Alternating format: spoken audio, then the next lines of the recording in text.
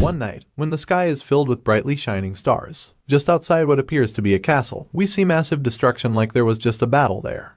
Suddenly, a hand emerges from the rubble, and the man underneath pulls himself out.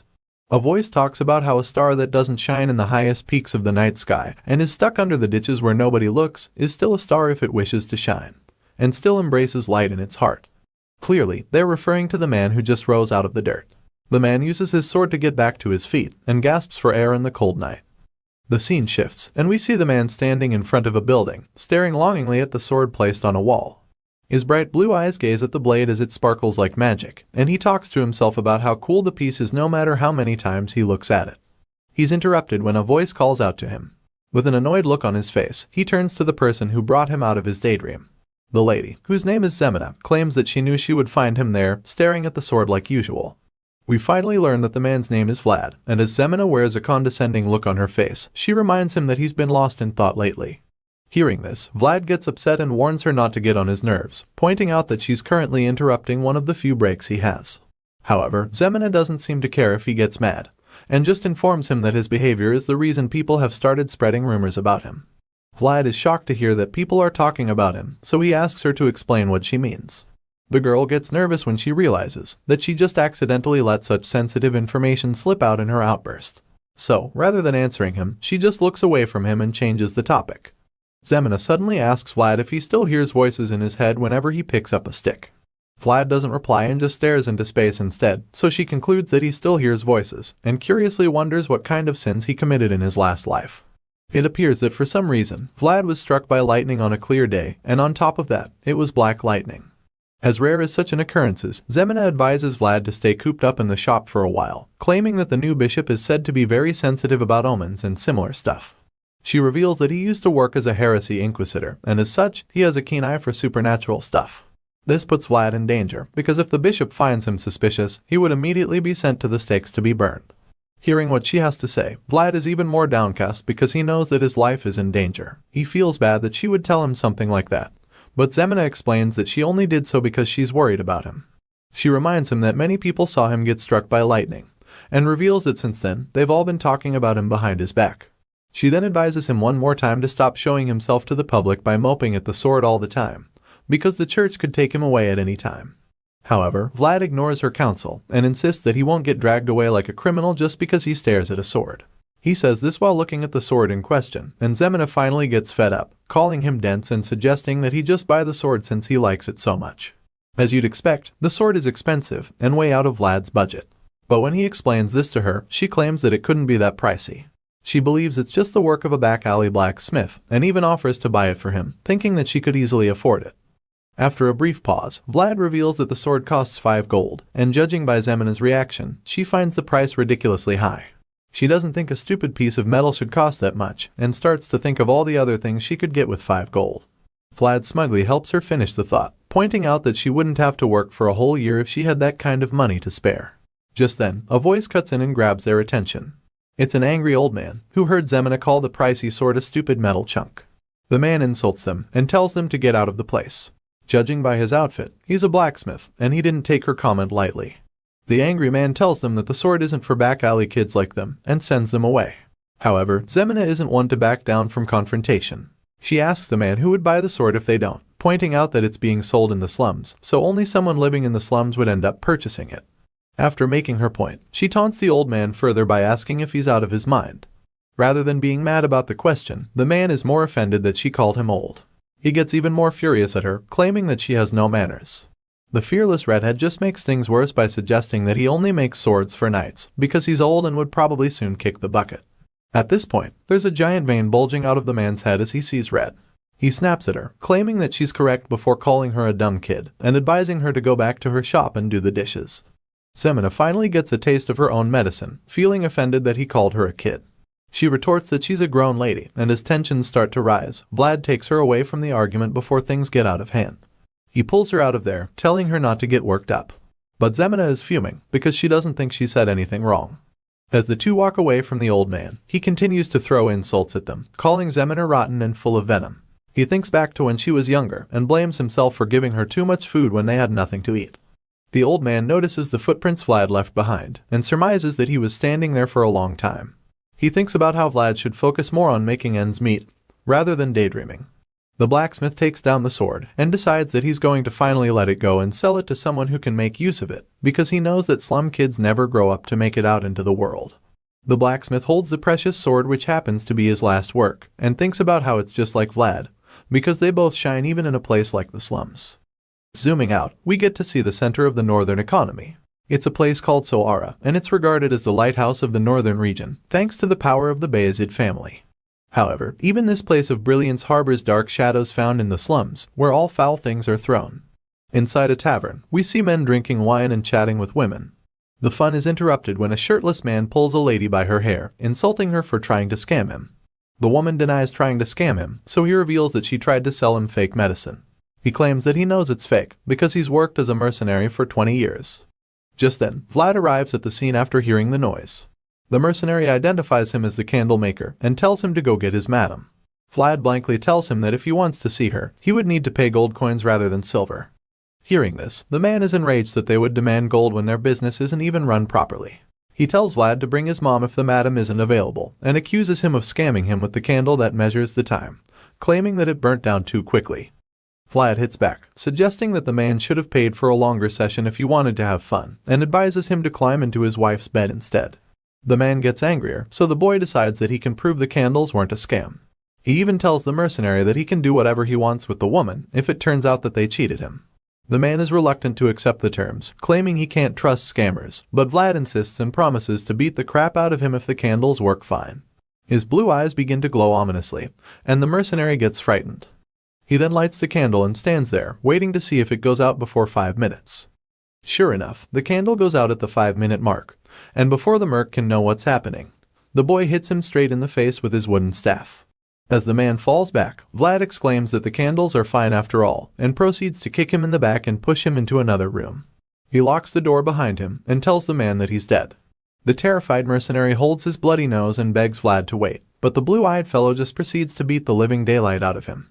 He continuously strikes him with the staff for trying to scam the shop, and especially for talking about his mom without respect. The young man beats him so hard that the noises can be heard outside the building. The next morning, at breakfast, Vlad tells a man named George that someone messed with their candles. When the madam hears this, she's outraged and wonders who would dare do such a thing. She then assigns Vlad to find the culprit, but he doesn't know how to. Confused, he asks her how he can do it. And the madam, named Marcella, merrily reveals that she has already found them. It turns out, she was the one who messed with the candles, so she could scam the drunkards and make more money. I have to say, for a woman of the night working in the slums, this woman is a real gem of a beauty. Hearing her confession, Vlad is dumbfounded, thinking about how he beat up the fat mercenary for nothing. As he walks down the stairs, he shrugs off the guilt, believing that he had to do it since he's just an employee. This is when he's approached by a group of men, and the ringleader of the lot commends him for what he did the last night. The guy wraps his arm around Vlad's neck and pulls him closer so he can ask him for some money. He heard that Vlad got some tips from selling candles last night, and claims that they needed some money because they're all broke. Vlad snaps at the guy named Burley, and his eyes start to glow once again. Burley teases him, telling him not to get scary, and explains that he's not just asking for money. He's just here to make a fair trade. Hearing this, Vlad is perplexed, so Burley reveals that he has something to give him in exchange for some money. Suddenly, he pulls out a little boy by the hair and claims that the kid is a stupid and unskilled pickpocket. Vlad recognizes the kid, and Burley offers to give him back in exchange for 40 silver. Vlad immediately asks about the kid's fingers and ankles, so Burley assures him that he didn't cut them off but only taught the thief a lesson. Eventually, our hero gives Burley and his goons the silver, and then states that they should just kill the pickpockets next time rather than come to him. The kid is terrified to hear this, but Burley claims that him and his gang aren't murderers. As they leave, Vlad reminds Burley that he's scamming his family and coworkers, but the guy is just excited that he managed to exploit someone using the vagrant kid. After they leave, our hero scolds the boy named Ned. The kid apologizes, claiming that he tried to play it safe, but Vlad just tells him to leave after confirming that he didn't break any bones. Ned thanks him before leaving, and afterward, our hero thinks about how his dream of acquiring 5 gold has just been postponed once again. Later, Vlad visits a man named Harvin, who works for Captain Hoover, more infamously known as the Whale Hunter. He tells the man about Ned and how he didn't lose any fingers. That seems to surprise Harvin, as he recalls the time when he lost his fingers and got his ankles cut for stealing. Young Vlad and Zemina watched him bleed, and he ended up becoming a public lesson for everyone else. He then reveals that he heard that the candles were messed with, and Vlad is surprised how he already knows about that incident. Harvin explains that the rumors have been making the rounds that Marcella is cheating the customers, but he doesn't think she's that kind of a person. Vlad claims that he also thinks the same, but reveals that George already seems to know about it. Harvin suggests that even if they were messing with the candles, they would have a very good reason to do so. Perplexed, Vlad asks what reason they could have, and the fingerless man explains that they most likely need money urgently. On that note, he warns Vlad and tells him to be careful, because there's only one reason an organization would need to rake in money quickly. And he claims that it must be because they're planning a war against another organization. George, the Whore's Knight. Black Bear, the Swine Butcherer. Dice, the Gambler. Captain Hoover, the Whale Hunter. And One-Armed Jack, the Money Bug. These are the 5 bosses who dominate the slums of Sara. All the darkness of life now slowly approaches Vlad through the shadows. Vlad is in grave danger, and this becomes very evident when Moneybug and his gang come to his shop, looking for his boss. Vlad just stares at him in bewilderment. He can't believe that Moneybug himself would come to the shop. He fixes his gaze on One-Armed Jack, and wonders if the preparation for war have started already. He's drawn out of these thoughts by one of Moneybug's subordinates yelling at him. The ponytailed guy with a scar on his face calls Vlad a brat for not responding to Moneybug and asks him where his boss is. Immediately, a frown appears on our hero's face, and he tells them that he doesn't know where the boss is because he's just a candle seller. Mr. Ponytail seems to have a very short temper because he insults Vlad again and smashes the table while threatening him. The force from his punch sends the candles flying, but even at that, Vlad remains unfazed. He just stares the guy down, showing that he isn't afraid. The workers, on the other hand, are terrified, especially the ladies watching the entire altercation. They all watch with their jaws on the floor, waiting to see what happens next. Suddenly, Vlad gets on one knee and begins picking up all the expensive candles that fell to the floor and got broken. He even tries to get the Ponytail more riled up by suggesting that he's closed for the day. Hearing this, Ponytail is visibly irritated and frustrated that the young man keeps ignoring him. While picking up the broken candles, he suddenly tells the guy to get his feet away. He finally pushes the guy to his limit, so he tries to kick him while he's on one knee, but our hero just uses his trusty wooden staff to strike his leg in midair. Ponytail loses his footing, and with bold determination, Vlad lands another powerful strike on his face. It sends him falling to the floor, and everyone watches as gobsmacked upon seeing it. Moneybug, on the other hand, appears to be amused. With his glowing blue eyes, Vlad glares at his defeated opponent and holds the staff against his face, representing the back alley's unchangeable rule, which is that the winner stands up high, while the loser lies down below. Seeing this, Moneybug's men are outraged that he would do that to their colleague in front of them. They're about to charge him, when Moneybug tells them to stop. The boss waves his hook in front of his men, and they're confused as to why he isn't letting them fight. The towering man explains that he actually likes Vlad, and he even proceeds to applaud the candle seller. Even though he has only one hand, he is so impressed that he can't help but clap for Vlad. He implores him to be more understanding of the noise, and the candle seller just replies saying that he doesn't discriminate against the disabled. This dude has no chills. Rather than getting offended, Moneybug finds the comment hilarious and immediately bursts into laughter. He tells Vlad that he would like to have a private chat with him later. The red-eyed boss touches the young boy's face with his hook and asks to be reminded who he took away before, but Vlad just retorts that the person must have died early since he can't remember. Their little exchange is interrupted when one of Moneybug's men calls out to him. Both of them turn around and are surprised to see George and his men standing before them. George teases Moneybug, claiming he would have served him grilled meat if he knew he was coming. But the mountain of a man just dismisses the gesture, reminding George that they're not that close. Regardless, George regards him as his guest and suggests that they go upstairs. Jack claims that he would prefer good liquor over meat, so he asks for some to drink. The knight's green eyes glow scarily as he assures Moneybug that Marcella doesn't disappoint when it comes to hospitality. The intruder's red eyes glow with the same murderous vibe as he suggests that they have a taste of the liquor if that is the case. One of Moneybug's men helps Ponytail back up, and the boss and his men make their way upstairs. After the tension is toned down, Vlad heaves a sigh of relief, thinking about how he almost died a few moments ago. Later, he finishes gathering all the broken candles and wonders how many the Ponytail asshole broke. He's drawn out of his thoughts when Moneybug calls out to him, referring to him as a shining star. Looks like the boss and his men are heading out after their discussion with George and Marcella. The man admits that Marcella and George had only good things to say about Vlad, and while claiming that he has also seen his potential, he asks him to come for him whenever he grows tired of smelling burnt candles. He assures that he would appreciate someone like Vlad working for him, but the loyal candle seller replies that he doesn't mind staying at his current job, especially since they pay him, feed him, and put a roof over his head. Hearing this, Moneybug just laughs in response, pointing out that he can do the same and more. But seeing that Vlad wants to stay there, he tosses him a gold coin as compensation for the broken candles. Our hero is undoubtedly taken aback upon seeing it, and responds that it's too much. The man with the hook still insists, and offers him a lot more of those gold coins if he decides to work for him. After the mouth-watering offer, the man reminds the young man about his title, the money bug, and thanks George for the delicious meal before leaving with his men. Our boy notices that the intruder looked extremely cheerful, and wonders if the meeting went well with the rest. That's when Zemina calls out to him from upstairs, and informs him that George wants to see him. Later, we see Vlad, George, and Marcella in the same room. Vlad stares at something speechless, and as we see that it's a precious knife, George reveals that he was planning to give it to him later. However, since the circumstances call for him to pass it over earlier, he's decided to give it to him now.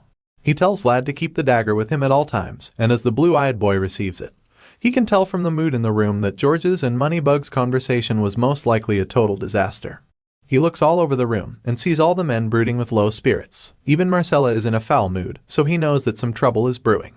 This is when George also tells Vlad that he should stop selling candles.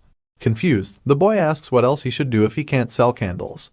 Sensing his anxiety, George reveals that they got a tip about one-armed Jack bringing in people from the outside into the slums. He believes that the men are mercenaries who used to be knights, and Vlad chimes in to remark that the men are just like George. With a worried look on his face, George confirms it, implying that he is afraid. The thing is, one-armed Jack already led an overwhelming number of dangerous men.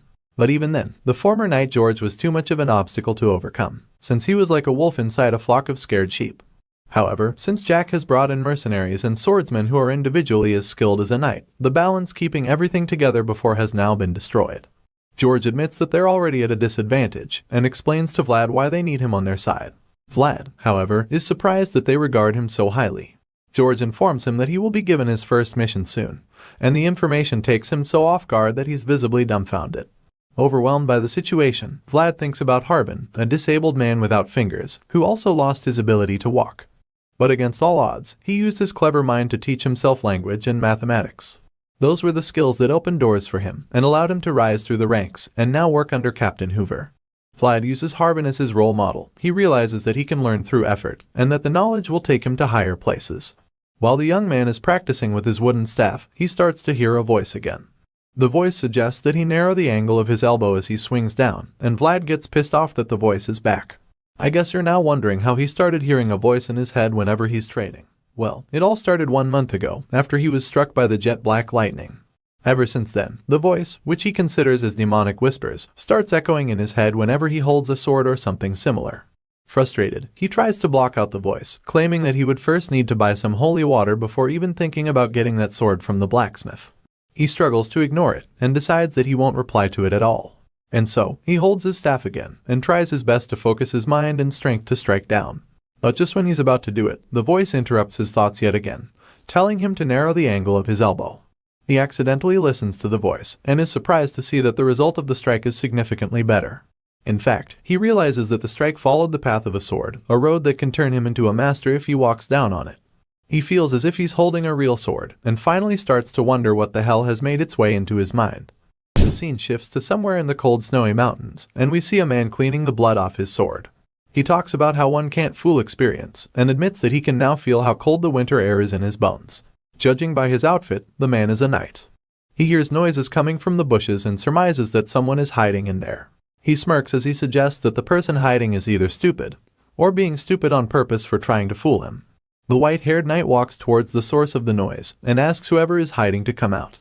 There's a brief pause, and after a while, a voice replies to him, asking if he's Sir Stangga. The scar-faced knight sees the person, and immediately identifies him as the one they call Vlad, after seeing his unique blue eyes and blonde hair. Sir Stangga reveals that he's heard about the guy from the slums, especially because people have been talking about him a lot. He comments on his blue eyes and blonde hair, claiming that those who didn't know any better would think he's a noble. Vlad doesn't say anything about that, but just goes straight to the point of his visit. He gives Sir Stangga a sealed letter from his boss, George. The knight opens the letter, and upon reading it, a small smile of amusement appears on his face. Sir Stangga reads that the opposing organization has a mercenary who used to be a knight, and finally understands why George needs his help. Seeing that the knight is on board, Vlad informs him that he will be his guide back to George, and suggests that they should arrive at their destination in 2 nights. Vlad turns around, expecting Sir Stangga to follow him, but the knight just teases him, claiming it wouldn't be a good idea to follow the lead of someone as stupid as him. Hearing this, Vlad explains that he's capable of at least guiding him back to meet George. However, Sir Stangga doesn't think so. He tells the young man that there's no way he can be smart when he's doing something so stupid. Vlad starts to get offended, but the knight just glares back at him with his purple eyes. At this point, our hero doesn't know what to say to change his mind, but Sir Stangga finally agrees to follow him. However, he swears to kill him if he forgets any routes on the way back. Vlad glares at the knight as well, but just tells him to try and keep up, explaining that he wouldn't want to screw up his first mission because of him. The blonde-haired guide turns away for the second time and begins walking, leaving the knight baffled that he didn't even seem intimidated by him, even when he intentionally made himself look threatening. In fact, Vlad blatantly ignores his threats, and it amuses Sir Stangga a bit because he concludes that it's his boldness that makes George like him so much. The knight hasn't spent a lot of time with our hero, but he can already tell that he's a child worthy of being nurtured. Later that night, the duo stops at a small cave to rest for the night. They start a fire and just sit there in awkward silence. After a while, Stangga notices that Vlad keeps looking at him from time to time, so he gets uncomfortable and confronts him about it. He asks the young man why he keeps looking at him like it's his first time seeing a retired knight. The kid sheepishly admits that it is in fact his first time seeing one up close. Sir Stangga asks Vlad if he's a country bumpkin, but in response, he asks the retired knight where he's from. Stangga tells him he's from a place called Dikia, and Vlad exclaims, commenting on how that place is so country. The knight finds it a bit offensive and quickly changes the topic, reiterating his earlier threat to kill him if they get lost along the way. With a very mean look on his face, he warns Vlad not to lose his way, and promises to slice him in half if he does. However, just like before, our boy isn't even slightly frightened. He just tells the knight not to say such scary things either way. While unwrapping some beef jerky he brought with him, Vlad reveals that he once heard that all jokes made by knights are threats. Sir Stangga doesn't even reply to him, because he's more interested in the meat. He admits that it looks very fresh, and asks the young man if his share is in there somewhere. Our hero responds that George didn't give him much, and asks him if he doesn't have anything to eat.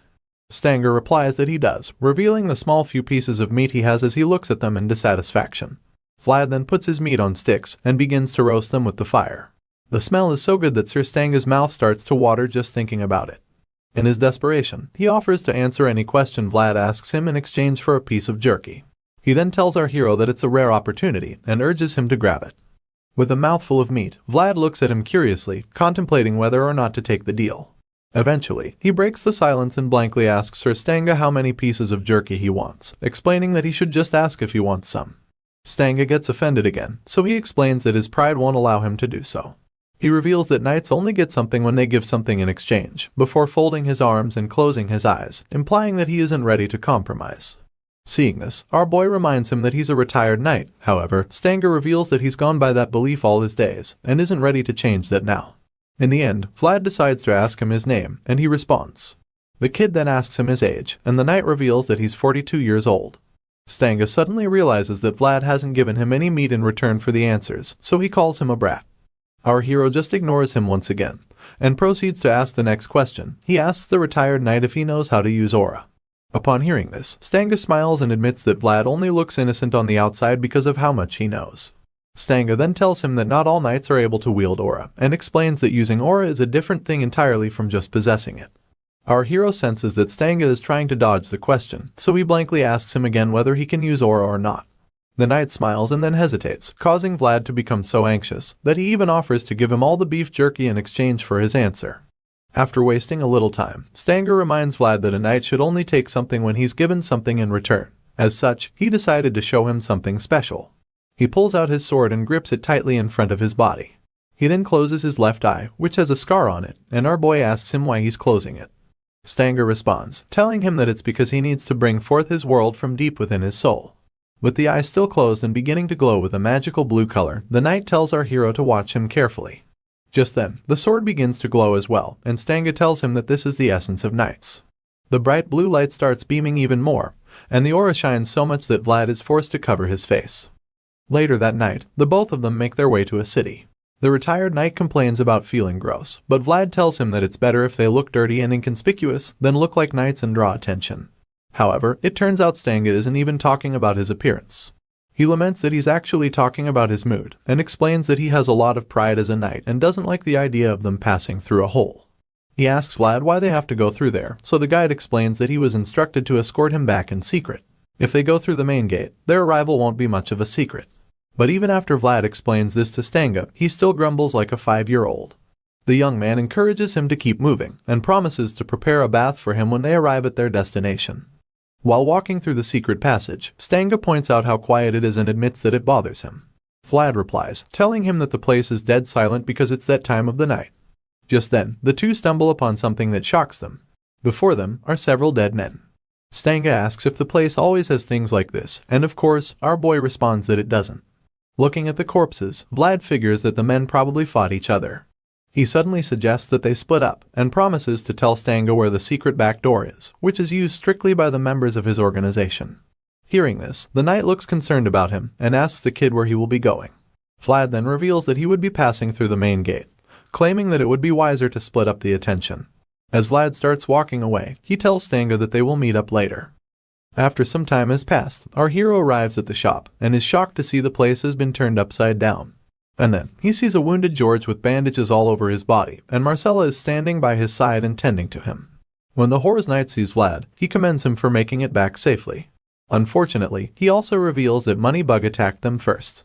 He had already anticipated that, because he knows that those who hold money are usually on another level of strength. A worried Vlad looks at George, asking him if he's okay. George admits that it's been a while since he went toe-to-toe with someone on the same level as a knight, and because of that, he ended up getting injured quite heavily. However, the former knight is less concerned about himself, and more interested in whether he was able to bring Stangga with him. Vlad reveals that he found him, but that they had to split up because the main gate was being watched. He then adds that he told Stangga where the back door was, and speculates that he should have arrived by now. George is pleased with the news, because he plans to attack Moneybug the next day, and hopes to end things for good. He also asks Vlad how Stangga looks, hoping that he's currently in fine shape. Our boy confirms that the retired knight is okay, and admits that he looks like a good person too. Hearing this, George reveals that Stangga has a hearty side to him, and Vlad adds that he can also be quite nimble.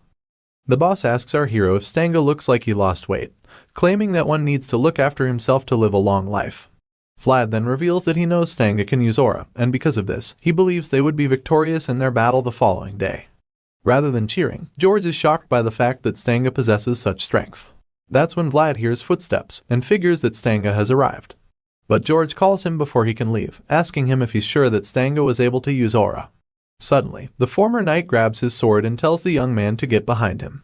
In a shocking twist, George reveals that Stangga doesn't know how to use such power, and before Vlad can piece everything together, the so-called knight appears with his sword and coat covered in blood. The apparent imposter tells George that he's come to a very far place, before greeting him in a menacing manner, claiming that it's been a long time since they last saw each other. In a short flashback, we find ourselves back in the snowy mountains. It turns out that while the imposter was cleaning the blood on his sword, he was actually talking to someone he'd just killed. He tells the man that he can't fool his age, and suggests that the winter wind may have gotten into his bones. It was at that moment that he heard the noise coming from the bushes, and went out to find out that it was Vlad. In the present, we see the imposter wearing a sick grin on his face, and telling George that he's changed a lot since the last time they saw each other. George asks him why he came looking for him now of all time, and in response, the imposter tells him that Count Gadar has passed away. Upon hearing this, George seems visibly shaken by the news. The imposter further adds that the news hasn't been publicly announced as a result of some complications, but assures him that soon, everyone will find out. The annoying purple-eyed knight pours himself a drink and starts to mock the deceased Count Gadar. He raises the glass and toasts to the pitiful Count, well aware that it would get on George's nerves. Sure enough, George becomes furious, and as he curses at the imposter, he pulls out his sword and charges at him. The other guy is unfazed and just holds the glass cup in the air as a way of taunting him, knowing that it would force him to try and attack him. Just when George is about to land a powerful hit on him, he dodges it so quickly that none of them can believe it. The attacker shatters the glass cup with his sword, and everyone else is bewildered by how fast the imposter moved out of the way. He then toasts to the new Count, Sigmund, which multiplies George's anger by several folds. Not only did he mock the former Count, but now he hails the new and most likely corrupt one. The already injured boss turns around and swings his sword at the imposter called Godin, but he blocks it with his own blade.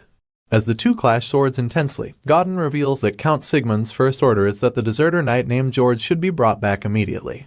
George declares that Sigmund isn't his lord, and so he refuses to obey him. Godin admits that the Count didn't expect him to return without a fight, nor did he hope for his safe return. The two powerful sword swingers go back and forth with their duel, but Godin proves to be a lot more agile. He dodges George's attempt to strike his feet, before evading another powerful swing to his torso. As the fight gets even more intense, Vlad tells Marcella that it isn't safe for her to be there. While the heavyweights go at it, Vlad grabs Marcella and quickly leads her outside, helping her escape before she gets hurt. When they get outside, the men who are downstairs suddenly call out to Vlad, asking what all the noise upstairs is all about. Vlad spots Burly and immediately orders him to get all the men upstairs at that moment. He also tries to explain the situation and inform them that their boss is in the middle of a deadly fight, but before he can complete his sentence, George is sent flying downstairs. Vlad and Marcella can do nothing but watch in horror as he plummets down below. The men downstairs are also too stunned to move, and they all watch George fall from the great height. Meanwhile, just when George is about to hit the floor, Godin bursts through the wall, wondering why George is still making the naivest choices ever. Finally, the boss crashes to the ground with great force, and as he lies there in pain, the men surround him, confused at what the hell is going on. Their murmurs are interrupted when poor George starts to cough. Godin watches from above as the former knight struggles to get back up, and his purple eyes glare at the boss as he waits to see what he will do next. Just then, a dagger is sent flying towards Godin's head, and it's not just any dagger, it's the one George gave to Vlad. Godin manages to block it with his sword just in time, causing it to bounce away and sink into the wooden floor. Vlad's blue eyes match Godin's glare, and after a short staring contest, the knight charges at the injured boss with his sword. As he jumps down to deal the finishing blow, Vlad yells for George to get out of the way before it's too late. The boss hears this just in time, and musters the power to leap out of there before Godin can kill him. He manages to dodge the strike, while the silver-haired knight sinks his sword into the floor. Afterward, George falls to his knees again and grabs his weapon. Godin gets back up, and asks him why he didn't just follow the orders he was given in the past. George replies, telling him that he couldn't carry out such terrible orders, because he's a human being with a sense of honor. Hearing this, Godin corrects him, reminding him that he's a knight and not just an ordinary human being. This makes George furious again, and he starts growling in rage. His men join him too, and when Godin sees that he's outnumbered, he decides that the knight has dragged on for too long. The impostor closes his left eye and says that now he just wants to rest. Vlad sees this move and recognizes it, so he knows that Godin is about to use his aura. He runs as fast as he can, trying to stop him from doing it. But before he can get there, Godin's sword and eyes are already glowing, and the aura is activated. Blue lines start to appear on George and his men, implying that they are the targets of the attack. Unfortunately, they can't do anything to stop it, and the bright, powerful energy that is released blows back our hero and kills all of George's men. By the time the dust settles, Godin is gone, and all of George's men are lying lifeless, covered in blood. Vlad groans as he gets back up, and is horrified to see the result of what just happened. Everyone else is dead, and all we can see is George's face dripping blood to the floor. Our boy is broken when he sees his mentor's demise, and thinks back to when he was younger. He remembers how George was the first to offer him a helping hand, when he was just a boy rolling in the back alley dirt. The knight was the first one to acknowledge Vlad, when no one else saw his potential. And as time went on, he became the strongest person Vlad had ever known. But now, that strongest person had been killed, and as the blue moonlight quietly approaches, we see Godin holding George's head in his hand. The impostor had beheaded the only father figure that our hero had ever known. Vlad stares at George's head, probably hoping that it's all a dream. But the more he looks, the more he realizes that his world has been shattered to pieces by this villain that he brought into his home. Devastated, he grabs George's sword and yells in utter distraught. But just when he's about to strike with the sword, he hears the voice in his head, telling him to stop at once. Regardless, he swings the blade with great force, but Godin easily dodges it. Even if the attack wasn't a threat, the knight is shocked to see that Vlad knew how to swing in the sword path.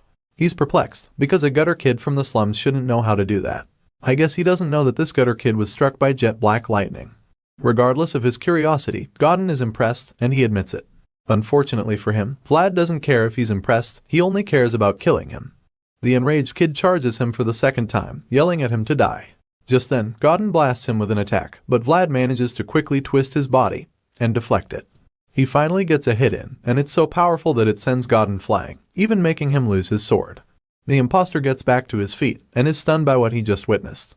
He concludes that Vlad must have been born with a gift and believes that it's the reason he was able to instinctively twist his body and deflect the attack. But even though the boy managed to deflect it, it's clear that his body got hurt from twisting and turning so quickly. He falls to the ground and groans in pain, but the voice in his head tells him to take it easy. It urges him to breathe and not to lose his focus. Vlad holds the side of his stomach and continues to groan as he curls up on the floor. Godin watches the kid struggle on the floor and thinks about killing him now. He contemplates snuffing out the light and potential Vlad possesses, but ultimately decides that it would be too much of a waste, even though he knows that the child could return with an even sharper sword. The knight thinks back to when he and George were still friends. George had once told him that he found pleasure in watching over those with great potential, and the memory pops a faint smile on Godin's face. He calls out to Vlad, who's still wincing in pain. He tells him that a knight only takes a fair price, and a perplexed Vlad asks him what he's talking about. Suddenly, Godin tosses back 2 slices of beef jerky that Vlad gave him in the cave. He tells him that his name isn't Stangga, and he's not 42 years old either. He explains that the boy got an unfair price, which is the reason he's tossing back some pieces to even out the exchange. However, he declares that he will still be taking George's head back with him. Vlad stares in horror once again at his master's bloody severed head, and listens as the impostor says that he would be taking it away, because it's a fitting price for him as the victor. He says this with arrogance and pride, staring Vlad down and waiting for his response. The heartbroken kid is filled with rage, and scowls at the impostor before vowing to kill him. Godin just scoffs at the statement, and looks away in disappointment. He tells Vlad that he shouldn't even think about asking for the second price for the beef jerky, especially with the way his life is at the moment. After that, Godin turns and starts walking away, leaving our hero fuming with rage. Vlad stays on his knees and tries to stand up. At this point, he's gnashing his teeth and stuttering as he vows to kill the bastard who beheaded his master. But the impostor just ignores him, and walks out of the shop holding George's head like a trophy. Vlad yells his name, but he's ignored once again as the knight keeps walking away with a straight face. He finally walks through the hole he made in the wall earlier, and our hero warns him of the day he would come back to kill him. After Godin's rampage at the shop, Zemina helps an injured Vlad get out of the place. She holds him up as he limps out and groans in pain continuously. Throughout, he keeps his hand placed on the source of the pain, and at some point, it stings him so much that he falls to his knee. Vlad just stays there, sweating and panting, trying his best to overcome the excruciating pain. The scene shifts back to a few moments prior, and we see that he's now back inside the shop. Marcella bluntly tells him to get up as he curls up like an armadillo. She asks him if he wants to die, but he doesn't even respond to her. The kid just stares into space and stays silent, implying that he might not even mind dying at this point. Marcella senses this, and gets so upset that she immediately slaps him hard in the face. She tells him to get his acts together, and then asks him if he knows what the difference is between the guys who live in the center of the city and those who live in the slums. Vlad doesn't know the answer, so he just stares at her like a lost puppy hoping he doesn't get smacked again. Marcella tells him that the difference between them is opportunity. She explains to him that those guys in the city can get back up, even if they fail once, because they can afford to do it. Unfortunately, for the losers in the slums like them, it isn't the case. Marcella tells Vlad to look around the wrecked shop filled with corpses of their own men. She asks him if they look like they can afford to fail as well, pointing out that the destruction is the result of just one failure on their part. She explains that they've been bound to a tragic fate that sentences them to death if they fail even once. Because of this, Marcella tells Vlad that he shouldn't let the chance, that comes once in a lifetime, slip out of his hands. She goes closer to him and holds him up by grabbing his shoulders, making her point very clear to him. And now back to the present, we see that our hero has a new look of determination on his face. Zemina, seeing that he's in pain, asks if he's okay and suggests that she should slow down to make it easier for him. However, Vlad refuses and insists that they have to keep moving. He refuses to allow himself to end things there. He wipes the beads of sweat on his face and prepares to get back to his feet with Zemina's help. Unfortunately, that's about the same time when one of their enemies spots them. He immediately alerts the others, revealing that he's found George's little minion who they've been looking for. All of a sudden, Vlad is filled with adrenaline and begins to run for his life, even though he was limping just a few seconds ago. Zemina runs as well, and the boy pulls her by the hand to ensure that he doesn't leave her behind. He urges her to run as fast as she can, and as the enemies pursue them with their swords, he thinks about how their home has been destroyed. Even if they were just 2 young birds, the time had come for them to soar into the sky on their own, since their nest is no more. They both manage to escape from their pursuers, leaving them confused. The killers with swords turn in circles, trying to figure out which way the kids went, but their efforts are futile. In frustration, one of them curses the kids, calling them little rats, while another suggests that they escaped into another alleyway. In the commotion, the leader of the gang suddenly orders the goons to inspect every corner, promising to reward them handsomely if they find the kids. The gang leader's face is revealed, and we see that it's the ponytail guy who Vlad humiliated back at the shop when Moneybug first arrived. Turns out, his little encounter with our hero cost him a few teeth. And because of that, he desperately wants to have his revenge. He wants Vlad to pay for the shame he made him feel back at the shop. Hearing that they would be rewarded, the men are remotivated to keep searching. They decide to split up, believing that Vlad and Zemina couldn't have gone too far. Unfortunately for them, in their haste, they run past the door where the kids are hiding behind. They don't even notice that it isn't locked. Meanwhile, Vlad and Zemina are hiding quietly behind it. The boy is holding his dagger, while Zemina is covering her mouth with her hands, so her muffled cries don't give their position away. Vlad listens closely as the men who run past and continue searching.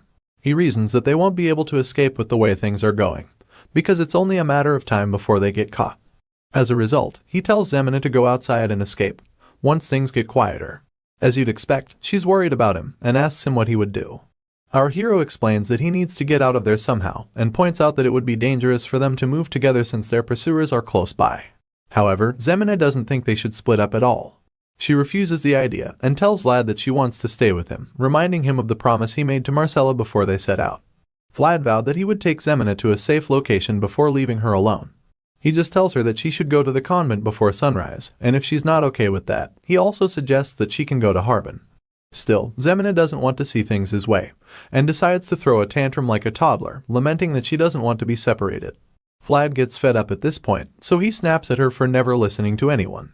He even calls her an idiot to make sure he gets his point across, explaining to her that he's not in a position to protect her at the moment. Speechless at the sudden outburst, the girl starts to cry. Just then, the consequence of their rather loud argument catches up to them. A man suddenly appears, demanding to know who's inside. Zemina panics and immediately grabs a knife lying on the floor to defend herself if things get rough.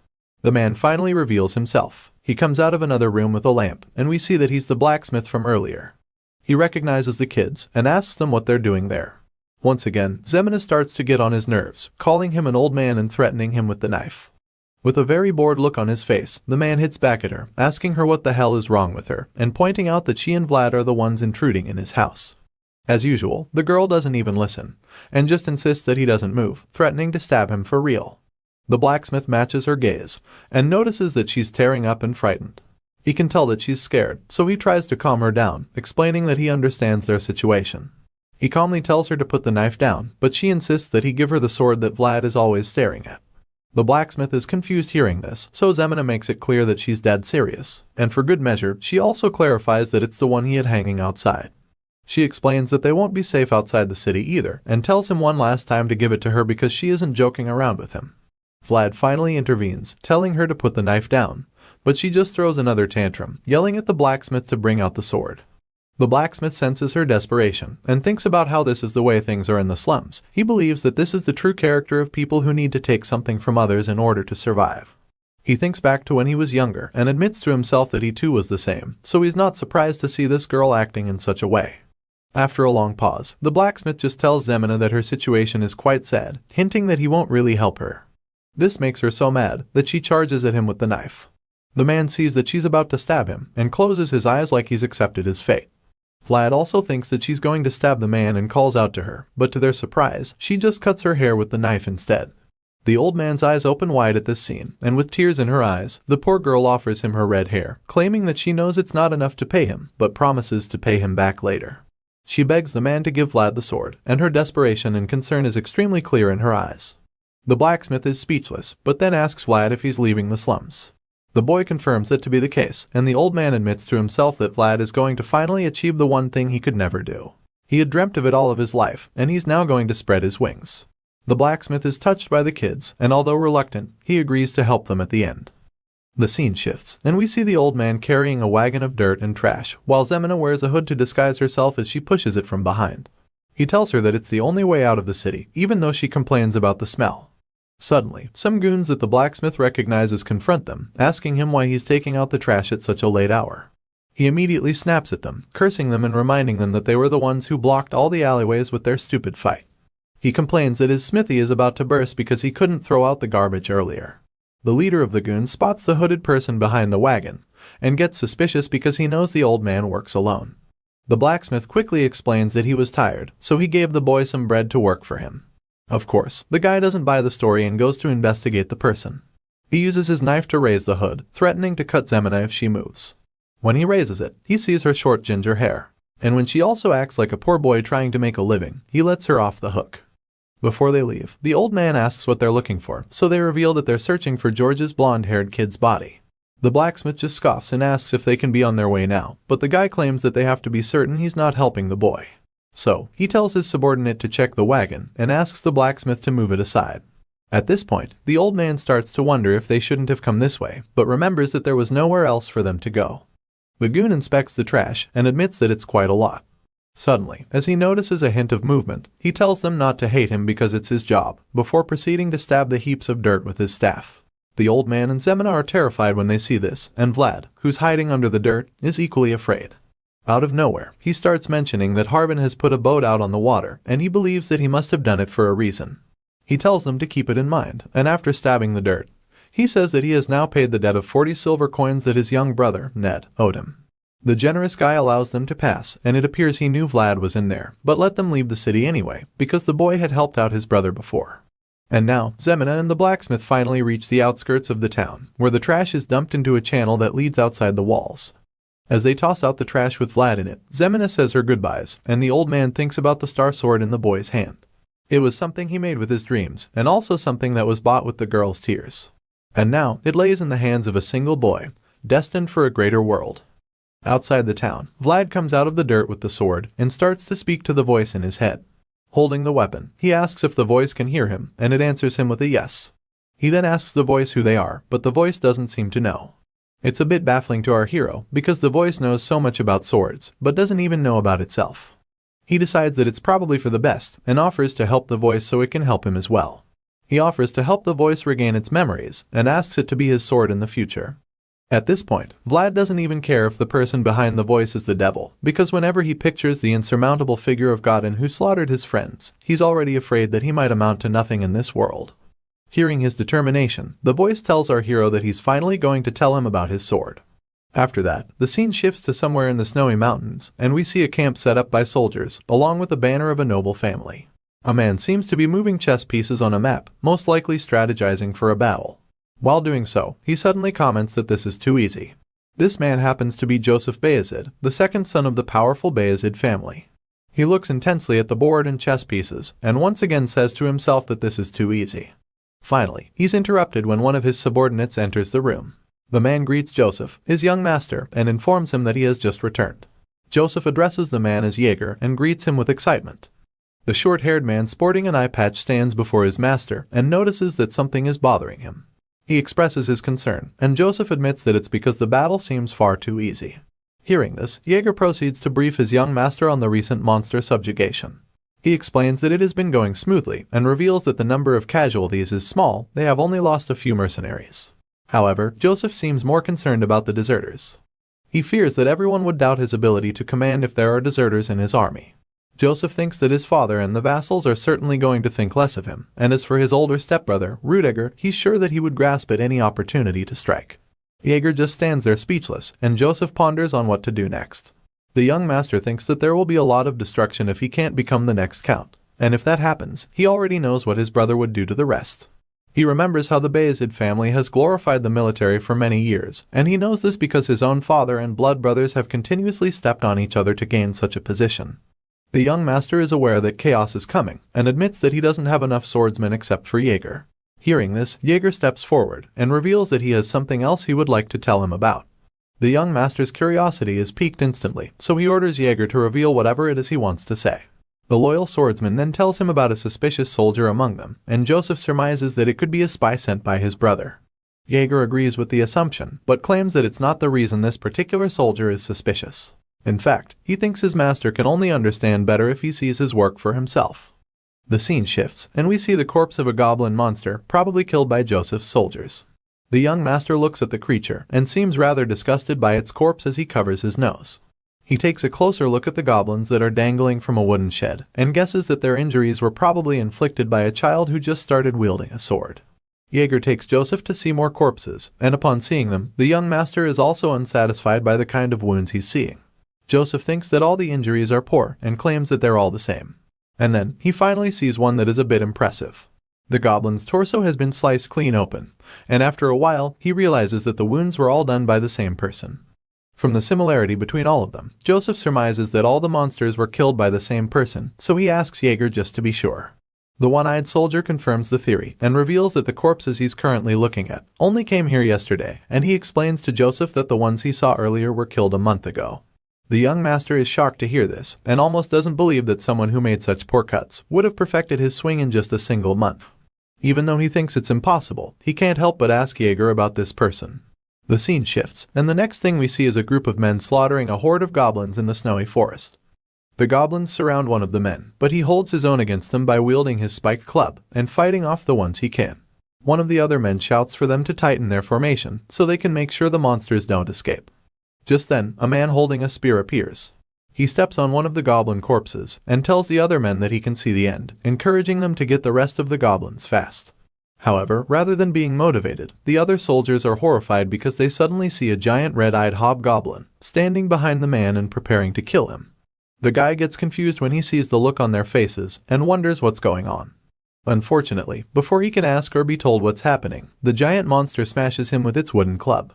The force of the smash is so great that it sends a lot of snow flying in the air. When the snow settles back, the other soldiers see that the goblin has bashed the guy's head into the ground. Even though they are scared out of their minds, they try their best to stay brave and fight the urge to run for their lives. The creature roars at them, but they still don't run away, so it charges at them in rage and begins its onslaught. As it kills them one by one, the men wonder where the crazy monster even came from. When the guys at the back see that the monster has broken through their fifth group, they finally start to retreat. However, their fat old commander orders them to hurry up and go forward to contain the beast. The man reminds them that they won't be paid if they retreat, but the mercenaries reply, telling him that they didn't know they would have to face such a monster. They tell the commander that he should have contacted expensive mercenaries instead, or better still, they ask him to fight the monster himself. Enraged, the commander tries to force them back into the battlefield by threatening them, but before he can pull out his sword, the hobgoblin kills the men he was trying to scare right in front of him. Seeing the monster up close, the commander sits on his horse, knowing that he's probably going to get killed as well. Just then, a man walks out from among the mercenaries and starts walking towards the ferocious beast. The other men look shocked and confused at first, but then identify the brave man as the praying Rimmon. They might know this blonde swordsman as Rimmon, but we know that he's actually our boy Vlad. He bravely tells them that he would take on the monster by himself, and as you'd expect, nobody seems to oppose him. The hobgoblin sees Vlad walking toward it and charges at him right away. Our hero also braces himself for the fight, and as the beast reaches him, he quickly slashes its side with his sword. However, he could immediately tell that the cut was shallow. That oversight gets him distracted for a bit, but the voice in his head tells him to dodge before the goblin can smash him with its club. Regaining his senses, Vlad manages to dodge the series of heavy attacks by the monster. As he skids back to a halt while knocking up the snow, he admits that he failed in his attack earlier. The voice starts reprimanding him for it, calling him stupid for not being able to do it even after he was told what to do. Still, our boy knows better that it's almost impossible to perform a new move after only hearing about it once. Anyway, he gets back to his feet, and as the goblin charges at him again, he explains that he's just taking the long route in the fight. The hobgoblin swings its giant club at him once again, and once again, Vlad manages to dodge it just like before. The monster gets frustrated after missing so many times, and attempts to unleash a powerful slam on him to finish things off for good. It smashes the club on the ground, causing a huge snow explosion, but when the snow clears, it realizes that it missed once again. The bamboozled creature just stands there in shock, and in that moment of vulnerability, Vlad takes the opportunity to finally cut the monster properly with his sword.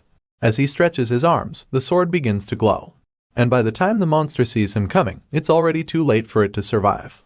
The panel shifts back to Jaeger and Joseph, where Jaeger informs the young master that the person responsible is called the Praying Rimmon. Joseph finds the name intriguing and asks his one-eyed subordinate to investigate this soldier immediately. Of course, the swordsman takes the instruction without hesitation, and as he places a hand on his chest and bows his head, he assures his master that he will carry out the investigation without delay. After Jaeger leaves, Joseph remains in one spot. He stares at the goblin corpses that have been cut open, thinking about how they were killed. Because in his mind, it doesn't make any sense at all. From the cuts on the goblin corpses that were brought in 1 month ago, he could tell that the swings were crooked and sloppy. Joseph finds it difficult to believe that they were done by the same person, because it shouldn't be possible for anyone to master the path of the sword in only 1 month. A small smile appears on Joseph's face as he wonders whether the boy in question is a true genius of this era. That's when the panels take us back to our hero, finally slicing clean the torso of his enemy. His eyes are ice cold, and it's clear that he has already stepped onto the path of a true sword master. Elsewhere in the snowy mountains, we see the mercenaries loading up the many hobgoblin corpses on their wagons. One of them talks about how his side of the place is filled with the trash, and another admits that it's the same on his end. Apparently, the mercenaries thought that there would be treasure somewhere around because of the many hobgoblins that were in the forest. One of the men calls out to Vlad, who's now going by the name Rimmon and also happens to be their captain. The mercenary praises Vlad for his impressive display during his battle with the giant hobgoblin. It's not a surprise, however, because it seems Vlad always does great during their encounters with monsters. The guy keeps showering Vlad with praise, but he doesn't seem to care. In fact, he's a bit irritated by the guy's chattering, so he tells him to stop talking and just focus on loading up his kills. Vlad's latest fan reveals that he already did that and points out that no one would even dare to take his kills for themselves anyway. The man asks Vlad what they're going to do next, explaining that they're almost done with the work on the ground. Feeling excited, he asks Vlad if he would like to do any other work with him. The look on our boy's face shows that he's not interested, but the fan is eager to try his luck. He's about to tell Vlad what a great team they would make by combining his brains and Vlad's swordsmanship, but Vlad bluntly cuts him off, stating that he doesn't believe in working with frauds. Hearing this, the guy is speechless and also offended. After a brief pause, he tells Vlad that he can't keep using the mercenary plaque, and then proceeds to try his luck again. He's about to tell him about a good blacksmith that he knows, but once again, Vlad angrily shuns him. He gets upset and calls the guy by name to show that he isn't messing around. Vlad tells the guy, whose name is Goth, that blabbering can get people killed. He decides at the back of his mind that he would warn him if what he's about to say is just a suggestion. However, if it's some kind of threat, our hero makes up his mind that he'll kill Goth. Seeing how pissed off he is, Goth treads with caution, and explains that he was only trying to say that Vlad should be earning a lot more than some petty change, especially when he's so skilled. Since it was just a suggestion, Vlad tells Goth to shut up and keep cleaning, warning him that he will lose his head if he doesn't. The terrified fanboy quickly heeds Vlad's not-so-friendly advice and runs away before he gets decapitated. After Goth leaves, Vlad ponders what he said and decides that he'll have to do something about the stalker soon. The men continue loading up the wagons with the bloody goblin corpses while our hero walks away from there. Vlad starts walking into the woods, and the other mercenaries suspect that he might be going to pray again. For some reason, it appears that our boy always goes to pray in the forest, amazing the men by his consistency. Inside the forest, we see him going on one knee and planting his sword into the ground. The other mercenaries peek at him and talk about how cool he looks in that posture. Some even think that he might actually be a noble. Even if he isn't, they don't believe that someone like him could have been born into the same class as them. In reality, Vlad isn't praying at all. Rather, he's being scolded intensely by the voice in his sword. He berates himself for not being able to cut off the giant hobgoblin with a single strike, and sure enough, the voice calls him a fool. The voice reminds Vlad that the one-hit, one-kill technique lies in the element of surprise. Vlad is too bummed to even try to interpret it, so he just asks the voice what he even means by that. Seeing that he's reluctant to use his brain for it, the voice gives him a very lame explanation like something you'd tell a toddler. Still, Vlad doesn't seem to understand and the voice gets frustrated. The voice reiterates that Vlad is supposed to go wham when the opponent goes whoosh, but still he doesn't understand. And honestly, you can't blame him. As he struggles to interpret what the voice is telling him, the other mercenaries watch him in awe, still thinking that he's praying. The next morning, back at the soldiers' camp, we see them walking around and going about their business after setting up their tents for the night. Soon, it's time for breakfast and Vlad is served a very questionable bowl of soup just like the other mercenaries. The other men dig in immediately, but he is reluctant to eat, afraid that it's not good. He's not even sure that the meat in the soup is actually meat, so he asks the others what kind it is. Goth replies with his mouth full of the food, and simply claims that he doesn't know and doesn't care since it's free. He explains to Vlad that as mercenaries, they have a very hard time finding employers who would provide them with meals for free. One of the other men at the table points out that it's not much of a surprise their bosses could afford it, since they're the Bayazids after all. Another chimes in, commenting that the food is salty, but admits that it's better than having nothing to eat. Despite their attempts to make Vlad more appreciative or even eat the food, he refuses to join them. He just gets up from the table, leaves his food, and tells the other mercenaries to enjoy it since they're okay with it. As Vlad walks out of the place, the other men wonder if he's going to see the priest again. Another thinks that he should even start praying like him too, probably thinking it would make him better with the sword. Unfortunately for him, one of his colleagues dashes his hopes, bluntly telling him that he's never going to be like the praying Rimmon. A while later, Vlad arrives at the priest's tent. The priest, who looks like Albert Einstein in a way, is delighted to see our hero. Vlad greets the dude and addresses him as Father Andreas. He then asks if he had a good night's rest, and the priest assures him that he did, like always. Father Andreas reveals that he heard Vlad was praying last night in the woods, and comments that it must have been very cold out there. It seems everyone thinks Vlad is some kind of devotee. They have no idea that he's taking secret lessons from the voice in his head. It also appears that Vlad is deceiving all of them, including the priest. He's making it look like he's very religious, but in truth, he's only learning the most effective ways to kill with a sword. Vlad tells Father Andreas that he didn't feel cold because he was in the embrace of God, and the old priest laughs in response, claiming that Vlad is more like a priest than he is. Just then, a little priest in training named Jean enters the room and informs Father Andreas that his meal is ready. Father Andreas thanks Jean and asks Vlad to join him for breakfast. He holds the young man's shoulders, making him sit in a chair, and on the table there's a scrumptious steaming breakfast. Vlad tries to refuse, explaining that he didn't come to eat, but Father Andreas just ignores him and takes his seat. Jean does the same, and when everyone is seated, the priest starts the prayer. Jean closes his eyes like the innocent kid he is, but Vlad has his eyes wide open. Father Andreas sneakily opens one eye to check what he is doing, but when he does, he sees him praying with his eyes closed. Seeing this, he thinks that Vlad is an honest believer who hasn't lost faith even in such a lowly place. Father Andreas believes that he needs to lead the young man, who he knows will always taint his hands with blood during battle. He believes that it's his duty and a fate that God has charged him with. The priest finishes the thought and closes the prayer as well. Then, he says that they can eat, and Vlad thanks him for the prayer. On the table is some rare wheat bread and some soup. Upon seeing this, Vlad is delighted that he can finally eat real food, instead of the strange concoction that the other mercenaries are eating. He is about to take his first bite when Father Andreas interrupts him, asking about his swordsmanship. He claims that he's heard a lot about it, and reveals that Sir Joseph Bayezid might also have heard about it. Father Andreas tells Vlad that Sir Jaeger visited him 2 days ago to ask about the blonde-haired swordsman. Hearing this, our hero gets a bit nervous, so he asks the priest to go on with his story. Andreas smiles sheepishly at Vlad, and tells him that after Sir Jaeger came to see him, he recommended him to the main troops, telling him that he looks forward to seeing how Vlad would grow up. Vlad is less than pleased to hear this. In fact, he even seems worried. The innocent priest goes on to tell him about the Bayezid family. He explains that they're a renowned family in the north, and points out that just being able to work for them will put him in a much better environment than the one he's currently in. After the chat with the priest, Vlad becomes very uncomfortable. He goes back into the snowy forest where he allegedly prays, and laments to the voice in his head. He's afraid that he might have drawn too much attention to himself by being so good with the sword. However, the voice tells him that they didn't have a choice, because his kind of swordsmanship can only be learned through real experience. The voice then tells the boy that the real problem started when he got too close to the priest, but our hero just quietly states that he did it because he had to be sure the voice wasn't an evil spirit. The voice already knows what Vlad is implying, and asks him if he's finally gotten his answer now that everything has gone south. Still, Vlad just thinks back to the reason he befriended the priest in the first place. Father Andreas is said to be someone who is reputable, and also possesses great divine power. So much so that he was offered the title of the bishop. He thinks that if someone as spiritually inclined as the priest couldn't sense anything off about him, then he's probably sure that the voice isn't evil.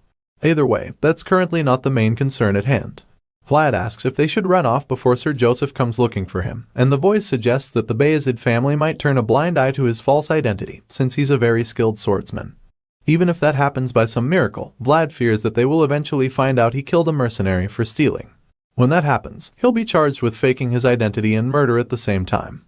The voice uses this opportunity to taunt Vlad, telling him that he's pretty evil after all. The boy quickly snaps at the voice talking through the sword, and reminds him that he's also an accomplice to those crimes. Seeing that the odds are against them, the voice suggests that running away would be the better option, pointing out that the excuse of self-defense only works when one has a witness.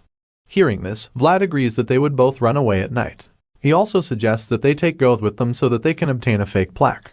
The plan sounds very difficult to the voice, and he expresses his concern to Vlad. But just then, the voice senses someone approaching from behind. From the aura the person is giving off, the voice confirms that the person is an advanced knight at the very least. Vlad swiftly turns around, grabs his sword, and goes into battle mode at once.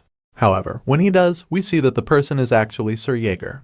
The green-eyed knight is surprised that Vlad could sense his presence, and admits that the guy is even better than he anticipated.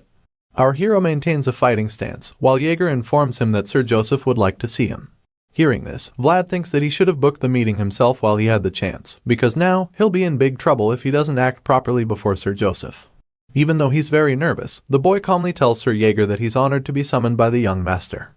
Vlad decides to play the poker face, knowing it's an undeniable skill in a card game. Sir Jaeger asks Vlad if he was expecting him, and the young swordsman tells him that he found out from Father Andreas, but admits that he didn't think he would come so soon. Seeing the boy's confidence, Sir Jaeger finds it interesting that such a young kid isn't intimidated by him at all. And then, he asks the boy to follow behind him. When he turns his back, Vlad contemplates making a break for it, but the voice tells him not to try it because a knight of Jaeger's level could kill him before he can even take 3 steps. Vlad accepts his fate when he realizes that he has no choice, so he obediently follows the knight. A while later, they arrive at Sir Joseph's tent, and the young master reveals that he's pleased to finally meet the popular praying Rimmon. Vlad bows his head, stating that it's an honor to meet the second son of the Bayezid family. The young master asks Vlad if there are any inconveniences with his work, and he replies that all the mercenaries are thankful for his consideration. Sir Joseph finally addresses the issue of Vlad's blonde hair and blue eyes, claiming that he used to think he was the son of some fallen noble family. So just to be sure, he asks Vlad if his name is actually Rimmon, and without any doubt, our hero confirms. Just then, Joseph closes the blue book he was reading, and tells Vlad that he should have told him the truth. Suddenly, Sir Jaeger lands a mighty slap on our boy's face, and the young master reveals that he hates liars. The blonde swordsman wipes his cheek as Sir Jaeger stares him down, and in a surprising twist, Sir Joseph reveals that he knows our hero is actually someone named Vlad from the city of Sara. Vlad rubs his chin to reduce the pain from the hard slap, and tries to act unfazed by the fact that the young master knows his true identity. Sir Joseph reveals that from his research, it's been confirmed that Vlad's mother was an unmarried woman. However, they couldn't find out anything about his father. The young master then asks Vlad if he knows who his father is by any chance. Naturally, our hero gets offended, and rudely tells Joseph that he's very funny for asking the son of an unmarried woman if he knows who his father is. The next thing we see is Sir Jaeger kicking his leg and sweeping him off the floor.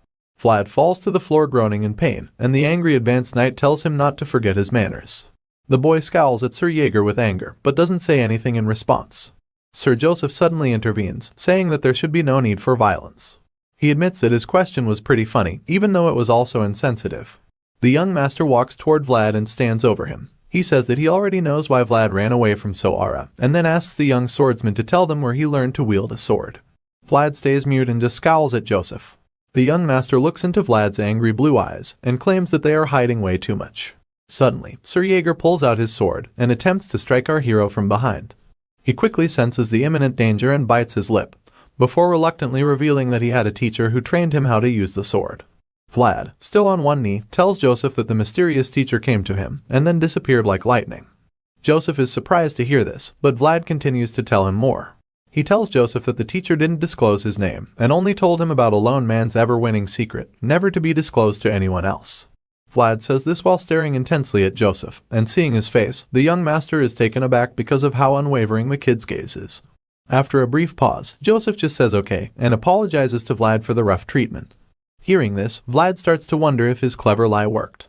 The young master interrupts his thoughts, explaining that he's currently in a very tight spot. As a result of this, he's decided to make Vlad of Sara an offer, and asks the blonde swordsman if he doesn't want to rise to a higher place. He suddenly starts saying things that grab Vlad's attention. From power to freedom, survival, and knighthood, Joseph tells Vlad that he can give him all of these things. Our hero just looks up in awe as the second son of the powerful Bayezid family tells him that he would like to offer his support. The scene shifts, and the next thing we see is two men clashing wooden swords. They're sparring with each other, and we quickly realize that it's the advanced knight training Vlad. Meanwhile, the other mercenaries watch in admiration as two skilled swordsmen spar. One of them wonders how the young kid is holding his own against the experienced knight, but another just comments that Jaeger is definitely going easy on Vlad. Regardless, they all admit that Vlad is exceptionally skilled and envy him, claiming that he's so lucky since he is already set for a blossoming future. The fight persists, and we find out that Vlad truly doesn't give Sir Jaeger a hard time at all. The knight calls Vlad an arrogant brat for talking to Sir Joseph without respect, when he only has average skills to show for it. And then, Sir Jaeger starts to flex his superiority by holding one hand behind his back and swinging with the other. He effortlessly gives Vlad a very tough time, and tells him that he's an arrogant brat who doesn't know his place. As Vlad struggles to keep up with Sir Jaeger's barrage of attacks, he admits in his mind that the knight is truly on a different level. He's very confused at this point, because if he just dodges Jaeger's attack, the knight simply follows up with another right after. And when that happens, it's too forceful for him to block. Vlad decides that since that's the case, he would need to take a different approach. As such, the next time Jaeger swings at him, he blocks it quickly before slipping his sword underneath Jaeger's own. After setting his sword free, Vlad prepares to unleash a powerful strike, and you can tell he's serious because his eyes start to glow. Jaeger blocks it with his sword, but the spectators start to cheer him on, seeing that he managed to pull off such an impressive skill.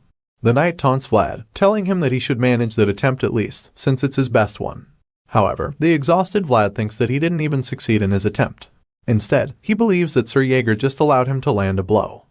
The knight finally ends the grueling session, and tells Vlad that he would have to spar like this twice a day, morning and evening. The boy is horrified to hear this, because he knows how difficult it was to survive one session. Vlad is still shaken by what he just heard, but in his dazed state, Sir Jaeger just starts walking away, informing him that it's a wrap for the morning sparring session, telling him not to cool down too much. When Sir Jaeger leaves the scene, Vlad starts to gossip with the voice. He claims that the knight is non-committal and points out how he didn't even give him a single piece of advice. The voice simply chimes in, praising Sir Jaeger's remarkable swordsmanship and reminding Vlad that the knight ruthlessly chopped away all of his superfluous movements. After that, the voice tells Vlad that he can only become better by getting hit every once in a while. Hearing this, Vlad just laments that no one is on his side, no matter where he goes. Back in Joseph's tent, Sir Jaeger arrives to give his report, and the young master asks him what he thinks about Vlad after seeing his skills for himself. The loyal knight admits that they can use Vlad to their advantage, explaining that the young swordsman is at a point where he would even get the attention of the count if he was a noble. Hearing this, Joseph is now sure that his judgments were correct. But even though Vlad is obviously skilled and a valuable asset, Sir Jaeger points out an issue. According to him, the problem with Vlad is that he's arrogant and also doesn't know his place. However, Joseph claims that such traits are to be expected because he grew up in the rough back alleys in the slums. He also points out that etiquette can be taught well if done slowly. With this in mind, Joseph tells Jaeger that he believes he is the right man for the job. Jaeger is speechless upon hearing this, and visibly reluctant to accept the role of teaching Vlad manners. He tells the young master that a disloyal sword cannot be trusted, and Joseph admits that even though Vlad bowed his head the moment he saw him, he still didn't trust him. As such, he would prefer that the allegedly arrogant kid shows his true nature, and have him show what's on the inside instead of pretending. Meanwhile, elsewhere, we see Vlad looking very enraged, claiming that he has something he must do no matter what. Joseph believes that Sir Jaeger taking Vlad under his tutelage is probably for the best, because a relationship where both parties involved want something from each other might just be better. Even though Jaeger isn't fully in support of the plan, he has no choice but to do as his master commands. Joseph feels like Vlad isn't even quite the wolf. He simply believes that the kid is cocky, untrustworthy, and full of himself. He tells Jaeger not to rush anything, because he'll need time to build a huge metaphorical cage for Vlad. He wants the cage to be so big that the wolf in this case, Vlad, would eventually think he's been freed when he's still under their control. Later that evening, some of the mercenaries head out into the cold forests. The men are still finding it difficult to come to terms with the fact that their former captain is now serving under Sir Jaeger.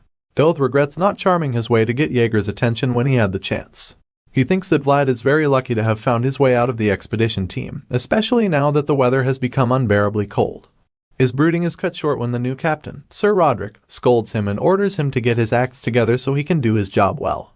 Goth doesn't like this stuck-up captain at all, and thinks that he only just patrolled by so he wouldn't have to check on him for a long while. He decides to get some sleep, but is immediately woken up when he hears Roderick's voice. Goth sees him talking with a woman, who claims that she's looking for her kid. Roderick tells the woman that she must be crazy, because there are no kids here. However, all of a sudden, he stops talking, and the sudden silence makes Goth get worried. He fearfully goes to check what happened to the captain, but when he gets close, Roderick suddenly starts walking in the opposite direction, which leads out of camp. Goth is horrified when he sees a dirty aura surrounding Roderick's body, as he walks deeper into the forest like he's been possessed. At the start of this episode, we see our hero groaning and complaining while rubbing his shoulder.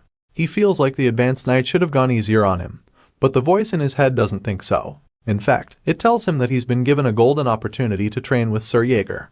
The voice then goes on to remind Vlad that there is a long line of people who would gladly pay to spar with an advanced knight like him, pointing out the value of such an opportunity. Despite the voice's attempt to convince Vlad, the blonde kid still feels like Jaeger just wanted to beat him up. You can't really blame the knight though, because he already thinks that Vlad is a stubborn and arrogant child who doesn't have any respect for his seniors.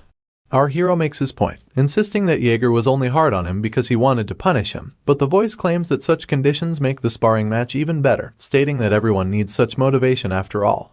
It makes sense when you think about it, because the motivation to stay alive and not get beaten to death will probably make Vlad fight a lot better. Hearing this, Vlad is speechless for a while, before pointing out that such conditions are pretty upsetting either way. While he's arguing with the voice, someone suddenly whispers from the bushes to get his attention. The boy turns around, and the owner of the voice reveals his location, which happens to be behind a tree. Vlad is quite surprised and confused when he sees that the person is actually Goth. He asks the man when he returned, because he doesn't think the rest of the expedition squad is back yet. Before saying anything, Goth looks around suspiciously, almost like he's scanning the area of any unwanted listeners. When he's sure that the coast is clear and no one is watching, he finally reveals that he's planning to run away from the camp at nightfall. As you'd expect, Vlad finds it unbelievable, so he asks him to explain what the heck he's trying to pull. Goth makes things even more mysterious when he suddenly tells Vlad to remember that he's only visiting him out of concern as a friend. He makes a vague statement, and then suggests that they meet later and have some fun. Not surprisingly, Vlad gets confused because he's starting to think Goth is just saying nonsense at this point. But the man protests that he isn't and claims that he saw something in the woods with his own eyes. Finally, he tells our hero that the woods they're supposed to explore are cursed. Vlad is alarmed and intrigued upon hearing this, so Goth goes on with his theory. He points out how they've been having a lot of deserters before. However, now, the mercenaries no longer run away because the Bayezid family pays well for their services and also provides them with all the necessities. Vlad agrees with him, but that's when Goth reveals the real shocker. He claims that those so-called deserters weren't actually deserters. Rather, he believes that they are missing people who were taken away by the cursed woods. At this point, Vlad seems like he's become even more worried. The man claims that he saw it with his own eyes. He saw the ghost that took people into the woods. After a brief moment of silence, Vlad suddenly smacks Goth on the head, calling him a rascal for concocting such unrealistic theories. While receiving a good smacking, Goth tries to convince Vlad that he's telling the truth. Of course, our hero doesn't believe him until he reveals that he saw the knight get taken away the previous night. This time, Vlad immediately knows that Goth is talking about Sir Roderick. The man confirms it as well and reveals that while he was returning, he figured out something incredible, which is the fact that all the missing guys had black hair. A while later after that shocking revelation, we see Goth cursing and swearing in regret.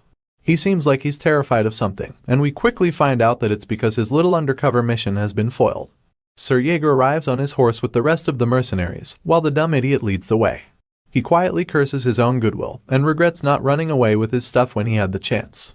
Now, everyone knows about the curse in the woods, and he's been instructed to lead them to the place. While Goth mumbles like a coward in front, Jaeger notices his weird nature and asks Vlad if he's sure they can trust him. Our hero admits that he doesn't trust the man at all, but he knows for a fact that he's definitely not crazy. Hearing this, the knight just thinks about how young Master Joseph believes that this little mission is an opportunity. Rather than a worthless expedition, discovering a specific trend in the woods might be a lot more beneficial. However, Jaeger admits to himself that their little investigation bothers him. He thinks about how all the missing people had black hair, and as you'd expect, he's pretty uncomfortable going on such a mission when he also has hair of the same color. Just to confirm, he asks our hero if the information about the hair color is correct. Vlad replies to him, saying that 3 knights are positioned at the post in case something happens.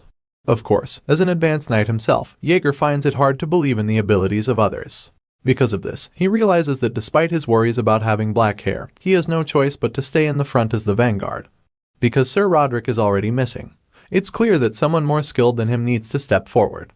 Jaeger is deep in thought regarding this situation, when Goth brings him back to reality by revealing that they've already reached the expedition camp.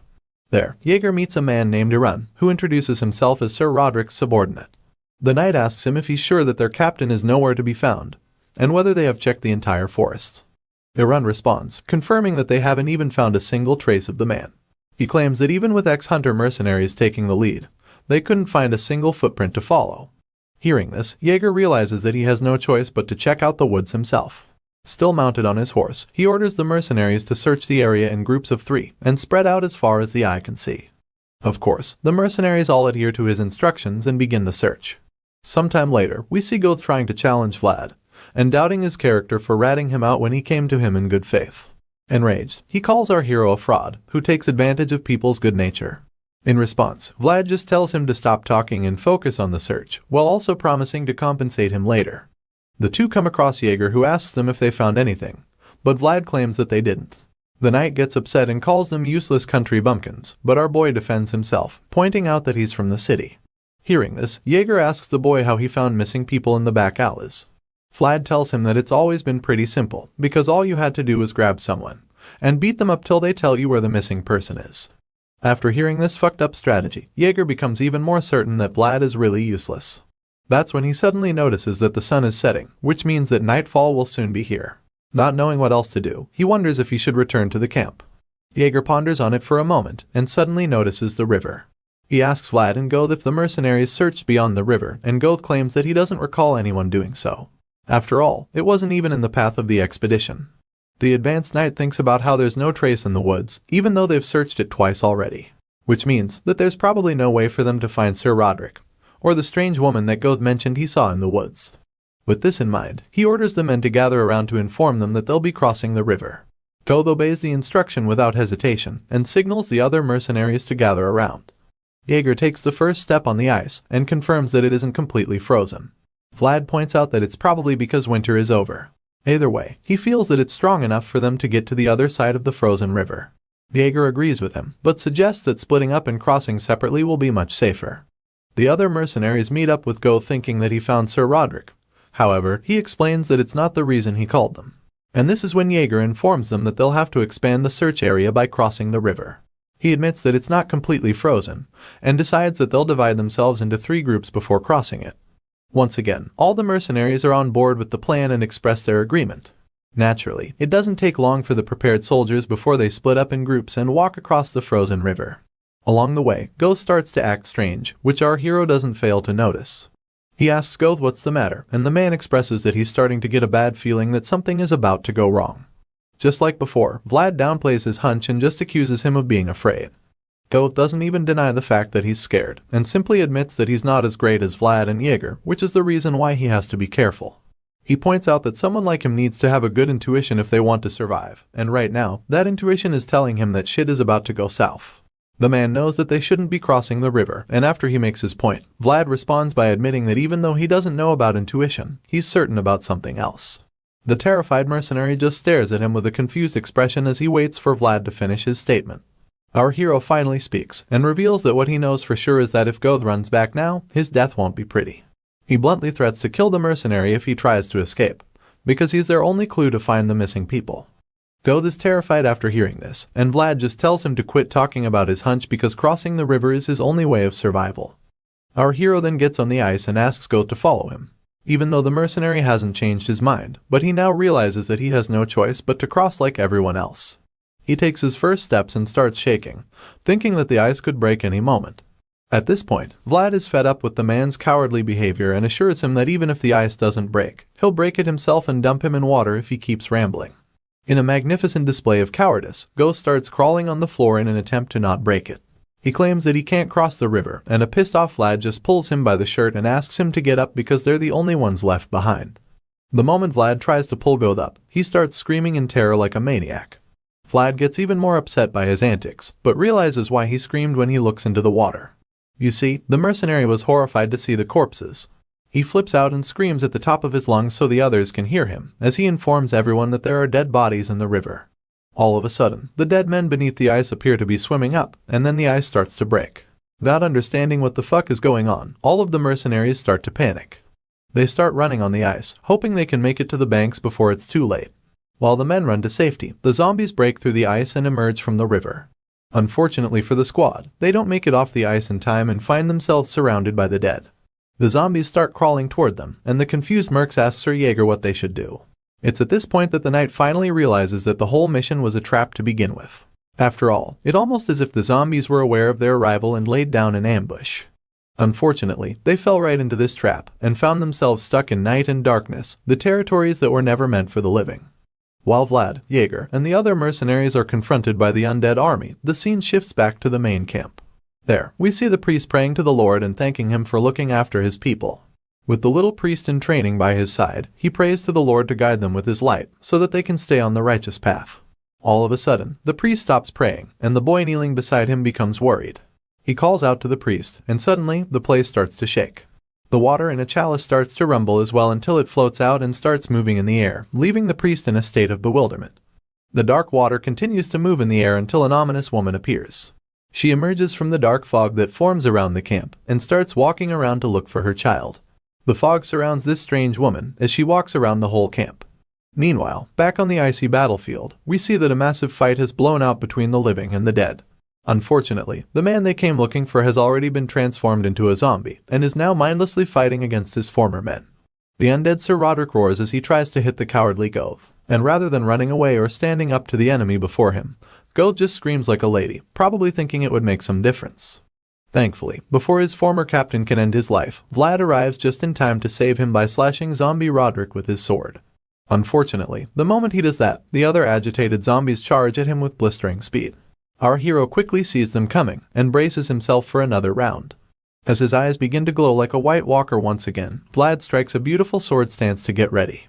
With mind-boggling speed, he slashes all the zombies in his path. Meanwhile, the coward just screams in fear as the severed body parts of the zombies fly all around him. Not for the first time, Vlad gets irritated by Goth's behavior, so he calls him a rascal and instructs him to get up and fight with a spear. Of course, the mercenary insists that he can't do it, he's too terrified to fight the dead. Vlad gets angry at this, because the grown-ass man is now practically a liability on the battlefield. He curses in his mind, but the voice in his head tries to calm him down. It tells him not to get worked up, and advises him to pick a direction before making any attempt to escape. Hearing this, Vlad looks forward and sees 3 zombies coming out of the water with their gaze locked on him. Naturally, that makes it clear that he can't go forward. Now he's starting to wonder if Sir Jaeger is safe either, because the both of them got separated during the ambush. Elsewhere on the ice, we see the senior knight effortlessly slicing up the zombies like he's making an undead salad. Unfortunately, even a great knight like him gets tired at some point, and when he sees a zombie take out one of his men right in front of him, he admits that there's no end to the undead men. At this point, he can't help but thinks that whoever thought of the trap had already planned everything out in advance. Even though he doesn't know who was the mastermind, but he's certain who the intended target is supposed to be. With that in mind, Jaeger's left eye begins to glow with a green color underneath his eye patch. He decides that there's no time to hesitate, and his sword begins to glow as well. It appears that he's using aura, because his eyes and sword are glowing with the same color. The aura surrounds the knight, and by using the power, he's able to take on all the zombies confronting him, annihilating all of them in a single go. In a bright and insanely epic display, Jaeger wipes the floor with the undead. The spectacle is so intriguing that other mercenaries on the ice stop to watch the legend do his thing. They're delighted to see him in action, and are even more motivated to fight after seeing that they have someone like him on their side. In the middle of his intense fight, Jaeger calls out to Vlad, asking him to fulfill his contract. Our hero, who is dealing with another zombie, is alarmed when he hears the knight calling out to him. While fighting off the undead men around him, he yells back to Sir Jaeger, asking the advanced knight what he wants him to do. Surprisingly, the plan turns out to be very simple. He just wants Vlad to defend the right post for as long as he can. He tells him to fulfill his contract as a hired sword and protect young Master Joseph at all costs.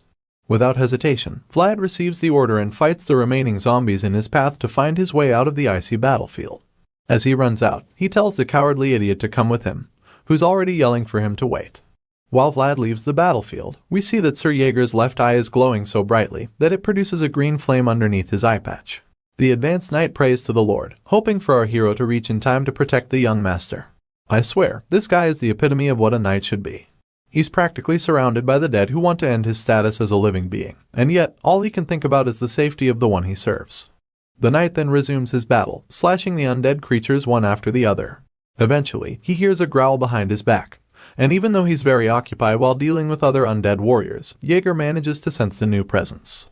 He quickly turns around to face the threat, and when he does, he sees that it's the zombified version of Sir Roderick. The knight apologizes to his former comrade for being late in his rescue, but Zombie Roderick and the rest of the undead army are already beyond saving as they aim for his life. Meanwhile, back at the main camp, young Master Joseph is sitting in his tent alone, looking pretty bored as usual. Even though he's reading a book, you can tell that he probably wants to be elsewhere. Suddenly, he's interrupted when he hears someone yelling. So, like any normal person, Joseph is alarmed and wonders who made the noise. He then hears the person telling someone or something to get away from him, and that's when it clicks in his head. He realizes that the camp is being invaded. Joseph gets up from his chair and prepares to leave, but then someone enters the room and calls out to him. The young master turns to the person and sees that it's one of his men, Vorden. The young master asks Vorden what the commotion is all about, but the guy is still trying to catch his breath, so he stutters. It appears that he doesn't even have an explanation, so Joseph gets upset and asks him if he ran into his tent without first finding out what is actually happening. Vorden is guilty as charged, but he pretends like that's not the case and claims that he ran into the master's chambers to check if he's safe.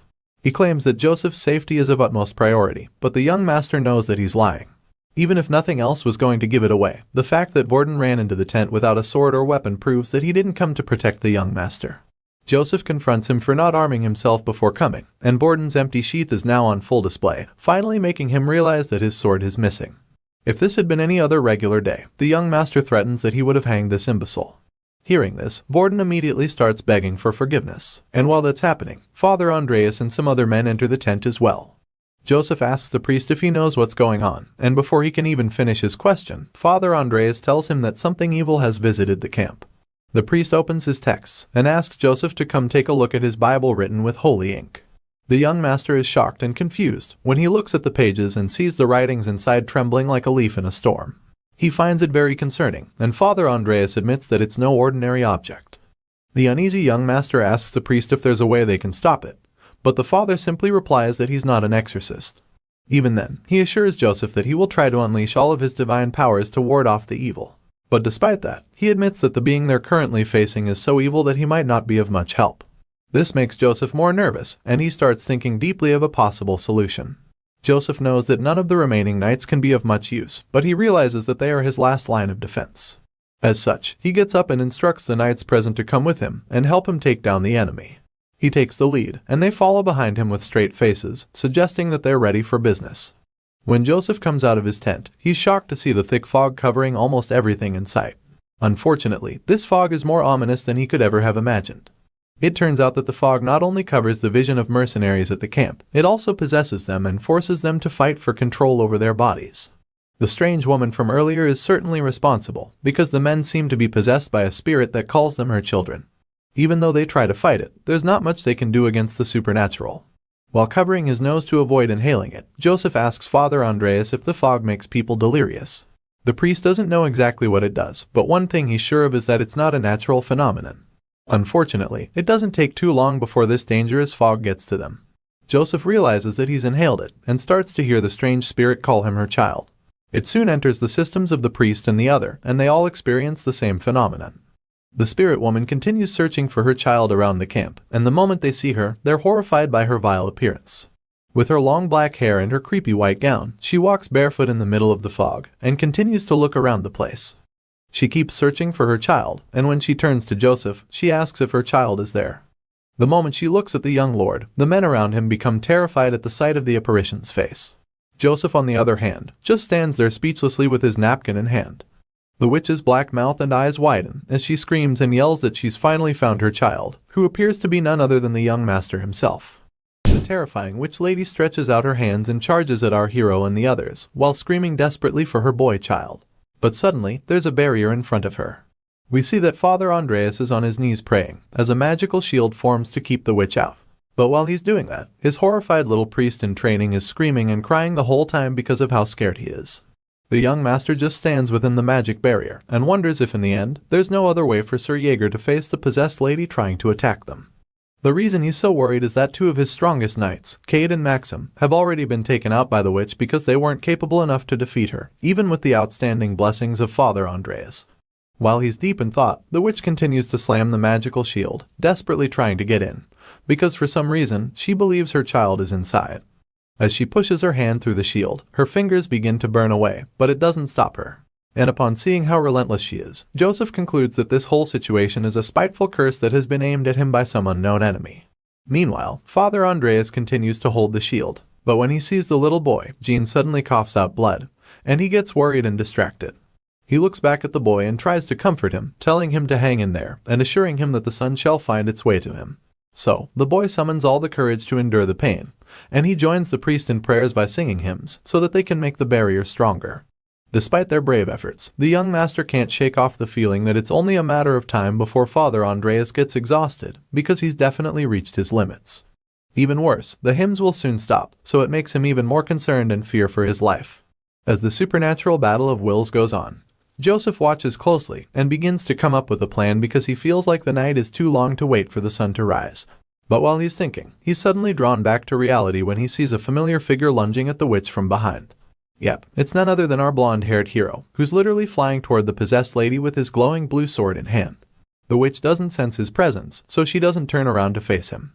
But even at that, Vlad is forced to stop his attack when the voice tells him that the witch is animated by the curse, and that a normal sword can't cut through her. As such, our hero stops and hides behind a rock to ask the voice what they should do to defeat her, and the voice asks in return if he can currently use any aura. However, Vlad quickly points out that he can't, so the voice becomes confused. But after a brief pause, it reveals that there's another way to defeat such an enemy, and of course, the blue-eyed kid is curious to find out. That's when the voice suddenly asks Vlad to let him borrow his body for a while. In other words, he's going to possess him and do the job himself. But upon hearing this, our boy becomes concerned and asks if such a thing is even possible. In response, the voice reveals that he's certain he can use auras, but what he doesn't know is if he'll be able to manifest them within the blonde-haired hero's body. And he fears that even if he succeeds at it, he won't be able to move for a while, which is never a good thing in a heated battle against a powerful enemy. The voice honestly tells Vlad that he doesn't recommend such a risky plan, but the young hero knows that if he can't kill the witch, then she'll certainly kill him. And to him, that's enough reason to take some drastic actions. Even though the voice makes it clear to Vlad that the way of the sword is dangerous, he agrees to let him borrow his body. He asks Vlad if he's sure he wants to do it, and the hero reveals that he made a promise to Joseph. And now that he has something he must do, he's vowed to devote himself not with loyalty, but with faith. After hearing him say this, the voice respects his decision, and then the plan is set in motion with Vlad charging at the enemy once more. This time, she senses his presence and turns around to face him, and while our boy is in the air, the voice starts to take over his body. It tells him to close his right eye, and he does, so it doesn't take long before his possession begins. The voice transports Vlad's consciousness to a place he calls the world of voices, and after that happens, our hero's body begins to glow brightly just like his sword, as it becomes filled with aura. Using this power, Vlad suddenly gets close enough to the witch, and with great force, he cuts through her like a piece of bread. Everyone around is shocked to see this, and they all gasp in disbelief. But while they're doing that, Vlad falls to his knees and starts yelling in pain, because the voice is still sending powerful surges of energy into his body. The young master sees this and becomes extremely worried, so he calls out to the hero, hoping to get his attention. But all of a sudden, Vlad's eyes turn white, and he calms down. Even though the blonde-haired kid is no longer screaming in agony, he's certain that what he just saw were traces of aura. And although he doesn't know how he achieved it, he's certain that the young kid must have paid a huge price for it. His thoughts are interrupted when he sees the witch getting back up and starting to call out for her missing child again. Unfortunately, our hero is still weak and unable to move because of the possession. On top of that, the witch is stretching her hand toward him. Determined to save him, Joseph rushes out and tells Father Andreas not to stop the hymns, but they're so shocked at his sudden decision that they try to call him back. The young master quickly gets to Vlad and helps him to get up, while encouraging him to hold on to him. We see our hero groaning in pain, but he manages to move slowly with Joseph before the witch can get to him. Enraged that he got away, she gets back up and grabs a hold of Joseph's leg before he can run away. The young master tries to free himself from her grip, but he finds it extremely difficult, making him think that he's a weakling who's not even capable of getting out of this situation. Just when Joseph feels like it might be over for him, Borden grabs his cloak from behind and pulls him out of the witch's grasp, tossing the young master and our hero to the other side where the priest is.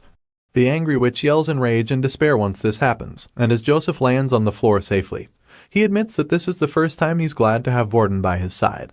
Of course, the knight is happy to receive validation from his master, so he thanks Joseph. And while the two are exchanging kind words, our favorite blonde-haired swordsman picks up his blade. From the way he's groaning, it's obvious that he's not fully recovered. But that doesn't matter to him, because he suddenly asks Father Andreas to bless his sword, implying that he's ready to go back into the battlefield. Vlad insists that they have to send off the creepy witch, so after a brief pause, the priest agrees with him and decides to do it. Suddenly, he presses his palm against the edge of the blade, allowing it to cut him. And as his blood is smeared all over it, he presents it to our hero, informing him that he's just given him a firm blessing. Immediately, Vlad takes it from the priest, thanking him for his blessing, before walking back into the action. As our boy bravely heads out to face the evil witch and finish her for good, Father Andreas and Jean watch anxiously from behind, praying for him to come out victorious. The injured witch is still lying on the floor and unable to get up, so when Vlad finally gets to her and stands over her with his sword, she begins to beg him, but not exactly for mercy or to spare her life. But rather, she's begging him to find her missing child. Looking at the horrific and nightmarish face of the woman, he sees something unexpected, even though it is only for an instant. Vlad sees a memory of women locked up in a dark prison. While the women were incarcerated, their children were placed outside the cages and laid on the cold floor to die. They beg for their children to be returned to them, but unfortunately, that never happened. Rather, what Vlad sees in the horrifying memories of this woman is that she could do nothing but wail in agony as her child was freezing to death right in front of her eyes. Just like she does now, the woman stretched out her bruised hands from the iron bars, trying to reach her child in vain. At this moment, our hero finally understands the woman's pain and why she's been cursed with the burden of searching for her child for eternity. However, he believes that it's time for her suffering to end, so he takes out his sword and buries it in her head, telling her to rest in peace. As the blood flows down her face, the monstrous demeanor she's had for so long suddenly disappears, and she reverts to her human form. With tears rolling down her face, she looks up at the hero, thinking that perhaps he might be her child all along. While Vlad is busy exorcising the curse, the scene shifts to somewhere else, and we see an ominous-looking hooded man sitting in the forest with a strange box between his legs. Judging by the dark aura surrounding the man, and the black mysterious fog he's conjuring, it's easy to conclude that this guy is probably responsible for all the paranormal shit that has been going on recently. The evil man continues to control the dark fog, and as he nurtures it to grow bigger, a sick twisted smile appears on his face to confirm that he's definitely a villain. Just when the dark cloud is about to grow as big as he wants, the stuff starts to disappear, and he's instantly alarmed. This villain is shocked at what just happened, because he's probably never had his plans foiled before. But unfortunately for him, today isn't going to be one of his better days. Confused by the fog's disappearance, he concludes that the evil thoughts he's been feeding off from the desperate woman have suddenly stopped. That's right, the moment our hero stabbed the woman in the head and reverted her to her normal self, this weirdo's spell was automatically neutralized. As a result, the sorcerer begins to imagine that someone must have defeated the puppet he's been controlling, and the thought of it bothers him a lot, because he can't even imagine anyone on Earth strong enough to do something like that. However, he suddenly remembers that there's only one knight who knows how to use aura that efficiently. But before he can even say the name, the man responsible appears in front of him, and we find out that it's actually none other than the green-eyed advanced knight, Sir Jaeger. He reveals himself to the evil sorcerer and confirms that his suspicions were correct, because he's finally seen the rat controlling the puppet.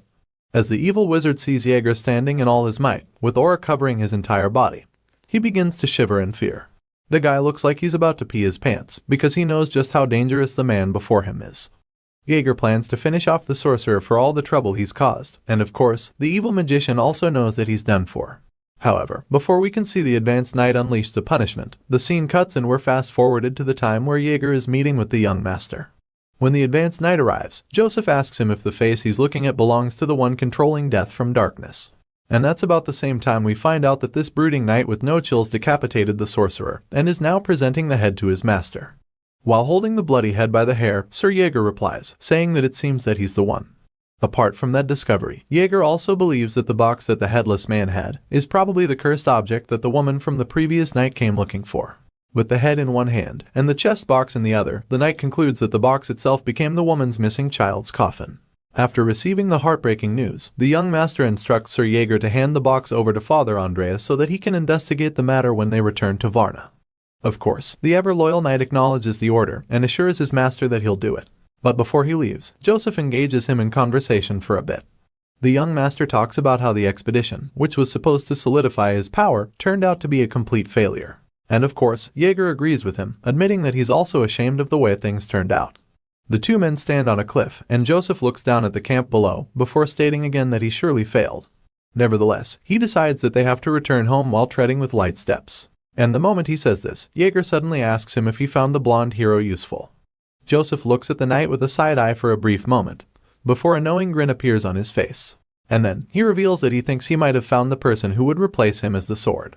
The young master begins to recall the magical things he saw the previous night, and begins to say that our blonde-haired hero will grow up to become a swordsman, who shines brighter than anyone. We see a glimpse of the image Joseph has in mind, and let me tell you, it is most certainly glorious. Vlad stands in the middle of blue flames and sparks, as the pure power of aura is manifested in his body. However, that majestic and powerful appearance doesn't really stay for so long. And when it wears off, well, what you'll be left with is a messed up and exhausted blonde kid. The scene shifts, and we see Vlad waking up finally, with his hair looking like a bird's nest where the chicks were fighting, and his pupils looking small like those of someone under the influence. It appears that the shocked look on his face is because he's just been told that he passed out for 3 days, and that he's just waking up. He can't believe it, so he asks the voice in his head to confirm. And of course, the guy up there casually confirms it, advising him to be more careful in the future. As the voice goes on to say he didn't expect the recoil to be so extreme, Vlad just sits in bed like a zombie, still stunned by what he's just been told. Soon enough, he manages to shake off the feeling of shock, and admits that it's a relief either way. Because now, he wants to wrap up matters at the camp so that he can return right away with the others. When he says this, the voice informs him that Joseph and the others are actually waiting for him to recover before setting off on their journey back. As our hero uses the sword to anchor himself and sit up, the voice also informs him that the young master seemed to care quite a lot about him. Vlad manages to get on his feet and goes outside. But when he pulls the covers of his tent out of the way, he realizes that there's no one around because the camp is completely deserted. Initially, he's surprised to see this, but then, he quickly concludes that it makes sense for them to run away after seeing what went down the previous night. However, our boy realizes that he was too quick to jump to conclusions when he hears the familiar voice of Goth calling to him from behind.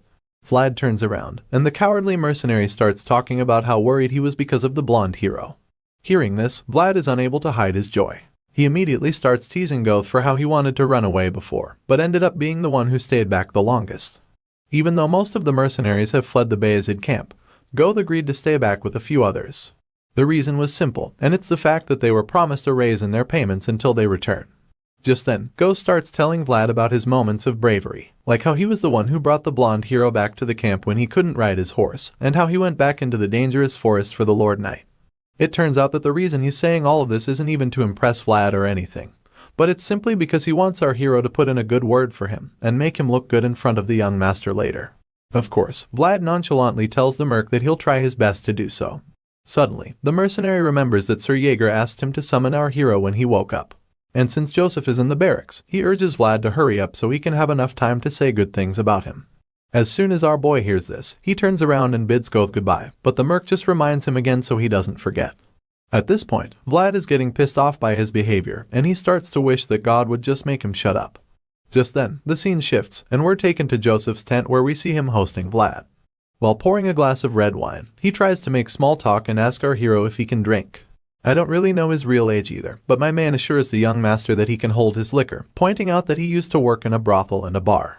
Even though he's had a taste of alcohol, he admits that he's never had fine liquor before. And upon hearing this, Joseph reveals that the bottle in his hand contains a nobleman's drink. Before pouring Vlad a glass, the young master claims that he wants to thank him first, because he knows that the boy could have just run away when things got rough, but instead, he decides to stay and fight till the end. Hearing this, the blonde kid bluntly reminds Joseph that they had a contract after all. But in response, the young master points out that Vlad promised him faith, and not his loyalty. As the boy's blue eyes stare at him, he thinks about how the contract was nothing more than mere words at the time. And yet, the kid fulfilled his promise and held up his end of the agreement. Because of this, Joseph decides that Vlad is a talent he can't afford to lose. But then, he suddenly corrects himself and confirms that the kid is more than that, because he's actually a talent he must have on his side. Finally, after thinking about all of this, Joseph pushes a glass of wine to Vlad and tells him that it's time for him to fulfill his own part of the contract. But this time, he's going to reward our hero as per his accomplishments. On this note, the young master formally invites Vlad to join the powerful house of the Bayezid family as a reward. The scene shifts, and we see the beautiful county of Bayezid, called Varna. Joseph and the others have returned, and while they're still settling in, Sir Jaeger informs him that the mercenaries have been dismissed. Hearing this, the young master tells him he's done a good job. He informs his men that the report for the expedition is pending, and as a result, they'll have to stay in Varna for a day or two. Vlad seems to be overwhelmed by the beauty of the place, because he's constantly turning his neck to look around. And when Jaeger notices this, he asks him if it's his first time in the county. In response, the blonde kid just explains to him that it would always be his first time anywhere he goes. After all, he had never before left his miserable slums. This statement earns him the snide and a funny nickname of the country bumpkin, which Jaeger gives him right away. When Joseph hears this, he tells Vlad to take the day off and look around the county, which our hero is very thankful to hear. Before Jaeger leaves with Joseph, he tells Vlad not to get lost in the city and instructs him to be at the city hall by nightfall. Clearly, our boy didn't like Jaeger before, but now, after getting constantly scolded and mocked, he feels like he's starting to really hate the advanced knight. On the contrary, the voice in his head tells him that Jaeger probably likes him as much as Joseph does, but Vlad thinks that any more of the knight's tough love might just get him killed. Our hero shakes off the thought and decides to go get a delicious greasy meal with his fat payment after such a long time. While he's wondering what kind of food they have in Varna, someone tugs on his arm, and he's surprised to see Jean when he turns around. The cute kids gleefully say that the priest would like to see him if he doesn't already have any major plans for the day. Soon, we see the two standing in front of a massive church, and Vlad admits that even the churches in Sara weren't as big. Jean informs him that even though Sturma is the capital, Varna is the religious center of the kingdom. Jean then asks him to wait inside while he gets the priest, and the moment our boy walks into the church, his jaw drops to the floor at the sight of the magnificently beautiful structures inside the building. At that moment, Vlad realizes that even though he's been going by the name of Praying Rimmon, he hasn't ever said a proper prayer.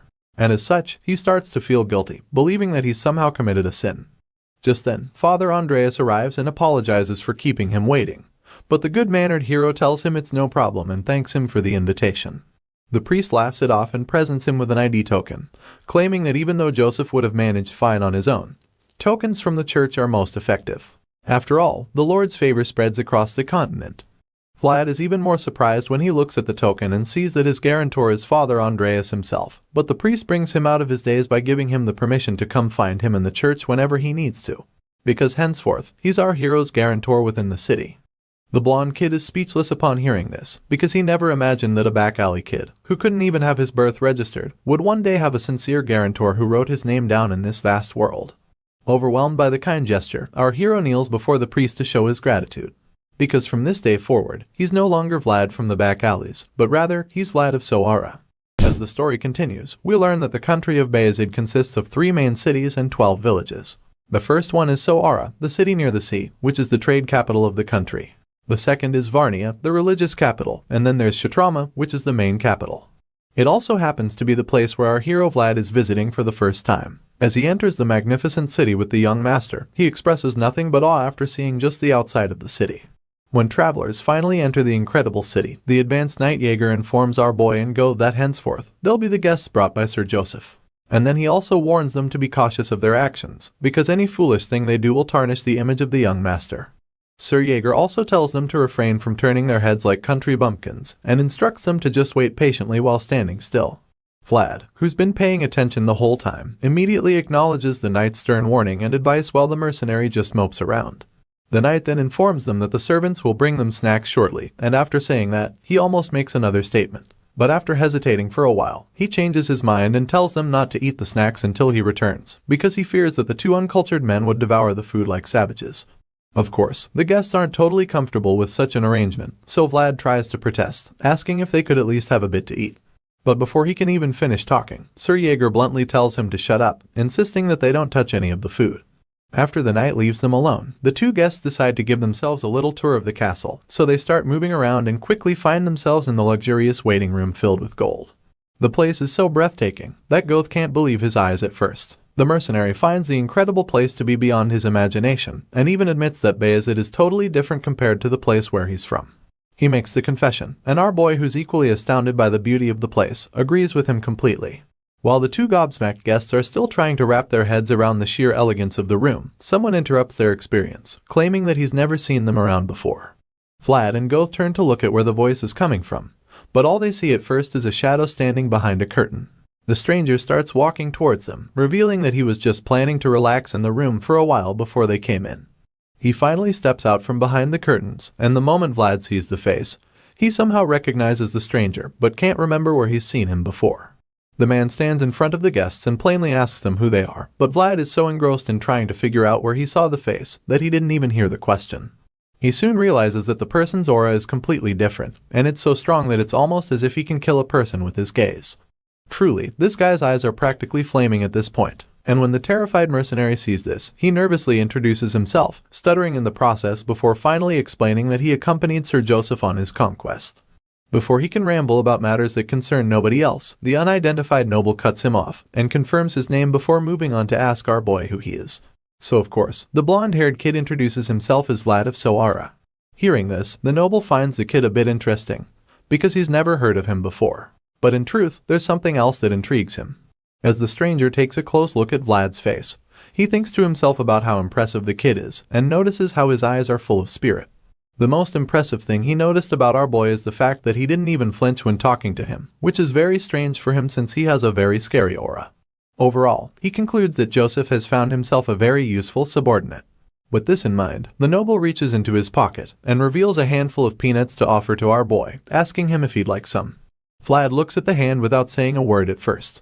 After staring at it for a while, he finally reveals that they've been instructed not to eat anything, and upon hearing this, the nobleman is shocked and confused. Seeing his confusion, Vlad gets impatient and blankly explains that they've been told not to eat any food from the place. But while he's saying this, a look of horror appears on Goth's face because he's starting to wonder if Vlad has lost his mind. Dude is shocked to his bones, and quite scared as well because he can't fathom the idea of declining the hospitality of a noble. Meanwhile, the superior nobleman in question just stands there, feeling disappointed and surprised at Vlad's response to his gesture. This little scene ends up confirming that the first thing Vlad of Sara did upon arriving at the Bayezid family estate was to decline the hospitality of Lutger Bayezid, the family's eldest son. Goth literally turns white in embarrassment and fear after our boy's little display, and at the same time, Lutger decides to help himself to the peanuts, admitting that they're tasty. The scene shifts, and the next thing we see is a man writing on a paper, hearing the name Vlad for the first time. It turns out that this man is Joseph's father, who's being informed about the guests that are currently in his home. The focused father doesn't look away from what he's writing, and he then points out how the young master had never brought anyone home aside from Sir Jaeger, who was assigned to him by his mother. Because of this, he suddenly promises to reward Joseph if he succeeds in raising Vlad as a Bayezid family knight. The young master thanks his old man for the offer and bows to him in respect. While he's still in that posture, his father continues talking, and reveals that he's well aware that wielding a blade isn't Joseph's strong suit. But regardless of that, he sternly reminds his son that he's currently inside the Bayezid territory. The young master acknowledges the advice and assures his old man that he won't forget. The father then proceeds to reluctantly ask him about his health, and the son replies that he is fine, earning the pardon to leave the room. As such, he turns around to leave the room and tells his father to take care, but as he walks away, his father watches closely with a very worried look on his face. By the time Joseph is no longer in sight, the man whispers to himself that he better make some tonic for his son. The gray-haired man who's been standing beside him the whole time supports the idea because he thinks that the young master would be very happy with it. On top of that, he also points out that madamada would be pleased too if she finds out that he made the tonic. Hearing this, Joseph's father comments that Joseph's mother, Madamada, is definitely particular when it comes to her son. But after pondering on the thought for a while, he shakes it off and returns his focus to his work. He then asks the old man, named Ragmus, what he thinks about Joseph's report. Ragmus advises the Lord not to take it lightly, claiming that strange phenomena have been occurring frequently. Hearing this, Lord Bayezid gets angry instantly and insists that they have to find the person behind these supernatural occurrences because he feels that the perpetrator has no right to use sorcery in his land. While Joseph's father is fuming with rage, Ragmus reveals that they've been getting reports from Varnia that suggest that there might be a connection between the undead and the curses. All of these clues either point to the perpetrator being an exceptional wizard, or that the supernatural phenomena are the results of two wizards working together. The Lord suggests that it could even be the doing of a group or a secret organization, and Ragmus is inclined to entertain that possibility as well. But regardless of all the clues and theories they've come up with, Lord Bayezid states that they don't change anything. The menacing man finally gets up from his chair, and coldly vows that the Bayezid family will continue to reign over the land, eliminating all enemies who stand in their way. With a vigorous mind, the furious Lord instructs that the people responsible for the supernatural phenomena be found at once, including those who dare to inflict harm on his son, and then have the guts to cause chaos in his land. Later that night, we see Joseph finally returning to the waiting room with Sir Jaeger. As you can imagine, the starving guests have been waiting for the young master and the knight to return, so when they see the men at last, their moods are instantly lifted. Joseph admits that his little plans took longer than expected, and politely asks the guests if he made them wait for too long. But Goth, who's so excited to see him, quickly tells the young master that they are fine and that it was not a problem at all. When Joseph calls Goth by his name, the mercenary can't contain his joy because he literally can't wait for what the young master has in store for them. Unfortunately, the joy is short-lived when Joseph suddenly tells him that their rewards will be discussed the following day. Goth realizes that his starving and waiting all day was for nothing, but while he's still being consumed by the feeling of disappointment, the young master tells him that a servant will guide him to his room so he can get some rest. Unable to say a single word in response, the man begrudgingly leaves the room and tells the other three men that he's leaving, probably hoping that they would call him back. Unfortunately, that doesn't happen, and the moment he's out of the room, the remaining men decide to have a chat. Joseph initiates this discussion by sitting in his chair and crossing his legs, while fixing his gaze on our hero. He recalls how Vlad saved him and pledged to become his sword, urging our guy to remember it as well. Vlad confirms his vow, so Joseph reminds the blonde kid about something that he should do. He concludes that from the way he understands it, Vlad only wishes to fulfill his duties after getting his freedom. The blonde hero confirms this again, so his master once more reminds him that he pledged to become his sword. The noble son reveals that it makes no sense to him how Vlad would pledge to be his sword, and then wish to have his freedom shortly after. At this point, our boy is starting to understand fully what he's gotten into. Joseph sits cross-legged again, and like a mafia boss, he tells Vlad that he wants to make things very clear to him. He promises Vlad to give him an answer to his request, but only after he reveals the true reason why he's asking for freedom. The two young men engage in a brief staring contest, and after a while, Vlad breaks the silence by asking Joseph if he knows a knight called Godwin, who remembers the blue moon.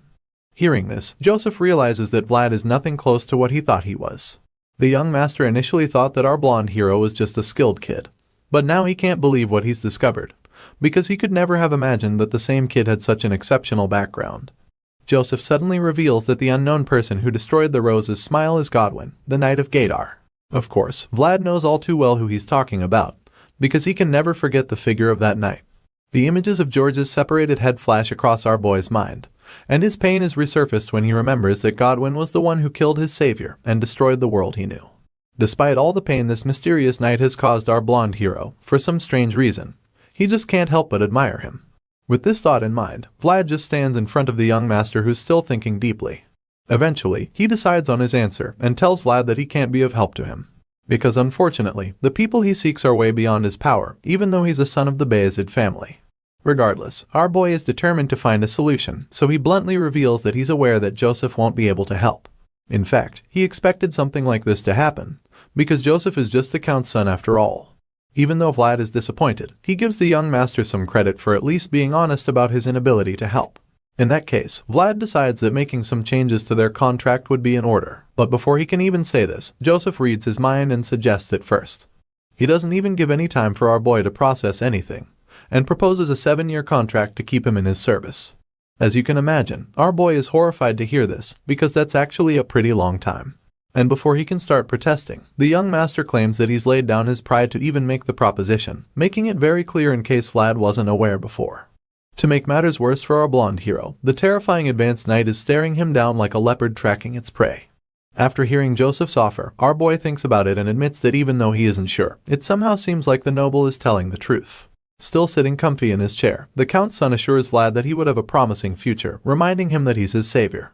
Joseph starts to make the offer a lot more enticing when he explains that for the next 7 years, he would feed, clothe, and even train the blonde kid if he accepts the contract.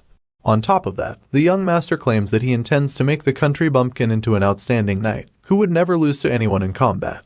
It was pretty obvious earlier that Vlad didn't like the contract, especially because of the lengthy duration. But the moment he hears the noble say that he would make him a proper knight, his eyes widen with great interest and a sprinkle of disbelief. While our boy is still in a state of shock, Joseph continues to break down the terms of the contract, hoping to entice him even more. He claims that the poor kid from Sara can enjoy all of these benefits, if only he would just remain loyal, and perform only the tasks he's allowed or instructed to handle. Joseph then goes on to state that the issue with Godwin goes without saying.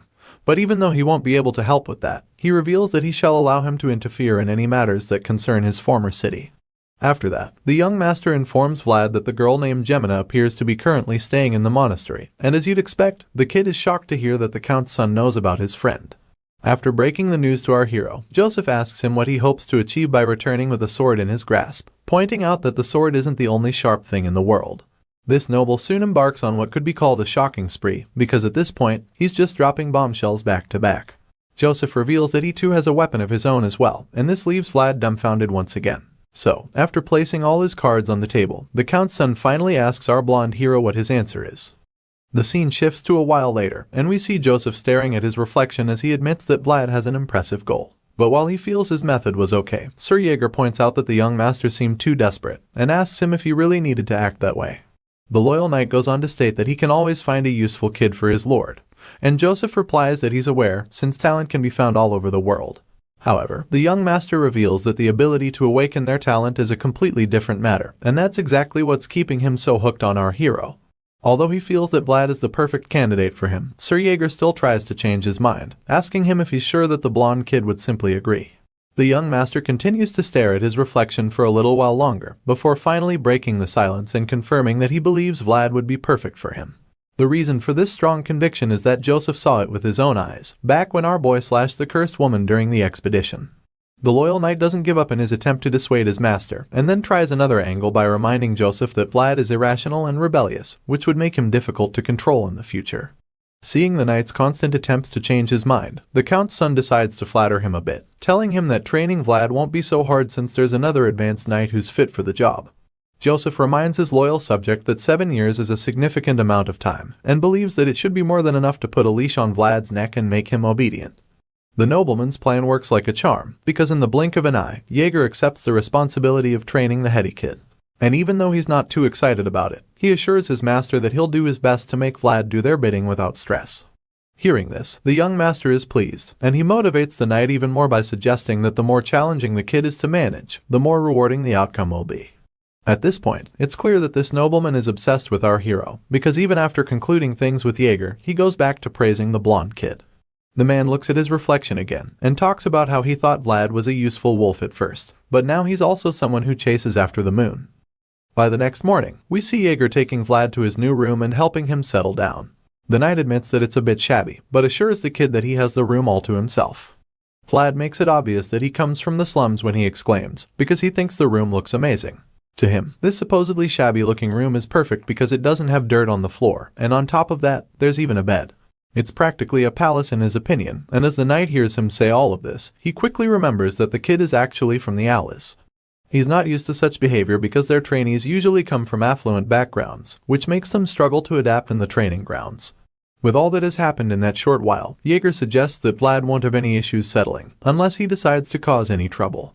The kid already knows that the knight is referring to the peanut incident with Sir Lutcher, so when he starts judging Jaeger with his eyes, the latter shifts the blame back, claiming that he didn't even expect Vlad to obey him since he listened to him before.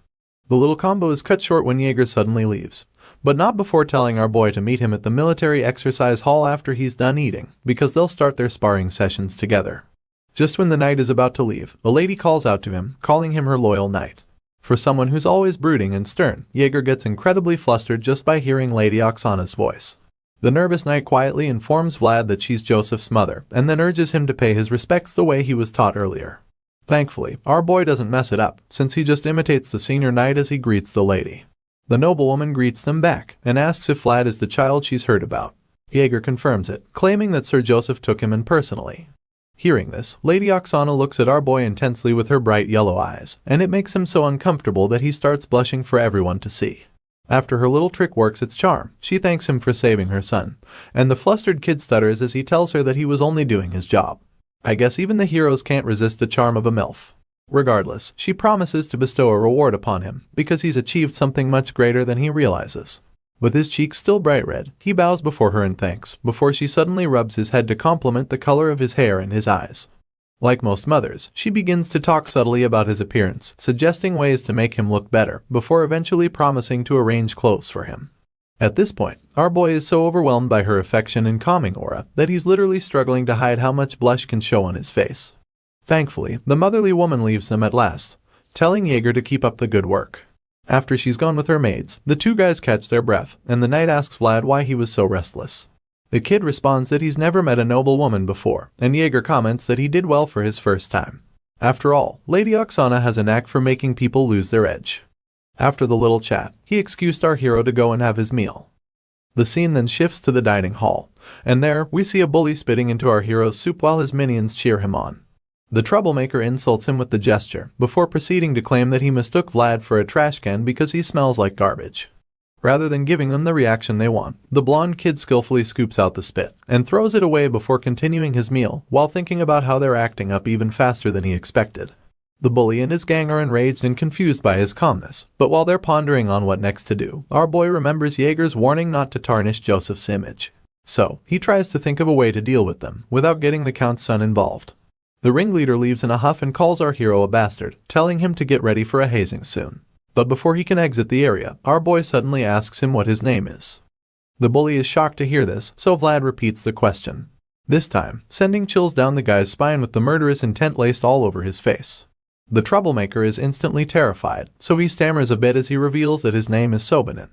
Vlad then repeats the name, claiming that he'll remember it, also making it sound as if he had marked him for death. Sometime later, we see the family head taking a stroll outside with his right-hand man. They get to a point where they see people training below, so the noble suggests that they stay and watch for a bit, to which his trusty assistant completely agrees. Looking down at the training ground, the family man sees something that catches his attention, and it turns out that it's none other than our favorite blonde-haired swordsman. The old noble asks if he's the kid that Joseph brought, recalling that he heard the boy was blonde. He keeps staring at our hero, and even admits he's pretty good-looking. But he's suddenly interrupted when his assistant calls his attention to something else. It turns out that someone standing on the other far side is watching the training session in secret. However, this peeper isn't just any stranger because they quickly recognize him as the advanced knight, Jaeger.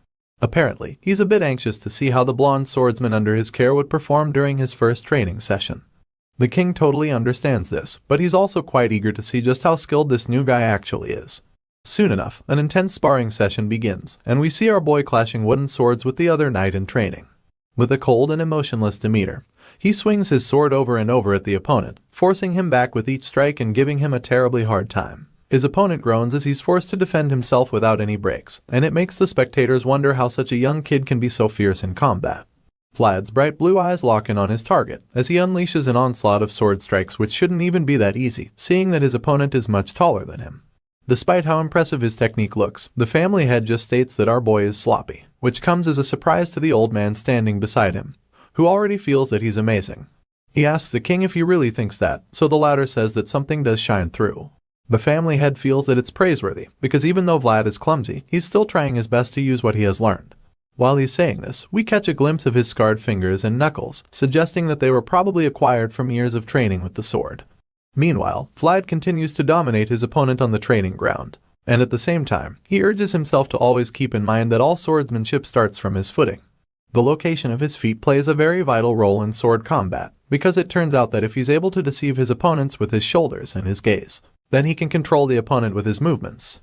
Our boy uses all of these skills accurately by first controlling the location of his feet, dropping his shoulders, and tricking the opponent with body movements. At the same time, he keeps his blue gaze locked in on the guy, and our boy uses all of these tricks to lure his opponent in. Sure enough, his plan works, and the guy tries to land a powerful down slash on him, but Vlad skillfully dodges by jumping backward.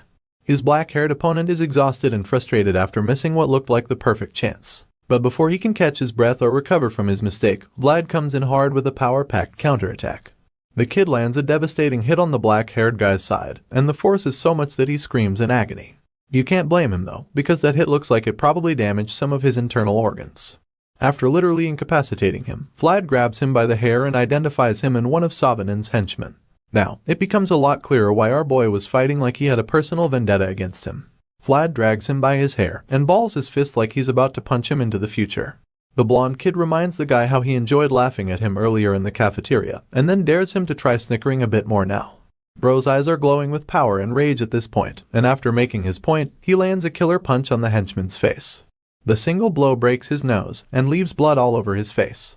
This terrifying sight leaves the other students in a state of shock as they watch on in horror. While the pummeling goes on below, the king's right hand is equally concerned because he doesn't feel that they should just let Vlad beat the shit out of the other guy. However, the family head doesn't seem bothered by this, so he simply tells the old man to let them be, pointing out that to become a knight, such a level of spirit is required. Besides, he says that Sir Stangga seems to be enjoying the beatdown, and his right-hand man agrees when he sees the advanced knight watching with so much concentration. As Vlad continues to reshape his opponent's face with his fist, one of the other students finally has enough of it, so he yells at the new guy to stop hitting him. However, the blonde swordsman just ignores him, which he doesn't take lightly. He starts yelling even more, trying to intimidate him, but Vlad only stops when he's satisfied with the bloody facial reconstruction he's done. With blood stains on his face, he coldly apologizes to the others, admitting that he got too engrossed. But they're instead more concerned about his terrifying gaze, which they don't understand. After beating the other guy into a coma, he turns around and walks away, but before he leaves, he makes sure to taunt Savanin, asking him to apologize to the henchman on his behalf because he can't get back to his senses when he's too engrossed. Savanin gets furious and almost curses at him, but before he can do so, Vlad cuts him off. The blonde swordsman suddenly starts walking towards him, saying that he would also like to apologize in advance, telling him that in Savanin's case, the beating won't just stop where it did today. After staring the troublemaker down, he starts walking away, but before he leaves, he promises to call Savanin to come spit in his soup again if it turns out to be too bland. Vlad walks away after dropping such a cold line, leaving Savanin very uncomfortable because he now knows what a crazy bastard the newcomer can be. At this point, he's convinced that Master Joseph brought in a mad dog from the back alleys, but Vlad just smiles back at him like a psychopath, proving his point even further. The scene shifts, and we see a cleaned-up Goth looking sharper than ever while enjoying this meal. At the table, he suddenly asks Vlad if he's really been beating up other vassals, saying that it's a rumor spreading like wildfire among the servants. The swordsman just evades the question by asking Goth about his work as a stable hand, and how difficult it is. The mercenary immediately hops on the topic, saying that he's no ordinary stable hand, because now he works for the great Count Bayezid. Goth is about to start bragging about the experience and all that, but then he suddenly realizes that Vlad managed to distract him from the important discussion at hand. He then reveals that he heard Vlad beat the crap out of guys all over the manor, and reminds the blonde swordsman that it's a crime. Vlad does not seem bothered in the slightest, and he just asks Goth why he's so surprised. The blonde kid reminds Goth that he has always been a criminal, and says that simple assault is going easy on them. Hearing this, Goth is stunned, but he just listens to what he has left to say. Vlad continues to try to justify his actions, claiming that he didn't even hit the guys in an obvious way, and points out that they were the ones who picked a fight with him earlier. Goth still doesn't understand how Vlad can think what he did is okay, but the swordsman argues that it is, saying that now no one talks to him needlessly anymore, which he believes is a good thing. Just then, another student walks in with a tray of food in hand, and introduces himself as Portly Canner. An impatient Vlad turns around, and bluntly asks him what business he has with him. Hearing Vlad's rather unfriendly response, he becomes nervous and starts shaking in fear, so the blonde swordsman tells him to either sit at the table with them, or get lost. The moment Vlad says this, Portly's entire mood brightens up in excitement, because he never imagined that he would get invited to sit beside the blonde swordsman. He quickly joins them at the table, thanking Vlad for inviting him, but the latter just sighs in exhaustion because he actually just wanted the guy to get lost instead. Portly is so excited to sit there that he begins telling the story of how he's been eating alone, in places like the bathroom. As you can imagine, Vlad is grossed out by this, so he reminds the fat kid that he's eating his precious sausage. Portly sees the food and asks Vlad if it's delicious, before revealing that his father is the one who supplies the manor. The fat boy claims that his Canner family supplies all the meat in the manor, revealing that his family has been in the business of livestock and cattle farming for generations. After telling Vlad all of this, Portly remembers that he saw the hero asking for more sausage earlier, so he offers him some of his own to the new guy. Of course, our boy is suspicious of all of this politeness and kindness, so he snaps at him, asking what he's going on about. Our boy tries to pretend like he's not moved by the mouth-watering offer, but when the scene changes, we see him standing in a heaven of sausages. Turns out that it's Portly's huge stash, which his father sent for him to eat. However, he claims that it's too much for him, so he wants to share. Seeing and hearing all of this, Vlad realizes that all of the vassals in the manor are young masters from great families. The hero actually forgot for a while that these were people he could have never even talked to if he was still in the back alley. With this in mind, he decides that it would be a good idea to build at least one good connection now that he's in such a place. So, out of the blue, he asks Portly if he would like to eat together with them henceforth, and the fat kid gets so excited about it. He accepts the offer, and Vlad confirms that he's okay with the arrangement. The blonde kid then says that all vassals have to get along. And even though it looks like he's befriending Portly for the sake of sausages, we learn that it's not necessarily the case. The scene changes again, and we see the green-eyed advanced knight walking down a big hall. He seems a bit exhausted, probably because serving the young master and literally raising a whole human being is not an easy task for anybody. The stress seems to be piling up for him, and he knows that the only time he'll be able to catch his breath is when his men, Cade and Maxim, recover from their injuries. His trail of thought is interrupted when a big knight with a fat beard approaches him. The guy asks Jaeger where he's off to in such a hurry, and that's when the eye-patched knight turns around to identify him as Sir Gregory. Seeing his fellow knight, he curses at the back of his mind, because he probably didn't want to talk with him. Although he tries to hide his displeasure about the encounter, Sir Gregory spots it in an instant, and laughs about it before accusing him of being too obvious when he's upset.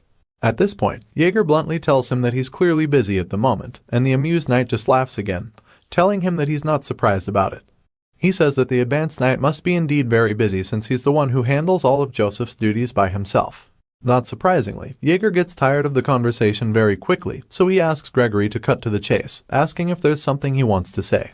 The brown-haired knight keeps smiling like a kid who just received a lollipop, and then reveals that he's come to suggest that a knight like Jaeger should be raising a vassal. Gregory adds that it's not too late for him to do that yet, but the uninterested advanced knight hits back at him, suggesting that he just focuses on raising his own vassal properly. Even though he doesn't really care about anything the jester usually says, he can't help but wonder why he's suddenly talking about vassals out of the blue.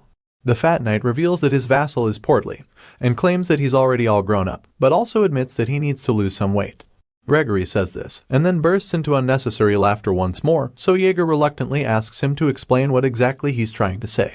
Rather than quickly making his point, he decides to beat about the bush some more, saying that Vlad seemed pretty good to him.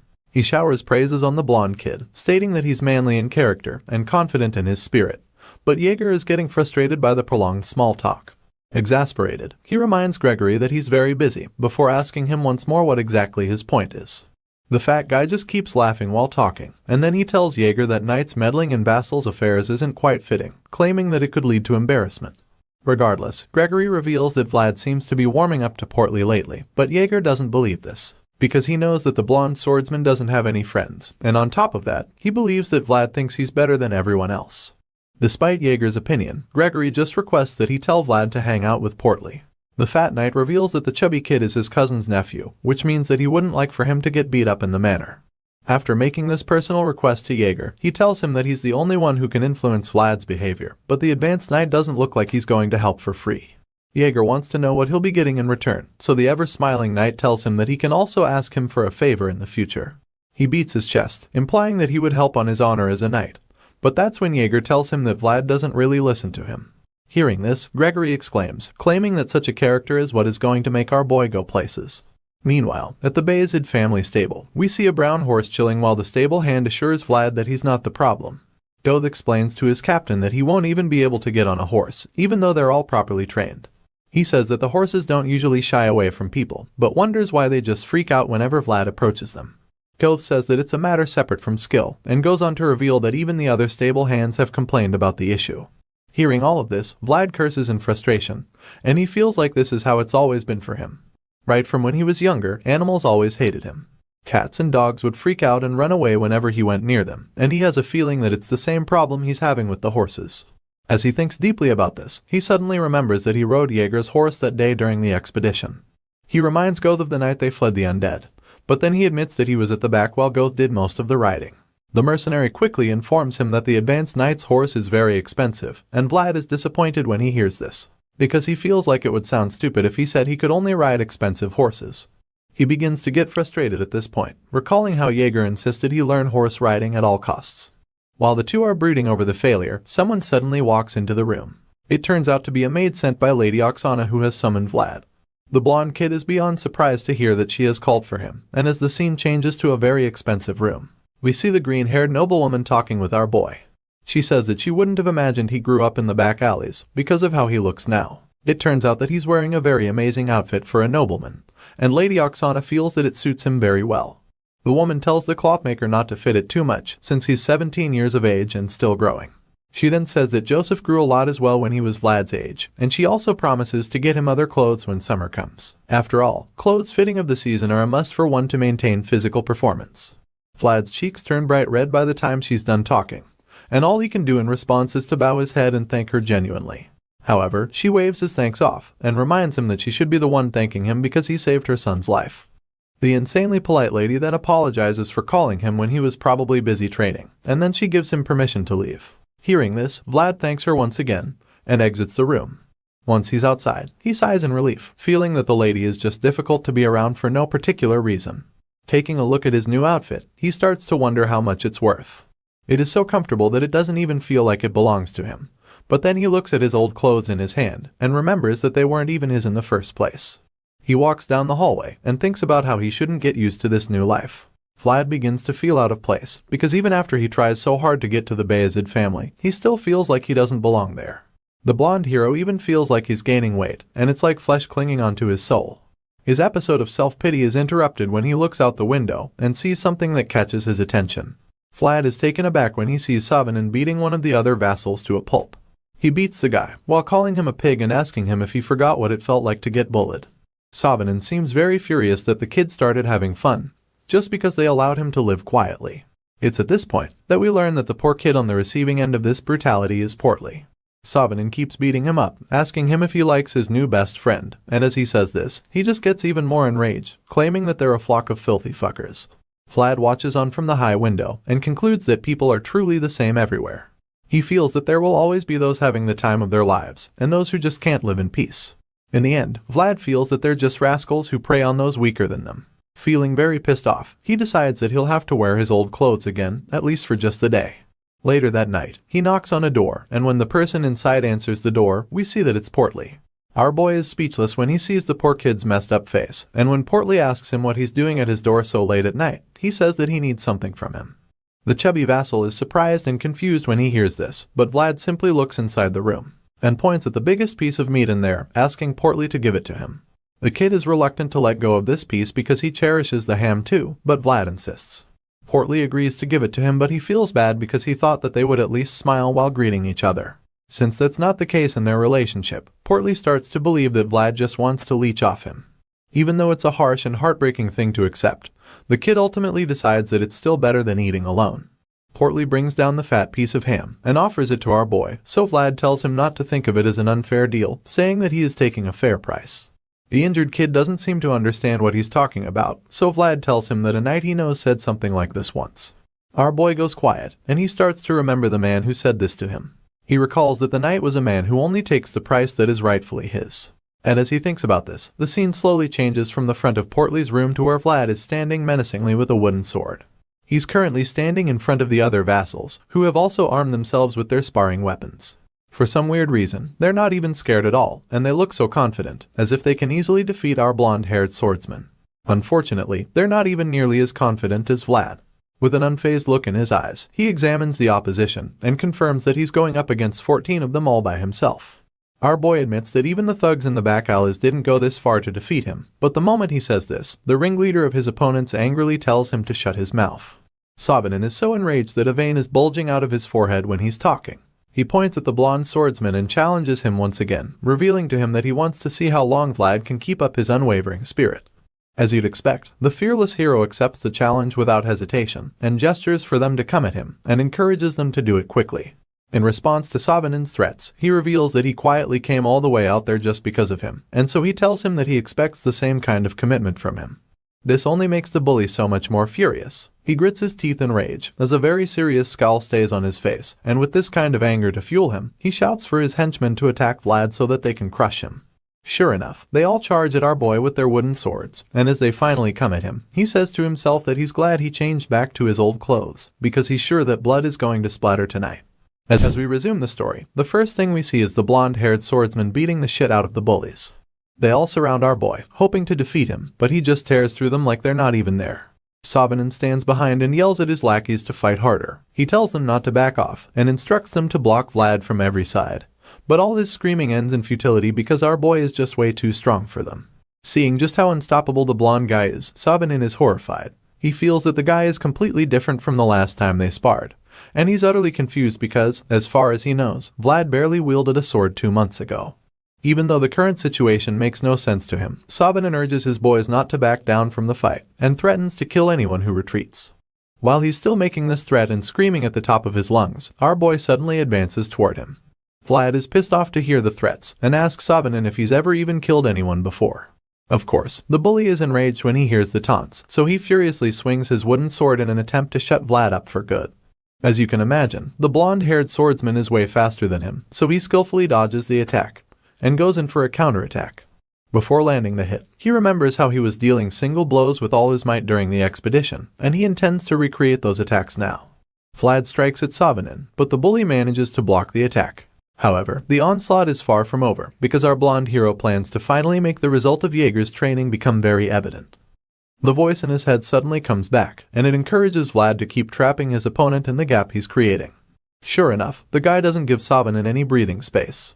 Our boy lands blow after blow on the bully, and with every single hit, all the guy can do is curse and swear at the swordsman. Seeing the progress, Vlad starts to finally understand this technique, so he decides to utilize the gap and space to create a flow of his own. Using this fighting style, it doesn't take long before he knocks Savanin to the ground. The troublemaker groans in pain as he falls on his back and cries about his injured leg.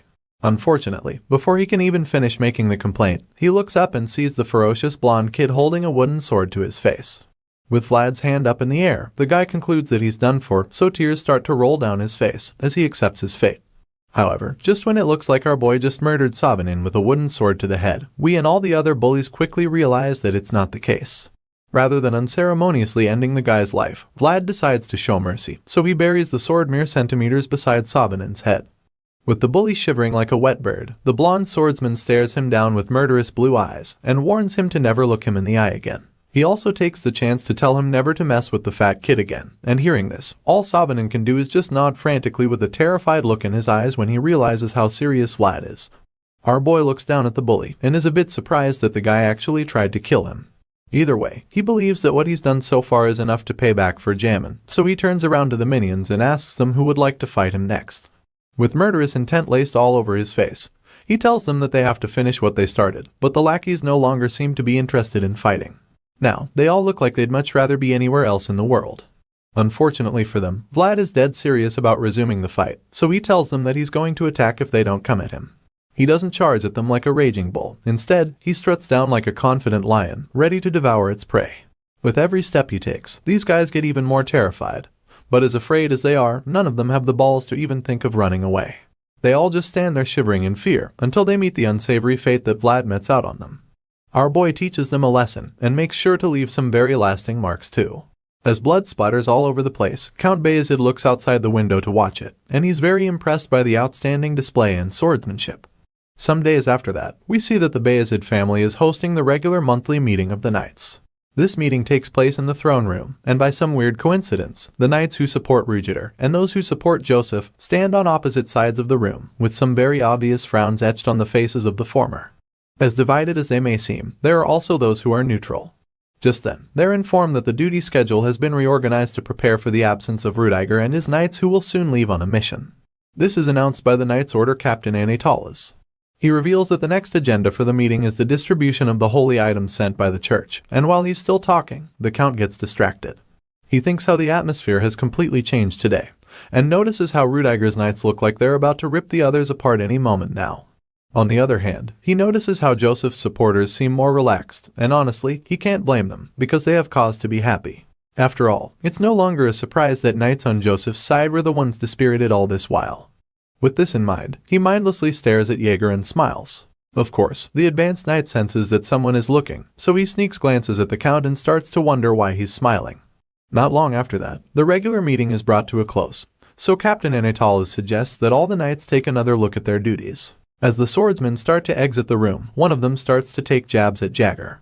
He claims that the Bayezid family has brought in a rabid dog who doesn't even know who he should bite, and then he makes a comment about why backgrounds should be prioritized in such matters. The green-eyed swordsman takes offense and turns around to look at Rudiger's knights, but they show no sign of fear and instead scowl back at him.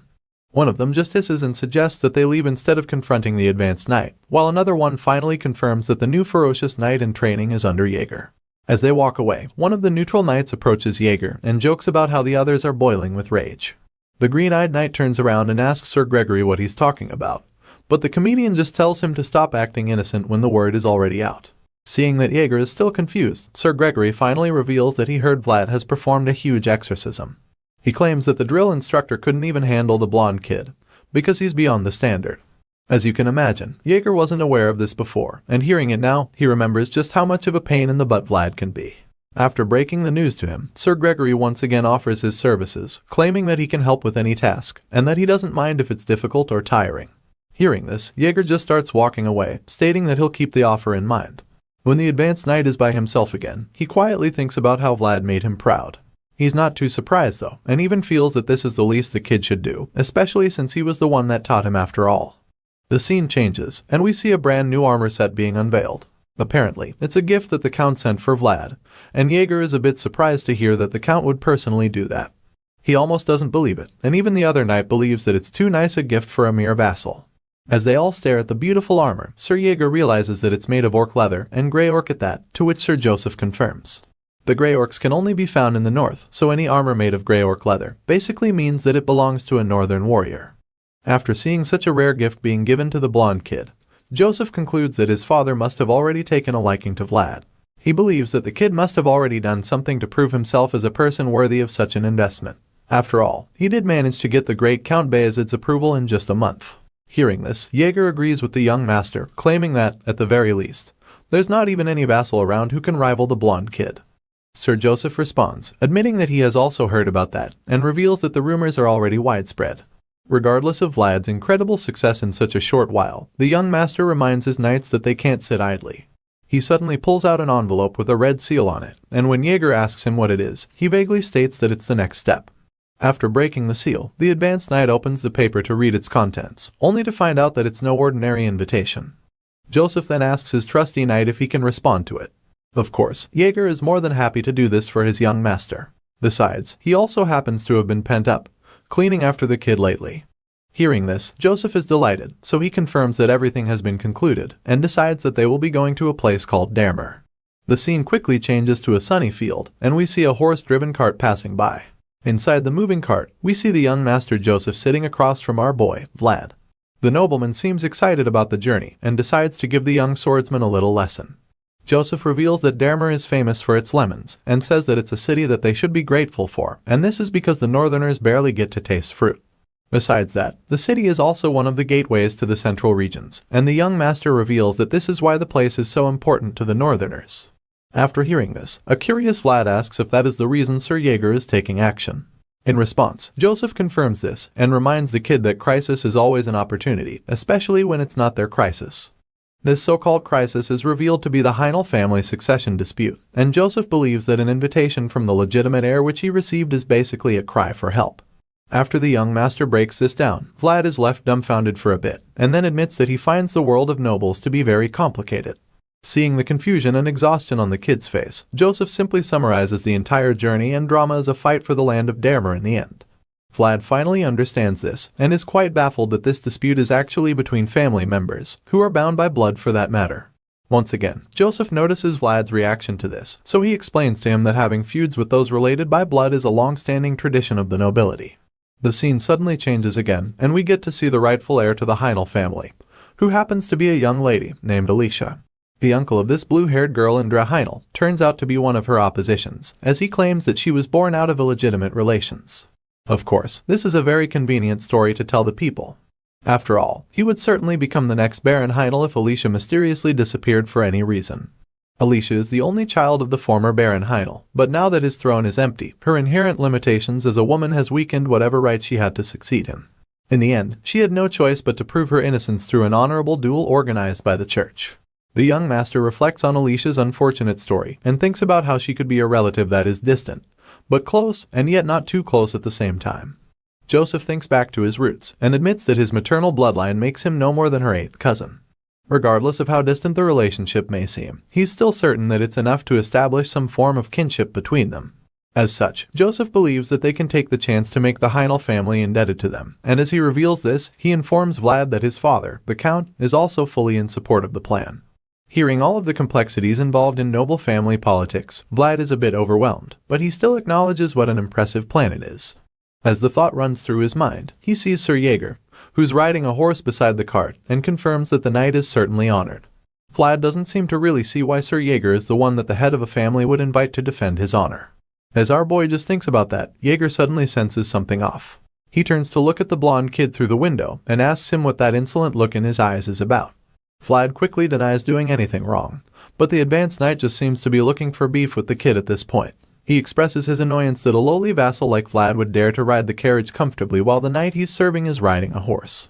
Hearing this, our boy seems to be feeling embarrassed about it, so just admits that he has nothing to say for himself. The angry knight just responds, saying that he was finally ready to go around with pride when he heard that the blonde swordsman crushed the other vassals. But now, seeing that the kid can't even ride a horse, Jaeger is beyond disappointed, and he's furious because he feels that he's just been wasting his time teaching a moron. The advanced knight is so pissed off that he continues to lash out at the kid from the outside, and even when our boy moves away from the window, he can still hear the loud scolding. As ashamed as he probably is, he just consoles himself by saying that he'll probably be able to ride an expensive horse. However, Jaeger doesn't seem to think that argument even makes sense. He quickly stomps on that idea, claiming that he's the one who should even ride an expensive horse, because he's more of a noble than the kid from the back alleys. Jaeger screams this loud enough for it to sink into Vlad's head. But when he's done yelling, our boy suddenly starts to feel something strange happening to him. It's coming from inside his armor, and he wonders if something is wrong with him, because his heart has been beating like crazy over the last few days. The confused swordsman places his hand on his chest, and begins to wonder if it's a result of all the nagging. He quickly concludes that it wouldn't be much of a surprise if that's the case. In front of him, Sir Joseph won't stop talking, and to his side, Jaeger nags at him every chance he gets. However, as much as he would have preferred this first theory to be the real reason for the sudden sensation, he quickly finds out that it's actually an earthquake. Just then, the vibrations start to get even stronger, and the other knights outside confirm that the ground is rumbling. Jaeger realizes this as well, and when he notices the panic around him, he suddenly instructs everyone traveling to stop moving. He yells for them to get off their horses, and while they're struggling to do this with the powerful vibration, the force throws some of them off. Vlad quickly tells the young master to get out of the carriage before he can get hurt, and it's safe to say Joseph didn't expect that. After Vlad saves him, he casually tells the kid that his sincerity is admirable, but tells him not to panic too much. This just confuses our boy, but before he can dwell on it, the other knights sigh in relief, seeing that the powerful earth tremor has passed. Vlad is a bit excited, and reveals that this is the first time he's experiencing an earthquake, but that's when Joseph breaks it to him. The young master informs him that it wasn't an earthquake, and then urges him to look at the trail of damage left behind. Truly, it looks nothing like an earthquake, but appears to be some kind of giant mole at work. Although our guess was pretty close, Joseph reveals that it's actually a giant deathworm. He claims that the creature is a remnant of the fallen dragon, and our boy finds this news very intriguing. In fact, he's delighted to hear this, because a smile forms on his face as he admits that it sounds awesome to him. Soon, they arrive at the Heinl family's soul city, Damer, a very large settlement with huge fences and pillars keeping it separated from the outside world. When their carriage enters the city, they all get off at the Heinl estate, and that's when Sir Joseph tells Vlad that he's free to move as he likes henceforth. Hearing this, our boy is quite surprised that the young master wants to allow him to roam the city all by himself. After Vlad expresses his confusion, Sir Joseph simply tells him that he can take Goth along with him if he wants. But the main thing he hammers on is that he should travel as freely as he likes and make sure that he sees as many things as possible. Even though the young master has already said this twice, the young swordsman is still extremely suspicious about the fact that they really said he can move freely. Bro is still not sure he can do that, and when Joseph sees his strange reaction, he asks if he's not satisfied with it. Without thinking twice, the blonde kid claims that he's very okay with it and would love to go sightseeing. But before he can even say anything else, the young master cuts him off. Joseph tells Vlad to think about why he brought him to the city with him, and reveals that an honorable duel is a rare event to see. It's even more special this time around because this honorable duel is a team event. Moreover, he explains that there are knights from a vast array of backgrounds in the city of Damer, and so, he finally instructs the young swordsman to watch these knights closely, and observe anything he can. Our boy is taken aback by this instruction, but Joseph has something special planned. He knows that seeing something even once can be more memorable than hearing it 10 times, so he's planning to foster the young knight in training properly with this method. Joseph honestly hopes that Vlad will be able to expand his world through various experiences, but Jaeger just tells our boy to avoid getting beat up in some random alley.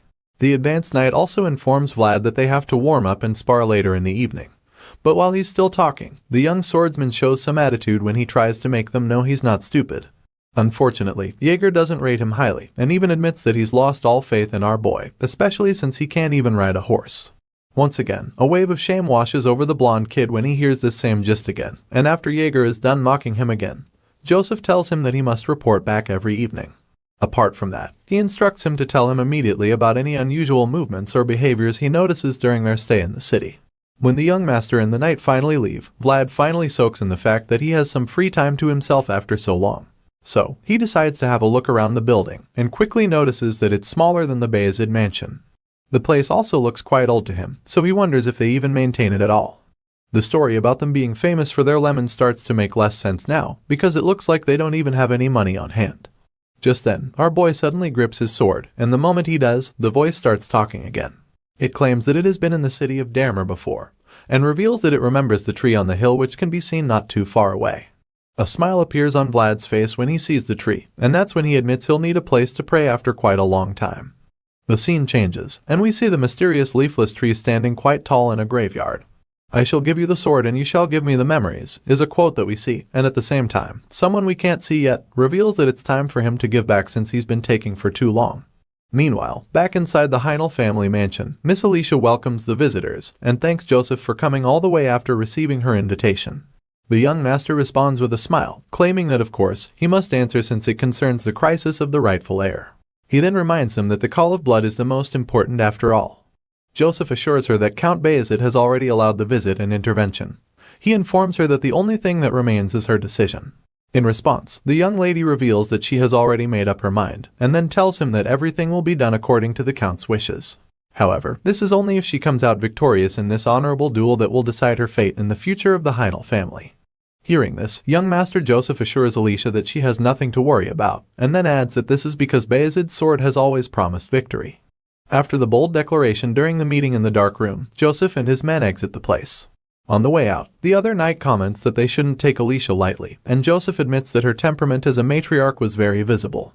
He can see that she's properly holding herself together, and recalls how she kept the upper hand throughout their meeting. Regardless, Joseph confidently tells his men that their plan will remain the same. Looks like a team fight tournament is about to start soon, and it has Alicia's future on the line.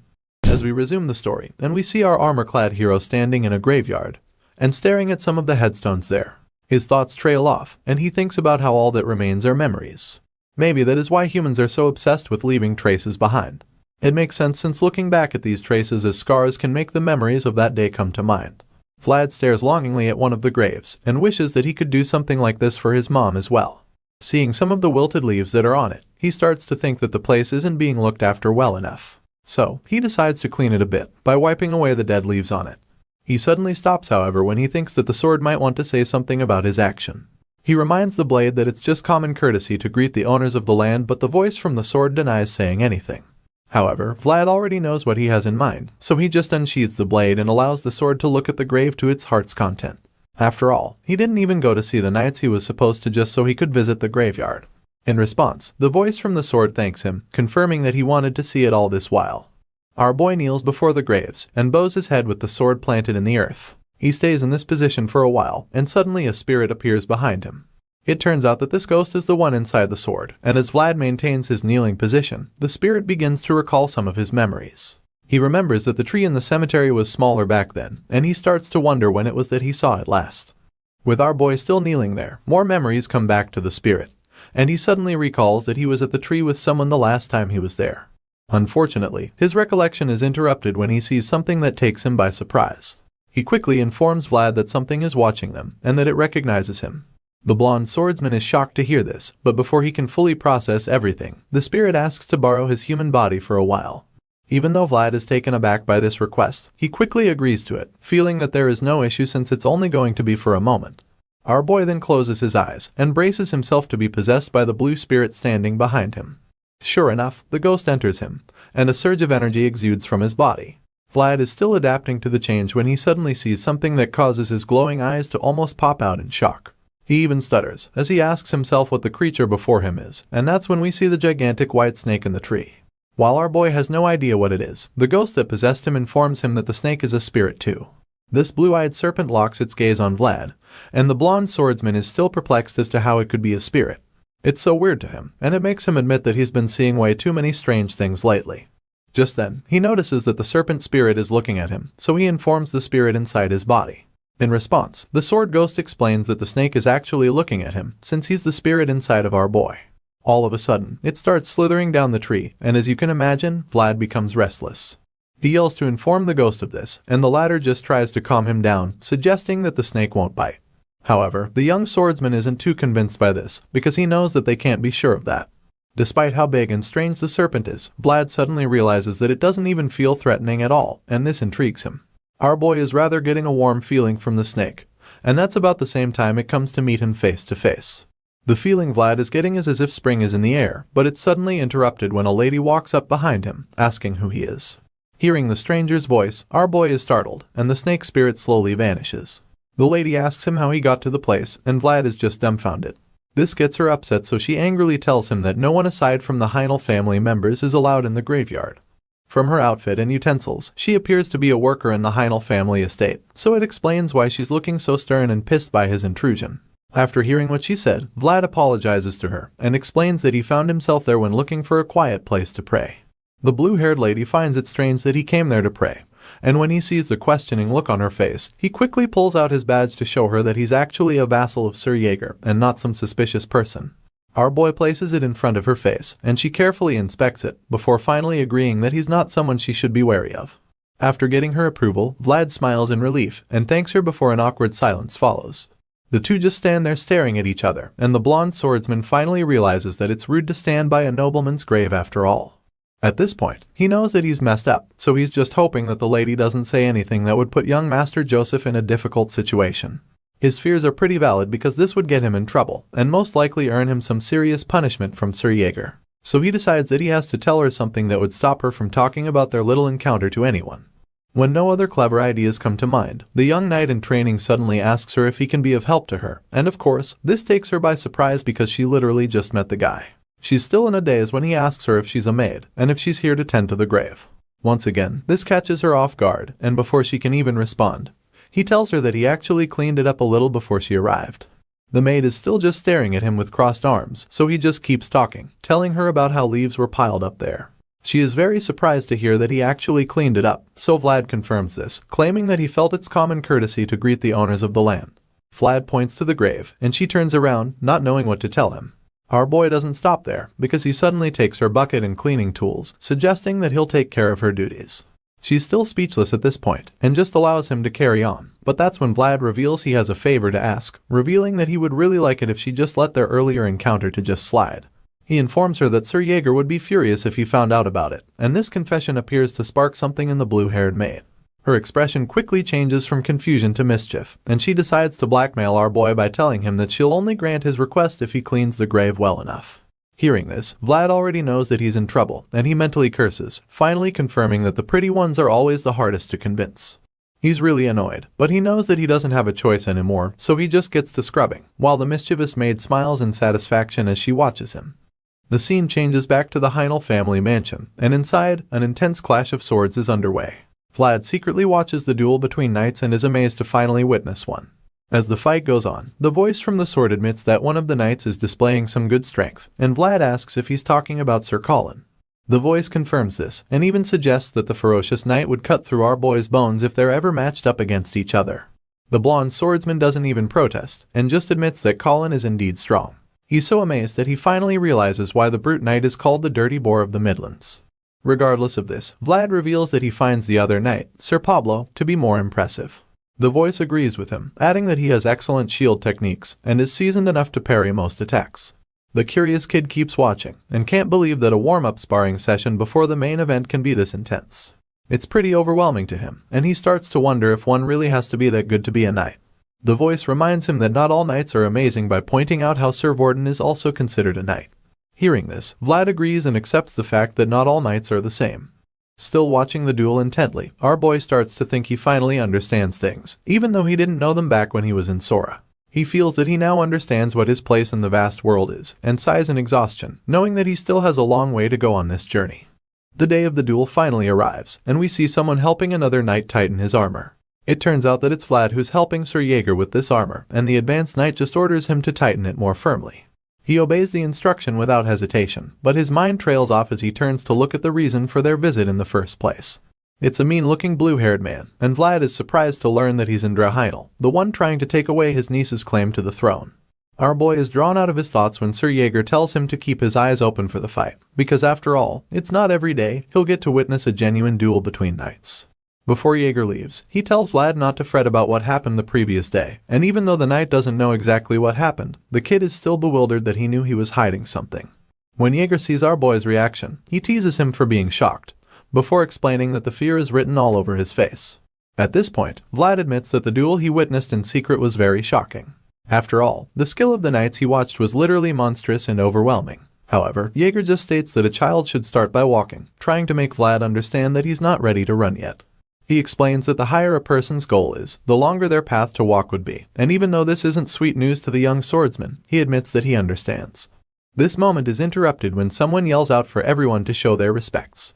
Vlad sees the princess approaching, and identifies her as the master of Heinel, before realizing that he's not even seen her before.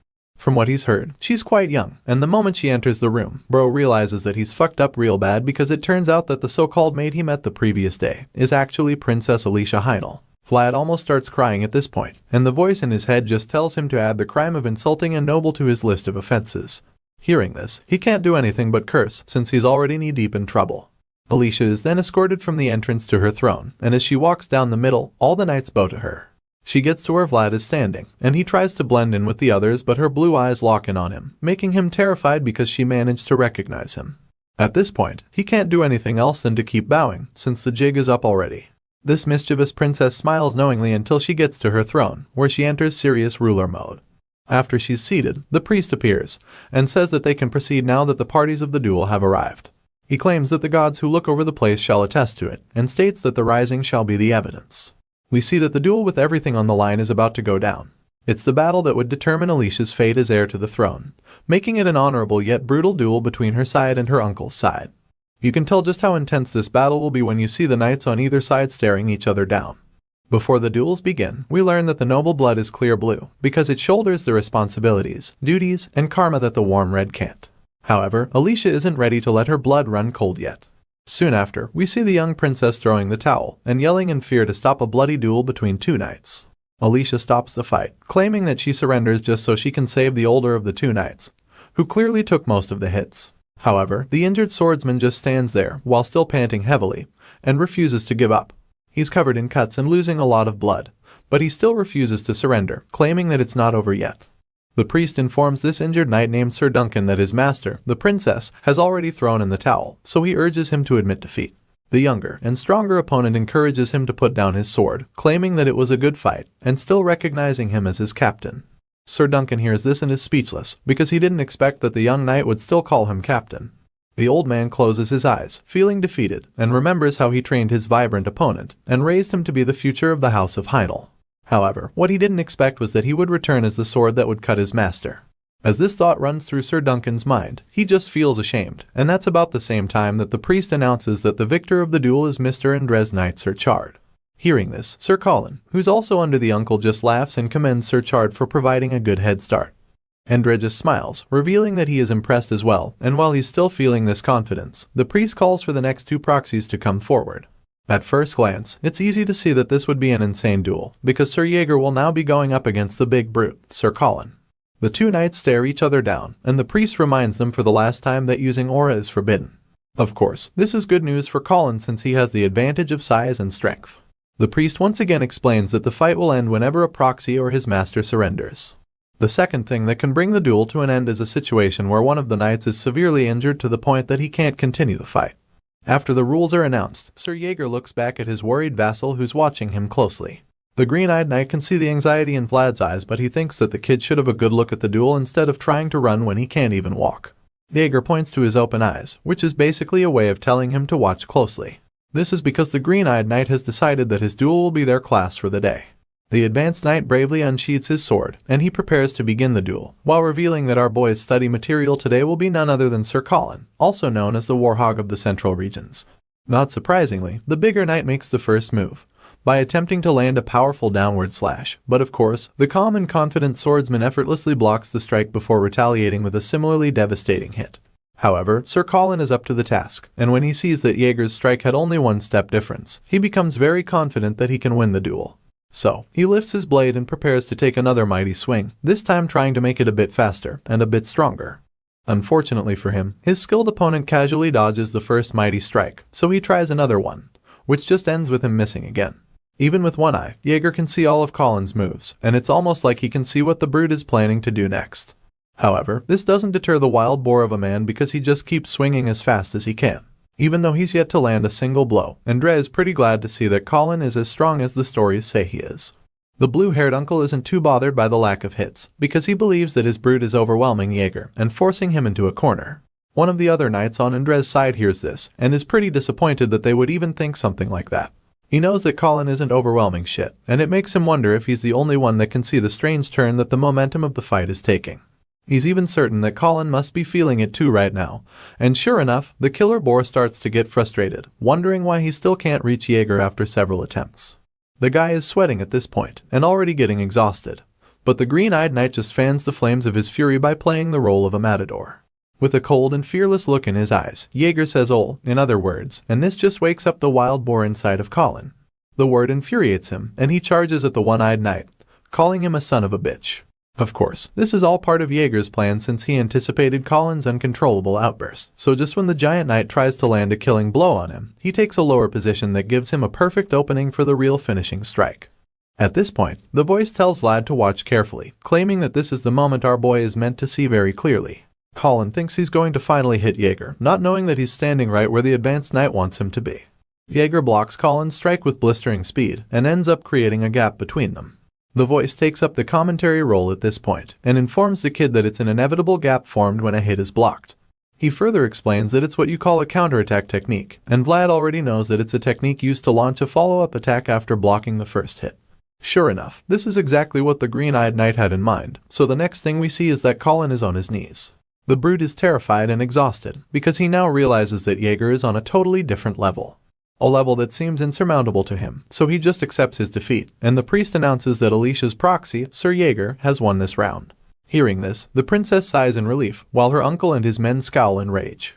Like the champ that he is, Sir Jaeger walks back victoriously to where his vassal is, and when he reaches Vlad, he immediately asks the boy if he had a good look. In response, the blonde swordsman smiles smugly, revealing that he did, and thanks the advanced knight for giving him the opportunity to learn. Despite Sir Jaeger's victory, the contest isn't over, because Alicia and her uncle are currently tied on the number of wins. So, that's why the last duel is required, and for this tiebreaker, the blonde knight from earlier will be going up against the purple-haired one from Alicia's side. The blonde swordsman introduces himself as Sir Pablo of Arnstein, and he expects his opponent to do the same before they duel. Unfortunately, this purple-haired swordsman isn't the type for such, and he just asks the knight why he's so awkward. To him, there's no need for all that formality since they already know each other. Regardless of the mockery, the blonde guy proves that he's one of those uptight knights by insisting on formality, so the purple-haired knight is forced to finally exchange greetings with the guy, introducing himself as Jubert of Shahzad. The voice in our boy's head sees Jubert, and admits that Alicia certainly found a good hand. He says that while Pablo and Colin are on the same level, Jubert is way out of their league. In a shocking twist, Jubert suddenly turns to face Joseph and Alicia, which confuses them because he should already be fighting on the princess' behalf. The young master is very worried, because he has no idea why Jubert is bidding them farewell, and before he can even come up with something in his head, the crazy knight just bows before them and ruins everything by announcing his withdrawal from the duel. From Alicia to Jaeger to Vlad and even Sir Duncan, everyone on the princess side is horrified by the news. Especially Joseph, who looks like he's about to chew up this purple-haired traitor, and then spit him out. On the other hand, this is exciting news to Andre, because he knows that Alicia's withdrawal from the duel automatically brings it to a close.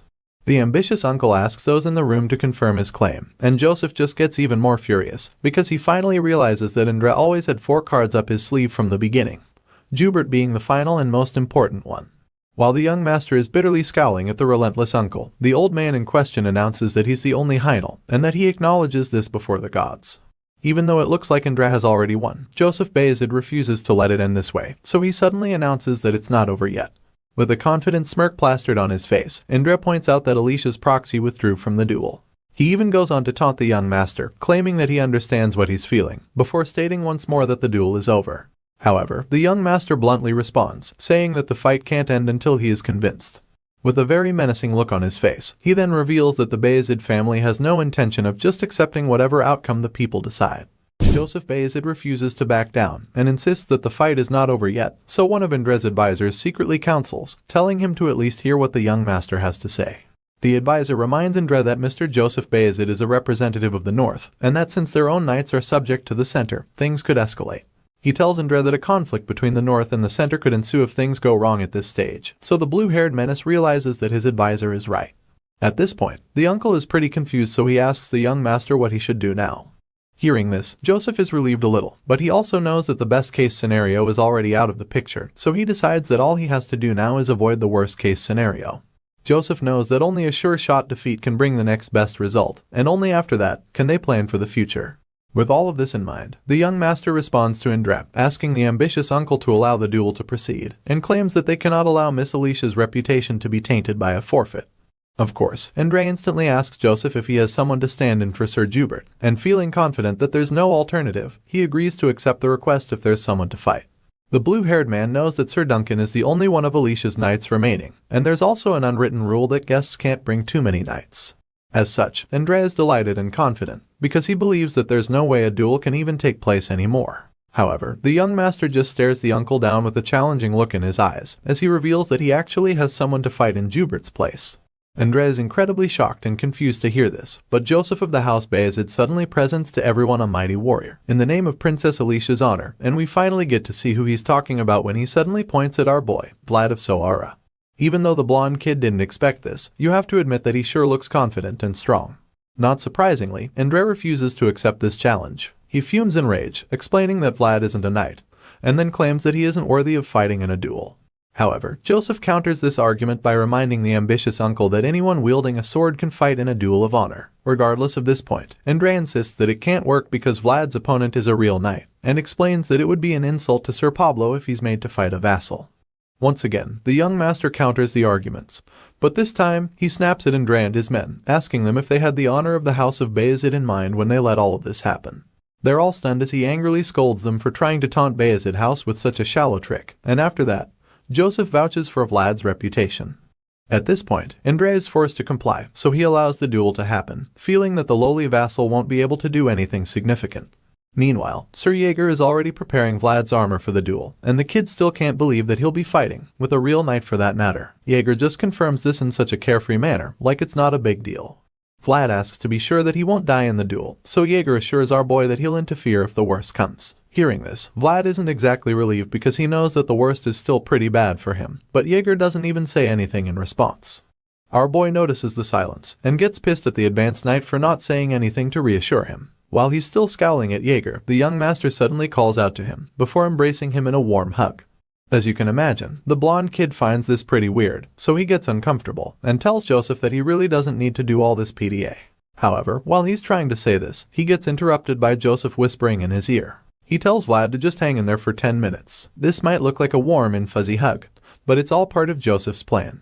The young master reveals that he has a plan and has already given Borden the orders. All they need is for our boy to buy them some time, so Vlad asks him if 10 minutes will be enough.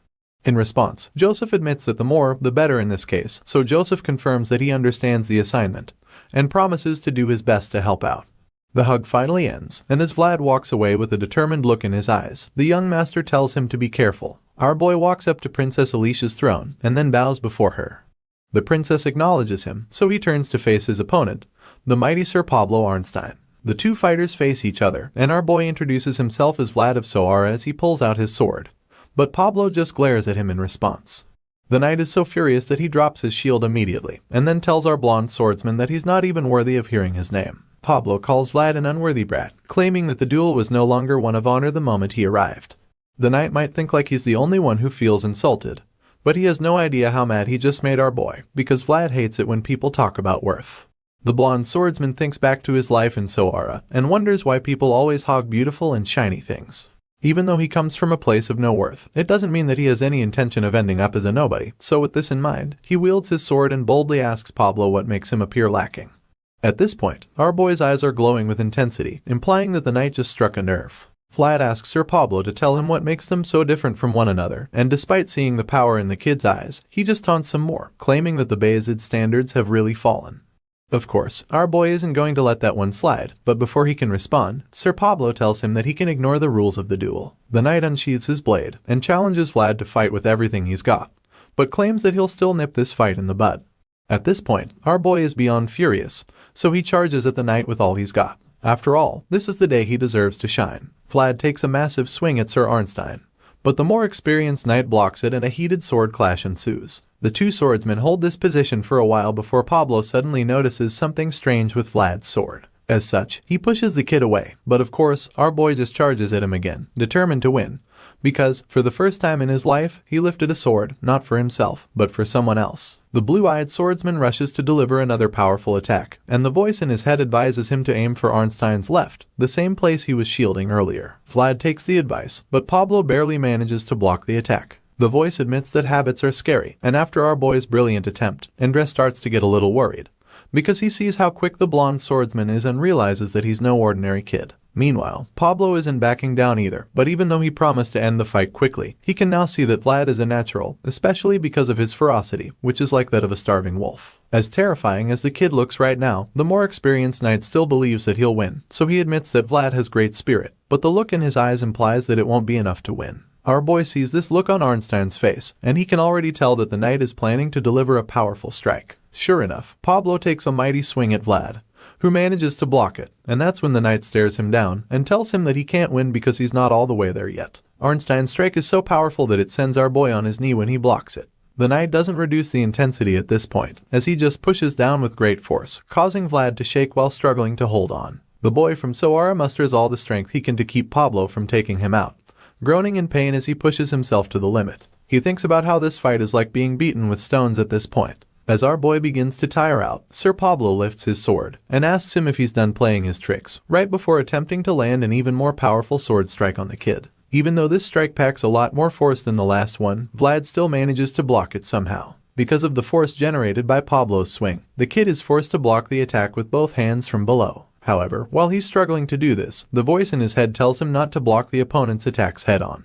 Instead, it tells Vlad to try to parry the attack somehow. Of course, our boy is determined to take this advice, so when the powerful knight takes another big swing at him, he tries to deflect it, and it doesn't exactly go as planned. This time around, Pablo's strike sends him flying in the other direction, and he crashes into a wall. Vlad screams in agony as his back slams into the worm, but he still doesn't fall to the ground. Rather, he lands on one knee like a true knight and prepares to get back up, just as Pablo intends to finish him off for good. The more experienced knight walks up to him like a lion going to meet its injured prey, and as our boy struggles to get back up, he just stares at this kid like there's something running through his mind. All of a sudden, he calls Vlad's performance impressive and admits that even though it's too early, the kid is still worthy of resisting him. Our boy isn't exactly flattered by this confession, because he still hates when people talk about worth. Pablo suddenly lifts his sword to finish things, and admits that it's such a shame he had to meet the promising young swordsman under these circumstances. He tells Vlad to come find him later, but as you can imagine, our boy isn't one to give up that easily. The voice tells him that he's worked hard, and it kind of triggers something inside of him, because his eyes glow even brighter all of a sudden. Vlad sees Arnstein's sword coming down at him to end the duel, but he refuses to let this happen, so in a shocking and unbelievable twist, he deflects the attack with his sword at the last minute. Everyone watching is shocked, including Jaeger, who was preparing to interfere. Andre and his men watch with dropped jaws, and so does Princess Alicia, who can't believe what she just witnessed. Sir Pablo is equally taken aback and wonders if Vlad just used a counterattack technique. Sure enough, the blonde swordsman is using just that, a technique he learned from the one and only Sir Jaeger. While Pablo is still coming to terms with what just happened, the people watching are trying to make it make sense. They can't understand how a mere squire managed to stop a seasoned knight's sword strike, so Indra convinces himself that it must have been a coincidence. He refuses to believe that Vlad meant to do it, because he sees the exhausted blonde, and concludes that he can't even lift his sword. Truly, our boy is almost completely drained at this point, and we see him panting heavily like someone who's about to collapse. But despite this tiredness, the boy from Sara isn't one to give up, and from the look in his eyes, you can tell that he's ready to keep going. Sir Pablo overhears the murmurs behind, and what Indra said. But he disagrees in his mind, knowing that there's no way that what Vlad did was a coincidence. The knight believes that it's something outside of the box, and admits that he also has a hard time accepting it. His thoughts are suddenly interrupted when our boy vaguely asks him why. The knight doesn't understand because as far as he knows, Vlad can't read people's minds, so he expresses his confusion. The blonde swordsman just confuses him some more by asking him why it is only him. At this point, Pablo must be thinking that his opponent has gone crazy, wondering if he lost consciousness or something. Just then, Vlad tiredly mumbles some more gibberish, with his blue eyes slowly shutting. So the knight takes a closer look at him, and begins to wonder if the blonde kid is dreaming something inside his memories. We then see how tired the swordsman is, and he indeed looks like someone asleep. We see his dirty shoes in the sand, probably a memory from his childhood in the back alleys of Sara. He'd always been a boy without rights, but he wanted to be something else. He always longed for shiny things. He wanted abilities and craved opportunities. But most of all, he dreamed of possessing rights. In this flashback scene, the poor blonde boy stands with his dirty shoes in the sand and stares at the special sword hanging on the wall outside a blacksmith. The same sword he had been obsessed with since the first day he saw it. But he could never afford such a rare item. It's such things that made Vlad desire the rights to go somewhere that shines, a place where he wasn't the underprivileged child. And as this memory of Sara fades away, our boy wakes up from this trance. His eyes widen with determination and anger as he reveals that he wants to be in this shiny place as well. This sudden activation takes Pablo by surprise, because it almost looks like Vlad just woke up from the dead. The knight can already feel that the fight won't be the same anymore, and the look on his face shows that he's no longer as confident as he was a few seconds ago. At this point, a flower is about to bloom, a brilliant flower that no one has ever seen before, and this is when we see the insane aura surrounding our boy, as he gets back up to continue the duel of honor. The next thing we see is the two opponents clashing swords, and this time, Vlad's isn't shaking. Indra and his men are bewildered when they see this, because he can't even fathom what his eyes are seeing. That's when we see our boy's hands covered in blood as he tightens the grip on his sword. Sir Jaeger is equally shocked to see this because he knows that he didn't show the technique to Vlad so he would use it. Like all he did was show him to help him focus on the basics, but this genius swordsman is out here pulling off unbelievable techniques. The aggressive duel continues as both swordsmen go toe-to-toe, with neither backing down. Meanwhile, Sir Jaeger is still shocked because his vassal is already using the dangerous technique. Our boy takes a mighty swing at Sir Arnstein, who observes closely and concludes that the sharpness at the end of Vlad's sword has already disappeared. This makes him realize that the boy from Sara is now fighting with a blade full of his well-settled resolve, so he finds it interesting. The young swordsman attacks with all the strength and determination that he can muster, but this just makes one wonder where this resolve even points to. Just as our boy is about to deliver the strike, Pablo is already fully ready to take the attack, so they clash swords again. He sees the boy's bloody hands, and is instantly horrified because he fears that his opponent's sword is howling. At this point, he realizes that Vlad's sword is going to bloom any moment now, and while he's busy worrying about that, the young swordsman prepares to take another big swing. Pablo realizes what's about to happen, and decides that he must carry out his duties as a knight. The seasoned knight equally raises his sword to match Vlad's attack, and once again, they clash swords. It turns out that Pablo intends to block all of our boy's strikes so that he can bring out Vlad's world, which is about to bloom all of its flowers. Our boy holds off the experienced knight, and they remain at loggerheads until Vlad's sword begins to exude some kind of power. Everyone around is shocked and confused when they see this. Even Jubert is bewildered, and so is Sir Jaeger, who realizes that what they're witnessing is the premonition. When Sir Pablo sees this too, he desperately calls for his shield, demanding that someone get him one. Hearing this, a young squire rushes to his aid and takes a sword to him. Now having a shield, he beats his sword against it, and finally tells Vald his name, introducing himself as Sir Pablo of Arnstein. He prepares to continue the tough fight, and calls our hero the boy who has rights as he asks for his name. In response, Vlad looks at him with glowing eyes, and reveals that he's the boy born in a place without rights. With this statement, we're once again taken back to his memories in Sara. We see Vlad leaving footprints in the sand as he walks away from the sword on the wall. But he's not walking aimlessly. He's walking toward the place that shines, and as he makes his way to this magnificent place in his mind, he hears a voice telling him that he has proven his own rights. Our boy beholds this place that shines and continues to stare at it until his blue eyes turn golden. However, they quickly turn blue again, because now the young swordsman knows who he is. So, the voice tells him to scream out his identity with pride, and he does. Our boy charges at his opponent with power surging all over his body and reveals that he is Vlad of Sara. The aura around him shines so brightly that it turns into a blinding light which everyone around has a hard time looking at. Even Joseph covers his eyes from the light, but Sir Jaeger anxiously watches on to see what happens, the same way Andra refuses to look away. As menacing as Vlad's aura is, Sir Pablo remains undaunted. Rather than covering his eye to the blinding light, he opens it wide, as it glows with a burning gold color. This power covers him as he challenges the young swordsman to come at him one more time. Sir Pablo of Arnstein urges Vlad of Sara to attack, and of course, our boy goes in to resume the brutal duel. He yells like a warrior, and leaps into the air with the terrifying aura surrounding him as he attempts to deliver a sword strike that would end the fight.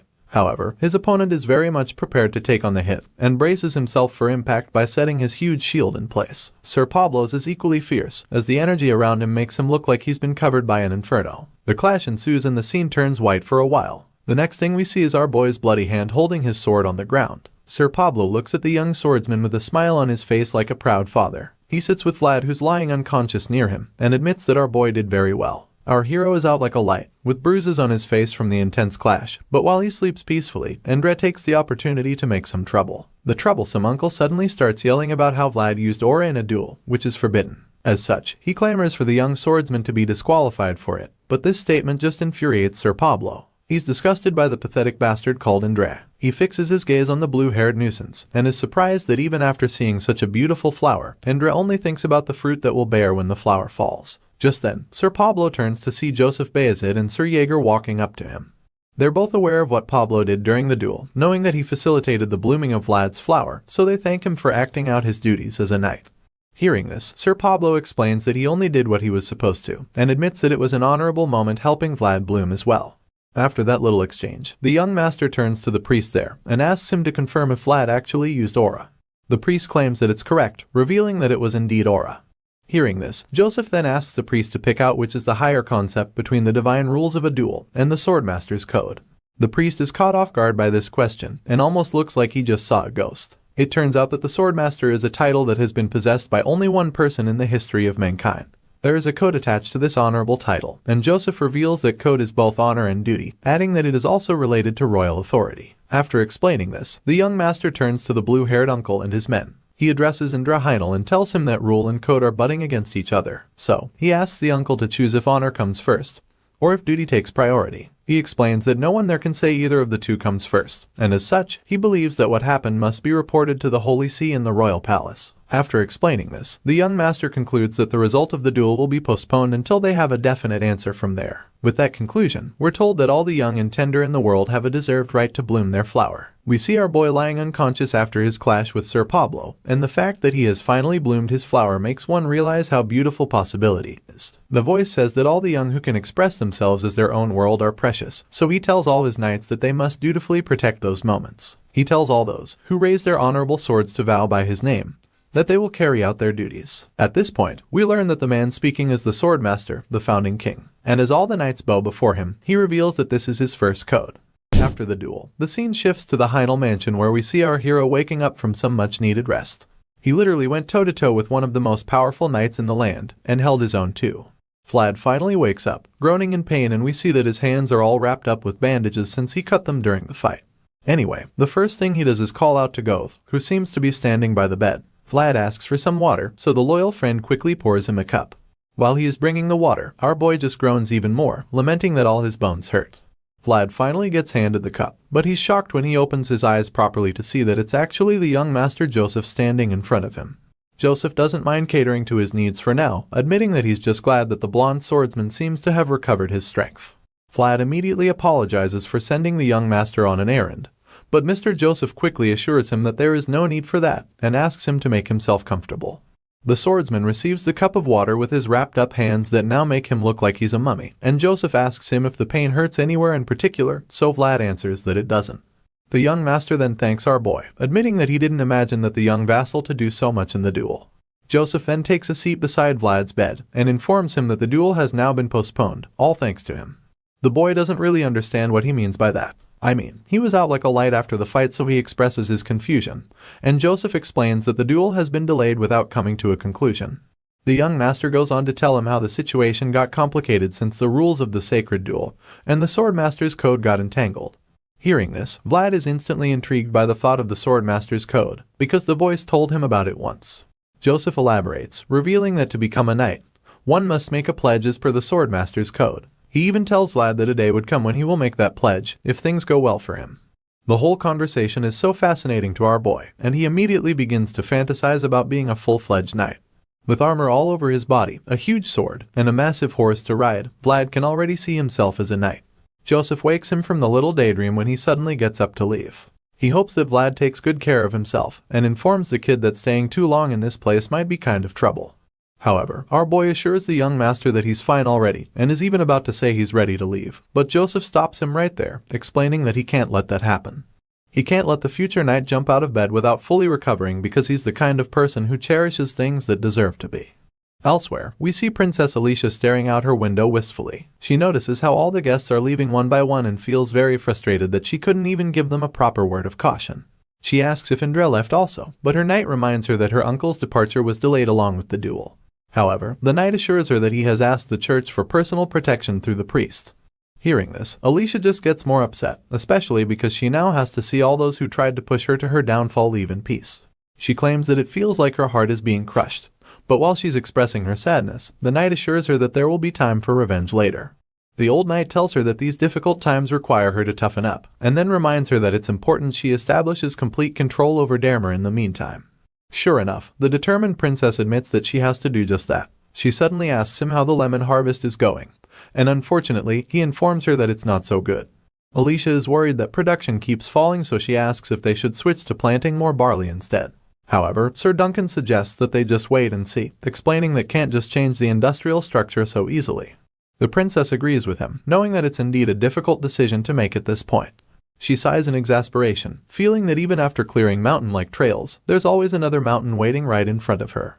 Alicia suddenly spots something outside the window that catches her interest, so she asks Sir Duncan, just to confirm that most knights know how to ride horses. The old knight is taken aback by her question, because as far as he's concerned, all knights should be able to ride horses. To him, you can't call yourself a knight if you can't ride a horse, and that's pretty much the general idea too. After all, horse riding is a virtue as important as the sword, and hearing this, Alicia just keeps gazing out the window, with an amused look on her face. She concludes that the gods don't give you everything after all, so Sir Duncan goes to check what she's staring at, and is immediately stunned. Looking out the window, they can see Vlad struggling to stay on the back of a horse, like he's at one of those bullfighting competitions. Jaeger just watches in the background, feeling very disappointed, so Sir Duncan can already feel the advanced knight's anguish. Our boy eventually gets thrown off the horse and lands on his back. From the look on his face, you can imagine just how much it hurts, and you gotta feel for the kid because he just got out of a brutal duel a while ago. Vlad takes a breather while rubbing his back in agony, but Jaeger just reminds him that he said he could ride an expensive horse. Our boy just hits back, suggesting that maybe the horse needs to be a little more expensive. As you can imagine, the short-tempered knight has had enough of Vlad's annoying remarks, so he lands an insane blow on the back of his vassal's head.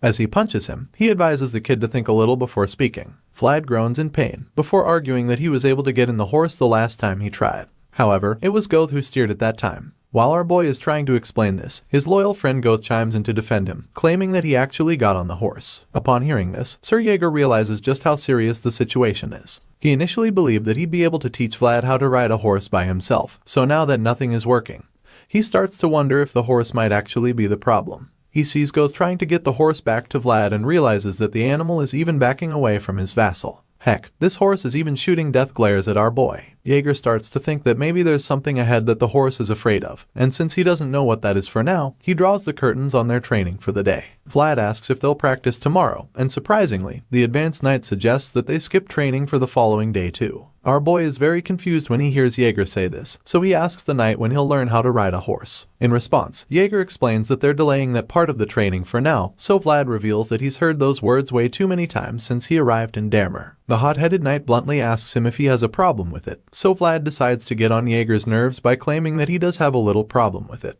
Upon hearing this, the frustrated knight just sighs, realizing that there's no quick fix for his squire's bratty character. Jaeger just starts walking away, suggesting that they think about the issue when they get back to Sturma, especially since he has work to do later in the day. When the knight exits the scene, Goth finally asks Vlad why horses seem to hate him even more as time goes on. At this point, our boy is becoming worried, because he's afraid that even the more expensive horses won't let him ride them either. Seeing the way things are going, Goth randomly suggests that Vlad tries riding a cow. He thinks it should be easier since cows are definitely duller than horses, but our boy just feels insulted by this idea. He accuses Goth of just yapping all the time, and scolds him, telling him to think a little before he speaks. Of course, Goth heard when Jaeger said this earlier, so he hits back at that blonde swordsman, and mocks him for continually riding in a carriage when other knights are riding horses. Goth taunts him with this, saying that he's sure Jaeger would love that. Seeing that Vlad doesn't appreciate his help, he reveals that he'll get going, so he takes the horse back to its stable. Seeing how much the horse dislikes him, and how Goth just switched up on him, Vlad begins to wonder what the problem could actually be. That's when the voice chimes in, and suggests that the problem might be that our boy is moving too fast. He holds the sword and the voice continues to speak, telling him how animals tend to be more sensitive to that.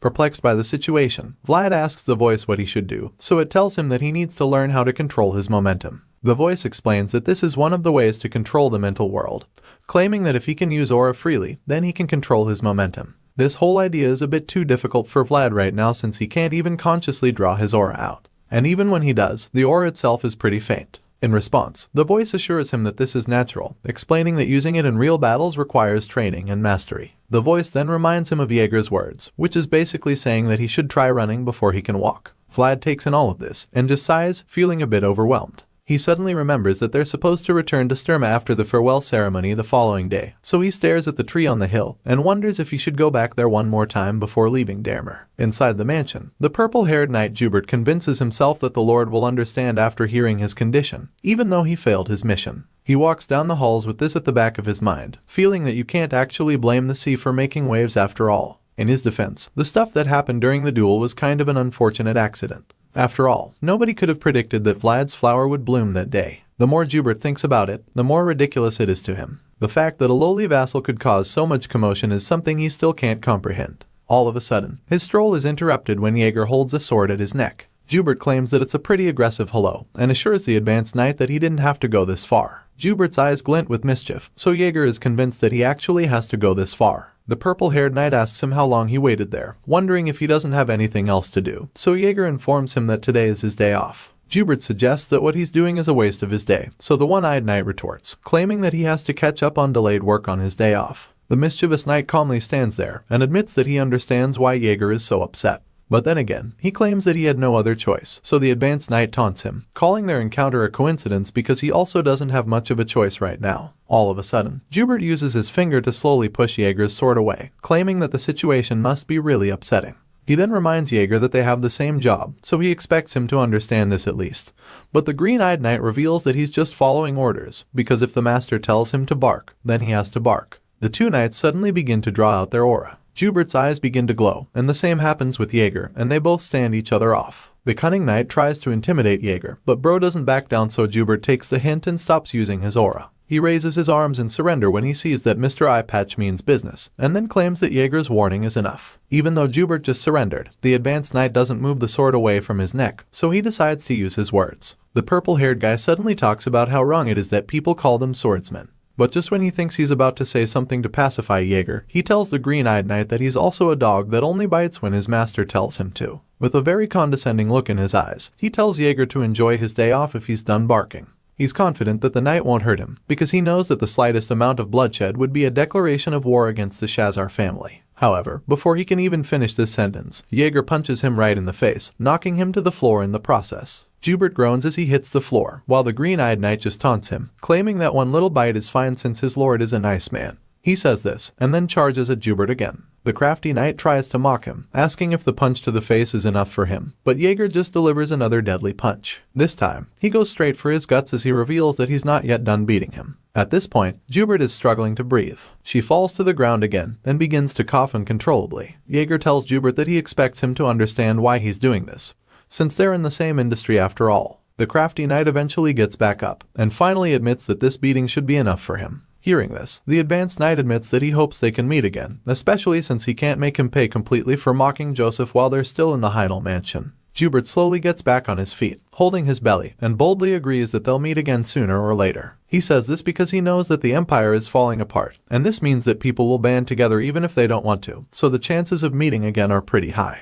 The mischievous knight limos away from Jaeger and just waves him goodbye, saying they'll see each other soon. Hearing this, the advanced knight just agrees, thinking about how that time is surely coming. The time when the sword will be needed more than ever, and a time when their lands will be ravaged by war and death. Meanwhile, outside the mansion, we see that our boy has returned to the tree in the graveyard. He stands before the tree and claims that the spirit they met the last time seemed like an old friend, so he suggests that the voice in his head tries talking to it again. In response, the voice admits that he honestly can't believe that the snake recognized him. He was also very shocked. Either way, Vlad thinks that they should have a quick look and leave before they run into the princess again, because he knows that they can't afford the kind of trouble it would cause them. Vlad quickly kneels before the tree and plants the sword in the ground like he did the last time, as he prepares to let the voice take over his body again. Our boy's eyes begin to glow at that moment, and immediately, the white serpent appears in front of him. He's taken aback by how fast it was, and even more startled by how close the snake is to his face. Vlad does his best to stay cool, and then asks the voice to confirm that this spirit is his friend, but the guy in his head isn't even sure. He just hopes that the snake is friendly. All of a sudden, the white serpent spirit circles the young swordsman like he's an egg. As you'd expect, he's not really comfortable with this, but he just tries to assume that this gesture is the snake's way of greeting him. The voice also believes that he should be correct, so while they're still speculating, the blue-eyed snake stops and stares right into Vlad's eyes. It gazes at him and then squints. In general, the snake just starts acting weird, so the young swordsman asks why that's happening.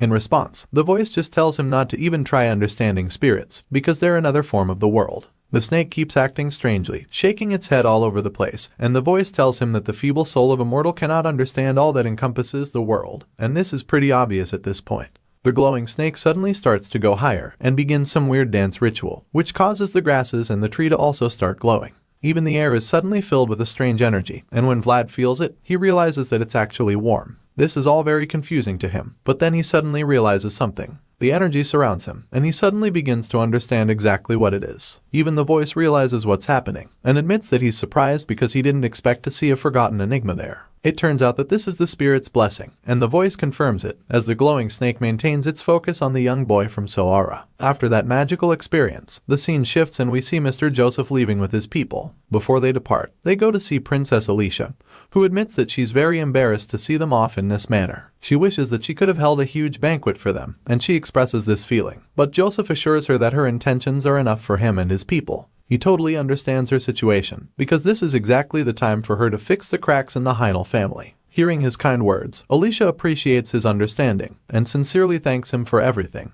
The representatives of the Bayezid family take one last bow, and Joseph reveals that they'll be leaving now. However, just when they're about to walk away, Sir Duncan asks for a minute of their time. He suddenly asks Vlad to come forward, which leaves our blonde hero quite puzzled. He looks at his masters for permission, and Joseph grants it, telling him to go on. As Vlad walks down to meet Sir Duncan, Jaeger suggests that their hosts must have prepared a ceremony. The young master agrees, and reveals that he told them to keep the closing ceremony simple just in case they went forward with it. Sir Duncan tells Vlad to kneel when he gets to them, so the kid does exactly that. That's when Princess Alicia expresses her gratitude to the boy from Sara. She admits that without him, she wouldn't even be standing there, and then praises him for protecting their honor. Alicia also commends him for shining light over a duel that was blotted with fraud. The princess believes that no amount of gratitude could make up for what he has done for her, so she humbly offers him what she can. Alicia stretches out her hands with a purple handkerchief in them, and then informs Vlad that she wants to entrust her name to him even though he's not a knight.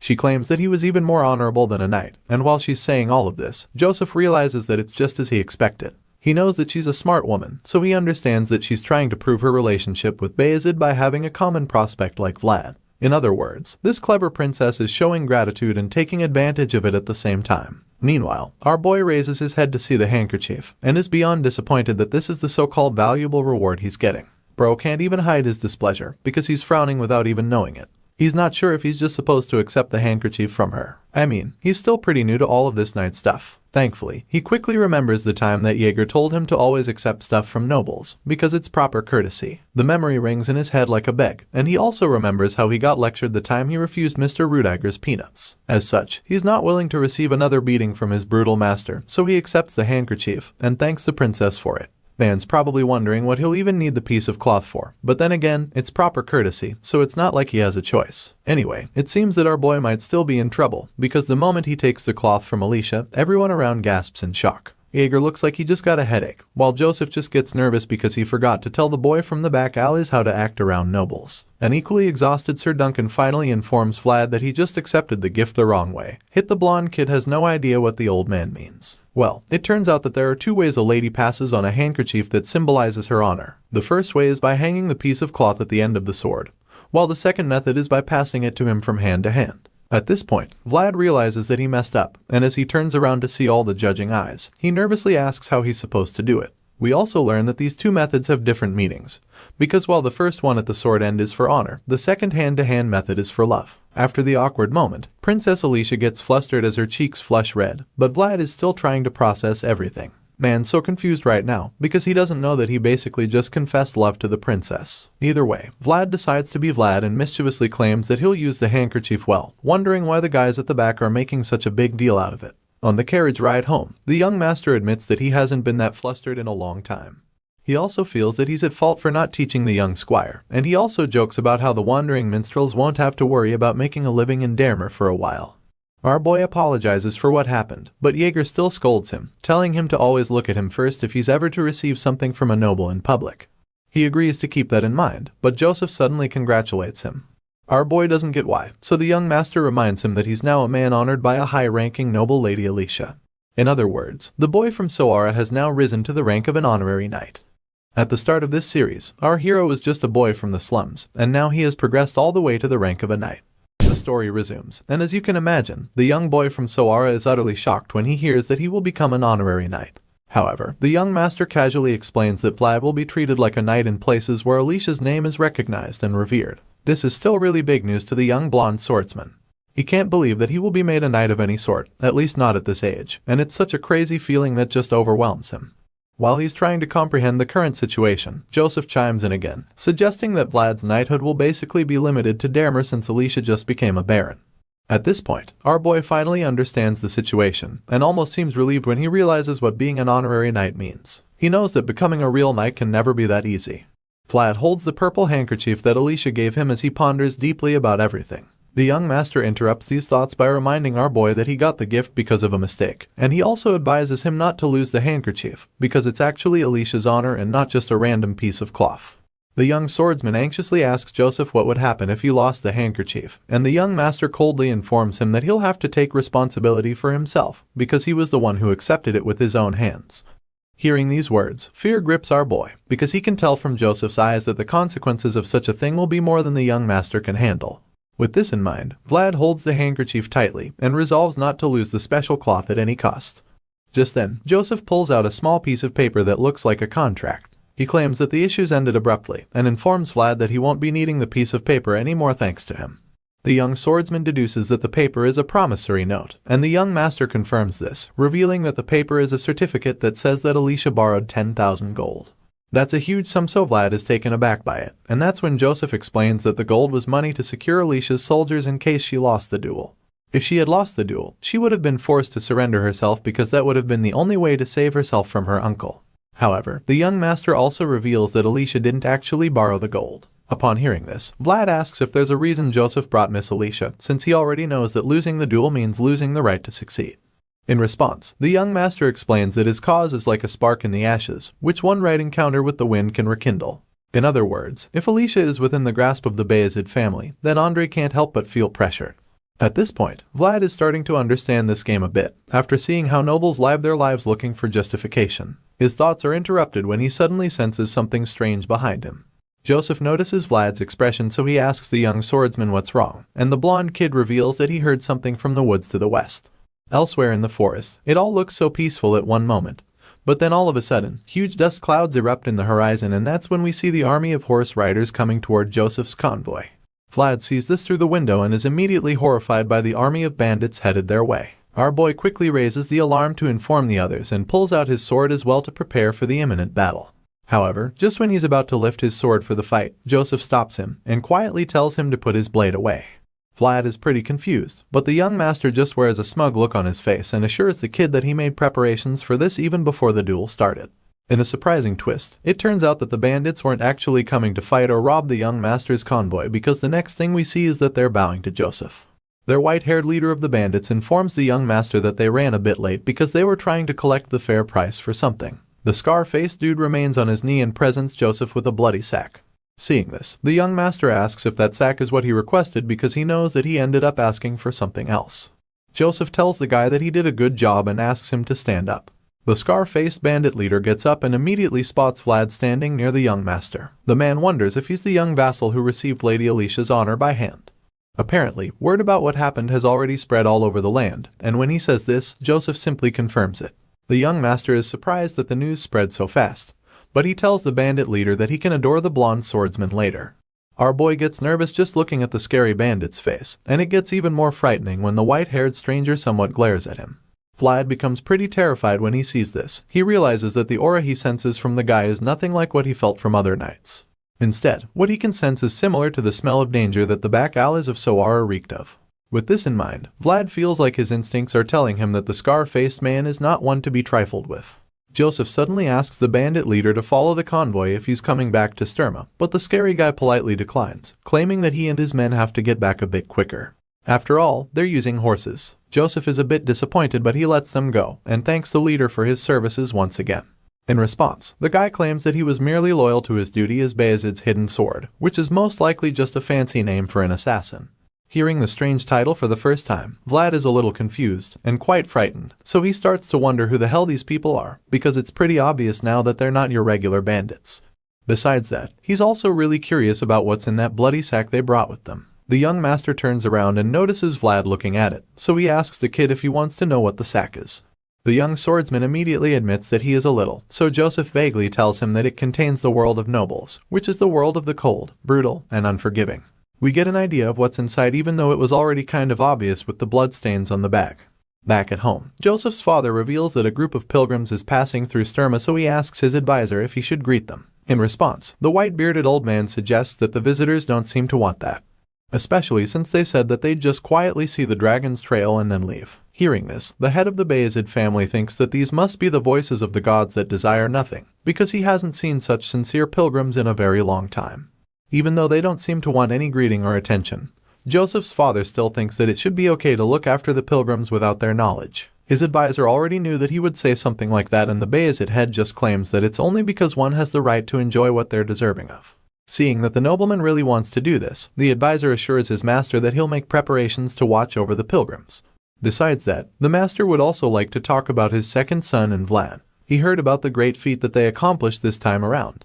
The advisor confirms this, revealing that there was even a word in the report that would even make an old man's heart race. Count Bayezid is intrigued by this and links it to the Swordmaster's first code. He feels that it's a nostalgic word that he hasn't heard in a very long time. Elite education began with the selection of those with proven blood and talent from the start. So, these young swordsmen were practically diamonds in the rough that were managed with care during their training. That's why it's rare for a situation to reach such extreme points that would require the call for the first code. Joseph's father feels that it must have been a rare sight in today's times when knights are nurtured so preciously, and the advisor suggests that the master would have loved it if he had been there to see Vlad in action. The count agrees, but he claims that he's not the only one who would have loved it, because he's sure that a few other people would have loved it as well. Thinking about our boy's feat, the golden generation of Bayezid comes to his mind, and he feels proud just thinking about it. Joseph's father believes that at this rate, the old guys will come with treats in their hands for the newbies, and upon hearing this, the advisor reveals that he's sure Joseph would love that. The head of the Bayezid family closes his eyes and thinks back to the time when his second son was practically gasping for air. He thought that Joseph had given up at that time, but the young master surprised him by crawling through the mud holding him back until he brought a shining thing into their home. That's right, he's talking about the shining boy from the back alleys of Sara. Unfortunately, this good feeling quickly changes as a wave of sadness washes over the father's face. He believes that he has a lot to think about indeed, because in the end, he can only choose one of his two sons. Elsewhere in Sturma, the other vassals are having a meal when one of them suddenly informs the others that Vlad is back after completing his mission in Dermer. They all start to discuss the things they've heard so far. One wonders if it's true that the blonde kid actually dueled a knight, and another heard that our boy created his own world as well. As you can imagine, Sobanin, who's still Vlad's biggest hater among the vassals, refuses to believe the rumors. He claims that the stories are ridiculous and impossible, because as far as he's concerned, the kid from the back alleys can't use aura. While they're all gossiping, someone suddenly walks into the hall, and we see that it's the man of the moment. Vlad admits that he's starving and thinks about how it's been like a month since he last entered the place. He sees all the vassals dining at their tables, and he also notices how they all look afraid the moment they see him. They quietly turn back to their meals, and this makes Vlad realize that it doesn't matter if someone comes from a high or low status family. Whether the gap in status between them is big or small doesn't matter anymore because the children's alley fight is over. And this is all because of the appearance of that one person who trod in a different world from the rest. The next thing we see is a plate of sausages being devoured by our favorite blonde swordsman. Vlad munches down on the food, making it obvious just how much he missed the place. Unfortunately, he's not able to enjoy his meal in peace with all the other vassals staring at him and whispering about him. It's starting to get on his nerves because it's becoming too uncomfortable to deal with while eating. When he says this, the fat kid eating next to him informs him that it's going to be like this for a while, especially since everyone here roughly knows what happened in Dermer. Vlad causally locks his finger as he realizes just how quickly the rumors spread. The vassal is pretty much our boy's only friend in the place, so he's the only one who cares enough to ask Vlad what his plans are for vacation. The blonde swordsman is taken aback by the talks of a vacation, so his buddy realizes that he didn't know and then informs him that the vassals get a vacation period twice a year. He explains that all the followers have received holidays this week already, so this makes Vlad wonder if he's going to get one too. After all, he's quite new here, and he's not even a disciple from a precious household. On top of that, he doesn't even have anywhere to go for any kind of vacation. Upon hearing this, the chubby kid's face lights up, and he doesn't even hesitate to invite Vlad to his family home for the vacation. It obviously won't be a problem because his dad is the one officially inviting Vlad to the house. The kid nervously admits that he's never actually taken a friend to his place before, and Vlad can already tell that he had no success on previous attempts. At this point, his determination to convince Vlad increases, so he assures our boy that the serving part for guests is done properly at his house. He claims that they even provide unlimited freshly roasted meat. The offer sounds good, but Vlad still has to think about it to know if it's worth coming over. Seeing the hesitation, the chubby vassal suddenly remembers that Vlad once said he was looking for horses. He reminds our boy how he once revealed what his household does. As such, he explains that his family can arrange horses from anywhere near this area, and of course, this finally catches Vlad's attention. He's intrigued, but then the kid reveals that they even have some horses that have better pedigree than Jaeger's horse. In other words, they have more expensive horses, and upon hearing this, our boy immediately agrees to spend the vacation at the guy's place. Vlad is a bit too serious about it, but the fat kid is just happy that he gets to have a friend over at his place for the holidays. Later that afternoon, we see Sir Jaeger beating the shit out of our boy in the name of intense training. The advanced knight casually uses his sword to slap Vlad in the face during their sparring session. But of course, the relentless swordsman doesn't go down that easily. From the look on Vlad's face, you can tell that the pain is taking a toll on him, and Jaeger notices this, so when the kid tries to attack, he counters it and tells Vlad to focus. The green-eyed knight is literally playing right now. The guy holds one hand behind his back, and uses the other to frustrate all of Vlad's attempts to land a hit. Despite being countered over and over again, our boy doesn't give up. He keeps throwing everything he's got at the advanced knight. But Jaeger just seems upset when he sees that the kid is trying to do something beyond his abilities, so he lands a killer strike on Vlad's back. Under normal circumstances, such a blow should paralyze a man, even though they're just using wooden swords. However, our boy survives the brutal hit. He obviously needs some time to recover from it, so he finally falls on his knee to catch a breather. While he's resting, Sir Jaeger reminds him that he told him not to try something if he knows he can't do it. Apparently, Sir Jaeger is mad because he feels that Vlad now thinks he's big enough to try things that are beyond his capacity since he dueled with a knight in Dermer. Our boy is stunned when he hears this, but he doesn't say anything. He's probably still trying to catch his breath. Unfortunately, Jaeger gets even more upset and concludes that the vassal is ignoring him. The blonde swordsman is shocked again when he hears this too, but still, he's too stunned to speak. Jaeger glares at him angrily, and when he realizes that the knight means business, he becomes afraid, so he quickly apologizes to Jaeger. After the apology, Jaeger tells Vlad not to come to the training ground if he feels like he's being forced to do it. Furthermore, the advanced knight also makes it clear that he doesn't want Vlad to come to him anymore if he now feels that he can train without him. After these short statements, he draws the curtains on their training for the day and walks away, telling Vlad that he can leave. Our boy is obviously in a bad mood, so he quietly walks away in the opposite direction. Sir Jaeger looks back at his vassal and admits that the young swordsman's results for far shine as well as his achievements. The advanced knight is certainly proud of him for this, but he feels that Vlad's qualities are still unpolished. And just like sand on a seashore, Jaeger thinks that our boy is still weak enough to be blown off by a huge wave at any moment. This bothers Jaeger, because he knows how dangerous it is, but what can he do except guard the kid? Elsewhere, we see Vlad walking down one of the hallways with his sword. The voice in his head suddenly speaks up, reminding him that he told him to focus on the basics. The voice claims that he would have been angry at Vlad as well, but the young swordsman explains that he was just trying to bring out the aura again. The voice responds by reminding him that not all knights can use aura. He also explains that this doesn't mean that knights who can't use it have a low level. The man in his head informs this that aura only manifests the possibility that one can rise higher. He also tells Vlad that he shouldn't forget that it hasn't been long since he wielded the sword. In essence, he's just trying to tell the boy from Sara to be patient with himself, because a great flower only blooms with a solid foundation after all. He goes on to assure our boy that Sir Jaeger wouldn't have scolded him if he wasn't worthy, so he advises Vlad to think over what the advanced knight told him again. After receiving this little pep talk, our boy calms himself down and sighs as he decides to take the advice. Our boy is already used to contempt and ridicule, but he feels really bad about today because what he saw on Jaeger's face was a look of disappointment. He thinks back to the expression he saw on the advanced knight's face, and it feels even worse than being hit in the back with a wooden sword as far as he's concerned. The voice in his head makes the already sad moment even worse for Vlad by reminding him that he couldn't even bring up the vacation thing because of how mad Jaeger was. Our boy is really pissed when he remembers that he didn't get a chance to talk about the vacation.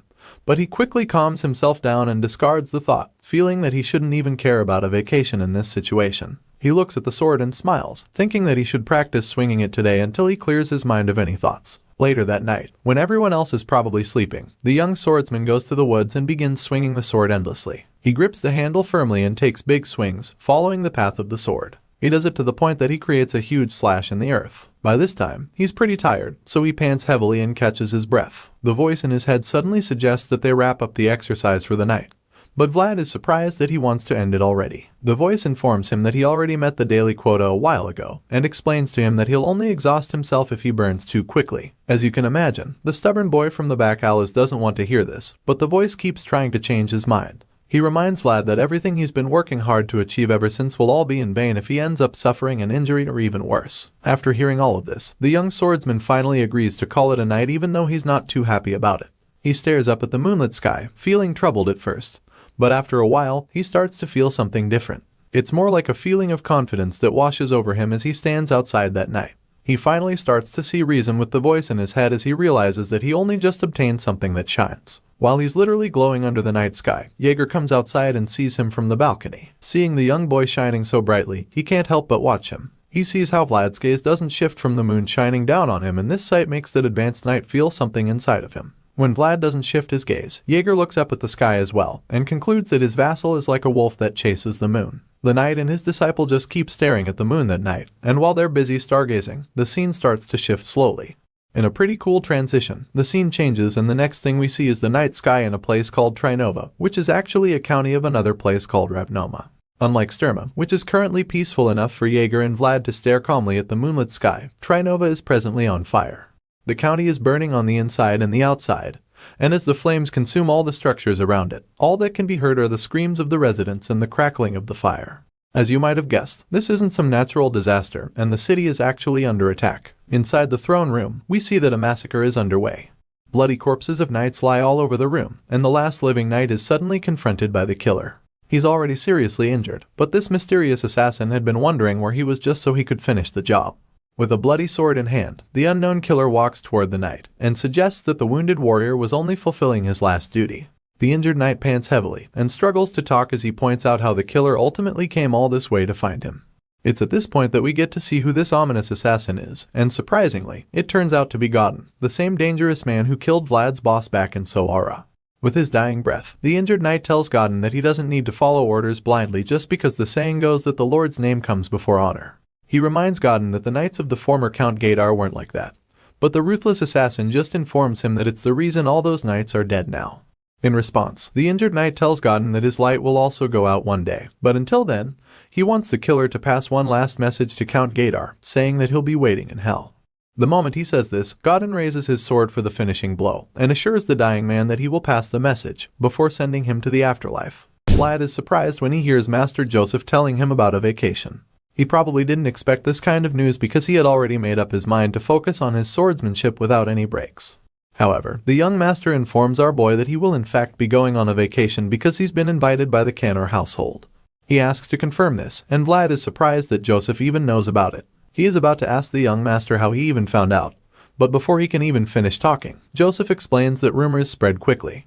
Apparently, Sir Grigori's vassal, Patri, has been babbling all about it in excitement. Upon hearing this, Vlad immediately realizes how the news got to Joseph.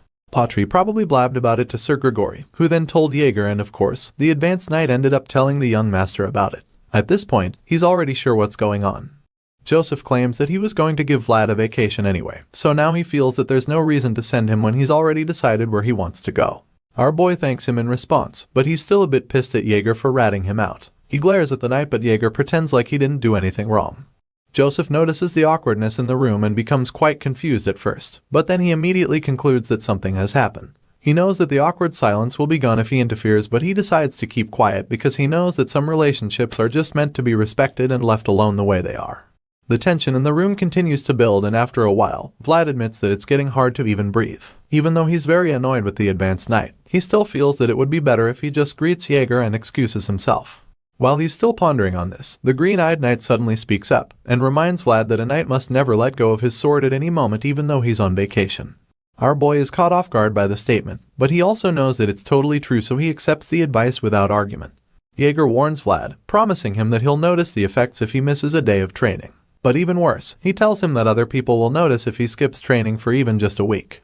The advanced knight knows that Vlad is not the lazy type that would need to be told about training even if he's not told, but he feels that it won't do any harm to remind him because he won't go astray when he's constantly being kept in check. With this in mind, he simply tells his young vassal that they'll see when he gets back from his vacation. Vlad is so glad when he hears this because it means that he's finally gotten Jaeger's permission and approval to go. Joseph notices just how happy the young swordsman is, but then quickly tells him not to get his hopes too high about the horses. After all, his current problem will probably be difficult for even the Canner household to deal with. The young master practically cuts Vlad's joy short with this statement, and then he tells our boy to analyze how much the horses reject him, so that he can find out the area where the horses that reject him the least are from. Vlad takes the advice, confirming that he understands it, and so the young master tells him that he can leave until they meet again after a week. The young knight in training starts to walk out of the room, but then he stops when Joseph suddenly tells him that he doesn't need to get gifts on the way back. Our boy is stunned to hear this, but then he assures the young master that he won't forget. In the young boy's mind, Joseph is actually saying that he needs gifts, because he remembers that the guy seemed to enjoy the jam that Patri got him before. Vlad finally exits the room, leaving Jaeger and Joseph alone in there. The young master still can't believe that the Canner household actually invited the young boy from Sara to spend vacation with them.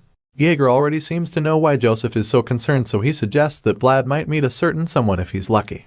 The young master agrees, recalling how both Vlad and this mysterious person are both really notable figures. In response, Jaeger asks what would happen if someone was keeping an eye on Vlad and this person, which leaves Joseph speechless for a bit until he finally comes up with an answer. Joseph suggests that anyone who would keep tabs on them would also be the kind of person to simply ask for something when they want it. Despite knowing that this is most likely the case, Joseph reveals that he has no plan to give anything that is asked of him if that's the case. Elsewhere, we see our boy being rather perplexed. He doesn't seem to know what's going on, and he certainly has no idea where he is. It turns out that he's just being given a new cloak to test out. Not surprisingly, Joseph's mom is the one responsible for this latest gift shower, and even though our boy is pretty overwhelmed by the whole thing, she seems to think that the color suits him well. As far as she's concerned, he's well suited to leather armor, and even more than that, she feels that everything suits him well because of his strong bones. This is why she doesn't mind making him new clothes, because it's worth her while just seeing him try them on. Despite being very shy and uncomfortable, he's also really grateful, so he thanks Lady Oksana for her kindness. After that, she asks him about his invitation to spend a vacation with the Canner household. Vlad confirms that the rumor is indeed true, so she reminds him that people always need to well-dressed and presented neatly whenever they are invited to someone else's place. She explains that this is just basic manners and a way not to give one's parents a bad name. The young swordsman just feels down and speechless when Lady Oksana says this because he knows she is actually right. But then she drops another bombshell by telling him that he shouldn't give her a bad name. In other words, she's telling him that she's pretty much his mother. Lady Oksana embraces him again, but he is so stunned by what she just said to even move. It's like he's frozen in shock and his eyes just widen as he tries to process everything. As for the mind woman, she just gives him a warm smile in response. Her yellow eyes shine as she looks at Vlad and he immediately gets flustered. Bro is blushing so hard that his ears are even turning red at this point. As such, he just accepts her advice and assures her that he will not give her a bad name while he's away on vacation. Vlad bows his head as he says this, and while he's still in this position, she surprises him again by informing him that she'll assign a tutor to him when he returns from the vacation. After all, she doesn't want him making any more mistakes like when he received a lady's honor with his hand. She suggests that such a blunder should only happen once, and our boy is so embarrassed when he remembers what he did, so he nervously asks her to forgive him. Lady Oksana informs him that the title of a knight is similar to that of a semi-aristocrat, and for this reason, he needs to learn the appropriate way to act at all times. When she says this, he takes the piece of advice and promises to keep it in mind.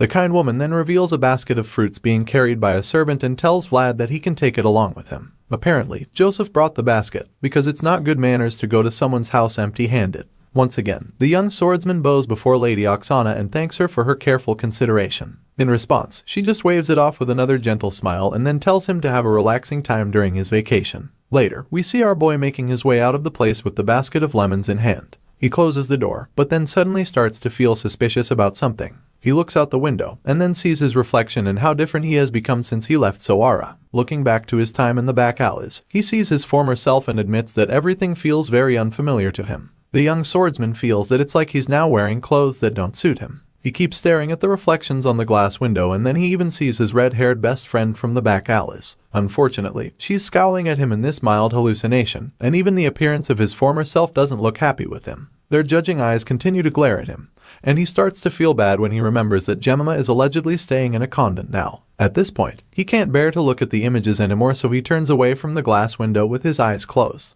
Vlad can only hope that she's doing well right now, because he believes that she'll also be wearing clothes that don't suit her since she's in the convent. With this in mind, our boy walks away from accusing reflections and makes his way down the hall. Elsewhere, people are talking about the new attendant that is getting famous in the Bayezid household. They've also heard about how the genius vassal pulled out Aura in Dermer, but that's not all they've heard about him. From the rumors going around, they've also been able to discover that Vlad is incredibly handsome. We finally get to see that the people gossiping are actually sisters in the convent. Some of them are busy talking about how good-looking the talented vassal is, while a redhead among them is busy scrubbing the floor. All of a sudden, the other sisters start describing what they've heard about Vlad's appearance, talking about his blonde hair and blue eyes. The person scrubbing hears this and pauses suddenly. The sisters feel that he could be of a noble origin, and since he pulled his aura at such a young age, they think that he could also become a knight who represents the north. The redhead disregards the little gossip when he hears them suggesting that our boy is of noble origin. It turns out that the sister scrubbing the floor is actually Jemima, Vlad's old friend. With all the things they're saying about the vassal talent pulling aura and becoming a knight in the near future, she concludes that it can't be Vlad because she feels that there's no way he could have grown so rapidly already. But then again, she feels that it would be nice if he's alive and doing well. At this point, Jemima is distracted, so the other sisters notice that she's no longer working and try to bully her. They ask her if she's just playing around and remind her that she hasn't donated. They claim that she should think of repaying what she owes by working all her life. As such, they tell her to finish scrubbing the floors and then do the dishes if she doesn't want to get scolded by the head sister. The three bullies keep talking about how Jemima has nowhere to go if she leaves the convent, and how she also doesn't even have anyone to get her out. So, they feel that it wouldn't be such a bad thing for Jemima if she gets used to working there continuously. They leave the room and tell her to keep working and finish everything before it's time for lunch. You'd expect the redhead to be more offended after being treated this way, but surprisingly, she just smiles as she continues to scrub the floor. She feels that it's a good thing she knows all of this from Rose's smile. But then again, she starts to feel bad when she remembers something. Jemima remembers that this place isn't for everyone. Just as she's thinking about this, a memory starts to play back in her mind. In this flashback, we see the head sister talking about how the convent is one of the places closest to God. She explains that they cannot house girls who put themselves in filthy places. Apparently, she's talking about the lowborn girls that she doesn't want in the convent with her. However, the spokesperson, Marcella, who brought them, insists that the girls are all virgins and that the bishop watched over them. Regardless, the head sister claims that they can't just take in all the girls all of a sudden. However, Marcella doesn't want to hear that crap, so she snaps at the head sister and reminds her of how much money she has donated to the convent. She's very upset because she knows that the sisters can feed the girls for 10 years and still have money remaining with the amount she's donated. The head sister tries to argue, but she's at a loss for words. Before she can come up with a counter, she's cut off again. But this time, it's by Jemima, who's asking Marcella where she is going to be staying. However, she tells them not to worry themselves, and after that, she leads them into the convent, not minding what the head sister has to say. But just then, the head sister stops her, and then tells her that she can't enter the sacred building. The gray-haired lady admits that she wasn't even hoping to. She asks the head sister to take care of the kids and informs her that they're all good at work. Just then, a group of men appear out of nowhere. They spot the woman and the girls she was carrying with her, so they charge at them. When the woman hears the men coming at them, she yells for the kids and the head sister to get in quickly. They manage to run inside the building in time, but unfortunately, Marcella gets caught by one of the scumbags. She struggles to free herself, but to no avail, and Jemima can only scream in horror as she's equally dragged away to safety by the head sister. The hoodlums take Marcella away and leave the others. They drag her back into the woods by her hair, and despite all her struggles, she's still unable to escape. The doors of the convent are closed behind her, meaning that Marcella is now completely at the mercy of the bandits. The flashback ends and we catch up with Jemima, who's still scrubbing the floor in the present. She starts to sob as she recalls this memory, and also cries when she remembers Vlad. Elsewhere, we see our boy standing outside a house looking dumbfounded by the sight in front of him. He's left in awe after he sees the Canor household mansion, and finally realizes why they're said to have so much influence in Sturma even though they're not a noble family. He had a feeling they were wealthy, but what he's looking at right now is just insane as far as he's concerned. As he enters the gate with his chubby friend, he's greeted by an old man along with several other servants. This old-timer turns out to be the family butler, which explains why Patri is so excited to see him again. He runs toward the man with outstretched arms until he gives him a big warm hug. The kid admits that he missed the old man since it's been a very long time. The butler reveals that he's also happy to see the boy after such a long time. Patri quickly asks after his father. The butler informs him that his dad is currently welcoming the guests that suddenly arrived. Since the man of the house is currently occupied, the butler suggests that Patri and his guests look around the pasture, which is the pride of their household. Vlad politely accepts the offer, claiming that he's cool with it, so the old man thanks him for being considerate. However, Vlad has one special request, which is to see where the horses are first because he has big expectations. Of course, the butler doesn't have a problem with that, so he assures our boy that they'll do that in a while. He claims that the lord of the house will introduce the horses personally, but admits that it's not a bad idea to take a look at them before then. With this in mind, the old butler shows them the way to the place where the horses are kept. Our boy was probably hoping to get better results with the horses by coming to the Canor family estate. But unfortunately, there's not much progress because the horses here find him just as repulsive as the others before. It's like they're all terrified of him, because the moment he starts getting close, they freak out and run for their lives. Heck, even the cattle run away when they see our boy. Vlad is obviously disappointed with this turn of events, but all he can do is just stand there and allow the embarrassment to consume him. Bro feels like he should just die already because not only are the horses still running away from him, but now even the cows won't let him ride them. As for the sheep, well, they don't want him either, so when the butler sees this, he realizes that it's a really serious problem.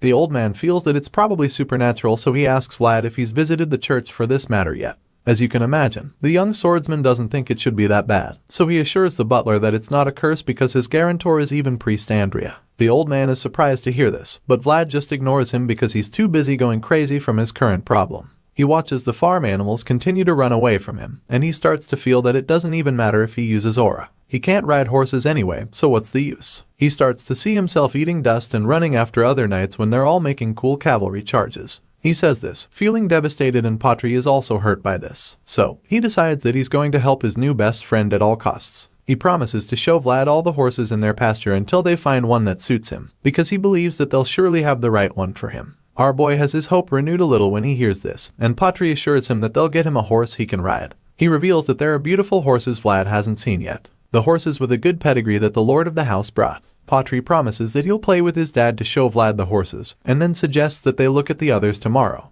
The chubby friend encourages our boy to just enjoy his first dinner in their house, and later that evening, we see that the Canor household welcome feast is being prepared. Patri shows Vlad the kitchen full of people roasting all kinds of meat, and the young swordsman confesses that it's indeed a spectacular sight to behold. There's nothing moderate about the Canor household after all. Just then, Patri notices that his father is back, Lord Orson Canor, and apologizes for not being around to welcome the special guest personally. Our boy greets the Lord as well, and introduces himself as Sir Jaeger's squire. The Lord just laughs excitedly in response, claiming that he already knows since the rumors about the genius vassal have already spread all over Sturma. Lord Orson welcomes him once again, knowing that his guest is the boy who activated the Swordmaster's discipline. As far as he's concerned, Vlad is a new star who has been born in Sturma, and he's glad that Patri has made a great friend. Orson suggests going inside to chat while the meal is being prepared and expresses his delight to be hosting such precious guests. At this point, Vlad remembers that he wasn't the only guest to arrive earlier, so he wonders who the others are and if they're going to sit together. Patri suddenly reveals that all the other guests are Bayezid natives, so this makes our boy a lot more curious. They finally enter the hall, and Vlad is bewildered when he sees a familiar person sitting comfortably inside.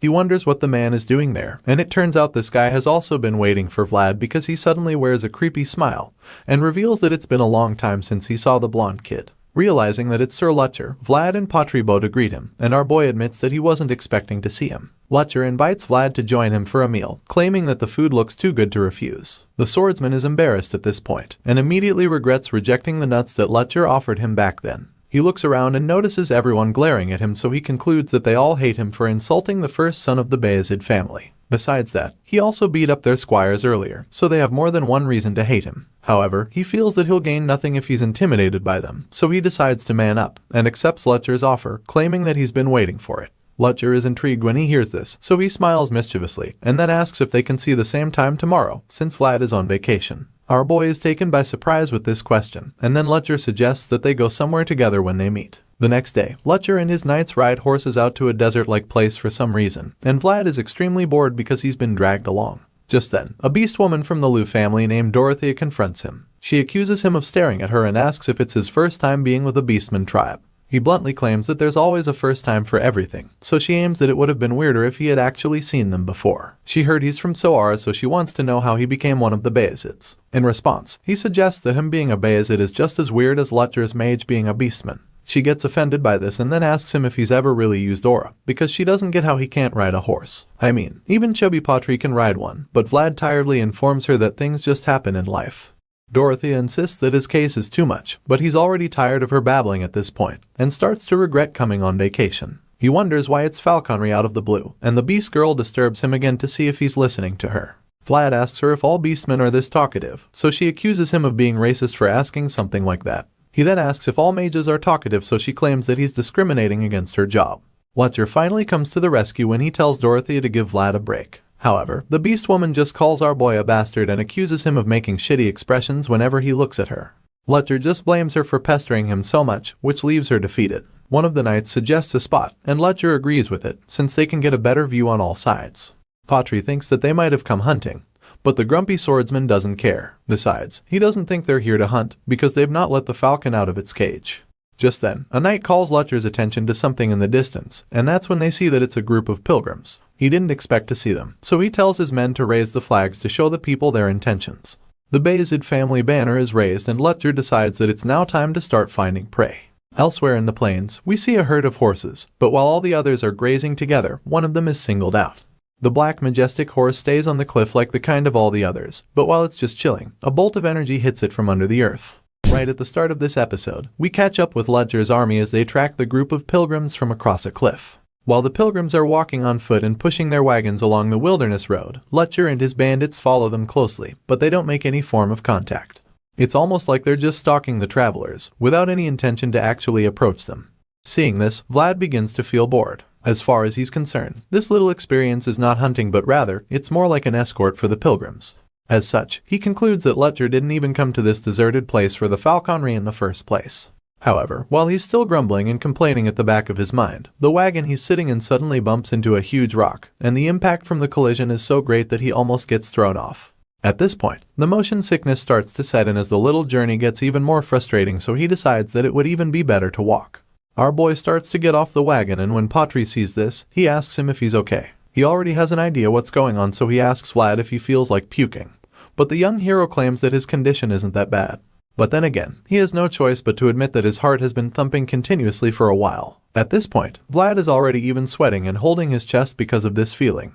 As our boy continues the journey on foot, Patri asks him if it's because the carriage was shaking so much, but Vlad doesn't even know what he can blame, so he concludes that he'll probably be fine if he just walks for a while instead. As he looks around, he realizes that the view of the place is actually pretty good, and it seems that Patri has already been thinking about this for a while, because he claims that he's been wanting to show it to our young swordsman. The chubby friend reveals that the grassland they're currently on stretches all the way to Varna. He claims that monsters even appear sometimes, but he thinks that it's nothing to worry about this year, and that's all that's to Sir Joseph. As they reach a point on the cliff, Vlad expresses his shock to hear that Sir Joseph is the one to thank for no longer having monster troubles. Our boy doesn't understand how the young master is involved in such a thing, so Patri reveals that the current peace is a result of the subjugation from last winter, which Vlad also participated in.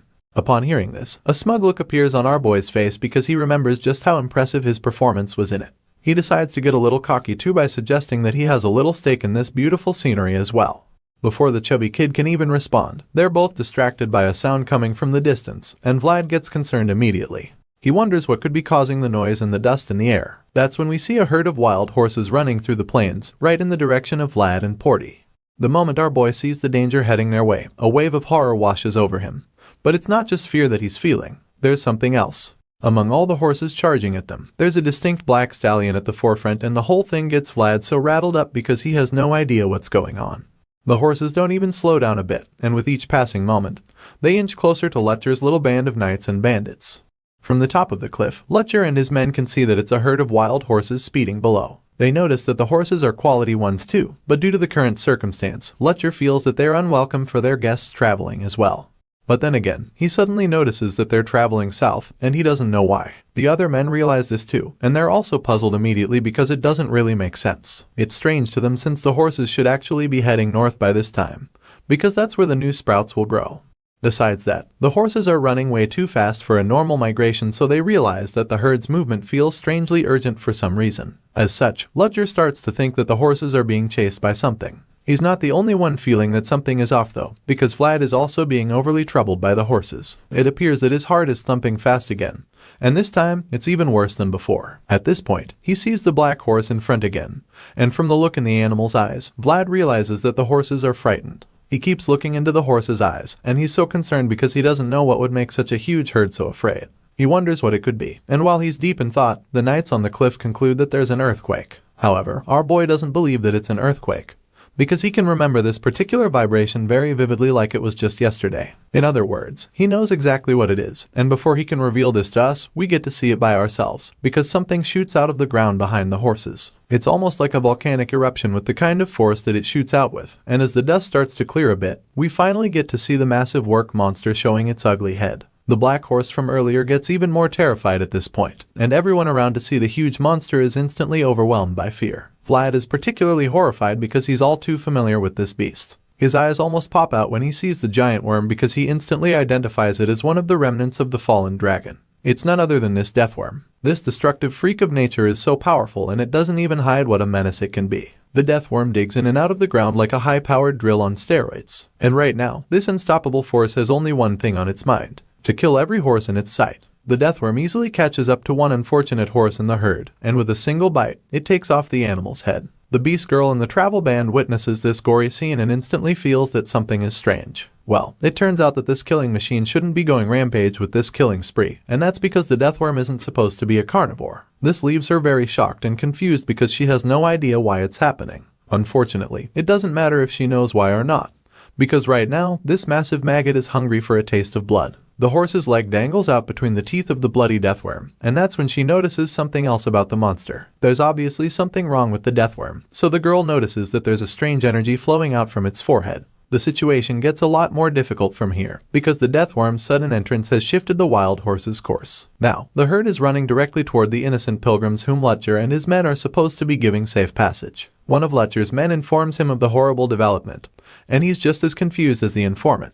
The strange energy continues to radiate from the deathworm's head, and as such, the horses refuse to slow down. The horses keep running for their lives, and unfortunately, they're still headed in the direction of the pilgrims. As you'd expect, the massive bloodthirsty worm follows the herd, which just puts the pilgrims in even more danger. The innocent pilgrims begin to run for their lives, but it's only a matter of time before they're either trampled upon by the horses or devoured by the deadly monster at the back. As a result, Lutcher decides to take action immediately. So, he calls out to Dorothea and asks her what the deathworm reacts to, since she's the expert around. Unfortunately, this expert is as terrified as anyone else. She does not seem to have any plan, and it also looks like the deathworm doesn't have any weakness she knows of because it doesn't have eyes or ears. However, she knows that it reacts to underground vibrations, so that would be the only way to get its attention. Lutcher notices that the beast girl is already shitting her pants in fear, so he demands that she pull herself together and then find a way to lure the deathworm away from the pilgrims. Hearing the first Bayezid's son give such a stern order, Dorothea snaps out of her fearful state and takes up her assignment.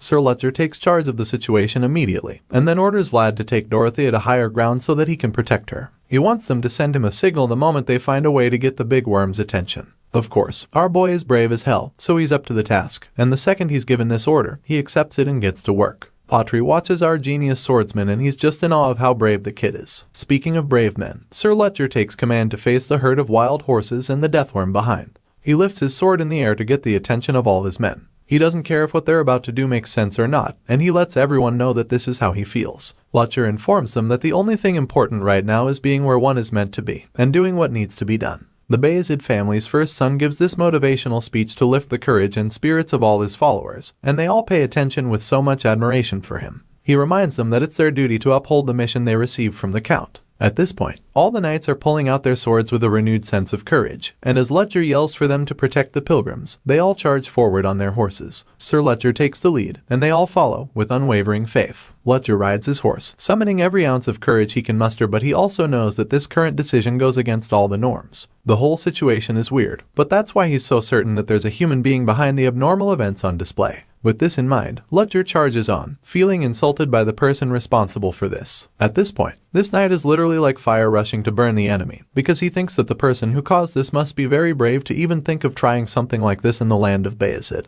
While Letcher and his loyal warriors are going head-to-head with the dangers, we see Vlad, Patri, and Dorothea staying on the higher grounds. The beast girl tosses a bag of mysterious jewels on the ground while the boys are busy watching the action below. She's trying to remember which one of the jewels is the vibration engraving because she's forgotten the color. Vlad doesn't seem familiar with the concept either, but that's when the voice in his head informs him that engraving is a type of mystery with divinity and aura. The voice reveals that mystery fulfills the Trinity, and at this point, things start to make sense, and he realizes that she's Sir Letcher's mage for a reason. After all, she probably wouldn't have access to such magical items if that wasn't the case. Suddenly, a fiery tornado emerges from under the ground, and this makes Vlad and Patri turn around so they can actually see what it is. The moment they look over at the flames, they're horrified, because they quickly realize that it's not just fire, but actually the death worm emerged from under the ground with flames. However, that's not even the craziest thing, because they also see that Sir Letcher is actually fighting off the deadly worm within the flames. It's an unbelievable sight to behold, and this just makes Vlad realize how amazing Sir Letcher is. Our boy is flabbergasted, and concludes that the knight is on a completely different level from anything he's seen before. However, the voice in his head doesn't seem so impressive. He tells Vlad that the attack is shallow, and this starts to make sense when we see that Letcher actually didn't prepare well enough for this face-off. The deathworm makes the knight look so tiny, and even though Letcher has activated his flaming sword, he can also see that he's at a huge disadvantage here. He's like, damn it at this point, because there's almost no way for him to defeat the massive worm now that it's made itself so huge. Regardless, he refuses to give up.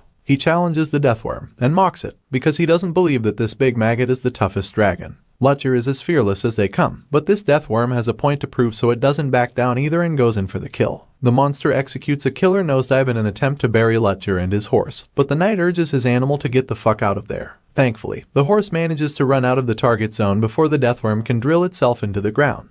The other knights see that it was an extremely close call, so they're all concerned about their leader. They also Letcher if he's okay, but he just reminds them that they shouldn't let their guard down. He knows that the deathworm isn't the kind of beast to run away from a fight so easily, so he wants all his men to stay sharp in case of an ambush or something like that. Vlad watches the whole thing and he's so tense at this point. The voice in his head equally admits that the situation is getting complicated, because no matter how excellent a fighter is, he can't do anything about an opponent that's underground. Letcher also knows this, so he refuses to sit around and wait for a sneak attack. As such, he orders his men to get busy and seek out the deathworm, because he's very certain that the creature is just hiding somewhere and waiting close by. The knights under his command are still as loyal as ever, so they acknowledge the instruction and get to work immediately. As the men begin to search the area, Sir Letcher can't help but feel so restless. He turns around frantically, wondering where the hell the deathworm could be hiding. Just a few seconds after the search begins, one of the men yells out to inform Letcher that he's found the deathworm. Unfortunately, it's headed right for the innocent pilgrims they've been trying to protect. That's when the Bayezid sun turns around to see the deathworm speeding toward the pilgrims from under the ground. The monster is already so close, but this doesn't stop Letcher from trying to save the people. He charges on his horse and orders all of his men to follow the deadly creature. Vlad can see the terrible turn of events from up on the cliff, and at this point, he knows that there's not much time left. He tells Dorothea that they might have to speed things up now, but when he turns to look at the beast girl, she looks incredibly confused. It's almost like she doesn't even have a clue what she's doing, so our boy is so disappointed and pissed. The scowl on his face makes this very clear, and then he goes on to scold her for playing around when there's an emergency. Upon hearing him say this, the beast girl snaps at him and insists that she's not playing. She feels insulted that he would even think she's playing at a time like this. She's still holding her painted tail like a creep and insists that what she's doing is a unique method of the werebeasts. Sure enough, the page she was painting on begins to glow, and it starts to look like she actually knew what she was doing. She claims that she was almost done with it even without Vlad pestering her. Dorothea is so pissed right now, and she even takes out her anger on Patri by calling him a fatty. She gives him the painted paper and asks him to get it to Letcher immediately. Apparently, this is her signal, and she reveals that they can use it by either rubbing or cutting the paper. However, the chubby guy is just stunned that she's actually referring to him, because he probably didn't even expect to be so involved in the matter. Dorothea just yells at him in response, telling him that the marking spell exhausted her completely, so much so that it'll even be hard to walk after conjuring it. As for our boy, well, he can't even ride a horse, so there's no better person to deliver the message with the way this currently is. The voice in Vlad's head reminds our boy that he'd still be slow even if he could ride a horse. After all, a deathworm is faster underground than it is on land, and because of this, the voice concludes that Lutcher's knights can't even come close to chasing it down with their horses. Upon hearing this, our boy gets so serious all of a sudden because this means that there's only one way for him to save the pilgrims from the monster before it's too late. He snatches the paper from Porty's hand and dashes off, leaving them confused. They're stunned when they see him running away, but he doesn't tell them anything other than the fact that this is their last resort. Dorothy is so weak that she can't even stand up or go after him, so she just sits on the floor and desperately asks him what he's going to do. But he just ignores her and jumps down the cliff, which just pisses her off to the point that she concludes he's a lunatic. I mean, you can't blame her because he literally just jumped off a cliff without even giving it a second thought. Vlad slides down the hill, thinking about how Mr. Joseph and Lutcher are both vying for the position of the family head. On top of that, the knights on Lutcher's side are elites of Bayezid, so there's not really any need for a vassal like him to take action in a situation like this. However, the mere thought of that damn creature just won't stop bothering him. He can still remember it down to his bones. Vlad can vividly remember how it feels to have his home destroyed by a huge world you can do nothing about. As our boy makes his way closer to the target, the voice in his head tells him to focus the strength in his toes, but that's about the same time that he trips on a rock. Vlad tumbles down the hill, and as he keeps falling, the voice tells him to roll up his body like a ball to cushion the fall. Our boy tries his best to achieve this, but he's unsuccessful, so by the time he reaches the floor, he slams into the ground. Vlad just lies there at first, and those looking down at him are afraid that he's dead. But then, he groans in pain and gets up. Patry sees this and a tear of joy runs down his face because he's glad to see that his guest is still alive. The fatty is relieved, but Dorothy is just baffled by how the blondie is still alive after falling from such a height. Vlad manages to get himself up together and admits that he didn't even expect to feel okay. He wipes the dust off his body and feels like he should have broken a bone or two. At this point, our boy feels a weird feeling again, and that black horse from earlier turns toward him. It's almost like they are connected in a way. The young swordsman starts to glow with a bright blue light, and the horse just keeps staring at him with so much longing in its eyes. The voice in his head then reveals that this is the blessing, and claims that he would have died from the fall if it wasn't for the snake's blessing. Our boy sees his body glowing so brightly, and it's all so awesome to him. The voice in his head admits that it is indeed awesome, and then suggests that they visit that tree later. With renewed energy, Vlad jets toward the target again, assuring the voice that they'll get another chance to go there. But for now, the only important thing is sending the message to Lutcher and then saving the pilgrims. Just then, our boy notices something strange about the pilgrims, and that's when he sees a certain old man pushing the wagons, so he stops right in his tracks. Vlad realizes that this old man is Priest Andreas, and he's shocked that the father is the one leading the pilgrims. Seeing this, he begins to wonder where Sir Lutcher is right about now. He sees that they're still very far away, so he's sure that the deathworm will get to the pilgrims first. At this rate, he's afraid that the priest will be in danger, so he looks at the marking spell in his hand and realizes that he has a hard choice to make. The voice in his head calls the situation a coincidence, and then reminds him that it comes in the form of fate and forces people to make a choice. Our boy curses out when he realizes how tough the choice is, but while he's deep in thought, the deathworm inches closer to the pilgrims. Vlad knows that he doesn't have time to be hesitating. He decides that he needs to take action immediately, and if he's going to do so, then he can't hesitate. With this in mind, he activates the spell by himself, so as he imbues the sword with the magic, he stabs the earth and challenges the bastard deathworm, revealing that he's here and ready for a fight. This sends energy through the earth, but the voice still feels that it's not enough. He tells Vlad to amplify the vibration so much so that it amplifies his world. Our boy does just that, and continues to amplify the vibration in the earth. This triggers a massive surge of aura out of his body, and he remains in the kneeling position for a while. Vlad continues to strain his body, hoping to bring out the kind of power that would destroy the deathworm. The plan is to generate the kind of power that would force the monster to come out, and after Vlad increases the vibrations so much, the massive killer worm blasts itself out of the earth, searching for the worthy adversary. Lutcher is stunned when he sees this, just like Dorothy and Patry, who are bewildered by the terrifying sight in front of them. But while everyone else is afraid, Vlad just stands bravely with his sword in front of the deathworm, and he makes the remnant of the fallen dragon very aware that he is right here and ready to fight. The deathworm throws itself at our boy with its mouth filled with razor-sharp teeth. It goes in for a killer dive, but just when it's about to hit Vlad, the blonde swordsman dodges the strike, causing the monster to bury its heels in the ground once again. The force from the crash pushes Vlad back several meters, but he still manages to stay on his feet and maintain his balance after the insane vibrations caused by the killer worm's attempt. The kid groans in exhaustion, but he doesn't back down. Instead, he holds onto his aura-infused sword and prepares to get back in for another round against the terrifying creature. At the same time, the deathworm also gets back up, and so the voice of reasoning in his head finally decides to speak up. It tells him not to think he can even go up against such a beast, and then advises him to back down. The voice informs our boy that his current world isn't deep enough to fight against the creature. As far as the invisible guy is concerned, Vlad has already managed an incredible feat by just keeping it bound in one place. In response, the pumped-up knight in training reveals that he's aware of all this. With his glowing eyes, he looks back at the horsemen coming to his aid. He's surprised that they're still not ready because of how far away they are. At this point, he probably feels that he'll have to face the creature by himself, because even though Lutcher's men are speeding toward him, they still won't be able to make it before the Deathworm's next attack. Sure enough, the killer maggot goes in for another strike. This time, it opens its massive mouth and looks like it's about to swallow the blonde kid from Sara. Even in the face of death, our boy doesn't show any sign of fear. He grips his blade and stares the terrifying monster dead in the eye, ready to take on anything that the worm throws at him.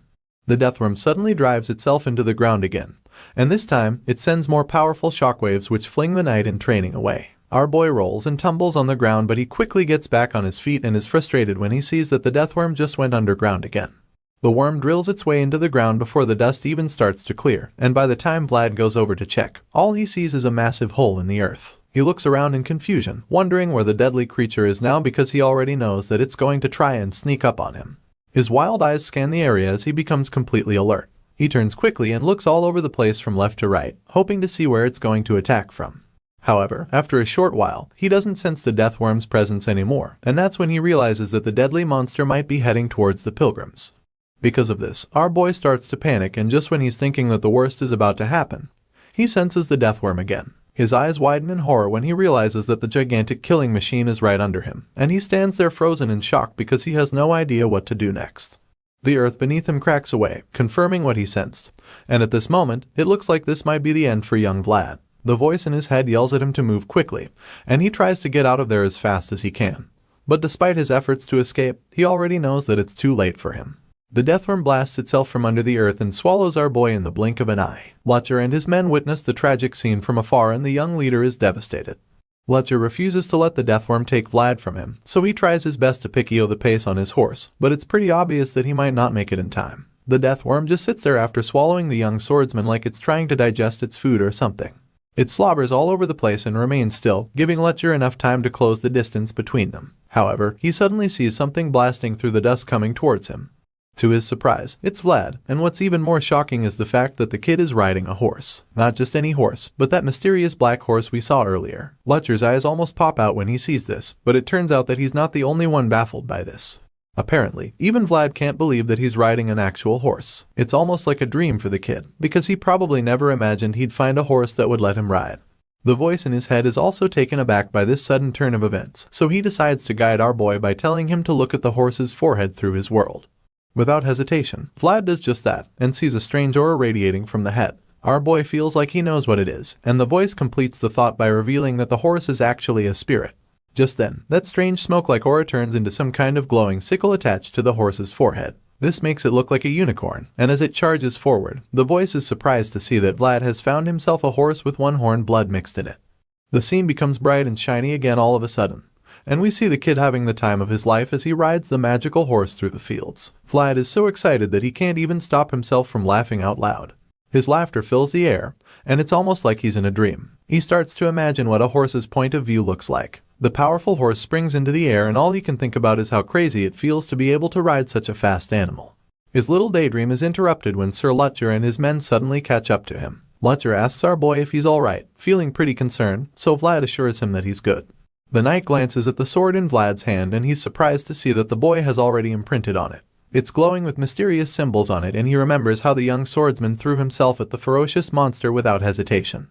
Because of this, he's intrigued by the boy's mindset of being ready to risk everything for others. He didn't expect such a trait from a boy this young, and so he concludes that Vlad has thrown himself into action with the discipline of a swordmaster. With this in mind, Sir Lutcher finally commends our boy for his great and courageous decision earlier. He claims that the boy executed his duty more honorably than any of the other knights here.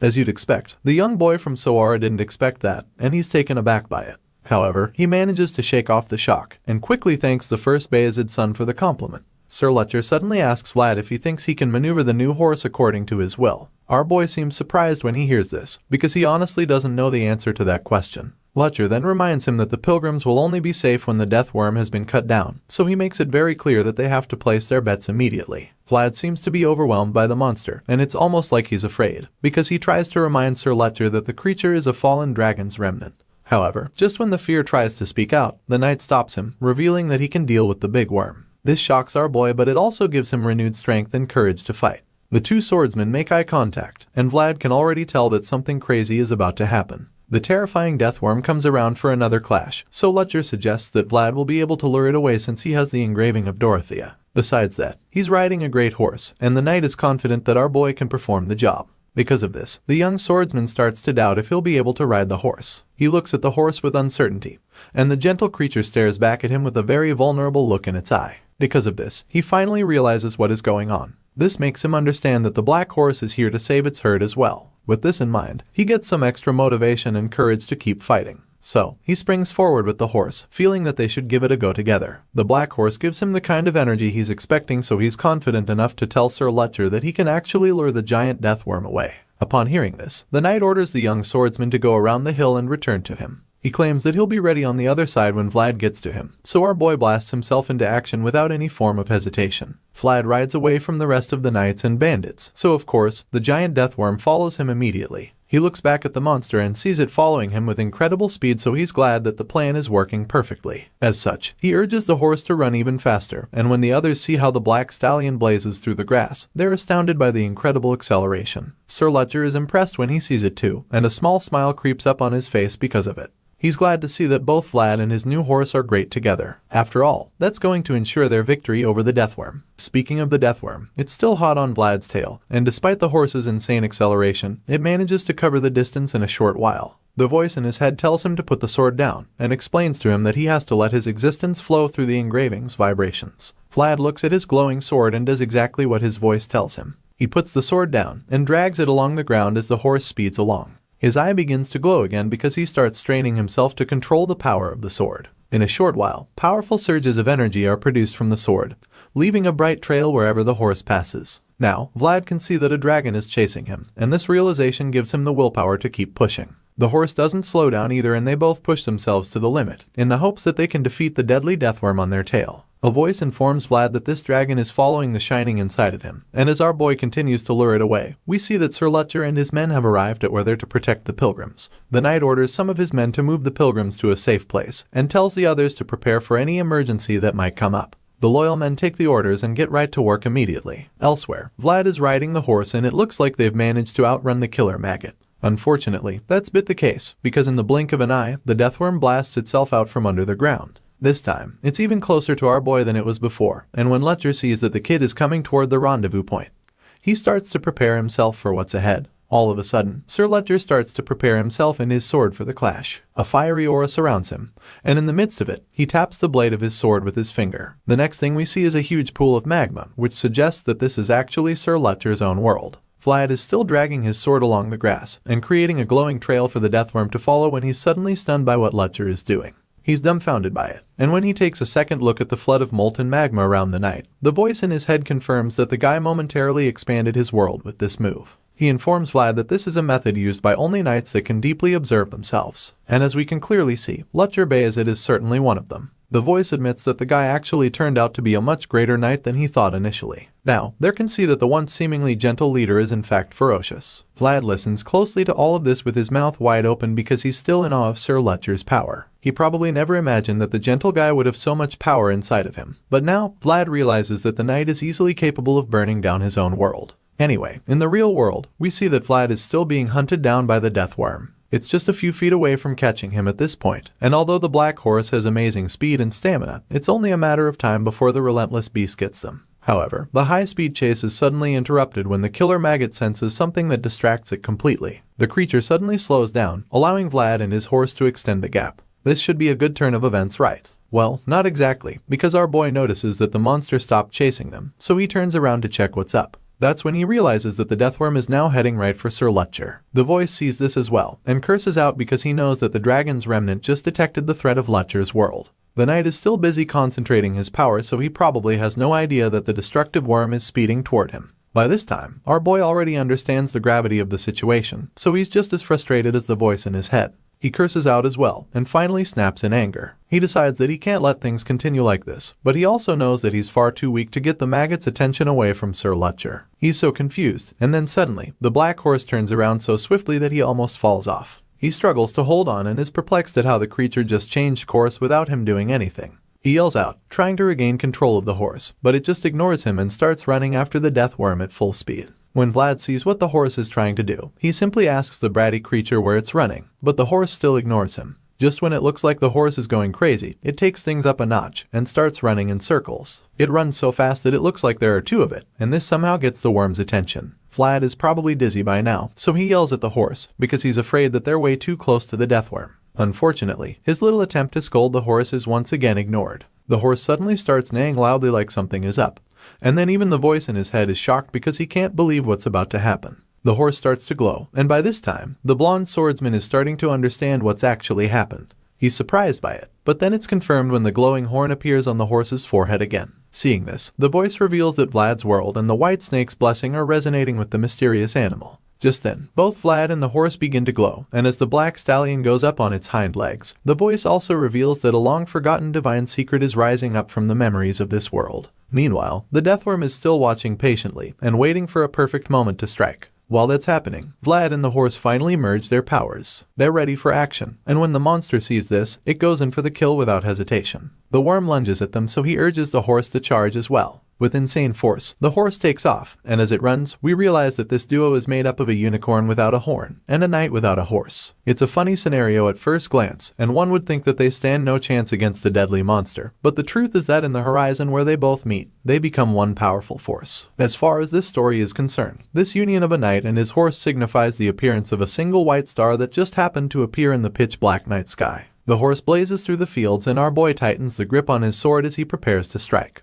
At the same time, we see that Sir Stangga's sword is already bright red with heat. Because of how scary that shit looks, the voice in Vlad's head still feels the boy and his new horse aren't doing enough yet. He informs them that Stangga's world is slowly getting stronger, so he claims that it's just a matter of time before they lose the giant worm's attention again. Our boy grunts when he hears this, because he's already straining himself so much to compete with the knight's power. Unfortunately, he realizes that he's reaching his limit, which means that he can't squeeze out any more aura to keep the monster's attention. Despite our boy's exhaustion, the horse doesn't slow down, and just keeps galloping furiously toward the target. Just when it looks like the duo is one man down, Stangga's men arrive with reinforcements. They urge him not to give up, and encourage him to keep fighting. All the eyes of the knights and bandits suddenly start glowing, and with the power radiating from them, the voice in our boy's head is confident that it's enough to face the deathworm. One of the knights rides faster until he catches up to Vlad, and then tells the kid to keep riding with the same pace until he goes past Sir Stangga. Meanwhile, the head knight in question is still very distracted by his power concentration, and looks very absent-minded.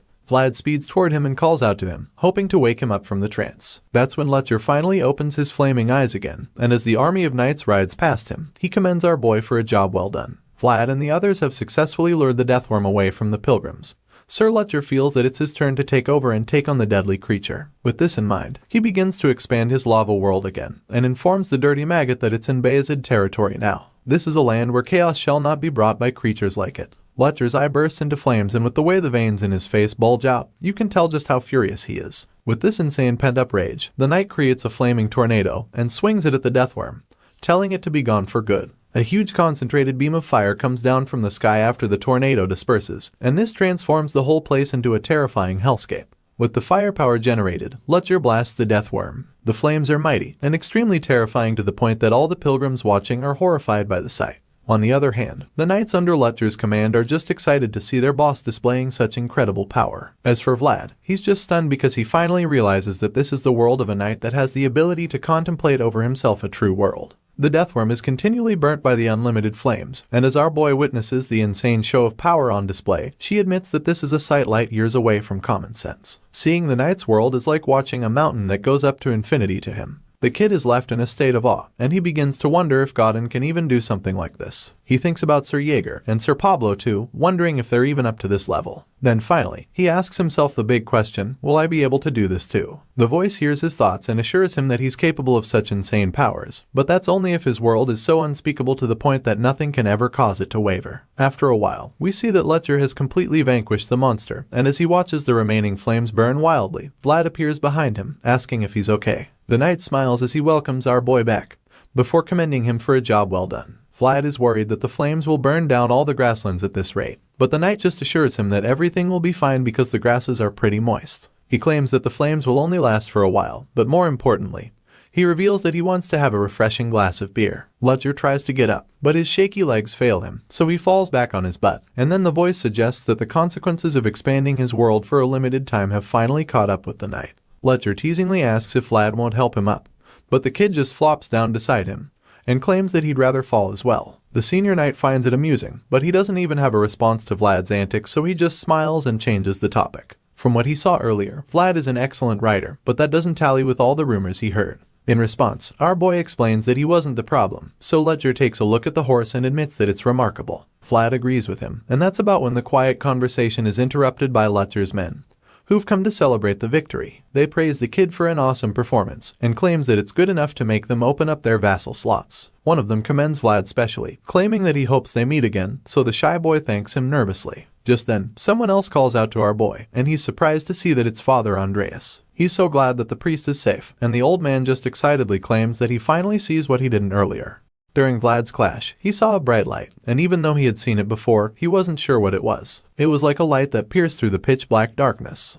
All of a sudden, the old man goes on his knees and holds the boy's hands, leaving him stunned. He then thanks our boy, calling him Vlad of Sara. The young knight is so confused by this, but the priest goes on to pray to the Lord, claiming that the boy who received God's will has acted solely on it. Still on his knees, Father Andreas prays for the Lord to comfort the young boy who protected his world, and prays that he blesses the shining boy with his pity and compassion. On this day, countless hearts turned into a single light, all because this young boy's world expanded. As the story continues, we catch up with a certain character back in Bayezid on a warm evening. The sun is setting and the lighting is perfectly sitting on the noble family's mansion. Inside, we see a familiar hand with scars holding some kind of letter, and then the owner of these scarred fingers suddenly asks if he's sure that the content of the message is 100% correct. Here, we see that it's Count Bayezid asking his special advisor about a surprising message he just received. The white-haired advisor assures the Count that the letter is correct, and then informs him that Dorothea was the one who sent it through the crystal ball. Upon hearing this, the nobleman grits his teeth in rage, because all he did was send the youngsters out just in case, but now they've gone and done something else. He suddenly snaps and asks the advisor if it was dark magic again, so the old man confesses that some of them have settled in the north. In response, the Count remains furious, because he feels that the Empire is being too lax about the threats, and for this reason, the old cursed beings are slowly sticking their heads out. Count Bayezid thinks deeply about all of this, and looks really bothered by it too. The nobleman stares out the window in rage. But then his advisor reminds him that they also have some relieving news as well. He feels that that should at least count for something, so the master agrees with him. The Bayezid family head admits that his advisor is right, and this is because the name of a certain young prodigy keeps popping up nowadays. He begins to recall all the events that Vlad has proved himself, from the previous year's winter monster hunt to the duel of honor at Yahello. The Count thinks about all these notable moments where the star swordsman shone bright, and then adds our boy's latest feat to the list since he was involved in matters with the pilgrims. At this point, it's pretty obvious just how much attention the kid is getting because of his impressive performances lately, and as a result, the Count admits that the Bayezid might just have had to face disgrace if it wasn't for the boy. He can't help but picture the talented kid at the back of his mind, and after seeing Vlad's amazing aura again, all he can feel is admiration for the young boy from Sara. With this feeling inside him, he calmly instructs his advisor to call for his son Joseph, so the white-haired old man suspects that the family head is thinking of finally giving the boy permission. He asks the Count to be sure, so the nobleman turns to him and suggests that worthy people should get to enjoy the rights they deserve after all. While all of that is happening back at home, we catch up with Rutger and his men who are still out in the wilderness. They're currently camping out for the night after successfully saving the pilgrims from the massive deathworm. To be fair, Vlad did most of the work, but that doesn't really matter right now since they're all enjoying the quiet night seated around fires to keep themselves warm. The pilgrims are with them as well, but while everyone is supposed to be relaxing together, we suddenly notice that something strange is going on. For some reason, Vlad is seated alone with the fire to himself and he's not even close to the others. Apparently, he prefers some time to himself, and when we get a closer view, we see that he is cleaning his sword after a hard-fought victory earlier that day. As he tends to the blade, he notices many scratches on it, and realizes that the sword really went through a lot during his fight against the deathworm. He didn't expect that the blade would suffer such damage, and while he's still thinking about this, Sir Ludger appears behind him all of a sudden. The knight straight up asks him why he's acting pitiful all by himself, and the blue-eyed kid is surprised to hear the voice coming from over his shoulders. He turns around to look at the knight, who's casually taking a seat beside him. Lutcher asks Vlad where his fat friend is, so the swordsman reveals that Dorothea took Porty away earlier because she needed him to do something for her. Upon hearing this, he asks Vlad where the priest is, and the blonde swordsman informs him that Father Andreas is currently hanging out with the pilgrims. This explains why he's currently sitting by himself, and of course, the knight gets it immediately. With a bottle of wine in hand, Sir Lutcher concludes that everyone is busy and sighs in pity for the lonely blondie. Feeling bad for the boy, he stretches out his hand and offers Vlad a sip from his bottle of wine. As you can imagine, the underage kid is shocked to see this, and he politely declines the offer by reminding the knight that he's currently polishing his sword. Before he can complete this excuse, Sir Lutcher calls him out on it. He already knows that the boy is trying to refuse his offer, so he reminds Vlad that he's saying no to him again. Lutcher goes for the guilt-tripping technique and reminds Vlad that he didn't take peanuts from him the first time. Besides that, the kid also didn't pull him up when he asked for help to get up, and now he's crowned it all by rejecting his wine. Thinking about it now, the knight concludes that our boy has rejected him each time he's reached out to him, so he feigns sadness and asks Vlad if Joseph told him to do all of that. Of course, the blonde swordsman knows exactly what game the knight is playing, so he's pissed, because it would only lead to Master Joseph getting in trouble if word gets out that he refused the first son of the Bayezid family more than once. With this in mind, he is forced to accept the wine, so he takes the bottle from Sir Lutcher and assures the manipulative knight that Joseph didn't put him up to anything. Upon receiving the bottle, Vlad is surprised to see that it's whiskey, and Lutcher notices the shock in his eyes, so he proudly informs the kind that this is the liquor of nobles. At this point, our boy is a lot more relaxed than before, so it doesn't take him more than a moment to take a sip from the bottle. Vlad gulps it, thinking about how Lutcher and Joseph are certainly related. If he wasn't sure before, now he is certain that they're brothers because even though their personalities are different, they've actually got the same taste in the end. The boy from Sara enjoys the whiskey so much that he downs the whole thing, and while he's busy going bottoms up, the knight stares at his sword for a while. Looking at the blade, Lutcher suggests that Vlad has it checked properly when they get back home. This statement finally forces our boy to drop the bottle. He wipes the excess off his face, feeling a little dumbfounded at first, before informing the Bayezid first son that he actually visited the family's blacksmith a few days ago, who told him that the handle of the sword needs to be taken off. Lutcher finds this a little suspicious because he doesn't understand why they need to take off a perfectly fine handle from a sword. In response, Vlad explains that the blacksmith said the handle was attached to the blade recklessly. Because of this, he either has to find the person who made the sword or he'll have to take the handle off completely. With his bottle of whiskey back with him, Sir Lutcher just teases the kid, suggesting that the owner of the sword is as reckless as the blade itself. He says this while gulping down his liquor, but then suddenly stops drinking when Vlad informs him that he's not going to take the handle off. The knight is pretty confused when he hears this, so the kid explains that he can't do it because he doesn't want to lose the sword. Vlad begins to remember the people back in Sara, like the old blacksmith who made the sword and, of course, his red-haired best friend. The boy lifts the sword, claiming that it holds so much within that he can't let go of it, and this leaves Sir Lutcher speechless for a brief moment. He stares at the boy in awe, and then finally regains enough consciousness to keep trying to persuade him. The knight reminds Vlad that he still needs to repair the sword even if he doesn't want to lose the memories, especially since it's already starting to look pretty dodgy already. In response, the blonde swordsman agrees with him and then insists that it's the exact reason why he has to travel back home in search of the person who made the sword in the first place. Upon hearing this, Lutcher asks the boy where this mysterious blacksmith is, but Vlad is reluctant to admit it at first. Our boy keeps his mouth shut after hearing the question. But then again, he decides to reveal that the person who made the sword is in Sara. The knight isn't too surprised to hear this. In fact, it makes a lot of sense to him because he's heard our boy call himself Lad of Sara several times. Lutcher teases the kid, but deep down, he knows that the boy is a special talent from the shining Sara, best known as Vlad of Sara. The senior brother thinks about the name and can't help but admit what a fitting nickname. To him, this is just the perfect title for the future swordsmaster, because earlier on the battlefield, the boy actually shone the brightest. The image of Vlad fearlessly riding the majestic black horse earlier flashes across Lutcher's mind, and it makes him reason something. After replaying the memories of the day in his mind, Lutcher finally understands that this was the reason his younger brother has been running around everywhere. Vlad keeps lifting the sword with so much determination in his eyes, so the knight gets up and suggests that he should be able to get the sword fixed soon. At first, our boy doesn't really understand what the senior knight means by this question, so he expresses his confusion. That's when Lutcher tells him that someone will acknowledge it sooner or later if he hopes for the repair desperately enough. Vlad is once again when he hears this, and this time, he can't even hide the confusion laced on his face. While he's still looking up at the senior brother in a daze, Lutcher pats him on the shoulder and begins to take his leave. However, before he exits the scene, he makes sure to tell Vlad that he's been doing a good job living up until now. The statement catches the boy off guard, so he's surprised and sits there while Sir Stangga finally leaves. The knight tells Vlad to sleep early and informs him that they'll be leaving straight to Sturma the following morning. Our boy watches as Sir Stangga walks away and immediately admits that the leader is right, because he believes that someday he'll actually be able to fix his sword.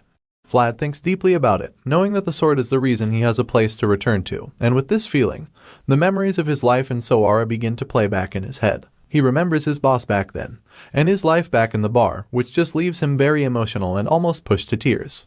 From a cliff, we can see him still sitting alone with his fire while the rest of the knights and pilgrims have fun on the other side. Just then, the black horse he rode earlier returns and watches him from the top of the cliff. The animal remains quiet, and the more it stares at him, the more we see how connected they are. They practically have the same kind of energy radiating from their bodies, suggesting that they are probably meant for each other. Back in Sturma that same night, we catch up with Lady Oksana, who's quietly doing some stitching and embroidery to pass the time with one of her maids. She doesn't appear to be an expert just yet because she's still asking the maid if her work is good enough. Of course, the young girl commends her stitching skills, claiming that the Countess's work is identical to the drawing they're trying to replicate. In excitement, she also shows Lady Oksana the book, so the Countess asks if she can move on to the next crest. She picks it up, and the little girl gladly shows her the next drawing she's supposed to work on, but she quickly picks up the needle and thread to start stitching, claiming that she doesn't even need to see the drawing. Apparently, this next symbol is very familiar to her, and vividly engraved into her mind, so she begins effortlessly, even though it's her first time making it. Lady Oksana reveals that she and her siblings only watched their mother do it, and never actually tried it. In response, the maid suggests that the Countess watching her mother makes it even more precious, to which the lady admits. The nobleman claims that it's actually precious and suggests that the art is a tradition that's now gradually being forgotten by the people. She thinks about the knights of these days who were actually raised so preciously, and feels that they're not even worthy to lift up the flag that belongs solely to them and no one else. Speaking of the knights, the scene changes to the next morning when we see that Lutger and his men are already prepared to begin their journey to Sturma. As usual, the red-caped son of the Bayezid family leads the way, and as they set out, one of his men calls his attention to a marvelous sight. The guy is so amazed, claiming that he's never seen anything like it in his life, so Sir Lutger actually turns around to see the huge herd of wild horses running nearby. The horses are literally running side by side with the knights and the pilgrims, so the guy is stunned since he would never have imagined something like that would happen. Seeing all of this, Sir Lutger calmly admits that it's a rare sight indeed, and suggests that it might be the first and the last time it's ever going to happen. As the herd slowly departs from them, the red-caped leader glances back at Vlad with a mischievous look on his face. Our boy is back to life without a horse, and so he's stuck inside the carriage while the rest of the knights ride their horses like real men. He seems pretty bummed about it, and Lutger notices it, because he believes that the kid and black horse must have been special like no one else to each other during their short encounter. Now, it's all over, so they have to return to their lives without each other, and as you can imagine, Vlad is taking it a lot harder than the wild horse. He's thinking the same thing as Sir Lutger, and he looks out the carriage with a long face, knowing that it's now time for him and the amazing stallion to part ways. The powerful horse blazes through the plains, and our boy tries to contain the pain he's feeling because he knows that he has a purpose to fulfill. Besides that, the horse also has a duty to lead its herd, so it really can't work out between them. All of a sudden, the horse stops in its tracks as it reaches the edge of a high cliff. It's forced to stop following the knights and their convoy, so it gets on its hind legs and makes an iconic stance for Vlad to remember. At this point, it's clear that this is goodbye for the two of them, and our boy already knows that this is it, the last time they'll see each other. Tears fill his eyes as he looks at the horse one last time because he knows that they can only be together up until this moment. It's pretty heartbreaking to watch the boy say goodbye to the animal, but while he's still in his feelings, Father Andreas pops out of nowhere, telling him not to feel too sad about it. In response, Vlad pretends that he was only saying goodbye for the sake of it. But the old priest already knows that it's not the case, so he bursts into laughter and suggests that it's indeed difficult for humans to be truthful most of the time. To the old man, their lives are like a cycle of hellos and goodbyes. The goodbyes bring one to tears, while the hellos come as happiness as far as the priest is concerned. The old man then admits that the scenes from the previous day were a truly amazing encounter even in his eyes, and for this reason, he wonders when the young star will get to see the amazing horse again. As sad as everything looks, Father Andreas doesn't believe that this is the last time that Vlad will see the stallion, because he knows that the depth of connection isn't just decided simply by the time spent together. Hearing all of this, our boy cheers up, knowing that the priest is right. A smile creeps up on his face once again, as he realizes that they'll actually get to see each other again someday. He's sure of it. With this new sense of belief, Vlad is ready to leave the horse behind for now, and as his traveling party goes farther into the distance, the black stallion just keeps watching. Later that night, a storm rocks Sturma and the house of Bayezid seems to be having it really rough, with lightning and thunder all over the mansion. The Count sits in his office looking really frustrated. But it's not exactly because of the storm. Apparently, he's received some troubling news about the fall of Count Revnoma, so he's still trying to come to terms with the whole thing. He covers his face like the most frustrated person ever and listens to his advisor, who confirms that they just received the urgent news. The nobleman already knew that the West's activity had been strange for a while now, but he never expected that it would end up like this, so it makes him wonder how and when Count Gadar's house even acquired such strength. Apparently, the houses of the West made an alliance with Gadar as the center of the plan, so now it seems that even Ravnoma, the true leader of the West, got defeated by being outnumbered. He didn't stand a chance since he didn't have enough people on his side for the battle. Now that things have gotten this bad, Count Bayezid finds it surprising that the royal family hasn't done anything about it.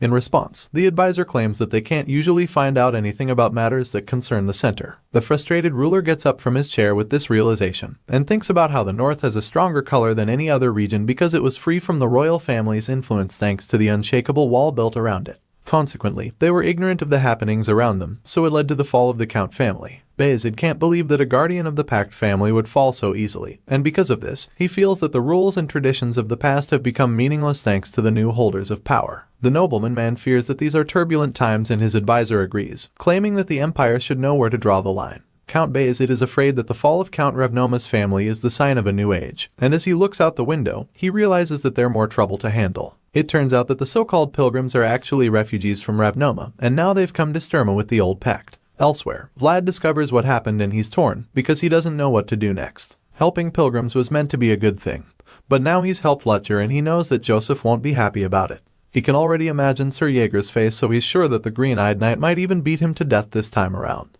Well, it's not like he can do anything to change his fate, so he knocks on Mr. Joseph's door. The young master asks him to come in, and informs him that he's a day early. Joseph is strangely calm, and claims that he's heard a little about what happened. He asks the kid if he's hurt, and Vlad explains that he's fine. But the young master still advises him to take care of himself, which he agrees to do. The blondie is quite confused because it looks like everything is alright. Joseph looks normal, but upon closer inspection of his face, Vlad realizes that he's screwed because the hidden frown becomes more visible by the second. Joseph starts talking about Sara, claiming that he doesn't know much about the back alleys there, but reveals what he heard about a conflict and asks our boy if it's true. He's surprised to be asked such questions but suggests that it's true, and then Joseph asks him if he can't send a letter back to Sara, which baffles the kid some more. When Vlad asks what he means, Joseph finally talks about Jemima, calling her the boy's lover in the convent. But the swordsman clarifies that they're friends. Joseph claims that he's known all along and suggests that Vlad can't send letters back home because he's afraid of people they're getting hurt. The young master claims that he would like to solve that problem but points out how much effort is required. He suggests that the man named One-Eyed Jack is valuable, and Vlad confirms because he knows that Moneybug has formed connections with the most powerful people in Sara. Suddenly, Joseph starts talking about how much Vlad has gone through for him, and suggests repaying him accordingly as per their promise to each other. The kid is confused, so Joseph shows him the flag that represents a knight's honor. In old times, knights went around carrying flags like this, and the young master was bummed that he could never possess one. For this reason, he resolved to have a knight who can, and now our boy has checked all the boxes. Joseph believes that Vlad is a knight worthy of carrying his own flag and promises that the Bayezid family will give him their full support. After all, he's the man who received Lady Alicia's name and also a vassal of the Bayezid family. As such, Joseph wants him to raise his head with pride under his own flag and return to his hometown with it. The young master wants Vlad to go slash the worthless people binding him, so he can find his true freedom and then come back to him. Sir Jaeger gives his approval in silence, and after seeing this, the young boy from Sara is deeply touched. Our boy thinks about all he's been through to get to this moment, from the unadorned sword given to him by the girl and the old man, to the identity token given to him by the priest. He was even given the handkerchief with the noble lady's name on it, and now he's been presented with his very own flag, with the family's crests on it. All of these would go on to form the boy's roots, and all of these were the boy's accomplishments as well. Vlad is so honored when he thinks about all of this, so he gets on one knee like a true knight, and with tears running down his face, he promises to do as his young lord commands. The story continues with a scene in the Count's throne room. We see Father Andreas standing in front of a huge chest with chains tied all over it. Behind him in the huge crate, the pilgrims are all on one knee to show their respects to the nobleman.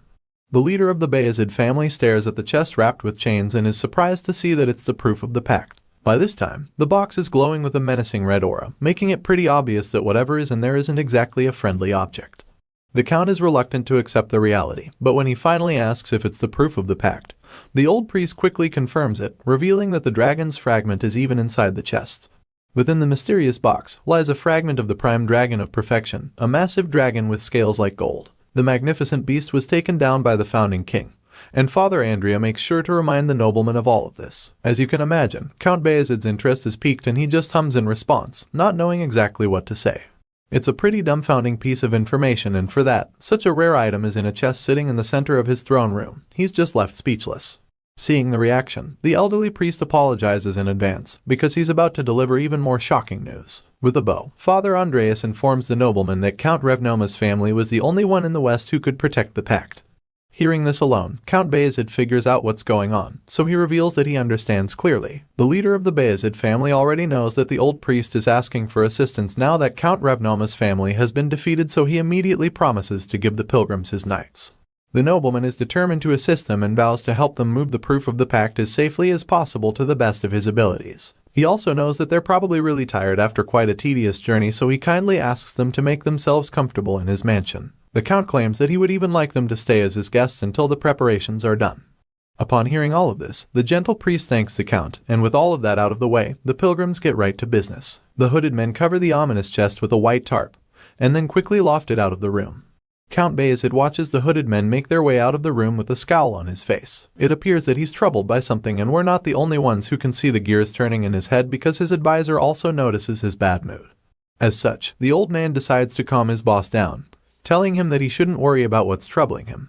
In response, the nobleman shoots up from his seat, but his advisor just reminds him that the pilgrims didn't have a choice. Count Bayezid suddenly starts walking down the steps from his seat, still feeling very upset, claiming that he already knows all of that. The nobleman believes that from the West's perspective, the only guardian house of the pact equal to them would be the ruler of the North. He feels that the ruler of the North is the only person those in the North even consider a threat. Well, you can't really blame the Westerners for thinking this way, because from what we can see, the Iron Duke, Timur Baronoff, looks like one mean motherfucker. With his glowing red eyes and massive blade, there's no doubt that the ruler of the North is a formidable force. Count Bayezid keeps bothering himself with this feeling, and even though he knows that there's really nothing he can do about the situation, he can't help but think about it, because it's currently a burden that refuses to get off his shoulders. The nobleman zones out as he stares out the window, thinking far and wide, but then he's suddenly drawn back to reality when he sees something very shocking on the other side. The count's eyes pop out in disbelief when he sees a familiar flag, and then admits that he hasn't seen it in a very long time. The advisor hears him thinking out loud, so he curiously asks what the matter is, and then quickly goes to have a look for himself. Looking out the window, the white-haired advisor realizes what is making the count so intrigued, and he too is quite taken aback by the sight. So much so that he also admits that he hasn't seen that flag in a long time. We finally get to see the structure keeping the two old men glued to the window, and it turns out to be the crest that Lady Oksana was sewing earlier. It's the flag that she made for Vlad, and as the count watches the waving flag on the moving carriage, he feels that the kid should have at least rested a while before setting off again. The advisor also sees Vlad leaving and suggests that perhaps the boy couldn't just help himself. He's a knight after all, and with this in mind, Count Bayezid totally gets it, claiming that he wouldn't be able to control himself either.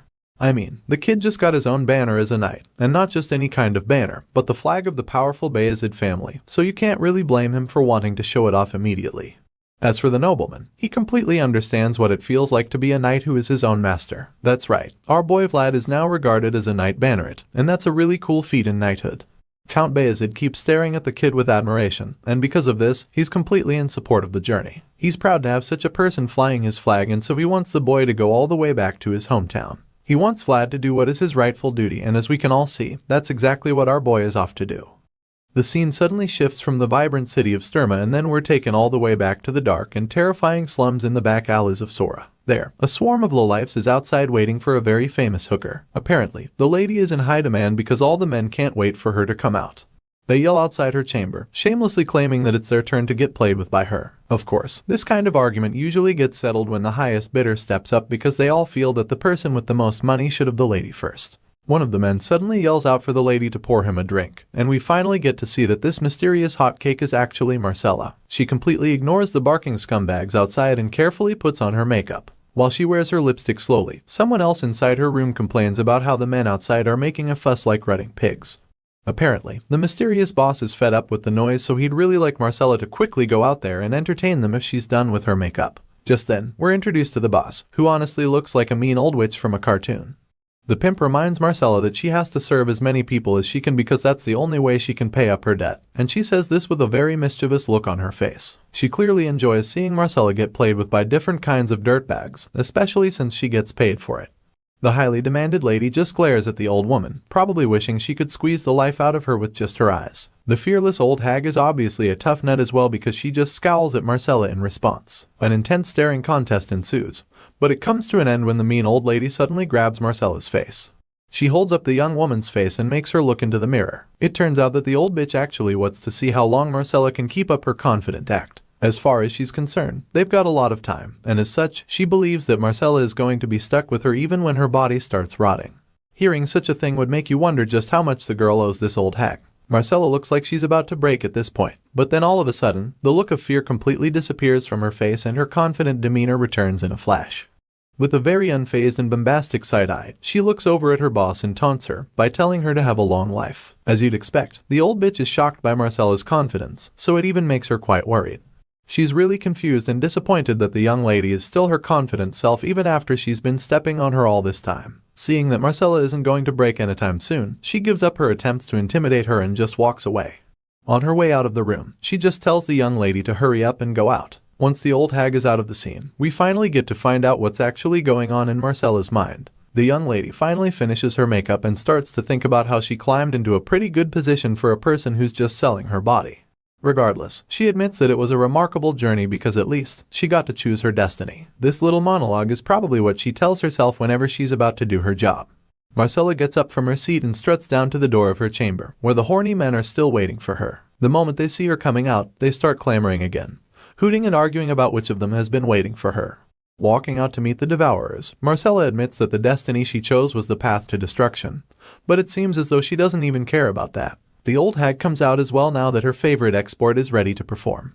She teases the hungry men, asking if they've really been waiting that long for Marcella, and seeing how horny they all are, she asks for the highest bidder to reveal himself. After all, the man who desires the honey of the black rose for the night should be able to show his gold coins. The auction begins and the desperate men start making their bids. Some even offer to combine their gold just so they can afford a night with Marcella, but of course, the madam informs them that it doesn't work like that. It quickly turns into a situation of every man for himself, and as the men start arguing again, the old hag just expresses her delight that Marcella keeps making her so much money. She considers the young lady a wilting flower and decides that she's going to suck her dry till there's nothing left. Just then, one of the men makes an offer of 4 gold and the madam quickly accepts it. The other men are still wallowing in disappointment when someone else suddenly makes an offer of 100 gold. The entire place goes dead silent after that offer, because everyone is too shocked to even speak. The silence is finally broken when the madam chokes on her smoke and starts coughing. Everyone else turns around to see the filthy rich person who would even make such an offer in the first place.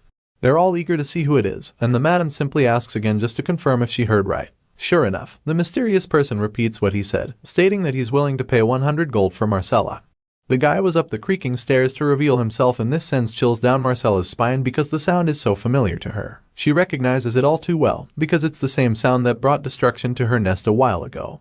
That's right, it's the sound of the same man who killed her husband, the man who turned her life upside down, and the reason our boy had to leave his hometown. It's the notorious Night Godin. Marcella hasn't even seen his face yet, but she's already having goosebumps just thinking about him. The ominous hooded man finally makes it up the stairs and into the room without saying another word. All the people in the room are still overwhelmed by his offer, so much so that the old lady asks him once again if he really said he is going to pay 100 gold. She still can't believe anyone would make such an offer, so she just keeps asking him to be sure.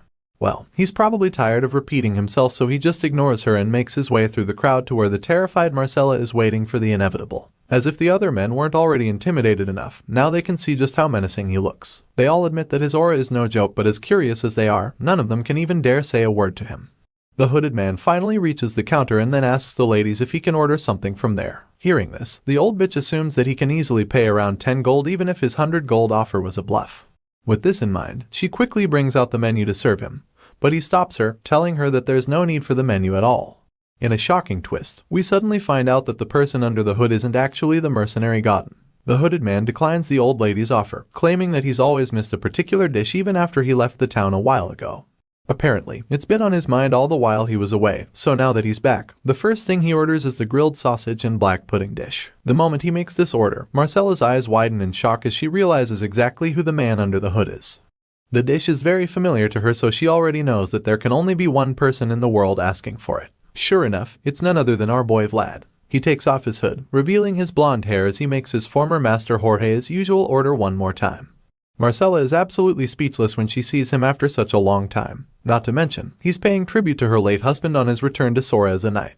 Seeing all of this, she realizes that the gold offer didn't come from a filthy place of desire. The memories come flooding her mind as she remembers the child Jorge brought home. She remembers the color of his blonde hair because she bathed him when he was just a little boy. Marcella remembers it clearly, and while she's still finding it difficult to believe, Vlad simply assures her that he is actually back. Seeing this, she just covers her mouth to lower the sound of her soft sobs. She's pushed to tears just by looking at the young man she raised. Emotions fill the atmosphere as Vlad looks into her eyes. It's been a long time since they last saw each other, but the love between them hasn't dwindled even one bit.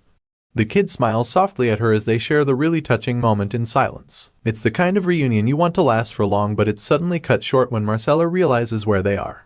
There's still a swarm of horny lollips waiting around to sleep with her, so she's very sure that Vlad is now in danger. As such, she quickly wipes the tears off her face and whispers for him to get out of the pleasure house as quickly as he can. She already knows how wild the men can get, so she tells him to leave. Marcella secretly informs him that the place is being run by subordinates of the notorious One-Armed Jack, and she doesn't want that guy to find out that the blonde swordsman is back in town. She keeps whispering to him, and the old bitch notices it, but she can't make any sense of what Marcella is telling him. It's all gibberish to her, so she gets quite curious all of a sudden. She's surprised to see that Marcella and the mysterious man already know each other. Besides that, she senses that the atmosphere feels unusual too, now that they are talking secretly.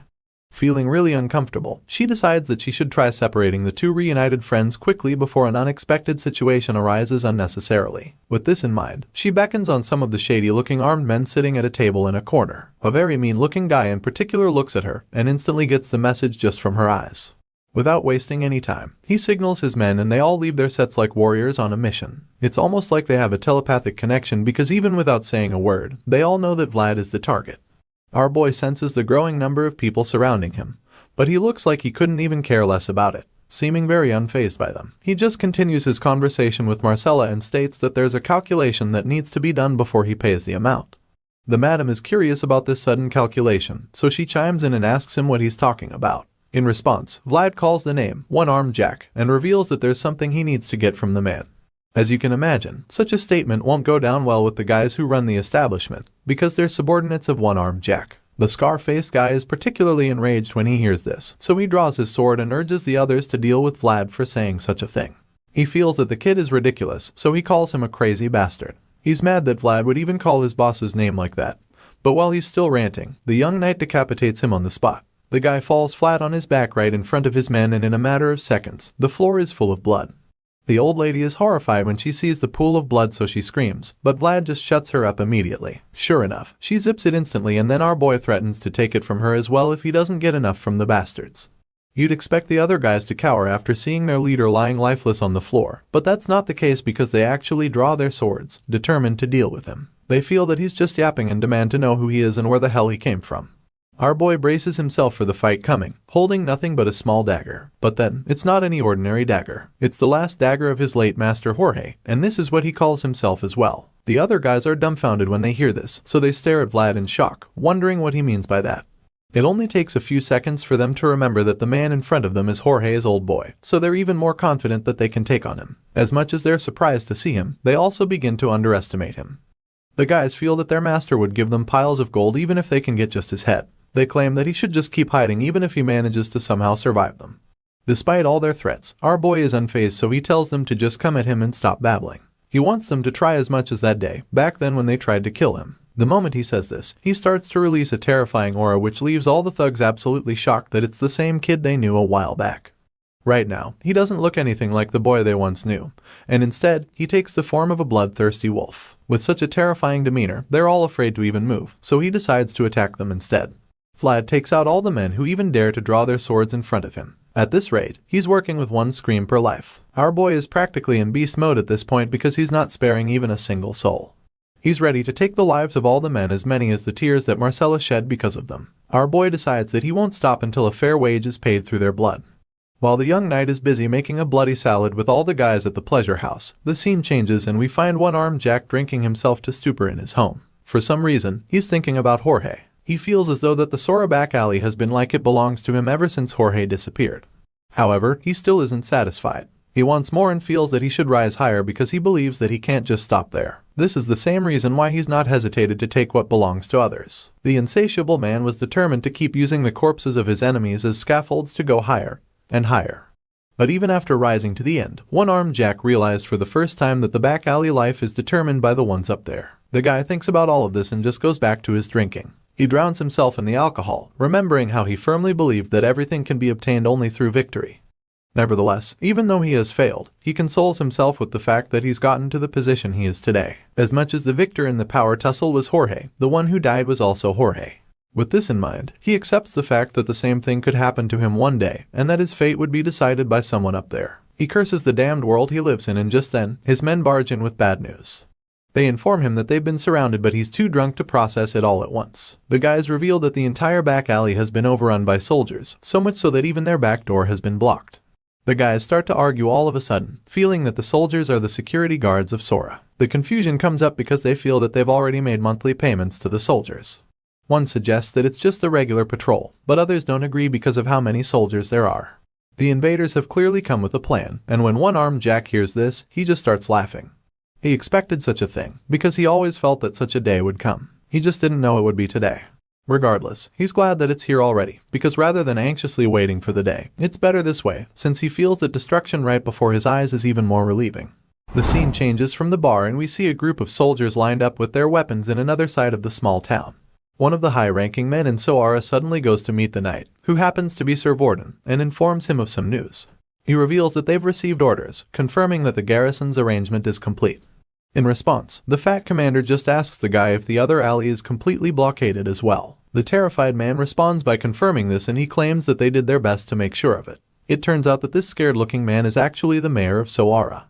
Unfortunately for him, the commander isn't convinced that he and the others actually did their best, because he feels that if they actually did, the matter wouldn't have gotten as big as it did. The mayor is really ashamed of himself, but all he can do is just stand there and hide his face while the soldier scolds him. The commander seems very upset that the count found out about what happened, so he makes it very clear to the mayor.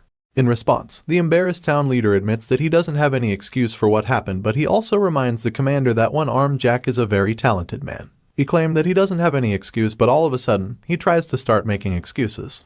Unfortunately for him, the knight doesn't even let him start because he quickly cuts him off by clearing his throat. He gives the man a death glare which sends chills down the guy's spine. At this point, the mayor realizes that there's no way he's going to outsmart the knight.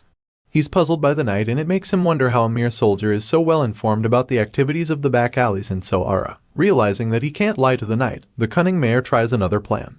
He suddenly claims that he's glad that the cancerous group of Sara will be eliminated now that the fat knight and his men are here. It turns out that everything this man says just ends up pissing the knight off, because when he hears these words from the mayor's mouth, he just glares at him again. As far as this soldier is concerned, the cunning man is the cancer. He's very angry about the whole situation because he doesn't even believe how a mere back alley boss can be controlling such a huge system. The knight feels that the mayor is the reason why one-armed Jack has so much power. After all, the only way someone else can have so much power over a place is if the mayor is condoning all the activities and hiding them under his title. It's also pretty obvious that the price for the mayor to overlook such criminal activities is if he's receiving some kind of huge compensation. Clearly, these compensations are basically bribes, and the reason why the knight is so sure is because he's someone who's taken bribes in the past. Just like a non-vegetarian can tell when he sees someone like him, the fat commander can easily tell that when he sees a corrupt official at first glance. The mayor is still really unsettled right now, and so he tries to change the topic quickly by asking the knight when the other knights will arrive. The ones that will go inside are yet to reach the city, so the mayor is really concerned about that, especially the knights from the house of Bayezid who have been sent to the city. He's still talking when all of a sudden, the fat commander informs him that the knight from Bayezid is already around. The mayor is shocked when he hears this. As if on cue, a knight emerges from the darkness. This mysterious knight has blood all over his boots, suggesting that he just got out of a bloodbath, and the fat commander quickly introduces the mayor to him. The corrupt leader is horrified when he sees that it's just one person who came, so he quickly turns to Sir Stangga and asks him if the lone soldier will be okay. He's afraid that the knight from Bayezid will be able to handle the situation, so he suggests that his knights in Sara take care of the job since he's already deployed the best of them. Unfortunately for him, Sir Stangga doesn't agree with his idea. The advanced knight claims that such a thing can't happen under his watch, and this leaves the corrupt mayor absolutely stunned. He's shocked that his authority means nothing to the commander, so he asks Sir Stangga to explain why his idea can't work. In response, the senior knight reveals that it's because Mr. Joseph put his heart and soul into setting it up. It turns out that this little arrangement and deployment of soldiers was simply a means of setting up Vlad's official debut fight, and since that's the case, there's no way Sir Vorden will sit back and watch someone ruin it. Now, we see our boy make his way out of the darkness. His armor and coat are covered in the blood of the goons that he dealt with earlier, and it's giving a really disturbing vibe, so Sir Vorden quietly goes over to the kid and asks him if he'll be okay fighting alone. He whispers this to our boy so that the mayor doesn't hear him. The senior knight informs Vlad that there are over 50 enemies waiting inside, and then reminds the kid that he won't be able to face Mr. Joseph's wrath if anything bad happens to him. Because of this, he wants to be absolutely sure that the young knight knows what he's getting into. In response, Vlad calmly assures Sir Vorden that he'll make sure he doesn't take the blame even if he gets hurt by any chance in there. Unfortunately, this doesn't make the fat commander any less worried because he practically just explained how he can't let the kid get hurt under any circumstance. At this point, he's starting to get really uncomfortable because he doesn't even know what Vlad is going to do next. To make matters worse, our boy doesn't even respond to him, and just keeps staring at the huge building in silence. After a while, Sir Vorden realizes that nothing he says is going to change the boy's mind, so he sighs in exhaustion as he decides to let Vlad go. Before that, he reminds the kid that he promised to protect him from any punishment if things go south, and Vlad confirms it. Hearing this, he quickly gives our boy the banner he's been holding, claiming that Mr. Joseph asks him to give it to him in front of everyone. Sure enough, the other soldiers are standing right behind him, so they see the little ceremony as it goes on very clearly. The senior knight gives Vlad the banner and he receives it without hesitation. Our boy buries the pole into the ground, allowing the banner to spread out. When the other soldiers see it, they're shocked because they all felt that the carrying of banners to battle was a forgotten tradition. After such a cool display, they're all very curious to find out who the mysterious young knight is. They start to wonder who on earth the kid is, because they can't even wrap their heads around the fact that he received his own flag at such a young age. It's all really unbelievable to them, and then one of them suddenly talks about how the knight was personally sent by the House of Bayezid. While the ordinary soldiers are being overwhelmed by our boy's impressive display, he's busy pumping himself up for battle. With his banner pole planted into the ground and his cold blue eyes fixed on the target, he gets himself into battle mode. Vlad decides that right now, this land is his domain. Under the honorable names that attest him, he exercises his authority in Sara, even in the lives of all those who inhabit the place. With such powerful words running through his mind, his eyes start to glow, and while he's asserting his dominance, Sir Vorden opens a scroll and then calls out to the back alley scoundrels. The senior knight yells for them to hear him and calls out to one-armed Jack as well. Sir Vorden informs them that they've disobeyed the rules and laws of the Bayezid family, and that they've been sucking the life out of the people. Because of this, Peter Bayezid, the rightful owner of Sara and head of the family, has sent this message to the lowlives of the back alleys. Sir Vorden reads the letter from his master, revealing that he has sent a proxy on his behalf because he can no longer stand the wickedness of the people in Sara. From the letter, Bayezid claims that all the rights Sir Vorden exercises are guaranteed by him and by the Church of Faith. As such, the fat commander angrily demands that one-armed Jack and his henchmen come outside immediately. He demands that they open their doors in that instant so that they can allow the rightful proxy inside. With this command, the soldiers behind him start hitting their weapons on the ground to create a loud rumbling just so that they can get the attention of one-armed Jack and his men. They chant the Bayezid family name over and over again until it becomes too annoying for the scoundrels to ignore. The things get mad when they hear all the commotion, but the knights and soldiers don't stop making the noise. They chant about how God protects their proxy and express their confidence, believing that they will kill one-armed Jack. While they're saying all of this outside, the big bad boss sits in his chair and quietly drinks yet another bottle of alcohol. Back outside, the chants continue, and our boy waits patiently for the criminals to reveal themselves. Sir Vorden finishes reading the Count's letter from the scroll and informs our boy that he now has the justification and the people on his side, unlike before when they weren't even sure he could handle the situation. Since that's the case now, the senior knights tells Vlad that he can let it all out without hesitation, and once our boy receives the permission to go into beast mode, he thanks Sir Vorden and gets right down to business. Vlad unsheathes his glowing sword before marching down to the door of the house, and as he makes his way there, the fat commander reminds him to be careful. At this time, the voice in his head comes up again. The voice is sure that one-armed Jack must be preparing already, so he advises our boy to expand his vision, because he knows that the big bad boss is going to come for Vlad's life from all directions. Hearing this, our boy mentally prepares himself for the fight ahead, and the voice also assures him that the battle will be different from all the others he's been in before. The voice gives him a little pep talk, claiming that one of the basics of battle is to take the initiative. He advises Vlad to make a really fancy start to the fight, and so, the blonde swordsman begins to channel all the power he can muster into the blade. Several thoughts rush through Vlad's mind as he prepares to face the notorious one-armed Jack all by himself. He remembers the day that Jorge died and begins to feel that maybe his boss would have still been alive if he never called God. Even before that, he wonders if Jorge would still be alive if one-armed Jack never threatened him in the first place. He feels that he wouldn't have needed to call God in if that never happened. The many ifs and maybes continue to haunt our young hero, so because of this, he feels that there's only one solution in the end. Vlad decides that he must kill one-armed Jack because that's the only way he can be just a little free from the guilt that constantly haunts him. With this in mind, our boy charges at the big bad boss with his glowing eyes and sword. Vlad lands the first powerful strike and the locked door comes crumbling down in an instant. All the goons who were guarding the place are sent flying all over the place. The blast from the strike leaves the place in a mess, and when Vlad finally enters the building, all the goons are injured and disoriented. Vlad realizes that one-armed Jack's world is eating into his own, so he concludes that this is the reason he must put an end to this right now. This is the only way he can cut off the messy connection and move forward. Our boy marches into the place and then introduces himself to the goons, informing them that he's the one and only Vlad of Sara. The blonde swordsman claims that he's here to end their quarrel. He holds his blade and stands in front of the enemies, waiting to see their next move, but none of them even moves a muscle. They wait in silence, so when Vlad sees this, he points his sword to the big bad boss and calls out to him. Our boy raises his glowing sword, informing one-armed Jack that he's back in Sara, and as you can imagine, he's back for revenge. Vlad yells out several times before the one-armed mafia boss finally decides to respond. He sits in his chair and listens carefully to the voice, only to discover that it's actually really familiar. With this in mind, he finally gets up from his chair and slowly straightens himself up as a sinister laughter erupts from his lungs.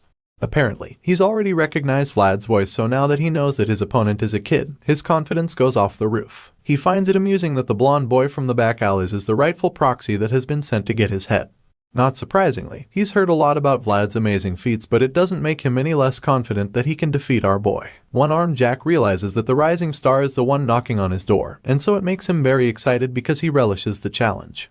While the big bad boss finds the whole situation to be some kind of easy game, our boy is very determined to prove the one-armed villain wrong. He fixes his gaze up into the house and waits patiently for his opponent to reveal himself. It appears that the bad boss's overconfidence rubs off on the goons all of a sudden because they instantly get the courage to fight their adversary. One of them loudly encourages his mates to attack the blonde swordsman, disturbing their peace, so of course, they all rush towards Vlad with their weapons. The men charge at our boy bravely, feeling that they've got the upper hand, and of course, Vlad doesn't hold back either. He equally throws himself at them with his trusty sword in hand. Not surprisingly, the blonde knight overwhelms them with his speed and strength immediately. The thugs are horrified when they see how ferocious he is, but at this point, it's already too late for them to retreat because he rips them apart mercilessly. Our boy slashes through all of them with the speed of light, leaving a bloody trail of dismembered body parts in his wake. One of them tries to sneak up on him from behind, but the insanely quick swordsman senses the attack coming and counters it immediately. Vlad turns around in the blink of an eye and slashes the guy's head clean off in that moment. The severed head flies across the room, splashing blood all over the place before finally landing on the floor. When the other thugs witness this gory display, they finally realize that it's the same ruthless blonde kid that once walked the streets of Sara. They're all very familiar with him, and it appears that they all hold one grudge or the other against him, so this only makes them more determined to bring him down. With this in mind, they charge at our boy with nothing but the intention to surround and defeat him. They refuse to back down from the fight and use their numbers to try to intimidate him. The goons successfully surround the young knight, and once they see that he isn't attacking either, one of them encourages the rest to pounce on Vlad together once they get the chance. As much as they all want to see the blonde swordsman defeated, they're also really afraid of the kid. The thugs are all aware that Vlad is extremely skilled with the sword, so they're very careful about how they fight him. Stepping forward recklessly against such a knight would only get them killed, so they're reluctant to make the first move. After a few moments of keeping the terrifying swordsman at bay, the goons realize that they're not ready for what comes next. None of them is ready to strike, and Vlad just casually waits for the next unfortunate person to try him. It does take long before they start begging each other to step forward. But even then, nobody is willing to sacrifice himself. I mean, that's literally what it is right now, because anyone who's crazy enough to challenge Vlad all alone is practically digging his own grave. The whole thing gets really boring quite quickly, especially since the star swordsman is eager to give one-armed Jack a taste of his blade. Seeing that none of the henchmen are brave enough to step forward, he decides to take matters into his own hands. The blue-eyed killing machine cuts through their murmuring all of a sudden with a cold statement. He calmly tells them that there's no need for them to think so hard about their next move. After all, he's going to cut all of them into pieces anyway. Since that's the case, it doesn't really matter what they decide, because they're only going to end up dying at his blade.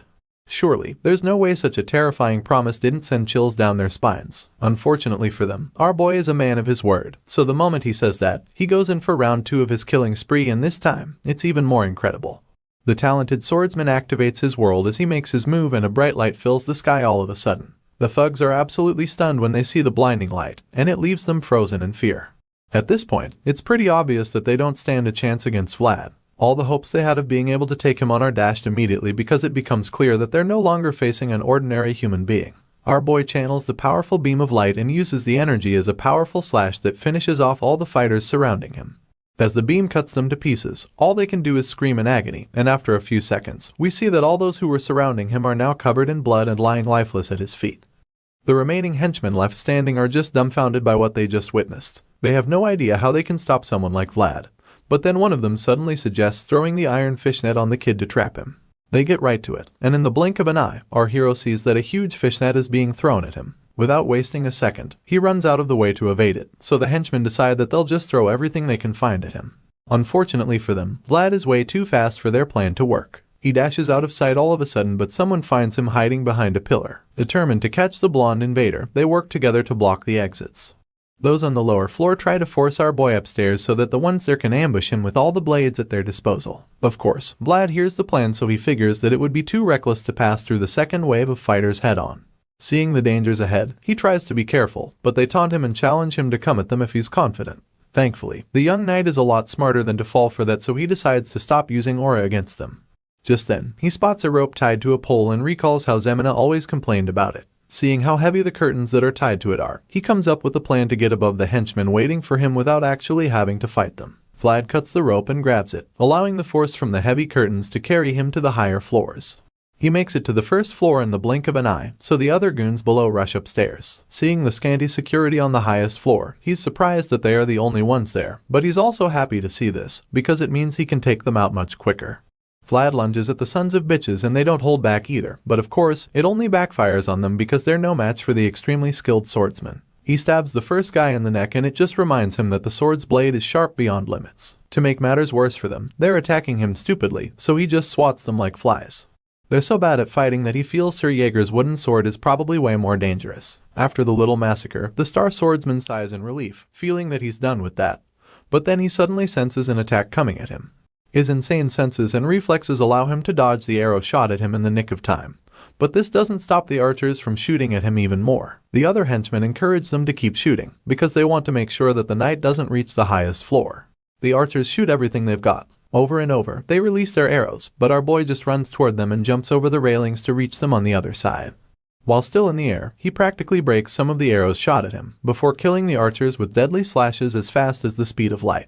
Vlad casually sighs after this, like it's some easy chore. He admits that it was quite a hassle getting up there, and while the other goons are staring at him like some ghost, he just grabs a kettle and gulps down whatever is inside it. The henchmen are too terrified to say a word, so they just watch the bloody knight with their jaws on the floor.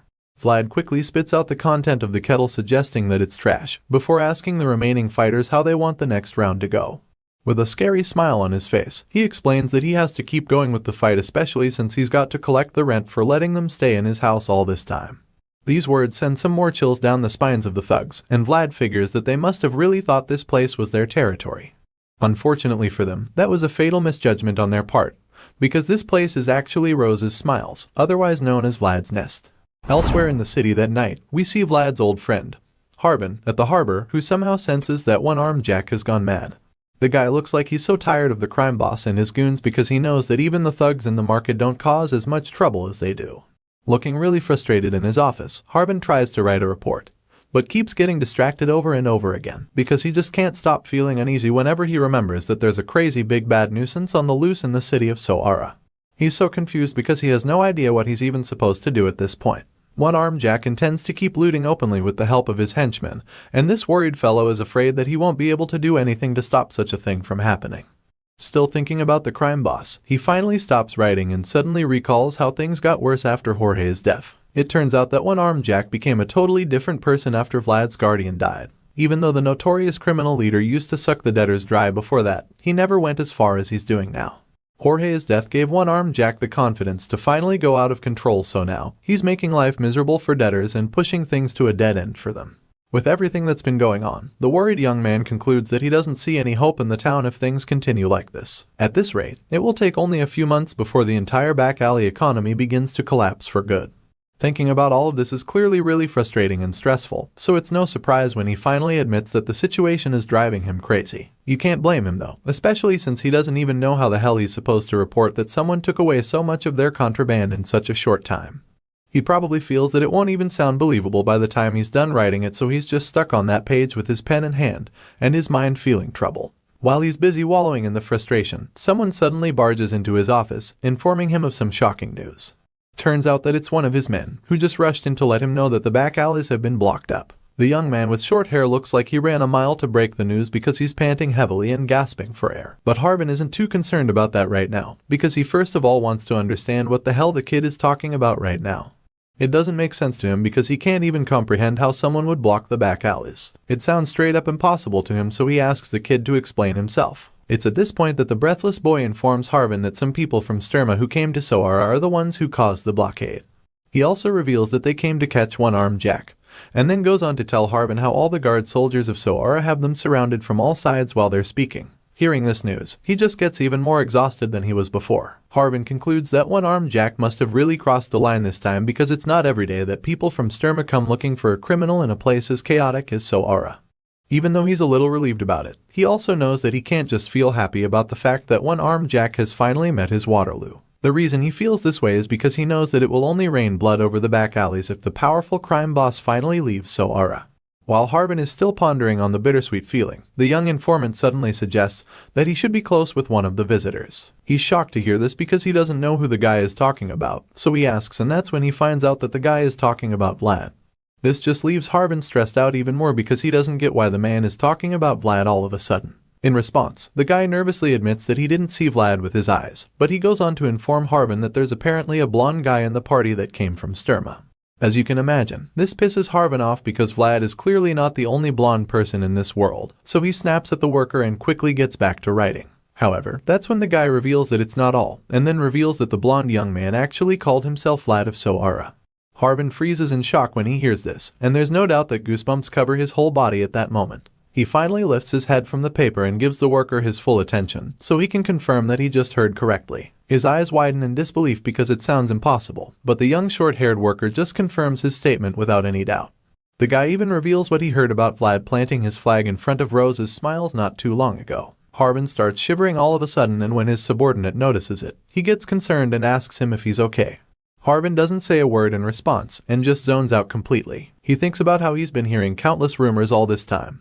It's no surprise that our young hero's exploits reached his ears over the last few months, but Harbin clearly chose not to believe them back then. He heard of how Vlad's aura manifested during Damer's Duel of Honor. Harbin also heard the story of the young vassal of Bayezid who accomplished an amazing feat in the hunt of a deathworm. Clearly, he's aware of the tales of the newest rising star going by the name Vlad of Sara, but he just didn't want to believe them. However, right now, he realizes that everything he heard might actually be true, but he still doesn't want to believe the rumors yet. So he finally gets off his chair and storms out of the office with his walking stick so that he can go and check things out for himself.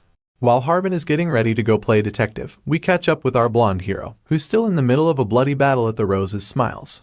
The intense bloodbath goes on and Vlad continues to show no mercy. He uses a deadly strike to slash the foot of one of the henchmen, and right after maiming the guy for life, he swiftly turns around to take care of the thug who bravely tries to sneak up on him from behind. Our boy lands a devastating slash right to the guy's neck, taking him out in the process, but this ruthless display doesn't slow down the onslaught of attacks coming from all the other goons. They're still fearlessly running towards Vlad with nothing but the intention to kill him, but as you already know, they really don't stand a chance against him. Equally motivated, Vlad dashes forward with insane speed and charges at the incoming attackers so that he can slay them with a single slash. That's exactly what he does too, because before any of them can even figure out what's going on, he slashes them at the same time, with the same slash and with the speed of light. The move is way too fast for them to comprehend, and before they can do anything about it, it's already too late because they're probably missing a body part. Blood splatters all over the place, leaving our boy completely drenched in it as well as his trusty sword.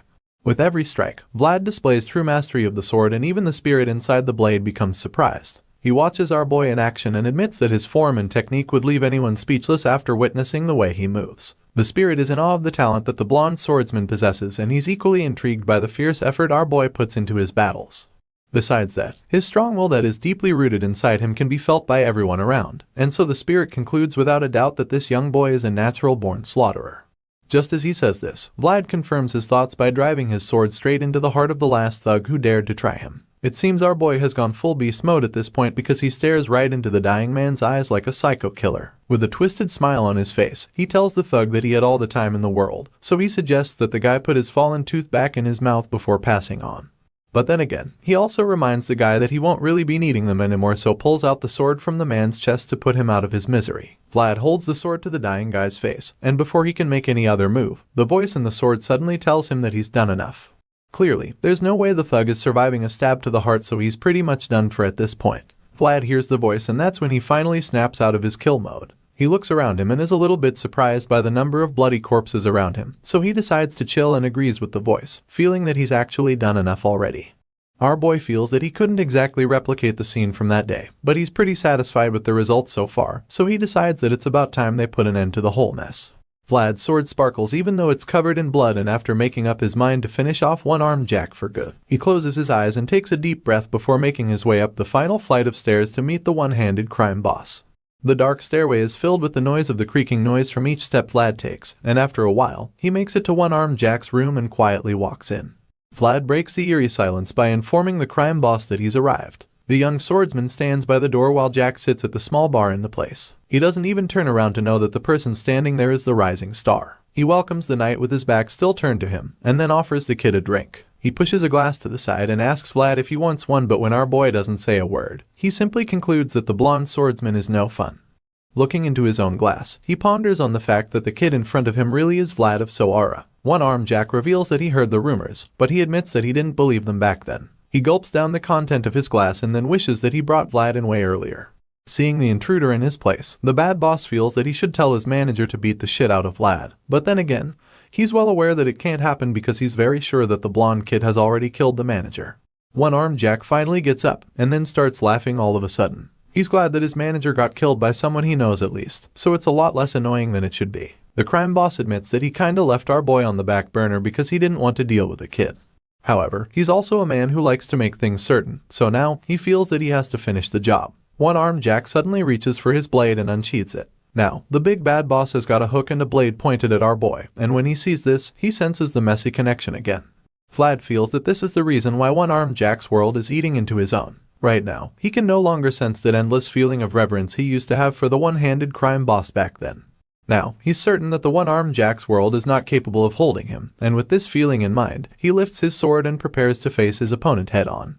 Right before making the first move, Vlad informs the crime boss that he's about to strike, so of course, the big guy is excited to see what skills the kid has got under his sleeves. Our boy charges into attack, and as he dashes forward he can't help but think about how the one-handed man's existence is like that of an enemy to him. Even though that's the case, he decides that he's going to give his all in this fight just so he can treat the crime boss with respect one last time. Vlad goes in for the kill and makes the first powerful strike, which Jack blocks. He tries to increase the power behind his attack and the big guy keeps resisting it. However, our boy is just too strong for him, so it does take long before he forces the crime boss back. The two warriors are pushed back by the impact generated by their strikes, and just when Jack thinks he's getting a breather, Vlad comes back at him hotter than the first time. Our boy puts everything he's got into the second strike, and shows no mercy to the old man because he knows that this is the way to show respect in the back alleys. It's their way, and so he refuses to hold back in this clash. Once again, Jack blocks the strike, but this time around, it's just way too much for him to push back. The big man's knees begin to shake as he struggles to stay on his feet against the relentless knight. Eventually, his body gives in and so he's forced to go down on his knees because he realizes that the kid is just stronger than him. At the same time, Vlad simply intensifies the strength behind his attack, determined to defeat the big bad boss, because that's just how things work in the back alleys. They're brutal beyond bounds. One-armed Jack grunts and groans as he keeps struggling to hold the ferocious swordsman back. It looks like it's all over for the big crime boss because a look of fear washes over his face. Unfortunately for our boy, that's not the case, because all of a sudden, the big guy summons enough energy to push him away. It's almost like Jack got possessed by a spirit that gave him a massive power boost, and even Vlad can't believe it when he gets shoved away.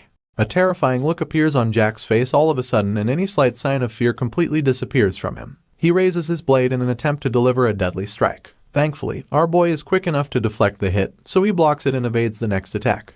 One-armed Jack admits that it's all shocking to him, because he never imagined that the rising star who used to wield a wooden sword has changed so much beyond recognition. Seeing this, the crime boss concludes that Vlad surely had to be this good at least before even daring to come back to the back alleys.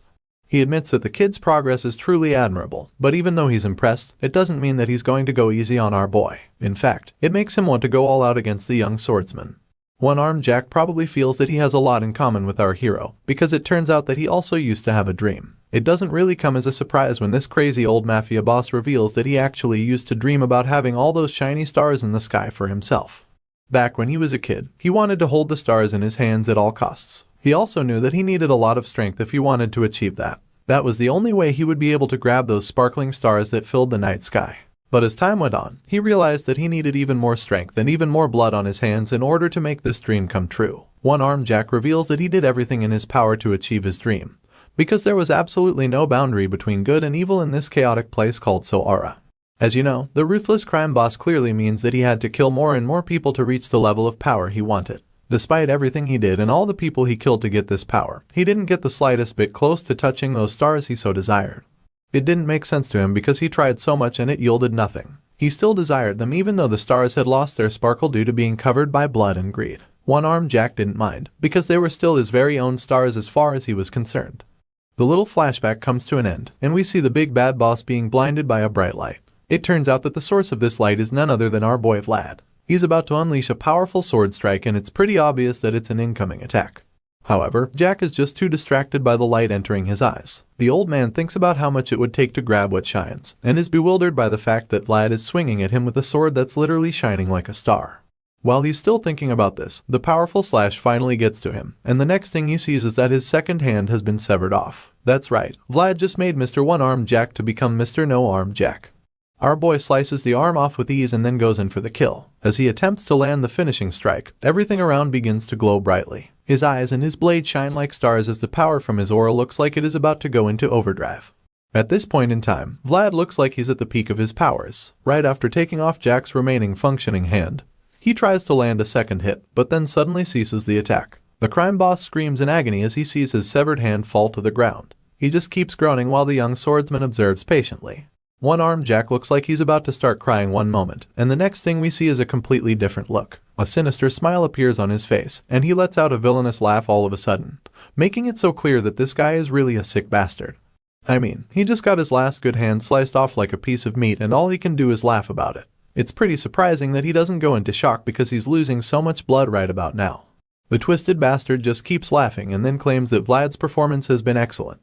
He's so impressed that he wishes Jorge could be alive to witness the young knight's display. As you can imagine, One-Armed Jack is the last person on earth to dare call Jorge's name in front of Vlad, so it's not surprising when our boy gets mad and attacks him. Our hero leaps into the air to deliver another slash and tells Jack to shut the hell up. Sure enough, he lands the hit and the insane slash gets deflected by the psycho crime boss. As far as Vlad is concerned, One-Armed Jack doesn't even deserve forgiveness. He's determined to kill the guy because he had a hand in Jorge's death while devouring the broken rose's smiles. After all, he's the son of a bitch who sold Marcel off, and after recalling all of these sins, Vlad concludes that Jack deserves a miserable death. With the desire for revenge and the rekindled feeling of grief in our boy's heart, he goes in for the kill. He stabs Jack and finally, it appears that he's got the job done when we see the big guy screaming in pain. Unfortunately, we're fooled once again, because the screams quickly turn into sick laughter and Jack suddenly claims that this is a happy day. He feels they should throw a big party in Sara and celebrate because the day for Vlad to climb higher than him has finally come. Of course, our boy just tells him to shut the fuck up, right before driving his sword into the big guy's chest. A calm silence follows after this happens, and Jack simply admits that this is a much better way to go out than being crushed by a huge world like Jorge's. Jack is glad that he meets his end at the hands of a young warrior trying to climb higher. Just then, the swordsman asks him if he has any last words, and that's when the psycho tells him that he did a great job. Jack also tells him to take some rest before he leaves Sara, but this just annoys our boy so he forcefully pulls out the sword from the big guy's gut just to make sure he bleeds to death. While struggling to stay on his feet, Jack claims that Vlad has done enough to finish the job. He admits that he's lived an evil life but he doesn't regret it because it was fierce regardless. With his dying breath, he brags about what a great job he did even though he got taken out by a rising star. One-Armed Jack concludes that he had a great life before finally calling Jorge's name one last time and then falling to his death. Vlad watches the big guy plummet down from the high floor and ponders on what just happened. Revenge is sweet, so it's only natural for it to be done. But still, the young knight can't help the lingering bitterness in his mouth. He should feel glad and relieved that Jack is finally dead and that he's avenged Jorge, but right now, he doesn't have that feeling of fulfillment in him. Our boy looks over at the counter and sees the drink Jack left for him, for he gulps it down and sighs in exhaustion. The moment he drops the empty glass, he remembers what Jack said about how he'd climb higher, so he thinks about it for a bit before suddenly dropping a coin on the counter. He's returning it to his late boss, because he believes that a knight should only receive what he's paid for, which is something that Jorge taught him. Vlad leaves the empty glass with bloodstains, as well as the bloody coin to pay for his drink, before walking out of the place for good. Our boy leaves Rose's Smiles, a place where people who pass by stop and stagnate like water for a bit. On the way out, he glances at Jack's lifeless body and thinks about how today, a stagnant drop of water flowed outside of this world, leaving a small ripple in his own world. The story continues a few moments after Vlad's epic victory over one-armed Jack. While our boy is still in the building, Sir Borden becomes a little worried because he notices that it's suddenly ominously silent inside Ether Rose's Smiles. As you'd expect, it makes him really curious too because he has no idea what on earth is going on inside there.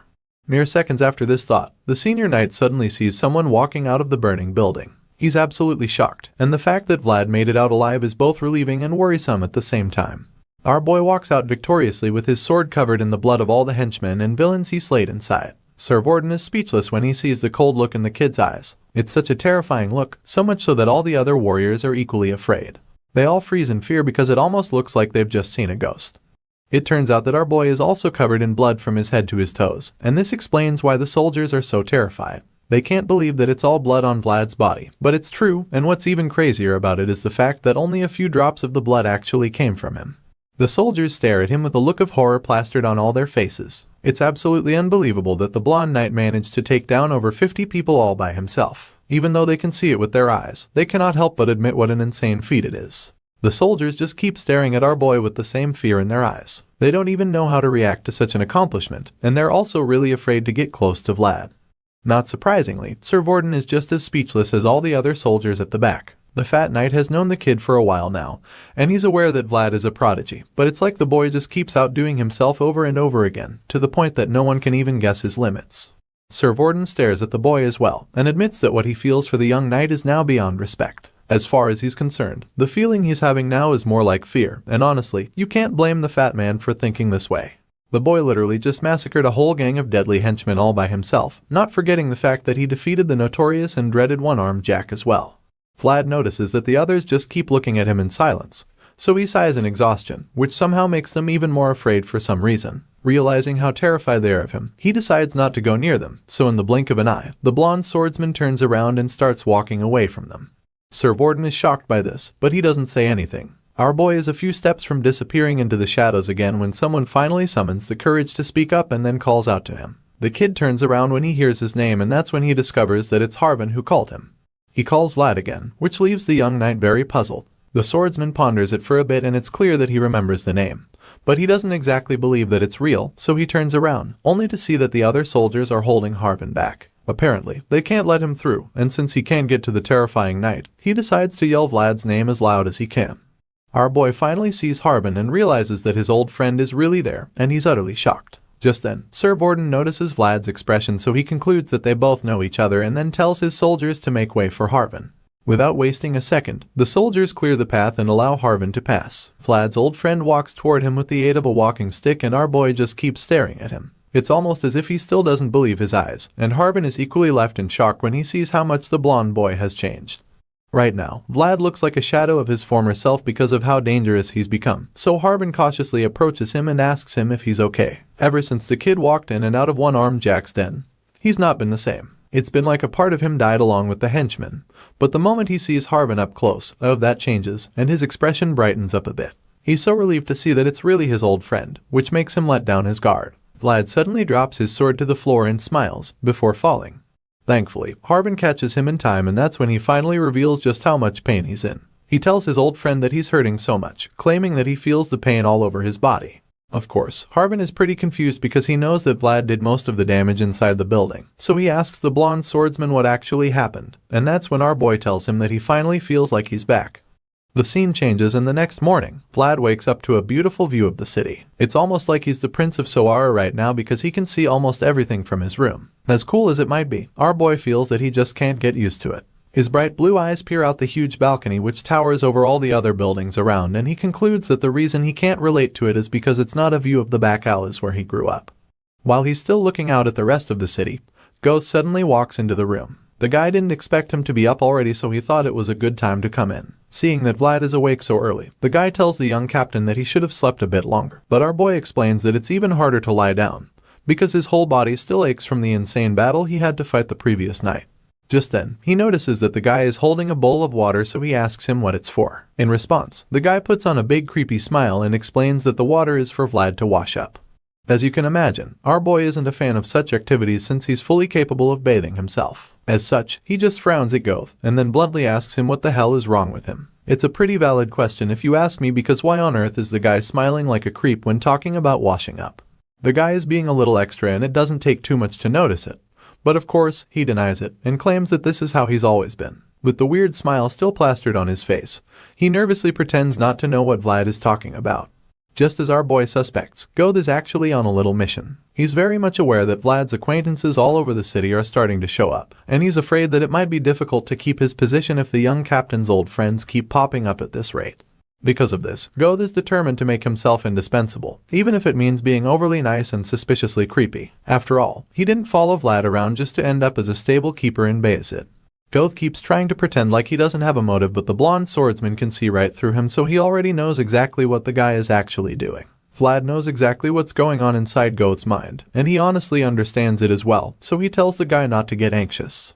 Our boy promises to take care of him, but that's only if he continues to do his job well. Goth is elated when he hears this and can't even contain his joy. Just to confirm, he asks if Vlad is actually promising him. In response, the swordsman tells Goth that if he doesn't trust him, he should go do something about it.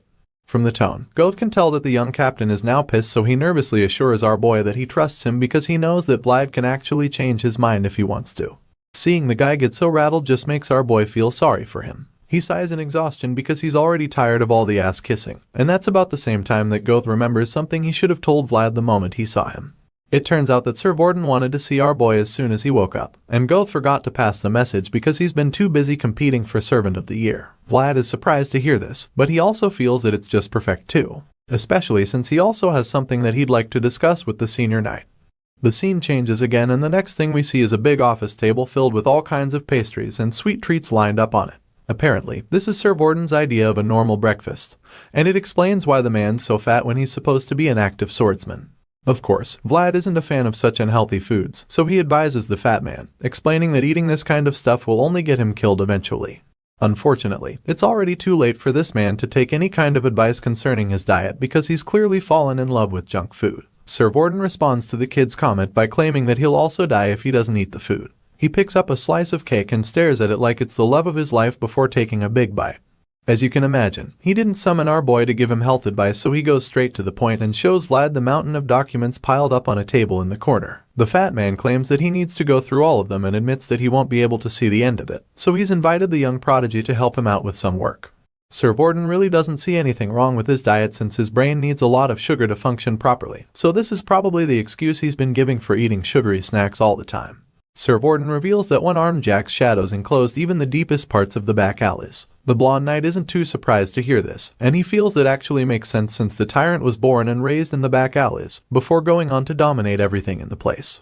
In response, the fat knight agrees with him, and then claims that he'll still take some time out to completely pull out the roots of the mystery. After this, he casually asks Vlad what he's planning to do now. Even though Sir Vorden has to stay back and take care of the aftermath of one-armed Jack's defeat, he informs the young knight that his own work in the city is practically done already.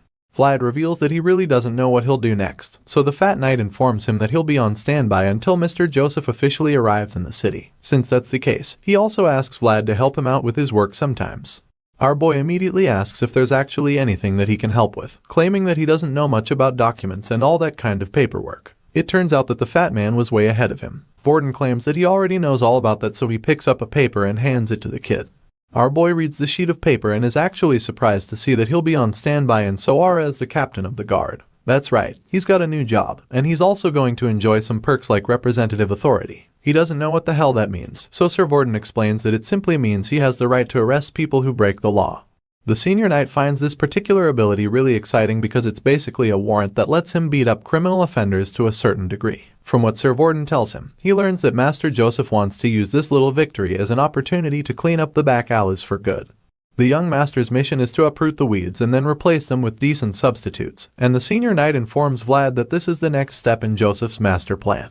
Our boy is still a little bit overwhelmed by the whole thing, But the fat man assures him that he's the right man for the job. After all, nobody knows the back alleys better than the one and only Vlad of Sara. After hearing all of this, the kid reluctantly accepts his new office, admitting that it actually makes sense to put him in charge of something like this.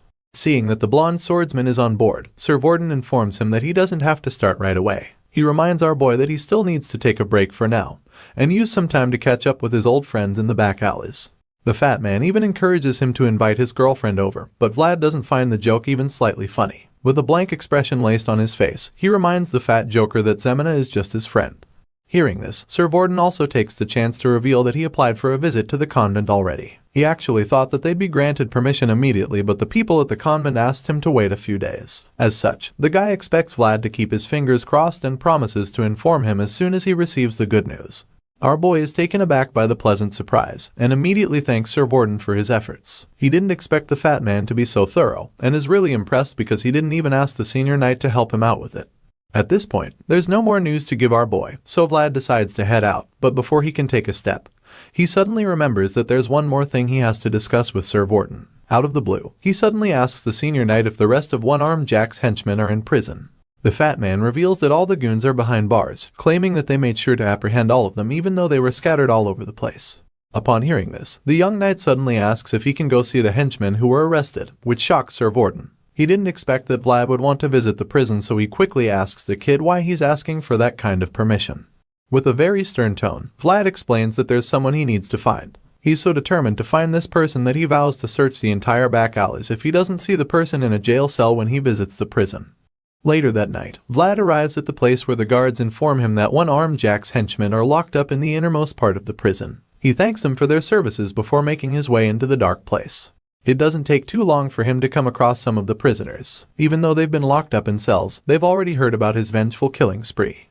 The moment they see the blonde-haired knight strutting into the prison, they recognize him. After all, he grew up around most of them while he was still in the back alleys, and now they've given him a new name, Jorge's Dagger. The inmates are shocked when they hear that such a person is walking along their halls. They can't believe that the proxy from Bayezid is there with them, and they're also very confused because they have no idea why someone like him would come to a place like this. All of a sudden, a very terrifying idea pops up in their minds. They're suddenly very afraid when they realize that it could be that Vlad has come to the prison in search of all the people who attacked Rose's smiles that day so that he can have his revenge. Just thinking about such a possibility is enough to make the hardened criminals shit their pants, especially since they've already heard how he massacred over 50 men all by himself, not forgetting the fact that he went on to kill the infamous One-Armed Jack shortly after that. All of a sudden, Vlad stops in front of the cell and stares into it, shifting his gaze from one inmate to the other as he scans the tiny room. His blue eyes shine into the room and the terrified prisoners rush away from the bars as fast as they can, because none of them wants to be a scapegoat. Our boy remains quiet for a moment and almost looks disappointed, but then he suddenly notices someone at the back and realizes that it's the exact person he came looking for. Out of all the inmates, the guy is the only one who doesn't seem afraid, so Vlad decides to have a little chat with him before anything else. He claims that the guy is already dark enough, and complains that he could barely recognize him because of how he's squatting at the back. The guy is shocked to hear Vlad's voice, because he probably hasn't been paying attention since. So, he looks up at the blonde swordsman, and that's when fear creeps up on him immediately. He starts sweating all of a sudden, but it turns out that he's just scared for nothing because Vlad hasn't come to hurt him. In a shocking twist, our boy casually promises to free the guy in exchange for 40 silvers. It turns out that this short-haired guy is Otter, the person who allowed Vlad to escape from Sara that night when Zemina was hiding him under a pile of trash in a wagon. The guy is absolutely stunned, while the young knight just keeps joking around, talking about how he also accepts credit if there's no coin. Otter can't believe his eyes, because, in a place where dark-skinned people like him are shunned, the first person to reach out to him turned out to be someone who hadn't lost his light even in the likes of trash. The guy remembers Vlad very well, as the boy from that night who needed to escape from the city. The scene changes and we see our boy arriving at the convent in a carriage. The nuns are excited when they see him, and they all admit that it's so awesome because of how handsome he is. Judging by his blue eyes and blonde hair, they're so sure that he's the vassal from Bayezid. While peeking through the window, the sisters just keep gossiping, talking about all the rumors they heard saying that the vassal had already become a knight. They're convinced that he must already be a knight because they feel that it's the only reason the headmistress would personally escort him into the convent. Besides that, they also notice all the local dignitaries trailing him, so it gives them more reason to believe that he's no longer a mere vassal. The people probably donated a lot of money just so they could get close to the Bayezid family. The girls finally realize that this is the reason the headmistress bought so much wine earlier. While most of the girls are busy running their mouths, one of them is quietly washing the dishes all by herself. Just then, one of the matrons barges into the kitchen and scolds them for still dawdling when an esteemed guest is being expected. The girls quickly apologize for their behavior and promise to get their chores done immediately. The mistress reveals that the service is about to start and then storms out of the kitchen, so the other girls start bullying Zemina again, claiming that they got scolded because she's too slow. Of course, the maltreated redhead apologizes to them, so they tell her to hurry up and leave her to finish everything by herself. Zemina doesn't complain about this and the other girls hurry out so they can get to the front row at the chapel. A while later, at the church, the headmistress introduces Vlad to the rest of the sisters. Father Andreas has already vouched for the blonde swordsman, and coupled with the backing of the Bayezid family, the sisters can't help but fall in love with him. As far as they're concerned, he's like a knight from a fairy tale, with his beautiful blue eyes and luscious blonde hair. Just then, Vlad scans the room for a bit, and when the girls notice this, they all begin to assume that he's looking at them. In reality, the handsome visitor is discreetly searching for Zemina, and he's pissed when he doesn't find her because he specifically asked that all the nuns be gathered in the chapel. With the introduction out of the way, the headmistress decides that it's time to pray, so Vlad gets on his knees like the knight he is, and the girls just fall in love with him even more. All of a sudden, we see Zemina running toward the chapel, and it appears that Vlad senses her presence because a small smile creeps up on his face. The redhead reaches the church and is relieved to see that the service isn't over yet. She quickly gets in line and joins the prayer, and at the same time, our boy resumes his search. The moment he sets his eyes on Zemina, his countenance changes. Rage comes upon him and he hisses without caring what they think of him. The headmistress asks him what's wrong and he immediately expresses his annoyance, claiming that Zemina is way too thin. It's so bad that he wonders if they even feed her at all. Enraged, he just keeps grumbling and then walks away from the altar. He speeds towards Zemina, who sees him and almost can't believe that it's her childhood friend. Initially, she sadly accepts that there's no way it's Vlad, but then he stops right in front of her and calls out to her. The redhead looks up at him and nervously asks him what it is. At this point, our boy takes a close look at her, and that's when he sees her bruised hands and filthy clothes.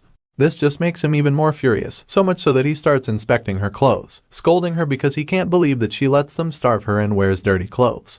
The other girls gasp in shock when they realize that Vlad and Zemina know each other. The angry knight ignores them and keeps examining his old friend's appearance. He almost breaks down into tears, and that's when Zemina touches his blonde hair for the first time in a very long time. Now, she finally believes that it's him, so the tears just flood down her face at that moment. Seeing how much she's suffered in the convent, Vlad decides that it's time to screw the damn procedures so that they can get her out of the hellhole. The girl just keeps sobbing, so he takes her hand and tells her that it's time to go home. And just like that, the girl who had no home heard those words for the first time in her life. Vagrants of the back alleys, with no home, no parents, and no food. To the two of them, the only home they ever knew was the company of each other, and as such, they were both each other's family. The only family they ever knew. The story continues with Vlad and Zemina in a carriage riding home. The red-haired girl still looks really traumatized despite being rescued from the convent, so much so that she doesn't even utter a word on the ride. Instead, she just holds a pillow and clutches it to her chest, feeling really scared, probably because she thinks that the blonde swordsman is still mad at her. After a while, Zemina summons the courage to lift her head and actually look straight at Vlad's face, which is about the same time that he stares back at her. Apparently, he's just been waiting for them to lock eyes, and now he's finally caught her stealing glances at him. The girl looks so nervous to the point that it starts to make our boy feel uncomfortable, so he bluntly asks her why she's acting this way. In his mind, he expected that she would celebrate being rescued from the hellhole where she was abused, but she's just cold.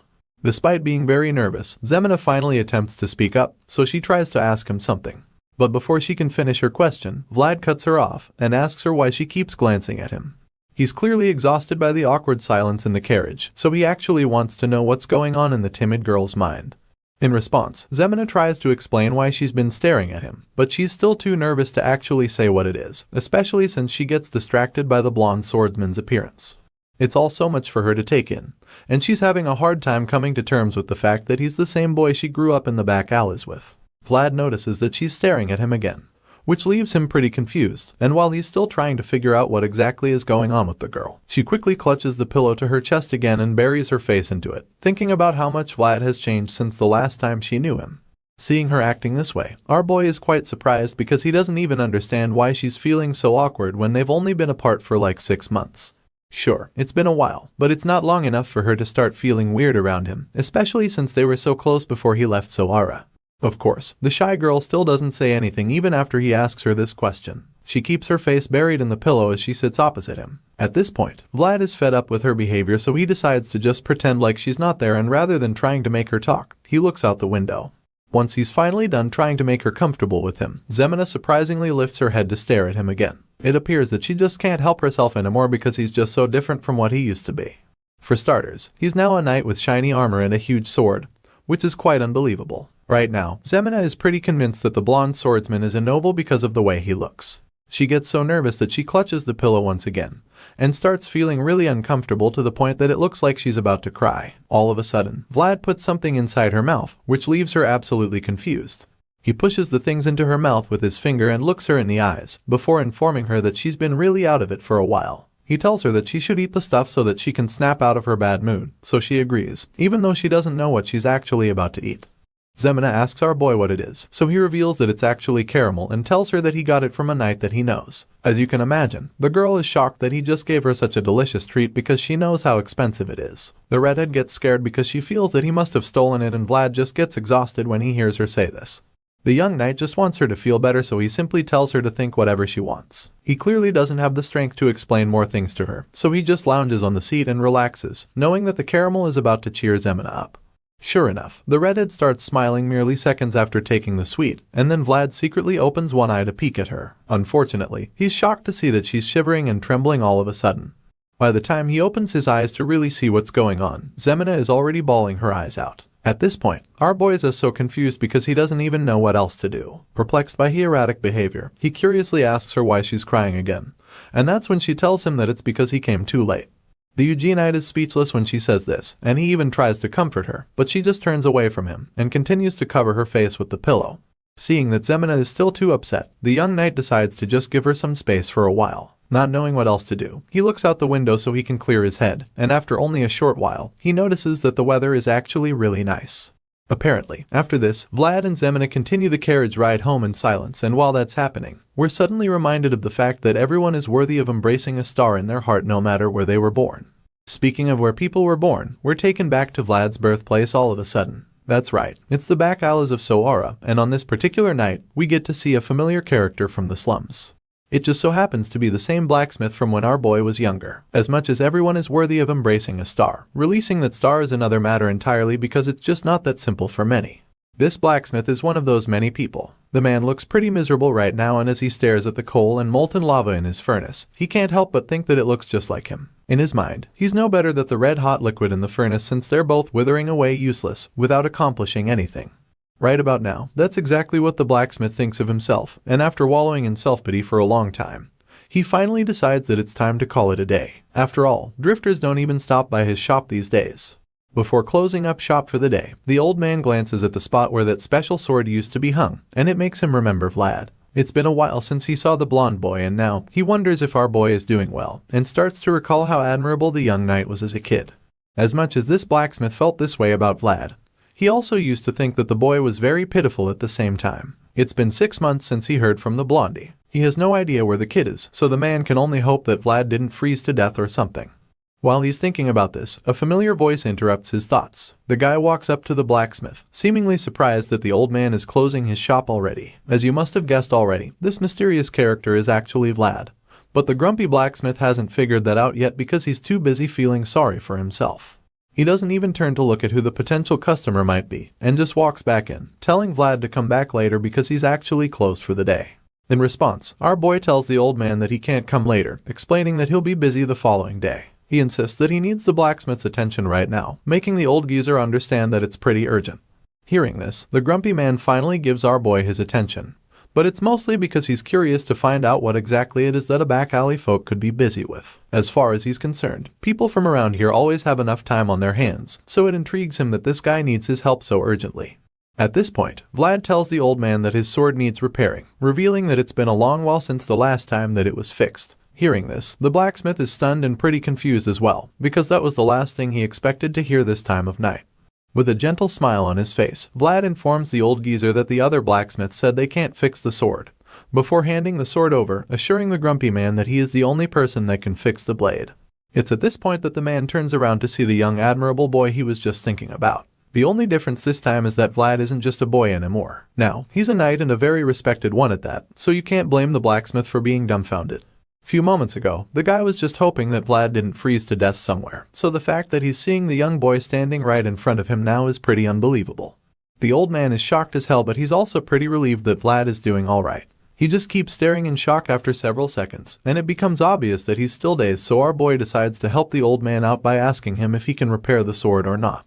Sure enough, this question snaps the blacksmith out of his little daze, so he quickly regains his senses and admits that he can actually fix the sword. The unhappy blacksmith hasn't had any work in a long time, so to see such a beautiful gig come his way tonight, he grabs the opportunity with both hands. Excitement fills his heart when he finally realizes that all of this is really happening, so he gladly invites Vlad inside his shop to have a seat. This old man is more than ready to take on the job, so he happily leads the way into his store and then takes the sword from our boy to examine exactly what the problem is. The old geezer takes the sword and begins to observe it. Seeing all the many scratches on the blade, he admits that he's really pleased to see that the young knight has been using it well. The blacksmith notices a striking scar, so he's curious to find out where it came from. He asks Vlad, and our boy reveals that it was from when he was hunting goblins last winter. The blonde knight admits that he wasn't used to the sword back then, so it explains why he chipped the blade. The blacksmith notices another scar which he's equally curious about, so the young swordsman reveals that it happened during the Duel of Honor in Damer. The curious old man doesn't stop there either, because he just keeps finding one scar after the other. He asks Vlad about another one he just saw, and so the young knight tells him the story of how he recently had to act as bait in order to catch a deathworm.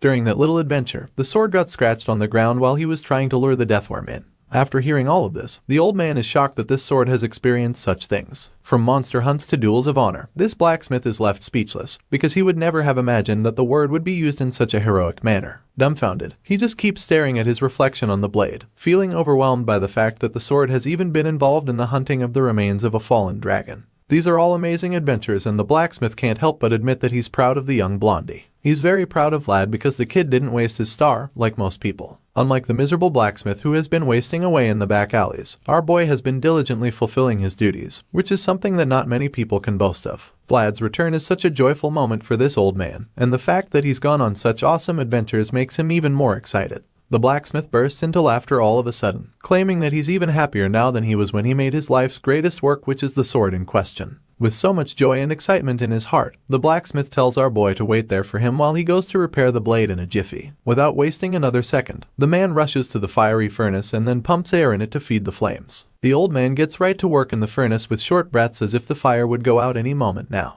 As he places the sword into the fire, his passions flare up once again after a very long time. This blacksmith hasn't felt this kind of passion or fulfillment in his craft for what seems like ages, so it's a really beautiful scene to see him so happy to repair our boy's sword. Just like that, the star that was losing its light was shining once again. The following morning, Vlad goes to have a word with Harbin. It's been a long while since the two friends actually had a chat, so they took the opportunity to catch up. Harbin is surprised when he hears that our boy actually had the loan certificate of Rose's smiles that one-armed Jack had before he died. In response, our boy just smiles cheekily, claiming that it was a fair exchange between him and the crime boss. Of course, Harbin knows exactly what Vlad means by that, so he just laughs in response, before finally asking the young knight if he wants to run Rose's smiles now that he has the deed and other documents. Without skipping a beat, the blonde swordsman denies having any intention to run the place, clarifying that he already gave it back to Marcella. Even though she can't start running the place right away, Vlad is confident that everything at Rose's smiles will be sorted out in no time. In response, Harbin agrees with him, admitting that his decision makes a lot of sense, especially since the entire place is still covered in blood. Since our boy's plan is to leave the business for Marcella, Harbin is pretty curious because he doesn't know what Vlad has planned next. He wants to know if the young knight will be going back to Sturma, or if he's going to stay back in with them in the city. Hearing this, Vlad confirms that he's going to remain in Sora for a while, and informs Harbin that he's on standby in the meantime. He gives his friend a gentle smile, knowing that the guy would be glad to hear that he's staying in town for a while. Sure enough, Harbin appears really relieved about this, and he can't even hide his smile. He suddenly admits that he thinks it's really great to see Vlad this way. It's really cool to him that his childhood friend is now a man who follows the orders of a noble family, and that's when Vlad reveals that they also asked him to look into something during his free time. Our boy suddenly tells Harbin that he's been asked to investigate one-armed Jack's hidden assets as well as anything they didn't manage to retrieve. After all, he's aware that a money bug was digging holes all over the place. Sure enough, Harbin is more than happy to help with that, and Vlad suggests that it shouldn't be any other way. He goes on to tease Harbin about it, especially since he gave him some really expensive whiskey earlier. Our boy suddenly remembers that Marcella said she was looking for the other girls as well, but then Harbin suggests that they've all been sold off already. Even though it's a possibility, Vlad still believes that the girls must be around somewhere. All of a sudden, Harbin starts to feel that there must be a connection between the hidden gold coins and the missing girls. He's certain that something deeper is going on. But then Vlad feels that the whole thing sounds like a hassle to him. Our boy reveals that he already searched for a few, but admits that most of them left no trace at all. At this point, Harbin becomes curious, so he asks Blondie who he's talking about. Without hesitation, the young knight reveals that there's one of them whose name is Anna. Besides Anna, there are actually a few more who left no trace at all, and after Vlad explains this, Harbin agrees that it's indeed strange. In his mind, there should actually be some kind of way to trace some of the girls. He recalls that one-armed Jack did a lot of things while he was running the back alleys, but he can clearly see that this is something different. Seeing how mysterious the case is, Harbin offers to help Vlad look into it as well. The guy is aware that his organization has shrunk lately, so he admits that he won't be able to offer much help. Their conversation is brought to an end when the dark-skinned prisoner Vlad Freed arrives. Otter calls out to Vlad and informs him that there's actually a suspicious place just like he said before. Hearing this, our boy gets up and goes to meet Otter, while Harbin promises to update him on any of his findings. Later, Vlad arrives at a shady butcher's shop looking for the missing girls, but the guy insists that he doesn't know anything about them. Despite this, our boy doesn't remember this place being a butcher shop 6 months ago, so the butcher tells him to go ask Black Bear about that. The swine butcher, Black Bear, happens to be one of the 5 bosses of the Black Alley, and he gave them permission to start a butcher shop. Vlad figures that the guy is just trying to scare him, so he claims that he'll go meet Black Bear himself. Just then, he catches the guy red-handed. Because most people in the back alleys can't read, yet the butcher knew it was names on the paper. It becomes clear that the guy is an outsider, so our boy immediately accuses them of selling human meat. And just like that, the butcher's cover is blown, so he attacks the young knight. Vlad evades the strike and gets angry, but he demands to know who he is, so Blondie asks him the same thing and warns him to cooperate.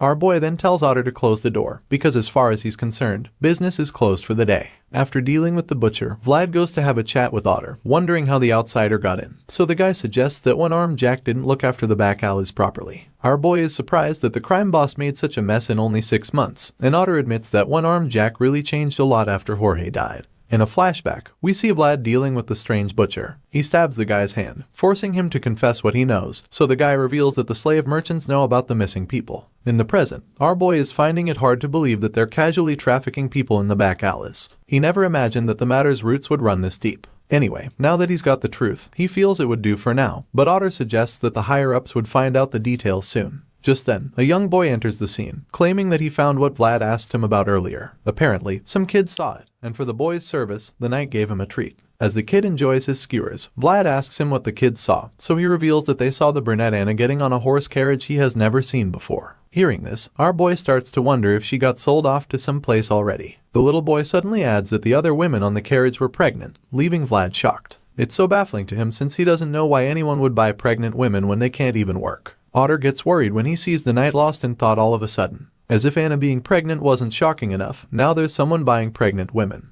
Even for the back alleys, it's way too disturbing. And all of a sudden, Vlad remembers the strange spirit he met a few moments ago. At this point, he's afraid that the spirit might have been Anna or even one of the pregnant women trying to speak to him. Suddenly, the voice in his sword reminds him to always heed his own warnings, because a bad bunch is bound to come true after all. Vlad seriously hopes that what he's thinking isn't true, but he also knows that it's better to be prepared for the worst.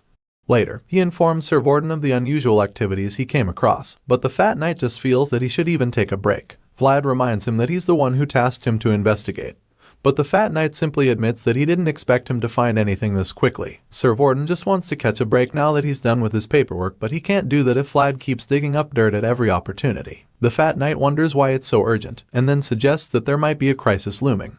Hearing this, our boy figures that Sir Vorden is trying to push the job to someone else, so he asks for permission to visit the mayor, but he's reluctant to say anything. The senior knight doesn't feel like spending his entire vacation working. He just wants to relax, but when he looks out the window, he realizes that he won't get that opportunity. This is because he sees that Master Joseph and the rest of his convoy have arrived, and they're 2 days earlier than he expected. Of course, the mayor tries to kiss Mr. Joseph's ass, but he just ignores him and goes straight to Sir Vorden. They greet the young master, who immediately asks them if anything happened in his absence. Of course, the fat knight isn't ready for the work that would follow if he speaks the truth, so he claims that nothing happened. On the other hand, Vlad just stays silent, which Joseph suspects, so he suggests that they talk inside. The mayor shows them to his office, and Sir Jaeger insists on inspecting the room first. This annoys the mayor and he starts throwing a fit, but a single glare from the one-eyed knight is enough to make him calm down. Suddenly, Mr. Joseph commends Vlad on a job well done and then immediately asks him what it was that he wanted to say outside. Our boy admits that he's afraid he might be making a fuss for no reason if he says it, but the young master just tells him he can go ahead.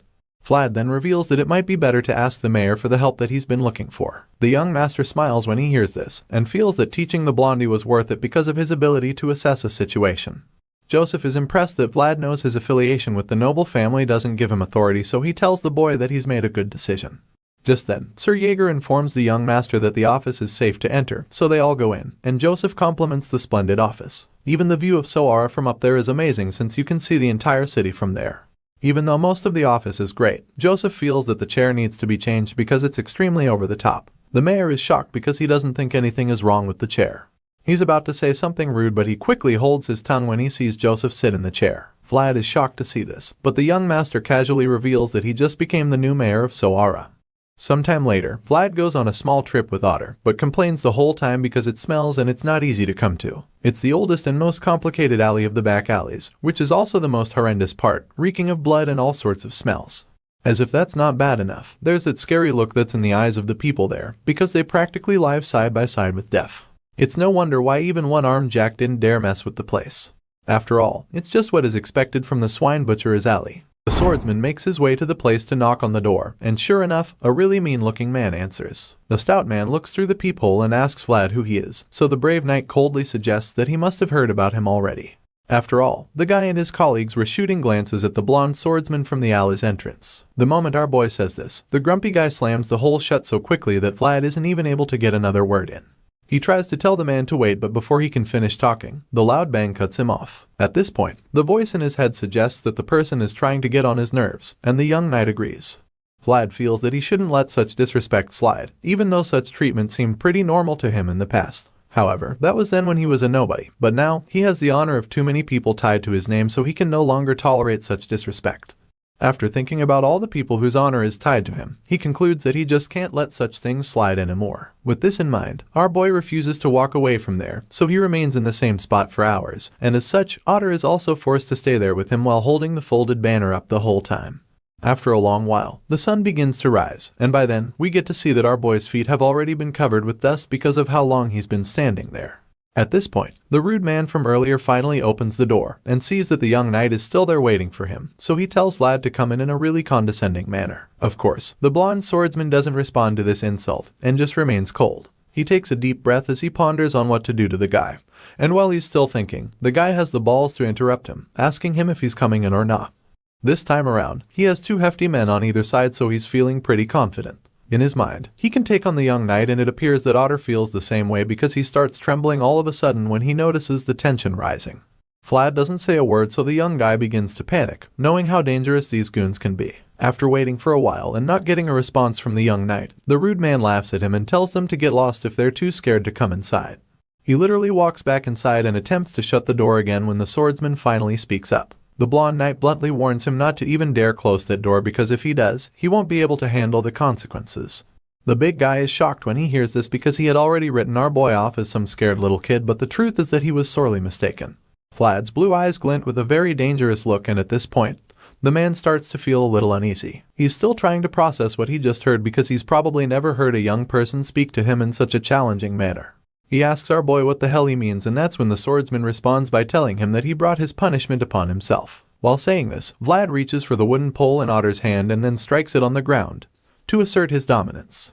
The moment the tip of the pole hits the floor, the banner is unraveled, revealing the powerful seal of the Bayezid family on it. Our boy then introduces himself to the goons as the one and only Vlad of Sara, before telling them that he's about to exercise his given rights on them with the power vested in him by the honorable names that vouch for him. After making this clear to them, his look turns completely menacing as his eyes glow with murderous intent, and then he instructs them to go and tell Black Bear that he should come out of hiding and face the rightful representative of the Bayezid family. Hearing these words, fear grips the rude man who's been insulting him, and he starts to tremble all of a sudden. Seeing the look of horror on his face, Vlad goes on to terrify him some more. He knows that the guy has probably heard the rumors, which means that he also knows what happens when a certain blonde knight plants his flag in a place. From all the stories that have been making the rounds in Sara, the goon doesn't need a prophet to tell him that his life is in danger, because he can literally see the piles of bloody corpses Vlad has left in his wake over the last couple of days. In his mind, he can see all the criminals that have been slaughtered by the young knight, so he knows that this is probably the end of the road for him, since he is just like all the other corrupt men who were slain.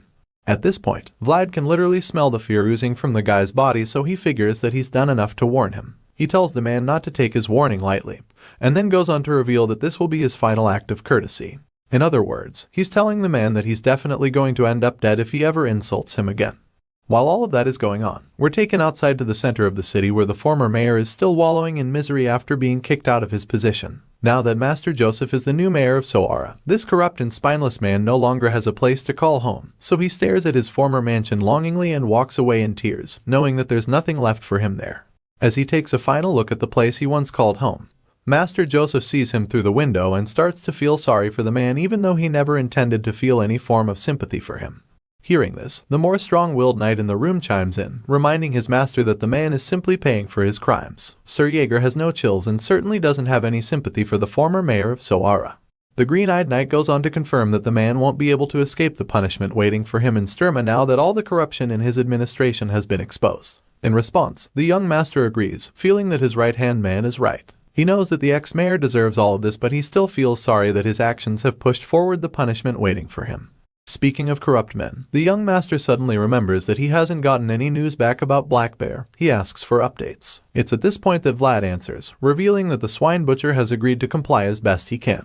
Hearing this, Master Joseph admits that things are going well so far, because he knows that Black Bear must have been pretty stubborn. In response, Vlad just suggests that having a common background helped him to get the message through to the crime boss. However, the young master doubts this, and he feels this way because he knows that Black Bear is a boss ruling over an entire district. Joseph doesn't believe that having a common background was the key factor, but he's still pretty impressed by Vlad's performance so far. He knows that the kid must have had a hard time dealing with an unfamiliar situation, so it's really impressive that he still managed to complete the mission excellently. With this in mind, the young master concludes that his intention of nurturing Vlad into a refined knight is going really well. Seeing that the blondie did a good job, the new mayor commends him and then he steps forward to take the stage so that he can address all the people in the room with him. Right now, Master Joseph has 5 knights, 1 mage, 10 of the administrative staff, 30 elite soldiers, and 1 squire who just happens to be our blue-eyed swordsman. As far as Joseph is concerned, all of these men are his vassals who share his fate, so if he becomes the next head of the Bayezid family, then they would also move up the ranks. On the other hand, if Joseph falls out of contention for the throne, then they fall with him too. To everyone, Sara is the final stepping stone, so he vows to ensure smooth governing of the city henceforth. He promises to do his best, but in the meantime, he'll be too busy to focus on matters. The young master knows that he's not yet prepared to face the darkness that permeated every corner of Sara, but he also knows that it's impossible to be prepared for everything. Joseph decides that everything he does in henceforth will be a stride forward because he knows that it might just be his last chance. With all of this being said, he entrusts Sir Gregory with the task of selecting members for the investigative team on the spot. The hairy knight thanks him for trusting him with such an important task, and that's when we get to see why he was chosen. Apparently, Sir Gregory has always been neutral in the family, so the young master is confident that the knight won't be blinded by the conflict between the Bayezid brothers. Joseph is certain that Gregory is the right man for the task, even though the knight isn't exactly one of his people. Since the mission involves trailing people, Sir Gregory picks Sir Cade first since the man is excellent at tracking people. After that, he turns to our boy, claiming that he'll be counting on the rising star even though Vlad is absolutely surprised to hear his name being called. The scene shifts suddenly and we're taken to a really creepy mansion belonging to the Baron of Uthman, which is located in a place called Mashiam. The house looks like the haunted mansion you usually see in horror movies, and to make matters worse, there's a storm outside. Inside, there's a very sick boy lying in bed while his parents are close by, looking extremely worried and desperate. It seems that they've invited some kind of healer, but the father wants to be sure that whatever ritual they're about to do will really save their little boy's life. The mysterious lady assures the lord of the house that her technique will work, and even though the man is a little skeptical, he's too desperate to say no. After all, it's not like he has a better idea. After much hesitation, the man finally agrees to it, telling the woman that he's willing to pay any price, as long as it will save his son's life. At this point, we see the man's face and the tears running down his cheeks. The hooded healer notices his pain too, but she tells him that he shouldn't be in too much agony, reminding him that God cannot watch over everything. The floating lady finally reveals her face and we see that she's probably a witch with her eyes glowing with a sister purple color. She starts conjuring her spell, spreading the ominous energy all over the room, and then she tells the heartbroken father that people like her exist simply because God cannot watch over everything by himself. Elsewhere, we catch up with Vlad and the rest of the investigative team standing under the rain during their stakeout. Sir Gregory can't help but admit that the weather is terrible, which means that they won't be able to proceed with their mission in such conditions. Hearing this, our boy agrees, claiming that it's too bad, and the man reminds that life never goes as planned. They stand side by side, looking over the rest of the city, and that's when Vlad catches the man popping a pill into his cup. He's speechless when he sees this, not knowing what it is, and then Sir Gregory sees him looking, so he asks the young squire if he wants a sip of the alcohol since he feels that a little bit isn't such a bad idea. Besides, the weather is cool too. But as you'd expect, Vlad declines the offer and simply heads into the bush to gather some branches. Hearing this, the senior knight informs him that all the branches are already drenched, which means that starting a fire will almost be impossible. Despite knowing this, the blonde swordsman still insists that they should give it a try, and this makes Sir Gregory wonder if the kid is really Sir Jaeger's squire. Not surprisingly, Vlad goes into the forest and quickly realizes that the hairy knight was right. All the branches are soaked and useless, so he starts to feel that they'll end up shivering in the rain the whole night. While he's imagining the worst, the other knight arrives with better branches covered in cloth, suggesting that they should work since they're hollow inside. Our boy is relieved to see this, so he thanks Sir Cade and offers to carry the wood from him. As our boy collects the branches from the young knight, an awkward silence follows, and it appears that Sir Cade is reluctant to say something he has in his mind. All of a sudden, he thanks Vlad for something, claiming that he didn't have the chance to say it earlier.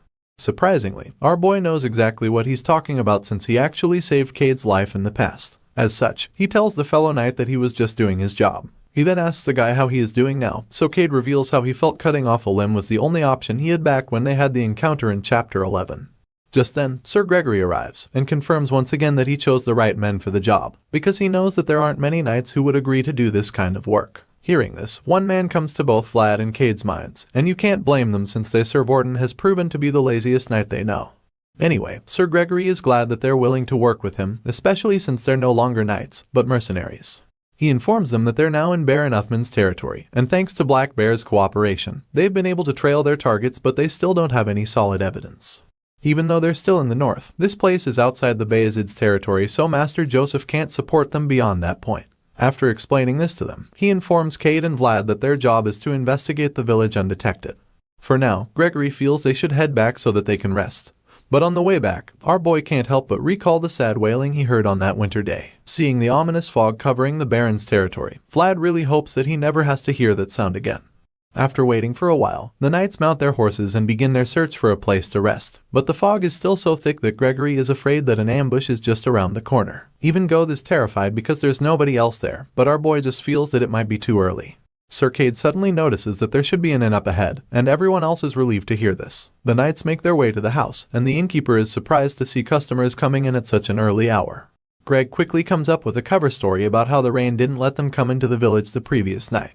He then requests bowls of hot soup for each of them, but the innkeeper is extremely cautious, so he asks them if they're mercenaries, explaining that they can't just let in anyone due to the disturbing occurrences in the village recently. While Gregory is still trying to convince the man to let them stay, Vlad notices a little girl hiding behind the counter, so he gives her a friendly wave to make her feel safe, especially since she reminds him of Zemina when she was a little girl.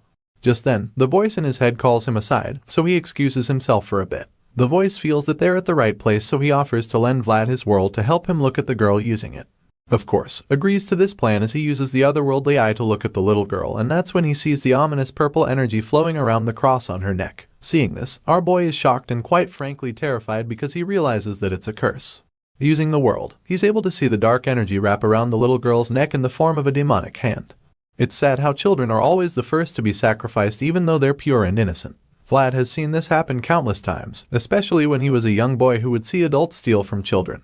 Back then, death was the only choice for children who had nothing left. Either they starve, freeze to death, or die from crying in exhaustion while searching for their parents who abandoned them. Despite growing up in such a world, Vlad was still able to make up his mind that he would never grow up to be like those evil men, and he swore that he would never live like that either. An oath must be upheld and knights are upholders, and with this in mind, he knows exactly what to do because in this place, there are children to protect. The young knight makes his way to a lonely church with a bell tower, and the voice feels that they're at the right place because the energy from the necklace stops there. As such, Vlad decides that it's time for them to go in, and the voice agrees. He asks if the voice can see anything suspicious, but there's nothing out of the ordinary, and yet, the place feels so ominous and evil. The young swordsman can't help the feeling that something is out of place, and that's about the same time that he senses something approaching him from behind. Vlad is taken aback, but he also knows that he can't make it look like he's here to investigate, so he tries to appear as natural as possible. Knowing this, he quickly goes on his knee and pretends to be praying. But the stranger still talks to him, suggesting that he must be new here. Vlad responds, admitting that he came in the previous morning, and the priest immediately concludes that he's one of the mercenaries who arrived. Our boy apologizes for entering the church so suddenly, but that's when he notices the inverted cross on the priest's holy book. Just like that, it all starts to make sense and he realizes that the reason everything has been off in the village is because he hasn't even seen a single proper cross since. All the crosses have been turned upside down, and now that he's figured it out, he knows that he has to be very careful around the priest. In response, the priest assures him that he has nothing to worry about because God's embrace is open to all. It appears that this false priest is really powerful, because even the voice can't see through him and his dark energy, at least not yet. The man apologizes if he interrupted Vlad's prayer, but our boy claims that it's fine, saying that he's more at ease now that he has been given permission. He says this and then promises to leave once he's done praying, so the priest informs him that the place is home for all who seek God. He tells the young knight to do as he wishes, and after he leaves, our boy is even more convinced that there's a strange presence in the village because the girl's cross led him to the church.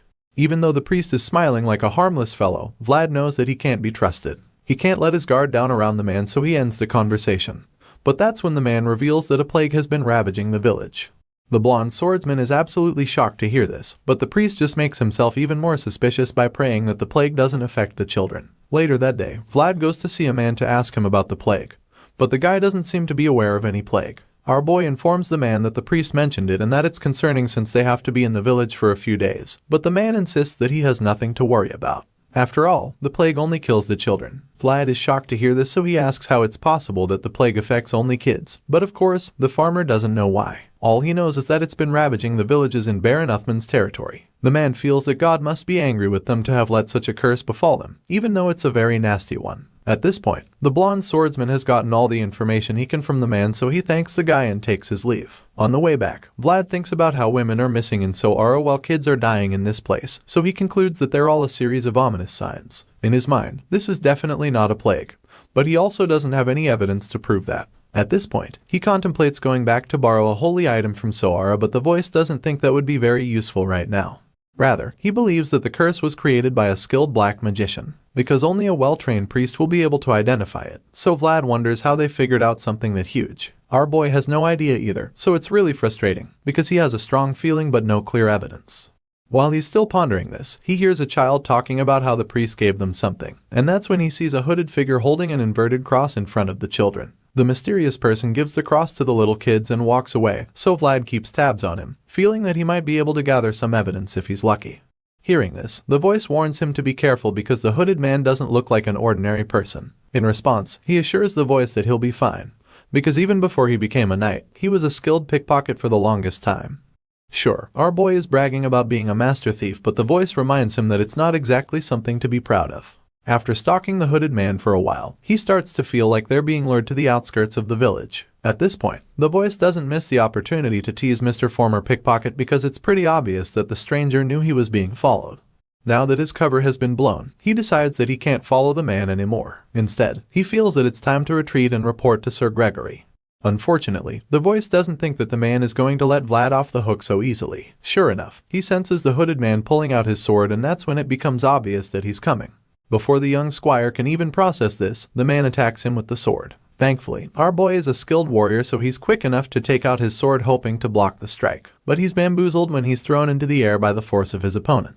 The young knight is taken aback by this, but there's no time to dwell on the shock, so he gets on his feet and runs for his life. While he's running, the voice urges him to keep moving and gives him directions so that he can dodge the assailants' attacks without even seeing them coming.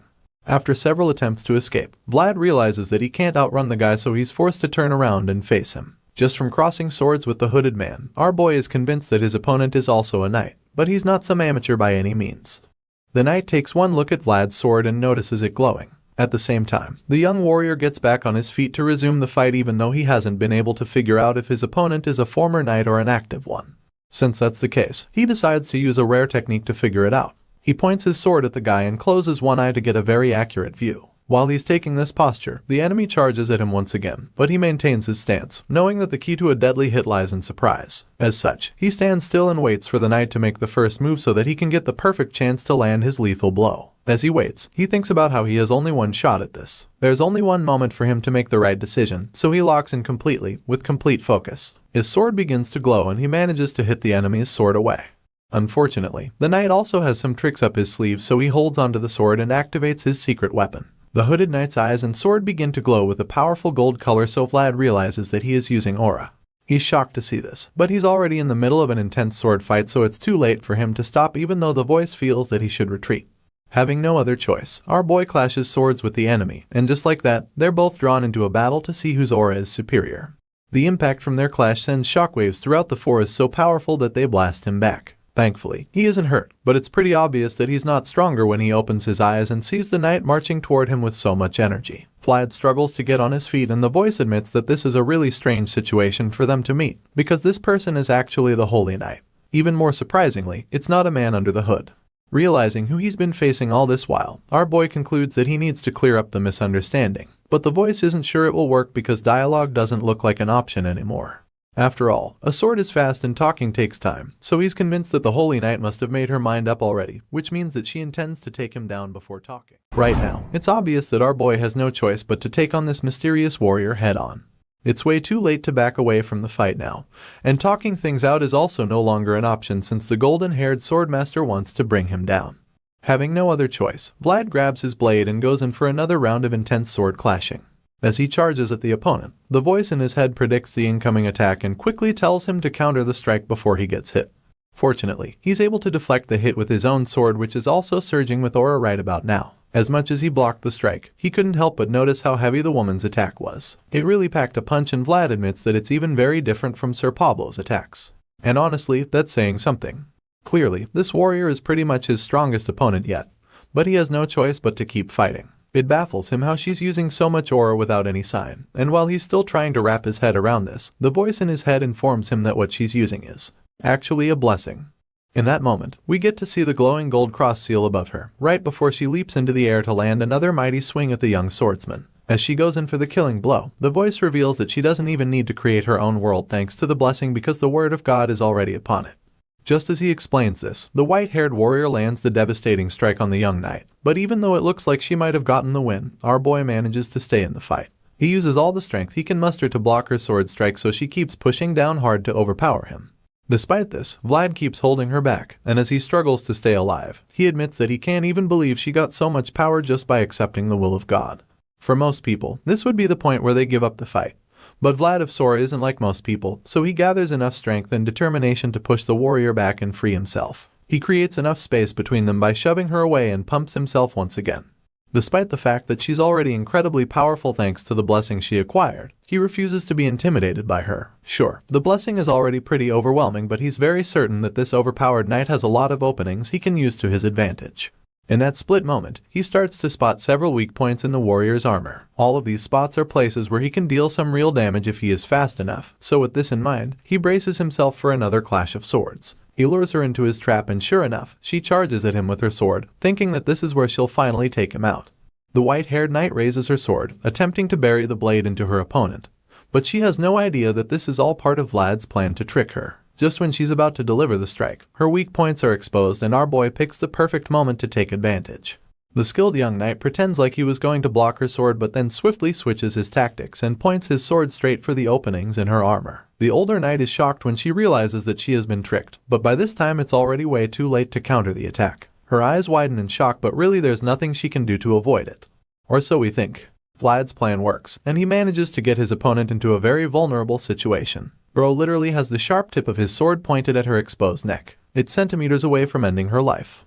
At this point, one would think that it's game over for the white-haired knight, but the woman just gives him a cold stare, suggesting that she's not even slightly afraid of him. Apparently, this glare manages to distract the young swordsman because all of a sudden, fear creeps up on him, and this allows the more advanced knight to deviate the path of his sword from her face. Vlad can't believe his eyes when she does this, and while he's still in a daze, she initiates a counterattack to finish him off. Our boy is still in shock that he doesn't even realize when she starts tackling him to the ground. Of course, the voice in his head sees all of this coming, so it warns the blondie to stay focused and regain his balance. But it's really too late for any of that because the big sword lady grabs him and slams him to the ground before he can even process what's going on. The powerful mountain of a woman uses insane speed and force to slam our boy into the hard rocky ground. With such force, some people would be paralyzed while most would just be dead, and you can see just how much pain the kid is in. His eyes widen in shock as his life flashes before him, but thankfully he isn't paralyzed. Determined to come out of this alive, he quickly pulls himself up and starts crawling away. But of course, the big knight isn't going to let him get away that easily. She immediately stops him in his tracks by taking the tip of her sword to the side of his face. Vlad is still in shock because he still hasn't processed what the hell just happened. He doesn't understand how she managed to counter him so effortlessly, so the voice informs him that she did so using armor magic. This is a technique that is unique to holy knights, and it allows them to use plate armor to twist the trajectory of the opponent's sword. This explains how she was able to change the direction of his sword, taking it away from her neck to her armor-plated shoulder. Hearing this, it all starts to make sense to the young knight, and as he sees the scratch on her shoulder plate, he begins to panic. Not only does she have a blessing, but she also has magic armor, so he concludes that this is absolutely cheating. As far as he's concerned, she's a walking cheat code, and you can't blame him for thinking this way because they've been going back and forth in the intense sword fight, and yet, she didn't even break a sweat. There's not even a single drop on her stone-cold face, which just goes to show that she's been toying with him. After everything he just found out, he figures that she probably even showed him those openings on purpose. He thought that he was tricking her, but he didn't even know that she'd been playing him from the start. She wanted him to attack, just so she could show him who's boss, and know that he realizes she totally played with him. He just smiles. Our boy can't even be mad about it because of how impressive it is. While he's taking it all in, the white-haired warrior starts to grow impatient, so she finally asks him who he is. The moment he hears her voice, he quickly raises both hands in surrender, knowing that she can easily end his life now that he's in a vulnerable state. Without skipping a beat, he informs her that he is from Sara, and then reveals that he came into the village for an investigation. The knight seems surprised to hear that he's from the city of Sara, so she asks to be sure that she heard him right, and of course, Vlad confirms it. Apparently, she's really familiar with the place, and just like that, the young swordsman is spared. The scene shifts, and the next thing we see is that they're both back at the inn. There, the holy knight finally introduces herself to him, revealing that her name is Justja, from the northern archdiocese of San Racino. As far as she's concerned, it must be the will of the heavens that she got to meet the Knight of Sara in the village. It's an honor to her, and so is it to the rest of the knights who came for the investigation. Sir Gregory is around as well, and he feels the same way as Miss Justja. Now that everyone is on good terms, the bearded knight suggests that they all sit down and chat, to which the white-haired warrior agrees. It turns out that Lady Justja was also playing detective in the village. She explains how she was investigating strange occurrences happening in the area, and admits that she initially thought it was some kind of plague in the village. It was only after further digging that she realized it was actually a curse. She reveals this to the visitors and claims that she also found traces of something very ancient during her investigation. As you can imagine, Sir Gregory is shocked to hear anything about a curse, probably because he wasn't at the church with Vlad earlier. He's surprised at this theory, because the last time he checked, there's a big church around and that should technically prevent any curses having effect in the village. He doesn't expect anything wicked to be rampant in the area since there's a church, but Justja just responds to him by suggesting that the church itself is the source of the curse. She believes that the so-called holy building gave birth to the curse, and the moment she says this, the knights are left speechless. It's a really bold statement, of course, so they're not sure how to receive it. On the other hand, the voice in Vlad's head agrees with her 100%, and is also very impressed by how sharp she is to have figured it out already. Sir Gregory is horrified to hear this, and realizes that the situation is a lot more serious than he thought. He never expected that a holy knight following the will of God would ever point to the church as the source of an evil curse, so to heed it, he concludes that it calls for alarm. Even though he knows that something needs to be done very quickly, he also knows that this place is not under the jurisdiction of Bayezid. At this point, he's torn because he's not sure what to do since things are increasingly going beyond his authority and capability. The senior knight slams his fists on the table, feeling frustrated, while Lady Justja just stares at him, not knowing what to say. She finally interrupts his little tantrum by telling him to convey her gratitude to the new mayor of Sara. Sir Gregory is taken aback when she says this, so she just goes on to tell him that the mayor's approach of using hidden information was really impressive. On top of that, the manner in which he addressed the situation is really commendable in her opinion. In other words, she's trying to tell the knights as politely as she can that they should back off and leave the rest of the investigation to her. After all, Gregory has already told her that the village is not under Bayezid's jurisdiction. The bearded knight processes her words and wonders if she's demanding them not to dig any further, but he's not sure, so he also feels that maybe she's just being considerate. With this in mind, he remembers that black magic-related matters are the church's domain, and as such, they have no grounds to proceed further. With the current state of things, the knights might not have any choice but to go back home, and Sir Gregory reluctantly accepts the fact. Vlad sees what's going on and just remains silent, because he can tell that a line has just been drawn in the face of the weight held by authority and responsibility. Later that night, Vlad sits by the window as a creepy fills the air and makes it almost impossible to see anything on the outside. He looks disappointed, feeling that it looks like they won't be able to save Anna. All of a sudden, his train of thought is interrupted by the little girl from earlier, asking him if he'd be leaving soon. Unfortunately for her, he feels that they'd be saying their goodbyes real soon, so the little girl starts to tear up when she hears him say this. She's clearly heartbroken, so she asks him why they're leaving already, and the young swordsman just informs her that they're done with their work. From the look on Vlad's face, he doesn't feel like talking. He would prefer to just sit there and brood for the rest of the night now that their investigation has been cut short. As much as he would rather sit there alone and feel sorry for himself, the little girl is determined to make sure that doesn't happen. In response to his earlier comment, she informs him that there's no such thing as being done with your work in this life. Hearing this, the grumpy young knight just scowls at her because he knows that she's absolutely right. He hates it because he would prefer to just stay out of trouble and do as his superior has decided. But now, this brat just hit the bullseye without any warning, and he is forced to see reason with her. Not knowing how else to get rid of the kid, he simply asks if she doesn't have any friends. He doesn't get why she has been at the inn all this time. In response, she simply tells him that her father told her not to go out. When she says this, it makes sense to the young knight since he's aware that the things happening around the village are not normal in the slightest. As such, he totally gets why Anna's father doesn't let her go outside. However, what he doesn't know is that the father is secretly watching him while he talks to the little girl. The poor kid must be really lonely, being forced to stay indoors all the time and having no other friends their age to hang out with, and so it's not really a surprise when she begs Vlad to stay a little longer. She tries to convince him to stay, telling him how the church would soon be sharing gifts. Of course, our boy had no idea about this, so he expressed his shock, wondering if he heard correctly. At this point, the innkeeper chimes in, explaining that the church is going to gather the kids soon and perform some sort of ritual blessing. Apparently, the man is also one of the people brainwashed by the church because he actually thinks that the ritual blessing is something to be thankful for because of the troubled times they've been facing lately. Hearing this, the young swordsman becomes interested all of a sudden, asking the father when they said the ritual would be. In response, the man admits that he heard it would be within 3 to 4 days, and reveals that the priest even plans to gather all the kids. After all of this has been said, the innocent girl begs Vlad to stay until that time. But our boy isn't sure what to do yet, so he just stays quiet and sips his drink. At this point, he begins to ponder on the situation, and remembers how just sent a carrier pigeon to request help. From his experience, he knows that it would take at least 4 days before the holy knights arrive at the village, and that's cutting it pretty close. After considering all of this, he starts to feel that there might actually be a shot of staying until then. With this in mind, he finally suggests that he could stay until the ritual blessing. Hearing this, she gets all excited and decides to give him something like a gift. She reaches into her pocket, so he curiously asks her what it is. Immediately, she reveals a flower ring and hands it to him. But he doesn't really get why she would call it a flower ring when there's no flower on it. He holds the ring made from twisted twigs, and he figures that she must have made it with the ivy growing on the inn's wall. It's actually a big deal when you think about it, since it's a village where not even a single flower is allowed. Just then, Marion's father calls on her, informing her that it's time for her to go to bed. The little girl tries to protest, but her old man doesn't want to hear any of it. He insists that she go up to her room, so she begrudgingly starts walking away. Before leaving, she stops to ask Vlad if he'll really still be around in the morning, and rather than giving her a definitive answer, he just gives her a mischievous smile and tells her probably. Seeing that there's even a chance he'll be around, she gets excited again and makes him promise her that he'll stay longer. The girl doesn't even wait for him to say anything before walking away, but then she suddenly stops in her tracks and it's like something possesses her.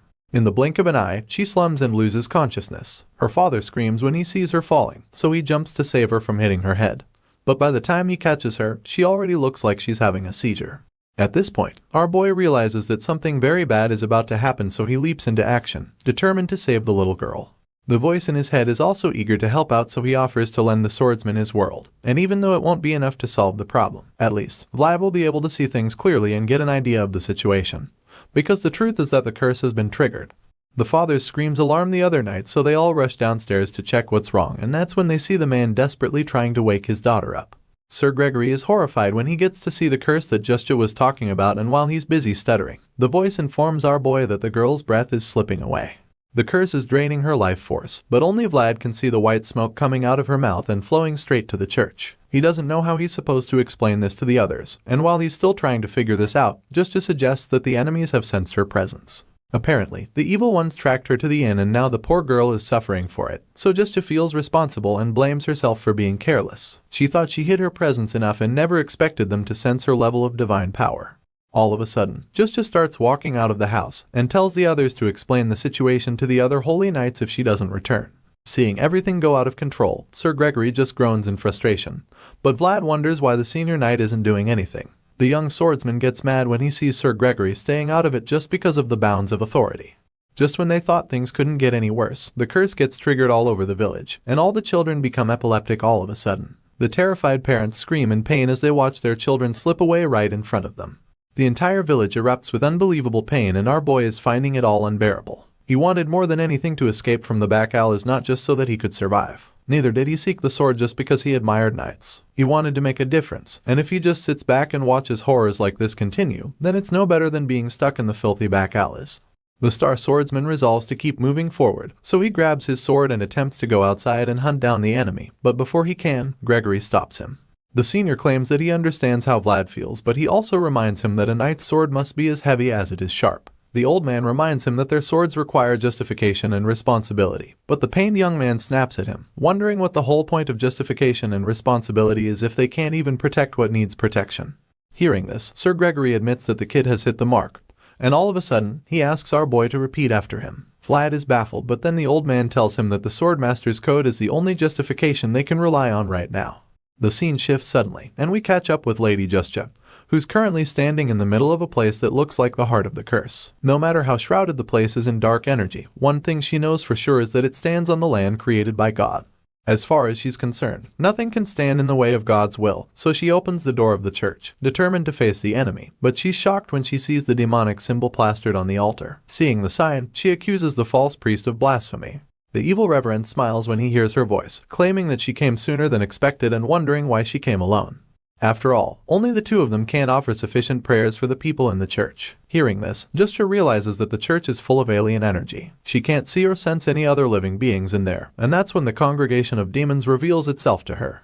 The evil forces awaken as the priest laughs manically, claiming that the service can now begin. The demons on the other side start running toward the church like zombies on speed, and as they reach the door, they start pulling it apart. The dead people desperately try to pull the door down, crying out for their lost children, and it becomes clear that these were once the parents of the children that were sacrificed. The Holy Knight is disgusted by the false priest when she realizes what he did, and she can't believe that he has no fear of God. In response, the false prophet tells her that God has very little to do with him, right before dropping his unholy Bible to the floor. The priest admits that God should be feared but claims that he no longer needs to return to the embrace of the Lord. He says this, and immediately reveals the dark powers he has acquired, the same powers that allowed him to birth the curse that ravages the village. Seeing this, Justja realizes that this opponent is a lot more powerful than she can handle on her own, so she goes on her knees and calls upon the glorious commander of the heavenly army to help her, Saint Racino, who stands beside God. In the face of oppression of evil and in exchange for the costly price, she calls on the saint to come save the wretched souls. Justja makes this holy request, claiming that she would be the one to pay that price, and as she does so, her eyes begin to glow as the golden wings of an angel shoot out of her back. The Holy Knight is once again blessed with unimaginable power from the heavens, and in that moment, a bright light appears in the sky and shoots right down on the church. Just when it looked like the place would be consumed by dark energy, the power of God shines down on the church, casting out all the evil forces there. The evil priest sees what's going on and is horrified because he realizes that this is the solemn exorcism. The light can be seen even without eyes and can be found even in utter darkness, but even though this should scare the false prophet, he considers it more like a challenge. The fact that she would call forth such a light without any preparatory ritual is quite impressive to him. However, he's not ready to give up on his evil church just yet, so he claims that every torch has limits when it stands alone no matter how bright it may be. With this being said, he begins to conjure another dark spell, feeling that Justja's spell is the type that comes with a backlash. He informs Justja that what she's using is a miracle that comes at the cost of one's own life, and expects her to be very aware of this. After all, he believes that at the end of that glorious light, only deeper darkness remains. The bright large beam of light shoots down upon the old church and blasts all the evil spirits roaring inside. In the blink of an eye, all the undead soldiers that were so close to attacking Lady Justja are struck down on the spot, and it begins to look like the Holy Knight has already prevailed. Unfortunately, that's not exactly the case because it seems as though the powerful holy beam might have done the job. We suddenly see that the true source of the dark energy is still very much active and determined to keep fighting. Lady Justja remains on her knee with her mighty sword still dug into the earth because a part of her believes that the holy blast sent by the heavens has saved her from the monsters who were about to devour her, but then she looks up and scans the church with her gold glowing eyes, only to realize that she's still got a lot of company. The possessed victims who were struck down earlier start to get back up all of a sudden, and so it becomes clear to the Holy Knight that she still has a lot of work on her hands before this battle is over. Some of the possessed zombies start to reveal themselves from other rooms in the church, while some of the ones that were lying on the floor get back up like nothing even happened to them. At this point, the white-haired knight begins to panic because she didn't expect that there would be this many victims in the church. She probably thought that the first wave was all of them, so to see even more undead warriors popping up out of nowhere makes her wonder just how many victims there are. Despite being exhausted, the Holy Knight refuses to run away from the enemies, but at the same time, she's still too tired to get back up and start swinging her sword on all the victims, so she just remains on one knee with her sword into the floor. While she's still in this position, the possessed false prophet decides that it's time to make some moves of his own. Right now, his army is still very strong despite Lady Justice's attempt to get the victims out of the picture. For this reason, the evil priest feels that he's got the upper hand at this point, so he walks up to the Holy Knight with his blade imbued with dark energy and coldly tells her that it's now time for darkness to fall. As far as this guy is concerned, it's his turn to land a hit since the white-haired swordswoman made her attempt by unleashing a holy blast on his evil Church of Darkness. She got her chance to take him down, but she didn't use it properly, so now he's ready to show her how he's going to finish her off. Lady Justice looks up at him from her kneeling position and realizes that it might be game over for her if she doesn't play her cards right. She still has no intention of surrendering despite being really tired right now. The knight is literally panting and gasping for air as she tries to catch her breath, but her gaze is fixed directly on him and the look in her eyes suggests that she's only thinking about one thing, and that's how to kill him. Anyway, the prophet starts walking toward her with so much confidence, feeling that he's got this all in the bag. But then, Lady Justice begins to call on the glorious commander of the heavenly army, Saint Racino, who stands beside God. She's still trying to summon the guy in the sky when the evil priest cuts her off, making it clear to her attempts are pointless. Despite his discouraging comments, Lady Justice completely ignores him and continues to summon the saint in the heavens. She's not even done with the incantation when her eyes begin to glow with the same fiery gold color as earlier, and once this happens, it becomes obvious that her attempts are not as pointless as the priest thought. The white-haired knight can feel the holy energy flowing through her body, so she can tell that the tables are about to turn. With this in mind, she continues to summon the saint, requesting that his church bring down all the enemies. Lady Justice makes this call, and then just like that, a mighty figure appears behind her, glowing with blinding light that forces the false prophet to take a few steps back. The villain is horrified by the power that Hest's beholding, and he almost can't believe his eyes because he probably never imagined that such holy power still existed in this world. The false prophet has been in control of the village for a while now, using his dark energy to torment the people, so to see such a pure and powerful force around makes him almost want to shit his pants. While the evil priest is still receiving the shock of his life, the holy knight who just received a lot more power vows to take him down, even if it means that it'll cost her life. As she makes this promise, a flaming cart makes its way into the church out of nowhere. It's coming from behind Lady Justice and she doesn't notice it until it's a few meters away from her. The knight senses the danger, so she turns around and sees it speeding toward her. That's also about the same time that she sees Vlad hanging onto the speeding carriage and telling her to get out of the way. Apparently, this stunt is what he intends to use to defeat the evil priest, and when Lady Justice figures that his flaming attempt is aimed at the prophet, she jumps out of the way immediately. Once she's out of the danger zone, Sir Gregory also reveals himself to be in the church before yelling out at the blonde swordsman to push the burning cart toward the prophet. Of course, Vlad does exactly that and the flaming carriage is hurled at the bad guy. You'd think that this attempt would do at least little damage, but that's not the case because when the priest sees the inferno rolling toward him, he just scoffs. He almost looks disappointed that they would think such a move would hurt him. As far as he's concerned, this attempt is pretty laughable, so he just casually blasts the burning cart into tiny pieces. The impact leads to a pretty big explosion inside the church, and to those on the outside, it looks like their surprise attack might have done the trick.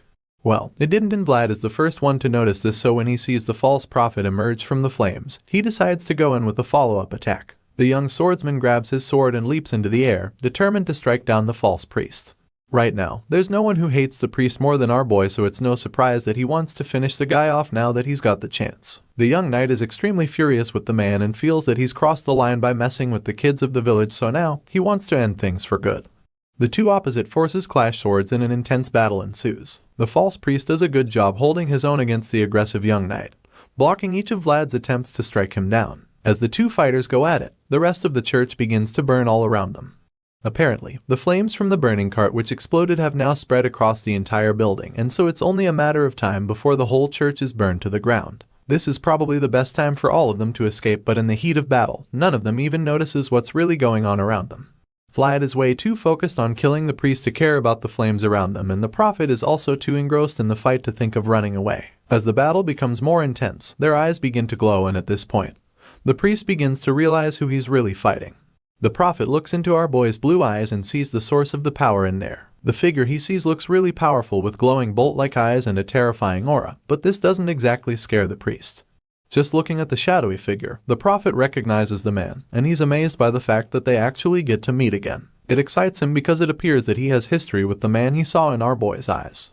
Vlad notices the priest getting all excited about something, so he just gets more upset because he's literally trying to kill the guy and he's just messing around. Enraged by this, the young knight intensifies his attacks and tells the priest to stop spewing nonsense. Right now, all he wants is for the guy to just be dead, so he takes action and proceeds to go in for the killing blow. Using his sword, he dives in attempting to deliver a fatal jab on the prophet's side, but it appears that the annoying priest sees it coming. While our boy is doing all he can to take down the evil force, the others go on to check on Lady Justja. The white-haired knight still looks pretty exhausted after her first clash with the prophet. Sir Gregory rushes to her, asking if she is alright.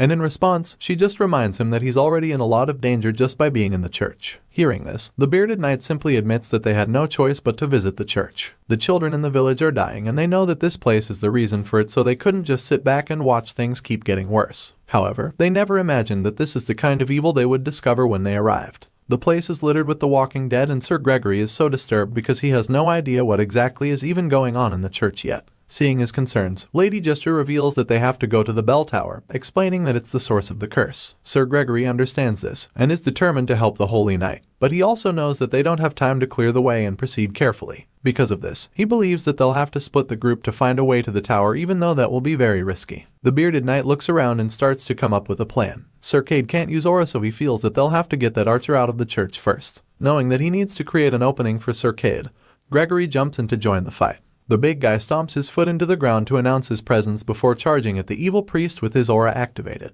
Sir Gregory leaps into action and tackles the prophet with insane speed and strength. Our boy is even shocked when he sees his opponent suddenly slammed into the earth. With all the energy surging through Gregory's body, he feels strong enough to hold down the enemy long enough to buy the others some time. He's already done a good job separating the priest from Vlad, so now all he has to do is keep the guy occupied long enough for our boy and the others to make it out to the bell tower. While pinning the prophet down, Sir Gregory calls out to Vlad, informing him of what Justja said about the bell tower. He admits that he doesn't know exactly what's going on at the tower, but all he knows is that he wants the young knight to go and destroy it. Vlad hears these words from his superior and realizes that he's been given a very important mission. Our boy can see that the bearded knight is literally sacrificing himself so that they can escape, and for this reason, he's determined not to fail. The young swordsman accepts the mission without hesitation and dashes out of the church with incredible speed. He's determined to make sure that Sir Gregory's sacrifice won't be in vain. Despite being pinned to the ground, the prophet refuses to let Vlad escape like that, so he summons his undead soldiers and orders them to go after the blonde swordsman. Just like that, the zombie-like victims reawaken and drop everything else to stop Vlad from making it out of the church. Our boy realizes that his task just got a lot more difficult, so he curses out, but this doesn't make him go any slower. The sea of dead people run toward him, so he just charges at them with even more speed, knowing that he doesn't really have an option. It's really the only way for him to make it out, so he forces his way through them, pushing and shoving to clear a path for himself, but he quickly realizes that there's just too many of them. Just when it looks like Hai's about to be overwhelmed by their numbers, a powerful beam of light blasts through the sea of zombies, creating a clear path for him. Our boy is shocked by this because he certainly wasn't the one who released the holy blast of energy. Perplexed by what just happened, he turns around and that's when he sees Sir Cade working alongside Lady Justja. Apparently, she used her holy energy to make his arrowed strike even more powerful in order to blast the dead slaves out of the way in one shot. Sure, they did a good job clearing the path the first time, but the truth is that there's still a lot more victims in the church, which simply means that their work isn't done yet. As you'd expect, more and more of the undead warriors begin to pop out from every corner of the building, so it becomes pretty obvious that the archer isn't done yet. Seeing the sea of victims attempting to swallow his friend, the guy tells Vlad to keep running straight ahead and promises to cover him. Sir Cade continues to launch his golden arrows over and over, taking down one zombie with each shot. From the look of things, you can tell that this guy has a lot of experience with this because he doesn't miss any shots. Not even a single arrow goes to waste. Even with such a perfect kill rate, the enemy forces are just still too many for them to handle. Sir Cade won't be able to cover the young swordsman perfectly, and our boy knows this, so he concludes that he'll have to take matters into his own hands regardless. As such, he keeps charging at them, and as they keep popping up, the voice in his head reminds him that he has to hurry. At this point, he's forced to go full berserk on the victim, blasting his way through them like a steam train. He continues to slaughter the zombies endlessly, and he does this, a thought runs through his mind. All worlds in the universe are precious, but even so, not everyone can protect themselves. Yet, he and his fellow knights are people who have sworn to protect the helpless, so if they're ever in a place where they are needed, they have no choice but to act, especially if they're in the moment. As knights, they're not granted the luxury of hesitation in times of need, so our boy knows that he must burn himself to become the torch that lights up the darkness, and this is the second Swordmaster's code. With this line engraved in our boy's mind, he remains steadfast and continues to fight his way through the sea of enemy forces. At the same time, Sir Gregory is forced to protect himself from other attacks despite having to keep the priest at bay. While holding down the prophet, he suddenly gets attacked from behind by one of the possessed, and when he turns around to defend himself, another one sneaks up on him and strikes him on the back. At this point, he's forced to slam his mighty sword into the ground, hoping to destroy anything in sight. But this doesn't work, and he just gets attacked again. Thankfully, this time around, he is saved by Sir Cade, who sends an arrow into the victim's head. Sir Gregory looks over at his colleague with gratitude, and then Cade just gives him a nod. The archer pants in exhaustion with his fingers dripping blood. At this point, it seems as though they've actually cleared the area a bit, so Gregory decides to take a breather. Seeing how the zombies are all over him, the bearded knight jokes about wishing to be this popular in his normal life because he feels it would be nice. While he's still joking, one of the zombies crawls toward his feet and he just looks down at the creature in disgust, feeling that he's already seen too much messed up shit for one day. A big component of the shit he's talking about is the prophet's face. The knight is enraged by the fact that the priest has been smiling like an idiot the whole time. Sure enough, we get to see the guy's face, and he's indeed wearing a sinister smile on his face. It's a really creepy look, and it's also quite annoying because it just makes you feel like the prophet has got some secret plan he's waiting to unveil. The priest sits on the floor, like someone's shoes given up on life, and tells Sir Gregory to do anything he wants to do to him. After all, the sick man feels that he's not someone who can be finished off by death so easily. The bearded knight grits his teeth in rage when he hears these words because he feels that the prophet is just trying to get him riled up. He's already mad at the guy, so to hear him talk so confidently, he decides that he'll teach the prophet a lesson. Sir Gregory lifts his sword and takes a big swing at the priest, eager to see if the guy can keep babbling after he chops his head off. In response, the prophet just laughs, which infuriates Sir Gregory even more, so he lands the killing strike, telling the priest to keep laughing till he dies. The bearded knight decapitates the priest in one slash, and as the head rolls down a few steps, something shocking happens. All of a sudden, the victims stop moving, and so Lady Gesture reveals that to destroy an army, the commander must be captured. With that being said, the Holy Knight confirms that Sir Gregory's strategy was a success. You'd expect that the big guy would feel glad that he took down the evil priest, but he just seems a bit pissed. He curses and huffs in annoyance as he thinks about how close the whole thing was. Regardless, he's actually relieved that it's over now, so he opens his flask to have a gulp of liquor, feeling that he'll need to drink a lot later that night. Just when it looks like their job is done, the priest's voice cuts through the air, telling Gregory that there was no wine at the mess. The big guy almost chokes on his drink when he hears this, and the other knights are just as shocked as he is. Their eyes almost pop out of their heads because they're horrified by the thought of a head talking after being cut off. The head continues to speak, and asks for a sip of the knight's liquor. Sir Gregory freezes in shock when he turns around to see the talking head, but it appears that things are about to get even worse. All of a sudden, Cade calls out for the bearded knight to look out, and that's when we see that the priest's body is standing right behind him. A strange blue flame shoots out from the neck in that moment, and then Lady Gesture realizes that this evil fellow is actually the headless knight known as Dullahan. While the rest of the group is dealing with the headless knight back in the church, our boy dashes up the stairs of the tower with so much determination in each stride. He finally gets to the bell at the top, and he can literally see the dark energy flowing all around it. Vlad immediately knows that this is the source of the curse, and the voice in his head confirms that it's the curse of a noble warlock. Now that this has been established, he tells the young knight to give it his all and break the spell at once. At this point, our boy begins to activate his skill, but he gets interrupted when the headless knight appears and tries to attack him. The voice in his head immediately tells him to watch out, but at this point, it's already pretty late because the tower suddenly starts to vibrate like it's about to collapse. Vlad grunts when he sees that everything is about to crumble to the ground, so he jumps off the tower to avoid getting squashed by the heavy stones. The entire thing explodes, all thanks to Dullahan, who wants to make sure that they don't destroy the source of his curse. Meanwhile, Vlad finally makes it to the floor safe and sound. He looks around all the rubble in confusion, wondering what the hell is going on, and that's when he sees that the church has been destroyed. Just then, the headless knight reappears with a glowing ball of energy in his hand. He can't help but admit that he's impressed by what he just saw. As far as he's concerned, Vlad just executed a really cool landing after jumping off the tower.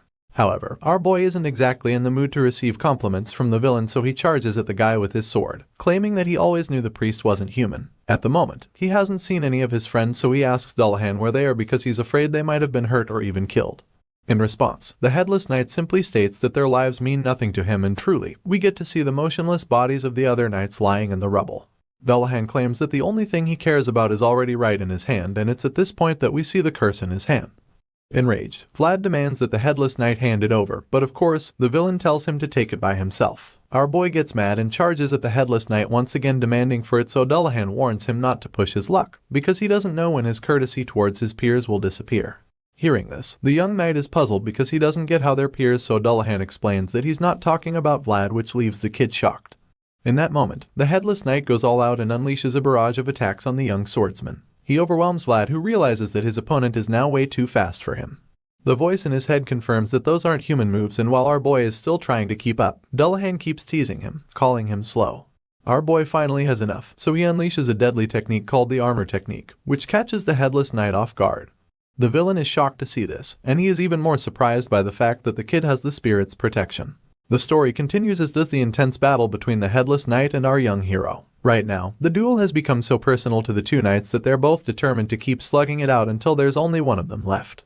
At the moment, Vlad is ready to do whatever it takes to defeat Dullahan, and with this determination to win, he charges at the flame-headed opponent using his aura-infused sword. You know our boy means business when he goes into a fight with one of his eyes glowing.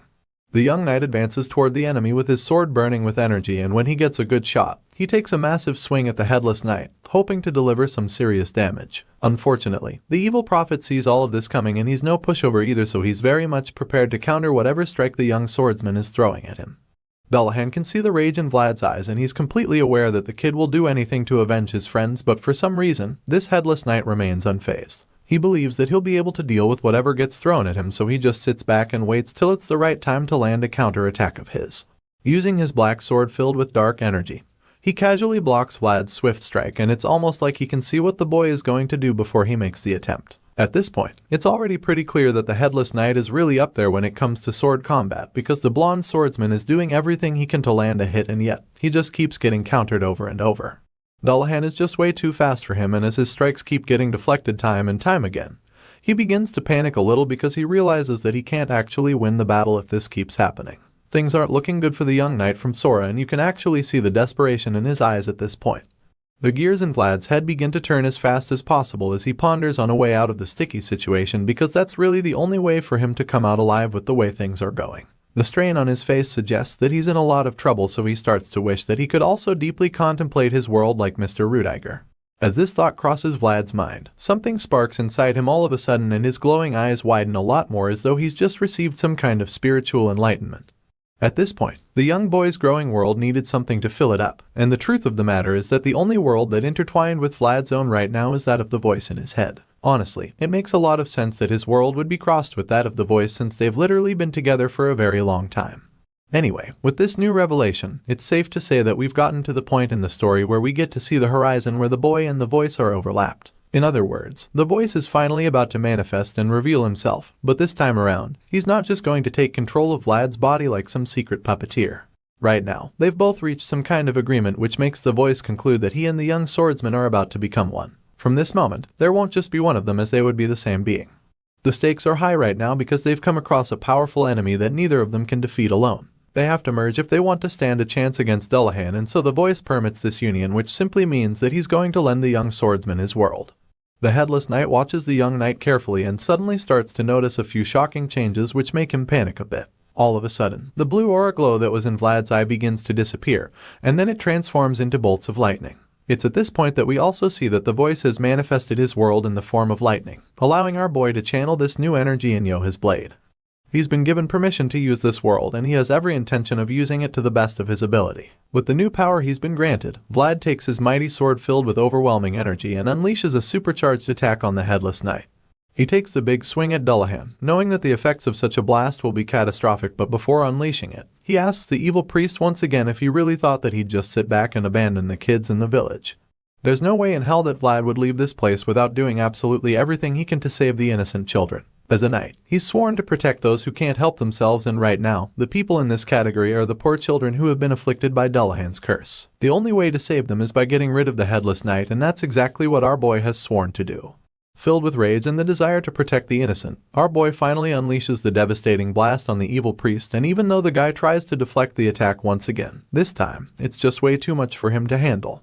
The huge blast spans for miles, and at the center of it all, we can see the headless knight standing there as the powerful skill keeps him at bay. After such an explosion, one would think that Dullahan would be dead or something. But in a shocking twist, the villain just reveals himself to still be in the fight once the dust starts to settle.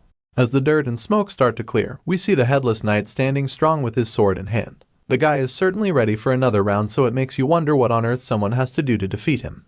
After revealing that he's still in the fight, he starts to activate a seemingly powerful attack, hoping to retaliate, and that's when Vlad starts panicking even more. The young knight curses out when he sees that his opponent is practically unscathed, because he can't even believe that after all he did, all he managed to do was leave a small scratch. Right now, it's really giving Iron Man and Thanos vibes because you'd think that he'd have done a lot more damage after putting in so much effort into that last attack. Unfortunately, that's not the case, and now that he's running out of ideas, the young swordsman concludes that his world is too small for the voice's world to fit inside him. Sure, that was one hell of a combo back there, but judging by Vlad's conclusion, it actually means that what we just saw was just a tip of the iceberg. Apparently, the reason why his blast couldn't finish Dullahan off is that his world is not on par with the voice's. As such, the voice's world couldn't fit into his, and that's why he couldn't get the maximum effect from the combined attack.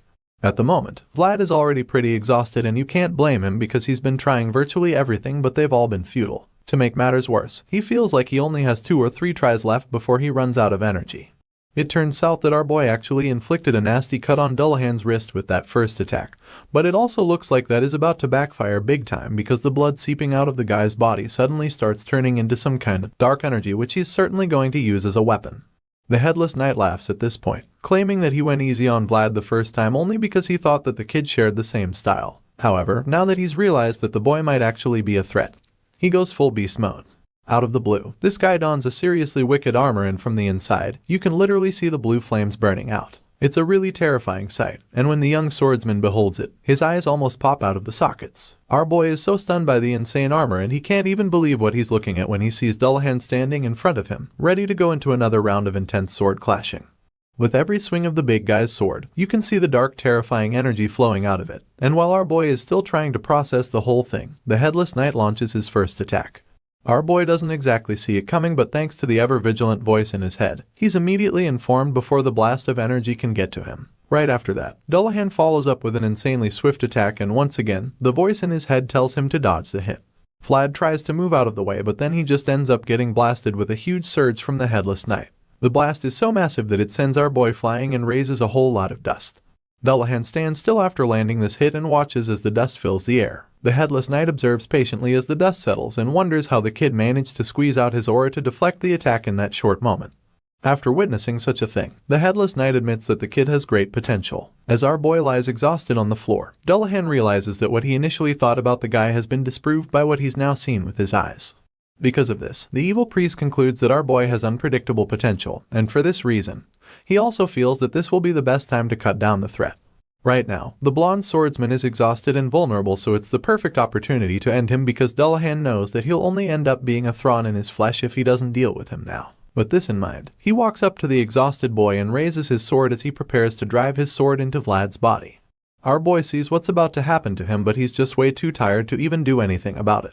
All he can do is just lie there and watch with a look of horror plastered on his face. At this point, you'd think that this is the end for our young hero, and what makes it even more sad is the fact that he looks like he's already given up. The Headless Knight raises his sword as he plans to stab Vlad to death, and as he presses the blade down, he tells the boy that he should have just done it moderately. Dullahan goes in for the kill at that moment, and just when the blade is about to penetrate Vlad's armor, something shocking happens. All of a sudden, our boy grabs the tip of the blade with his hand and holds it back, stopping the sword from piercing his armor. While this is happening, the voice in Vlad's head finally speaks out, and for the first time, someone other than the young knight gets to hear it. The voice yells at Dullahan, asking the evil priest if he didn't hear what our boy said before, and after a brief pause, he goes on to remind the Headless Knight that our hero told him to leave the children of the village alone. With this statement, a huge surge of energy shoots out of Vlad's body, blasting the evil priest into oblivion. The huge surge blows the Headless Knight away, causing him to scream in pain, and this is about the same time that the young knight starts to get back on his feet. Vlad slowly stands up with a lot of energy flowing around him, and then he starts to speak. From the look of things, the person talking is no longer just the boy from Sora. It's the consciousness of the voice in his head, and now the voice admits that he doesn't know who he is right now. All he knows is that he has something to do. The memories of his existence are long forgotten, and the only duty he must follow is scratched deeply inside of his soul. In this moment, he realizes that the only reason for his existence was for that duty, and now he's more than ready to do whatever it takes to fulfill that obligation. With all of this being said, the voice finally takes over Vlad's body and decides that it's time for the adults in the mix to have a go at it. He's tired of the Headless Knight picking on young kids, so he would like the guy to try picking on someone his own size. Meanwhile, we see that Dullahan is still getting over the effects of the earlier blast. His entire body is covered in smoke, suggesting that he really took some damage with that hit. However, this doesn't make him any less eager to keep fighting. For now, he still believes that he's capable of defeating the young swordsman. Well, this villain might have to think again, because while he is still trying to recover from the first blast, the young knight shoots up into the air to execute another deadly strike. Dullahan is shocked when he sees Vlad charging at him, and even though he tries to counter the attack, he just ends up getting pushed back. Despite being shot back a second time, he still doesn't give up. He tries to get back up so too again, but before he can, Vlad follows up with a supercharged chokehold which he uses to slam the headless knight into the ground. The voice feels insulted by the fact that the evil priest would even dare to make a mess with the pathetic skills he's been putting on display. To the young swordsman from Sora, Dullahan's skills might have been overwhelming, but the voice doesn't find them slightly impressive. At this point, the terrified priest realizes that he's outgunned, so he asks who the voice is. In response, he simply tells the headless knight that he has no words for trash who uses the blood of children to survive. As such, he concludes that Dullahan should die and begins to activate a killer skill to finish the job. Seeing this, the evil priest becomes even more terrified and has no idea why he's so scared. It doesn't make any sense to him, but he admits that the voice's existence is actually worth fearing. At this point, the headless knight senses a savage beast approaching bearing its fangs. He can see the beast taking shape from Vlad's aura, so has afraid that it's coming to devour him. Just when Dullahan feels that it's all over for him, the beast disappears and the guy starts to wonder where the creature went. The evil priest turns around in search of the devourer, and that's when our boy pops up behind him. The voice then teases the villain, asking if he talks so much because of how slow he is. Feeling insulted by this, the headless knight tries to punish his opponent by unleashing a deadly wave, but it really does nothing to affect our boy. After seeing Dullahan's attempt, the voice decides to really show the headless knight what he's capable of. Enraged, he unleashes a barrage of attacks and then expresses how disgusted he is at the fact that someone like him would dare to mock the potential he holds so preciously. Right now, the headless knight is having a hard time comprehending what is going on. He already knows that his body is one that's free from death. Besides that, his body should also reject pain, but now that he's receiving the barrage of attacks the voice has to throw at him, Dullahan is starting to wonder what the hell is going on with him. The evil priest can't understand the kind of vivid pain that seems to be hacking away at his soul. The villain keeps taking all the hits, and from the look of things, Vlad isn't done with him yet. The blonde swordsman is very determined to finish the headless knight once and for all.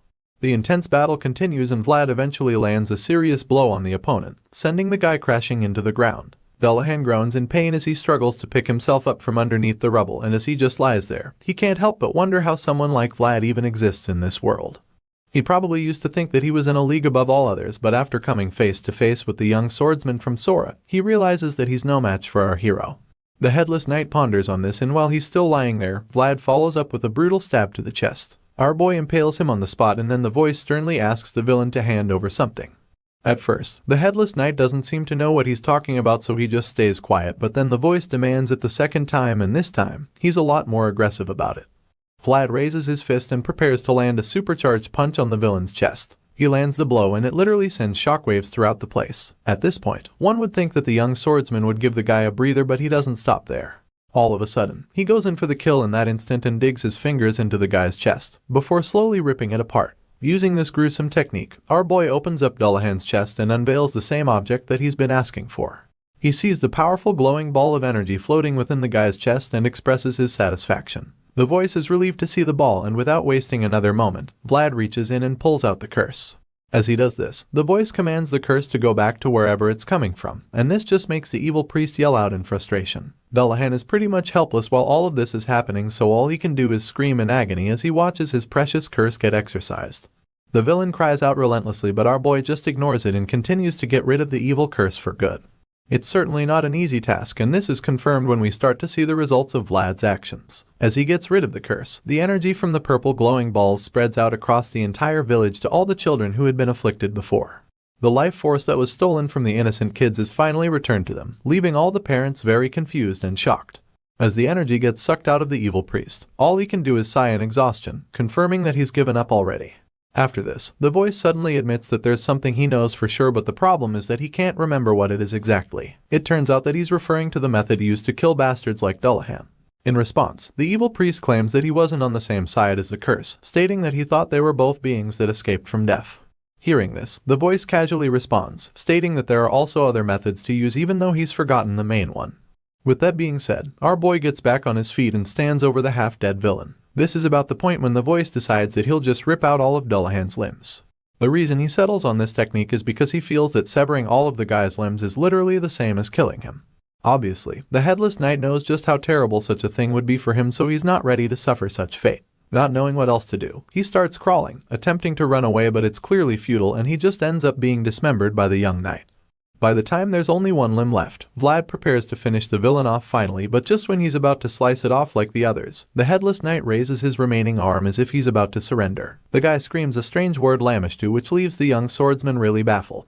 Vlad is still trying to understand what he's seeing when all of a sudden, a barrier of dark energy surrounds the villain. The wave of energy encircles the headless knight, who just keeps crawling like a man on a mission.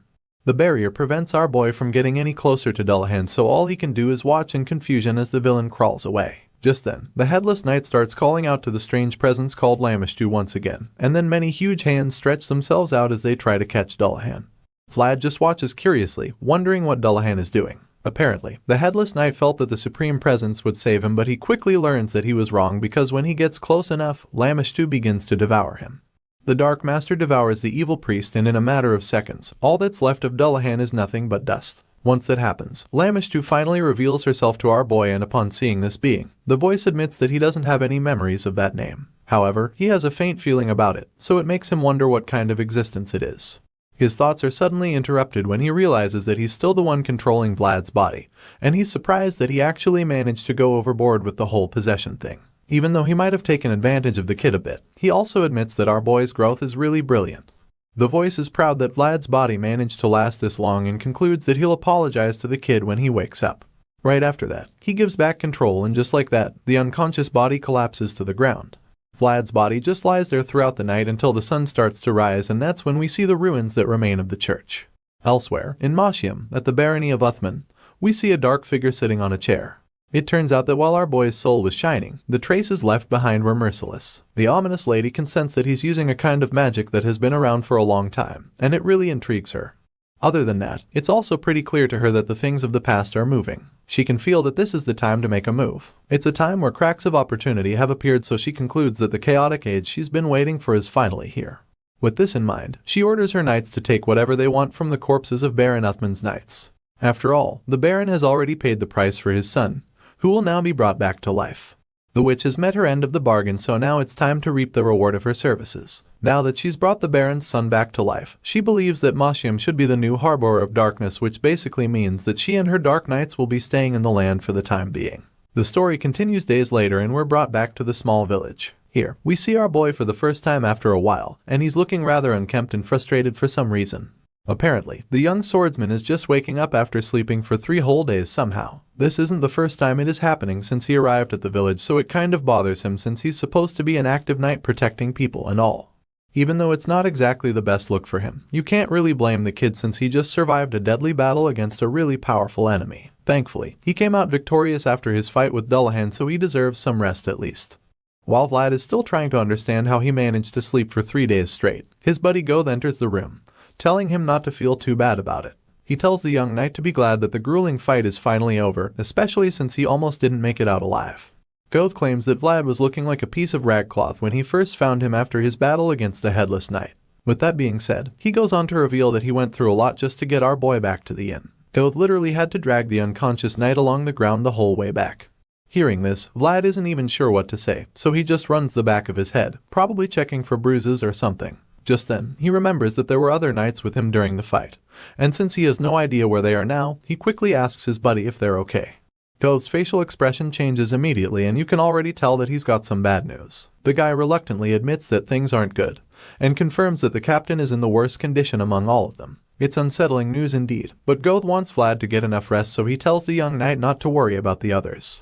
With that being said, he walks to the door on his way to inform the others that Vlad is finally awake. Before leaving the room, he asks the blonde swordsman to call on him if he needs anything, and of course, Vlad acknowledges this, thanking him for his help.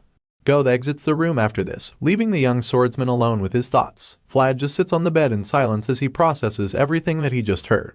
Things aren't perfect, but our boy is relieved that everyone is alive at least. He's glad about this, and so is the voice in his head, who admits that it's the most important thing. Now that he's sure none of his friends was killed in the battle, he starts to recall the events of the fight. The voice suggests that the barrier which was deployed by Justia was tough enough to last till the end. This explains why the knights were able to survive even after the whole church was destroyed in the explosion. The fact that her protective shield held out for so long makes the voice conclude that Lady Justia is incredibly powerful. Of course, our boy agrees, and he also suddenly realizes that the current conversation seems quite familiar to him. He seems surprised by it and admits that it's pretty strange for him to be able to talk to the voice without having the sword with him. Before, they could only ever communicate when he had a blade in hand, but that's no longer the case, and the voice explains that this is because the horizons of their words are now connected. Even though it was only for a moment, the truth remains that their worlds were shared at one point during the battle. As a result, Vlad is now able to talk to the voice in his mind whenever he wants, even without a sword. The voice confirms this, leaving the kid taken aback, so he tries it out and realizes that he can now communicate without words and just his thoughts. It's amazing that he no longer needs to whisper around while looking to see if someone is watching him, and he feels really glad that he doesn't have to pretend like he's praying whenever he wants to talk to the voice. Now that he's acquired this cool new skill, he ponders on the whole thing and recalls something that he's never told the voice. Their relationship is a secret that only they know, and this means that nobody else will know that the voice is actually the reason why everyone is safe now. If he hadn't used the voice's world, he wouldn't have been able to defeat Dullahan, and certainly wouldn't have been able to save the other knights or even the children of the village. With this in mind, our boy sincerely thanks the voice for saving all of them, because he's just as much the hero as the young swordsman. After Vlad expresses his gratitude, the voice is left speechless. He's deeply touched, but he doesn't know how to react to this, so he just stays quiet, creating an awkward silence in the room. Before things can get even more awkward, the voice quickly breaks the silence by admitting that Vlad worked really hard as well. Hearing the compliment, a warm smile creeps up on the kid's face and a sense of pride washes over him in that moment. The scene shifts, and the next thing we see is that our boy is already out of bed and off on his next adventure. Right now, he's being halted by a huge knight standing in his way. The big guy tells him not to come any closer, so the young knight introduces himself, explaining that he's actually from Sara. He assures the guard that Miss Justia will know who he is and that she'd want to see him, but the big guy is reluctant to believe him. He clearly doesn't trust Vlad completely, so he stares the kid down, trying to intimidate him, but our boy hits back with a cold stare. At this point, the guard decides to go inform Miss Justia and tells Vlad to wait there. Once the big guy is gone, the young swordsman looks around and admits how glad he is to see that the villagers can finally rest easy. Sure, the holy knights arrive quite late, but he's still happy for their presence nonetheless. His thoughts are interrupted when the big knight returns, telling him that he can now enter the place. Vlad thanks the man and makes his way into the building, but he only takes a few steps inside before he's greeted with a big shock. The moment he looks into the dark hall, he's horrified by the numerous corpses covered on the floor. He didn't realize that there were so many victims earlier because of how chaotic things were, and now that he can see how bad things are, he's almost pushed to tears. His sad moment is interrupted when Miss Justia comes out suddenly, asking what he's doing there. Seeing the white-haired knight, he quickly gets up and asks for permission to search the area for more victims. In response, the holy knight just tells him that Sir Gregory has already confirmed all the missing women. Even though this should be enough for our boy to leave, he insists that he has someone in particular he's searching for, and Miss Justia finds this a little surprising. She doesn't know what to tell him at first, but then admits that there might still be remnants of the curse around. As such, she concludes that it wouldn't hurt to let him check one last time. With this in mind, she gives him permission and tells him to come get her blessing when he's done searching.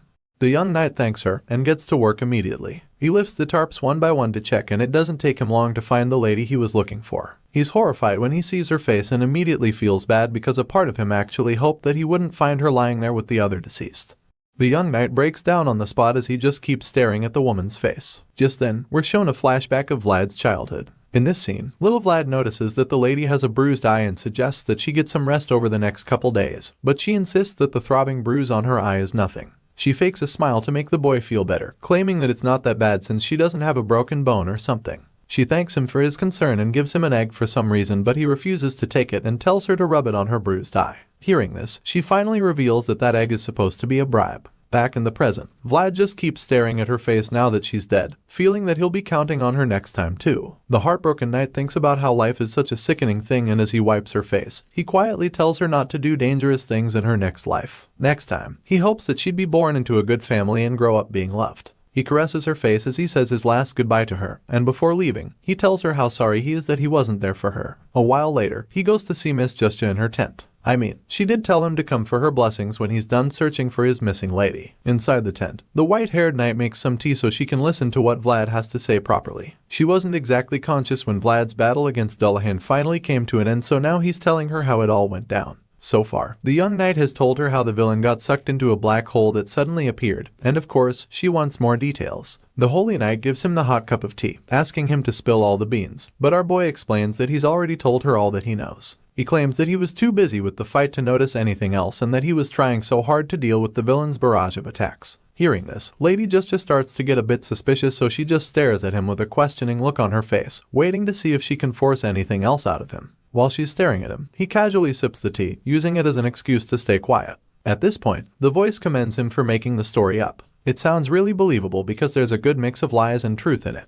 Our boy proudly accepts the praise, feeling that it's no big deal since he literally worked with prostitutes and used his words to earn a living while growing up in the back alleys. All of that just goes to confirm that he can be pretty convincing. The traces left behind after the battle were a total disaster. This is because they showed just how powerless their resistance was in front of a much more powerful force. This thought runs through Miss Justia's mind at the moment, because she's starting to feel that Vlad isn't telling her everything. She's trying to put the pieces together, but she just can't find out what truly mattered at the end. The young swordsman probably sees that she's onto him, so he decides to give her something to think about. He suddenly tells her how the villain called out a name at the end, and of course, this piqued her curiosity. She asks him what the name was, but he claims that he can't remember it because he was in and out of his consciousness at the time. Determined to get the information out of him, she grabs an apple and asks him if he would remember some of the details after having something to eat. At this point, Vlad finally reveals that the name sounded something like llama, and Lady Justia immediately realizes that he's talking about Lamishtu. The white-haired lady freezes the moment he confirms this and suddenly starts shaking with the apple in her hand.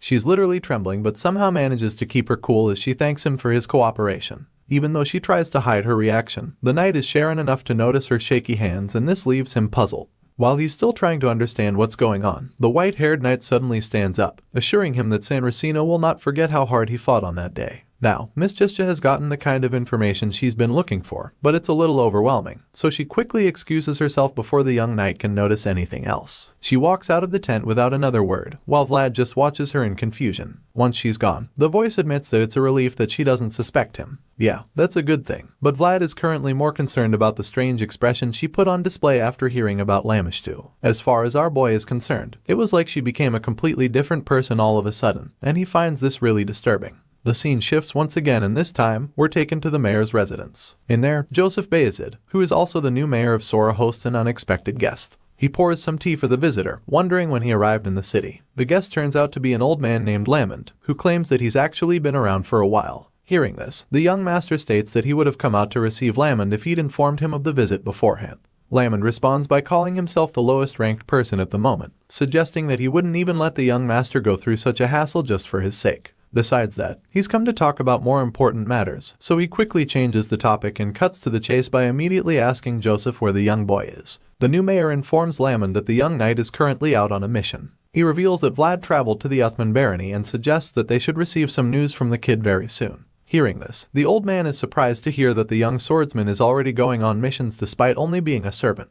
He then reveals that he met the patriarch before coming to see Joseph Bayezid. He also states that he has only one ducat left, and for this reason, he wants to wrap things up quickly. It appears that this thing called a ducat is of great value because the young master is shocked to hear that Lamond has one. At this point, it becomes very clear that the old man isn't just here to see Vlad. Just then, Lamond finally starts to state his true intentions and reveals the reason he came around. He claims that all the servants in Sturma are too dull, which is a shame since they're the ones who are supposed to take over the Bayezid name. With this in mind, the old man casually wonders if the servants Joseph groomed are any better than those back in Sturma. At this point, Sir Jaeger finally chimes in, confirming that the young swordsman is definitely better than that lot. The advanced knight makes this statement, but he also admits that the kid likes to do whatever he wants. Hearing this, Lamond is intrigued. To hear the grumpy knight speak so highly of the boy, he can tell that the kid must be pretty useful because everyone knows just how difficult it is to impress the green-eyed advanced knight. Sir Jaeger is shocked to hear that the old man can read him like a book. He doesn't say a word, but Lamond already knows what he's thinking, so the elder tells him that there's no need to be surprised. After all, Jaeger already showed him all of his disgraceful sides when he was younger, while being grumpy the whole time. Joseph just smiles cheekily when he hears, while the one-eyed knight gets flustered by the old man's words. Anyway, Lamond goes on to say that he hopes he'll take a liking to Vlad when he finally meets him. There's a certain knight in training named Savanen who bullies other trainees because he has his parents to back him up, and the old man promises to beat Vlad seriously if he turns out to be like that guy. At this point, Joseph informs his guest that Vlad does have parents, which comes as a shock to Lamond. This is good for Joseph because now that he knows the old man's true intentions, he's determined to pique his interest as much as he can. With this in mind, he goes on to tell the old man how Vlad grew up in the back alleys without any parents. He reveals this and states that our boy climbed this far with his own strength. The young master says he all of this with an intention, and it's pretty clear that there's a reason he brought up the poor environment Vlad grew up in. He knows that Lamond would relate to this since the old man also had difficult times in the past and succeeded on his own as well. Now that the young master has brought all of this up, the old man starts to get more and more interested in the blonde swordsman. At this point, Joseph claims that Lamon doesn't have to give the boy his last ducat, insinuating that he'd be satisfied if only the elder can teach Vlad a thing or two. Obviously, this is just the young mayor trying to play mind games, and Lamon responds to this by admitting that he hasn't taken any liking to any of the young men he's seen recently. However, that is about to change, and since Joseph made the request, the old man promises to take a good look at the blonde swordsman in question. Back in the village, the Holy Knights appear to be saying goodbye to Vlad's party. They're all outside, and Justja, the spokesperson, tells the other knights that the San Racino will not forget their bravery. In response, Sir Gregory just hopes that she puts in a good word for them since their mayor isn't exactly the meticulous kind. The Holy Knight bluntly informs him that she can't lie in reports, but promises to consider his position when talking about this. Of course, Sir Gregory doesn't trust her enough, so he just prefers that she doesn't say anything at all. Just when the Bayezid Knights are about to set off, Justja notices that Vlad has a flag, which takes her by surprise. Sir Gregory is the one that responds to her, revealing that the Bayezid family has finally found someone to keep an eye on, and admits that they're treating the kid well too. While he's saying this, the Holy Knight processes everything about Vlad, from the traces of a fierce battle and his ability to fight Dullahan. All of this just goes to show her that the boy has the potential to be extraordinary after all. At this point, Sir Gregory bids her goodbye and decides to leave, so she prays for the blessing of Saint San Racino to be on all of them. On the way out of the village, Vlad looks back at the people to wave goodbye, and he can't help but notice how much better everything looks now that the ominous fog is gone. At this point, Sir Gregory chimes in, telling the kid how the village was once a peaceful place full of sunlight.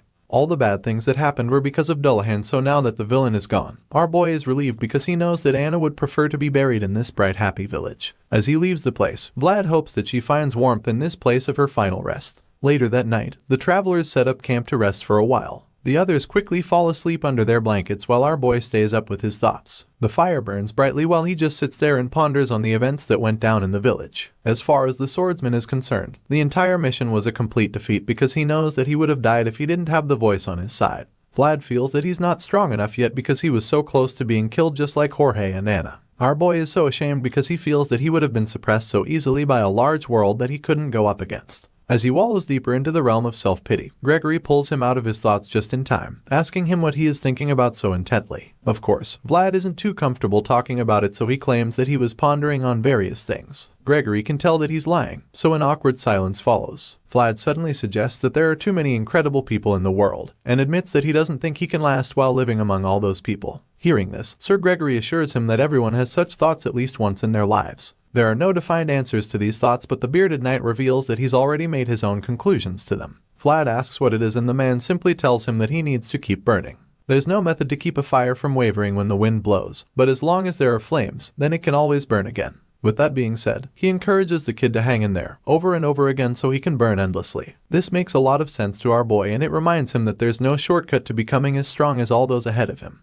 He knows that he needs to keep burning and just focus on the present, because if he's going to face the enormous world approaching him, then he'll also need to have an enormous flame. Sir Gregory and his crew finally return, and young Master Joseph commends them on a job well done. He compliments them for their diligence in carrying out the mission, but he also admits that he can't overlook the fact that swords of the Bayezid family were unsheathed in the land of another local lord. Sir Gregory quickly apologizes and takes full responsibility for everything, ready to accept whatever punishment the mayor has prepared for him. Just then, Lamon chimes in and proceeds to berate the bearded knight for what happened. He scolds Sir Gregory, claiming that the worst part about everything is the fact that he knew the consequences and still went ahead to interfere with issues beyond their jurisdiction. Hearing the old man's voice, Vlad wonders who the man is because the air around him is oddly extraordinary. Meanwhile, Master Joseph agrees with Lamon, stating that Gregory struck a nerve on a sensitive problem in a chaotic time. The empire is starting to fall apart since the imperial family has lost control. Things are getting out of control, so the young master is afraid that it's only a matter of time before such things happen in the north. Sir Gregory continues to apologize, but Joseph just feels that the Iron Duke is paying attention to what happened in the village because it involved curses. Joseph admits that the knights had good intentions, but he feels that the fire Gregory caused is too big, and claims that they should have left the village earlier. This statement upsets our boy because they're practically saying that they should have left the cursed children to keep suffering in the village. Lamon chimes in at this point, revealing that he heard the San Racino were in the village as well. As such, he expected that the issue be handed over to the Holy Knights, and this is where Vlad finally snaps. He gets pissed that they're all scolding Sir Gregory when they weren't even there to see what was going on in the village. At this point, it's starting to look like they're all acting this way to get a reaction from our boy, and from the look of things, it's worked. All of a sudden, the blonde swordsman finally loses his cool. He yells out, informing them that the children would have died if they hadn't gotten involved. This outburst takes everyone else by surprise, and Vlad just turns around to glare at the nosy old man. Lamond is excited to see Vlad's fearless reaction, and it makes him wonder where Joseph found someone like him. Apparently, this old man thought that our boy was some snot-nosed brat, but he was wrong because he can clearly see that this kid is actually a beast. The angry young man continues to defend Sir Gregory, bluntly telling Lamond that the bearded knight did his best for the children, and from the cold glare in his eyes, you can tell that Vlad is not afraid of anything the old man could do to him. Right now, the brave young knight doesn't care if Lamond feels insulted, and all he wants is that they stop scolding Sir Gregory for what happened in the village. Our boy goes on to tell everyone how the San Racino saw what they did back in the village and reveals that the holy knights praised their actions rather than rebuked them.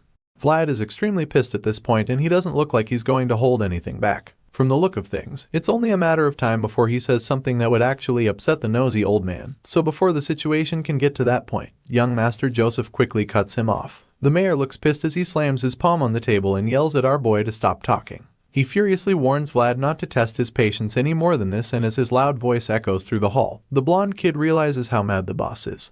His gaze shifts to look at the mayor, and he's a little shaken by the rage in Joseph's eyes. Sir Jaeger and the other knights are also a little intimidated by the young master's current mood, because they rarely get to see him look so upset. Because of this, the entire room goes dead silent in an instant as everyone patiently waits to see what the young master does next. They all turn around to look at Joseph, and after the awkward silence, our boy finally lowers his head and apologizes for his actions. The young master doesn't say anything in response. Instead, he just looks at the boy before shifting his gaze to the old man standing on the other side of the room. Lamond doesn't say a word, so Joseph figures that it's time for him to continue speaking. He ponders on the situation before opening his mouth to say anything. Joseph starts by talking to Sir Gregory, claiming that he expects the bearded knight to understand that the second rule of a swordmaster is an especially sensitive one. In response, Sir Gregory bows his head and reveals that he completely understands that. He then goes on to take the blame, admitting that the stuff that happened was due to an oversight on his end. Hearing this, Joseph informs everyone in the room that sensitive matters have overlapped with each other, and for this reason, he suggests that they as the people of Bayezid must first act and show sincerity before Baron Uthman officially sends his complaints to them. And for them to show that they do not support what happened in the village, the young master believes that a punishment is due. With this in mind, he decides that Sir Gregory must be suspended indefinitely, and of course, this catches most of the knights present off guard, especially our boy Vlad. The blonde swordsman is absolutely gobsmacked when he hears Joseph's verdict, and he's so stunned that he freezes in shock for a moment. The young master goes on to explain the consequences of this suspension, claiming that Sir Gregory would not receive any salary during this time and that he will also not be able to enjoy any of the rights granted to him by the Bayezid household. Just when you think things can't get any worse than this, the mayor suddenly reveals that Knight Cade will receive the same punishment. The two knights are certainly heartbroken when they hear the final verdict, but they're knights at the end of the day, so they accept the punishment like true men, and neither of them utters a single word to complain. While the older swordsmen are taking their punishments, Vlad just watches from the side, knowing that he's probably next in line to be sanctioned. Sure enough, young Master Joseph falls on him right after he's done with Gregory and Cade. The mayor calls on the servant, and Vlad just stares at him in silence with his wild blue eyes. Right now, the young master is actually reluctant to reveal what punishment the kid would be receiving. Before saying anything, Joseph thinks about how he's treated Vlad well. He's fed and clothed the young boy from Sara, and they've become really close, but after everything that he'd done, he now realizes that he has failed to tame the boy. With his back turned to the blonde swordsman, Joseph admits that he's deeply regretful of the way Vlad spoke without permission and upset him in the process. But still, the young master doesn't think that he feels angry at the boy because he's ashamed. As the thought crosses his mind, he realizes that he's actually not angry and that he's simply just disappointed. Once he's come to this conclusion, he finally turns around to face his young mentee, before informing him that he's also going to be suspended indefinitely. The mayor makes this statement, but then feels that it's such a waste, feeling that he should have been stricter with our boy. He feels that Vlad has become so stubborn because of how casual he's been with him, so now he wants to show the kid that he's actually the boss. With this in mind, he adds to the punishment, telling Vlad that he must not be seen anywhere around him unless he's summoned. By making such a statement, he's cutting off all access Vlad might have to him afterward, and as you can imagine, the kid is shocked to the core when he hears this. After the verdict is passed, the exiled young servant walks down the halls to get as far from the mayor as he can. As he leaves the place, he has mixed feelings about what just happened, but the fact that he'd have to see the looks of disappointment on Sir Jaeger's face makes his heart sink on the spot. Our boy suddenly gets interrupted by someone standing in the hallway as well. The person expresses his surprise to see that a mere servant managed to upset Master Joseph so much. This mysterious figure hiding in the dark turns out to be none other than Lamond, who is probably the last person our boy wants to see right now. For some reason, the old man thinks that the kid would be interested in talking to him. He asks to confirm if he's speaking with the one they call Vlad, and our boy is just taken aback by the man's audacity. He doesn't say a word, and just stares at the old man, wondering why he would even approach him after what happened in Joseph's office. Seeing that the boy isn't responding to him, Lamond decides to get under his skin a little more by suggesting that he doesn't answer when a grown-up talks to him because he was never taught etiquette. Sure enough, this works well enough to upset the young swordsman. Vlad clenches his fist when he hears these words fly out of the old man's mouth, and even though he wants to beat the shit out of this nosy troublemaker right now, he does everything he can to hold himself from snapping. The reason Vlad feels so pissed at this point is that he feels he's already been taught enough of etiquette. From the madam who looked at him with the eyes of a mother, and when he remembers her loving warm smile, the anger inside him is suddenly calmed. Our boy refuses to prove Lamond right by lashing out at him a second time, so he maintains his composure and calms down. He opens up his fist and places a hand in front of his chest as he lets the anger wash away from him. Once he's calm, he looks up and introduces himself as Vlad in a polite manner before asking Lamond who he is. The kid's tone is extremely calm and respectful, but the look in his cold blue eyes makes the old man a little wary. The gaze is so cold and it almost looks like the eyes of someone asking for an opponent's name before starting a duel. To make things look even worse, Vlad appears to have his hand reaching for his sword, so the old man concludes that the boy is challenging him to a fight. With this thought in mind, a sinister smile cracks wide open on his face as his old blood starts to boil again. Apparently, this is what he's been looking forward to because it's been so long since someone managed to make him feel such energy. Now that our boy has finally started talking to him, Lamond feels that he at least owes the boy a response. Seeing that the kid wants to know his name, he responds to him.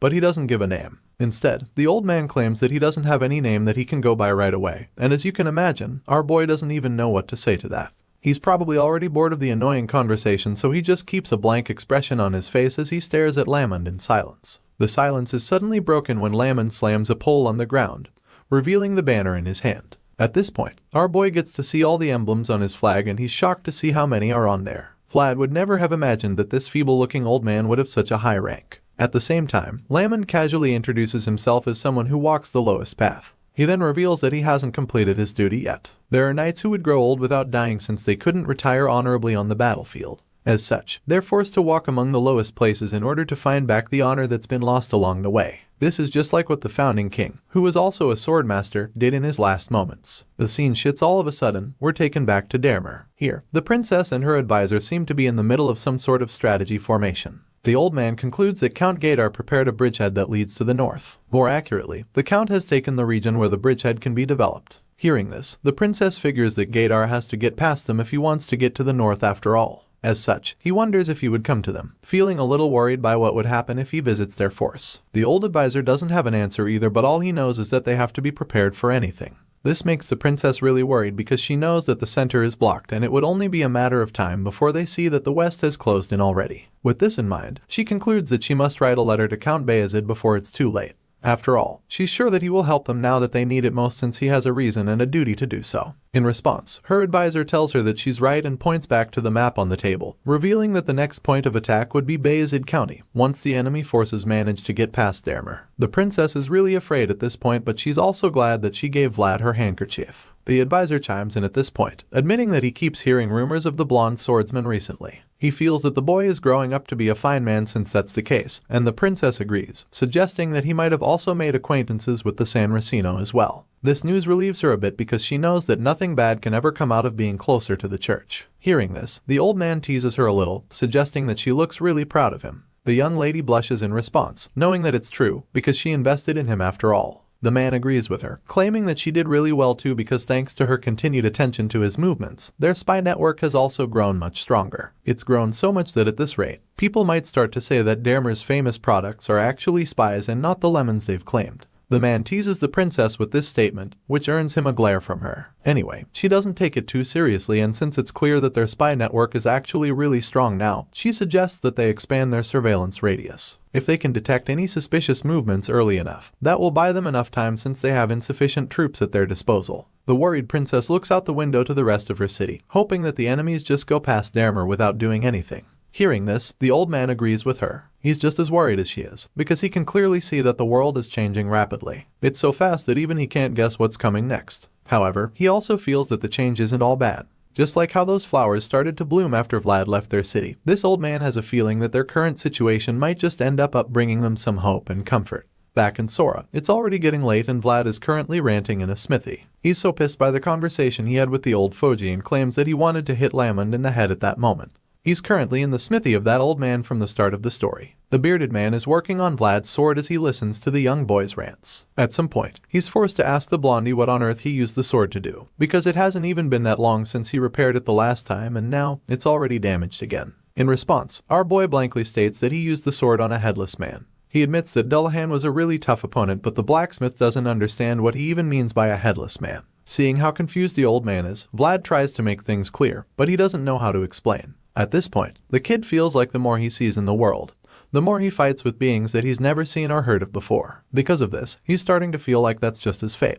While he's still feeling bad for himself, the old blacksmith suddenly interrupts him and suggests that it's time he changed the sword already. Vlad is surprised to hear this suggestion because that's the last thing he was thinking of doing.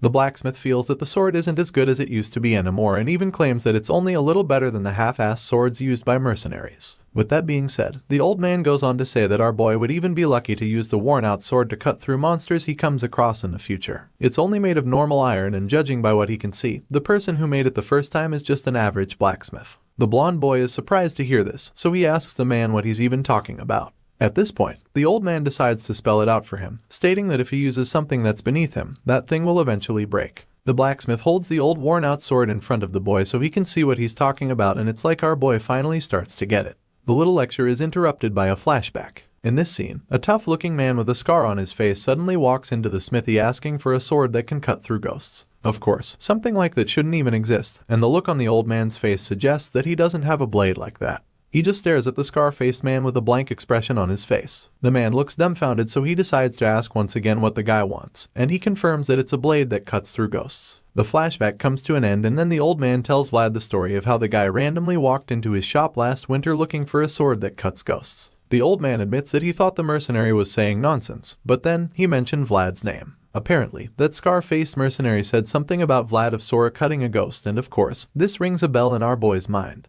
He can remember the incident clearly, so he knows exactly who the blacksmith is talking about. Vlad remembers the guy as one of the mercenaries he met during the goblin subjugation. And back then, the guy was insistent on finding out where the young knight's sword was from. Hearing this, the blacksmith begins to understand the situation a little more. However, he feels that there's no way Vlad would have been able to use his aura to do it since he was still really young back then. This explains why the mercenary came to ask if there was anything special about the sword. The old man admits that he felt really relieved after the stranger walked into the store talking about Vlad because this was the only way he could confirm that the blonde kid was still alive. However, he also admits that it's truly amazing that the boy managed to accomplish all those great feats with the sword. Once again, our boy doesn't really understand what he means by this. In response, the man simply hands him the sword, but he doesn't say anything. He feels that the boy will keep growing as he overcomes the numerous trials ahead of him. But even after all of this, the sword would remain the same forever. Nevertheless, if it breaks, then that won't be the only thing that breaks. The old man had hoped that his sword wouldn't weigh the young kid down, and he knows that the blade wouldn't want that either. The white-haired man explains that he's not asking him to change the sword right now, but all he wants is for Vlad to at least think about it.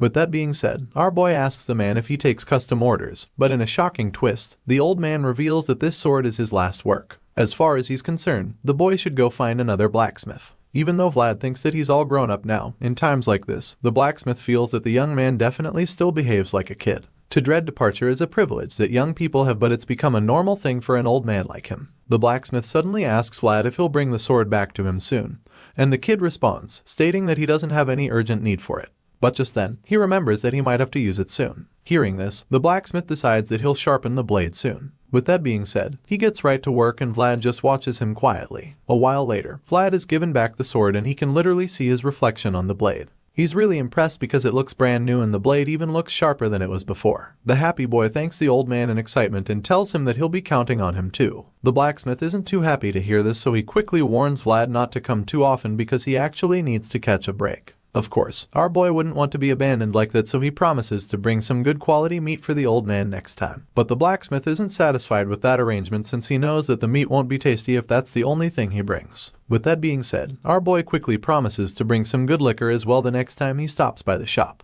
At this point, the old man bids Vlad goodbye, claiming that he's looking forward to it. As our boy walks away into the dark alley, the man starts coughing violently, suggesting that he's no longer as strong as he used to. He realizes that he needs to rest for the day and that he really gave his all back then. Before going back, he looks over at the boy again and realizes how the way he walks carries certainty and confidence. The geezer is happy to see this anyway, because now the boy is able to easily walk out of this mire called the back alleys. With this in mind, he goes inside his house and goes to bed. Meanwhile, Vlad keeps walking through the dark alleys, and that's when we see that someone is secretly following him while hiding in the shadows. It turns out to be Lamond, but just when the man thinks that he's outsmarted the young swordsman, our boy quickly senses that someone is on his tail. In a split second, our boy turns around to confront the mysterious figure following him, and Lamond realizes just how good Vlad's instincts are. He now understands why this kid was given the armor of the Bayezid family, and he's really impressed. Our hero asks Lamond why he's been following him, but the old man denies it, claiming that they just happened to be walking in the same direction. At this point, the kid starts to get pissed because he knows that Lamond has been following him since he left the city. He's annoyed right now because it's like the geezer has been trying to mess with him since they first met. Lamond relishes this sharp energy, and he's also impressed by the fact that Vlad has control over his anger. With this in mind, he's confident that the boy will be capable of even greater things than he thought. It's clear that Vlad doesn't let anger get the best of him, so Lamond figures that the boy must have rebelled on purpose the first time they met. Back then, he didn't even say anything too annoying, so Vlad could have easily kept quiet, but he didn't. Seeing the old man getting worked up thinking about all of this, Vlad casually tells the geezer to say whatever is making him unhappy rather than beating around the bush. Seeing how fearless the kid is, Lamond is delighted because it's been a while since he encountered anyone with such raw words. Intoxicated by the challenge, the old man reaches for his sword, claiming that blades are better than words, and when Vlad sees this, he decides that he'll have to stand up to him. He doesn't know who he is or why he's doing any of this, but he knows that Joseph vouched for him as a former knight of the Bayezid family. With all of this in mind, our boy takes the first swing, which Lamond blocks with ease. As the two clash swords, the old man admits that Vlad has got some good skills, but our boy just stays quiet and continues to throw everything he's got. The old man deflects everything over and over again, so Vlad realizes that he's using the tip of his blade to cut off all the attacks. It's not a coincidence, and our boy can tell that the veteran has seen through his movements already. After only a few exchanges, the young swordsman can tell that Lamond has clashed with countless swords. Seeing that he's been read like a book, Vlad ceases the attack for a moment, and the old man teases him, asking if he's tired already. But of course, our boy is not done just yet. In fact, he's just getting started. Vlad grips his sword and charges forward as he activates his aura, and Lamond is taken aback by this because even back in the days of turbulent times, there were only a handful of people who could use aura this vivid at this age. But now, this young boy from Sora is using aura so casually, and the veteran can't help but admit that this is insane. An intense sword fight ensues, and Lamond honestly looks like he's enjoying the whole thing. Vlad goes in for the kill with a sweeping move. He takes a big swing with the aura-infused sword, but the old man casually blocks all of his attacks over and over again. Lamond keeps blocking our boy's slashes time and time again, so Vlad decides to go in for a killing blow, but unfortunately, he's not fast enough because the old-timer effortlessly dodges the strike. The heavy aura-infused sword slams into the ground with so much force, and the old geezer laughs in excitement. He relishes the challenge because it's probably been a while since he had such a good fight. The man ponders how he likes Vlad's spirit, but right after that, our boy manages to land a hit that sends the man flying a few meters back. The impact pushes Lamond a few steps away, and the blonde swordsman wastes no time in capitalizing on the opportunity. Seeing that his opponent has been somewhat destabilized, Vlad attempts to go in for the kill once again. He lunges at the old man with nothing but the intention to finish him off, and in his mind, he decides that he can't afford to let Lamond get away. Sure, his techniques and experience might not be on the same level with that of the veteran, but that doesn't make him any less determined to defeat the old man. In fact, he's confident that he should be able to overwhelm the geezer with his strength since he's a lot younger and technically a lot more vibrant. At least, that's what he thinks. With this in mind, Vlad charges at the sneaky old man and they clash swords once again. The two get locked in this position and a battle of strengths ensues. They stare each other down with their swords clashed together, and at this point, it becomes a test to see which of these two swordsmen is superior when it comes to pure physical strength. Sure enough, our boy appears to have the upper hand since he's younger and probably a bit stronger than Lamond. As they push against one another, Vlad appears to be making some progress by forcing the old man back. He appears to be overwhelming the geezer because Lamond's feet start sliding backwards, suggesting that he's the weaker party in this department. The old man can see this, so he laughs over it, talking about how time is such a cruel thing. On the other hand, our blonde hero can also sense that he's winning this little battle of strength, so he taunts his opponent, claiming that he'd like to see how long the old man can keep that smile on his face. Hearing this, the old man admits that Vlad's strategy was good, but the look on his face suggests that he's more than ready to keep fighting all night.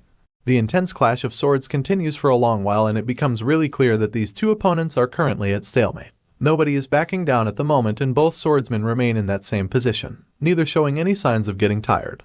At this point, Lamond teases our boy, suggesting that he's not bad for an old man, and then informs Vlad that this little dance is physical strengthening for him. Unfortunately, the young swordsman appears to be having a tougher time than the old geezer. Judging by the groans on his face, it doesn't look like he's got the kind of stamina that Lamond is armed with. To make matters worse, it seems as though the old man is even getting stronger by the second. He senses the aura coming from Lamond's sword and notices that the strength is unlike what he had a few seconds ago. Seeing the look of shock on our boy's face, the old man taunts Vlad some more, telling him that it's still far too early for him to be surprised. As far as he's concerned, the young swordsman can use the same kind of power if he manages to adapt it quickly enough. Just then, Lamond proves that he really is in a league of his own by using his bare hand to grab Vlad's sword. He holds the blade imbued with aura using nothing but his bare hands, and this should be totally impossible, so the blonde hero is shocked to the core. While he's still taking in the shocking scene in front of him, Lamond uses one hand to push his sword down, and just like that, he's on his way to disarming the young knight. Just when it looks like the fight is about to be over for the blonde warrior, he makes a bold and risky move which turns the tables and leaves the old-timer in shock. Sure, Lamond just managed to tie his sword down with one hand, but before he's completely disarmed, he swiftly grabs a small knife from his back and lands a deadly slash on the old man. The geezer is absolutely stunned when he sees what just happened, and he can't help but admit what a smart brat our boy is. He scoffs at the situation, and even though he's pissed, he's also really impressed by what he just witnessed. As far as he's concerned, it was a really smart decision for Vlad to have abandoned his sword, especially since that's not an idea that a knight would be able to come up with after going through proper training. In other words, our boy was extremely bold to have made such a decision, so this veteran is blown away by the balls on this kid. Right now, Lamond is convinced that Vlad must possess the heart of a beast, and this just makes him that more eager to keep fighting. This old man loves a challenge, and right now, our boy is a really worthy opponent. With the excitement filling his mind, he balls his fists and decides to go in with a swift punch now that their sword fight has been put on hold. With the rage inside of him, he generates enough speed and power to land the deadly blow which sends Vlad several meters away. The impact from the punch sent our boy flying like a piece of paper until he crashed into the ground several times. Only a few people would be able to survive such a hit, and by the time Lamond realizes how much force he used, it's already too late. The old-timer becomes worried when he sees how much damage he's done because it's clear that he got serious without realizing it. Scared that he might have killed the young blondie, Lamond rushes to the crash site to check up on our boy, asking him if he's alright. When he gets there, he sees Vlad lying face down in the rubble without moving or responding. At this point, he starts to think that the kid might have fainted, which is pretty disappointing to him because he now feels that Vlad is weak on his defense. While looking at the motionless boy lying in the dirt, the old man recalls what Master Joseph told him about Vlad. Apparently, the young master told Lamond not to hurt our boy too much because the kid is a possibility that he cherishes a lot. Clearly, this old geezer forgot about that conversation when he was landing that life-threatening punch on the young knight. Realizing that he messed up big time, he starts to regret his decisions because the boy in question is still pretty unconscious. It looks like Lamond just knocked our boy out cold, and now he's wondering what he would tell the young master when he's asked what happened. While the old man is busy thinking of a cover story, Vlad opens his eyes, confirming that he's still very conscious. His glowing blue eyes are laced with rage, showing that he's still able to fight. As he lies on the floor, he thinks about what Sir Gregory told him concerning the flames. He remembers that there's always still a chance in any situation as long as the flames don't go out completely. Right now, his flames are still burning, and that means that he's still got a shot at winning this duel. With this in mind, he leaps from the ground with the speed of light and charges at the old knight that just made an attempt on his life. Vlad bolts toward Lamond and grabs his robe before he can realize what's going on. The old geezer is stunned to see that this boy still hasn't given up, but before he can do anything about it, Vlad lands a devastating headbutt on him. Both their heads clash with so much force that little shockwaves appear. It's crazy how neither of them have their skull cracked open, but it seems that our boy took a bit of damage from it.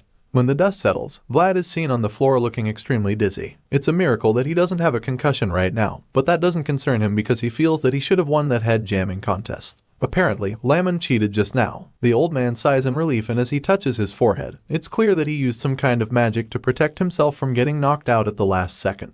Turns out that Vlad's attempt would have been very bad for him if he didn't activate the protective shield. Either way, he admits that the kid is very talented, and for this reason, he decides that Vlad just passed his test. Unfortunately, our boy is legitimately unconscious this time around, so he's not awake to hear the verdict. The scene shifts and we're taken back to Sturma, where the head of the Bayezid family is informed of all the recent happenings. His advisor tells him that Lamond is in Sora and reveals that the old geezer seems to be interested in Vlad. Hearing this, the nobleman is intrigued, but he doesn't seem too surprised either. The advisor suddenly states that the news is a relief, and Bayezid agrees with him on that. He goes on to explain that Lamond was a knight of the previous patriarch, and admits that the geezer is difficult to deal with even for him. The nobleman recalls how Laman sighed and left in disappointment after seeing the quality of servants he had in Sturma and admits that he didn't really feel good about that experience. So now that the veteran has seen some potential in the blonde swordsman, Bayezid is relieved because he feels that they have recovered some pride on that front. At the same time, he's not sure if he should sigh in disappointment since the only thing they had to interest Lamond was Vlad's talents. Hearing these concerns, the white-haired advisor simply reminds the patriarch that the times have changed. In his opinion, Lamond is the living evidence of a turbulent time. The old man rose to become a knight while starting as a servant in his time, and for this reason, he won't be interested in the servants of this era who grew up sheltered. In response, Bayezid insists that no matter how much times have changed, there are still things that don't change. Bayezid feels that it wasn't just a simple grumble or complaint when Lamond sighed at the servants in Sturma, but as much as he has a lot to say about that, he decides to reserve his comments in the meantime. Besides all of that, he can't help but feel that a deep impression was left by our young hero because it just so happens that the San Racino sent Vlad an armor. Bayezid smiles with pride as he stares at the shiny armor, and the advisor admits that the acknowledgement of the San Racino makes Vlad appear even more special than he already is in the eyes of the people. The patriarch agrees once again and feels that he should send the armor to Sora right away for Vlad to receive it. With this thought in mind, he smiles in relief, knowing that the old traditions haven't been cut off yet and that they're still carrying on. The proud patriarch expresses how glad he is, and it's all thanks to a single servant. Anyway, that servant in question is currently waking up elsewhere with a serious headache after suffering a concussion the previous night. From the bruises on our boy's face, you can tell that he got really roughed to by that old man. His head still hurts badly, and all he can think about is how insane that fight was the night before. Vlad begins to recall everything and immediately admits that he's never seen anything like what Lamond did last night.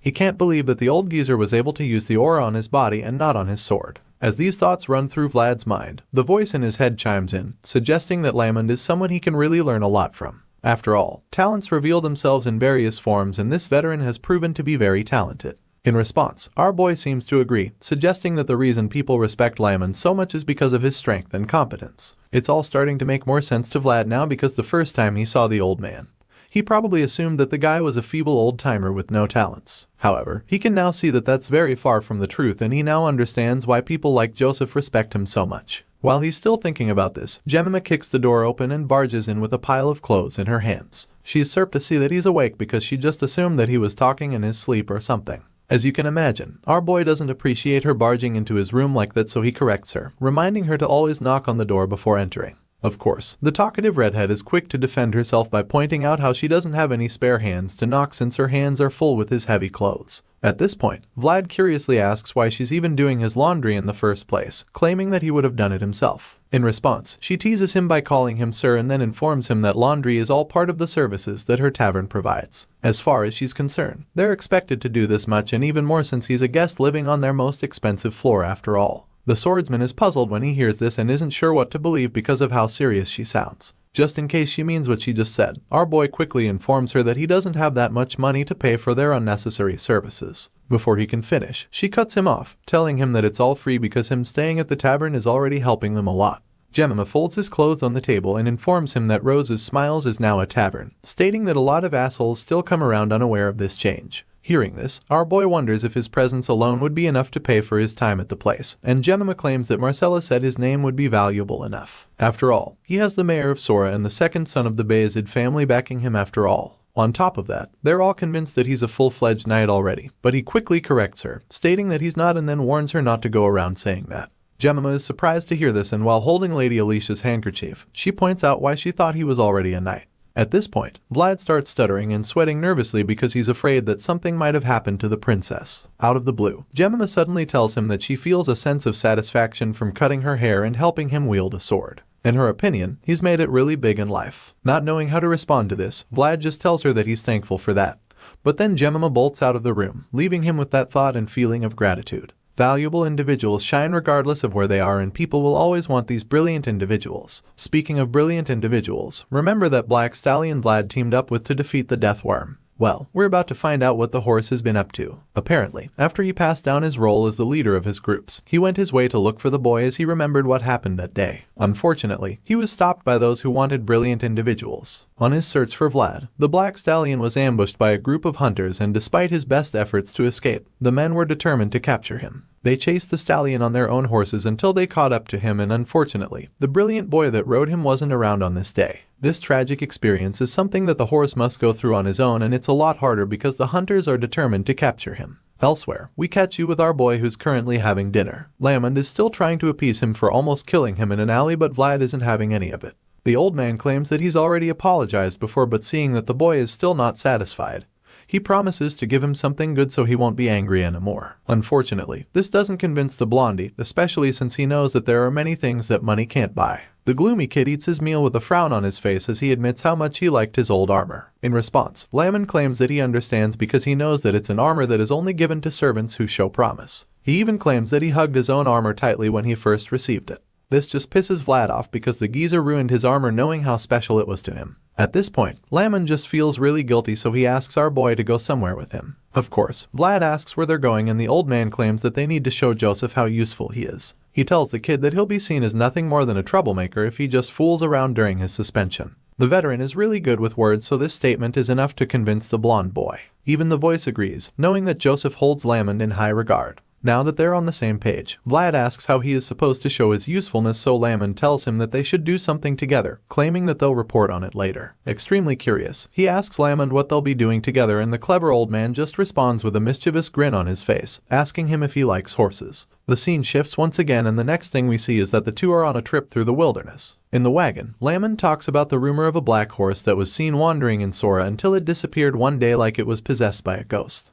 Just then, Goth chimes in, claiming that he heard the rumors, and then reveals that people call it the spirit horse. This is the first time Vlad is hearing of such, so he is really surprised, and Goth admits that he has a bad feeling about their trip. At this point, Vlad becomes worried because he's afraid that the spirit horse has something to do with the headless knight, since Dullahan was able to possess the women in the village. With these concerns arising, the voice in Vlad's head concludes that Dullahan and the rumors might be related if truly it's a spirit horse. Feeling that their journey might be a lot more dangerous than they initially thought, our boy asks Lamond if it's okay to be lying around so casually. However, the nonchalant old man insists that there's nothing else for them to do while following the merchants. Vlad still feels that they should be vigilant at least, but the geezer simply tells him to rest up, certain that the horse would come looking for them. This makes Vlad curious and even more restless, so Lamond informs him that this so-called spirit horse isn't just fast but also has some strange behaviors. Of course, Vlad asks what they are, so the man tells him how the horse watches from afar when people on horse carriages pass by. This puzzles our boy, so Lamond just assures him that the spirit horse is no ordinary horse since it knows what it's doing. All of this just makes our boy uneasy, and he starts to think that the investigation squad would have come to Sara to check for suspicious trails if it's really a horse controlled by evil people. Knowing how Vlad is, Lamond can literally hear the boy thinking intently, so he reminds him that there's nothing he can do even if he thinks so hard. As far as he's concerned, they'll all know the truth when the time is right. Lamond then shuts his eyes again like he's about to doze off, and then reveals to us that he only brought up the rumor of the horse so that he can observe Vlad up close over the next few days. This is a little test for our boy, and if Lamond likes what he sees, then he'll teach the kid something. All of a sudden, he asks Vald how long it's been since he started using aura, and the swordsman claims it's been about 3 or 4 months. Hearing this, the geezer casually admits that our boy's progress is really fast, even though he finds it interesting that Vlad still hasn't found his own color despite all that. The blonde kid is taken aback by this statement because he's never heard anything about his aura having a specific color. At this point, Lamond reveals that aura is a manifestation of one's heart and explains that he hasn't found his color because his world hasn't been decided yet. With this enlightenment, the eager boy curiously asks what he has to do to find his own color. He almost startles the old man with his anxiety, and Lamond is surprised that he wasn't taught anything about aura. Vlad claims that he was taught only the basics, so Lamond concludes that Sir Jaeger probably has a reason for not telling the kid anything yet. So, he decides not to teach Vlad too much yet. With this in mind, he tells the boy to show more of himself to the world and not to hide it too much, which just confuses Vlad even more. The veteran feels that he should create something to bring out his inner world, claiming that this is what knights call the key. Lamond reminds Vlad that the knights who use aura weren't using it alone. He wants our boy to think carefully and recall if they did a specific action. But he can't really remember anything right now since all of his encounters with such knights were in some urgent situation. He thinks a bit harder and realizes that all the knights made a certain movement while using aura. Sir Pablo put his sword in front of his shield. Sir Gregory would move his sword along with his feet. Rudiger would flick his sword with his finger. Seeing that the kid has remembered something, Lamond explains that it is the key, a tool in the ritual to open his heart's world big and wide. Our boy claims that he uses only aura, so the geezer, confirming why Lamond said he hasn't found his color. The veteran claims that Jaeger will tell our boy when the time is right, even though it doesn't hurt to think about it in advance. Just then, the old man senses something strange, so he quickly tells Vlad to get down right before the voice yells the same thing. An arrow flies past them in that same moment, and Lamond realizes that their journey will not be as smooth as he thought. He quickly informs the rest of the traveling party that they're being ambushed and tells them to be on guard. Before they can understand what's going on, one of them gets shot in the head and commotion ensues as the horses get startled. They don't know where the arrows are coming from, but then one of the knights locates the huge group of bandits on the horizon. Seeing this, Lamon tells Goth to get the horse running quickly and to hold on tightly so it doesn't escape. Vlad is shocked to see bandits in a place like this, so Lamon explains that they're no ordinary group of bandits. In fact, they're way more troublesome than your regular bandits because it just so happens that they're barbarians.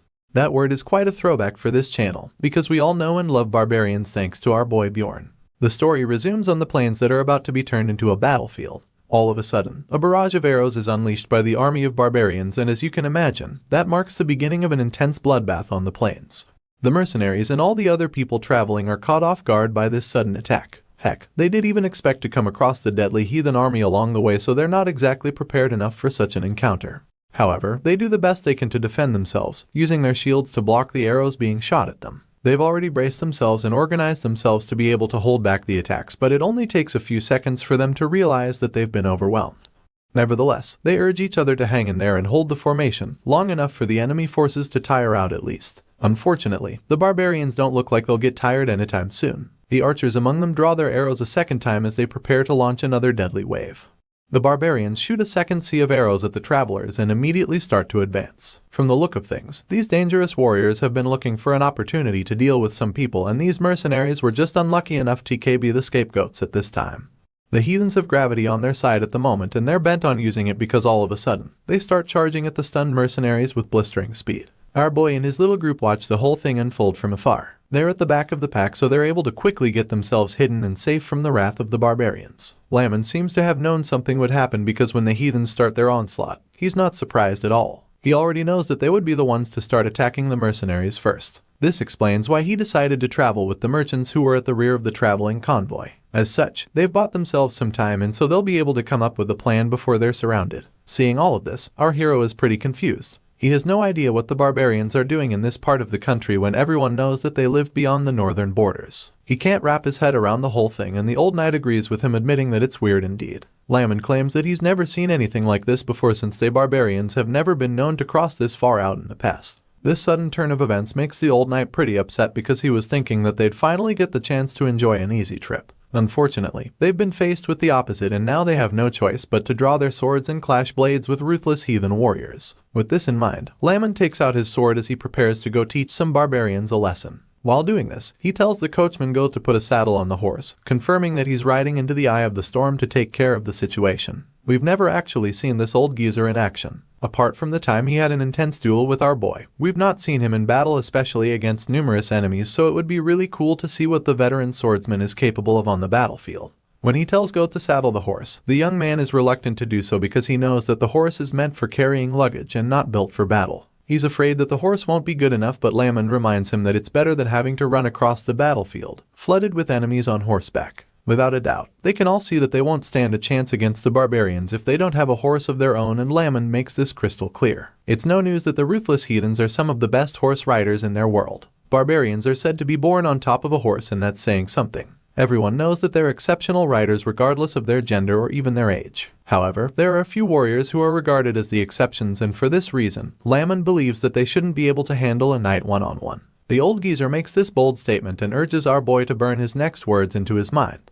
Once he's sure that Vlad is paying complete attention to him, he tells the boy that he needs to destroy barbarians' mobility when dealing with them because that is pretty much their greatest strength and also their biggest weakness. While Lamon is still trying to give our boy a pep talk, their conversation is suddenly interrupted by a loud, intimidating voice which gets their attention immediately. They all listen up, just like all the overpowered mercenaries lying injured on the battlefield. The man appears to be the leader of the barbarians, and he starts his little speech by telling all the mercenaries and merchants that he and his men don't intend to kill any of them. That being said, he promises to let them go if they pay the toll fees being demanded of them. Hearing this, the mercenaries are shocked. They're quite relieved that the onslaught has been halted, but they can't wrap their heads around the fact that the barbarians will really let them go if they just pay the toll fees. While most of them are still trying to understand what's going on, one of the desperate and terrified merchants at the back raises his hand to indicate his compliance. He speaks on behalf of the merchants, claiming that they all agree to pay the toll fees. Right now, he's ready to do whatever it takes to leave this place with his life, so he asks the barbarian leader how much the fee is. In response, the ruthless boss informs them that the toll fees to pass this point is everything they have except their lives. He makes it clear to them that the only way they can satisfy the bandit army is by giving up everything they own, and that means that they're to leave this place with just their bodies and nothing else. These words hit the man like a lightning bolt because he probably thought that the fee would be something he can easily do. He had no idea that he would have to lose everything he owns, and so the look of horror on his face is evident.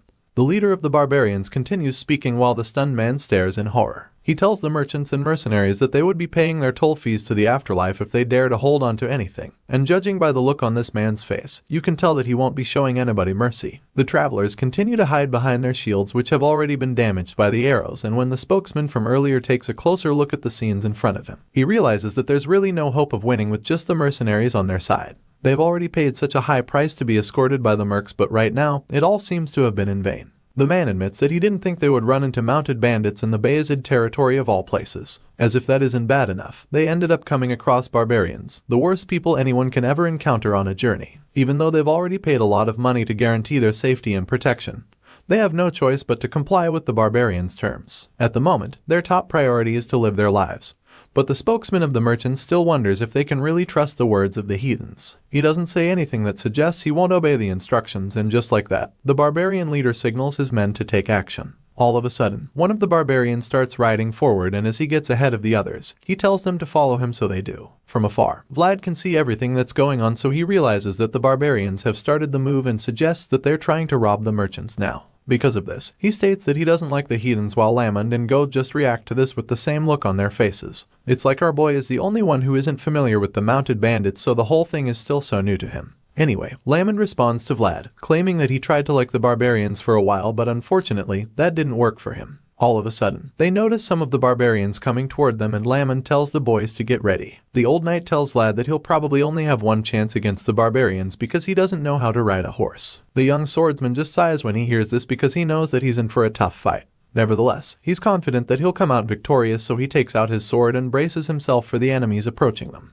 Just when the barbarians are a few meters away from them, Vlad does something really strange to the horses which causes them to stop in their tracks. For some reason, the horses are absolutely terrified and refuse to go any further when they see the kid's murderous glare. The barbarians don't seem to understand what's going on, so they try to force their horses forward, but this doesn't work because all of a sudden, the animals start to freak out, so much so that they almost throw their riders off their backs. It's at this point that they realize just how scared the animals are. As such, they conclude that something strange is going on, so they decide to check it out. At the same time, we see that Vlad is struggling with his own powers. It's starting to look like he's not in control because he's really upset that his darn energy is getting in the way again. Seeing all of this, Lamond decides that it's the best time to strike the disoriented enemies. After all, their horses are now malfunctioning, which basically means that their mobility has been greatly affected. The old man charges forward on horseback, encouraging Vlad and Goth to follow him into battle. As you can imagine, Vlad doesn't hesitate to join the veteran even though he's on foot. It's not the best condition for an attack, but the experienced knight is willing to take the chances. The distance between them and the enemies is not ideal, and it's evident that those barbarians aren't getting off their horses, but Lamond feels that this is their only chance to deal some significant damage. It's supposed to be a surprise attack that the enemies won't expect, but because of the huge distance between them, the barbarians are able to spot Vlad and the old knight coming toward them. The guy seems extremely confident and is absolutely unfazed by the identity of the people coming at him. In his mind, he can take them on because to him, it's just an old man and a brat.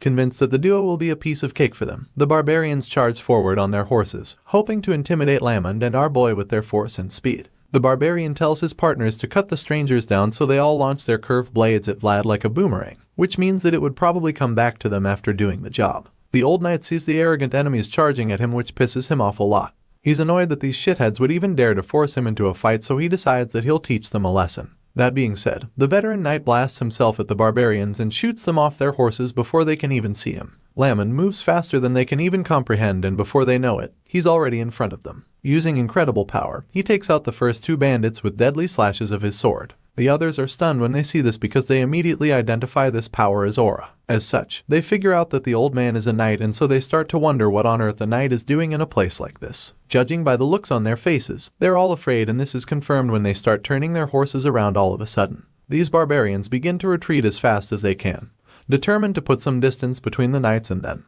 They're not ready to take any chances because they already know just how dangerous knights are when it comes to a clash of swords. Even though these guys are quick to turn around, their plan to escape is instantly foiled when Vlad ambushes them. Our blonde hero sneaks up on them from above like a ninja, and when they see him right on top of their heads, they realize that they're done for. The first barbarian to see Vlad on the attack is so terrified that he freezes in fear, and the young knight just makes things worse for them by telling the scumbags that they're not going anywhere. Hearing this, the enemy's eyes pop out in fear, and before he can even process what he just heard, our boy ruthlessly decapitates him and knocks him off the horse. Vlad kills the first man in the blink of an eye, and when the last colleague spots his buddy's head lying in the sand, his fear level shoots up immediately. He's so stunned that he just remains frozen in shock. He doesn't know whether to try escaping or trying fighting back, so he just stays on the same spot as his horse, which is also pretty terrified of the young hero already. Just then, Vlad turns around and glares at the barbarian, sending chills down his spine. The guy becomes extremely afraid when he sees the look on our boy's face, and in that moment, all uncertainty in his mind vanishes because he immediately decides that the only fight option would be to run for his life. That being said, the heathen in the group rides his horse away from the scene as fast as he can, and he's lucky that our boy doesn't have a horse because there's no way he would have left that place alive if things were different.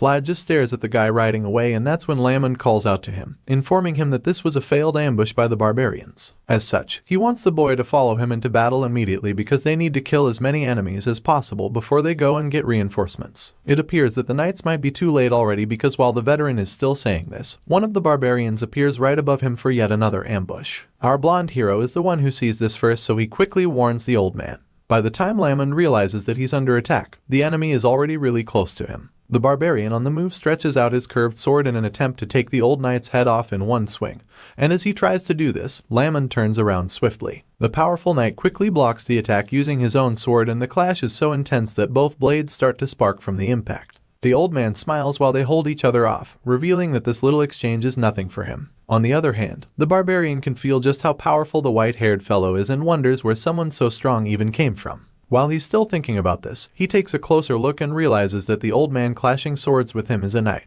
Even at that, this high-ranking barbarian doesn't seem too bothered, which is really bold of him. Lamond is intrigued when he notices that the guy's unfazed even after seeing his aura, and this makes him conclude that he's not facing an opponent he'll be able to cut down easily with one strike. As a result, he engages the barbarian completely and faces the guy with everything he's got while shouting for Vlad to run away as fast as he can. As you can imagine, the boy is taken aback since he understands that Lamond is saying this because he is having a hard time. The young swordsman just stands there, reluctant to leave his new friend behind, but the old man yells at him to go away, reminding him that the mercenaries would run away any chance they get. In other words, the merchants would be exposed and completely unprotected, so he wants our boy to return to the scene and do what he can to help the people. Even at this point, Vlad is still reluctant to leave Lamon there, so he tries to argue, but the old man cuts him off, making it absolutely clear to him that he's of no use here since he doesn't have a horse. That being said, he orders our boy to make his way to the people immediately, and at this point, our boy finally decides to leave. Vlad grabs his swords as he obeys the orders and starts running to the other side. Unfortunately, before he can even start moving, another high-ranking barbarian starts riding toward him with murderous intent. The big guy blazes toward our boy with insane speed, and the blonde swordsman is caught off guard for the first time in this battle. Thankfully, his instincts kick in at the very last second and he's able to deflect the sword slash with his own blade. The impact pushes him back a lot as the horse jets past him. He almost falls to the ground but manages to scrape along the sand long enough to regain his balance. As you can imagine, this attack sends dust flying all over the place, making things a lot harder for our boy, who is unfortunately on foot. He groans and admits that the attack was pretty heavy. The impact is even greater because the speed of the horse was added to the attack, and after thinking about this, he realizes that he's in for a really tough duel. Vlad sees the barbarian turning around to come at him for round 2, and the voice finally comes to help him out since he can sense the boy's tension. The voice tells Vlad to calm down and advises the young swordsman to stand his ground against the enemy. But these words of encouragement don't seem to be doing a lot since our boy is already panicking because he doesn't have a horse. He wishes he could ride one because he's at a serious disadvantage right now, and while he's still thinking about this, something strange happens all of a sudden. Vlad's eyes begin to glow as if he just sensed something, and even the barbarians suddenly see dust clouds forming in the distance. They're confused because they have no idea who it could be, and they wonder if the warriors from another group came back. That guess doesn't sound correct to them because from what they can see, it doesn't look like the dust clouds are being formed by more than one person. After pondering for a while, they start to see things more clearly, and that's when they realize that there's only one black horse and it doesn't even have a rider. Our boy hears the sound and a smile creeps up on his face because he already recognizes the black horse running toward the battlefield. The barbarians are also familiar with the horse, but it doesn't look like they have any good memories together. They alarm each other when they see the horse, claiming that it got away from them the last time they tried to capture it.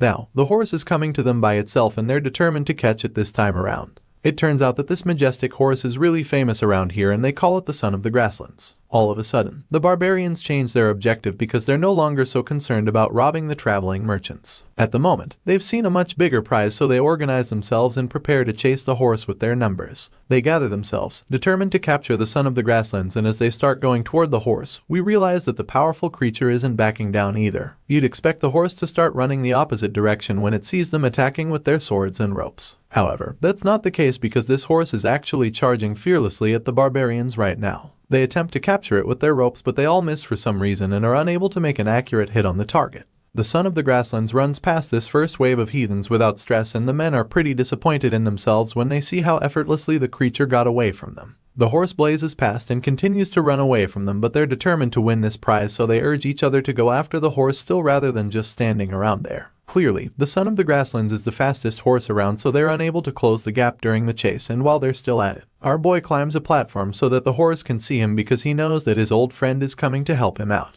Our boy calls out to the horse, giving it his location, and judging by the way his eye is glowing right now, you can see that he is somehow connected to the creature since its eyes are glowing as well. The horse stops in its tracks all of a sudden when it sees the aura radiating from the young swordsman's body high on a cliff, and that's enough for the Son of the Grasslands to start speeding toward our boy. Now, it's evident to everyone that the boy and the horse are teaming up, so when the barbarian sees Vlad running toward the black horse, he gives chase, attempting to foil this little reunion. Our boy runs as fast as he can, but the horse behind him catches up easily, and just when the heathen is about to slash him with his curved sword, the boy jumps off the cliff hoping to escape. The blonde swordsman took a big leap of faith with that one, and once he's in the air, he realizes how dangerous the situation is. At this point, he's probably afraid that he might get hurt, but then all of a sudden, we see that the Son of the Grasslands also took a big leap, and as if on cue, the horse gets in the perfect position for Vlad to land right on top of its back. It's a wild horse, so there's no saddle, and Vlad is forced to stay put by holding onto its mane. The barbarians are stunned when they see what just happened. It's practically impossible for them because they never imagined that the Son of the Grasslands, a horse that possessed divine blood, would actually ever allow someone who's not from the grasslands to ride it.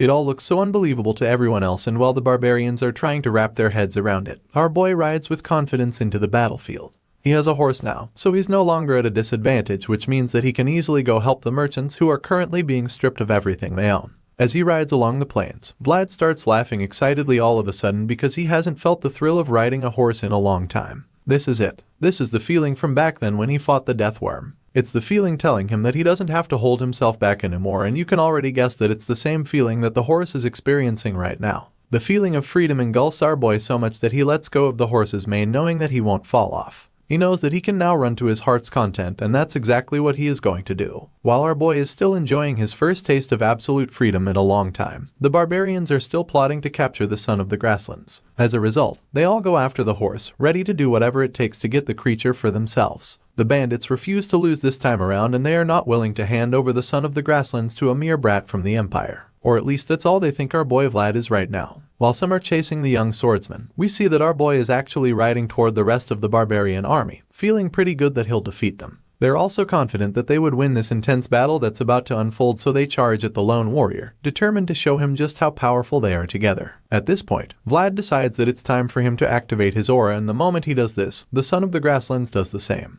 At the moment, both man and horse are practically in sync, and they're an extremely formidable force as well. The power from the both of them shines through the plains, leaving most of the barbarians astounded. It's practically a blinding light that fills the battlefield, and as they charge toward the target, the beam hits all of them like a thunderbolt. They're all left speechless when they see this, and it's pretty obvious that they've never come across such power like that before. It turns out that this aura-powered beam of light that shone through the place was actually what one would call a killer ray. With each beam that hits any of the barbarians, the power of our boy's combined aura kills them on the spot. And just like that, Vlad manages to wipe out an entire wave of heathen warriors without even having to do much. All he does is make one insane slash of his sword, which immediately multiplies in the blink of an eye to kill numerous barbarian enemies. After wiping out the first wave of the heathen army, the remaining barbarians are horrified because they suddenly realize that the kid is a knight too. They thought that he was just some brat from the Empire who wants to steal their prize from them, but now that they know he's a knight, their fear levels increase drastically. The men look back in horror, wondering just how many of their men Vlad killed in the blink of an eye. Seeing just how dangerous the young swordsman is, the barbarians realize that they'll just end up dead if they keep fighting him like that.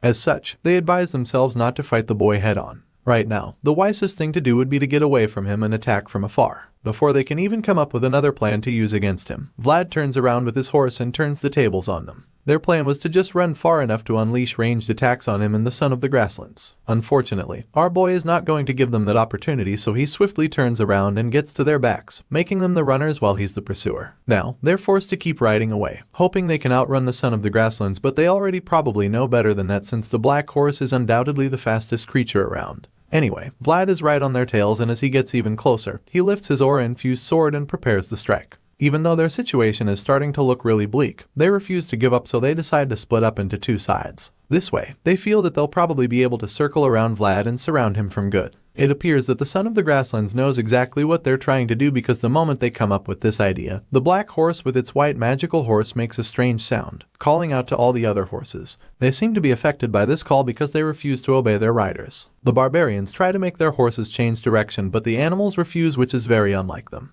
They begin to wonder what's going on when their animals start to act weird, and most of them just confirm that their horses are scared. At this point, the leader of this wave gets really pissed because he doesn't understand what on earth would be making the horses so scared at this crucial time. He asks the question with so much disgust and irritation laced in his voice, and while he's still complaining about the horses, he takes a look back and sees just how menacing the young warrior is on the back of his horse. Vlad's expression is laced with an ominous demeanor, and the horse looks even more deadly with its pointy unicorn horn and its scary glowing eyes. Due to the insane levels of power emanating from the both of them, aura fills the sky, and they've pretty much changed the weather as well. It's like there's a storm coming, and as our boy emerges from the terrifying clouds of energy behind him, the barbarians run for their lives, knowing that they won't stand a chance against someone as scary as the young swordsman. The heathens are so scared at this point because in only a matter of seconds, Vlad somehow managed to turn the tides of this whole situation, and he has also somehow transformed the battlefield into a really scary nightmare for the barbarians. With the way things are going, it's only a matter of time before he wipes them all out, so he addresses them, informing them that they will be the ones getting hunted from this point on. Right now, Vlad is getting extremely confident, and you can't blame him for feeling this way when he's got the ruthless barbarians running for their lives like scared animals. Unfortunately, his little high is about to be interrupted because all of a sudden, the high-ranking member of the barbarian army from earlier reappears, and this time around,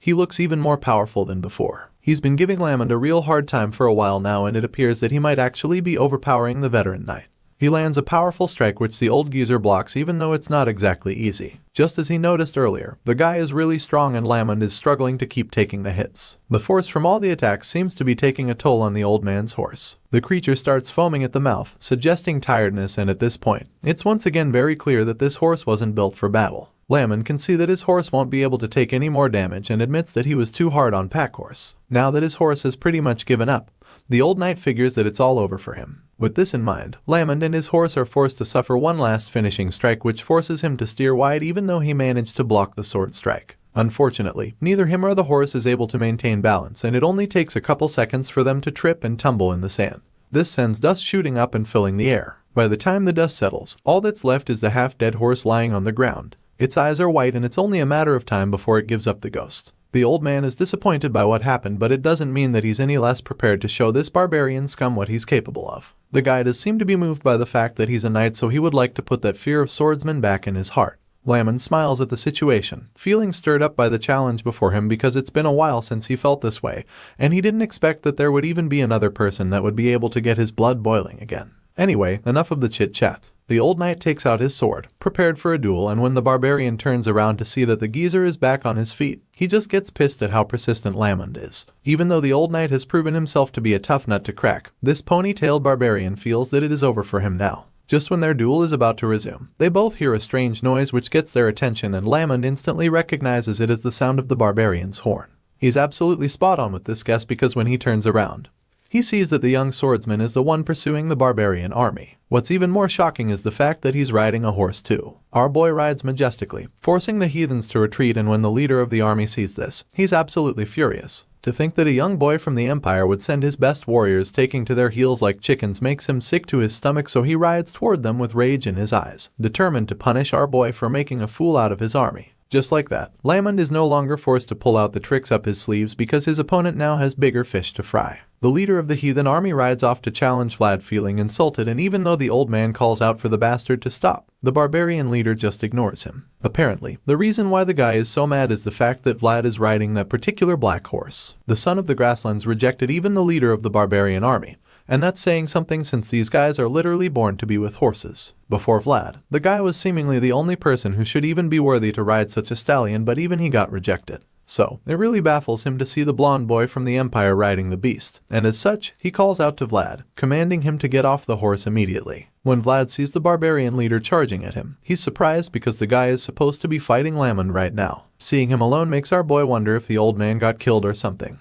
But then he takes a closer look and spots the old geezer at the back. Our boy heaves a sigh of relief at this point, because he was afraid that Lamond might be dead. While he's still mentally celebrating, the barbarian leader yells at him again, ordering him once again to get off the horse, because he believes that the son of the grasslands is not a horse that someone like Vlad can ride. Hearing these words, our boy is really pissed, so he hits back at the guy, warning him not to fuck around with the wrong dude. I mean, who the hell is he to tell our hero what to do? Enraged by Vlad's bold response, the barbarian leader yells furiously for the boy to shut up. He's beyond angry right now, and Vlad can tell because he suddenly sees a huge wave of red magic radiating from the guy's body. It's at this point that the voice in his head reveals that some of the barbarians can use magic to engrave their own world. Hearing this, the young swordsman suggests that this heathen army leader is at least on the level of a knight who can control aura, and that means he's certainly no pushover. While our boy is still busy assessing his opponent, the angry barbarian vows to take his life as the price for sullying a divine horse, and as you can imagine, Vlad accepts the challenge, stating that he'd like to see him try. At this point, both men are boiling with rage and fuming with aura, so the next thing coming is an intense battle which they don't fail to provide because right after all the yelling, they charge at each other like two deadly jousters ready to risk it all. The two warriors continue to go at each other after the first clash. They ride side by side and continue to clash blades in the process. The barbarian leader uses his curved blade to land hit after hit, while our boy uses his aura-infused sword to counter each strike over and over again. It gets to a point where they seem to be at a stalemate because they're almost evenly matched right now. As they hold their swords against each other, the barbarian glares at our boy with his glowing eyes, probably thinking he can intimidate the young knight with this method. But after a while, it's clear to him that Vlad is not even slightly afraid of him. With this in mind, he decides to end the staring contest and suddenly stops his horse. Our boy doesn't predict this move in time, so by the time he realizes that the other guy has stopped, he's already ahead. The voice then points out what the barbarian is trying to do, stating that he has now caught them up from behind so that he can sneak up on them. Vlad realizes that this is exactly what's going to happen, but by the time he stops his horse to turn around and face the opponent, it's already too late. Our boy is unable to turn around quickly enough, and the barbarian swiftly charges at him to land a devastating strike on him. Thankfully, the son of the grasslands knows the exact move that the barbarian leader is about to pull, so the horse ducks just in time, which brings Vlad's head lower, allowing him to evade the sword slash by the skin of his teeth. The horse manages to save our boy's life with that risky move, and even though it was really dangerous, Vlad is glad to still be alive, so he thanks the horse for saving him. Meanwhile, the heathen leader is even more pissed now that he missed his opportunity to end Vlad's life. He's also more jealous as well because he can now see so many other impressive traits that the son of the grasslands possesses.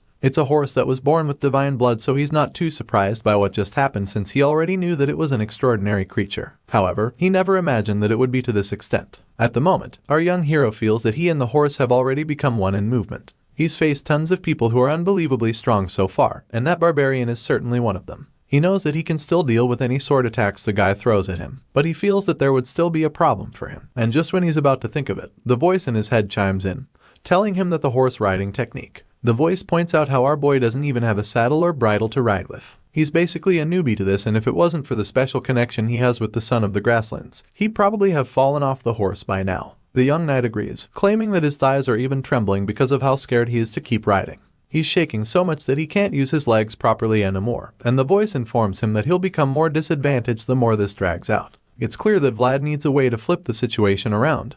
Otherwise he might end up dead. At this point, he suddenly remembers what Lamond told him to engrave into his mind about making sure to kill a barbarian's mobility during a battle. Turns out he actually let that advice stick, and now that he's recalled it, he realizes that this is exactly what he needs to do to flip the situation around. With this in mind, he decides that it's time for him and his heathen opponent to get dirty on the ground. Vlad charges at the barbarian leader, thinking of a way to immobilize the guy, and when the warrior sees them coming at him, he decides that the fight has to end right here and right now since he can't let it carry on. He challenges our boy to bring it on, and the charges at Vlad. The blonde knight sees the guy coming at him with insane speed, so he decides that it's time to take some action. With this in mind, he swiftly turns his horse around, so the son of the grasslands swerves so fast that he throws some dirt in the barbarian's face. This gives Vlad enough time to start running away, and when the other heathens see this, they start to jeer. The leader of the army is surprised to see this and even more upset because now he feels that our boy is nothing more than a dishonorable bastard. This is the impression he has of our boy now, and the thought of someone without honor riding the divine horse makes his blood boil. We thought this guy was angry before, but we're now about to witness what pure undiluted rage looks like.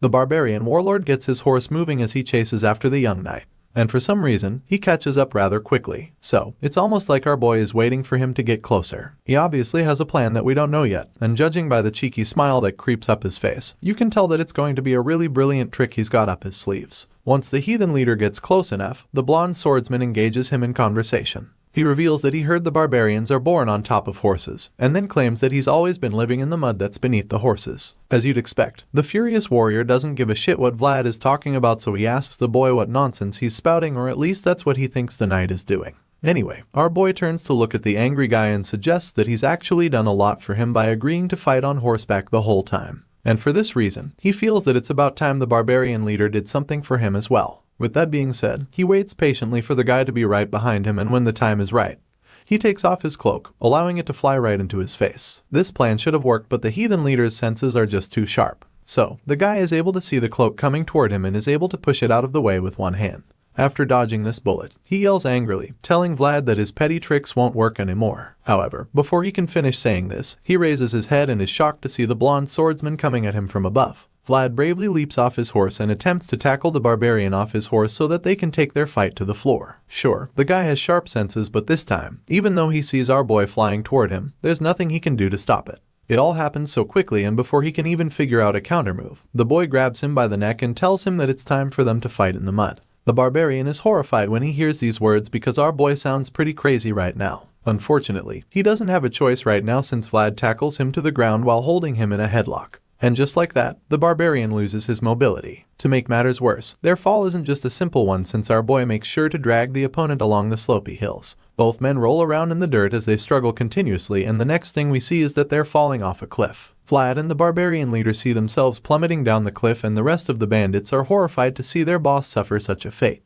Even Laman becomes very worried about the young swordsman when he sees this because he knows that falling from such a height would be fatal no matter how strong a knight is. The old man stands at the edge of the cliff, feeling really sorry for Vlad, but then all of a sudden, he takes a closer look down and sees something that makes him laugh. The bottom is glowing brightly, so Laman already knows the skill that the kid used. At this point, he can't help but feel that our boy is a nasty brat because he literally learned this skill before Laman decided to teach it to him. Anyway, this technique is an aura-focused skill which allowed Vlad to stay alive after falling from such a height. Besides that, we now see that the young swordsman successfully subdued the barbarian leader. Vlad holds the guy's neck and places his sword inches away from it, so the barbarian leader is forced to introduce himself for the first time. He claims that he is AJ of the Budot tribe, probably thinking that it would make our boy let him go. Unfortunately, our boy doesn't give a shit. The scene shifts back to Sara, where a sister from the convent visits Joseph, telling him to be careful even though he wants to groom his servant. He doesn't seem to understand what she's talking about, so the angry lady just scowls at him. In a flashback scene, we see exactly why she's upset. Apparently, our boy took Jemima away from the convent without going through any procedures when the girl was basically a nun. In this scene, the sister tells Vlad that he has no right to do that even though he's from the Bayezid household. In response to this, he snaps at her, telling her that it's thanks to the Bayezid name that they still have a tomorrow. Vlad's glowing eyes glare at them as his words send chills down their spines. In the present, the sister is certain that Vlad will cause trouble for them in the near future because she feels that he's blasphemous and that he is extremely vicious and impatient. The mayor just stays silent after she's done talking, and then she suggests that Vlad will sully his honor. However, Joseph doesn't agree. He already knew that Vlad disrespected the convent and there was enough time for her to come report him all this while, so he doesn't get why she's only doing that now and warning him about the kid. Now that San Racino has given the boy who was born in the back alleys recognition, the same boy has even been endorsed by the respected priest Andrea. Joseph feels that all of this is intentional since there's only one person who can move the convent head, and that person is Bishop Pierre. Sara is controlled by two people, Mayor Joseph of the Bayezid bloodline, and the bishop who follows the word of God and looks after the people. However, the delicate balance is being swayed. The achievements of Joseph's vassal will definitely give him more influence, so he can now see the opposition's intentions more clearly, because he now realizes that he was their target right from the start. The story continues with Master Joseph having a chat with a visitor in his office. Basically, they're judging the actions of his vassal, Vlad of Sara.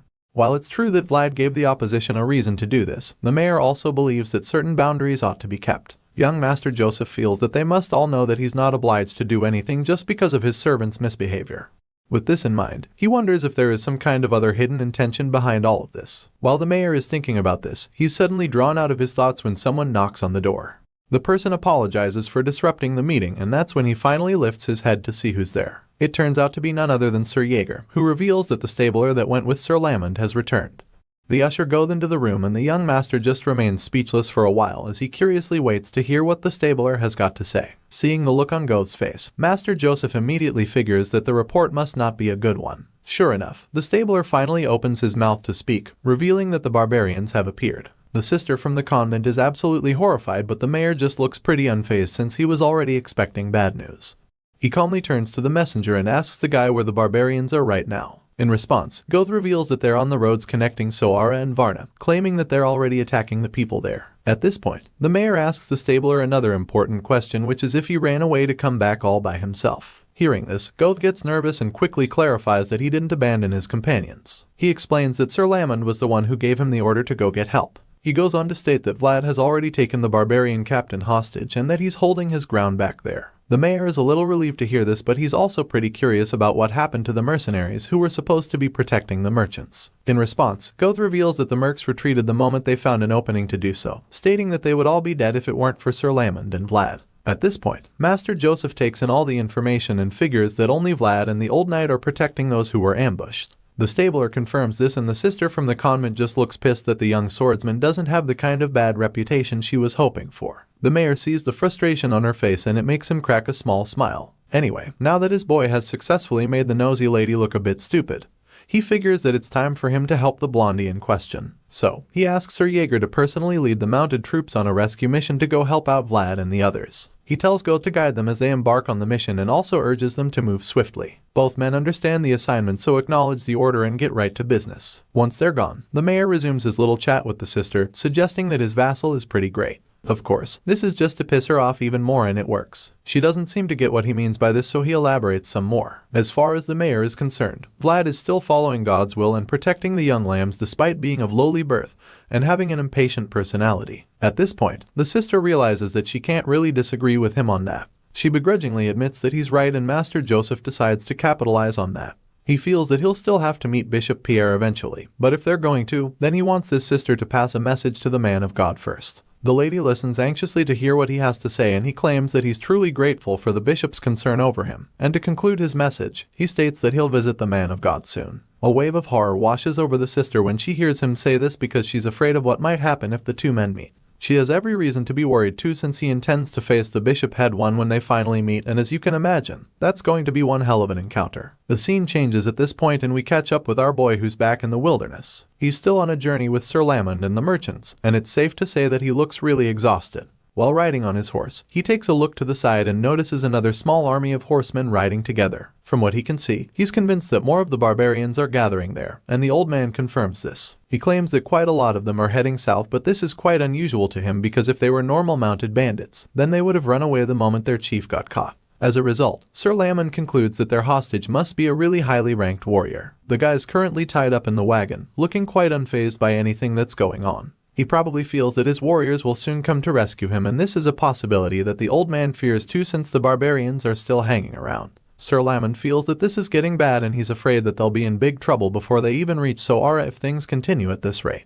They're still trying to hold their ground and make it home safely while the barbarians are waiting for an opportunity to strike. The old man is really worried at the moment, and he's starting to wonder what is taking the stabler so long to return with reinforcements. The barbarians suddenly start dispersing, and he's afraid that they've changed their strategy, which makes him wonder if something happened. Vlad and his horse take a look at the side all of a sudden when they notice something quite shocking. That's when they realize that Goth has finally arrived with backup. Sir Lamond looks over and sees the dust clouds all over the place, so he agrees with the young swordsman. The Bayezid army advances toward them with Sir Jaeger and Goth leading the way. When the old man sees this, he realizes that he was just getting worked up over nothing. The merchants are so relieved when they see the army coming. They recognize them as the mounted troops of Sara, so they immediately conclude that they're saved. While everyone else is jubilating about their arrival, the leader of the barbarians is quite pissed because he didn't expect that the reinforcements would get here that quickly. This explains why the barbarians dispersed earlier. They probably saw the mounted troops of Sara arrive and made a break for it. Anyway, the leader of the barbarian realizes that the jig is up right now, so he commends the old man for sending Goth to get back up, admitting that it was an impressive judgment. If they had tried to stay back there without abandoning the goods, then the situation would have been very different. In response, Sir Lamon smugly informs him that it's the advantage of being old. He cuts the pleasantries short and gets right to business afterward. Now that the reinforcements are here, the old man believes that it's time for him to ask the hostage his own questions. First one on the list is why on earth the barbarians have come to this place. The old knight demands to know why they have come so far into their territory, and at this point, the hostage is ready to answer. In response, he tells Sir Lamon that they came this far out all because they needed the son of the grasslands. Hearing this, the old man informs the hostage that he and his men could have just gone after the horse without robbing the merchants. He asks the chief of the barbarians why they plundered others, and the bound man explains that they did it because they also needed to earn some allowance to survive. As far as he is concerned, that's pretty practical, but now that he's been captured and the horse has literally chosen someone else, he feels that there's no longer any reason for them to head to the south. The hostage admits that he wasn't expecting the son of the grasslands to choose a boy from the empire over a wild and reputable master like him. Nevertheless, he's accepted defeat finally, and the whole thing just makes him realize what a cruel master time really is. Hearing this, Sir Lamon just ponders on the whole discussion quietly. Just then, Sir Jaeger arrives, and the first thing he does is tease the old man a little. He claims that he thought that they would have a hard time with some barbarians. Apparently, he expected the white-haired man to deal with the mounted bandits since he's a veteran. As you can imagine, Sir Lamon takes offense when he hears this, so he snaps at the one-eyed knight, stating that the bastards would have run off to Varna by now if he had a military horse to ride on. At this point, Sir Jaeger can see his point, so he changes the topic and admits that he's just glad they're all safe, whatever the case may be. Now, his job is to take them back to Sara. Just then, they look to the side once again and notice the barbarians still hanging around. Sir Lamon asks Jaeger what he will do with the mounted bandits now, because it seems that they have their own situations right now. In response, the green-eyed knight reminds the veteran that they're already in chaotic times. That being said, he believes that they need to avoid the anxious barbarians. However, first, he intends to have a chat with them. He suddenly starts riding in another direction, claiming that he'll persuade them to leave the Bayezid territory. Sir Jaeger's eye starts glowing all of a sudden, and you can literally see the aura coming out from under his eye patch. The hostage looks pretty scared when he sees this, and Jaeger just approaches him, claiming that just wants to talk the way any civilized man would. His sword equally starts brimming with energy, which just makes him look even more terrifying. As you can imagine, the other barbarians are just as terrified as their captured leader when they witness the power of this green-eyed knight. The leader is overwhelmed by the aura and admits that the world they're beholding has a completely different depth from anything they've ever seen. As such, the barbarian leader fears that the one-eyed knight could slaughter all of them if he wanted to. The leader watches the glowing knight ride slowly toward his men, and with fear in his heart, he immediately yells out for all of them to retreat. The hostage starts shouting all of a sudden, telling his barbarian army to go back before Sir Jaeger gets to them. The mounted bandits hear their leader screaming at the top of his lungs, and when they realize that he wants them to retreat, they're a little confused. They're reluctant to leave him and wonder why he'd give up so easily. Sure, they're afraid of Jaeger, but they still believe they could beat him. Well, their chief definitely doesn't think so, and that's why he's screaming at them to get the yell out of there. He's so pissed that they're still talking and can't believe that they can't tell the situation even at this point. Despite his best attempts to get them out of there immediately, they're still reluctant to leave. They're torn and unsure of what to do, because if they retreat now, then their chieftain would probably end up dead. Even though they want to save him, they also know that they're currently in the front yard of Sara, which just puts them in a very vulnerable position since they don't even know when more reinforcements will arrive. Besides that, they already know that there's one more knight to face, the one-eyed swordsman with a really terrifying aura that's currently closing on them. They already had their hands full before when it was just Vlad and the old man. But now, they're faced with a knight that seems to be even more dangerous, so it's pretty evident how bad their odds are. With everything looking pretty bad for them, one of them decides to retreat and come back another time. The guy doesn't feel that the people of Sara will harm their leader, because he believes that they wouldn't want to start a war with the barbarians. That being said, the other mounted bandits begin to see reason in his point, and more of them decide that it's best to just do what their chief told them to. As such, they all mount their horses and retreat before Sir Jaeger can get to them. As they flee the scene, they yell at their leader, pleading with him to survive, vowing that they'll meet him again one day. Once the barbarians are out of the picture, Sir Lamon just teases Jaeger for calling himself a civilized man when he was clearly about to choose violence with the rest of the barbarian army. In response, the green-eyed knight just hits back at the old geezer, pointing out how the end result is a clean one regardless. While the others are bickering, we see that our boy is being showered with praise from the merchants, who are grateful for his help. Then thank Vlad for protecting them and saving them from the mounted bandits. The black horse doesn't look like it's really a fan of all the noise, judging by the look on its face, and then all of a sudden, it gets up on its hind legs with Vlad caught off guard. Our boy is shocked by this and tries to regain control. While he's busy with that, the merchants start talking about how dangerous and fierce the black horse is. Some suggest that this is probably because it's a wild horse, and so they decide that it's best to keep their distance from the creature. Vlad keeps trying to call the son of the grasslands down, wondering what the hell triggered the horse all of a sudden. While he's still trying to figure out what made the horse act this way all of a sudden, Sir Jaeger approaches him. The advanced knight asks the kid whose horse he's riding, and Vlad is a little taken aback because he's not exactly sure how to answer that. Either way, he reveals that this is the horse he met while he was fighting the deathworm before. He reveals that the black stallion somehow found its way to him again, and as soon as he says this, Jaeger realizes what he's talking about. The one-eyed knight recalls Vlad saying something about a wild horse he came across on his last adventure, so now that he's gotten a chance to see the creature, and pretty amazed. He observes that the horse is bigger than most and admits that it also seems to be extraordinary even at first glance. Our boy agrees with all of this of course and suggests that he'll have to make a saddle for the son of the grasslands once he gets back to Sara. In response, Jaeger just tells the young swordsman that it looks as though he'll finally earn his keep now. Later that night, they finally get back home, but once they reach the entrance, Sir Jaeger suddenly notices that Vlad isn't following him inside. He turns around and asks the kid what he's doing, wondering if he's not going in too. At this point, we see that our young hero is struggling a bit because he's no longer in control. He reveals that the horse suddenly stopped moving and refused to go any further. Right now, Vlad is really confused because he doesn't get why the son of the grasslands is acting this way again. The advanced knight just watches the boy struggle continuously with the horse and he just remains speechless. After a while, he finally comes up with a theory for what's going on. Sir Jaeger recalls how the horse seemed pretty unhappy when the merchants came closer and then points out how the one riding him is hated by other horses. As you can imagine, this is just Jaeger's way of pissing our boy off and it works. But then again, the advanced knight has a point. Jaeger goes on to state that the horse hates other humans as well, and this just makes the whole situation a lot more complicated.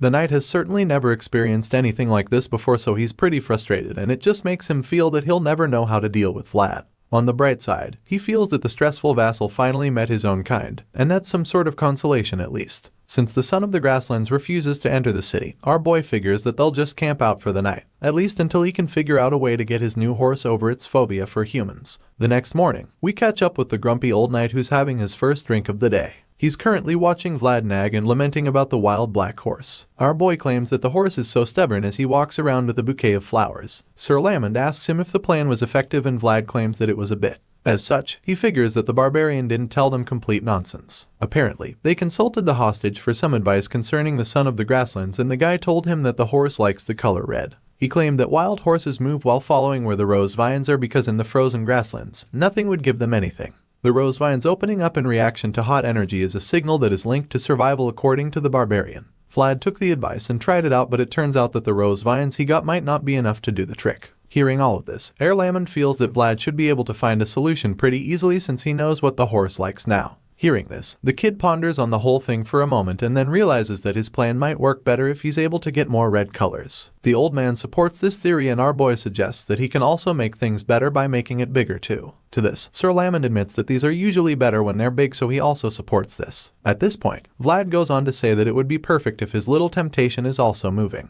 Hearing this, the old man doesn't seem to get what he's talking about anymore. The geezer looks pretty lost after Vlad says this, but before he can get some clarification, they're both distracted by the familiar redhead walking by. It's Jemima, of course, who seems to be doing laundry at the moment. The reason they both can't get their eyes off her is because her shiny red hair is like the perfect thing for the plan. Sir Lamond feels that she is definitely worthy of being called a rose, and since they're both thinking the same thing right now, he fears that the kid might not be able to pull it off. He asks Vlad if he'll be fine, since he knows that he and the girl in question don't seem to have a very good relationship anymore. In response, the blondie just assures the old man that Jemima has always been grumbling ever since they were young.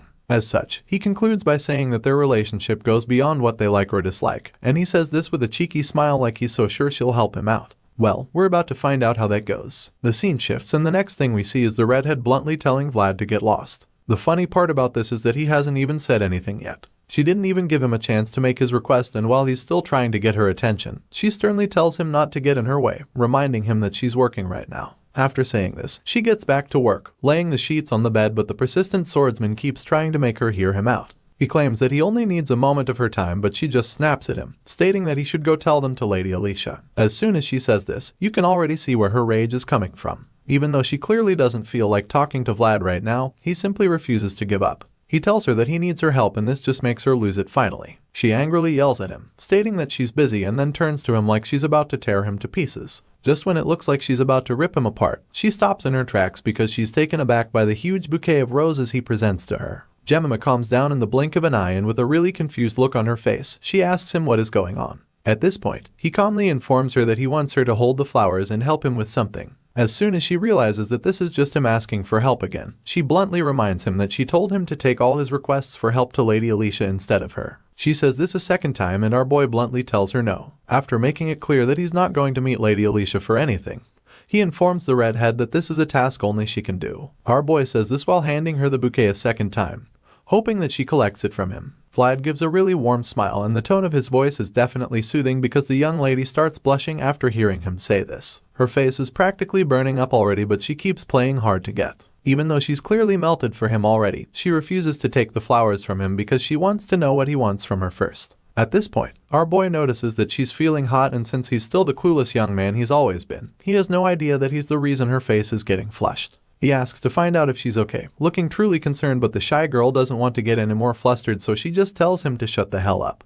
While that's going on, the scene changes and we catch up with young Master Joseph and his right-hand man Sir Jaeger. They're currently on a little excursion to the underground prison in Sara, and after a long walk down the hallway, they finally reach the end where their target is. Upon reaching there, the young master introduces himself as mayor to the big guy sitting in the cell. Not surprisingly, it's the barbarian leader they captured not too long, and since Joseph is yet to meet the guy, he figures that this visit is necessary. In response, the prisoner introduces himself as AJ of the Budot tribe. The barbarian is bound with some really big chains, and judging by the defeated look on his face, it doesn't seem likely that he'll try to escape. However, this expression quickly turns into a smug look. The guy smiles, claiming that it's an honor to be visited by the mayor of Sara, and then he reveals that he has a few things he would like to ask. In response, the young master sincerely hopes that his trip down here doesn't turn out to be a wasted one. While saying this, Joseph takes a hard look at the prisoner and is moved by what he sees. The young master has seen numerous people trying to act cold-hearted or dignified at a time like things, but he's only seen a rare few who are true like this barbarian leader. Judging by what he just witnessed, he concludes that this man is the real thing, so he's eager to have a chat with him. Master Joseph admits that he initially thought this was something like a traditional ritual of the Budot tribe,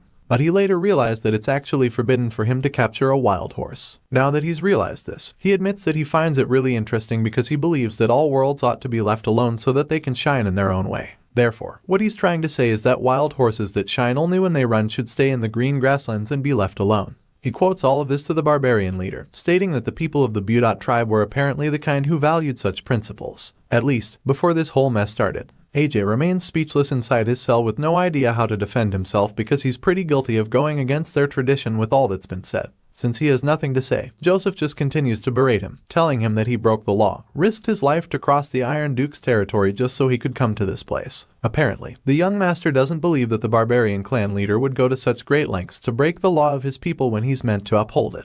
As such, he's convinced that the barbarians had another reason for trespassing, so he demands to know what it was. At this point, AJ slowly gets up to look the young master dead in the eye. With his hands chained to the wall, he walks up to the bars and admits that he thought about all this while he was locked here. The barbarian army leader claims that this could be better for him, stating that he's someone who will take charge of the future of the Budot tribe. As such, he goes on to reveal that there's only one reason why he would break the taboo of their tribe and try to capture the son of the grasslands. That being said, he finally drops that bombshell, stating that he did all that because they needed the fastest being they knew. As soon as he says this, he roars at the mayor and attempts to reach him with as much force as he can, but the chains hold him back. He blames the people of Sara for ruining his plan, and that's when he looks up to see the tip of his sword inches away from his forehead. Jaeger stretches the sword into the cell, ready to end the prisoner if he tries anything funny. Meanwhile, Master Joseph is pretty curious about what the barbarian just said, so he asks him what he's talking about.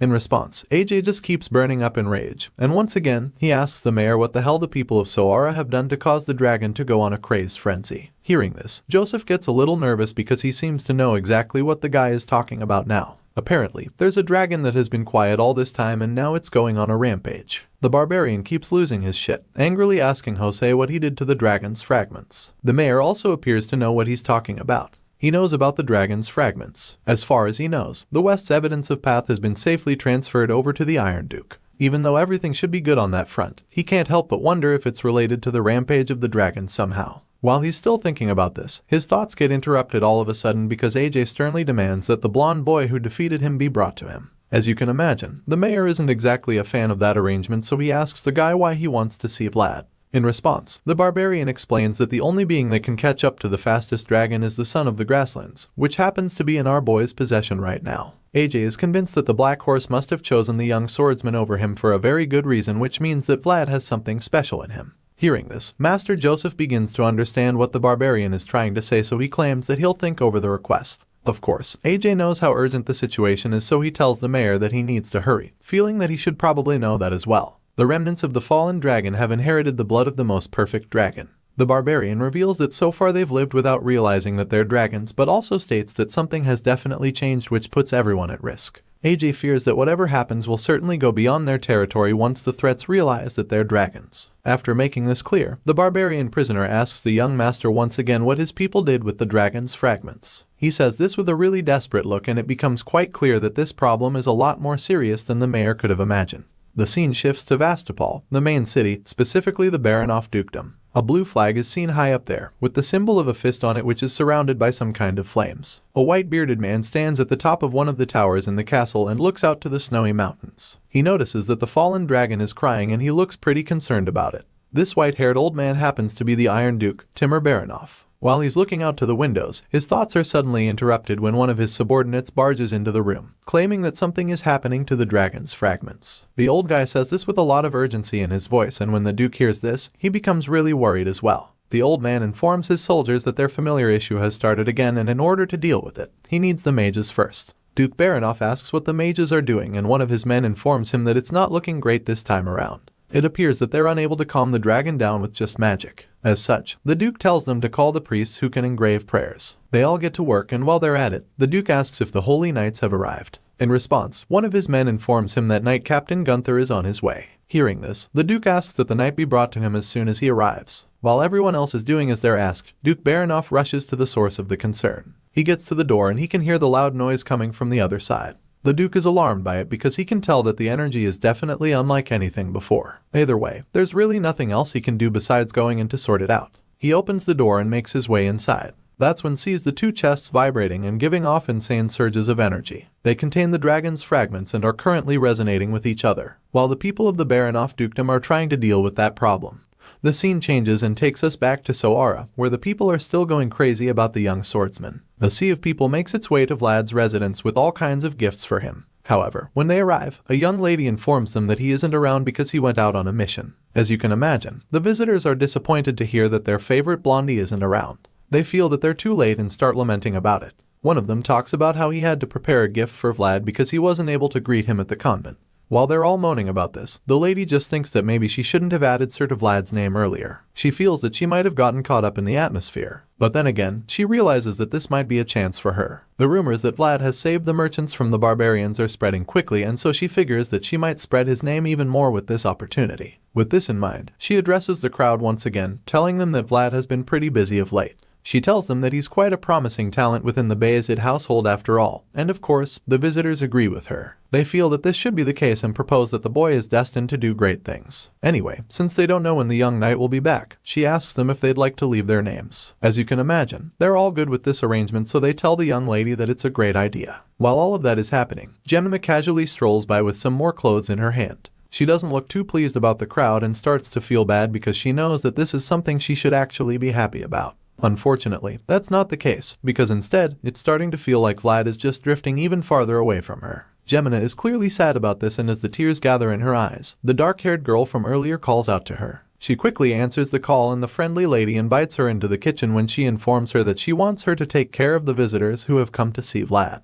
The red-haired girl is pretty taken aback by this assignment, and she's also reluctant to take it up. Gemma expresses her confusion, so the lady tells her that the guests will only be able to interact with Vlad through her from now on. Of course, it's a pretty overwhelming task for the redhead because she feels that the guests are all very important people she shouldn't even be qualified to talk to. That being said, she politely declines the job, telling the young lady that she should be the one to do that. Gemma is afraid to handle this job because she's afraid that she'll put Vlad in a pinch if she makes a mistake in the process. Hearing this, the dark-haired girl is at a loss for words. She truly wants Gemma to do it, and even though the redhead is being reluctant right now, she refuses to give up on her. Since Gemma is now talking about being qualified to receive Vlad's visitors, she makes it clear to her that there's nobody else in Rose's smile that is more qualified than she is. The lady informs Gemma that the Vlad of today might not even be existing if it wasn't for her, and this leaves the redhead speechless. She's shocked to the core when she realizes that she probably played a really pivotal role in the famous young knight's life. Seeing the look of shock on Gemma's face, the lady goes on to tell her that she needs to be confident. She's still pretty shaken up by the fact that the current Vlad wouldn't exist without her, and while she's still taking it in, the dark-haired lady assures her that all she needs to do is be confident. Seeing how much faith the lady has in her, Gemina admits that she's bound to make mistakes. Besides that, she is not even sure how to do it either. Hearing this, the lady just smiles at her, telling her that it shouldn't be such a big deal if she makes a few mistakes. As far as she's concerned, Vlad should take on that much risk for her since she's attending to his guests. The lady suddenly reveals that she heard Vlad asking Gemina to help draw the attention of a horse. She points out how he even still needs her if he's going to ask her to help him with such a thing. After making this clear to her, she invites Gemina to her room and of course, the redhead is taken aback by this. She's reluctant to follow at first, but the lady simply informs her that men aren't the only ones who go to battlefields, telling her that even women have their own battlefields too. At this point, she tells Gemina that she's going to help her wield her own weapon the same way that Jorge gave Vlad the dagger back then. The scene changes at this point, and the next thing we see is that the young master Joseph is having a chat with Sir Lamond. Both men discuss over tea while Sir Jaeger stands nearby. The old man claims that stability is always required when trying to expand, and on this note,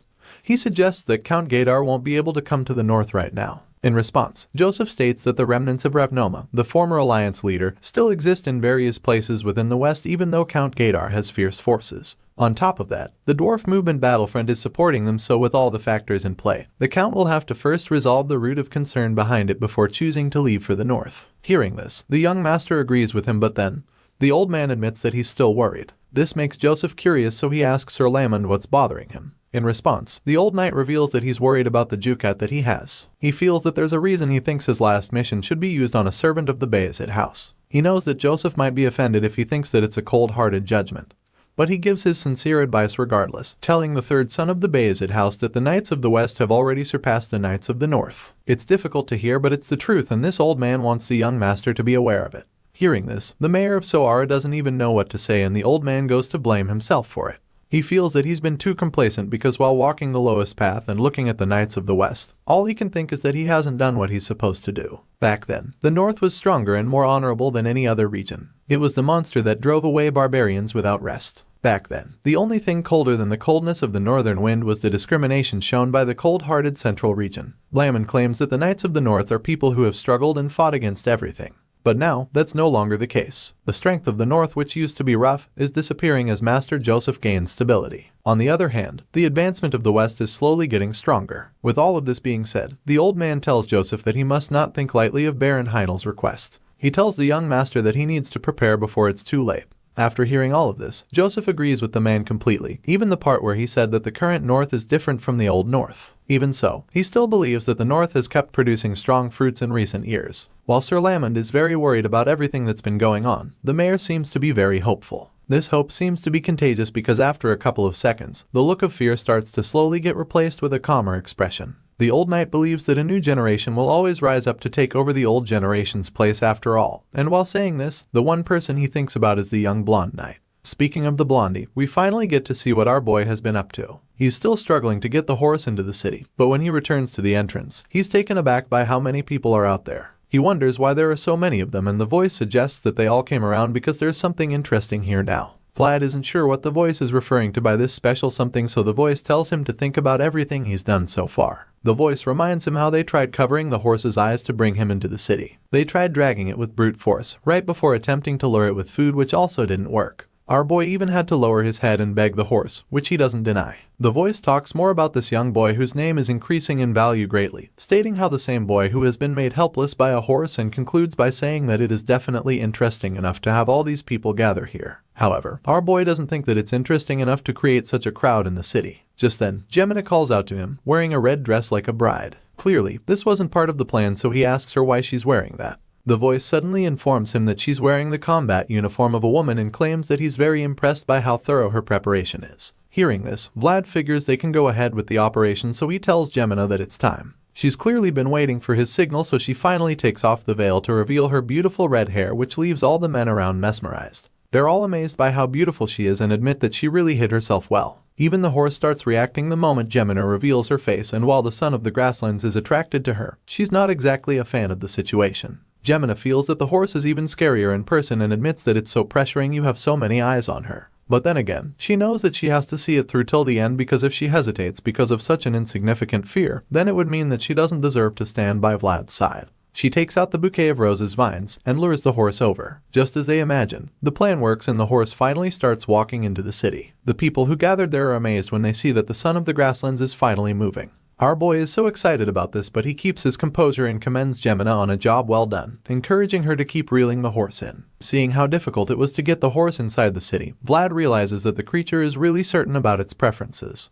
The horse finally reaches Gemina, so she offers the flowers to the wild stallion and stands nervously as it stares into her eyes. After a really intense staring session, she finally gathers enough courage to try and touch the horse, so she lifts her hand and reaches for it. Thankfully, the son of the grasslands is already comfortable with her and lets her touch it. The people around witness this spectacle, so they begin to cheer Gemina on, calling her the Crimson Lady. Someone calls her the Rose of Sara, and when Vlad checks to see who it was, he realizes that it is his friend Harbin. Some other friends are there as well, and they all just cheer Gemina on, calling her the Crimson Lady over and over again, while others just hail her as the Rose of Sara. While they're showering Gemina with praise, the Lady of the Roses just smiles at the thought of the children being with the precious rose. Some others ask the madam when she managed to prepare that attire for Gemina. In response, she just tells all of them to take a good look at the beautiful red-haired lady and asks them if they've ever seen someone from the back alleys garner so much attention. As far as she's concerned, nobody from the back alleys has ever received such applause and cheers outside of the back alleys. With this in mind, the lady is glad to see that it is happening for once.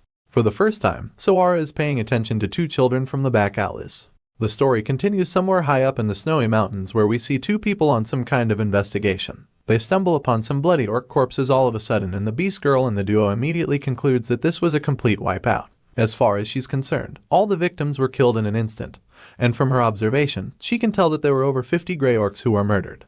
Hearing this, the guy with her agrees, feeling that the massacre happened so quickly that the victims probably didn't even realize that they had died. At this point, he concludes that Joseph's report was correct, and the beast girl believes so too. Apparently, everyone now realizes that the most perfect existence was ripped to shreds by a swordmaster, and as this creature fell to the ground, it just happened to spread its blood all over the world. That was how the remnants of the fallen dragon appeared. Some dragons lost their wings, some lost their scales, while some lost their eyes, and they were split up while having forgotten about their origin. However, the beast girl states that one of the creatures somehow realized that it's actually a dragon unlike the others, to which her partner agrees, claiming that it's the dragons that possesses the most perfect leg. The moment he says this, we get to see the massive footprint in the snow, featuring a complete set of toes, which suggests that this was left behind by the dragon they're talking about. The scene changes at this point and we're taken to a beach. Here, we're reminded that life is an endless cycle of choices. The thing is, no one can make decisions on your behalf, and as such, the instant of that decision is when they truly realize the kind of being they are. In this scene, a stout-looking red-haired man named Sigmund appears and confronts another, asking if he really intends to ignore his orders. The man being questioned turns out to be Jorge, who bluntly hits back, reminding him that he's not Lord. In response, the man insists that he execute all remnants of the dwarf movement battlefront, stating that this order has the stamp of his uncle, Count Gaydar.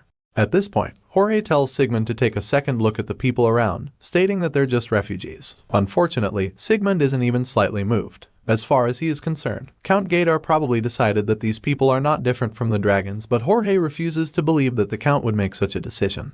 Hearing this, Sigmund is pissed and accuses Jorge of being disloyal, so he asks the knight if he has abandoned the oath of loyalty he swore under the flag Gaydar. In response, Jorge bluntly states that he is human and cannot follow such a ridiculous order. At this point, it becomes clear that they can't be on the same page, so Sigmund asks Jorge's men if they also intend to disobey the Count.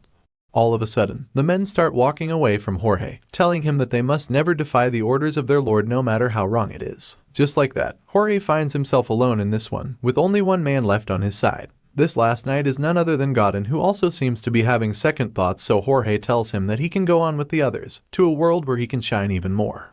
The scene changes after this point, and the next thing we see is Godin seated as the new leader. In a meeting, they talk about how they need to pay attention to the Knights of the Iron Duke and Bayezid since they have information that Baron Uthman has been making suspicious movements. He is given the list of knights with the Iron Duke and the Bayezid and realizes that it's the same from the report years ago. From what they can see, it appears the two houses failed to raise a new generation, excluding the eldest son Rutger, who is the only new knight worth mentioning. That's how it looks for sure, but Godin feels that they shouldn't jump to conclusions because he believes that the true weight of the Bayezid name cannot be estimated by just a simple report.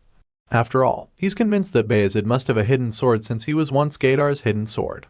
His subordinates apologize for their hasty conclusion, and then one of them suddenly reveals that he heard someone from his hometown is in the Bayezid household. He claims that the person is unique, and this piques Godin's interest, so he asks the guy to tell him about this person.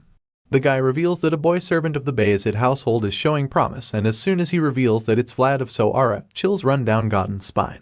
The guy goes on and on about how our boy first appeared in the honor fight in Dermer and how he used aura there.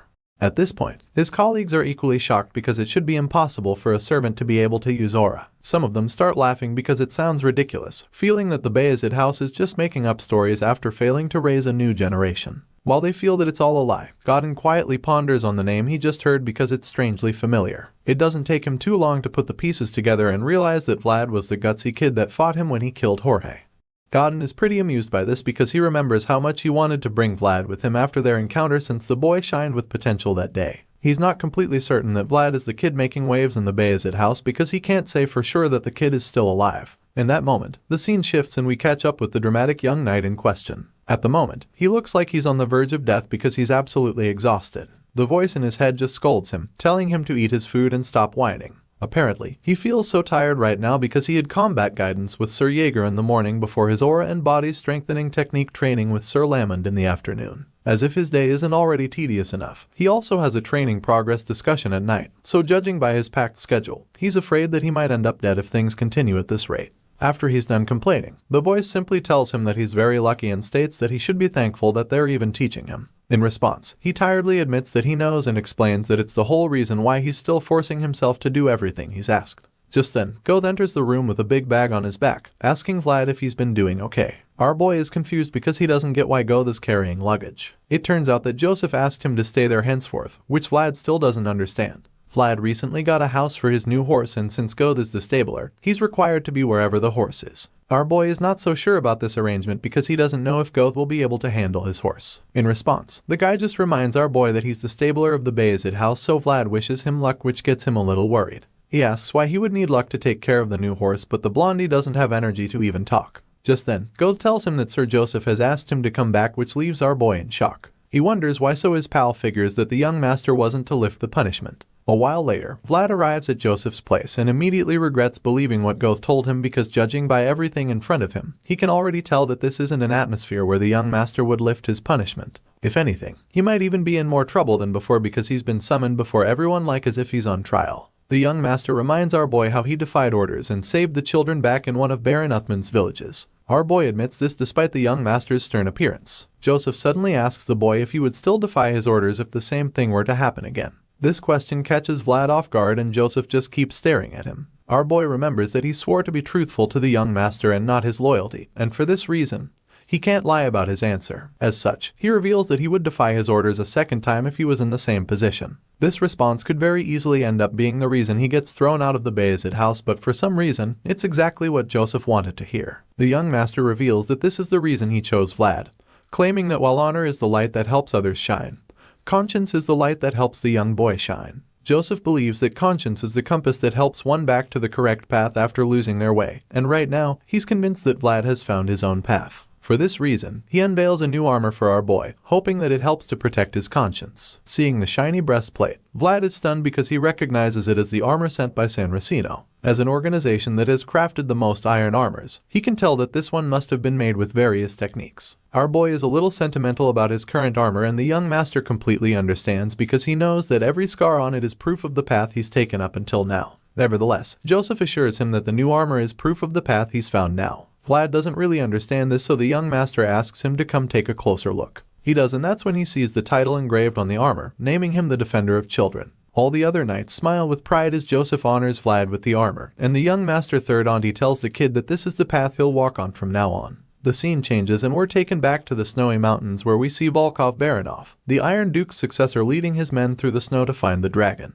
Judging by the flames he sees in the distance, he's certain that they're at the right place. He's not the only one who's come after the dragon anyway, because there's also several horsemen riding after the white-scaled beast. They're determined to catch it, but the dragon is also extremely fast, so they decide that they stand a better chance by spreading out. While they're struggling to corner the beast, Volkov Baranov suddenly joins the chase and attempts to end the commotion with a single attack. The guy conjures a massive spear and aims it at the dragon running toward him. When he's finally close enough, he launches the giant arrow, hoping to finish the white dragon, but the beast effortlessly evades the shot, which leaves him stunned. He knew that the dragon was fast, but he definitely wasn't expecting it to be this agile. That was truly a failing on his part, since this creature is Lindblom, the fastest dragon ever. Volkov's solo strike didn't get the beast, but it definitely distracted it long enough for the horsemen to surround it and cut off its escape route. At this point, the dragon realizes that it's been cornered, so it figures that the only way to escape now is by engaging the hunters. With this in mind, the beast prepares to unleash a breath of fire on all of them, and when they see this coming, they spread out, hoping to evade the blast.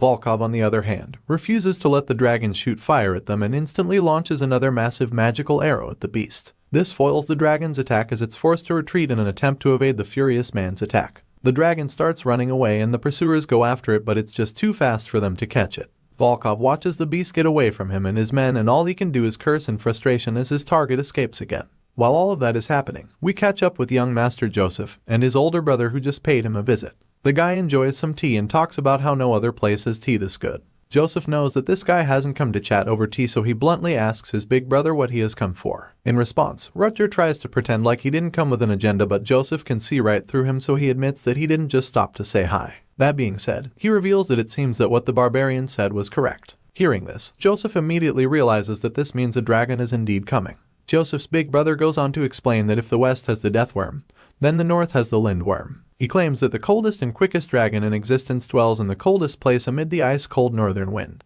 The mayor is taken aback by this because he feels that it is not the season for the dragon to start migrating, especially since it doesn't always migrate just because of winter. Unfortunately, Rutger explains that there seems to be some kind of change in the pattern since the Deathworm last time was also different from any other time. On top of that, the Lindworm has already tasted the blood of the Grey Orcs, which means that they have to take the dragon out before it rampages even further. With this in mind, he quickly asks his big brother which way the dragon is descending from, but Rutger admits that they can't figure it out because it's way too fast and it's not easy to find its traces. Hearing this, Joseph concludes that they should get right into action. His big brother agrees with him and reveals that it's the reason why he was tasked with the Lindworm conquest. As such, Joseph asks what he can help with, claiming that Sara will provide as much support as possible. At this point, Rutger demands an appointment of knights along with a thorough reconnaissance. Hearing this, the young master figures that it's a logical demand, so he asks his brother how many knights he would need for this mission. Surprisingly, Rutger claims that he needs only one knight, which Joseph finds very suspicious. As far as the young master knows, he should need multiple tenacious swords to be able to face a dragon. But as weird as this request sounds, he also knows that he can't deny it because the situation requires his full support. Joseph asks if one knight will really be enough for his operation, and Rutger simply explains that a skilled sword works well enough since Lindworm is very different from the Deathworms. Hearing this, the mayor asks which knight he would like to assign, and just when Rutger is about to reveal this, our boy enters the room, claiming that Sir Joseph summoned him. The mayor doesn't seem to remember calling on Vlad, but Rutger looks really excited to see the blonde swordsman again. It's been a while and he's glad to see the greatest dragon herder of the north again. Later that night, Vlad has a chat with Jemima about the new task he's been assigned with, and reveals that it will take more than a month. In response, she simply states that it's a good thing he's busy and admits that he's been doing well lately. Just then, a gentle smile creeps up on her face and she tells him that their missus would have liked to see him like this. Vlad doesn't seem too happy to hear this, so he turns to her and asks her why she would suddenly talk about that, to which Jemima claims that it just came to her mind out of the blue. Either way, Vlad doesn't seem pleased at all. It's been way over 10 years since the woman passed away, and even though Jemima doesn't remember her mother, she remembers Vlad's. She remembers how Vlad's mother didn't abandon her child in such a despairing situation, unlike her own mother who left her. Hearing this, Vlad claims that he can't even remember his own mom either. Just then, Jemima pulls the last thread on the crest she's been making. She reveals that she's done with the third crest called San Legino. She shows it to him, feeling really proud of herself, and admits that the Countess's skills were too good, but unlike her, he feels that the crest stands out a bit. Moving on from that, Jemima asks him if the dragons are really dangerous, and he confirms this, stating that the creatures are pretty much living disasters. Since it's going to take at least a month, she figures that he's going to return during winter, which he agrees with. Hearing this, she reluctantly gives him a handkerchief, which catches him off guard. He asks her what it's for and immediately realizes why she just gave it to him. He figures that it has something to do with him taking the princess's handkerchief a while back, and so he teases her for keeping it in mind all this time. As you can imagine, the redhead is pretty embarrassed and refuses to admit it, so she slaps him in the face and insists that she gave him her handkerchief because it's made of pure cotton, unlike the former silk one which he doesn't know how to use. With her cheeks burning red, she tells him to have a safe trip and then storms out of the room before he can say anything to her. Once she's gone, he nurses the bruise on his face with the new handkerchief, and all he can think about is how mannish Jemima is. While wiping his face, he catches a glimpse of something on the handkerchief that makes him smile. It turns out that she actually engraved her name on the piece of cloth, and Vlad is truly touched by the gesture. The story continues as our young hero finally sets off on his latest adventure. Vlad, Rutger, and the rest of the party make their way through the snowy forest in search of the Lindworm. Along the way, Rutger reveals that he doesn't get why Joseph assigned 3 knights to him for the mission when he specifically asked for 1. He wonders why the young master would do that and asks Vlad if he has any idea, to which the blondie simply suggests that it must have been out of consideration for his big brother. However, Rutger immediately dismisses the idea, claiming that he knows his younger brother far too well to believe that. In fact, he's convinced that Joseph isn't happy with him because that's the only logical reason why he would send 2 other knights who clearly hate each other and expect them to be useful. It turns out that the other 2 men that were sent on the mission are Sir Lamond and the barbarian leader, who look like they're going to kill each other anytime soon. Rutger knows that the 2 guys at the back can certainly be a great help if managed properly, but as it stands now, it doesn't look like they'll ever get along with each other. Since he clearly doesn't know what to do with them, he assigns Vlad to manage the both of them in the meantime, and this leaves the kid stunned because he doesn't think he's in a position to do that. In response, Rutger points out how he won't be able to order the knight of the previous patriarch, and that's even if they're able to ignore the barbarian without any problems. Rutger has noticed that the old man has a soft spot for Vlad, so he feels that the kid is the only one who can actually talk to him. After pointing this out, he simply tells Vlad to just do his best since he's already having a migraine just thinking about the 2 at the back. Our boy isn't sure what exactly he's supposed to do now, and while he's still pondering on the next step, things start to get heated between the 2 at the back. They're already exchanging some harsh words, and it's only a matter of time before they start to cause problems. While they're still trash talking, Vlad just gets a little frustrated because all he wants to do right now is just go home. His thoughts are suddenly interrupted when he perceives the strong smell of blood coming from not too far away. Rutger notices this, and just like that, the journey takes a halt. The beast girl in the crew seems pissed that they had to stop, so she takes out her anger on Vlad, asking him if he's a wolf or something because she doesn't get how he can smell blood in a snowfield like this. Rutger tells him to go ahead and take the lead, so our boy does just that, and the others on the team follow him immediately. After following the stench of blood for only a few seconds, they stumble upon a huge outfit filled with bloody corpses, and when Rutger sees this, he immediately realizes that the place was indeed rampaged quite boisterously. Seeing that these victims are barbarians, Rutger asks the one on his team if they were from his tribe, and he admits that the deceased were members of a neighboring tribe he knew. Even though it's supposed to be a relief, the guy reveals that his tribe isn't far away too, since this neighboring tribe came all the way to the north. At this point, Lamond admits that it's all strange to him because the massacre looks like it was done with a sword, but then again, he's convinced that it wasn't done by a northerner. Rutger agrees with him on this, feeling that there's no need to commit such an extreme massacre since it's been a long time since they stopped the struggle of washing blood off with more blood. With all of this in mind, he concludes that this strange occurrence can only mean that an uninvited guest has arrived here. As the journey continues, they finally get to their destination, and Rutger is relieved that they were lucky enough to get there before it turned into a snowstorm. He informs Vlad that this place is the northern core of the Bayezid County, which is called the Barenheim Fortress. As they ride over to the fortress, our boy notices something strange, which is the fact that the place has 2 flags. Apparently, Rutger wasn't aware of this new development because he's shocked when the young swordsman points it out. After taking a closer look, he's horrified to see a familiar red flag, and judging by the look on his face, they have some unwanted company waiting for them in the fortress. While Rutger is busy grinding his teeth, Vlad is just pretty confused. He's not sure what's going on, so he asks the old man what the flag is. That's when Sir Lamond reveals that it belongs to her central. This is very surprising for the young knight, and what's even more shocking is the fact that it's from the central and not the center that everyone is more familiar with. Sir Lamond confirms this, stating that the direct knights of the Dragon Blood Duke are the ones with this title. On the red flag, the crest of the Dragon Killer Knights can be seen boldly, and as the old man points this out, it becomes clear that they're not going in to meet any ordinary swordsmen. Nevertheless, this doesn't deter Rutger in the slightest. He still wants to get into the fortress, but first, he has a little chat with his men. One of his knights confirms that the Dragon Killer Knights that were sent from the Central actually arrived 2 days earlier. Hearing this, Rudiger asks the man what the Dragon Killer Knights are doing here. It turns out that they came to the fortress to subdue the Lind Bloom, and this annoys Rudiger a bit because he didn't really expect them to find out about the dragon so quickly. At this point, he calls out to his deputy all of a sudden, and he doesn't even need to say a word before the guy understands what he's being told to do. As such, he gets right to the assignment, leaving our boy Vlad and some of the others a little confused. The blondie still doesn't really get what's going on, so he asks once again who exactly these Dragon Killer Knights are. In response, Sir Lamond simply states that they're knights whose purpose is to kill dragons. He reveals that they're also acknowledged by the Emperor, and this organization happens to be run by one of the central nobles, the Dragon Blood Duke. In other words, these knights will definitely be involved in any matters relating to dragons by the law of the Empire. Hearing all of this, our boy is pretty amazed because it's suddenly clear that some really powerful knights have come to the fortress. Just then, he senses something strange at the top of the fortress, and after taking a closer look, he presumes that there was a big fire here not too long ago. In response, the old man reveals that the Barenheim fortress itself is a beacon mound of Bayezid. As you can imagine, our boy doesn't know what this means either, so he asks the old knight what he means by that. Sir Lamond simply answers him, saying that the fortress stands to steal and be stolen. It is also a place that needs to be rebuilt after being burnt black. The old man claims that this place is a humongous wall to the barbarians and monsters, but a fortress of indomitable will to Bayezid County. After hearing how passionate the veteran knight is about this place, Vlad is no longer surprised by how angry Rudiger is that the Dragon Killer Knights would just raise their flag without permission on the pride of Bayezid. While Vlad is thinking about this, Rudiger walks up to the main door of the fortress and pushes it open, prepared to face any forces on the other side. As soon as he opens the door, he's greeted by the Dragon Killer Knights who have already made themselves comfortable in the fortress. A loud voice calls out to him, claiming that he's been waiting for Rudiger and his forces. He then introduces himself as Mercia, the captain of the Dragon Killer Knights. This arrogant Chad in a cape is actually the Dragon Blood Duke's eldest son of the primary wife, and he goes by the name Mercia Dragulia. In response to the bold introduction, Rudiger angrily states that someone important came to his tower without him knowing anything.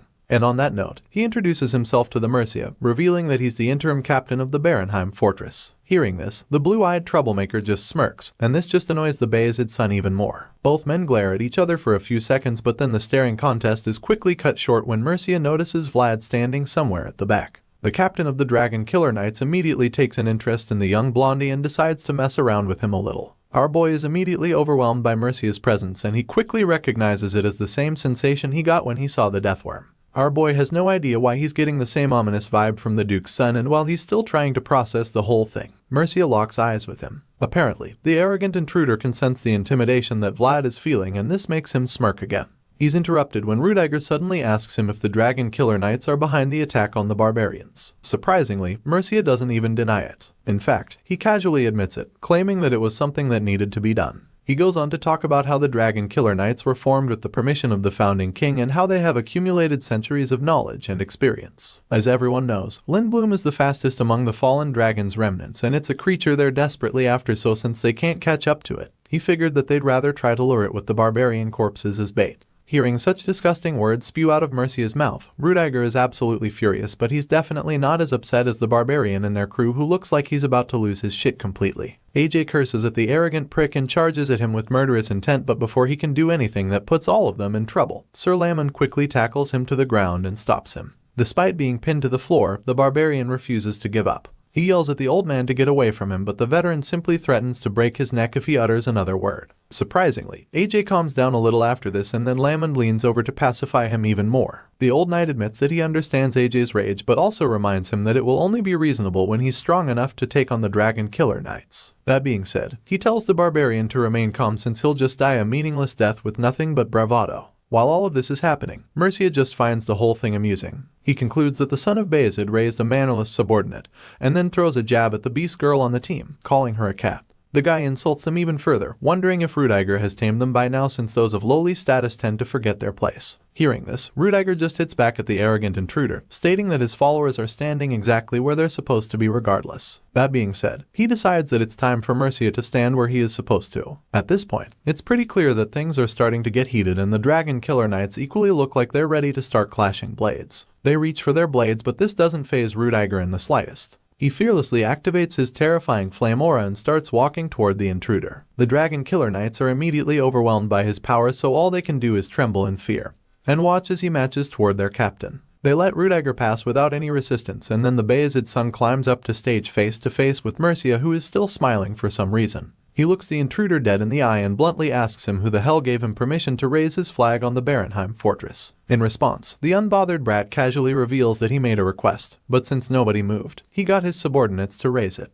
Mercia's audacity just pisses Rudiger off even more, so he leans in closer and furiously demands to know if he even got anyone's permission before standing here. Despite the menacing look on Rudiger's face, the brat is still pretty unfazed and even starts to joke about the situation, claiming that it's not reasonable that he'd need permission to stand in the Barenheim fortress. After all, based on the Empire's law, the Dragon Killer Knights possess the right to use any manpower or facilities within the Empire. Hearing this, Rudiger takes a step forward, which forces Mercia back down a step. With a commanding tone, the fortress master admits that they do have those rights. But then again, that's only the case if they ask the master of said facilities for permission. Even though the Bayezid son looks like he's about to lose his cool, the annoying intruder keeps trying to get on his nerves. With an annoying smirk on his face, he nonchalantly asks Rudiger if he's trying to say that he won't cooperate. He's clearly trying to get an implicating response or reaction from Rudiger, but the guy is smarter than that, so he makes it clear that he actually intends to cooperate. However, he makes it clear that this can only happen if Mercia will go through the necessary procedures. He says this pointing at the flags at the top of the fortress, and at first, Mercia doesn't understand what he's trying to say. But then, the brat takes another look outside and sees his house's red flag waving all over the place. At this point, he realizes what Rudiger is telling him, and the fortress master decides to spell it out still by politely telling him to make a request for them to raise his flag. He says this with a really cold glare in his red eyes, and you can tell that he's ready for anything that follows. He maintains his gaze and reminds the intruder that he's in the land of Bayezid and advises him to ask the owners of the land to help them kill the dragon. Rudiger makes this bold statement, claiming that the only way for them to move forward from here is by Mercia starting with a polite request. The dragon killer knights are already afraid of the Bayezid son, but Lamon steps forward as well to make them even more scared. Seeing that he and his men no longer have the upper hand in the situation, Mercia begrudgingly gives in. He goes quiet for a second and then tells Rudiger that he'll regret his actions. As you can imagine, the Bayezid son doesn't really give a shit. In response, he claims that he doesn't think the central nobles even know of regret, and Mercia just states that life is all about regrets regardless of the decisions they make. The brat thinks about the situation, and even though both of them are competent, he feels that there's only one place they can climb to.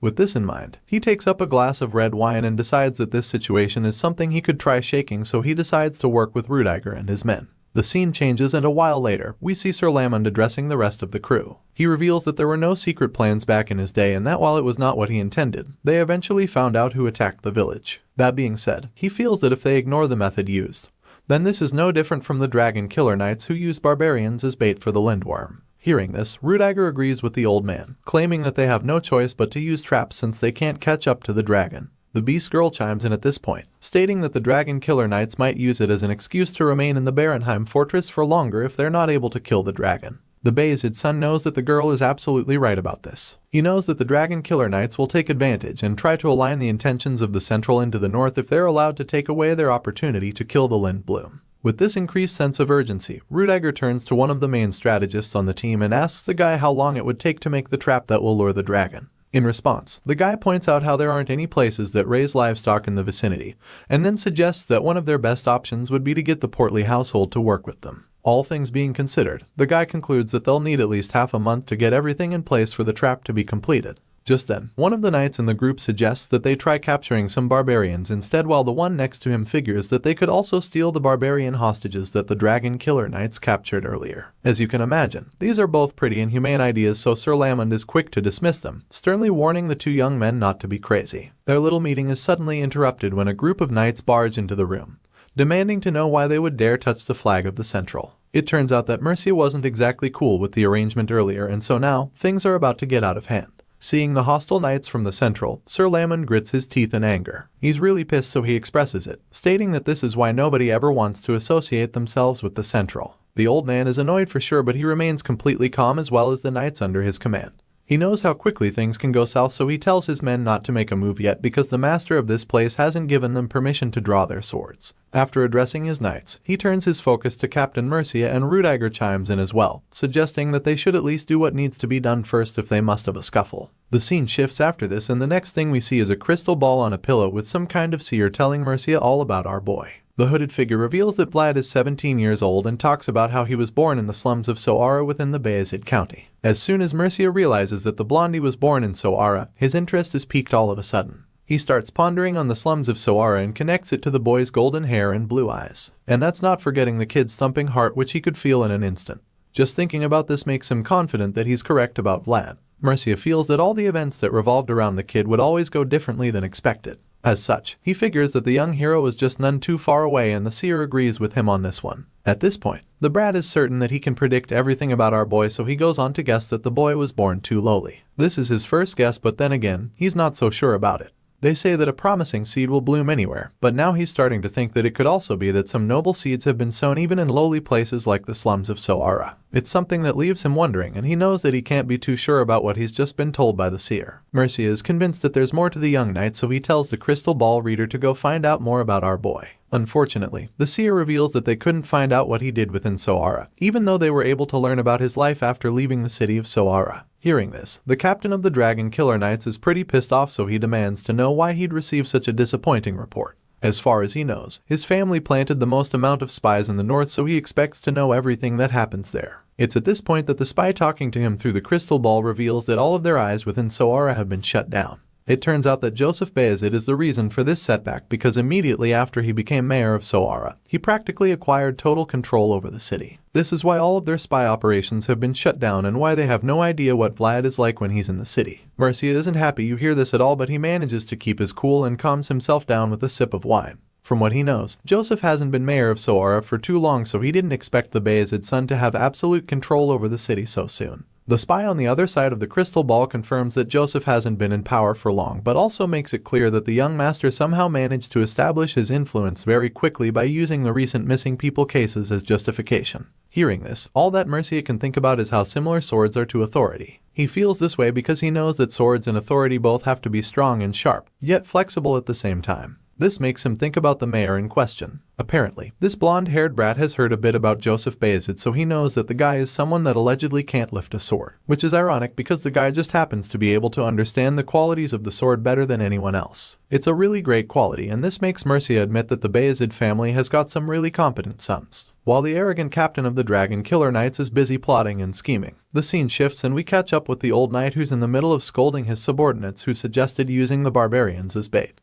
He reminds them that the barbarians who were captured by Central are from AJ's tribe, so he wants them to think twice about provoking the clan leader who just barely got his anger back under control. Sir Lyman makes it clear to them that the Northerners and barbarians have lived together in the north for a long time, and so using them as bait would seriously affect the peace that has been maintained between them for many years. By making such a senseless decision, they could do something that leads to the whole north being engulfed in the flames of war, and it would all be because they were trying to kill a dragon. At this point, the two knights realize how dumb their ideas were, so they immediately apologize to the old man, admitting that they were far too short-sighted to have said such things. In response, Lyman just sighs in disappointment, suggesting that the future looks so bleak if they truly reason this poorly at a time like this. While Lyman is chewing on the two, Rudiger thinks about how the old man is absolutely right. As far as he's concerned, the aftermath of the decision will be grave regardless of what they choose to do right now. But then again, he starts to think that maybe this situation is exactly what the Central wanted all along. Rudiger feels that this whole saga might have been orchestrated from the start. After all, the people from Central are the same ones who would love to see the North destroying itself. With this in mind, Rudiger starts to think deeply, and it does take too long before he comes up with an idea. For some reason, his plan involves Vlad's horse. He heard that the son of the grasslands is extremely fast, and as soon as he says this, Lyman quickly tells him not to even think about riding that creature because literally everyone in Sara knows that the horse doesn't listen to anybody. Rudiger is pretty surprised to hear that the horse is actually that stubborn, and the old man assures him that the creature is even way worse than anything he's imagining.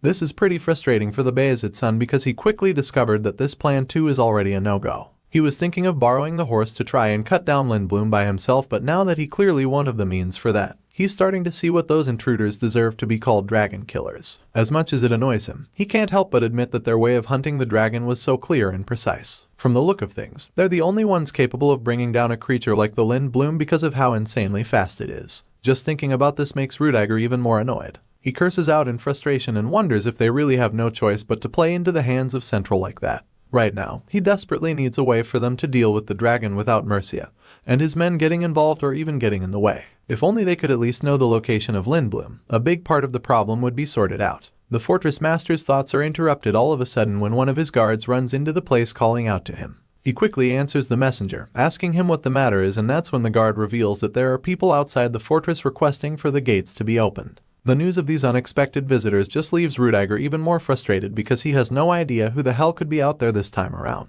He asks who it is and is absolutely shocked when the guard informs him that the unexpected group of visitors is a gauntlet of iron. Their blue flag with an iron gauntlet on it is being waved outside the fortress, and we learn that these guys are the Knights of the Iron Duke, the Baronoff household. While Rudiger and his team are being forced to deal with the uninvited guests left by Volkov Baronoff waiting outside, the scene changes and we're taken back out to the snowy mountains. Here, we see that the Dragon Killer Knight's plan worked because it turns out that the numerous barbarian corpses that they left scattered all over in the snow attracted the bloodthirsty dragon already. The story continues back in Sara. Here, our boy Vlad talks about how his face doesn't need something. However, the beast girl insists, taking the tip of her tail with red paint on it. She tells him that his face is unguarded, claiming that the imprint on her tail will give him cold resistance. As such, she keeps trying to convince him that he should let her use it on him. Despite all her attempts to make him agree, he just finds it really strange that she's the only one trying to use the paint on him. As far as he's concerned, there's no need for it since everyone else has their face uncovered. In response, she simply informs him that he's the one who needs the imprint because he's definitely going to be on the field for the longest. As soon as she said this, one of the other knights chimes in. joking about how Vlad is the Bayezid family's best dragon repeller. They seriously revere Vlad, and after witnessing how he handled the deathworm back in the wilderness, they encourage him to just run wild once again and do his thing. At this point, our boy realizes that everyone is on the same page, and since they all think that he needs to have the paint mark on his face as some kind of protection, he finally gives in and allows her to imprint his face.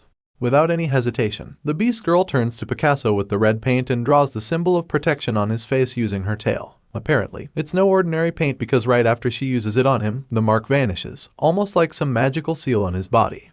Vlad just sits there, feeling indifferent about the whole thing, and the young lady just reminds him that he must avoid the dragon's breath attack because the imprint isn't exactly invulnerable. Sure, it's supposed to protect him, but that doesn't mean that he should just expose himself to the flames from the dragon. Thankfully, our boy understands this very well, so he acknowledges the advice, and the beast girl informs him that she'll also be imprinting the horse with the mark of protection.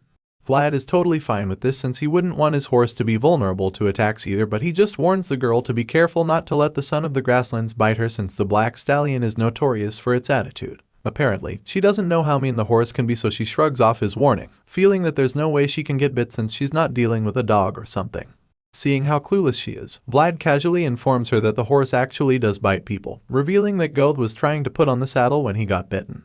Just then, Sir Stangga comes out and asks the blonde swordsman if he's done with his preparation. He turns to the old man and confirms that he's ready, so the veteran informs him that the scouts have returned, stating that the lindworm thereafter has finally taken the bait laid out by the dragon killer knights, and because of this, the situation has become quite complicated.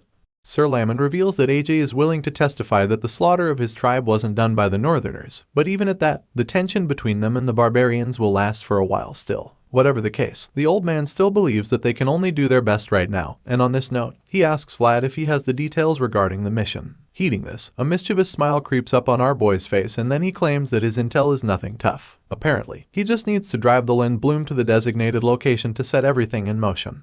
The old man likes the plan immediately, stating that if Vlad can drive the dragon to the northern canyon, then Rudiger, who must be lying in ambush there, will be able to run out and finish the job. At the same time, the javelin of the Duke Volkov Baranov will probably fly in there as well to make sure the lindworm is absolutely helpless. After concluding on this plan, the old man asks our boy if he has any further questions, and of course, our battle-ready swordsman doesn't have any. He's locked in right now and ready to go after the white dragon, but the veteran still wants him to ask something at least. After all, Vlad is the core of the strategy, so he needs to work perfectly in sync with the rest of them and make sure that he follows the plan. Sir Stangga reminds him that this mission isn't just a dragon hunt, and this statement catches him off guard because that's exactly what he thought they were doing. He expresses his confusion immediately, so the old knight informs him that the future of the North depends on this subjugation. He explains that the unseen war between the North and the Central has already begun, and so he wants Vlad to understand the gravity of the situation at hand. Sir Stangga elaborates on the war they're faced with Baranov in the northeast and Bayezid in the northwest. These two households are known as the supporting pillars of the North. The next generations of these households are going to participate in this subjugation. On top of that, the Dragon Blood Duke will also be in the picture. Sir Stangga believes that their presence alone could pose a threat to the Empire because it's an extraordinary event for the leaders of the three households to be gathered in one place. Even though this looks like how things will play out right now. But then again, if the two households work together and still fail the dragon's remnant, while the dragon killer knights slay it, the Central will use the dragon as an excuse to tear apart the North. As such, the veteran reminds Vlad why the Lindblum must be killed by the Sword of the North. At this point, our boy begins to understand the gravity of the mission and why it's not just a dragon hunting exercise that can be gambled with. He now understands that the only way they will be able to rescue AJ's tribe held captive by the Central is if they're the ones who kill the dragon.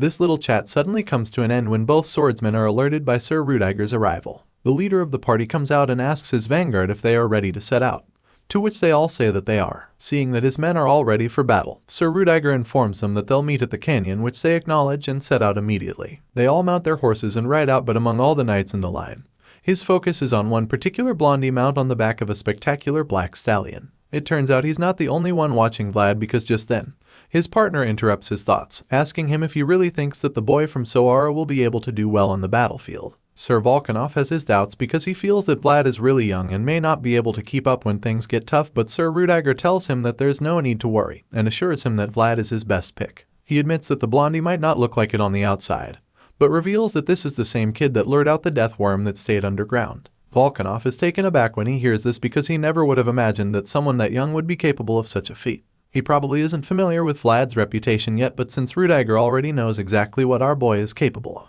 He continues to praise him and even tells his new partner how the young genius managed that feat back when he couldn't even ride a horse. The red-eyed master is really blown away after hearing this story, and admits that it's even absurd to think that something like that is possible. However, Sir Stangga simply informs him that it's just who Vlad is because he's always doing unexpected things. This little eye-opener leaves Sir Vulcan off deep in thought. He can't wrap his head around it, but he also knows that one's age doesn't say everything about them. Rather, it's their experience and skills that speak for them. Everything they've accumulated up until now will determine the mission's success. In this generation of the Bayezid household, Sir Volkov Baranov is really taken aback by what he's learned so far because he thought that he was the only one worth paying attention to. However, now he realizes that there was one more person quietly making waves and gradually growing into a legend. The scene changes after a while and we see that the party is already back out in the snowy mountains. They navigate their way and based on the information from their scouts and the barbarian prisoners, they're able to pinpoint a location where they believe the Lind Bloom should be. At the moment, they're convinced that it's just right ahead and they also feel that it is in a berserk state. Judging by what they're seeing around, they conclude that the dragon has been on a rampage because it destroyed its own territory, and now it's heading south, ignoring its original behavior of following the cold. One of the knights suggests that the lindworm is acting as if it has an objective, which makes them suspect that the dragon might have gained intelligence. Of course, the knight can't be sure about this, but it's clear that the creature is acting differently. Usually, a dragon's remnant would simply have basic instincts, like those of beasts, but if they think they're a dragon, as the mages have said, then it's possible that it's gained intelligence. At this point, the suggestion starts to make a lot of sense because the last time, even the death worm only went after the pilgrims. As such, it's starting to look like the dragon's remnants think that they're a dragon. Just then, they see footprints leading somewhere and they conclude that they're at the right place. They're glad that it snowed the previous night because now only the Lind Bloom's prints are visible, which also means that it was there not too long ago. Without even thinking twice, they decide to follow the tracks quickly, determined to catch up with the Lind Worm and finish the mission. The party travels along the snowy mountain for a long time, following the tracks till the sun starts setting behind them. Vlad is at the back of the line for some reason and then all of a sudden,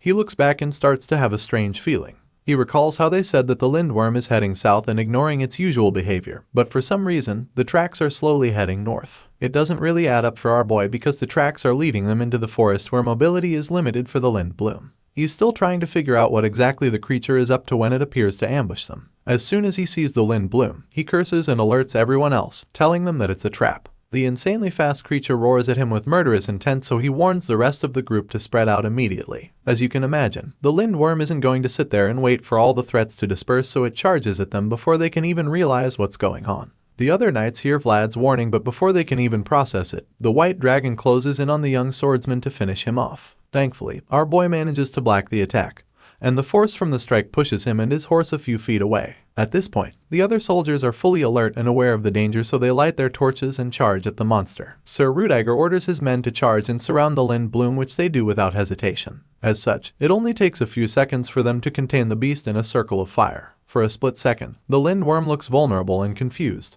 But just as they initially suspected, this creature has developed intelligence, so it quickly looks for a weak spot in the barrier and prepares to take advantage of it. All of a sudden, the Lind Bloom starts charging up a breath attack, determined to escape, so when the soldiers see this, their first thought is to spread out and avoid getting hit by the devastating flames. While they're still trying to break the circle and dodge the blast, the white beast opens its mouth and unleashes the lethal blue flames. As the powerful beast unleashes its blue flames, one would think that the soldiers are about to be fried to crisps, but it turns out that this dragon isn't exactly the type to unleash fire from its mouth because its first attack leaves the victims frozen on their horses rather than being burnt up to charcoal. The remaining soldiers see the fate that their comrades just suffered, so they charge at the beast to avenge them. Before the others can even get to the Lind Bloom, the head knight blasts himself out from behind and unleashes a powerful shot on the dragon. The strike makes contact with the Lind Bloom, of course, but the other soldiers are horrified when they see that the hit didn't even leave a scratch on the monster. They were just charging it with only their swords. While they're still in that shaken state, the head knight yells at them to get away from the beast and then tries to save them from its attack, but they're not fast enough, so it pounces on them and quickly turns them into bloody pieces of flesh. As the lindworm viciously devours them, the knight curses in anger and prepares to avenge them. His eye begins to glow as he activates his magical abilities, and with the lot torch high above his head, he's able to get the creature's attention. Right now, this white monster hates the sight of those flames, so it desperately wants to rip the knight apart for even having the torch with him. This is all part of his plan anyway, since he intends to lure the lindworm away from the others for now. He informs his comrades that he'll lead in the front and orders the rest to maintain their distance while running after the beast. Right after saying this, he blazes off on his horse with the torch brightly burning above the head, forcing the lindworm to follow him. The dragon bolts after him, determined to rip him apart while the other knights give chase as well, but make sure to keep their distance. They light their torches as well while staying right behind the Lind Bloom. But the creature is smart enough to know that they're following it, so it quickly figures out a way to detail them. Once the knights get a little closer, the dragon uses its tail to raise the snow behind in order to destabilize the soldiers following it on horseback. While trying to shake off those at the back, this vicious monster also manages to pick up the pace and close in on the head knight in front. The guy doesn't see it coming, and by the time he realizes that the lindworm is right behind him, it's almost too late.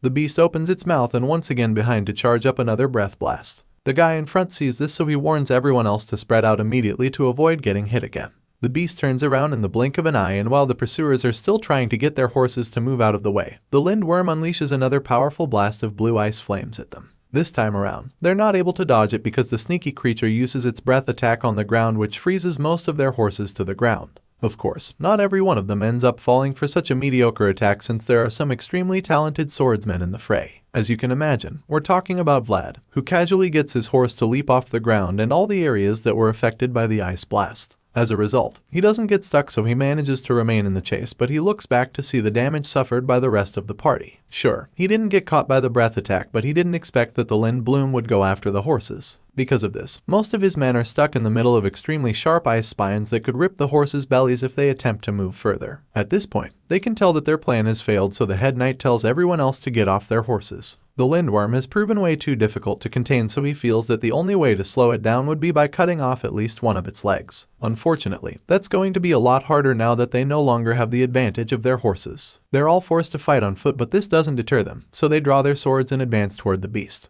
The lindworm can tell that they've suffered a big blow by no longer having their horses, so it doesn't even bother running anymore. At the moment, it probably sees all of them as potential meals, so it faces them and waits for them to approach. Even though the head knight told them to focus on crippling the beast, he also knows that it's not going to be easy. In fact, he's not even sure they can do that considering how swift and vicious the lindworm is, but he can't tell his men such a thing. He has to remain brave and encourage them to fight. At the moment, the beast is ready to take them all on, which makes their task even more difficult because it's not even showing any sign of fear anymore. As they get closer, it roars at them to scare them off and almost charges at the head knight, but just when it looks like he's about to be devoured, a splash of blood from elsewhere catches the creature's attention. Vlad yells at the beast and then reveals his slit palm with blood dripping down from it. Apparently, he split his own hand just to get the monster's attention, and now that he's gotten it, he taunts the Lind Bloom to come get the blood it's been craving so badly. Sure enough, this little plot to lure the white dragon works perfectly because the monster is extremely thirsty for Vlad's blood for some reason. As it zooms in on his injured palm, it sees the drops of blood fall down to the snow, and in a split second, its eyes literally turn red. With the next drop that hits the floor, the lindworm goes absolutely berserk. It's never looked this crazy and bloodthirsty since they started chasing it, with which confirms that there's definitely something special in our boy's blood. Seeing how insane and desperate the creature looks all of a sudden, Vlad just smiles confidently, amused by how effective that little trick was. He's not even fazed by the crazy look in the Lind Bloom's eyes, probably because he feels he can defeat it. But the voice in his head is pretty worried about him. The beast has never looked this dangerous before, so there's no telling what it's capable of in this berserk state. The voice tells him that he shouldn't have done that to attract it, and we immediately get to see just why. In the blink of an eye, the dragon charges at our boy and almost reaches him on the cliff with one leap. Thankfully, his horse is swift enough to evade this first attack, and so he begins to create some distance between himself and the lindworm. Of course, the bloodthirsty creature doesn't stop there, so it pursues him, and that's when the head knight calls out to our boy. He tosses the flaming torch to Vlad, who catches it with ease, and then he yells at the blondie to run for his life. Without even thinking about it, our boy jets off on his horse with the Lind Bloom right behind him. The monster locks in on him and uses all its energy to chase him, so of course, Vlad channels the energy inside him and syncs with his horse to enable them move even faster. The horse's eyes begin to glow along with the horn that suddenly appears, confirming that they're both now in an entirely different mode too. If you remember, the initial plan was to lure the white dragon to the canyon where Sir Rudiger will be waiting with his own soldiers to catch the Lind Bloom off guard. So far, that plan is working perfectly since the beast is desperately going after our boy. Meanwhile, at the canyon, Rudiger and Baranov are waiting for the beast to fall into their trap. Sure enough, it doesn't take too long for one of the soldiers to spot Vald coming from afar. Volkov Baranov asks the guy how long it will take for them to reach the canyon, and the soldier estimates that it would take about 5 minutes. At first, that's how long he feels it would take, but then after taking a second look, he realizes that Vlad is moving at mind-blowing speed, faster than anything he's ever seen. With each second that passes, our boy and his horse cover so much ground that the estimated time keeps dropping rapidly until they're just a few meters away. Baranov can't even believe his eyes when he sees how fast the son of the grasslands is traveling. He's never seen anything on 4 legs move that fast, so he's in a daze for a moment, but he snaps out of it when the soldier informs him that the young swordsman is right in front of them. Because of how insanely fast our boy was, Baronoff miscalculated, so he wasn't able to fire the signal in time. Anyway, now that Vlad is here, he quickly orders his men to fire the signal. Without wasting a second, the soldier shoots the arrow to fire the signal, which our boy recognizes instantly. Because of this, he realizes that they'll be at the canyon very soon. It's a relief to him because at least he knows that Sir Rudiger and his world are there to help him out when the bloodthirsty dragon finally catches up with him. Right now, they're on the home straight and they just have to keep up this pace to reach the canyon safely. Unfortunately, that's when things start to go south because all of a sudden, our boy suffers a stinging pain inside his chest. It's like a bolt of lightning strikes him at that moment, and even the horse suffers the same grueling pain. The voice in his head has no idea what just happened, so it tries to figure out what is going on. However, Vlad is in way too much pain, so he can't even talk. All he can do is think about the excruciating pain he's feeling in his chest as if something is squeezing his heart. At this point, the voice realizes that this must be a binding spell despite how shocking and unbelievable that may seem. Vlad is so confused by this, so he wonders who cast the spell. He thinks deeply as the force squeezes even harder on his heart, and that's when the face of the culprit appears in his mind. It's none other than the blood fucker from earlier, and when it becomes clear what is going on, all Vlad can do is groan in pain as the binding spell puts him right where the dragon wants him. Sir Rudiger is so confused when he sees that Vlad and his horse stopped all of a sudden. He was already waiting there with his sword, ready to finish the lindworm off, but now, it's looking like the dragon remnant will be the one to finish off his favorite young knight. Right now, it's starting to look like it's over for our boy because he can barely even move, much less defend himself against the bloodthirsty berserker that's only a few inches away from him. One would think this is where Vlad's story finally ends, but that's when something crazy happens. In a shocking turn of events, the Lindblum begins stepping back rather than pouncing on the young blondie. Apparently, the creature must have sensed something off and decided to retreat. Rudiger notices this and immediately alerts his men, urging them to march forward and attack the beast. They've already sacrificed so much to lure the lindworm this far, so they can't let it escape now. He orders the knights to go forward and finish off the dragon, which they all do in a heartbeat. Out of all the soldiers, Sir Lamon takes the lead and swoops into action while Rudiger tells them to surround the beast densely so that they can push it into the canyon. On the other side, he's heading out with his troops to make sure that they cover all exit points and make sure they don't give it any openings. Just like that, the lindworm finds itself surrounded from all angles in the blink of an eye. However, it's fast enough to spot an exit route, so it turns around and attempts to escape. For now, that's the only place it can pass to get away, but escaping won't be that easy since Rudiger urges Volkov to handle it. The ponytailed warrior is the closest to the lindworm, so he tells the others to leave the creature to him. Apparently, he's not even bluffing because before the dragon knows what's happening, he unleashes a powerful blast that disorients it for a while. This gives him enough time to unleash more blasts on the beast back to back. Every single strike makes contact with the lindworm, and the explosions create clouds of smoke and ice all over the place. For a while, the soldiers can't even tell if they got the creature down finally, but then as the smoke clears, a pair of rage-filled red eyes glare at them, followed by a supercharged breath blast that they don't see coming early enough. Sir Lamon sees the dragon preparing to unleash the blast, so once again, he warns all those in its path to spread out. Most of the knights manage to get out of the way and avoid getting hit, but it quickly becomes clear that they weren't even the target because all of a sudden, they see the breath attack headed right for Vlad and Horse, who are still incapacitated from the binding spell. Our boy is still struggling to move and fighting with the pain in his heart, but now he has to get out of the way because he's about to be hit with the deadly breath attack of the lindworm. The voice in his head urges him to come to his senses and do something, but all he can do right now is groan in agony. Just then, we see Sir Lamon riding over to him to help him out. As far as this old man is concerned, if not the best, then the second best must be chosen. And as such, the virtue of the retired knight was a chance to take responsibility for the future. With this in mind, Sir Lamon blasted himself ahead of the breath attack and got in the way to save Vlad.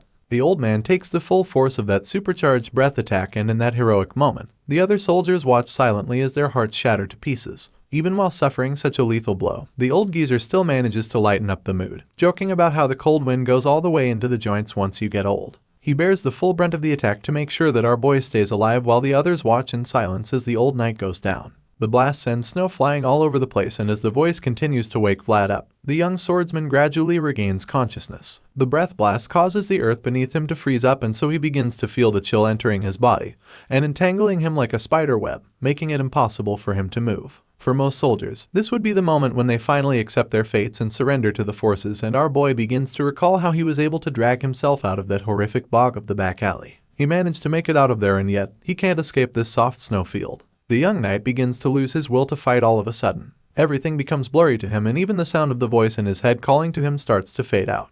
Just when it looks like he might be closing his eyes for the last time, he begins to feel great warmth in his hands. He's confused at first but then realizes that this warmth is actually the old knight's world. The voice reveals this to him, urging him to get it together before informing him that the world which Sir Stangga built up throughout his lifetime is what just reached his horizon. In other words, the old geezer sacrificed himself so that he can give Vlad the power he needs to break the spell. For this reason, the voice urges the young swordsman to sever the bind immediately and let nothing hold him back anymore. Thanks to Sir Stangga's world, the warmth gives our boy the power to move again, so he draws his sword with all the energy he can muster, and as his eyes begin to glow with power, he takes the big determined swing to break the binding spell and free himself for good. With this powerful swing, our boy is able to free himself, and as he does this, you can literally see the remnants of the spell flowing off the sword. Using this newfound power in him that Sir Stangga granted him, our boy is not only able to break the spell but he also manages to send a serious message back to the caster. He lifts his sword up to concentrate all the dark energy of the binding spell, and with Sir Stangga's blade buried into the ground, a backfire mechanism is triggered to strike the blonde fucker who cast the spell on him in the first place. This manifests as a powerful sting that causes the evil mage to bleed from his eye. It's not the worst pain he could suffer, but he is impressed by Vlad's will and ability to fight back. He admits that the boy from Sara is good and just continues to watch everything happening on the battlefield. Now that our boy has broken free, he turns to Sir Stangga, realizing that the veteran saved him. He calls out to the old knight, who is still crouched down to the ground on his knees, but Sir Stangga tells him to go on ahead, claiming that he's done his duty, and that it's Vlad's turn now. The young swordsman is a little thrown off by this statement, even though he probably already knows what it means. While he's still trying to have this moment with the old knight, he suddenly senses the lindworm trying to unleash another breath blast on him. By the time he turns around, the blast has already consumed a few of his comrades, and as much as he'd like to finish talking to Sir Stangga, he's forced to run for his life and avoid getting struck by the blast. As for the old knight, he just remains there and waits for the second wave of the breath attack to hit him again. The chill consumes him and he freezes up in a matter of seconds from the inside out down to his cape. Sir Rudiger watches the onslaught of his men from a nearby cliff, feeling relieved that they all have the engraving, which means that they'll be able to resist the chill. However, he admits that it will be difficult for them to move at the moment. He knows that everyone down there will be caught up in it if he unfolds his world right now, so he can't risk it for their own safety. The man is really frustrated right now because their plan is about to fail woefully. He doesn't know what to do and begins to wonder if they're really going to fail due to the difference of just a single step. The leader doesn't know how to help his soldiers, and all he can do is watch as the breath attack covers the entire canyon like a truck fog. Just then, he spots a familiar glow within the snow, and it turns out to be Vlad, riding on his horse toward the Lind Bloom. The voice urges him to pull out every ounce of strength he has as his eyes glow with power and the determination to destroy the monster. He goes in for the kill, and of course, the bloodthirsty dragon speeds toward him as well. They collide viciously with an insane explosion, and as both sides slightly it out, our boy begins to struggle a bit. He feels that it's too hard to fight this beast, but the voice assures him that every swing he takes is still effective, revealing that he managed to make a wound on the bastard's scales. Sure enough, Vlad takes a second look and realizes that he actually did some damage to the Lind Bloom. At this point, his momentum increases because it's clear that he has a chance. The voice encourages him even more, telling him that he can't stop now and urges him to keep going. So, he does and continues to land blows on the dragon with his glowing sword. They collide over and over, each strike more vicious than the last. After some time, the hero notices that the lindworm can no longer keep up, so it becomes clear that his strategy is working. He can see that the lindworm has slowed down, so he feels he can probably catch it in a vulnerable position very soon, but just when he thinks he's got the upper hand, he notices the nasty crack on his sword. He's been clashing the sword heavily with the dragon's incredibly strong scales, so now it's damaged, and he can't believe his eyes because the sword is like the only thing he can use to hurt the beast. Even though his sword is badly damaged right now, he still feels that he's got a shot because he successfully made the lindworm bleed. The blue blood drips down from the cracks in the monster's wounds, and even though this is supposed to slow it down, it's still pretty active for an injured creature. The lindbloom charges at Vlad almost as if it knows that his sword is extremely damaged.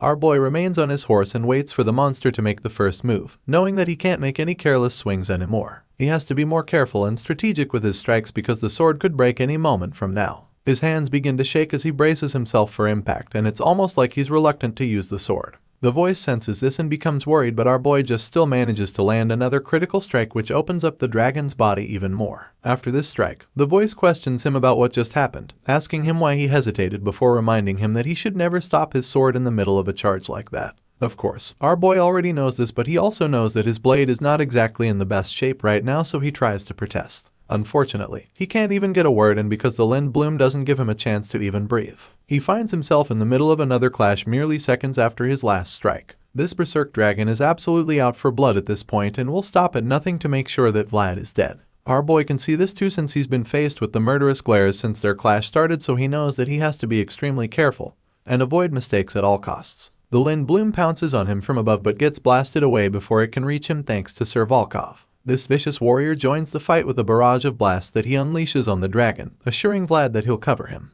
The creature is injured and is now also outnumbered, so it turns around to retreat, knowing it can't take Vlad and Volkov together. They see the Lindworm retreating to the plains where they'll have a hard time tracking it down again, so Sir Rudiger calls out to Vlad, telling him to go after the dragon. They've done so much and lost so much in pursuit of this, so he would hate for them to lose it again because that would mean they failed. Almost all the horses are either tired or frozen, and our boy is the only one who can match Lindblum's pace, so Rudiger urges him to go after the beast. Hearing this, a sense of purpose washes over the young knight. He braces himself for the chase, and as he urges his horse to go after the target, the voice talks about how beings that reach their limit have no choice but to stop. It tells him that he would have to stop now because he can't go any further, just like his sword that is on the verge of breaking in two. The voice concludes that he and his sword can't be together forever, but at the same time, it suggests that Blade do what it must one last time. Hearing this, our boy is motivated to go after the Lindblum and keep fighting. It's a difficult decision to keep going despite how exhausted he is, but he still musters the last bit of energy and magic in him to infuse in the sword and rides fast to pursue the vicious monster they set out to destroy.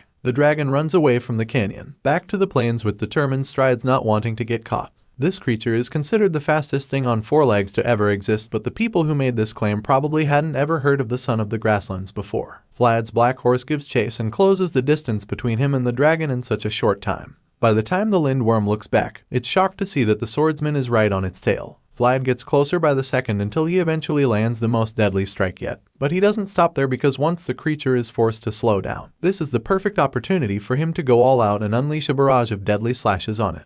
He chips away at the dragon's scales with each strike, ordering it to stop over and over until he finally lands a mighty strike on one of its hind legs, which sends it tumbling in the snow due to the momentum. The Lindworm is finally brought to a halt, and before it can even catch its breath, another powerful blast from the Blood Duke's eldest son is buried into its body. The creature screeches in agony as it lies there, incapacitated. Volkov reveals that he just used his last spear on the dragon, which means that he can't be of any more assistance. Right now, he's counting on our boy to finish the job, and he makes this very clear. Of course, Vlad is determined to finish the mission and make sure that all their sacrifices weren't for nothing. With his tireless horse still very much active, he charges at the Lindworm with a determined look in his glowing eyes. He knows that everyone is counting on him, and he's more than ready to finish the job, so he rides over to the beast, knowing that he's about to land the last strike he ever will using his current sword. He remembers how he was when he first got the blade and thinks about how it truly is the last time he'll ever use it. In that moment, all his memories with his beloved sword flash across his mind, from the moment where he first got it, to the first time he ever used it to defeat a monster. He remembers his battle against the Deathworm and all the other adventures with the sword that led up to this moment.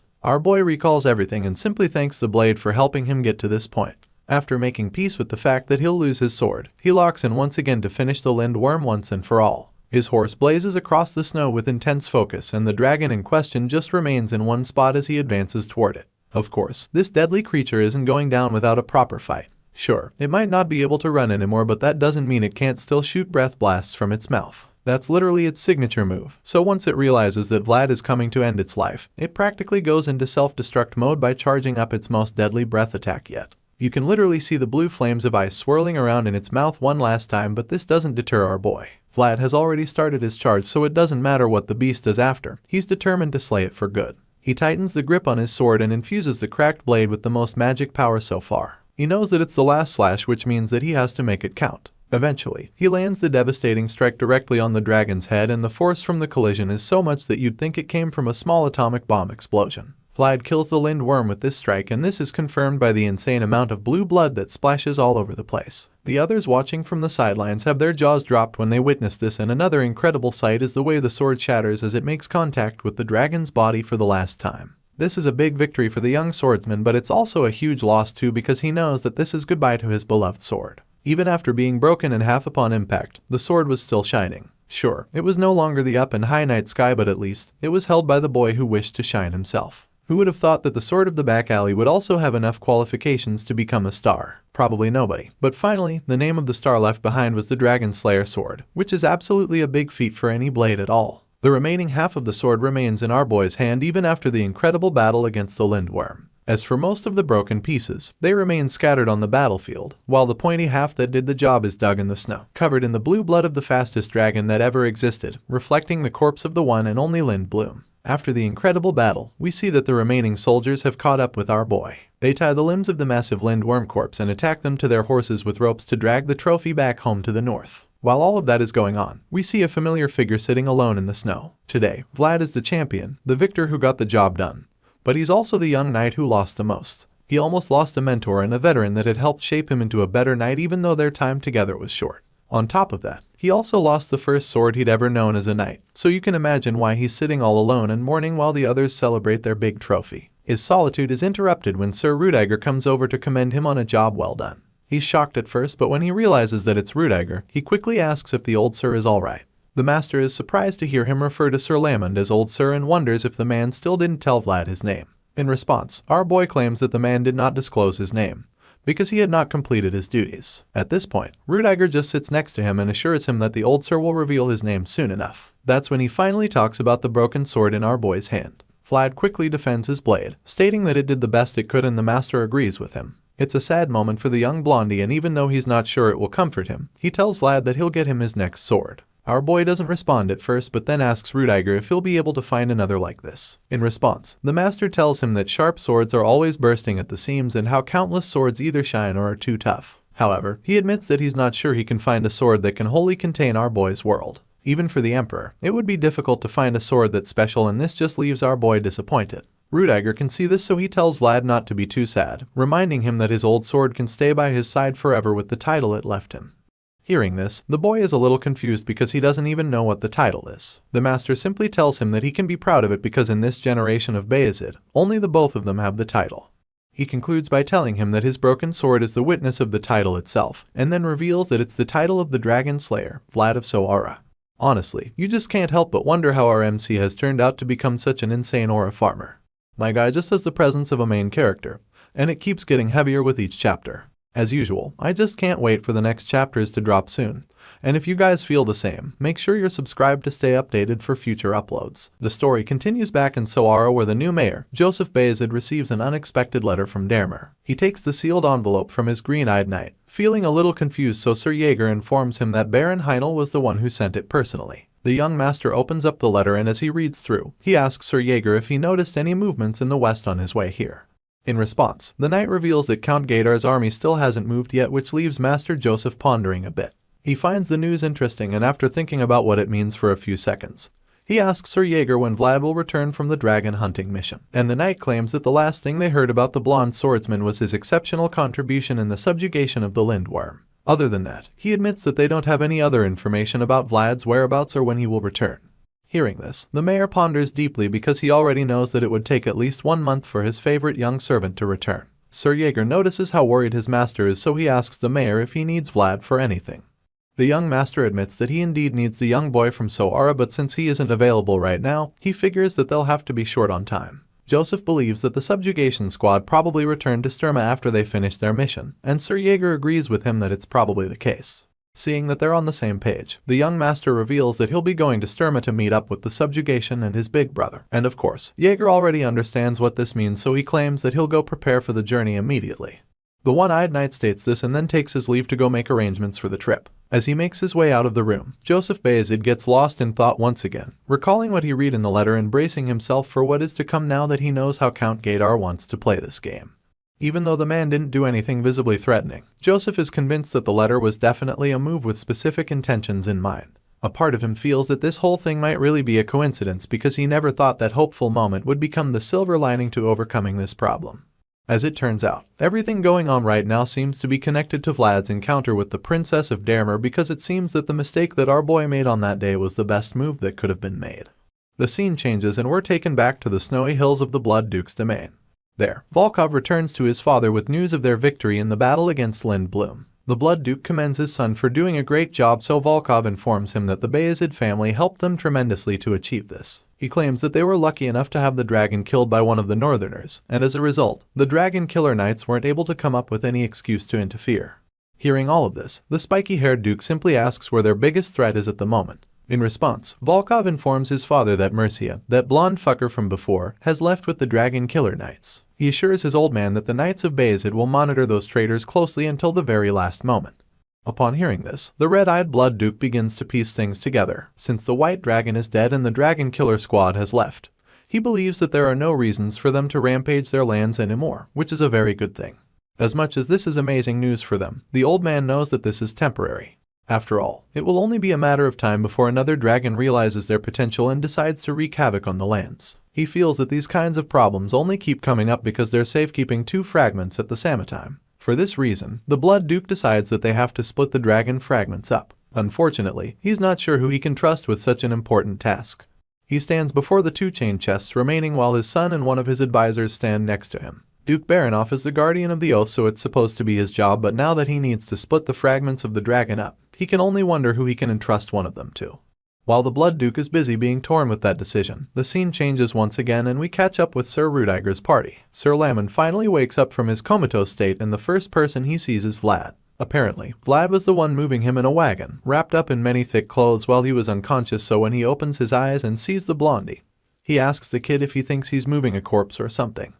In response, our boy explains that the wind is cold and claims that the veteran is being transported like that because they're still very far away from Sturma. Hearing this, the old geezer just scoffs at Vlad's excuse, informing him that a man is not scared of the cold. This old knight says this with so much confidence even though there are literally still pieces of ice all over his face. Seeing that Lamon wants to act all tough, he reminds the veteran how he literally said that his bones were aching earlier when he was blasted with the Lind Bloom's breath attack. As you can imagine, this is like a checkmate for Lamon because he can't even deny it. He's just pissed that the kid was able to remember that. Sure, he can boast about not being affected by the cold anymore, but he still doesn't want Vlad to tie him up any further because it's only a matter of time before his blood flow gets cut off. While those 2 are busy bickering, we see Rudiger and the blondie having a chat. The Bayezid's son points out how preparations will soon be over and then asks the guy if he isn't going to Sturma with them. After all, Lord Mercia and his dragon killer knights are important guests who came from far away, so he suggests that his father, Lord Bayezid, will be happy to see them. The blue-eyed schemer already knows that Rudiger doesn't like him, so of course, he politely declines the offer. He claims that it's a rare opportunity to go to Sturma but admits that he doesn't think he'll be able to have a peaceful life over there. As you can imagine, Rudiger doesn't actually want a blonde fucker around, so after his first refusal, he casually decides not to ask any further. Right now, he's only talking with Mercia just because it's his duty, not because he's enjoying it. He claims that it's embarrassing for him to let a faraway guest leave empty-handed. But since Volkov took the spear that was struck into the Lind Bloom's leg, he figures that Mercia should take something too.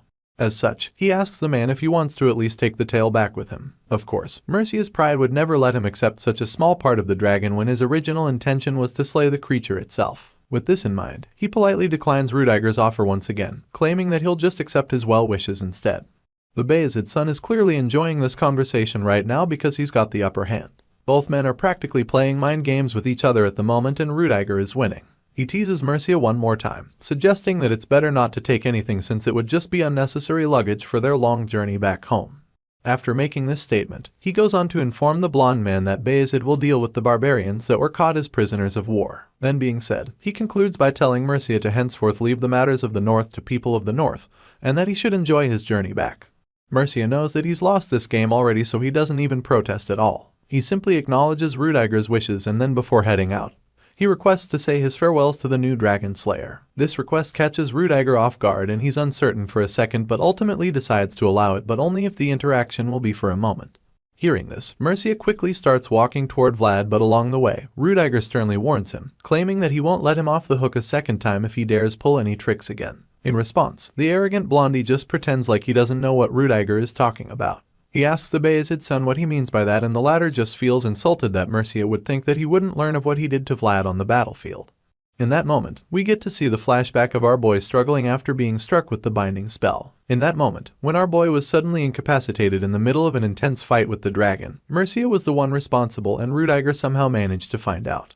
Because of this, he now has more than one reason to despise the blonde fucker, so he makes it crystal clear to him that there will not be a second warning. Of course, Mercia gets the message instantly, so he assures Rudiger that he will need that warning. Right after that, he makes his way over to Vlad while thinking about what just happened. He feels that he acted too rashly, unlike his usual self, and he kind of regrets it because he realizes now that the encounter was an opportunity for him to see the world of Rudiger Bayezid. Unfortunately, he wasn't composed enough for that and now he might never get another chance. Either way, he feels that there's no need to be disappointed since he already got to see the most important thing, which just happens to be our boy. While Vlad is busy trying to confirm that all their luggage has been packed properly, he's suddenly interrupted by Mercia, who approaches him. The sneaky bastard commends him for his impressive display on the battlefield. Of course, Vlad is pissed to even hear his voice, and the fact that he even has the balls to come over to talk to him makes it even more annoying.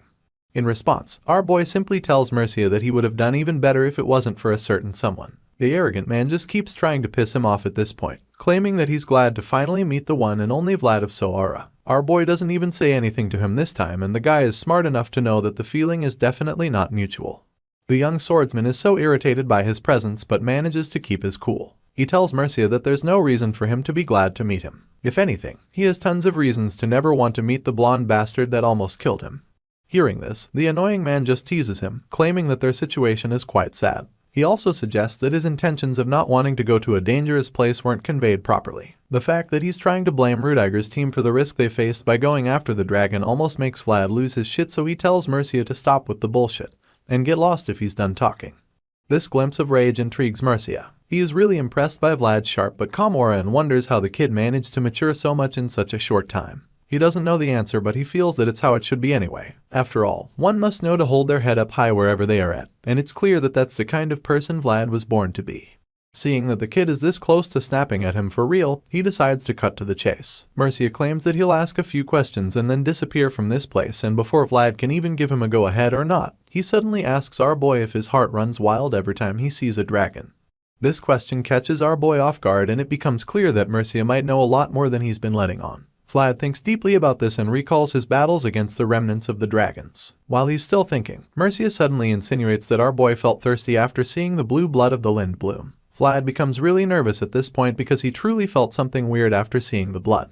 He begins to panic, and that's when Mercia blatantly asks him if he wanted to drink the dragon's blood.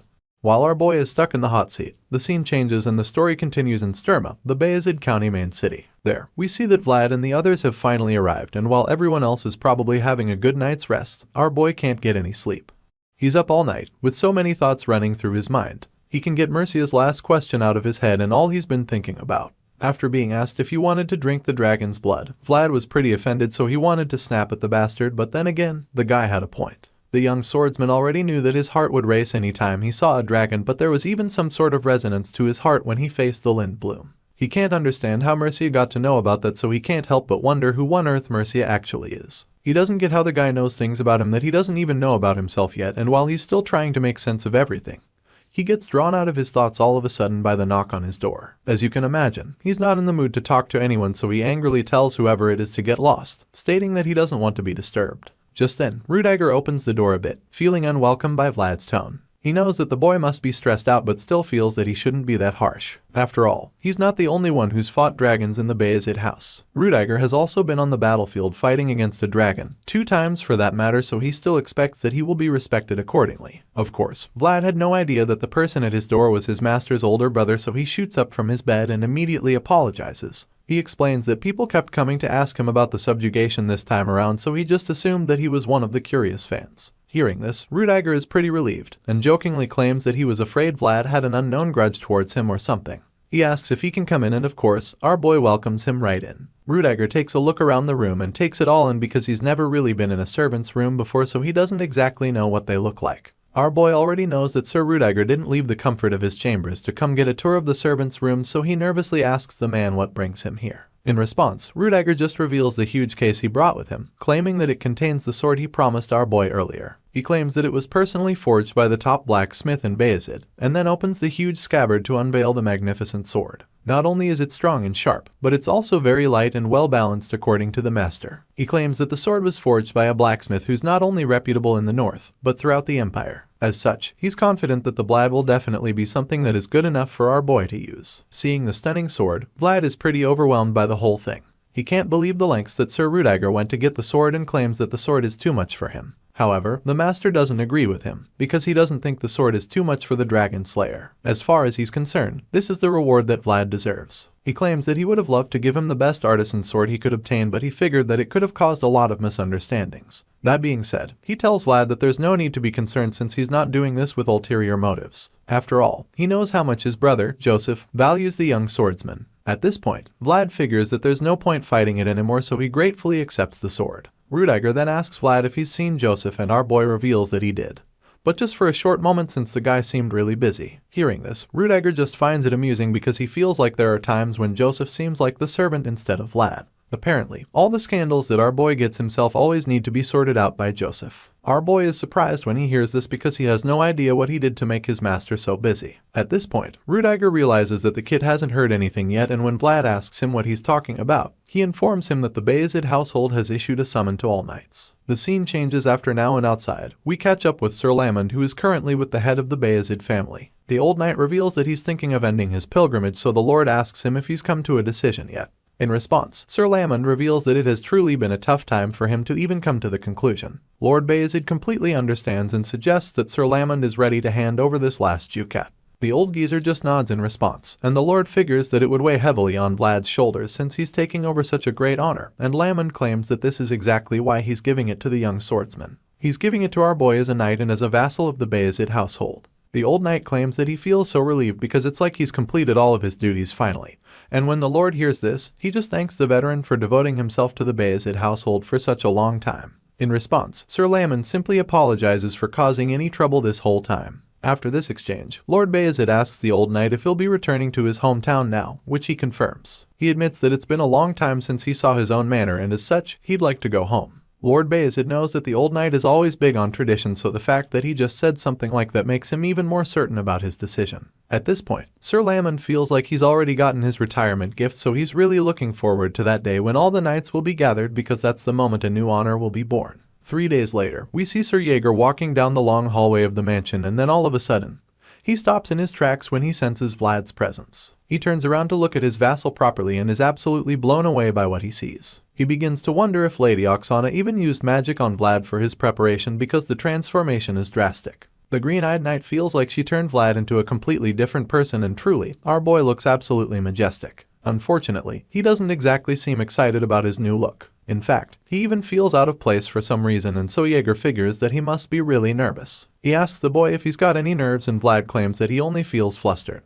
His cheeks are bright red at this point, and he admits that this whole thing feels quite sudden to him. Hearing this, Sir Jaeger calmly assures him that he won't scold him for shaking like a leaf. He tells the boy that he'll let him off even if he trembles, and then reminds him that he's the reason why the door of knights will be opened today. That being said, Sir Jaeger steps up to the door and asks that Vlad be allowed to enter, because he's now standing there on the orders of the Count. At that moment, the huge doors are opened, and our boy is absolutely blown away by the majesty before his eyes, because he has just been allowed into the Hall of Knights. Just as he's about to walk in, he looks back and sees young Master Joseph watching him proudly. Joseph remembers how he could never stand in front of that door because he can't wield a sword. He always thought that it would be a line he'd never cross in his life, but today, it looks like Vlad has become the sword that finally came to him. With tremendous pride in his heart, he encourages Vlad to go on and enter into the Hall of Knights, congratulating him on his fear and calling him his sword. The red path is one path of honor, and the boy had walked that path without even realizing it. Step by step, this was the oath that he had dreamt of beyond the mires of the back alley. He was finally on the path toward the shining star,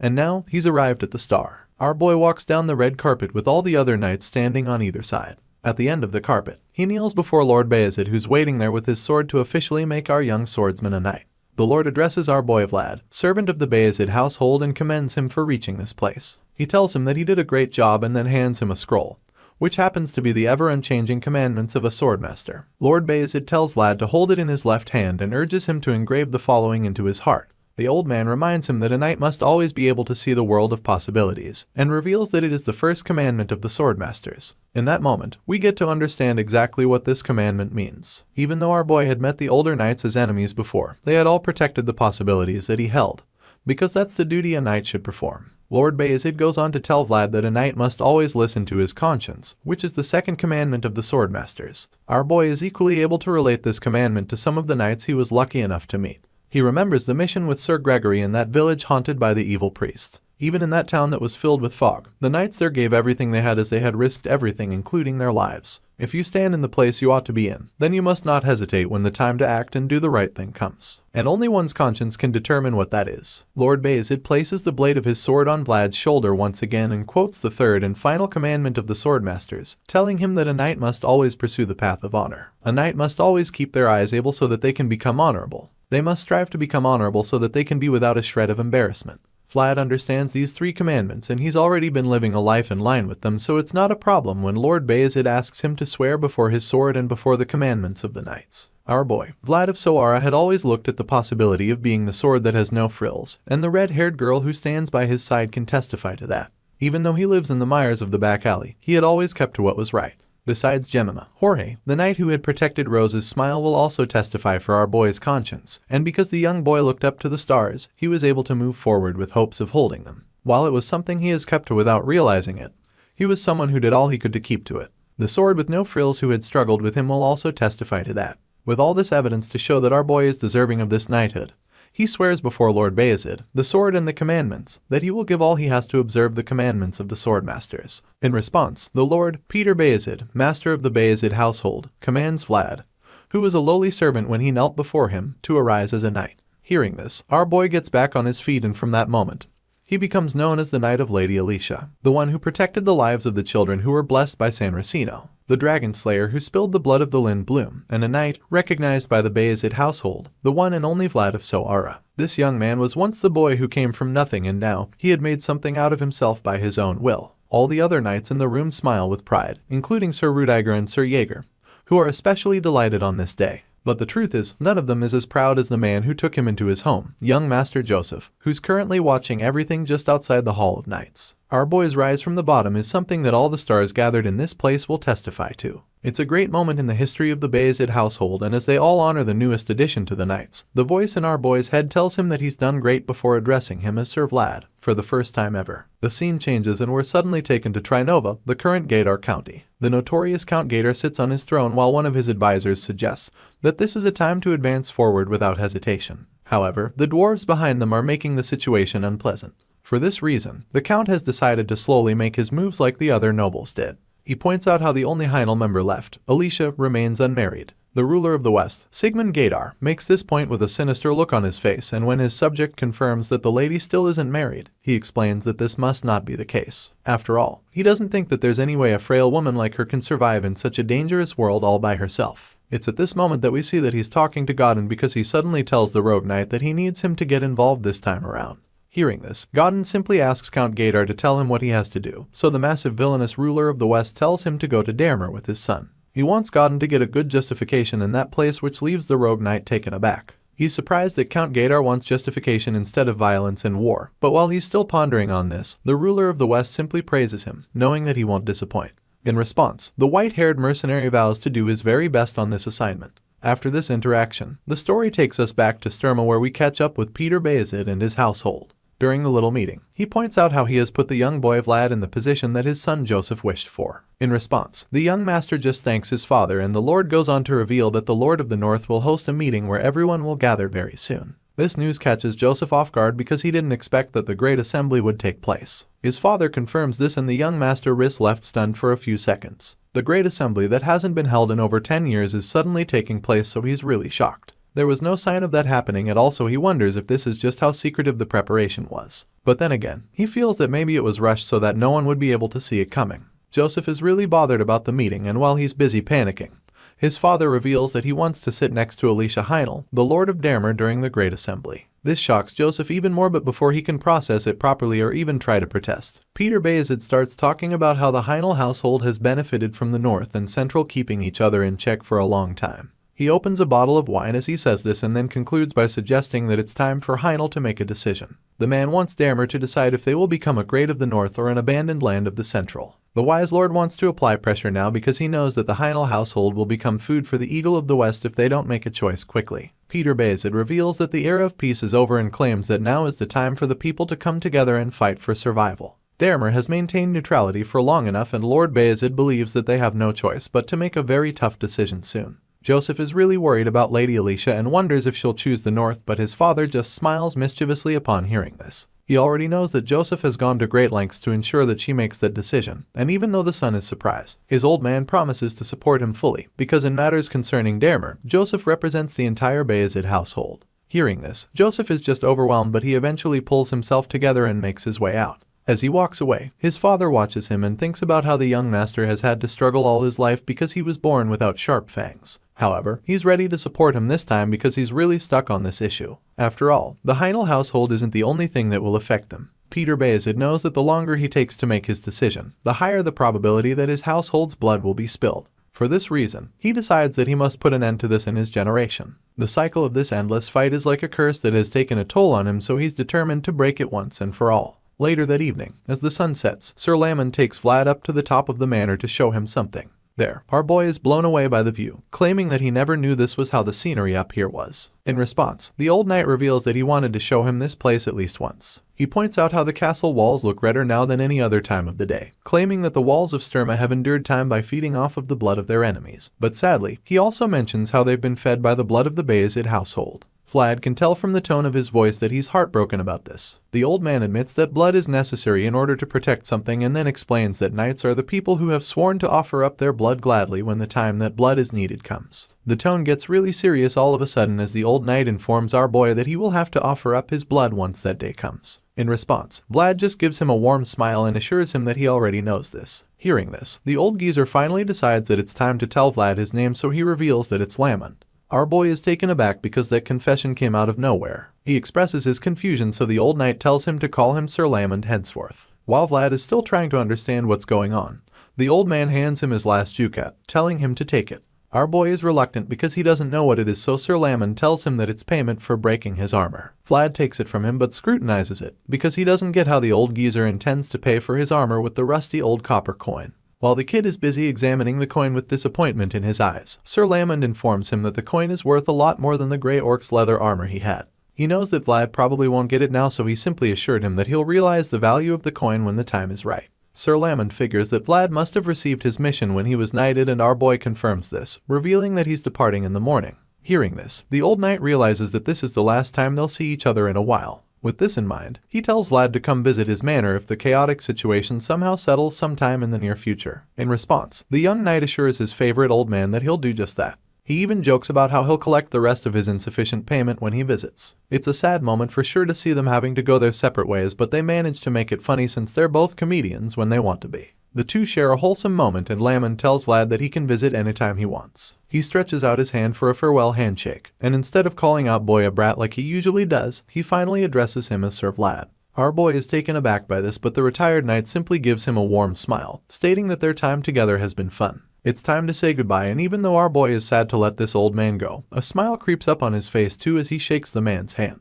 He thanks the old knight for everything he's taught him, and that's where they finally part ways. The story continues in Dermer, where a familiar blue-haired princess is currently frustrated that no one has come to see her even though it's been a month since she sent that letter. Her advisor calms her down, urging her to be more patient and reminding her that they always have to be prepared for the worst situation, because only then will they be prepared for whatever they must do. The clock is ticking for the Heinel household, and Alicia is starting to fear that the worst situation is already upon her. She contemplates following what Count Gaydar said in his letter and marrying his eldest son, but she doesn't even know what to think anymore. She asks her advisor if she should just marry into the Gaydar household, and the old man is absolutely shocked. That's definitely not what he was trying to suggest, so he feels that he may have chosen his words wrongly the first time. Despite his attempts to calm the lady down, she's still shaking in anger from receiving the wedding invitation, which was more like a one-sided notice. Count Gaydar probably didn't give her much of a choice with that offer, and she knows that the West completely disrespected her. Even though they sugarcoated their intentions, she knows that it can't be good for her because there was no promise to what the future of Heinel would be like. All she saw was their own greed.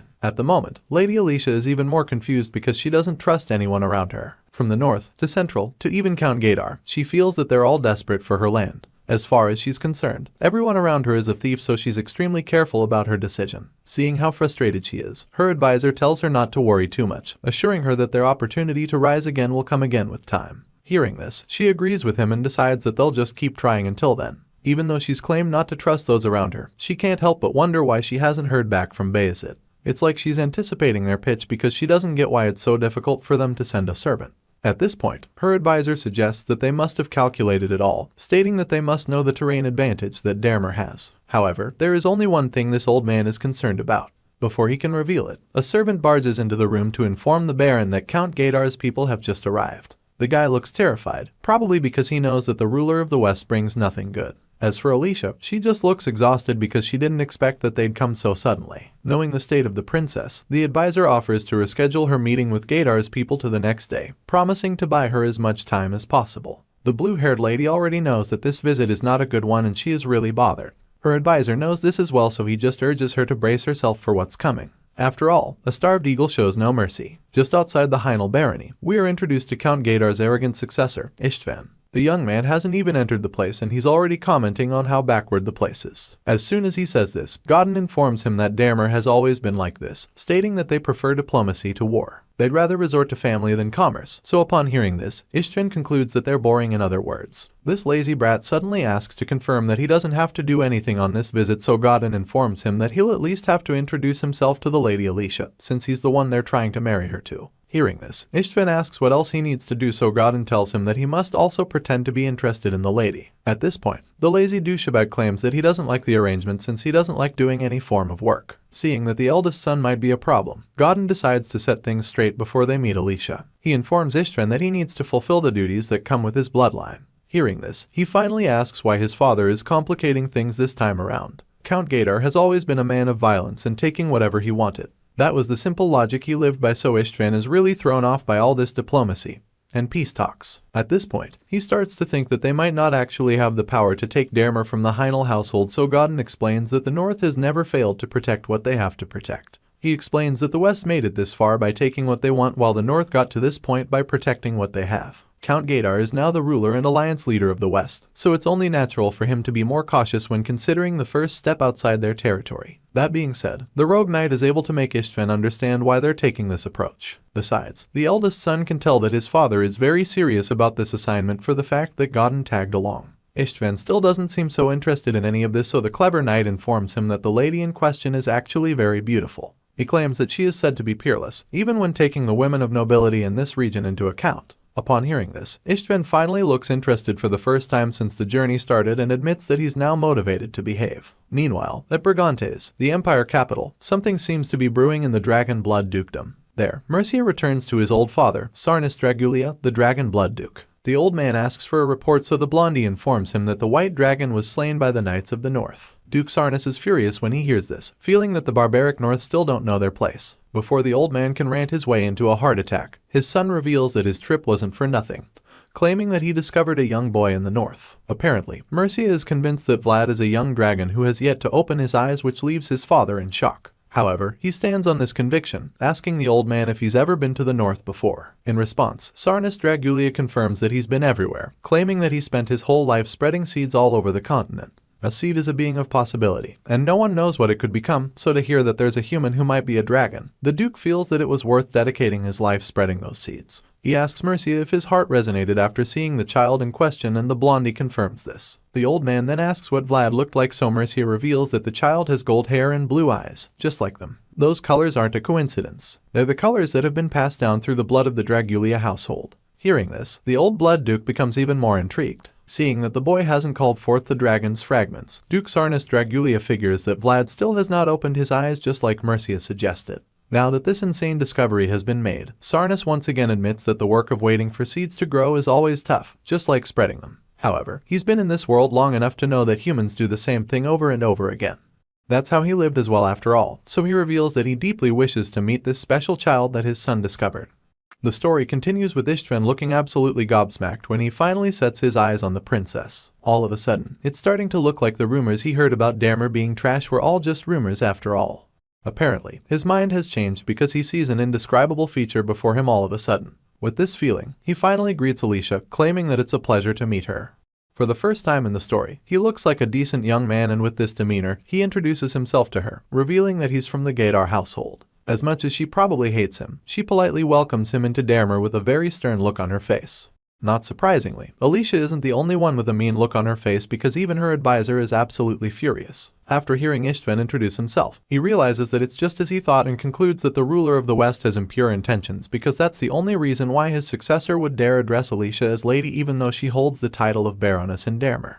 It doesn't take long for Ishtvan to notice the old man shooting death glares at him, and so he's quite confused because he probably doesn't know what he's done to offend the man. Either way, he doesn't really give a shit, since his main concern now is the beautiful blue-haired lady that he plans to make his wife. At this point, Alicia finally responds to the uninvited guest. She thanks him for coming such a long way and then informs him that it would have been better if he had told them of his visit earlier. Hearing this, Ishtvan tries to cut in and say something, but before he can even get a word in, the Baroness cuts him off again. She goes on to point out how necessary it would have been to coordinate the details of his proposal in advance instead of just shoving it in her face. At this point, it's almost like she's scolding the young man and the knight who escorted him. Alicia admits how disappointed she is with the attitude that House Gaydar has shown toward her. At first, Istvan is taken aback by her strong outlook, but then a smile creeps up on his face because he's actually impressed. Before meeting her, he had assumed that she was just a harmless young lady, but after this little exchange, he can tell that her words are as cold as ice. It's just the kind of atmosphere he likes, so he's looking forward to his time in Dahmer already. Before Istvan can respond with some rude comment, Sir Godin quickly chimes in to speak on his behalf. The white-haired knight quotes what Count Gaydar told him, claiming that fateful relationships born from a meeting are always precious. Unfortunately, Alicia doesn't really agree with him in this situation because she can't think of any noble family that would rush through meetings between households the way they've done. At this point, Godin realizes that the Baroness would be a tough nut to crack, so he simply tells her that their count values her greatly. So much so that he has sent his own son all the way to Dahmer to come see her. The old advisor listens to the exchange and literally starts boiling in anger. He's absolutely disgusted by the Westerners, but he also knows that he has to keep his emotions in check. As far as he's concerned, Count Gaydar's house must have a reason for acting so rudely right now. The old man believes that they might just be looking for a reaction and some kind of reason to finally take over Dahmer with force. While he's thinking about this, the bratty successor chimes in once again. Surprisingly, Istvan starts by apologizing to Lady Alicia for not observing certain manners and etiquette. Surely, he's not really sorry, but at least, he's played his part in portraying good behavior, and this allows Godin to introduce him as the heir of the Gaydar household. For some reason, the knight suggests that the successor's presence alone can replace all unnecessary procedures, and of course, Alicia isn't pleased to hear such a thing. She doesn't say anything in response and instead just glares at the both of them for a few seconds. Istvan can immediately tell that she's offended, so he lets out a small laugh and asks her not to get angry, claiming that they came all this way to see her after hearing good news. In response, the Baroness decides that they'll talk about the details along the way, but before then, she urges them to have some rest in the accommodations she has prepared for them. However, Istvan refuses to postpone their discussion for some reason. He claims that he would like to spend some more time talking to her alone instead of resting, and this statement strikes a nerve in Alicia. She is still dazed by his audacity when he claims that the current situation is quite urgent, even though he knows that it would be proper etiquette to greet her parents first. Of course, patience is a valuable virtue for everyone, but even that has its limits. If one remains patient despite the other party crossing boundaries, then it's no longer patience but simply an act of lowering oneself. The Baroness is enraged by Istvan's boldness and furiously asks him why he would dare suggest such a thing. Seeing the look on her face, the arrogant heir is delighted because his little scheme to get her man worked perfectly. This is the reaction he's been looking for, and he can't believe it was that easy to get it out of her. And as such, his personal aim for coming here has been achieved because they've obtained their justification. Just before the Westerners can show their true colors, something unexpected happens. All of a sudden, someone announces that the Knights of Bayezid have arrived, and this leaves everyone in the room absolutely shocked. Without any hesitation, Alicia's advisor tells for the knights to be led inside. Sure enough, the massive doors are opened immediately for the powerful Knights of Bayezid to enter. Of course, Sir Jaeger leads the way, while our boy and the other skilled swordsmen advance to greet the blue-haired lady. Jaeger is the first to greet the Baroness, admitting that it's been a while since they saw each other. With so much humility, they all greet the Master of Dahmer, revealing that they've come to pay their respects. For the first time since the Westerners arrived, Alicia has a smile on her face. She welcomes the knights gladly, and that's when our boy chimes in to apologize for being late. Istvan is immediately irritated by Vlad's presence and wastes no time in shooting death glares at him. The youngest knight steps forward to address Lady Alicia, revealing that he has come to answer her call. At this point, the smile on her face widens even more because she's so happy to see him. After all, Vlad is the only one who has the right to address her as lady, since he's the only one she permitted to do so the moment she gave him her handkerchief. Our blue-eyed hero reveals that he has come to Dahmer to pay the price in return for receiving her handkerchief. When the arrogant heir to the west hears this, he's pretty confused because he has no idea what handkerchief they're talking about. At this point, Vlad finally turns his gaze to Istvan, who he'll have to deal with very soon. He claims that this price he's come to pay will be his name, which is guaranteed by the Bayezid household in the honor of a knight. Our boy thinks about how he's climbed and struggled through the mires to get here. He's come a long way from the slums of Sara, and now that he's come face to face with the rogue knight Godin once again, he's glad to know that his shadow is now finally touching the traitor. Godin is shocked when he realizes that the young knight standing before him now is the same boy he fucked over a long time ago. He's quite bothered, but our boy wants the traitor to look him in the eye. Godin always seemed so elusive to Vlad, but now, he's delighted that he's finally obtained the right to stand before the Knights of the Blue Moonlight. Later that day, we see the men from the west having a chat. Istvan looks really upset because he really thought things would go smoothly, but that wasn't the case since the Bayezid Knights came out of nowhere to ruin everything for him. He never expected the Bayezid household to pull such a move. He's particularly pissed about the blonde swordsman that overshadowed him in front of the Baroness. Before now, Istvan had never heard about Vlad of Sara, and even though he'd thought he met our boy's gaze, he didn't. This is because the young blondie wasn't actually looking at him but actually had his eyes on Godin, who was standing behind him at the time. He chuckles as the incident plays back in his mind, and he finds it quite intriguing because he has never been humiliated like that before. The fact that Vlad didn't even bother to look at him for more than a second makes him really mad, but it also makes him quite curious. So, he asks Godin if he knows the young knight, claiming that Vlad seemed pretty arrogant. In response, the white-haired knight simply admits that he and Vlad had a short encounter once. The rogue knight is still surprised by what the kid has become because he never imagined that he'd meet him in a place like this. The scar-faced trader thinks of the last time he saw Vlad, recalling that day, and realizes that he probably didn't spare the boy's life out of mere pity alone. Godin realizes that he probably let Vlad live because the shining possibilities that he carried within him had attracted him to want to support the boy. Even though it's clear now that Vlad might turn out to be a thorn in his flesh, Godin still amdots that the young knight is truly admirable. This rogue knight can't believe he's the person that he received a report about a while back. His thoughts are suddenly interrupted when the bratty son he's babysitting asks him what they're going to do now. Istvan reminds him that his father asks them to create a reason to take over Dermer, and that's no longer looking likely since the Bayezid household has gotten involved. With this in mind, Godin ponders for a few seconds until he eventually comes up with an idea. After a brief moment of silence, he suddenly assures Istvan that there is still a way to finish their assignment, claiming that it would have to be a case of winner takes all. The knight is certain that this is a law that works everywhere, and since the Bayezid knights are in the picture, he's convinced that this is the only way to go about things. The scene shifts at this point and we catch up with the Baroness, who is currently in a small meeting with Sir Jaeger and Vlad. They can't over some tea and Lady Alicia tells them how Joseph promised to prove to her that the alliance between their households is a strong one. So, now that Sir Jaeger and the Knights of Bayezid are here, she concludes that there's no longer any need to prove it. Now that they're on the same page, Jaeger places the letter from his master Joseph on the table and she quickly picks it up to start reading. Even though Vlad has her handkerchief, Sir Joseph still thinks that it would be difficult for her to reject the marriage proposal of the Gaidar household with just that reason. As such, he's offered her a plan B in the letter she just opened, so by the time she's done reading, she's shocked to learn that there is another method to escape the clutches of the West. Once she's done reading, Sir Jaeger assures her that Joseph is doing his best for Dermer at the moment, and she agrees with him, admitting that the idea in the letter is definitely a possible solution to her dilemma. Alicia reveals that her grandmother was also a part of the Oscar household, just like Madame Oksana was, which means that the same blood flows through her. Apparently, her old advisor didn't know about this, so when she reveals this, he's left speechless. The old man had no idea, so while he's expressing his shock, Sir Jaeger confirms this discovery. He goes on to reveal that the reason the Bayezid household had lent her their swords is also because she's inherited that bloodline. Hearing this, Alicia begins to process the possibilities of what she just learned. She realizes that if the Countess of Bayezid becomes her godmother, then it would mean that she can easily reject the marriage proposal from the Gaidar household. Because if the eldest son of the Gaidar household wants to marry her, then he'll have to get permission from the Countess first. Of course, there's no way that Lady Oksana would let Alicia get married into the family of a tyrant.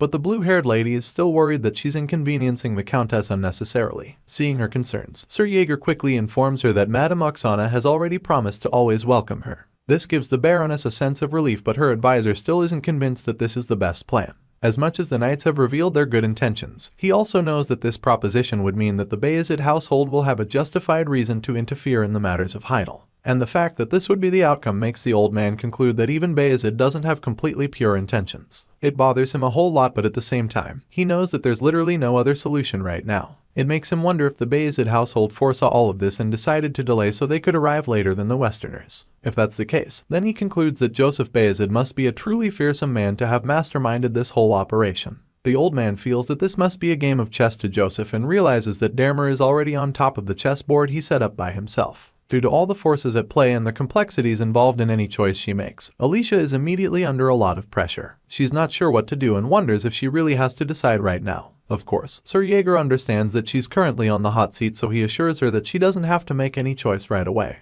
He claims that they understand she might be stressed out from having to decide and lets her know that she can take her time. Hearing this, the Baroness is pleased and thanks them for their consideration. Her advisor equally knows that it's a tough decision for her because between the Gaidar household, who approached with the excuse of a marriage proposal, and the Bayezid household that's using protection as bait, it's starting to look like there's really no one that Alicia can trust completely. The young lady zones out for a second until she matches Vlad's gaze. She calls him sir, knowing that he's now a full-fledged knight, and then asks him how he's feeling. She asks him if the work he's been entrusted with is alright for him. In response, he simply assures her that he'll do his best for her. After all, those are his orders and he even wants to follow them too. As soon as he says this, the lady is pretty taken aback and a wave of realization hits her advisor as well. The man concludes that there's actually one person that the Baroness can actually trust completely, and that's Vlad, because the young knight is willing to do what Lady Alicia needs without any conditions or schemes. Once our boy makes it clear that he's ready to fight for her no matter what, she thanks him sincerely and then asks him to show her the handkerchief she gave him before. She believes that it will need some mending since he's been carrying it around this whole time, so Vlad quickly reaches into his breastplate to search for it. Seeing this, Alicia figures that he always keeps the cloth deep within his armor, so it feels good to know that he treasures it. After a few seconds, our boy reveals that purple handkerchief and hands it over to her, but this is where Vlad messes up for the first time. Apparently, he forgot that Jemima also gave him a white handkerchief, so he doesn't remember to hide that one and takes it out with the purple one. Lady Alicia is bewildered when she sees Jemima's own above hers, and before Vlad can even realize what's going on, she snatches the white one from him in a flash. At this point, Vlad is dazed and so is the voice in his head. The voice claims that he didn't even see Alicia's hand coming because of how fast she was, and our boy admits the same. Once she has the white one, she takes a closer look and confirms that it's definitely not the one she gave to him, so she expresses her displeasure. Knowing that she is probably unhappy about this, Vlad tries to lighten the mood by laughing about it and explaining that it's nothing much since a friend gave it to him. He admits that he's been using both handkerchiefs, and Alicia concludes that this friend must be a girl too. Vlad doesn't even bother lying about this. He innocently confirms that Gemina is a young lady that he grew up with. All of a sudden, the Baroness starts to look like she's no longer mad, but the clueless boy who still knows nothing about women starts laughing too, feeling that Alicia is all good now.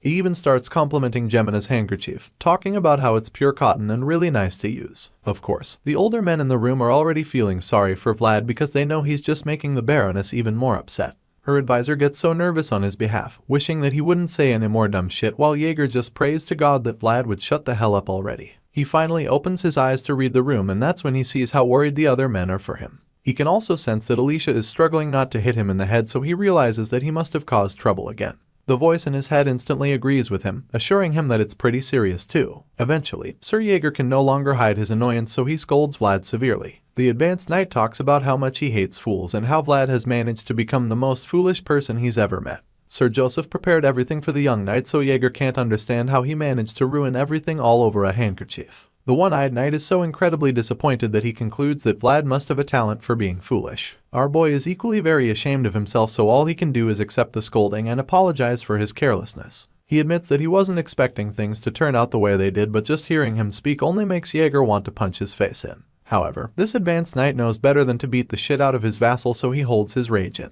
After all, Vlad will turn 18 after this winter, so he ought to start treating him as an adult from now. Besides, he's now also a knight, so he can no longer deal with him the way he would when he was still a young swordsman in training. With all of this in mind, Jaeger finally calms down and tells Vlad to leave the room. Our boy is shocked to hear this, so the green-eyed knight repeats himself only once and tells him to get the hell out already. Jaeger is extremely pissed right now, so he doesn't even want to see Vlad for the meantime. He threatens to beat him up like he used to, and our boy surprisingly claims that he'd like to see Jaeger try. He challenges the advanced knight to beat him, feeling confident that he can't lay a hand on him. Of course, this just upsets Jaeger even more, so he warns Vlad to get out of his sight for the last time. The advanced knight starts cracking his knuckles, claiming that he might not be able to hold himself back anymore, and just when it looks like the big guy is about to reach his limit, our boy runs off like a coward. It's quite funny the way he flees after talking big, and Jaeger just begins to wonder what he's going to do with that kid. Vlad escapes and finds himself in another room where the other Bayezid knights are having some wine. As soon as he enters, they all start staring at him, so he asks them what's up, and they immediately start mocking him for his little handkerchief incident.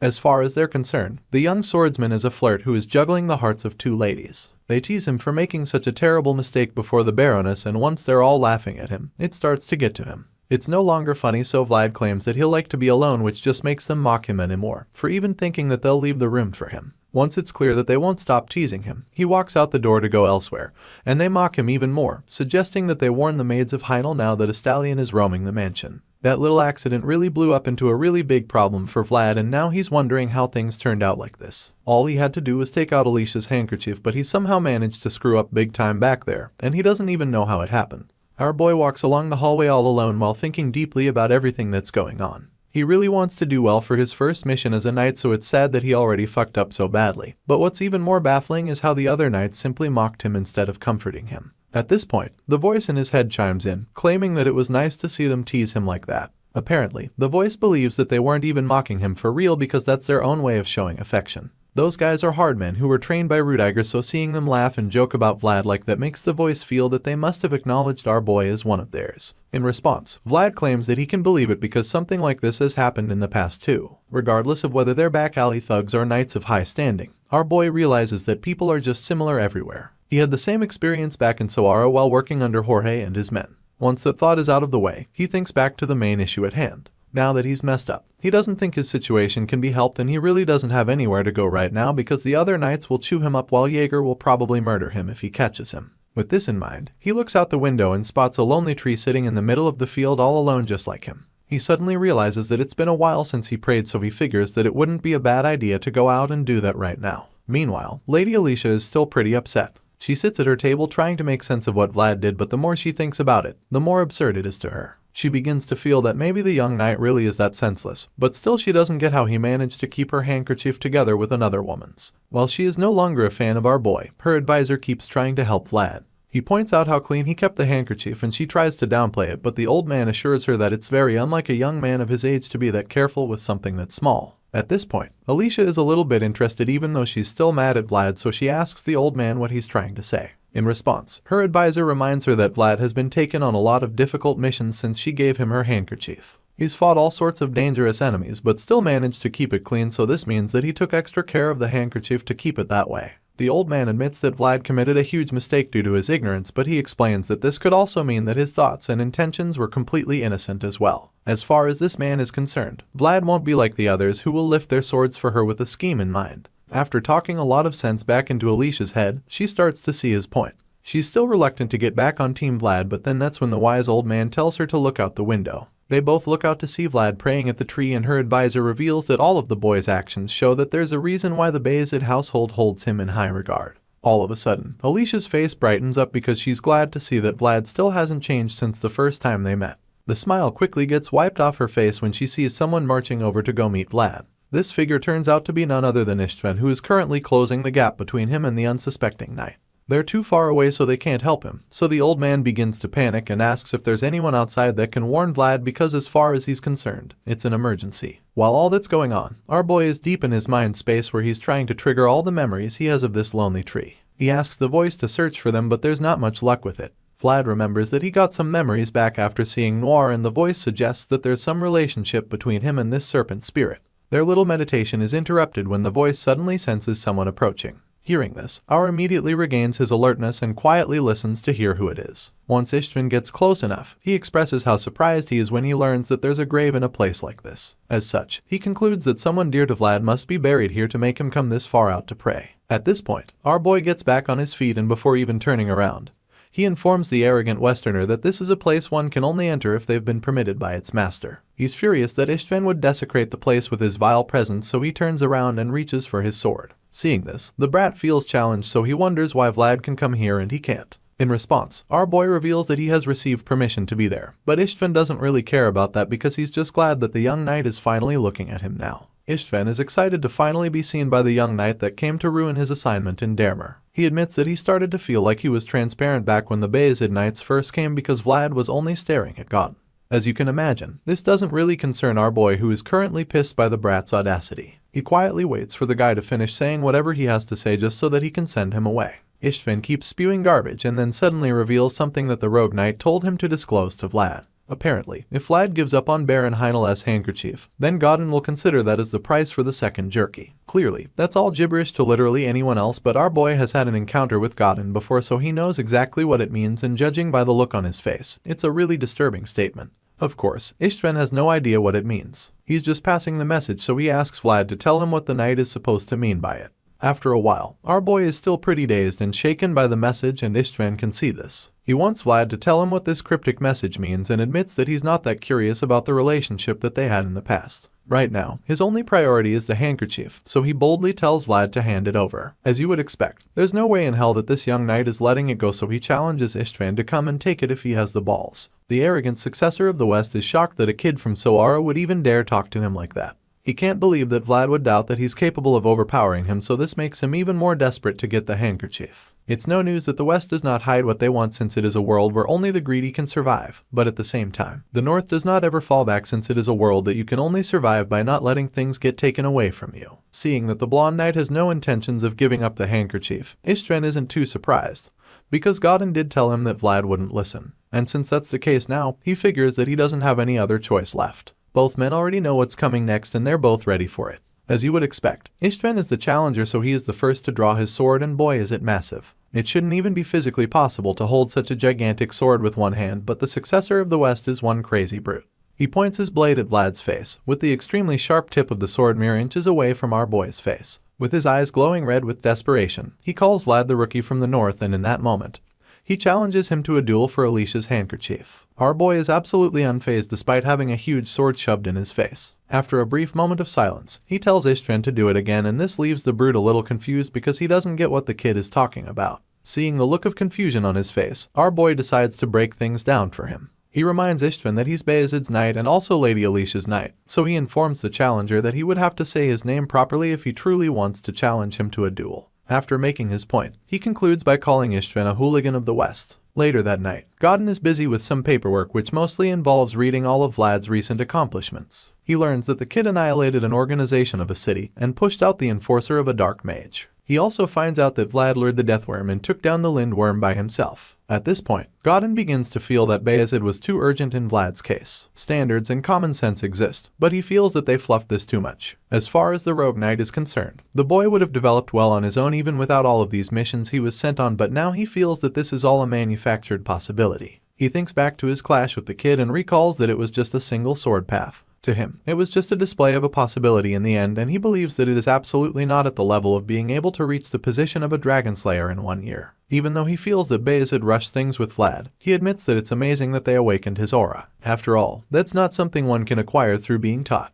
Now that he's learned all of this, Godin regrets not bringing Vlad with him using whatever means. His thoughts are suddenly interrupted when Istvan returns, so he turns to ask the successor about the handkerchief. Of course, the brute wasn't able to get it and confirms that Vlad is truly someone who doesn't listen. Godin is surprised that the big guy came back empty-handed because he thought Istvan would just take it from Vlad by force. Hearing this, the heir to the West admits that he was about to do that but couldn't because the mood was spoiled. It turns out that the Bayezid knights and some of the Heidel guards rushed to the scene just before he could engage the young knight. Istvan has no idea how they knew what was up though, but at least, he managed to request a duel before they interfered. Hearing this, Godin asks when it is and Istvan reveals that it's in 2 days. He also reveals that they have to bring a priest to supervise the duel. In response, Godin claims that it's good to have a priest there as a witness because they won't be able to protest after. With the way things are going, the rogue knight is confident that they'll be able to have justification and profit very soon. That's all great for the West, but Istvan has a personal issue with Vlad now, so his own reward would be the young knight's face contorting in fear. The scene shifts, and that's where we see Sir Jaeger having a private discussion with the old advisor. The man asks the knight if there's any chance of victory in the duel, and Jaeger admits that it won't be easy. Istvan is the oldest son of the conqueror of the West, the Gaidar family, so they all know that he's the real deal, a ferocious warrior who honed his skills while receiving the best education from his childhood. Even Sir Lamond has attested to the skill of the Western knights, so he knows that it won't be an easy duel. In fact, Sir Jaeger is afraid that Vlad's chances of winning are very low at the moment.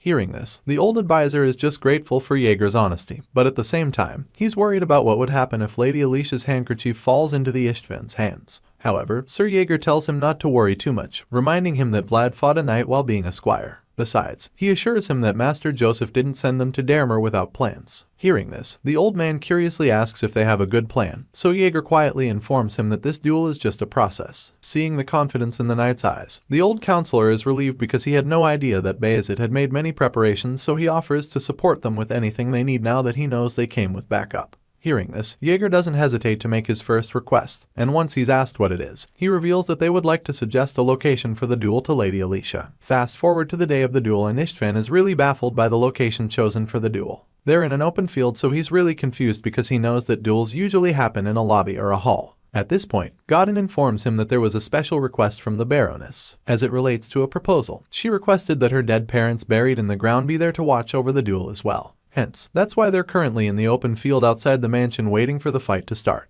Hearing this, Istvan admits that it's a reasonable excuse, but that doesn't change the fact that he finds it to be an eerie plain. It's cleaned up to the point that he can't even see a small pebble, so he wonders if it rained in the morning, but Godin informs him that it didn't. It's strange since the grass is wet when it didn't rain earlier, but Godin urges him to ensure it even though the duel is happening in the unfamiliar environment of the north. The rogue knight looks over at the camp of the Bayezid knights and thinks about how constructing a battlefield ahead of battle to have the upper hand is one of the basic actions of a commander. It's just the kind of thing he expects from Sir Jaeger. Speaking of Jaeger, the green-eyed knight notices the northern knight staring at him with knowing looks, so he reminds Vlad that Gadar's vigor is sharp and encourages the kid to get his breathing in check. Our boy is starting to feel the pressure at this point because he is probably aware of how powerful his opponent is by now. Jaeger is equally nervous, but he believes that the boy can win. After all, he has endured well in front of his archenemy all this time, and at the edge of that patience, only Vlad's creed to protect his promise to Lord Joseph must lie. It's almost as if our boy can hear Jaeger's thoughts, and after a few moments of getting his breathing under control, Vact finally opens his eyes, revealing that he's ready. The advanced knight is truly proud of him at this moment, and as our boy gets on his feet to prepare for battle, Jaeger urges him to go teach the usurpers what a just sword represents. It's almost time for the young warriors to clash swords, and with Alicia seated to watch the duel for her honor, the priest begins to announce the rules. Or can be used for this fight, but since it's not a duel to decide life and death, the match will be interrupted if the duelists are in danger at any point. After stating the conditions for the duel, the priest asks both warriors if they agree with the rules, and of course, they have no objections. Once everyone is on the same page, the priest officially begins the duel, and Ishtvan looks even more terrifying all of a sudden. He tries to taunt our boy, asking him if he's still taking care of the handkerchief, but Vlad simply asks him what he'll give if he loses the fight. At first, he doesn't understand the question, but Vlad elaborates and asks if he can at least take his huge sword if he wins. Hearing this, Ishtvan becomes nervous because he realizes that he could also lose if he's not careful. Turns out he's not the only one who can play mind games. Anyway, Vlad goes on to mess with him even more. He reveals that he heard how it's the nature of the Westerners to rob people and asks Ishtvan if it's something he takes pride in. Before he can even process this, our boy informs him that there is a place where robbing is part of life, but there, getting things stolen would result in death. He makes this point, referring to the back alleys of Sara where he grew up, and concludes his little chat wondering who is greedier between the both of them, since one of them robs out of desire, and the other had to rob for survival. At this point, our boy finally draws his sword and takes his battle stance, which Ishtvan finds weird. Just then, the Bayezid knights reveal their great swords, and when Godin sees this, he realizes that the northerners expected a duel from the very beginning. With the support and morale boost from his fellow knights, our boy is ready for battle, so he lifts his sword, eager to find out just how amazing Gadar's successor really is. Ishtvan gets tired of Vlad trying to throw him off his game, so he charges at the blonde with a mighty swing. Of course, our boy casually jumps out of the way to avoid getting hit, but in that split second, the brute follows up with another insane strike of his sword. Vlad manages to block it, but he might have underestimated the power behind the blow, so he almost gets split in two. However, he manages to block it until he gets the chance to slip under. He tries to land a counterattack, but Ishtvan doesn't give him any breathing space. The big guy attempts another mean backhand swing, but Vlad sees it just in time to dodge it and regain his balance. All of the Bayezid knights watching are really impressed with the boy's performance, and Godin is equally surprised. He can see that Vlad is dodging attacks that use weight and deflecting the thrusts that use length. As such, he concludes that the young blondie is thoroughly prepared for the duel. Moreover, the slippery grass makes it comfortable for quick movement, but it's not good for swordsmanship that requires strong supporting steps. Godin knows that all of this can't be a coincidence, so he wonders who designed a field this elaborate. Young Master Joseph might have never been able to wield a sword, but he's one hell of a mastermind. Back in the duel, Ishtvan keeps trying to land a bit on our boy, using all the aggression and power he can muster, but Vlad remains just one step ahead of him. He starts to get really pissed that he can't get a single blow, and so he uses even more power and attempts a deadly downward drive of his sword, hoping to bury the young knight right there, but once again the slippery swordsman manages to block the strike. The force from the attack almost pushes him down, but he manages to stand his ground and stay on his feet. He blocks it just long enough for him to slip away once again, and at this point, it becomes really baffling for Ishtvan. The big brute can't understand how Vlad keeps getting away each time, especially since he was told that the boy is just a rookie who has only held a sword for a year. As far as he's concerned, that's not enough time to be this good in a duel, so he is absolutely taken aback by the fact that Vlad is able to take his sword. While he's still trying to wrap his head around it, the slippery knight in question charges at him with blistering speed. Our boy has been playing defense since the battle started, so now he wants to see what Ishtvan is really capable of. The brute sees him coming at him and quickly takes another big swing. Thankfully, our hero sees it coming, so he stops in his tracks and quickly dodges the strike. The Westerner goes all out at this point, desperate to land even one hit at least, so he tries another downward drive, but our boy just jumps out of the way like it's a sparring session. Vlad's technique begins to irritate Ishtvan, so he angrily tells him to fight properly, wondering how long he's just going to keep running away. In response, our boy just taunts him even more, suggesting that he's not done running. As if that's not frustrating enough, the wet ground makes Ishtvan feel like he's fighting on a mud field. He's afraid that he'll end up giving Vlad an opening to defeat him if he drags this on for long. Just thinking about it makes him furious because it would be an utter humiliation, losing to an unnamed knight. With this in mind, he figures that he'll need to trigger Vlad to attack, and what better way to do that than with some severe trash talking. Ishtvan accuses Vlad of crawling from a lowly place and having a disgusting fighting style. And since that's just weak sauce, he goes on to talk smack about Vlad's mother, claiming that the woman who birthed him would turn her eyes away from him if she saw how disgusting he was. For a split second, it looks like those words actually got to Vlad, but the look of rage is instantly replaced by a mischievous smile because there's no way he's letting Ishtvan get to him like that. Between the two of them, the brute is more likely to act out of rage in response to some trash talk, so Vlad decides to give the guy a taste of his own medicine. He starts by admitting how disappointed he is, because he thought that nobles make classier taunts than the thugs in the slums. Ishtvan is taken aback by this, and while he's trying to figure out what Vlad is up to, the slippery knight charges at him, revealing that the thing he just said about his mother is basically a greeting in the back alley. Vlad gets the tip of his sword up to Ishtvan's face before the brat is able to block it with his huge blade. Our boy then goes on to talk shit about Count Gadar, claiming that the man would jump in happiness if he saw his son right now because he just showed his noble blood to a back alley orphan who just became a knight. It's at this point that we see the slash Vlad made on Ishtvan's face, with the noble blood dripping down his face. Enraged by this, Ishtvan uses his aura to blast Vlad away, calling him a piece of shit. Our boy gets back on his feet just as the brute approaches him again.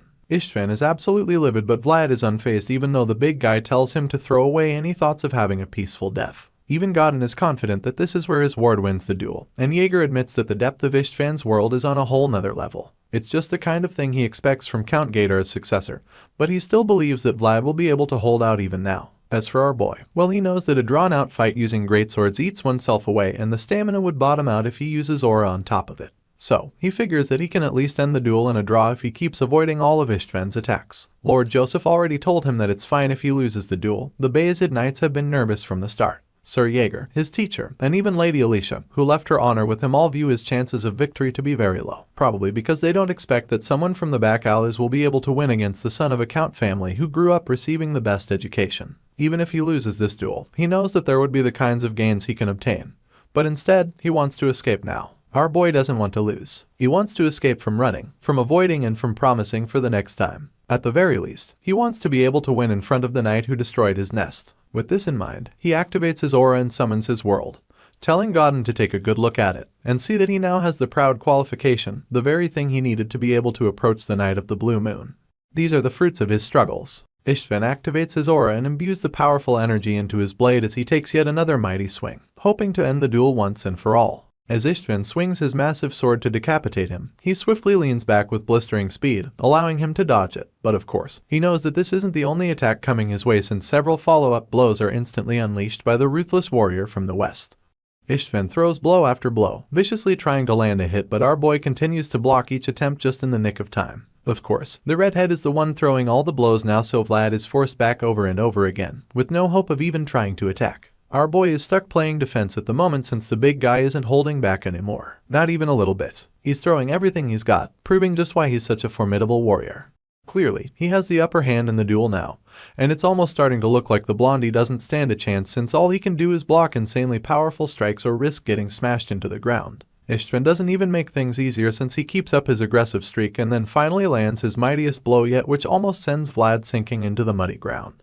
Despite blocking the strike, the force behind it is just so powerful that he starts slipping on the ground. Ishtvan notices that Vlad is losing his balance, so he proceeds to capitalize on this with another deadly strike. He tells our boy that it's time for him to die and calls him a lowly bastard before unleashing another aura-infused strike. This time around, the young knight is not strong enough to hold it back, so he is sent flying due to the power from the attack. You can tell from the look on Vlad's face that it's a really powerful hit, but just when he's about to crash into the muddy ground, he regains his balance and manages to land on his feet, using his sword as an anchor. Sure, he just managed to survive that blow, but Ishtvan doesn't look like he's backing down anytime soon. The hot-headed warrior keeps marching over to our boy with his huge blade brimming with a terrifying glow. At this point, Vlad realizes that he can no longer mess around in this duel because he might actually get seriously hurt. It's clear that Ishtvan is strong, and our boy admits that he's never faced such rough and heavy swordsmanship before, so he has to be really careful. In the great sword's range, Vlad is at an absolute disadvantage, and he knows this too. As the dust clears, he can see Ishtvan coming toward him with a murderous glint in his eyes, and even though he knows that the odds are not in his favor, he still refuses to back down.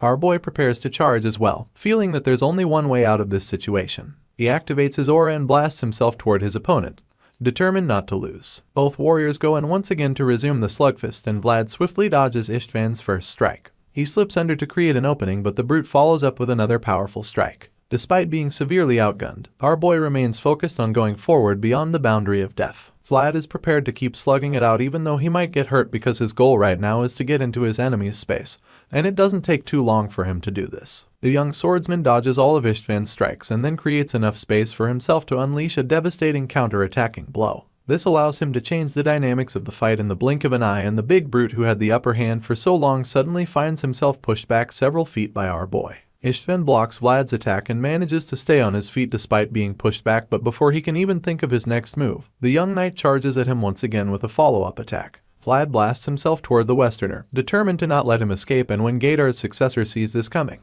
he gets pissed that an opponent this unknown would give him such a tough time. The big guy braces himself for the clash, calling Vlad arrogant for thinking that he can win, and while he's busy talking, the blondie engages him once again. Just like the first time, Istvan is strong enough to block the strike and hold his own. He even manages to overpower our boy using his massive sword in his world. Vlad struggles to keep his opponent at bay the whole time, but Gaidar's first son is just too strong to be held down that long, so it doesn't take long for him to throw a devastating blast of his own at the young knight. Before Vlad can realize what's going on, he sees the giant flaming sword flying toward him like a heat-seeking missile. The first instinct is shock and a bit of fear when he sees it, and Istvan becomes confident that he's the victor at this point. But our boy quickly pulls himself together and manages to slip out of the way just in the nick of time to avoid being split in two by the terrifying sword. He escapes by the skin of his teeth, using his armor to deflect the sword.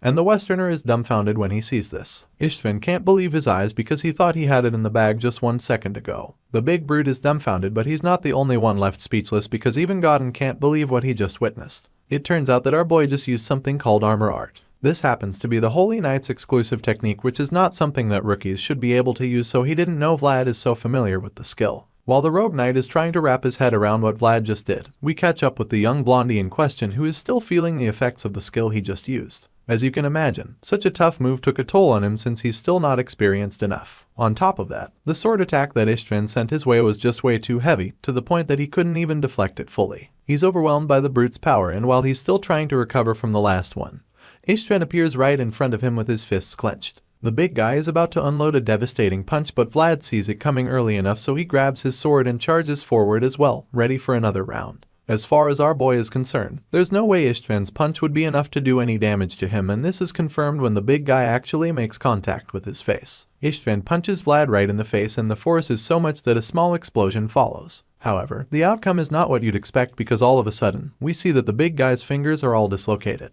Apparently, our boy's face was way too strong for the redhead to damage. In fact, he's the one now screaming in agony with his hand completely messed up. He yells in pain, and Vlad uses this opportunity to capitalize and finish him off. The voice signals that this is his best shot to take down the Heir of the West, so Vlad takes a big swing of his sword, hoping to end the duel for good at this point. Surprisingly, Istvan manages to recover quickly enough to pick up his sword and try to counter the strike. Well, the Western brute is able to do this, and as both warriors clash swords one more time, a huge blast follows, due to the incredible amount of energy and aura concentrated in their respective attacks. Lady Alicia sees the large-scale explosion and immediately begins to panic because she's afraid that Vlad might not survive it. Even her advisor is deeply worried, so they all wait anxiously for the smoke and dust to clear so that they can see who came out on top. As the smoke starts to clear up, they're shocked to see that both fighters are still on their feet. In fact, they're still clashing swords and desperately trying to cancel each other out. Vlad holds Istvan back, knowing that the Westerner didn't expect such a difficult fight. The smoke finally clears up completely, and that's when we see that Godin is the one who stepped in to save Istvan. It turns out that the redhead is already down, and the rogue knight interfered to protect him before Vlad could finish him. The blondie teases the scar-faced knight, asking him if he really thinks he's righteous for intervening. In response, Godin simply admits that he does think he is. Hearing this, our boy simply asks if it means that he can claim his rightful reward since he's clearly won the duel. Godin is reluctant to say anything because he knows how humiliating it would be to concede to such a young knight. Unfortunately for him, Vlad doesn't have that much patience anymore, so the young swordsman yells at him to answer immediately. At this point, Godin realizes that he doesn't have a choice but to accept defeat and allow Vlad claim his reward. He does this, and our boy is finally relieved, because his sword has finally reached the elusive and treacherous Knight of the Blue Moonlight. Our boy recalls the last time he saw Godin and asks the rogue knight if he remembers what he told him that day. He reminds Godin that he told him that a knight only takes what is rightfully his. The white-haired knight engine to recall the memories from that time. His name was never Stangga, and he was never 42 years old. Our boy reveals that he received the wrong prize from Godin back then and that he's ready to return it now. However, he's also ready to claim his new rightful prize and the victor's due. With that being said, Vlad boldly confronts Godin of Gadar and demands Istvan's sword as the price for this duel. Hearing this, the rogue knight in question is shocked, just like everyone else there who just heard what our boy just said. They're all taken aback by his audacity, but he just insists that it's his rightful reward as the victor's privilege. The scene changes after this and then we're taken back to Sturma where it just so happens to be snowing. Here, Lord Joseph receives an urgent report from Damer, so he wasted no time in opening the letter up to read it. While he's at it, he thinks about how he did his best to prepare Vlad in his own way, but now he fears that the assignment was a task too much for him. The young master looks shocked all of a sudden, remembering how he hoped that the boy would be able to avoid the worst outcome. But now, after reading this letter, he's really taken aback by the content because he didn't see it coming. Sir Vortin was the one who brought the letter to him, so he immediately asks the knight if Istvan Gadar is an easy opponent. The chubby man is a bit surprised to be asked such a question because everyone already knows that the heir of the West is a formidable warrior. The guy is only in his mid-20s, but even at that, none of the new knights in the West stand out as much as he does. He's already so good that some even expect him to become the best knight in the West. After confirming from Sir Vortin that Istvan is definitely not an easy opponent, he goes on to reveal that he made his plans based on that assumption. The guy is the eldest son of Count Gadar, the current ruler of the West, so Joseph felt that there was no better choice for Vlad's debut opponent besides him. After all, if it was a well-known strong opponent, then no one would blame Vlad if he ended up losing the duel. And then again, if Blondie managed to push Istvan back even once during their clash, then his reputation would rise significantly even if he didn't end up winning. On top of that, Joseph also knew that Alicia would have no choice but to side with the Bayazids if Vlad lost the handkerchief to Istvan during the duel. It turns out that this dark-haired mastermind from Sturma had already foreseen most of the outcomes of their envoy to Damer. Now that he's received news from Damer, Joseph is so delighted that a mischievous grin appears on his face. He's pretty proud of himself for being so consistent with his excellent strategies, so he figures that it's time for the next phase of his master plan. He suddenly calls out to Sir Vortin about the task he ordered earlier and assures the fat man that he's prepared it without a single gap. It's literally the definition of a foolproof plan because he can't lose. The knight is amazed when he hears this and also pretty impressed by his master. While he's still in a daze, Joseph suddenly instructs him to scrap everything that was prepared earlier. And at first, he doesn't really process it before answering, but then after a few seconds, the wave of realization hits him because he can already tell that there's going to be a lot of work required. He expresses his confusion, so the young master informs him that they'll need to start the plan over from scratch. Sir Vortin is really reluctant to do that because it wasn't even easy to prepare the first one. He doesn't want to believe that they're about to scrap everything that they worked for over the last 10 days without any sleep. Unfortunately, Joseph's mind is made, so he simply informs the knight that the situation has changed and so that, apparently, the clever mayor prepared more for the worst and not for the best. He had put a lot of countermeasures in place in case Vlad lost to Istvan, but now that he knows that his youngest knight made him proud by defeating the Westerner, he's got mixed feelings. He doesn't even know whether to laugh or cry, but Vortin seems to have chosen already because he's already in tears just from thinking about the work he's got ahead of him. Back in Damer, the story continues after Vlad defeats his opponent to win the duel. At the moment, the knights of the two houses from the north and west are having a little meeting in a hall. Count Gadar's knights look absolutely furious while the Bayezid knights can't still wipe the smiles off their faces, knowing that they won. At the same time, Godin and Jaeger are seated at the table having a very serious discussion. The white-haired knight claims that he'd like to get Istvan's sword back even though Vlad won it as his prize after the duel. Hearing this, Jaeger simply informs his counterpart that his request seems to have a procedural issue. Of course, Godin knows this, but he's just desperate to get it back because he knows how humiliating it is for Istvan to lose his sword. He suggests that Vlad is asking for too much, so at this point, Sir Jaeger informs the Westerners that the Bayezid knights will be the ones to decide if that's the case or not. As you can already tell, the Northern Knights are not likely to give the sword up, so Godin becomes really desperate, and a lot less patient. He insists that they're going too far for demanding an opponent's sword after a mere duel. Hearing this, Jaeger quickly corrects the rogue knight, reminding him that what happened out there in the field wasn't a mere duel by any means. After all, Istvan was the one who challenged Vlad, and the West were the ones who crossed the line without thinking ahead by supporting him. At this point, the Blue Moonlight Knight can no longer argue because he knows that Jaeger is absolutely right, so he just sighs as he accepts defeat and then asks the one-eyed man to state what he wants in exchange for the sword. In response, the advanced knight tells Godin that he's not the one that should answer that question. He expects that the scar-faced man knows exactly who that question should be directed to. Yep, Vlad was the one who won the duel, so he's the one that will decide what he wants in order to let it go. It's also pretty obvious that the boy has his reasons for taking the sword, and Godin is well aware of this as well. After hearing Jaeger's response, the white-haired knight realizes that the negotiation has failed, and the green-eyed swordsman advises him and his men to leave if they understand what that means. As much as Godin would love to take it all with force, he is also aware of how powerful and protective the Northerners are. He also knows what a formidable knight Sir Jaeger is, so he shoots up from the table in a huff to take his leave. Before walking out, he suggests that they'll see each other again one day in the end, so Jaeger boldly tells him to pick a date for that, offering to come greet the Blue Moonlight Knight personally. After this little exchange, Godin gets ready to exit the room, but before he leaves, he tells Jaeger to say goodbye to Vlad for him, and of course, the green-eyed man is more than happy to. As the Westerners finally leave, Jaeger can only feel sorry for Vlad. He is really surprised that the young boy from Sara somehow managed to get tangled up with a dangerous man like Godin.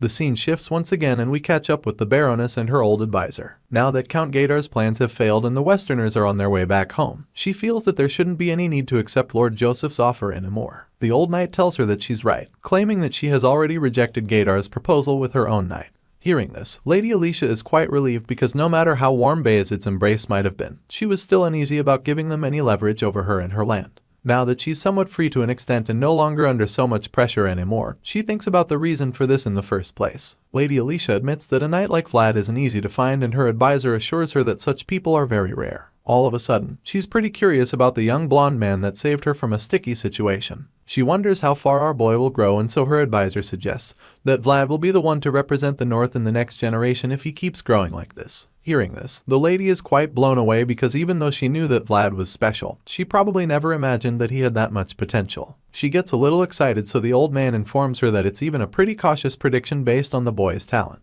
He tells her that Vlad's potential is far from ordinary, and this gets her even more intrigued. Alicia suddenly starts talking about how difficult it is to be the head of a noble house alone. She points out how they don't even have any guarantee that they're safe from events like that of the Westerners. That being said, she reveals that she'd prefer to have a knight without background by her side, rather than be tossed around by nobles as succession. She says this with a love-struck look in her eyes, and the old man can already see where this is going. Clearly, Alicia has a big crush on our boy, and as much as her advisor tries to discourage her, she suggests that having Vlad be with her would be a decent proposal to house Bayezid. She feels that it would be like a blood alliance in a way, but the old man suggests that it's a bit too early for her to be having these ideas even if Vlad is a knight with granted noble status. In response, she simply reminds him when he said that Vlad will represent the North one day and suggests that they should claim him before other houses if that is the case. As far as she's concerned, it's way better to be with him than be married off to some strange man. Hearing this, the old man nervously admits that she's right and tries to protest, but he can't even get a word in. Alicia looks out the window and is hooked on Vlad when she sees that he's at the tree again. She comments on how admirable his actions at the tree are, and that's when we see him pouring some whiskey for the spirit in the tree. The spirit is so excited about this, and our boy admits that it must be really good stuff, to which the voice agrees, claiming that he chose it because it's made from barley and felt it would go well with the earth spirit. Sure enough, it is absolutely wonderful for the spirit, and it's so grateful that it circles around Vlad to bless him. Seeing this, the voice concludes that the pricey drink more than proved its worth because the white serpent's blessing is like having an extra life. With this in mind, our boy thanks the spirit, and the entity just shows even more gratitude. The next day, Lady invites Vlad and Jaeger to her chambers to have a chat with them. She asks Vlad if he's feeling any discomfort or has any injuries from the duel, but he assures her that he's fine. She then reveals that she saw him pouring liquor on the hill at the tree, and he confirms this, claiming that he was offering his own kind of greeting. He admits that he always leaves Damer with a shining victory, so he suggests that the spirits here favor him. The Baroness just smiles in response before revealing that she felt warmth tied to blood for the first time in a long while. With this in mind, she gives Jaeger a letter for Lord Joseph, stating Damer has come to see which side it should stand with. This is great news for Bayezid, so the advanced knight promises to deliver it without fail to the young master. As for the knight who defended her honor, Alicia agrees that the former heads of the house would also like him, and knowing that his parents would have fallen in love with the honorable young man, she is certain that they would permit her to give him their heirloom. The Baroness makes this statement as she opens a chest on the table to reveal the jewel sitting in there. Our boy is taken aback by this, and the voice reveals that he's seen this jewel before, stating that it's the elf's amber. The story continues with a little backstory about the elves. In this world, the elves are the other species that live in the Empire's outskirts in the east. Because the god they believe in is different, the exchange they have with the Empire is only partial. But then again, Alicia reveals that it's said that their first patriarch was acquainted with the elves. That being said, she presents the gold-colored gem to Vlad, revealing that the precious stone was earned through that connection between their patriarch and the elves. Apparently, it's an amberatone made with the resin of a very precious tree. Lady Alicia tells our boy how her father even adorned the pommel of his sword with this very amberstone.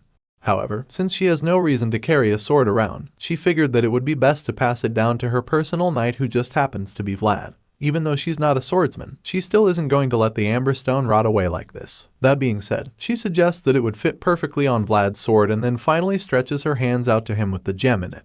Our boy is taken aback when she does this, and for a second, he can't believe his eyes. When it finally becomes clear that she's very serious about giving him the amber stone, he begins to think about what it means. He feels that he has to pay an expensive price for an expensive item like this, and the thought just makes him more reluctant. He's a little confused as to why she'd give him the amber stone, because she literally just told him that it's a family treasure that was supposedly passed down from their first patriarch. Since that's the case, he admits that he probably can't accept the gift. He keeps trying to make her keep the amber stone, but Lady Alicia simply informs him that he's even more qualified to receive it than anyone else. Since he doesn't seem to understand, she proceeds to remind him that he's protected the Heidel clan 2 times already. The Baroness keeps insisting and shoving the gem in his face, which makes it a bit overwhelming. Vlad is so confused, and even though she has given him a reason why she thinks he deserves the amber stone, he can't help but feel that it's too much. He's not the only one taken aback by it, because even Sir Jaeger looks pretty dumbfounded. The big guy even looks quite nervous, which is very strange for the green-eyed knight.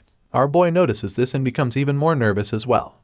At this point, the voice in his head speaks to him to give him some guidance. Seeing how reluctant Vlad is being, the voice encourages him to accept the amber stone and bring it over if he can. As soon as Vlad hears the voice, a wave of realization suddenly washes over him, because he begins to see why he should actually take the gem. It makes perfect sense to accept the amber stone now that he has a new sword, so he promises to help the voice. Vlad decides to help the voice with his memories while the latter helps him with the sword he just acquired. Our boy came all the way here with that promise as the stepping stone for the entire journey to Dermer. With this in mind, he concludes that he needs to help the voice find his memories, and the first step to doing that is to accept the amber stone. Vlad finally takes the gem, understanding that a knight must only take a just reward. He thanks the Lady Alicia sincerely, and she just responds with a genuine smile. While this is going on, Sir Jaeger still looks pretty overwhelmed by the whole exchange. He still hasn't been able to wrap his head around everything going on, because he's still not even sure if Vlad should be able to receive such a gift. On the other hand, our boy begins to feel a lot less nervous. Now that he has a purpose for the gem, he's confident that everything is going to work out. The voice thanks him, knowing that it must have been overbearing to just receive it because of the expectations and responsibilities attached to accepting such gifts. Hearing this, Vlad just feels hopeful rather than overwhelmed, because he believes that this may just end up being a clue to the voice's memories. The guy in his mind agrees and then suddenly asks Vlad to look at the amber stone through his world. Our boy makes an attempt to see the stone through the voice's world, and he's blown away by what follows. The gem suddenly expands massively, as if to suck our boy into it, and as his gaze zooms deeper into the stone, he suddenly unlocks one of the memories. In this scene, there's a lonely tree sitting on a hall in the middle of the field, and for some reason it looks exactly like the one just outside the Heidel Manor. The scene shifts from here and we catch up with some of the other knights that came from Sturma. They can't help but notice all the things Vlad has been doing recently. The boy has been making waves despite only becoming a knight not long ago. They all agree that he has the kind of ambition you can't find just anywhere. As far as they're concerned, it's pretty amazing that he's already aiming for a noble title not long after becoming a knight. They all talk about him and how he has been showing promise since the first mission, even though their conversation makes him feel a little awkward. Unfortunately, these knights don't seem to care what he thinks right about now. At this point, Vlad is starting to regret letting any of them find out that Alicia gave him the amber stone. He should have known they'd make a very big deal out of it, and now he has to endure them talking about it throughout their journey back home. At the moment, our boy is at the back while they're talking about him like he's not there. He eventually gets fed up, so he chimes in to explain that it's nothing like what they think. Of course, they refuse to believe him, but at the same time, it's not like they have a problem with it. They actually feel that it wasn't a bad choice accepting it, but then again, they feel that it's like the Heidel household is only lending the stone to him because it's literally a family treasure. The older knights keep teasing him about it, especially since he's the same knight that Lady Alicia gave her handkerchief. At this point, Vlad gets frustrated because they have no intention of hearing him out, so he calls out to Sir Jaeger to say something. After all, the advanced knight was there right beside him and witnessed the whole exchange. Unfortunately, the green-eyed knight prefers not to get involved in the chit-chat. He takes a brief pause and then finally responds, stating that he'll just write a report to Lord Joseph separately for now. It turns out that the reason why Jaeger is acting this way is because he hasn't even been able to decide on this one either. He's not sure what the Amber Stone's purpose is yet, so he prefers not to talk about it. Meanwhile, Vlad is forced to keep enduring the teases from the older knights who have no intention of giving him a break. Shortly after, they arrive at their destination and Vlad is probably very grateful that they can finally get off his case. They've been messing with their youngest for so long, but now that they're just outside Sora, it's time to let him off the hook. Most of them feel this way, but one of them, named Noir, seems to enjoy teasing Vlad so much that he jokingly suggests camping outside the city for the night, and then head inside by dawn. Of course, that's not going to happen, so the leader of the group orders all of them inside, and just like that, they stop messing with our boy. Upon reaching the gate, Sir Jaeger turns to Vlad and tells him to try opening the gates with the phrase. Apparently, the knights are able to open the gates with words, and our boy is surprised to learn this. He had no idea that he can do that now that he's a knight, which makes his current status even more surreal to him. It feels like it was only yesterday when he was secretly going in and out of the small tunnels to sneak in and out of the city. And now, he's been given the authority to open the city gates with only his words. He's really stunned by the whole thing, and while he's still trying to wrap his head around the whole thing, the knights at the back tease him again, suggesting that he just camp outside if he can't open it. However, our boy is determined to do this no matter what, so he lifts his sword to announce his presence. One of the guards sees him at this point and he proceeds to introduce himself as a knight of Bayezid. He announces his return from completing his mission, and the moment he says his name, the guards hurry to open the gate for him because they realize that he's the one who cut down the lindworm. They scurry to open the castle gates for our boy, who just looks up in shock because he is stunned by how easy it was. He's surprised that it actually worked, and Jaeger just reminds him who he is now in case he has forgotten. The green-eyed man reminds him that knighthood is a qualification honor, and a title is possessed by only those who have proved their existence. That being said, he informs Vlad that he now possesses the qualification to open every castle gate of Bayezid's land. As you can imagine, this is mind-blowing information for our boy. It's an insane upgrade from sneaking through the tunnels and having to enter the towns by hiding in wagons of dirt. The gates open up instantly and our boy is ushered in by the guards, who apologize for even wasting his time. Seeing this, Jaeger encourages Vlad to raise his hand and go forth confidently, because even though this is the door he once walked through as Vlad the Squire, he's now taking his first step to enter it as Vlad the Knight. Our boy rides into the city on his powerful black horse, feeling a sense of pride that he hasn't really experienced before. The scene changes and we're suddenly taken to the infamous city of Trinova, which is the current Gaidar County. By this time, Sir Godin and Istvan have returned home with bad news for the conqueror of the West. As you can imagine, the man is furious when he learns that they were unable to acquire the city of Dermer for him and begins to scold the both of them. He is especially pissed at the rogue knight because he trusted him to get the job done with ease. Count Gaidar is so disappointed in both of them and he doesn't even hide his annoyance. As far as he's concerned, Godin and Istvan should have given their heads in Dermer rather than coming back to give him this terrible report. As for his son, he's ashamed of himself for losing to a young boy who was just knighted. He trained Istvan to be one of the most formidable warriors in the continent, so to hear that he lost is absolutely infuriating. Istvan is equally ashamed of himself, knowing that he's disappointed his father severely. He apologizes, but of course, that won't fix the damage that he's caused. His father scowls at him in disgust, and this just causes him to tremble in fear as he nurses his broken arm. The guy can't help but look so small right now, and you can't really blame him because Count Gaidar is one terrifying man. Unfortunately, his fearful outlook just pisses his old man even more. The red-eyed man is livid, seeing his own son looking so pathetic. He finally thought that Istvan was settling in for once, so he can't believe that he'd ruin everything like this. He literally wanted to give the boy a wife and a land to conquer. As far as he's concerned, he gave Dermer to the boy on a platter, but he threw it all away by losing a duel. Even worse, it wasn't even that he lost to Rutger or something, but actually to a freshly green rookie who just received his knight title. Count Gaidar chews his son up for the humiliation, informing him that he's not only lost a sword, but also handed over all the influence of Dermer to Bayezid. At this point, the conqueror of the West is too irritated by his son to keep talking to him, so he turns to Godin and asks the knight where the hell he was when Istvan was making a fool of himself. He would like to know where the rogue knight was when his son was shamed like a dog on foreign soil. In response, Sir Godin admits that he's deeply ashamed of the outcome of their journey, but of course, the Count isn't really asking for apologies right now. He's asking for explanations because he doesn't get how they managed to throw everything away in a flash. He's especially baffled because Godin said that he knew Vlad's strength. Count Gaidar keeps scolding Godin, and it doesn't take long for the Knight of the Blue Moon to change the topic. So, he hits back at the Count, reminding him that Vlad should be someone connected to him as well. As soon as Gaidar hears this, he immediately realizes that Vlad is one of the young men that the Knight Jorge was raising after deserting them. Even in death, Jorge still makes Gaidar's blood boil, and the Conqueror is absolutely furious that a dead man has managed to be a thorn in his flesh for this long. His latest discovery makes him realize that Jorge still fucks him over until the very end.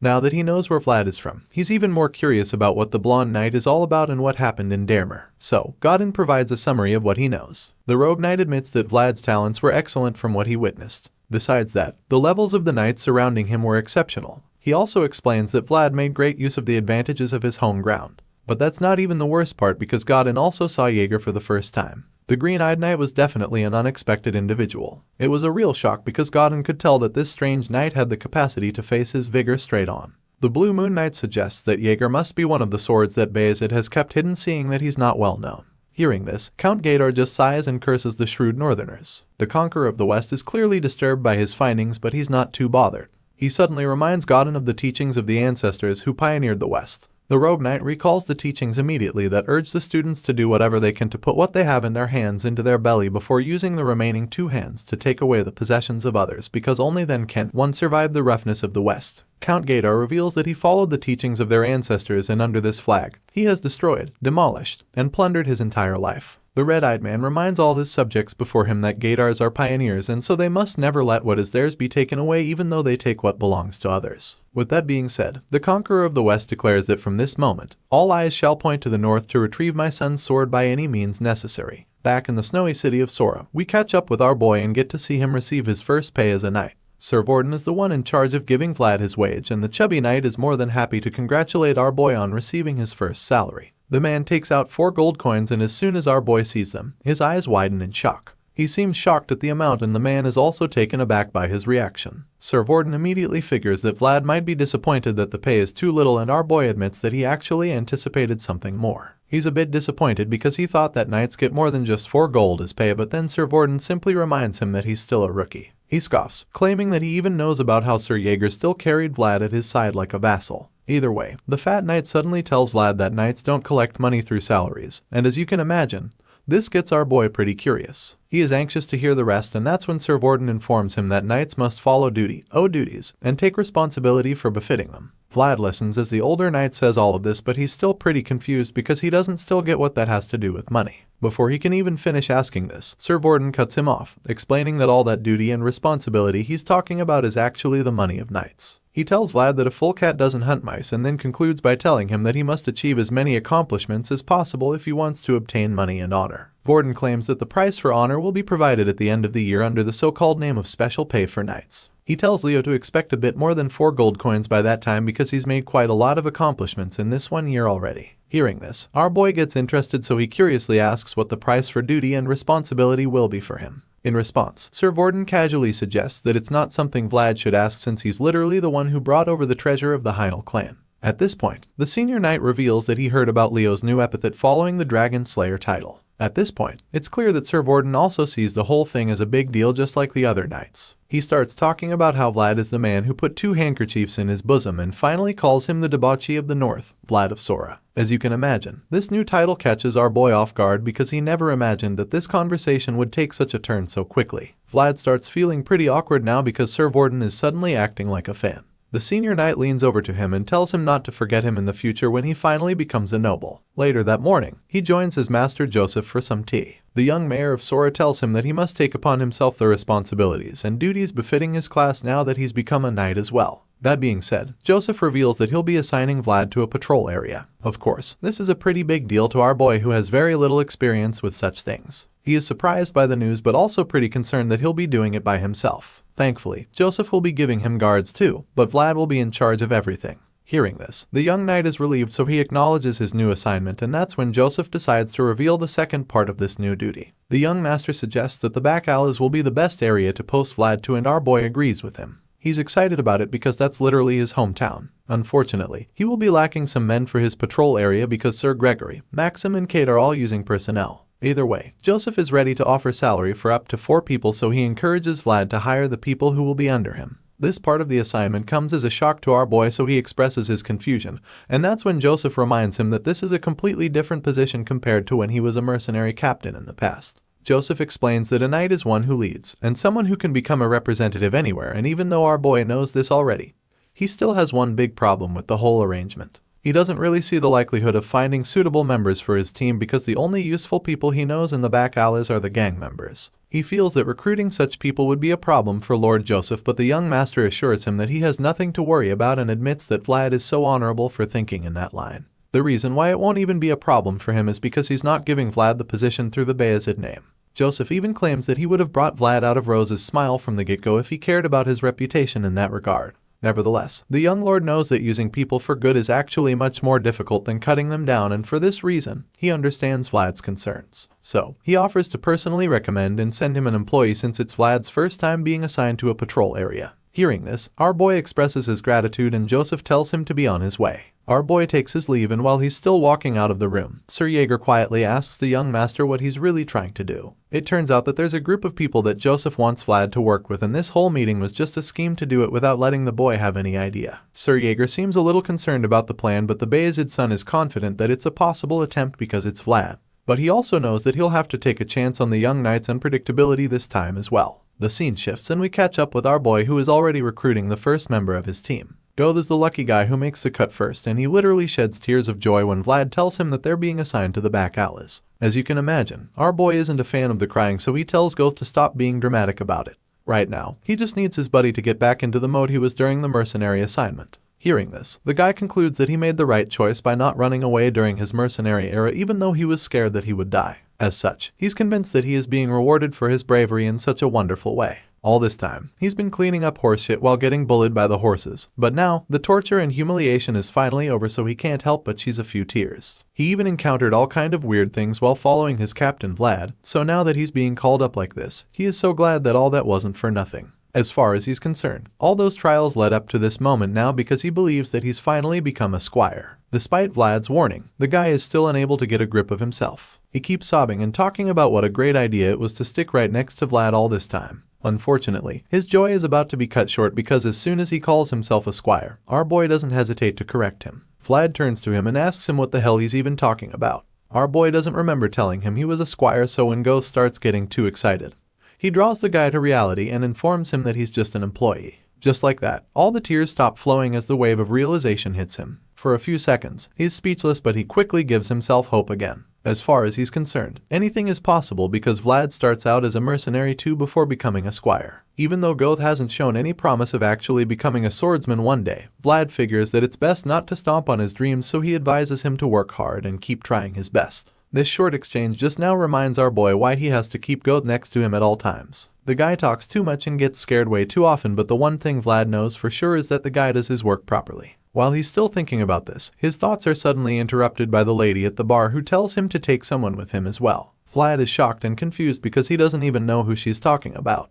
That's when she points to the tall Jack dude standing guard at the door. Surprisingly, our boy already knows the guy. Remember Otter? Well, it turns out that guy has gotten even more ripped. The lady claims that it's a waste for someone his size to be staying in the shop that doesn't even have any fights. She reveals that he got so jacked shortly after she started feeding him well, and now he's been helping with security at the shop. Hearing what she has to say, our boy admits that he can actually trust Otter. The guy looks quite effective and focused. On top of that, he knows the back alley's circumstances and he's loyal too. As much as it would be fine if he took Otter along with him, our boy knows better than to take away her only security. As far as he knows, there always seems to be quarrels where there's alcohol, but she just laughs when he says this. She claims that no one even dares to quarrel these days, especially since he arrived. She's surprised that Vlad still isn't aware of his own position around here. Our boy is confused when she says this, so she proceeds to explain that Rose's has now become the safest place in the back alleys because of him. She reveals that every customer comes here to drink and rest peacefully, and business is booming thanks to that. And of course, the reason for this is the fact that this is the place where Sir Vlad stays. Our boy literally brought Rose's smiles back to life after wiping out one Armor Jack's forces and taking power back from them. Ever since he took down those guys, the bar has been like a safe haven, and the lady assures him that he can even bring anyone he's working with over as much as he wants. After all, they receive protection because of him, so it's only fair that he obtains a base in the back alleys. Hearing this, our blue-eyed hero admits that it's nice, and the lady agrees with him, stating that they have to be clear about what they give and take. However, that's not even what our boy is talking about right now. He explains that what's really nice is the fact that he can protect someone without even having to lift his sword. Our boy says this and then stares at his reflection in his drink for a second before admitting that it's the thing he likes most after becoming a knight. Hearing him say this puts a smile on the lady's face because she's glad to see that he's finally become slightly aware of the position he holds in the back alleys. Back to the issue of recruitment, our boy now has two members other than himself. He's chosen Goth and Otter to work with him, so there's one last spot available, and he seems to already have someone in mind. In fact, Vlad feels that this person just has to be on his team. The scene shifts to the harbor where our boy gets reunited with his old friend Harvin. At the moment, the guy is pretty intoxicated with some so-called premium alcohol. He claims that it's like night and day with the Captain Q drink that the boss made. Vlad is surprised that Harvin still makes that poison like alcohol, and the tipsy fella just claims that it's the boss's only pleasure, even though the hangovers could probably kill them. In any case, Harvin admits that it's quite refreshing to drink. Seeing how grown Vlad has become is almost unbelievable to Harvin. because it feels like just yesterday when he fed and gave him and Gemina a place to sleep. He jokes about how it's always better to take in blonde animals, and the fact that he would even say such a thing confirms that he's actually drunk. Our boy can tell that the guy isn't really in his right mind, so he just ignores the comment. After messing with Vlad for a while, Harbin finally asks him what he came all this way for, hoping that it wasn't a waste of time. Our boy remembers that Harbin was once looking into navigation techniques and constellations, so he wonders if that's still the case. In response, the guy reveals that he actually quit that venture ages ago. He didn't think anyone would ever hire a lame as their navigator, so he didn't see the point of learning further and gave up on the dream. Hearing this, our boy recalls that he once said he wanted to sail, that he wanted to escape this place and go somewhere far away one day. In response, Harbin reminds Vlad that not everyone can attain just because they dream, and that not everything can be obtained just by hard work. There's a saying that people should know their place, and for the fact that a back alley urchin like him ended up like this, he feels that it's a good enough ending for him. At this point, Vlad starts to get a little upset with him for belittling himself this way. He looks Harbin dead in the eye and asks him if he really believes what he just said, and the brown-eyed man just lowers his head in shame. Seeing this, our boy tells Harbin how a bird forgets that it can fly after being locked in a cage for a long time. The brown-eyed man is taken aback by this statement, but our boy already knows exactly what must be done. Vlad shoots up from his chair and takes out his sword. It's clear that this damned place has been eating away at his friend's dreams for so long, and now he's going to do something about it. Vlad looks pretty upset too and concludes that it's the fault of these bastards at the harbor. Our boy looks like he's about to go on a rampage, and Harbin tries to stop him when he realizes what's about to happen. Meanwhile, outside, we see some of the workers going about their day, carrying several bags all around the port, but their activities are suddenly interrupted by a loud explosion. They scamper around, and as the dust settles, they're able to see that the explosion came from Captain Hoover's hideout. Just then, one of the guys in charge comes out to see what's going on. He forces his way through, telling the men gathered around to stop bumbling around and make way for him. He eventually gets to the source of the commotion, and upon seeing the damage, he orders them to inform the boss right away and call the rest of the gang too. They get right to it while the guy stays back to examine the attack. He thought that his gang was finally getting some breathing room after the money grubber died, so he has no idea who these attackers could be. Back inside Harbin's office, we see all the damage that our boy did. He practically split the building in two with one slash of his sword, and Harbin is horrified by the whole thing. He yells at Vlad, wondering what the hell he thinks he's doing, and in response, our boy just curses the damn dogs that have been eating away at his friend's dream. Vlad feels that these ridiculous walls have been cutting Harbin and the river off, the thing that has had him locked up for a long time. The main thing that made him forget the possibility is right in front of him.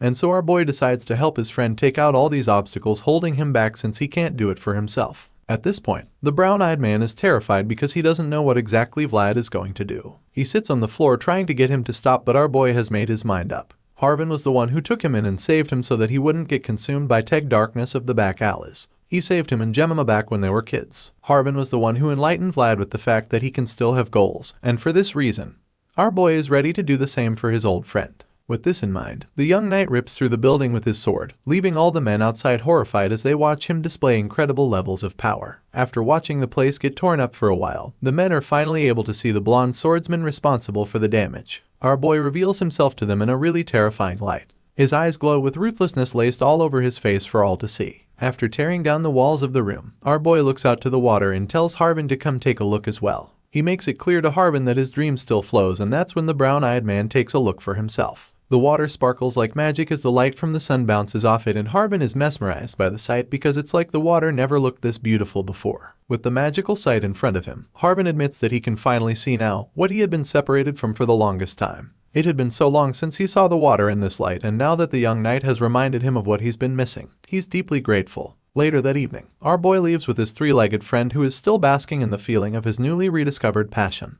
As the two walk together, Harbin talks about how nice it must be to be a knight now because it's like he can get away with literally anything now. It turns out that Vlad already successfully recruited Harbin into his team. Our boy busted the shit out of the hideout and left with a gang member, but rather than hunting him down like usual, the gang gave him a parting gift instead. Harbin can only imagine how it must feel to have this level of authority and immunity to so many things, but Vlad is just taken aback by what he said because he doesn't know what gift his brown-eyed buddy is talking about. All he was given was the horrible Captain Q alcohol, and Vlad is pretty convinced that they only gave it to him so he would drink it and die. The comic relief is cut short when Harbin suddenly admits how strange it feels now that he's actually about to leave. Even if his boss's alcohol brewing skills are terrible, the man took Harbin in as well despite his disability. He kinda feels guilty about leaving like this after he was given a home here for so long. Hearing this, our boy tells him that he has nothing to worry about and even assures him that Lord Joseph won't touch his captain. Vlad explains that the young master is someone who precisely differentiates between beneficial and harmful pests. When Vlad makes this known, Harbin is quite relieved because he wouldn't like anything to happen to the captain,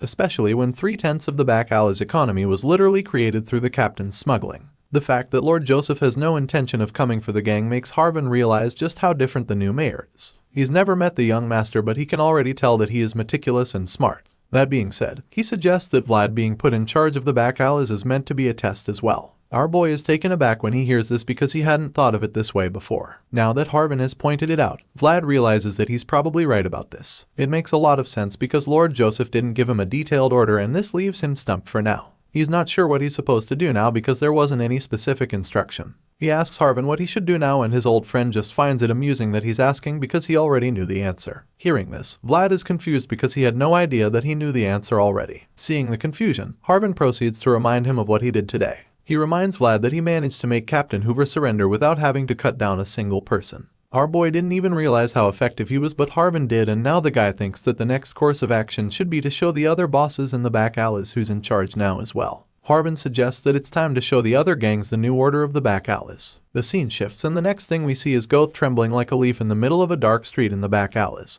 As you can imagine, the guy is absolutely terrified because he's heard all the stories about how rough the place is. Apparently, he was supposed to meet up with Vlad here, but it's been a while, and the young knight still hasn't shown up. His worries are cut short when our boy suddenly appears in an alley nearby. The moment he sees Vlad, he runs over to the captain and Harbin, asking him where he was for the whole day. He claims that he's been waiting for him to return for so long, but our boy can only wonder what all the fuss is about right now. At this point, Goth reveals that there's someone inside who came looking for the young knight. Hearing this, our boy doesn't seem too interested, so he tells Goth that the visitor should be sent to Gemina because she's the one handling his guests. Even though Vlad doesn't feel like seeing anyone right now, Goth nervously tells him that it would be better to see this guest personally instead. Elsewhere, we see Vlad's black horse looking murderous for some reason. Apparently, this visitor is in the horse's bad books, and it's no wonder why when we see AJ, the barbarian, standing in front of the stable. The guy stares at the horse, looking really impressed because he can tell that the horse is still as excellent as the first time he saw it. His moment with the horse is interrupted all of a sudden when Vlad and the others arrive at the stable. Before even getting there, our boy keeps asking Goth who this guest is and why he took him to the backyard.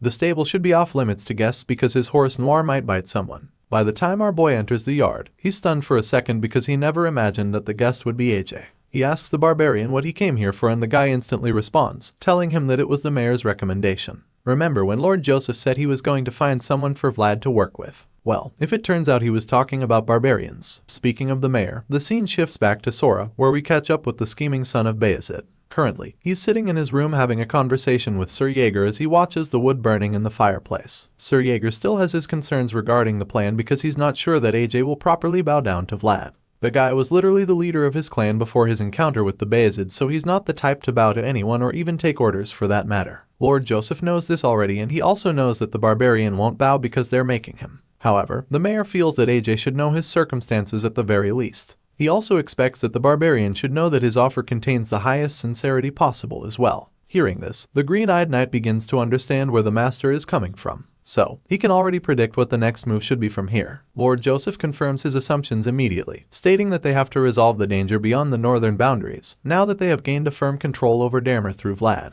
The young master involved the barbarian because he heard that AJ's Badat tribe has quite the influence. As such, he's planning to use his former prisoner to control the barbarians for his cause. For a long time, many clans have challenged Bayezid's authority, but now that Lord Joseph is around, he feels that the time has come for them to answer the contenders with action as well. If the source of anxiety behind their backs disappears, he believes that Bayezid can fight against any challenge without faltering. As sweet as this plan sounds on paper, Sir Yeager still feels pretty concerned about the arrangement because he's not sure that a freshly knighted guy can handle the pressure. Sure, Vlad was his vassal and he knows very well what a special talent the boy has been to the Bayezid household, but this advanced knight is not sure that the young blondie should be made to handle the heavy obligation of reclaiming the North's prestige. On the other hand, Lord Joseph is confident that the possibility of Vlad doing this for them is more than enough. He has so much faith in the young knight, and for good reason. This is the same young man who rode the horse that the barbarians deify and went on to save the barbarians by hunting down the dragon of the north. That being said, the Bayezid son claims without a doubt that only Vlad can sever this ever-long chain of hatred that exists among the different houses.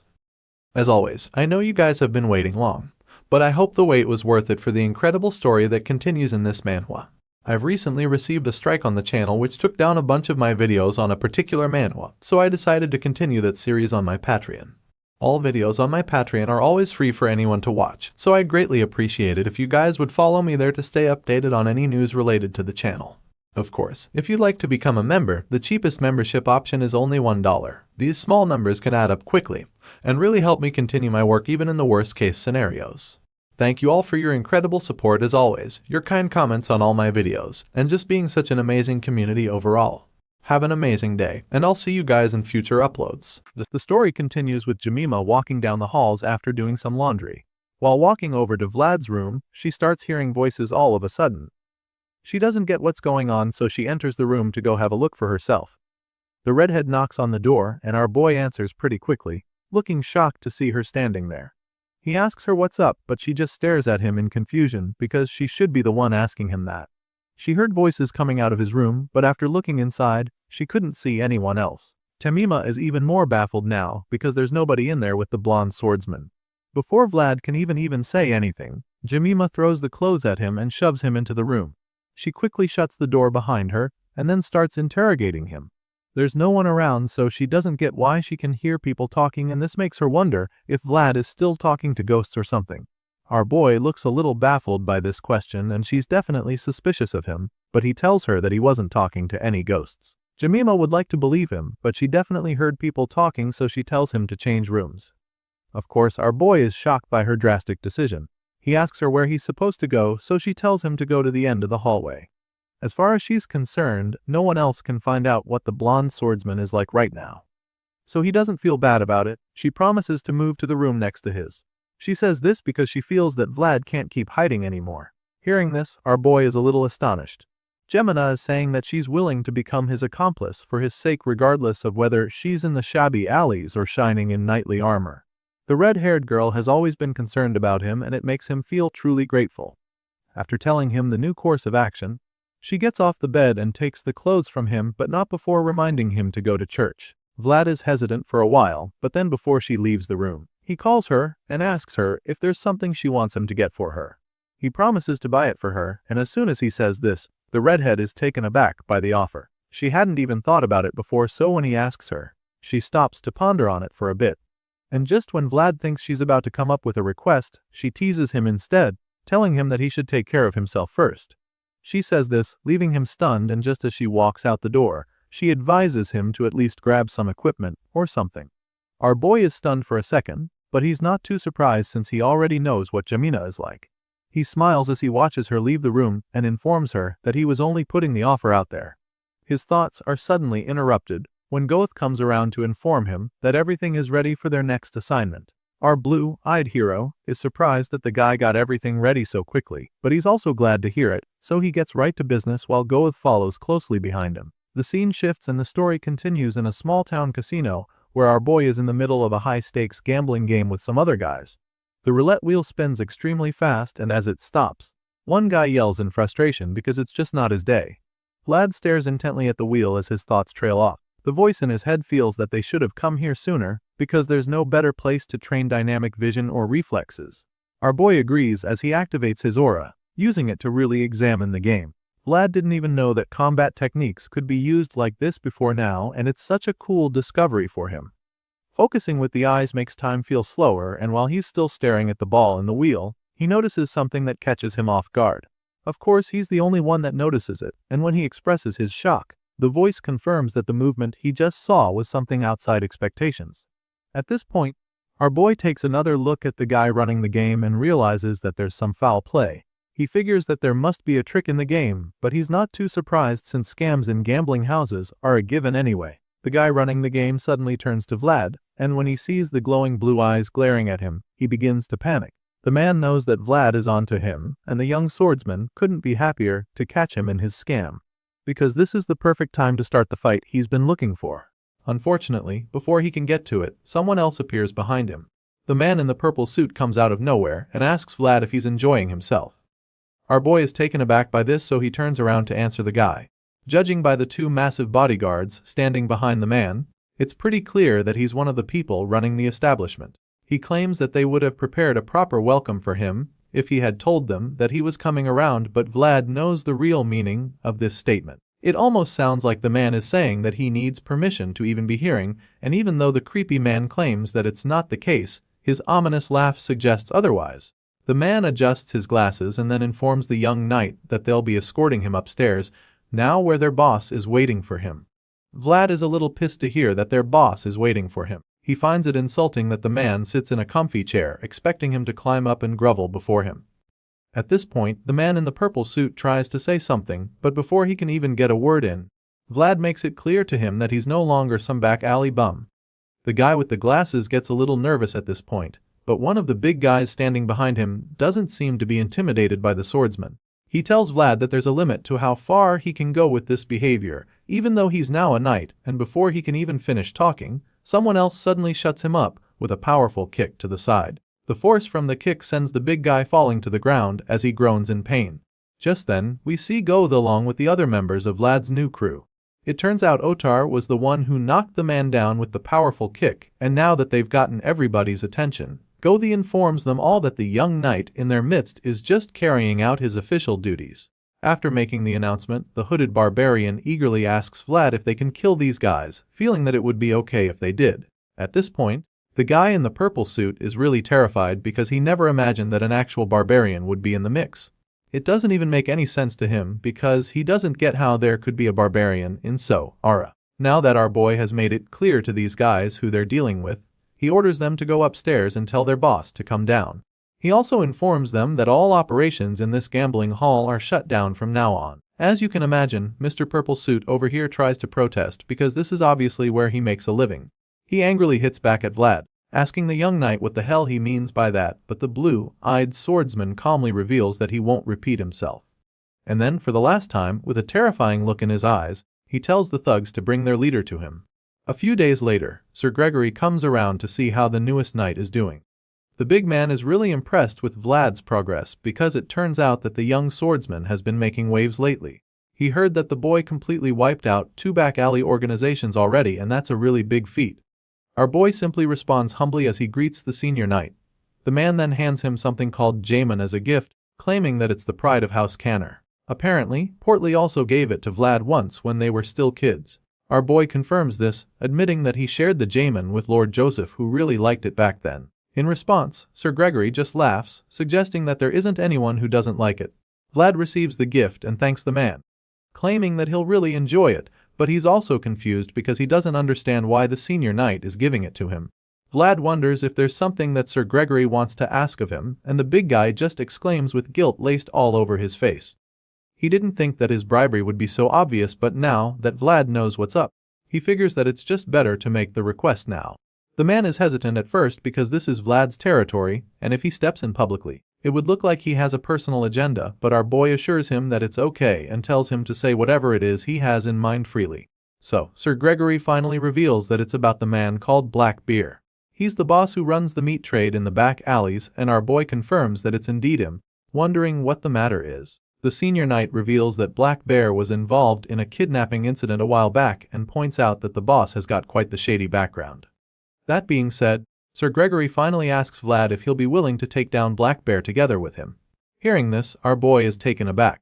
A wave of realization hits him as it becomes clear to him that this is what Gregory meant by a personal agenda.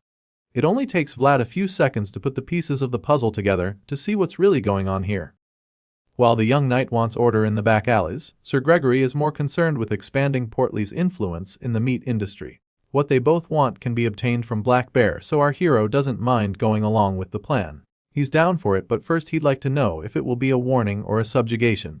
In response, Gregory claims that giving a man like Black Bear a warning will be acting too soft. Hearing this, our boy is really glad. He thinks that it's perfect that they're on the same page, and he is eager to come up with a plan for this new assignment, because he was planning to deal with Black Bear anyway. At this point, Sir Gregory is equally ready to get started, so he assures Vlad that he'll coordinate with the forces under his command, stating that they'll begin within 2 to 3 days. The young knight is okay with this arrangement, so he acknowledges the senior's plan. In the meantime, Sir Gregory asks if there's anything he can help Vlad with, and our boy simply requests a bottle of whiskey. The big man is surprised by this, so our boy explains that there's someone he needs to bribe with it. Later that night, our boy goes to pay that certain someone a visit in one of the darkest parts of the alley. He's surprised that the door to the shop is closed and wonders if the man is resting today or something.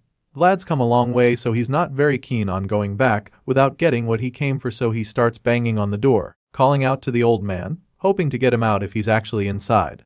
Vlad bangs only a couple times and the door suddenly opens from the force. As soon as he enters the place, he's surprised to see that it's actually empty. At first, he's a little worried that something might have happened to the old blacksmith, but he decides to investigate a little first. He makes his way around the workshop and eventually reaches another room where he finds the old man lying down. Vlad came all this way with the good liquor and meat he promised the last time, but now, as he stares at the old man's lifeless body, he realizes that he came too late. Our boy takes a moment to honor the blacksmith and then tells him a bit about where he's been. He tells the man that he was at the northern border all this time. He admits that it's a beautiful place where the snowy mountains rise up to touch the skies, and endless fields stretch before them. Our boy tells the man how he fought a dragon as white as snow there too, and how this sword he forged stayed by his side until the very end. Vlad takes out the broken sword and stares at his reflection on it for a while. There's so much the young knight wants to say, but in the end, he knows that there's only one sentence that's needed. So he says it, placing the sword in the man's hands to rest and telling the old blacksmith thank you for saving his life. A plain sword, born from the dream of an old man, was completed by the hands of a boy. And just like that, the blade that once hung toward the heavens had finally returned to the old man's embrace, shining brighter than anyone else. The scene changes and the story continues at the old blacksmith's funeral. Our boy made sure to give the man a proper burial and a suitable funeral. It's the least he could do for the man who saved him in the back alleys. As you can imagine, it's not exactly a big funeral, but at least, the most important people are present for it. Vlad, Jamina and Harvin stand there in silence to honor the old man one last time before leaving. Harvin is surprised to learn that Vlad spent his first paycheck to buy a gravestone and a tomb marker for the old man's final resting place. On top of that, he did this in one of the expensive cemeteries near the monastery. As you can imagine, our boy doesn't mind doing any of this. All he wanted to do was help the blacksmith to finally get out of that back alley in the end, even if he isn't alive to see it. On the tombstone, our boy had them write that it belongs to the best blacksmith in Sara. It's pretty valid since the old man was the one who forged the sword that cut down a ghost and pierced a dragon. Unfortunately, this old man left behind no name for the world to know. Harvin reveals that he asked around the back alleys for the man's name, but nobody knew his name. As sad as that might be, our boy figures that it doesn't even matter. As far as he's concerned, all that matters is that he remembers him as the best blacksmith in Sara and the one who saved him. After the funeral, Vlad and the others make their way home, and along the way, they come across a group of kids hiding under a bridge. Harvin can't help but notice them, so he asks Vlad what's up with them. Our boy admits that the kids have been like that lately. Obviously, the kids are starving and probably have no homes, so the young knight knows that they probably want to beg. With this in mind, he feels that they should go ahead and ask for alms if they want to, but instead, they always just peek from after wherever he goes. Hearing this, Harvin finds it funny that Vlad really doesn't know why they're acting like that. Of course, our boy still doesn't get it, and his old friend concludes that he must have forgotten what his childhood was like. That being said, Harvin just smiles and reminds Vlad that there was a time when they used to have wild, fearful eyes, just like those kids too. His brown-eyed friend reveals that this winter is even colder than the last, so he can understand what the poor children are going through. Harvin claims that many of them will freeze to death in the end, and Vlad agrees with him. With this in mind, the young knight figures that even one blanket might be enough to get them through the night, so he starts thinking of how to help them out. Before he can do anything, Harvin quickly reminds him that he only has 1 gold left from this month's wages, since he spent the rest on the old man's funeral. In response, our boy admits that he wasn't planning to save much this month anyway. With the last gold on him, he feels that he can get blankets for the children, and their friends too, to help them get through the winter. Hearing this, Harvin figures that he can't argue with the decision, but he tells Vlad that he should tell the children to say a prayer for the old man while handing out the blankets. As far as he's concerned, 1 prayer per blanket isn't a bad deal at all, since he'll be broke after. Hearing this, Jamina claims that she'll talk to her madam about the children too. After all, a full belly helps one beat the cold, so it wouldn't hurt to get the kids a good meal. Vlad smiles, feeling good about what they're about to do. They can't do much yet, but at least they can change things little by little.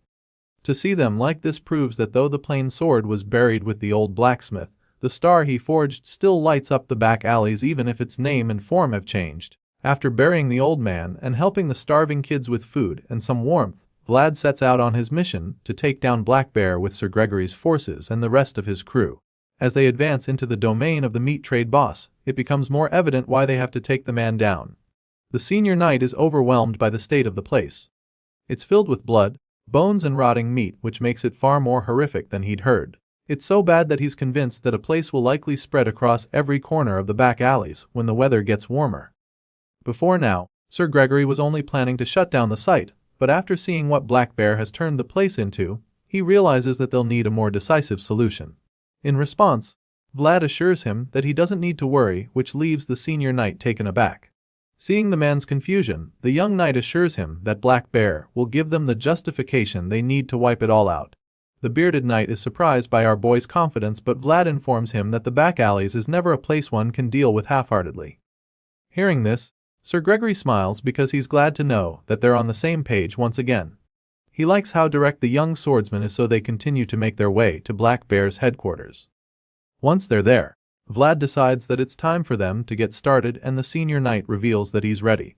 That being said, our boy makes his presence known loudly to the inhabitants of the place. He introduces himself as Vlad of Sara and reveals that he has come to arrest the one who has disturbed the city's order, the one known as Black Bear. He then takes out a scroll containing the charges made against the boss, from murder, fraud, to human trafficking, as well as the crime of deceiving the rightful rulers of the noble city. Vlad announces all of this and once again calls out to the man, demanding that Black Bear come out immediately so he can face just judgment. Despite this verbal approach, there's no response from the meat trade boss. There's not even a single sound made, and it makes you wonder if there's even anyone inside the building. After a few seconds, there's still no answer, so Sir Gregory figures that Black Bear and his men would prepare to fight. He feels that it's going exactly as Vlad expected, claiming that Black Bear has just given them the justification they need to bring his empire to the ground. Our boy stares intensely at the door of the building, waiting carefully to see if it bursts open. At the same time, Sir Gregory informs him that Black Bear's men will be heavily armed and ready for a fight the moment that door opens. The criminals all know that getting captured would mean execution, so they would rather fight to the death than let themselves be arrested. Our boy processes everything the senior knight just told him, and after a few seconds of pondering, he calls on Otar and Age to come with him. They're kinda the strongest in the force besides Gregory, who is an experienced knight. For this reason, he decides that he will take the lead along with Otar and Age. As you can imagine, the barbarian is more than happy to get his blades covered in blood, so he steps up quickly and follows Vlad to the door. He eagerly asks Vlad how it's going to be this time, wondering if they're just here to scare off the bad guys again like they did in the gambling den. He hopes that's not the case and suggests that they might actually get to warm up a bit, judging from the charges. In response, the blonde swordsman simply asks him what he thinks they're here to do. Our boy reveals that these guys are the ones who sold a pregnant woman and her unborn child as materials for black magic. Hearing this, Age's blood begins to boil. His eyes turn red as the veins in his head bulge immensely. At the same time, our boy harnesses that inner rage he's feeling, and his blue eyes begin to glint with murderous intent. Now it's clear that they didn't come here to just scare off Black Bear and his men. These are the kinds of criminals who are killed on sight, and since the boss refused to surrender himself when he had the chance, Vlad and his forces now have all the justification they need to wipe them out for good. That being said, Aja and Vlad burst into the house with full force and proceed with their massacre before the thugs can even know what's going on. Once they're in, the bloodthirsty barbarian decides that just killing these men won't be enough. As you can imagine, they're all shocked to see an actual barbarian standing in front of them, because the last time they checked, there weren't any in Sara. To make matters worse, Aja isn't any ordinary barbarian because he's from the Budat tribe. Black Bear's thugs recognize him, and for some reason, they're still convinced that they can defeat him, so as he speeds toward them like a raging bull, they charge at him as well, determined to stop him. The red-eyed barbarian reaches them in a flash and proceeds to tear them apart with his red curved blade. With each slash, he gives the interior of the building a new splash of red paint. Age goes on a rampage, mercilessly killing all the thugs that come his way. The men conclude that he's a beast and are determined to take him down, even though they probably don't stand a chance. Right now, the one thing they have is numbers, and they attempt to use it against the barbarian, but just when it looks like Aja is about to be outnumbered and overpowered by them, Odar jumps into the fight with his battle axes. He butchers the goons around him and even helps Aja take one out by burying his axe into the guy's head. The barbarian is a little surprised when he sees this because he probably didn't think the quiet bouncer was this skilled in battle. He commends Otar for his display, and the man of few words just hums in response. After only a few seconds, Odar and Ag wipe out the first wave of Black Bear's forces, and all that's left around them is a pile of bloody corpses. As you can imagine, that's not all the men they'll have to fight, and it wouldn't really be a battle without Vlad getting in on the action. The leader of the Black Bear's forces scolds his men for standing back and orders them to surround and attack the enemies all at once. While he's still yelling, a powerful bright light shines into the room, and you can already tell that it's coming from Vlad's world. Our boy overwhelms them with his power, and they're all stunned by it. They stand there frozen in shock as the horror washes over them, and then the young knight declares that any of them who's still standing on two legs will be cut down immediately. The power of Vlad's world terrifies them, and as they look up at him with fear laced all over their faces, he orders them to kneel before him. Eventually, Black Bear's men are overwhelmed by the sheer power of Vlad's world, and they have no choice but to kneel. They surrender to the power, and then Sir Gregory's forces take over to apprehend them. Right now, all the men on the ground floor are on their knees and the soldiers round them up.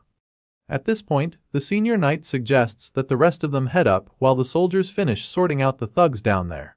Our boy agrees with this plan, and so he proceeds to head upstairs with the bearded knight and his team.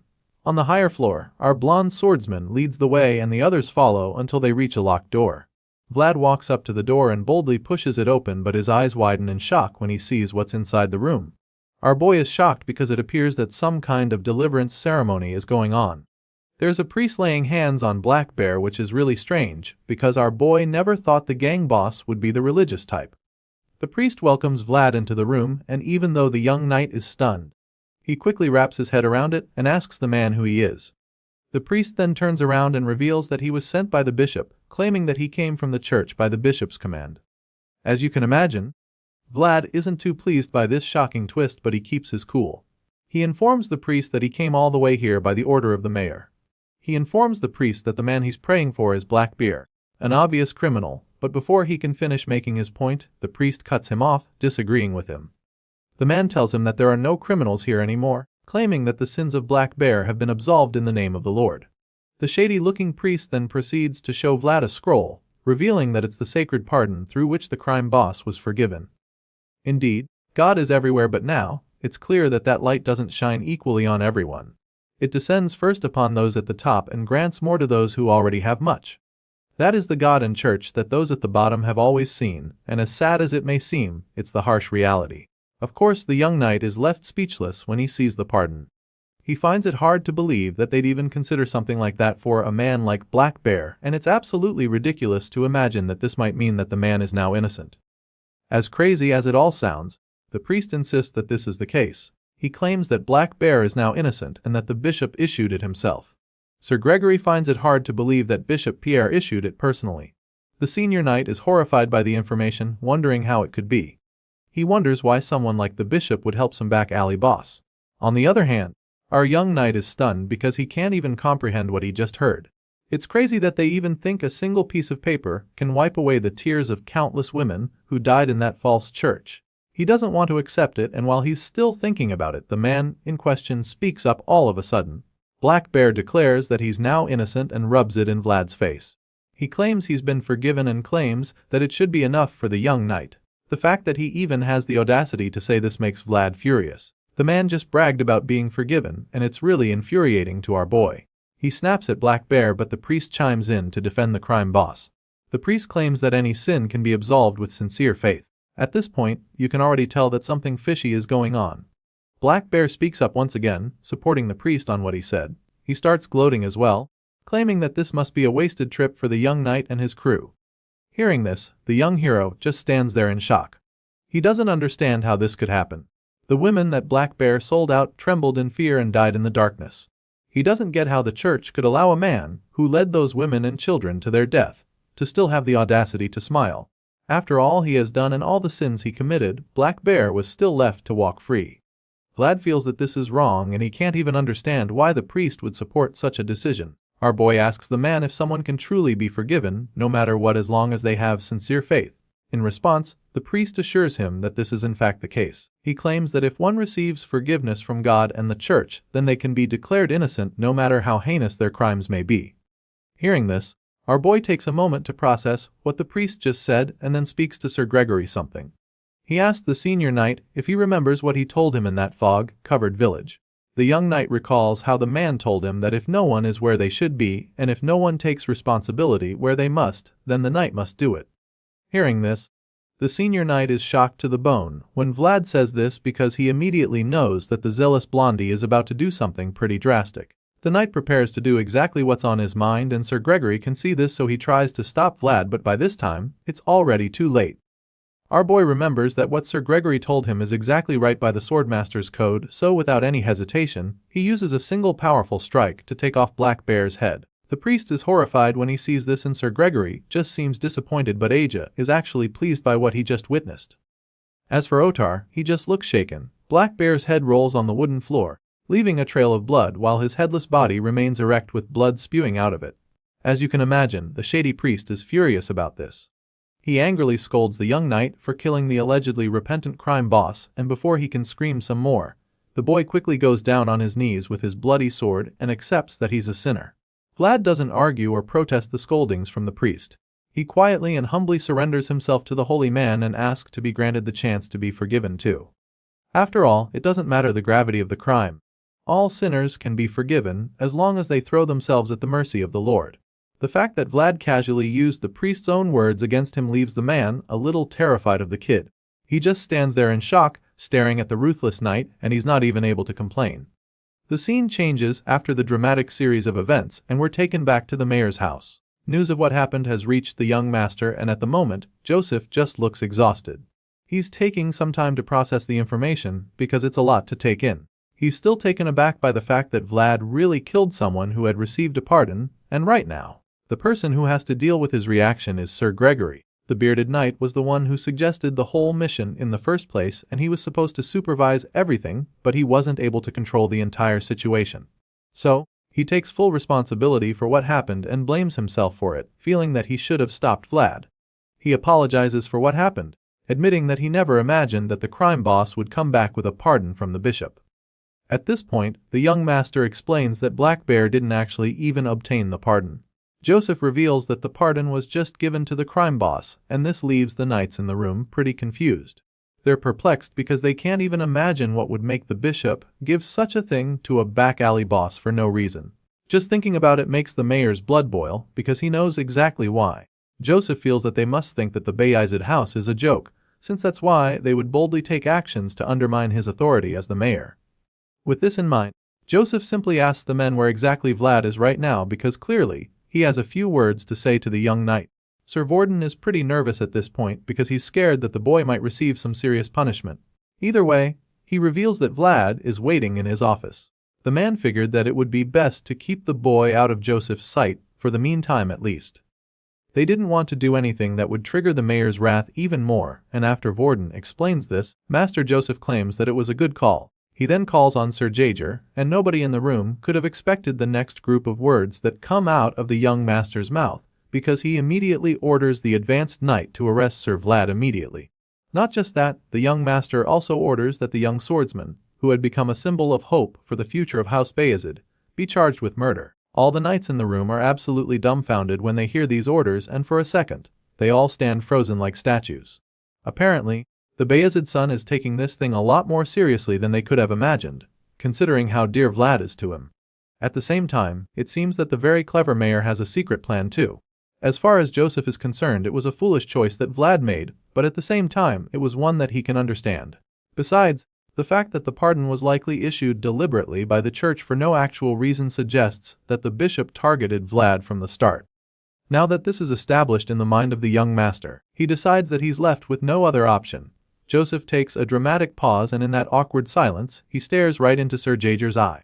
The two men make eye contact, and it's as though Joseph is telling him something he doesn't want anyone else in the room to know. The advanced knight instantly interprets this cryptic message, so he acknowledges it, claiming that he understands.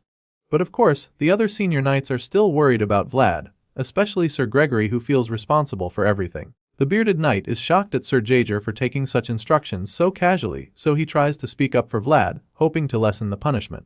However, before he can even get a word in, Jaeger reminds Gregory that Vlad was his vassal. So, he claims that he'll be the one to take the responsibility and the blame if the young knight turned out the wrong way.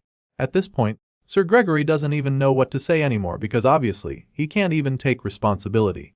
He feels so bad just thinking about a teacher being forced to arrest his own apprentice. But most of all, he feels extremely guilty about Vlad's fate.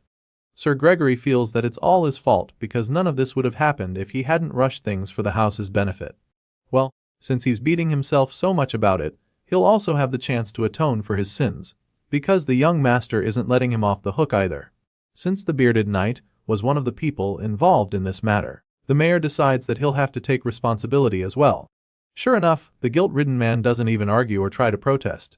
He accepts the decision, claiming that he's ready to take full responsibility. In response, Master Joseph just thanks him for his quick thinking and proceeds to tell him what his punishment will be. The mayor hands Sir Gregory a sealed envelope with a letter inside and orders him to go to Varna at once and deliver it to someone. Apparently, he expects the senior knight to know who he's talking about, but Sir Gregory is a little taken aback by the order. Joseph tells him to hurry up with the assignment because the sooner he delivers the letter, the better. However, he's still not sure who exactly he's supposed to deliver it to, but then after taking a look at the envelope, a wave of realization hits him. It becomes instantly clear to him what he's supposed to do, so he promises to go there as quickly as he can. Once that is out of the way, Joseph orders Sir Vorden to summon the mage, claiming that he needs to contact his father, as well as San Rosino. As for Maxim and Cade, he instructs them to cancel all missions they've got planned immediately. He also asks them to assemble only the most capable soldiers for him, and with this final order, all his knights get right to business. The young master had expected a day like to come, but he never thought that the enemies would move so brazenly. It's clear now that Bishop Pierre used Vlad as bait to effectively declare war on him and the rest of the Bayezid household. So, if that's the case, the mayor of Sara figures that he has no other choice but to respond as a true Bayezid. He can tell that a storm is coming, but he feels that it's for the best, because the time has finally come to reclaim a city free from all bindings. A city that truly belongs to Bayezid. The story continues with the shady priest from earlier reporting the news to Bishop Pierre, who is now seemingly the Bayezid family's biggest opposition. The bishop is surprised to learn that the young knight actually cut down Black Bear without hesitation, and when he asks if that's truly the case, the priest confirms it. As you can imagine, the priest is pretty terrified because he knows that the bishop will be upset, but rather than lashing out, His Grace is actually very calm about the situation. He admits that the young knight is even more intense than he had heard. With this in mind, he asks to confirm if Father Andreas is actually the one who vouched for the young Sir Vlad.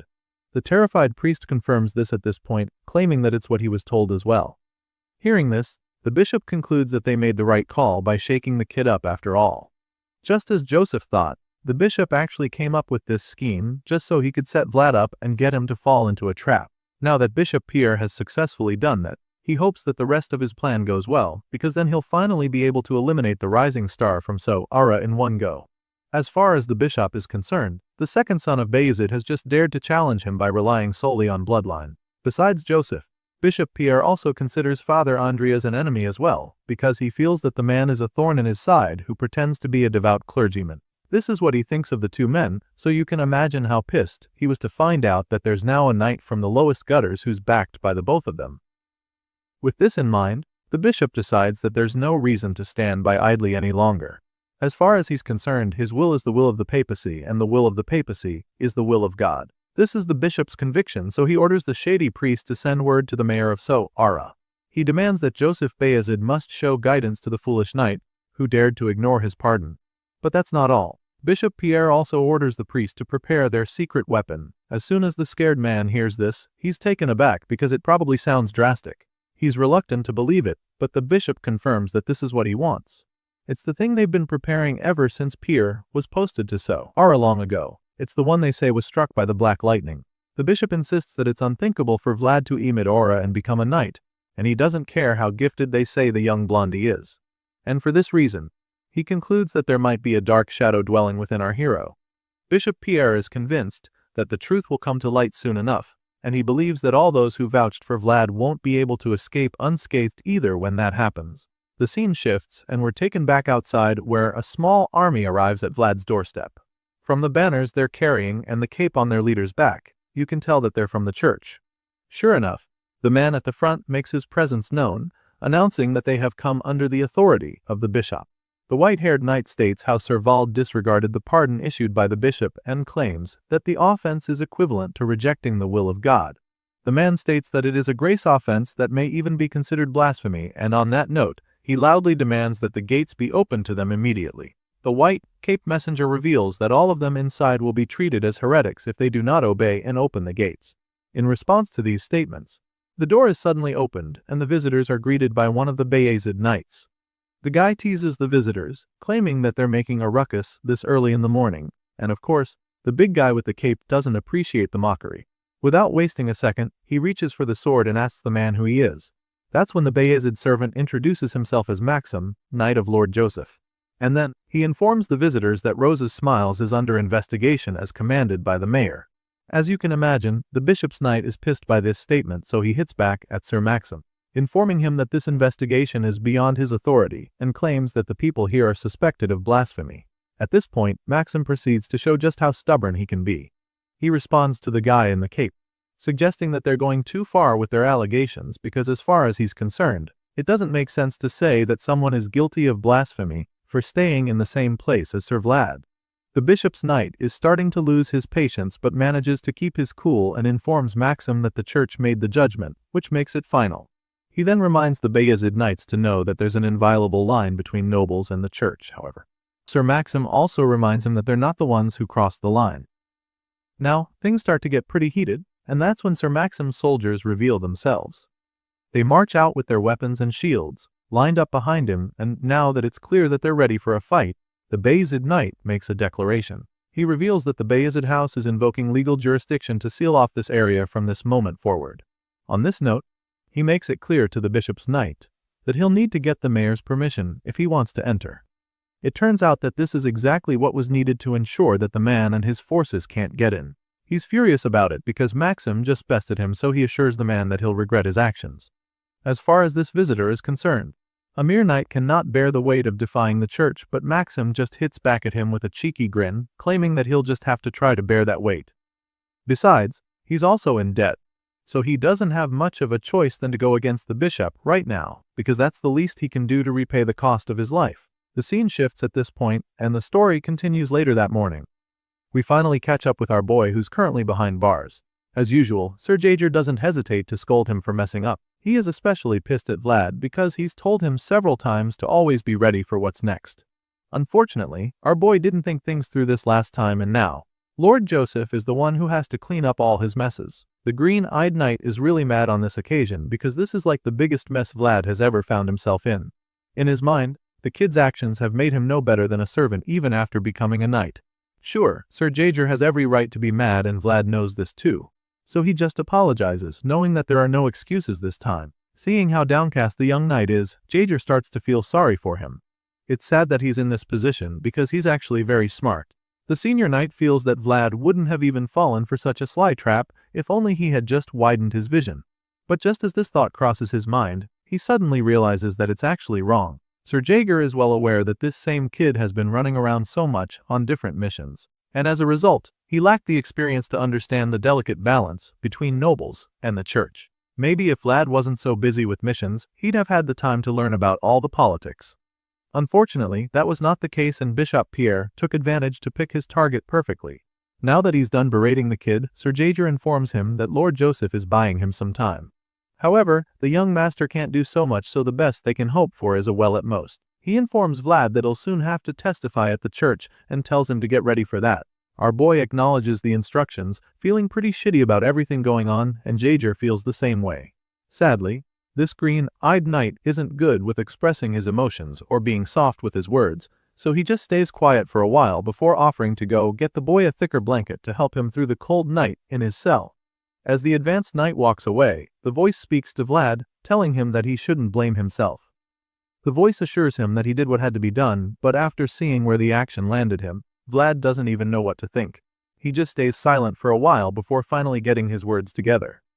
Our boy also believes that it was clearly the right thing to do, and even now, he still doesn't think it was wrong.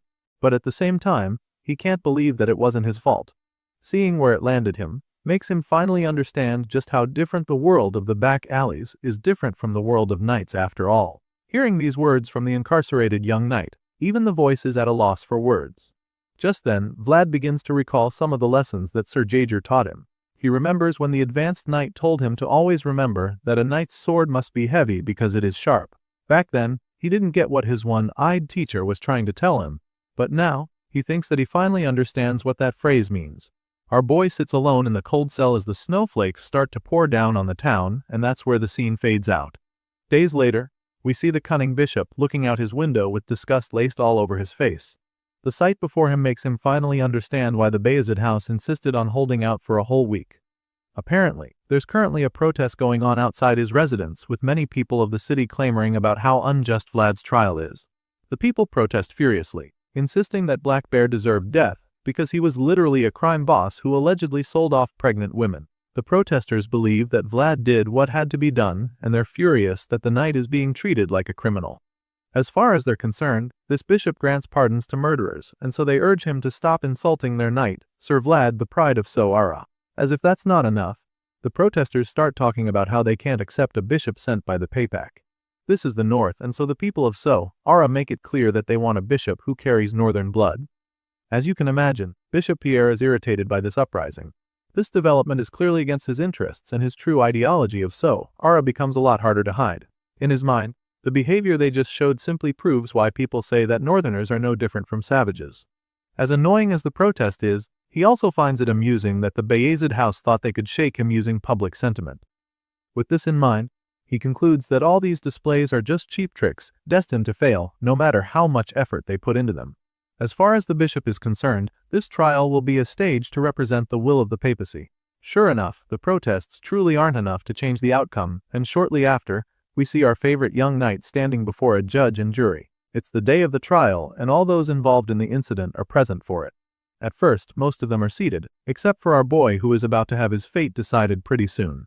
Just then, the bishop arrives and his presence is announced for everyone to rise. Initially, Joseph was pretty relaxed, but as soon as Bishop Pierre enters, he's shocked by what he sees. Apparently, the secret weapon he mentioned earlier is actually an inquisitor. A heretic inquisitor for that matter, and after seeing it, the young master is afraid that the bishop is going too far. Even in the worst of witch hunts, the church doesn't ever go this far. After seeing this, the Bayezid son is just stunned by how ruthless the bishop is, and now, there's no doubt in his mind that they planned this deliberately. If he wasn't sure before, now, he is certain that they intended to steer the trail in this direction from the start. While all of these thoughts are running through his mind, he suddenly realizes that Sir Gregory isn't even here yet, and he begins to wonder why the bearded knight hasn't arrived at the trial. It's pretty sad to think about because now, it's like they're being held back by lack of time in the end. Soon enough, the trial officially begins. The bishop takes his seat and calls on Vlad to kick things off. One of the priests holds out a Bible in front of the knight and Pierre tells him to place his hand on it. The bishop tells Vlad to swear by the Bible that he'll answer with only the truth, and our boy does just that, swearing to speak only the truth.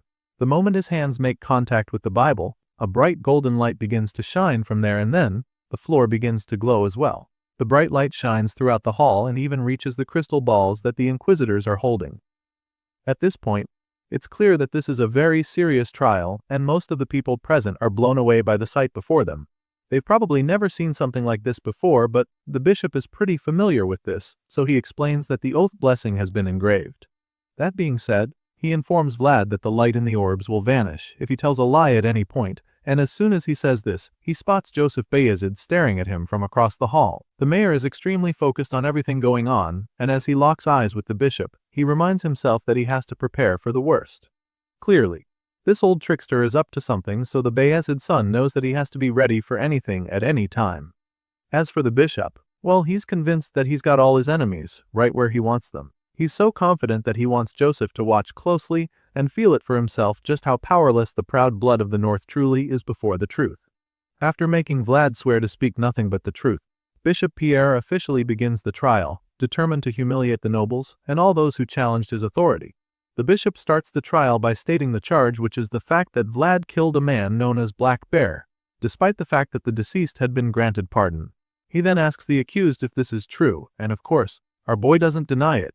With his hands bound like a common criminal and his head bowed low, he confirms that he did kill the man, and just like Bishop said, the shining orb keeps glowing. Once the old man sees this, he's not surprised since that's the whole reason for this trial in the first place. After this is established, he then asks Vlad if he admits that he defied the word of God himself, which is kind of a stretch. As you'd expect, Our boy is thrown off by this next question, so he snaps, asking the old man what he's even talking about before insisting that he did not defy the word of God. The old man equally seems annoyed by the young knight's tone, but he just keeps his cool and proceeds to ask the next question. While the whole thing is going on, Joseph Bayazid is just intrigued by the lengths the bishop is willing to go to win.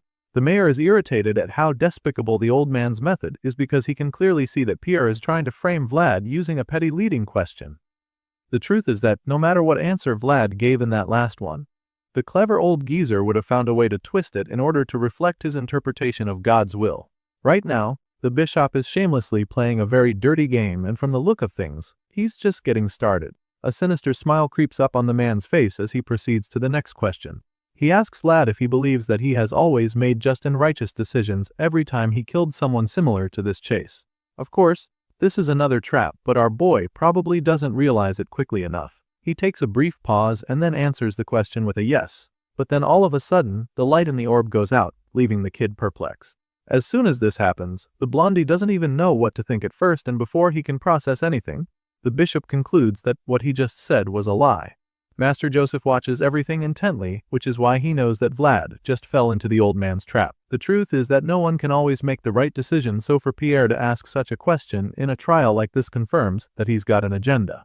Always just righteous. These are 3 words hidden in the question to force out a lie from the kid. Of course, our boy doesn't intend to lie, so he tries to defend himself, protesting that he did not tell a lie. However, the cunning bishop has already moved on from that, and he simply tells Vlad that it's time for the next question. Moving on, the old man recalls an event from about a year ago in the back alleys of Sara. The bishop reveals that there was a report of a boy who was struck by a black lightning bolt. Of course, our boy is taken aback when he hears this old man talking about this, and while he's still trying to take it in, the man boldly asks him if he was that boy. This time around, Vlad is a little more patient before responding, but it doesn't change the fact that there are no right answers for this question. The young knight confirms that he was that boy, and a twisted smile appears on the bishop's face because now he can boldly say that the ominous sight was with Vlad. Our boy tries to defend himself and make a statement, but before he can get a word in, Bishop Pierre cuts him off and moves on to the next question.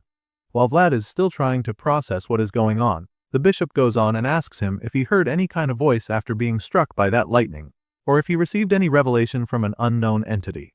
At this point, our boy is on the hot seat because he's already told one lie from the look of things, and now, there are even more difficult questions being thrown at him.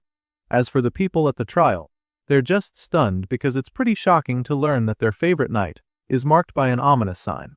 Some refuse to believe, but it's not exactly easy to defend the young swordsman when he's unable to answer the question. It's a pretty big deal right now because it would mean that all of Vlad's achievements up until now were just because he was possessed if it turns out to be true. Just like the others in the hall, Joseph Bayazid is equally starting to panic. The young master knows that it's true that Vlad showed growth beyond common sense in the past year.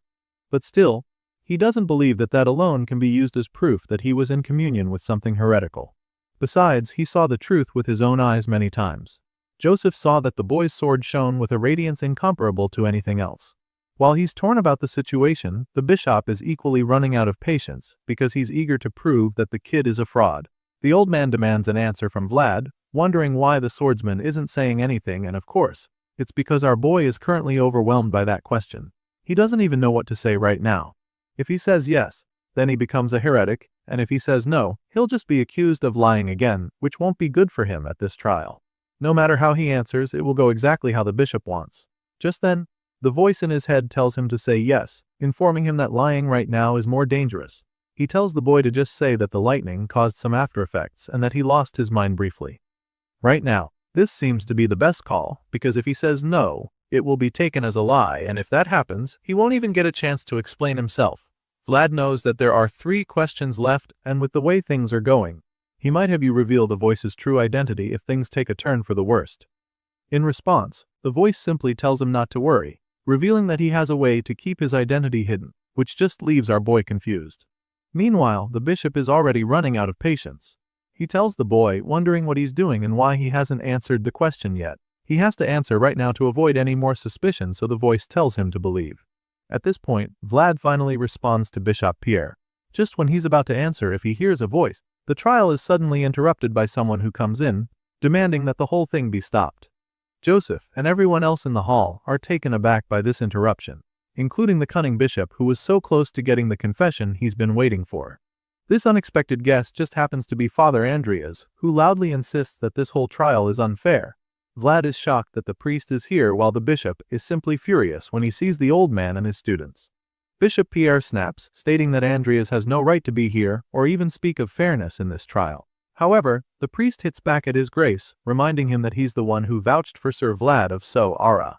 He was the one who picked up that name, which lay unnoticed in the dirt, and then offered it before God's name. Father Andreas explains that the bishop should have come through him first if there has been any suspicion about the young knight. At this point, Pierre realizes that he can't stop his nemesis from being present since the man knows his right too. So, he begrudgingly grants him permission to enter. Once that's done, Father Andreas walks to the middle of the hall to meet Vlad where he is standing. The boy is so glad to see the priest that he's at a loss for words. The father then holds his hands and commends him for doing well so far, but now, he wants Vlad to leave the rest to him.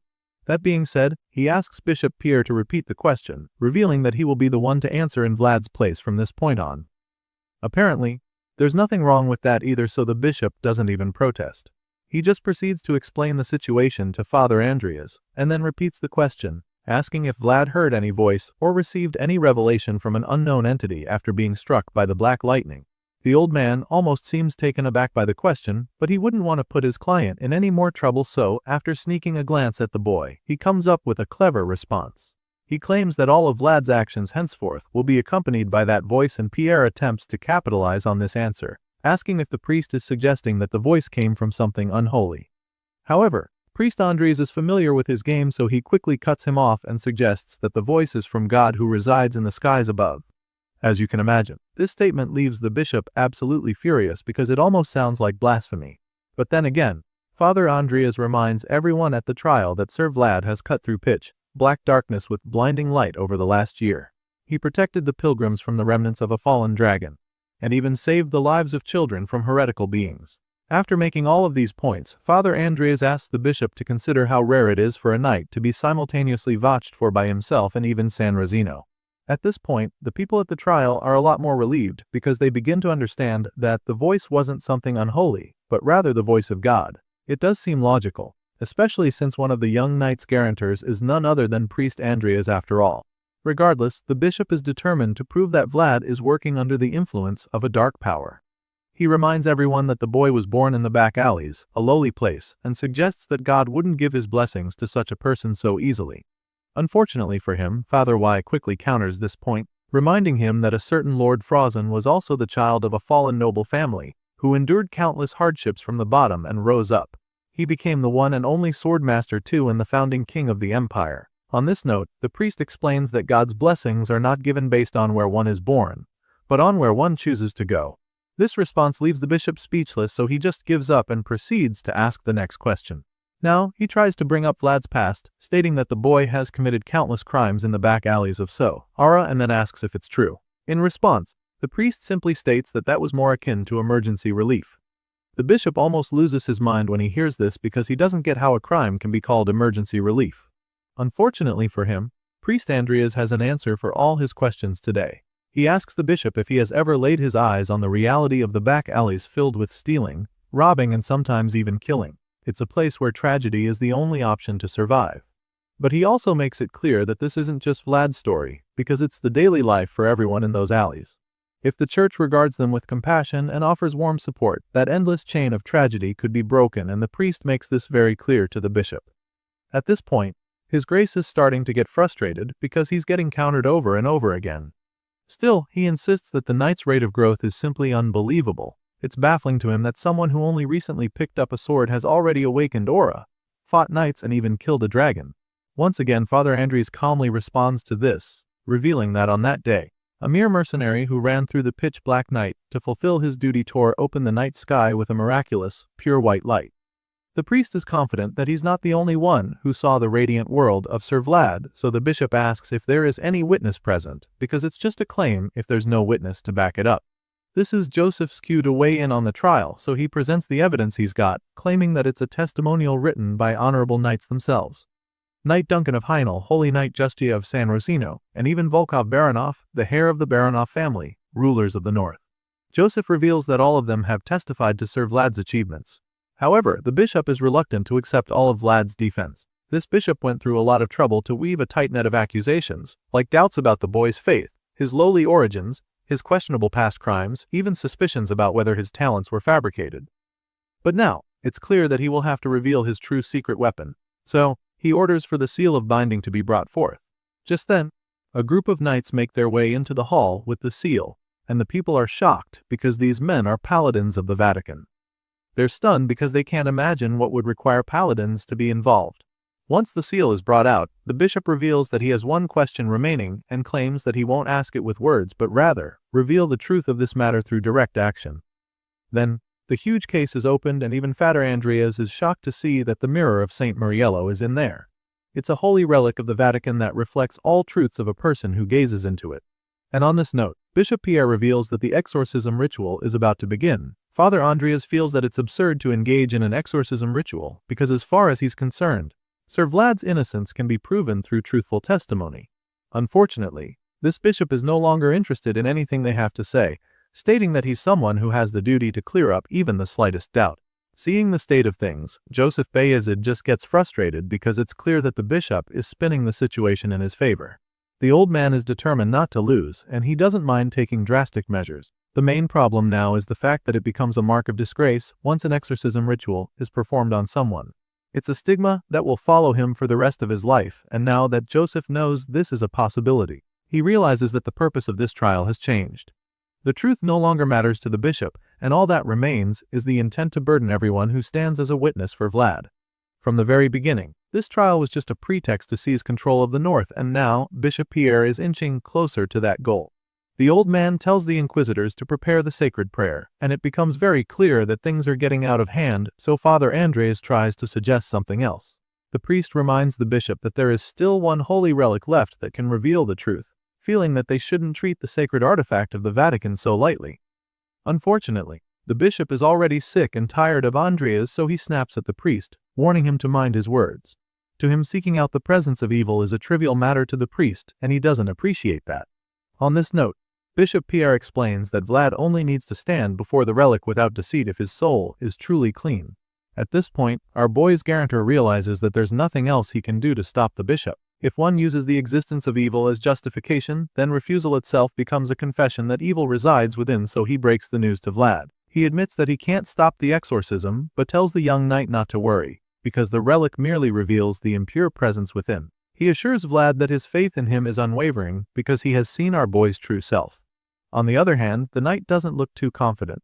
The bishop starts losing his patience again, wondering why Vlad is hesitating to stand before the relic. Now it's clear that there's no going back, so our boy steps forward and the voice assures him that it's going to be okay. As you can imagine, the boy is scared, but the voice tells him to step forward proudly, just as he has always walked toward the light. Our boy finally summons the courage to do it, and after taking a deep breath, he steps forward. As soon as he stands before the relic, the world around him changes and a powerful knight with a white cape appears. The boy is shocked, and it's even more mysterious because he still can't see the knight's face. But that's when the voice speaks to him again and the face is revealed. The voice claims that at last, he finally understands what that emotion was in the blacksmith's eyes. He feels that the old man must have wished that his humble sword wouldn't hold Vlad back.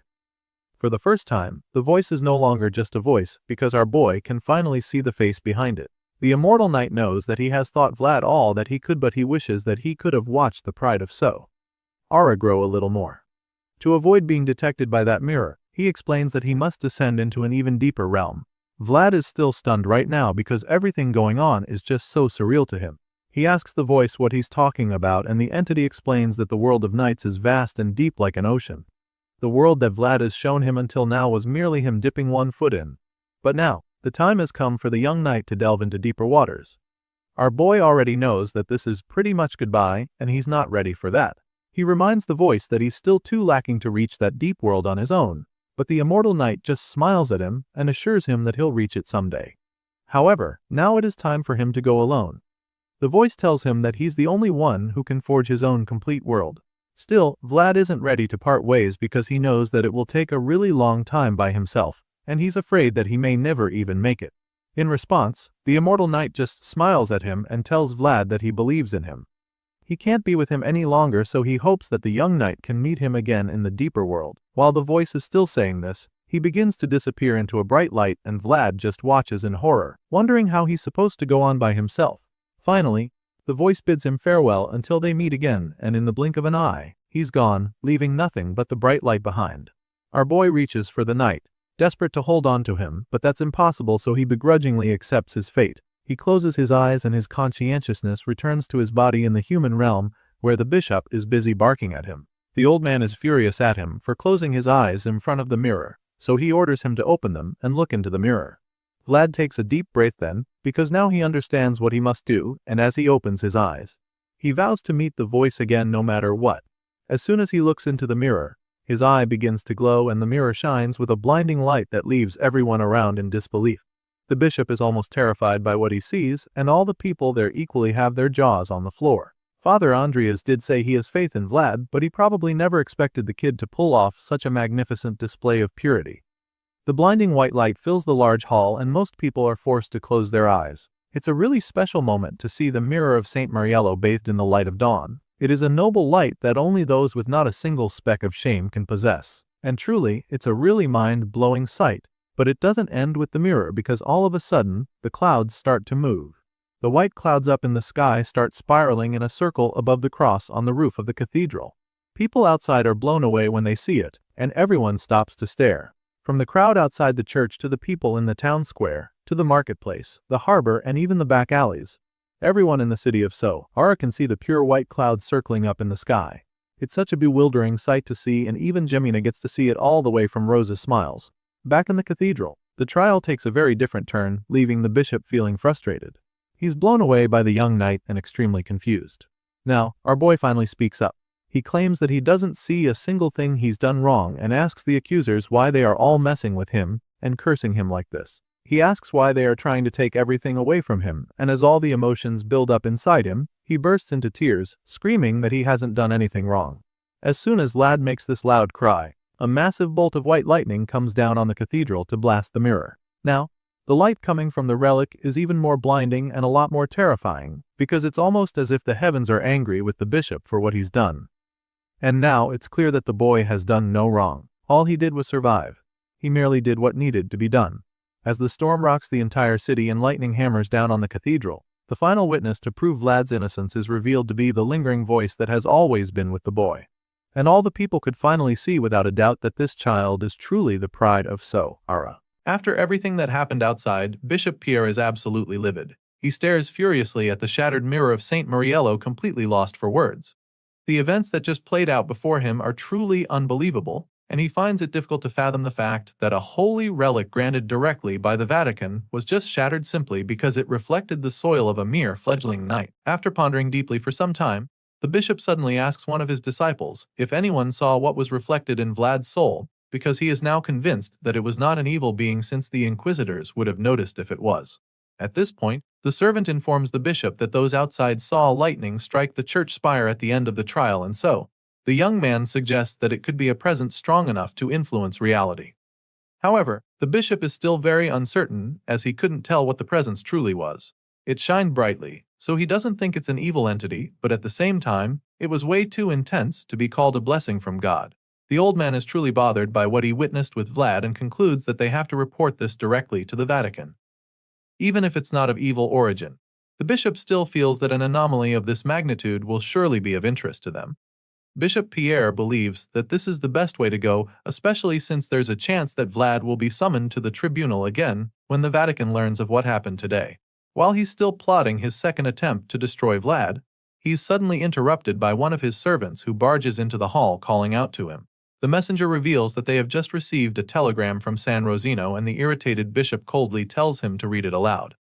Without hesitation, the terrified messenger reads the letter, revealing that San Rosino demands the bishop to explain the connection between Black Bear, who received the pardon, and the Black Mage. But that's not all, because they also made it very clear in their message that they will carry out an investigation on the bishop if he refuses.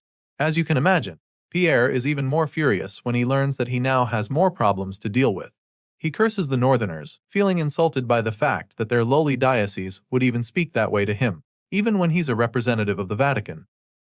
The bishop bowls in rage just thinking about it, and concludes that they're only this bold because they have the northern houses backing them. As much as he hates to admit it, he knows that even the Vatican's authority won't be able to stop San Rosino from ruining his life if the northern houses unite. Now, it's pretty clear that he has a big problem, so he instantly begins phase 1 of his countermeasures by ordering his servants to summon a mage for him so that they can send a telegram to Dragon Blood Duke. Back in Sara, we catch up with Lord Joseph and his men. The Bayezid's son is aware that San Rosino has already sent a telegram to Bishop Pierre, and he's surprised by how quickly they took action. It was pretty fast, and so he figures that they must have held a deep grudge against the bishop for a long time. Sir Jaeger agrees, reminding his master that the Vatican's neglect of the northern diocese is well known, so it's no surprise that they'd hit back at the bishop after he attempted to destroy Vlad. Joseph confirms this, stating that the Central's bias and disdain knows no bounds. He doesn't find the new development bad at all because this way, they can secure support from San Rosino on political grounds which would have been a lot more difficult otherwise.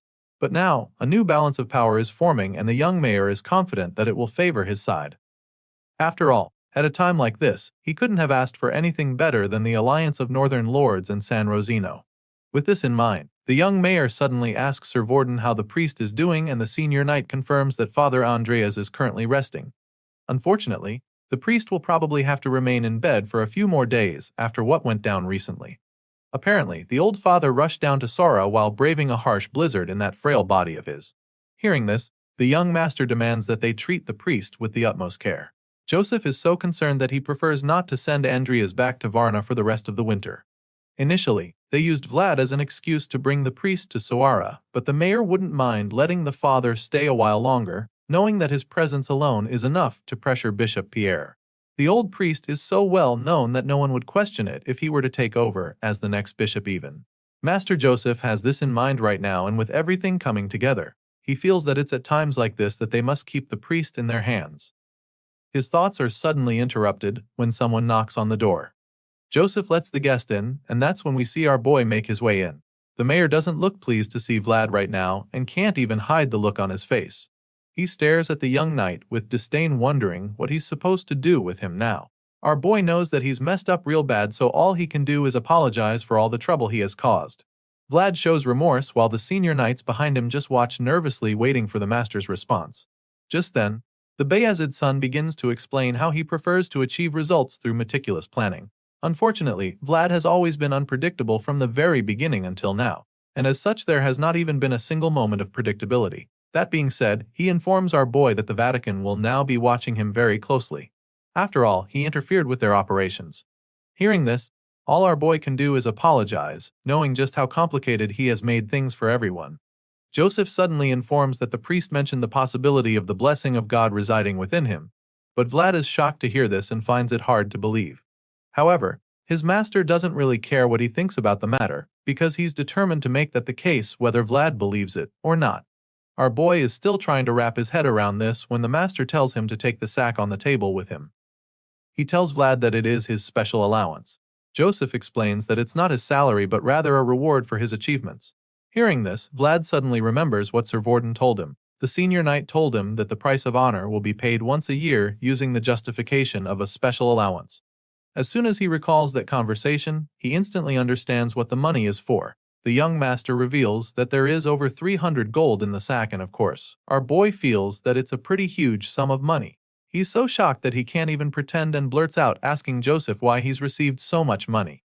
The master just ignores the question and lets Vlad know that he's also tallied up the results of every day they've worked together. And now that the blondie is a knight, Joseph feels that he's entitled to claim the credit for his past achievements. In other words, our boy is basically being paid for everything he's done for the Bayezid household since he and Joseph met. That being said, the reimbursement makes a lot more sense, and Vlad excitedly thanks his master for this very special allowance. Our boy is grinning ear to ear at this point, but before he can fully enter a state of euphoria, Joseph reminds him that he also has responsibilities to bear now that he's a knight. He makes this very clear to Vlad, determined to make the young blondie understand that things are a lot more serious now, and of course, our boy assures his master that he is ready for what is to come.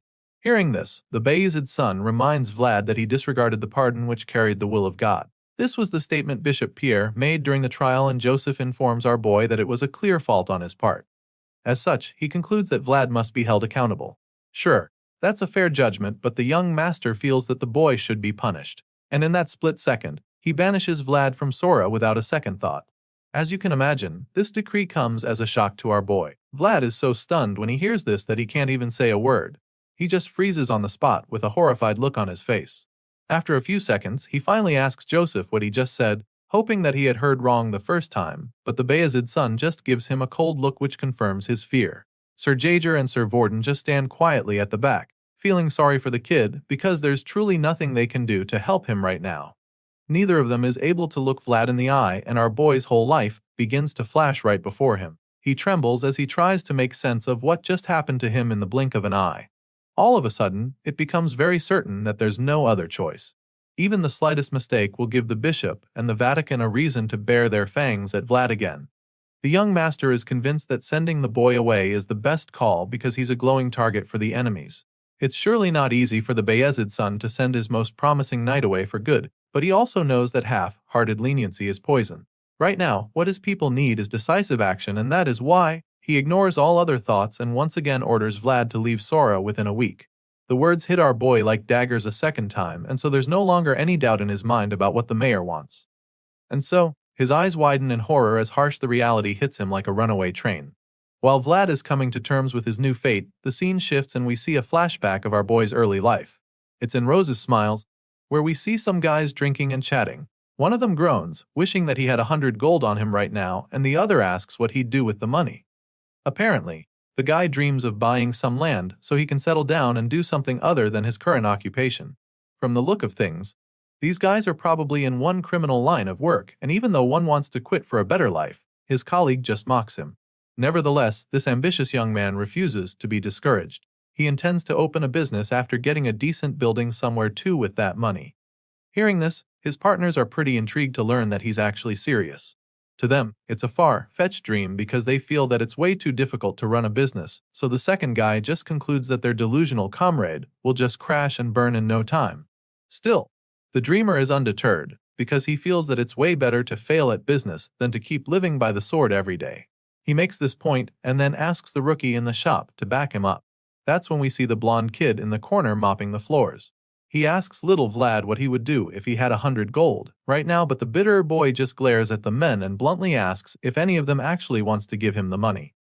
From the tone in his voice, the ambitious thug just teases him for having such a sour attitude. Of course, none of them have that kind of money, so the guy tries to explain that they were just having a little chat. At this point, Vlad actually gives it a thought and reveals that the first thing he'd do is pay off his debt if he has 100 gold to his name. The dreamer is shocked when he hears this because he can't imagine that a kid like that would owe someone 100 gold. He teases little Vlad about it, suggesting that the kid is looking pretty shady and asks him if he's into gambling or something. In response, the boy explains that it's not debt from gambling and states that it's just a few things he needs to pay back. At this point, the thugs are very curious, so they all turn to the kid and ask what kind of things he's talking about. This is pretty much where the flashback ends, and back in the present, Vlad realizes that there's not much time left before he leaves, and so it's time to pay up that debt he owed. Vlad visits Rose's Smiles and presents a couple stacks of good coins to the madam there. She's taken aback by it, and then reminds him that he doesn't need to worry about the inn fee he owes her for the time she harbored him. However, the young knight insists that she accept the payment, pointing out how she's been spending so much to take care of the street kids lately. He's convinced that she probably poured all her savings into converting the place into an inn. That being said, he urges her to take the money and assures her that Rose's Smiles will flourish again once they're able to get through these tough times. The madam finally gives in and accepts his offer, but she still feels that he would need at least 50 gold out of the money. However, Vlad insists that she takes everything so that she can really improve the quality of service at the inn. She's reluctant at this point, so the young knight tells her to think of it as an investment on his part, claiming that she can give him a cut of the profits in the future. Hearing this, she promises that she'll work really hard then because she wouldn't want her investor to take a loss because of her. The lady is grateful for his huge assistance, but also really exhausted just thinking about the work she'll have to put in now. She was previously thinking about leaving the whole place to Jemima and take a break, but now she has to remain there. Vlad is surprised to hear this and tells her that he can't bear to see Rose's Smiles go under while he's still around. Madame Marcella can see how much he cares, so she urges him to take better care of himself if he's really that worried about them. To her, it's baffling that he's already leaving again when he only recently just got back from his last mission. Apparently, our boy hasn't told her that he's been banished. He probably doesn't want her to feel sorry for him, so he just assures her that he'll return safely this time too, and she's confident that he will be fine. All of a sudden, the young knight thanks her and she's taken aback, because she doesn't get what he could be thanking her for. Just then, we get to see another flashback of when Madame Marcella took our boy in. And so, he thanks her for bringing color back into his gray lifeless world, and basically for everything she's ever done for him. After stopping by at Rose's Smiles to say goodbye, Vlad returns to the mansion in Sara where he pays a visit to Father Andreas and his young disciple. Vlad sees the kid struggling with a heavy bucket of water, so he gives him a hand to prevent him from spilling the water all over the place. The little guy is shocked to see the famous lad of Sara standing next to him. It's like a dream. Our boy takes the bucket of water from him, and as they both walk down the hall, Vlad asks the kid if the priest is all right. In response, the little guy admits that Father Andreas probably needs more bed rest. It was hard enough for him to move in the cold weather. But he even had to get into it with the bishop as soon as he arrived. Vlad feels really guilty when he hears this, knowing that it's all because of him, so he asks if there's anything they need to help the father. He offers to help any way he can, but the kid admits that there's really nothing else to be done since Lord Joseph has already done a lot for them. At this point, our boy doesn't know what to say, so they just keep walking together until the kid asks him if it's true what they say about him. The knight isn't sure what the boy is talking about, so he asks to confirm, and that's when the kid asks if it's true that he received the blessing of God. Vlad isn't too pleased by the question, because the more the rumors spread, the more exaggerated they become. So, he quickly clears the air and makes the boy understand that the situation isn't what he thinks. The wide-eyed boy is intrigued when he hears this, but either way, he informs Vlad that Father Andres really liked the fact that he had finally become a full-fledged knight. Of course, our boy feels a sense of pride after this revelation, even though it comes as a surprise. The little guy confirms it and keeps saying that Vlad received the blessing of God, even though he just told him that it's not like that. Unfortunately for our boy, the rumors might just spread even more because the little disciple suddenly asks if he can brag about their encounters to his fellow initiates later. He wants to tell everyone how he once prayed together with Vlad, and thankfully, our boy doesn't see a problem with that. He tells the little guy to go ahead even though he's not sure if that's even much to brag about. He then gives the boy the bucket back and tells him to go on, so the young disciple thanks the knight for listening to him. They part ways at this point and Vlad starts to get a little frustrated. He initially wanted to go find Father Andreas, but now that the priest is bedridden, he doesn't think it would be a good idea. With this in mind, he turns around and after taking a few steps, a harsh reality suddenly hits him. Unlike before, when he has a permanent companion, his head is now extremely quiet because there's no voice left to respond to. The voice is gone and Vlad realizes how long it's been since he experienced this overwhelming feeling of loneliness. Throughout most of his trials and adventures, he's always had the voice to talk to, but now, he's all alone, and the sad truth is that he has no choice but to get used to it now. The next morning, Vlad joins Sir Gregory for breakfast, and while they're sipping from their jugs, the senior knight just grumbles about how all their adventures together always end with one disciplinary action. There's always a punishment for one of them every time they team up, and the bearded knight is sick of it. Well, not as much as the guy who's just been exiled. Sir Gregory feels really sorry for Vlad and asks him when he's leaving Sora. Our boy reveals that he has only 5 days left, but admits that he might leave sooner if everything he needs is ready before then. The big guy is heartbroken just thinking about it. Even though the end result wasn't great, he still thanks Vlad for making sure that everything they planned was completed.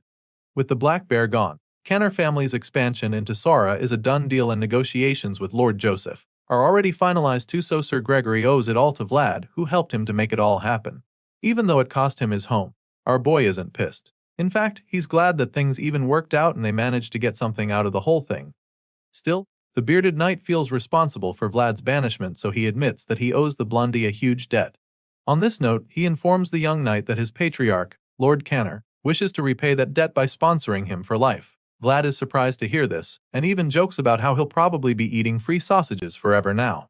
The big guy laughs as well, promising to give Vlad so many of them that he'll get sick of them. After the brief moment of comic relief, the atmosphere gets all awkward and tense again, pushing Sir Gregory to make a pretty embarrassing confession. Apparently, that day when they took down Black Bear, the bearded knight felt that Vlad's actions were more knightly than any other knight he's known. The senior knight admits that he doesn't even remember when it was, but what he knows for sure is that Vlad ignored religion, politics, personal gain and ambition that day he took down Black Bear. As far as Sir Gregory is concerned, The young blondie followed only the sword master's code with his actions, which is something that's rare these days. They live in a time where true knights are so very rare and the big guy states this before confessing that he felt ashamed of himself and proud of Vlad that day. Vlad was the only knight who showed true knighthood that night that most knights no longer possess. After making the confession, he tells the blue-eyed hero to take care of himself out there in the world. Our boy is stunned at first after hearing all of this, but then, the look of shock is replaced by a proud smile. The two make a toast, and he promises to take care of himself when he leaves. The scene shifts to the harbor, and at this point it's pretty clear that our boy is saying all of his goodbyes. Next on the list is definitely Harvin, because he's currently standing at the docks with his old friend. The brown-eyed young man is delighted to be spending the day with Lad, especially since it's been forever since he properly saw a ship. They both stare at a pretty magnificent ship, and Harvin can't help but admit that it's one crack-ass vessel. He suggests that it must be tough for the captain to steer because the river is mostly frozen, and that's when our boy chimes in about how the boat is also way too expensive. This statement leaves Harvin stunned because the last time he checked, Vlad wasn't supposed to be an expert on boats. After browsing for boats, the two buddies take a walk, and then Vlad asks Harvin if he still wants to sail. Of course, he still does, so our boy asks if he still intends to go far beyond Sara. The brown-haired guy confirms this as well and then curiously asks Vlad why he's asking all these questions all of a sudden. He's acting strange by suddenly asking to go look at ships and talking about sailing. Soon they stop by another boat, and Harvin tells Vlad that it costs 200 gold, which is cheaper than the others. He explains that it's the reason why most merchants prefer to use it, and that's when Vlad reveals that it's also the reason he bought it. Once again, the brown-eyed man is dumbfounded because that's like the last thing he thought he'd hear today. On the other hand, our boy just smiles at him. Apparently, Vlad wants to give him this boat to repay him for never hesitating to support him and Gemina when they had nowhere to go. The young knight swore that he would pay the debt he owed Harvin, no matter what. Even though he limps on land, he wouldn't need to limp out there on the far sea, and our boy made sure to keep his word. While Harvin is still trying to wrap his head around what's going on, Vlad hands him the deed to the boat and tells him to sign it under his name. The brown-eyed man is bewildered by everything happening right now. It almost feels like a dream to him, but Vlad assures him that the boat belongs to him now. Harvin slowly takes the ship's deed, and the look of bewilderment is slowly replaced with gratitude. He smiles at Vlad as he collects the documents, and our boy goes ahead to give him a hat. He congratulates Harvin on his new boat and calls him captain, which instantly sets the waterworks off. Harvin is so touched as he wears the hat that tears of joy run down his cheeks. After that, Vlad gave a final farewell to the old blacksmith at the cemetery, knowing that they wouldn't see each other for a very long time. He thanked Sir Maxim, who protected the Rose's smiles in his stead, and Sir Vorden, who recited the proclamation for him. He also quietly met with Sir Gregory and Sir Cade, who had helped protect the children's future. And so, one by one, our young hero began to repay his debts and let go of the names etched in his mind, leaving behind those whose debts he could never repay. Time passed so quickly, and soon, it was time for our favorite knight to be on his way.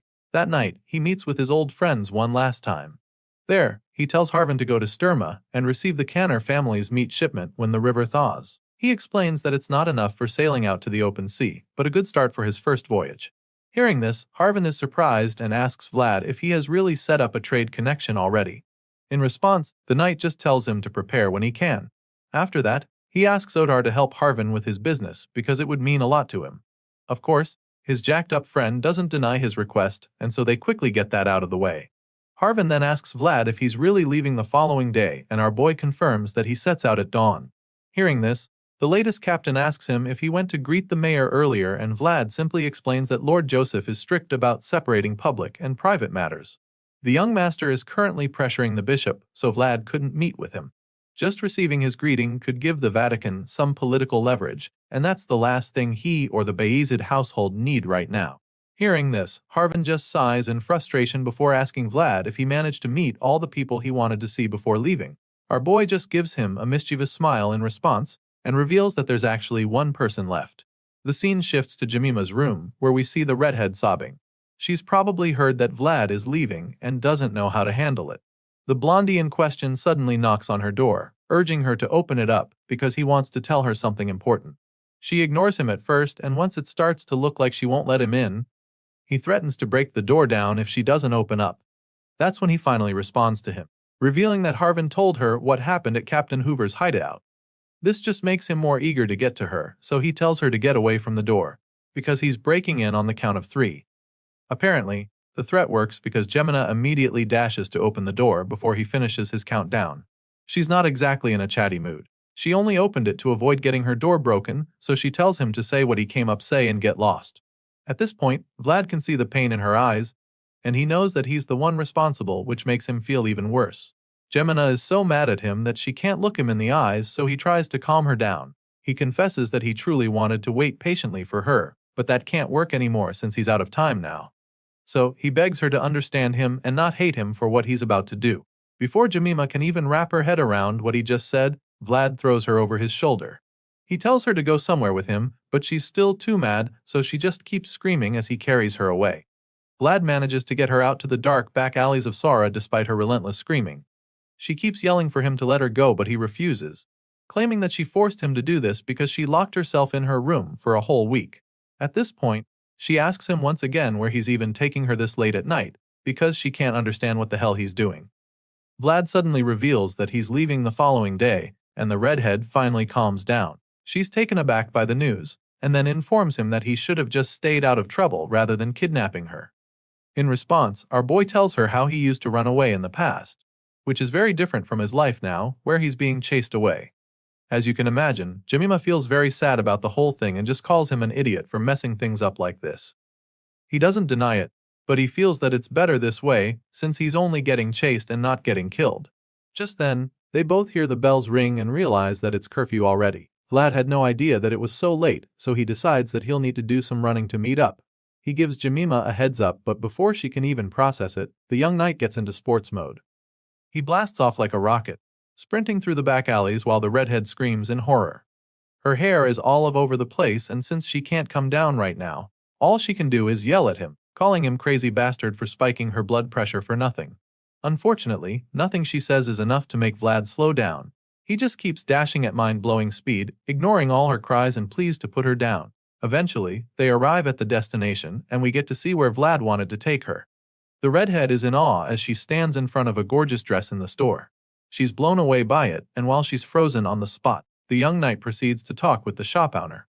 The man is extremely delighted to see that the famous Vlad of Sora actually returned to his shop. Our boy apologizes for coming late, and then asks the man if he completed the order he made earlier. The excited designer immediately confirms that the order is ready.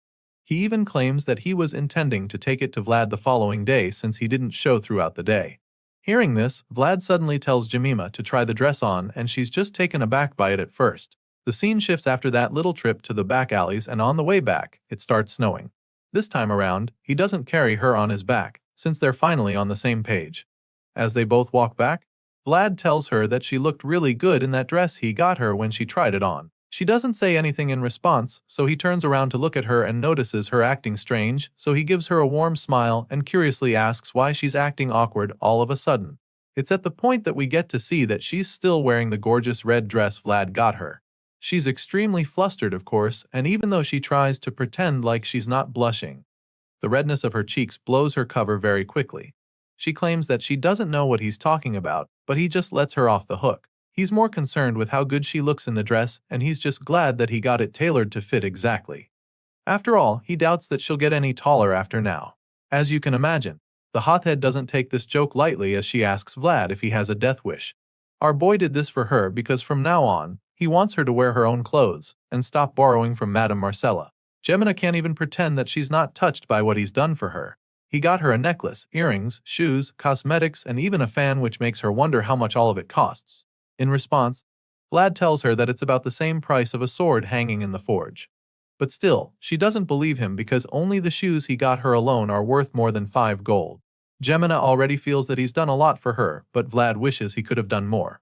If there was more time, he'd have paid to get her hair done too, and he just feels bad that he couldn't. He's been so busy lately, and before he can say anything else, Gemina tells him that he's going through all this because he's getting kicked out like an idiot. It's pretty clear that she's feeling really sad about it, but she's also pretty hopeful because she asks him when he's coming back this time around. Sadly, our boy doesn't even know when he'll be allowed to come back. The young master didn't tell him anything else other than the fact he's being banished. At this point, Jemina starts to hope that it's not a case of him never returning. She asks if that's the case, and Vlad just teases her, asking her if she's planning to tag along if he says he's never coming back.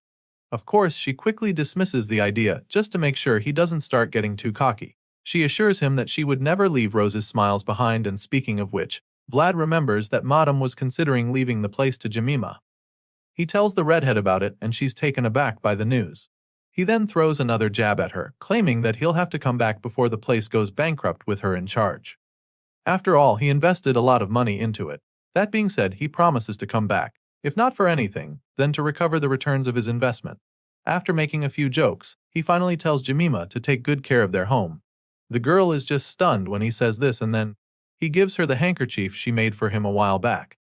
Vlad claims that he didn't know this was how nobles do it, but she doesn't get what he's talking about. She's still trying to figure out what he's saying when he suddenly goes on one knee and asks her to grant her his handkerchief. As you'd expect, Jemima's cheeks flush red when our boy does this. She's frozen on the spot as she gets even more flustered than before. It turns out that there are two ways for a knight to receive a lady's handkerchief. The first way is with the tip of the sword, and the other is hand to hand. Just like that, in the middle of an empty plaza, a knight knelt before his lady and her handkerchief was passed from her hand to his. The lady may not have realized, but the knight, through that act, willingly took on a great duty. It was a vow to protect her. The scene changes after this, and the story continues with Vlad making his way back to the city on his horse. He meets up with Goethel, who's been freezing his ass off waiting for his boss to arrive so they can set off at dawn. Apparently, our boy wasn't aware he was waiting for him. He asks Goeth what he's doing there, and the guy reminds him that he's a knight's attendant. Hearing this, Vlad tells him to quit messing around, because he's an exiled knight. He advises Goeth to stay in Sara and make a life for himself, but the funny guy refuses. As far as he's concerned, he's invested way too much in Vlad to let it all go to waste. And with all the scammers out there, he feels that the blondie will be penniless within a week if he goes out there alone. In response, Vlad jokes about how Goeth isn't one to talk about scammers that way since he's not exactly the most straightforward person around. Either way, the guy assures Vlad that he can be trusted. So he tells our boy to come along with him, because even though Blondie thinks he's street smart, he knows the world better. Goeth heard about Vlad getting a boat for Harvin, so he wonders if the exiled knight will take good care of him like that one day too. Our boy just laughs in response, admitting that it all depends on how things go between them. At this point, it's clear that they'll be traveling together, so Goeth asks Lad where they'll be going first and the knight simply says east. That's pretty random, so the former mercenary is kinda confused. However, our boy knows exactly where he's going. There's something he needs to find there, and he makes this clear to his new companion. Hearing this, Goeth figures that it's better than wandering around aimlessly like vagabonds. As they set off, our boy takes one last look at the city he's called home for as long as he can remember. He says his final goodbye to the place and hopes that everyone in Sara takes care while he's gone. Just like that, he begins the journey with Goeth, and the two ride out of the city before the sun even rises. As they make their way out, the young master watches from his chambers. He never really got a chance to say a proper goodbye to his most promising knight, and this is probably the last time he will see the one known as the Pride of Sara on his side for a very long time. As he watches the two men ride east, Sir Stangga joins him and points out how cold the air is. In response, Joseph reveals that his heart feels even colder. In fact, it's not just cold, it's so bad that it aches. He's especially heartbroken by the fact that Vlad didn't even look back. To him, that can only mean that the young knight must have a goal in his mind. That being said, he informs Sir Stangga that things are going to get busier from here on. The second son of Bayezid has a very strong feeling that Vlad will return, but not as an ally. So, he tells the green-eyed knight that they'll need to gather strength as soon as possible. They need to get stronger so that they never have to lose what is theirs again. Hearing this, Sir Stangga offers to follow Lord Joseph on his quest to strengthen their army. But at the same time, he wonders if his master is sure about banishing their most promising knight. From what he knows, Vlad is already unpredictable enough. He feels that Joseph could have just sent the boy on a mission or a set destination rather than exiling him. In response, Joseph claims that he couldn't rob someone who's lived his whole life following orders of the precious experience of finally acting on his own thoughts.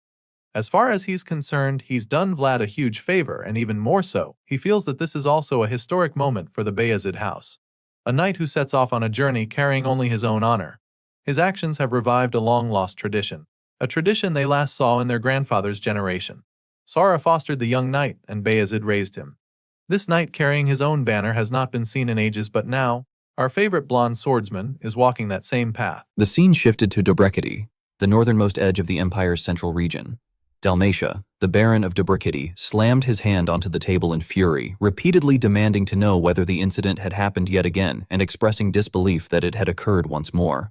He harshly questioned what his subordinates thought they were doing, complaining that every time barley seeds were sown, someone inevitably came and dug up the entire field as if they had been waiting for it. The two soldiers hesitated and attempted to explain that despite having posted guards throughout the night, by morning the fields had already been disturbed. Before they could finish, Dalmatia cut them off angrily, refusing to accept any excuses. The soldiers immediately lowered their heads and apologized. Clutching his head in frustration, Dalmatia lamented that there was nothing useful about the territory at all. He complained that the land lacked fertile soil and a mild climate, and that the only resources they could rely on were the dense forests and barley farming. He grimly stated that if they could not even sow crops at this time of year, they would inevitably starve to death. Another man hesitantly pointed out that they only had soldiers stationed within the domain. Losing his temper completely, Dalmatia hurled the half-finished glass of wine at the man's head. He then barked orders that if they were short on troops, they should shackle the domain's people in iron and force them to work, declaring that starvation was imminent and that he did not care about the commoners. He insisted that the sabotage was undoubtedly the work of monsters from the forest and commanded that every available soldier be gathered to protect the barley fields. The two men respectfully acknowledged his orders and withdrew. Dalmatia did not respond further. He massaged his temples and complained that his head was aching, wondering aloud whether he should hire mercenaries. He then lifted his gaze toward the forest, remarking that the cursed woods felt especially eerie that day. The scene shifted to the gloomy forest. Various supplies, pepper, salt, jerky, and more, were laid out on the ground. Gurgi asked what all of it was supposed to be, and Vlad explained that it was a pilgrim's certificate written for him by Father Andreas. Gurgi frowned and remarked sarcastically that Vlad had remembered to pack all the rare and expensive items, yet somehow had not thought to bring even a single flint. Avoiding Gurgi's gaze, Vlad retorted that Gurgi was hardly one to talk, pointing out that he had only brought a useless flint anyway. Gurgi protested that he had indeed brought one, insisting that Vlad had smashed it to pieces and demanding that he look at the result. Vlad blankly replied that the flint had been defective. Enraged, Gurgi cursed the excuse and accused Vlad of deliberately breaking it. Vlad ignored him entirely. Growing anxious, Gurgi urged him to hurry and start rubbing for fire, warning that if they camped there, they would freeze to death. Vlad snapped that he could not do this anymore and picked up his sword. Gurgi stiffened in fear and hurriedly waved his hands, stammering that Vlad must simply be tired and promising to start rubbing immediately. Suddenly, Vlad called out to someone nearby, asking whether they had a flint and requesting to borrow one, all while staring into the forest. Gurgi stood there in confusion, unable to grasp what was happening. From within the dark woods came a provocative sound, and a large figure emerged, commenting that it seemed Vlad had sharp ears. Gurgi reacted in horror as he realized they were bandits. One of them remarked that if the pair had noticed them, they should have run away immediately instead of trying to act tough. His expression briefly shifted in surprise as Vlad locked eyes with him in silence. Growing even more intrigued, the bandit commented that with a face like Vlad's, they could sell him anywhere for a good price. One of the subordinates chimed in mockingly, asking which noble house Vlad belonged to and suggesting that if he revealed his parents' identities, they might be able to return him to his family in exchange for a reasonable ransom. Completely unfazed, Vlad calmly asked whether any of them had a flint, bluntly telling them to check and see if they had one at all. The bandit sneered contemptuously, demanding to know what Vlad thought he was even saying and questioning whether he had lost his mind. From the very beginning, Vlad had regarded the man with barely concealed disdain. Hanging from the bandit's body was jewelry fashioned from human fingers. Vlad slowly drew his sword, remarking coldly that it no longer mattered, for when he had left his hometown, he had already made his decision. His eyes flashed sharply, causing the bandits to frown in rising tension. Vlad steeled himself inwardly, vowing that he would reclaim the dulled resolve he had possessed at the start, and ordered them to hand over everything they had. At that moment, the leader of the bandits began to tremble. Vlad's voice turned icy as he added that their lives were to be surrendered as well, declaring that they were worth less than animals. In the end, nothing remained but the screams of the bandits as they cried out in agony, their suffering spreading throughout the forest. At the entrance to the area, two guards muttered uneasily about the cursed forest, remarking that it felt especially eerie that day. The other replied that it felt as though something might leap out at any moment, then quickly urged him not to joke about such things, noting that unpleasant rumors were already circulating. Suddenly, they noticed a figure approaching. The two guards raised their spears defensively and shouted in unison, demanding to know who was there. What they saw first was a pitch-black silhouette belonging to a noir steed, with piercing eyes and gleaming white fangs. The guards recoiled in horror, believing it to be a monster. From atop the creature's back, Vlad calmly commanded it not to bite them, Only then did the guards breathe a sigh of relief, realizing it was merely a horse. Vlad instructed them to lower their spears, explaining that he had captured the bandits who had been causing trouble in the area. The guards stared at him in disbelief, asking if he meant the vicious criminals who had massacred nearby villagers. At that moment, a group of people in ragged condition was led forward, tightly bound with chains and ropes. In their hands were the severed head of their leader, a sight so horrifying it sent chills down the spine. The guards gaped, unable to believe what they were seeing. Vlad then stated his intention to meet the Lord, introducing himself as Vlad of Sara, a knight of Bayezid. The scene shifted to a manor where Dalmatia welcomed him with cheerful laughter, expressing amazement that a knight who had proven himself would come to Dubraketti. Vlad bowed respectfully and conveyed his gratitude for the hospitality. Dalmatia praised him for capturing the men who had been plaguing the territory, remarking that as the lord of the land, he could hardly refuse to welcome such a guest. He then suggested setting formalities aside and invited Vlad to take a seat and make himself comfortable. Vlad sat down across from Dalmatia, who smiled broadly and confirmed that Vlad had captured 9 bandits. Vlad corrected him, stating that the number was 15 if the severed heads they carried were included, though a few had managed to escape. Dalmatia clicked his tongue in admiration and promised to reward him generously. Vlad offered his thanks with solemn composure. As Dalmatia poured him a drink, he observed that since Vlad was a knight who carried a banner, he assumed Vlad sought to prove himself. Vlad affirmed that this was indeed the case. Dalmatia went on to say that there was something he wished to request of him, emphasizing that it concerned a true knight who pursued honor. Vlad, however, already understood the man's intentions.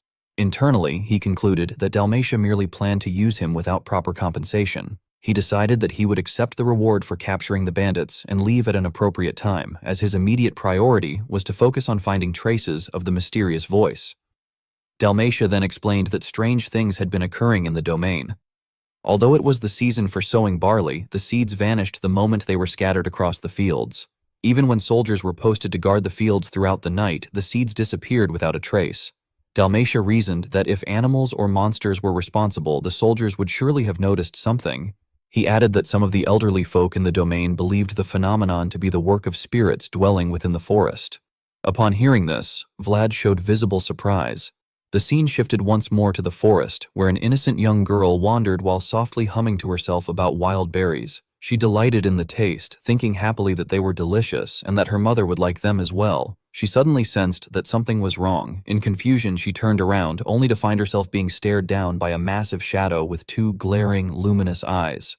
Gurgi remarked that something about the place felt wrong. He observed that the area was clearly impoverished, to the point where the people likely did not even have enough money to eat, let alone pay a bounty. He suggested that they should forget about any reward altogether. Vlad replied that the man had promised to reward them generously. Gurgi scoffed at that, saying that anyone could make such claims. He added that he could tell at a glance when someone was not the type to pay, and that the Lord fit that description perfectly. According to him, when the time came to open his purse, the man would surely be busy making excuses instead. He concluded that they should have demanded an advance payment. Vlad calmly told him that such matters were for Gurgi to handle. Taken aback, Gurgi asked what Vlad meant. Vlad then questioned why Sir Joseph would keep a knight around who could not even wield a sword properly. He went on to ask whether Gurgi knew Sir Vorden's nickname. Gurgi froze, admitting that he had no idea. Lowering his voice, Vlad revealed that Sir Vorden was known as Vorden the Swindler. Gurgi reacted in shock, asking if Vlad was referring to that shabby-looking lord. Vlad smirked slightly and remarked that perhaps the man's face worked to his advantage. In any case, he explained that Sir Joseph valued that particular trait of Vorden's, believing that everyone had their own use. Vlad then stated that whether it was an advance or a bounty, Gurgi would be responsible for handling such matters from now on. Gurgi pointed to himself in disbelief, asking if Vlad truly meant him. Raising an eyebrow, Vlad told him to go and show that baron from the central region the northern tongue he possessed, one that had been tempered through countless scams. At first, Gurgi was startled by the idea, but once he understood Vlad's intention, he responded with an equally sinister expression. Later that night, in a deserted field, Vlad listened with a serious expression as a knight spoke at length. The knight explained that the forest of Dubraketti was ancient and, because of that, riddled with countless legends and strange tales. He then mentioned that a child had gone missing that very morning, and that the incident was said to have occurred in the forest nearby. According to the villagers, a deep pit had been dug near a patch of wild strawberries. As the knight continued talking, Vlad inwardly complained that the man talked far too much. He thought that the basics of an ambush relied on discretion, and that even for a knight of some insignificant domain, this level of chatter was excessive. He wondered whether the man lacked common sense altogether. Meanwhile, the knight went on lamenting the tragedy, saying that the child had been a good and well-behaved girl, just as he began to mention that the girl's mother had been crying and wailing in the Lord's manor all day and awkwardly started to ask for their assistance in finding the child. Vlad abruptly raised a hand and covered the knight's mouth, signaling for silence. Startled, the knight wondered in confusion what was happening and questioned the strange look on Vlad's face. Not far away stood a dark, foreboding forest. Vlad keenly sensed that something was off and immediately dashed forward. The knight hurriedly ordered everyone to run and follow Sir Vlad, calling out to him in alarm. Vlad landed in the field ahead, and the others rushed over in a panic, demanding to know what he was suddenly doing. With a grim expression, Vlad stared at the ground and stated that they had been robbed. The knight, unable to believe his ears, asked him to repeat himself. Moments later, he realized the situation in horror, exclaiming how such a thing could be possible when the seeds they had scattered as bait had vanished without a trace. Vlad turned to one of the soldiers and asked whether he had brought a shovel. The soldier confirmed that he had and handed it over. Taking the shovel, Vlad began digging, convinced that he had definitely heard something earlier despite seeing no movement and finding no footprints. He then asked how far the place where the child had gone missing was from their current location. The knight replied that it was very close and asked why Vlad wanted to know. After digging for a while, the ground suddenly collapsed, revealing a hollow space beneath. The knight exclaimed in shock, wondering what it was. Vlad looked down into the opening and muttered thoughtfully that he could not even begin to guess how deep it was, adding that it could not have been dug by a human. He then addressed the knight captain, asking him to lead the way and stating that they would need to go to the location where the child had disappeared.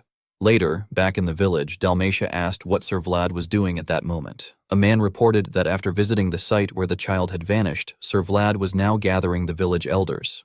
Dalmatia frowned as he asked why the elders were involved. The knight replied that it seemed the man was trying to inquire about the past, specifically the traditions that had been passed down in that region. Hearing this, Dalmatia spoke in a sharp tone, expressing his concern over whether those old people might start spouting some bizarre nonsense. The knight countered by wondering whether they should not have grown wiser with age. Clearly dissatisfied, Dalmatia ran a hand through his hair and stated that the elders would not say anything that could be used against them in front of an unknown knight. He added that the banner bore the emblem of San Rosino, which meant the knight must have deep ties with the Vatican. Dalmatia reflected that he could not tell the man to stop now, since he himself had made the request, yet he felt the knight was digging too deeply. In the end, Dalmatia made a decision and ordered that someone be assigned to tail the knight and ensure that he did not pry into anything strange. The scene then shifted to outside the village, where Gurgi asked the elders whether there was truly nothing that came to mind. He said that even now, the child was probably trapped in some pit, desperately seeking a helping hand. With tears welling in his eyes, he spoke of a small, fragile child left in pitch-black darkness, imagining her sobbing as her tears dried up and she cried in silence. As he cried, Gurgi carefully observed the elders and insisted that surely something had to come to mind. He went on to say that this was not the first time such an incident had occurred, reminding them that Barley had disappeared before as well. Only then did one of the elders finally speak, recalling that when they were young, they used to hold certain rites, but after the Vatican came and forbade them, they stopped performing them, cursing the Vatican under his breath. Vlad then spoke up, pointing out that no child had ever been sucked into a pit back then, though some had been taken by wolves, and he asked what those rites had been for. The elders lifted their heads to look at him, but soon afterward, as if by unspoken agreement, they all lowered their heads and fell silent. Gurgi pressed them again, asking what kind of rites they had been, warning that if they did not speak, they would not be able to save the child. He emphasized that this winter was unusually cold and implied that if the little one froze to death, the consequences would be dire. After much hesitation, one old man finally admitted that the rites were for an earth spirit. Vlad probed further, asking him to explain in more detail. At that moment, Gurgi turned to Vlad and whispered that he should step outside for now, explaining that no matter how young he was still a knight, one who bore the Vatican's emblem. He cautioned that the elders were closely watching how Vlad reacted, and that if things continued this way, even those willing to share would shut their mouths. Vlad reluctantly agreed and stepped outside, telling Gurgi to find out everything he could. Outside, someone was already waiting for Vlad and politely asked if he might have a word with him, claiming that the rites were nothing strange. Vlad replied that he was aware the rites were considered idolatry forbidden by the Vatican, and that if they were discovered, it could bring serious punishment. The man reacted with surprise, but Vlad calmly stated that he understood, acknowledging that there were rules people had upheld for a long time. When the man hesitantly suggested what that might mean, Vlad continued by saying that he had heard nothing about earth spirits or rites in that village, swearing to God that he would focus solely on finding the missing child and the barley thief. He told the man to stop watching him and to make sure that message was clearly relayed to his lord as well. The man bowed politely, apologized for offending him, and thanked him for his consideration before leaving. Soon after, Gurgi approached and addressed Vlad. Vlad asked whether he had found anything, and Gurgi replied that the elders said it was not exactly a ghost in the frightening sense, but rather something that made the land fertile if rites were held for it.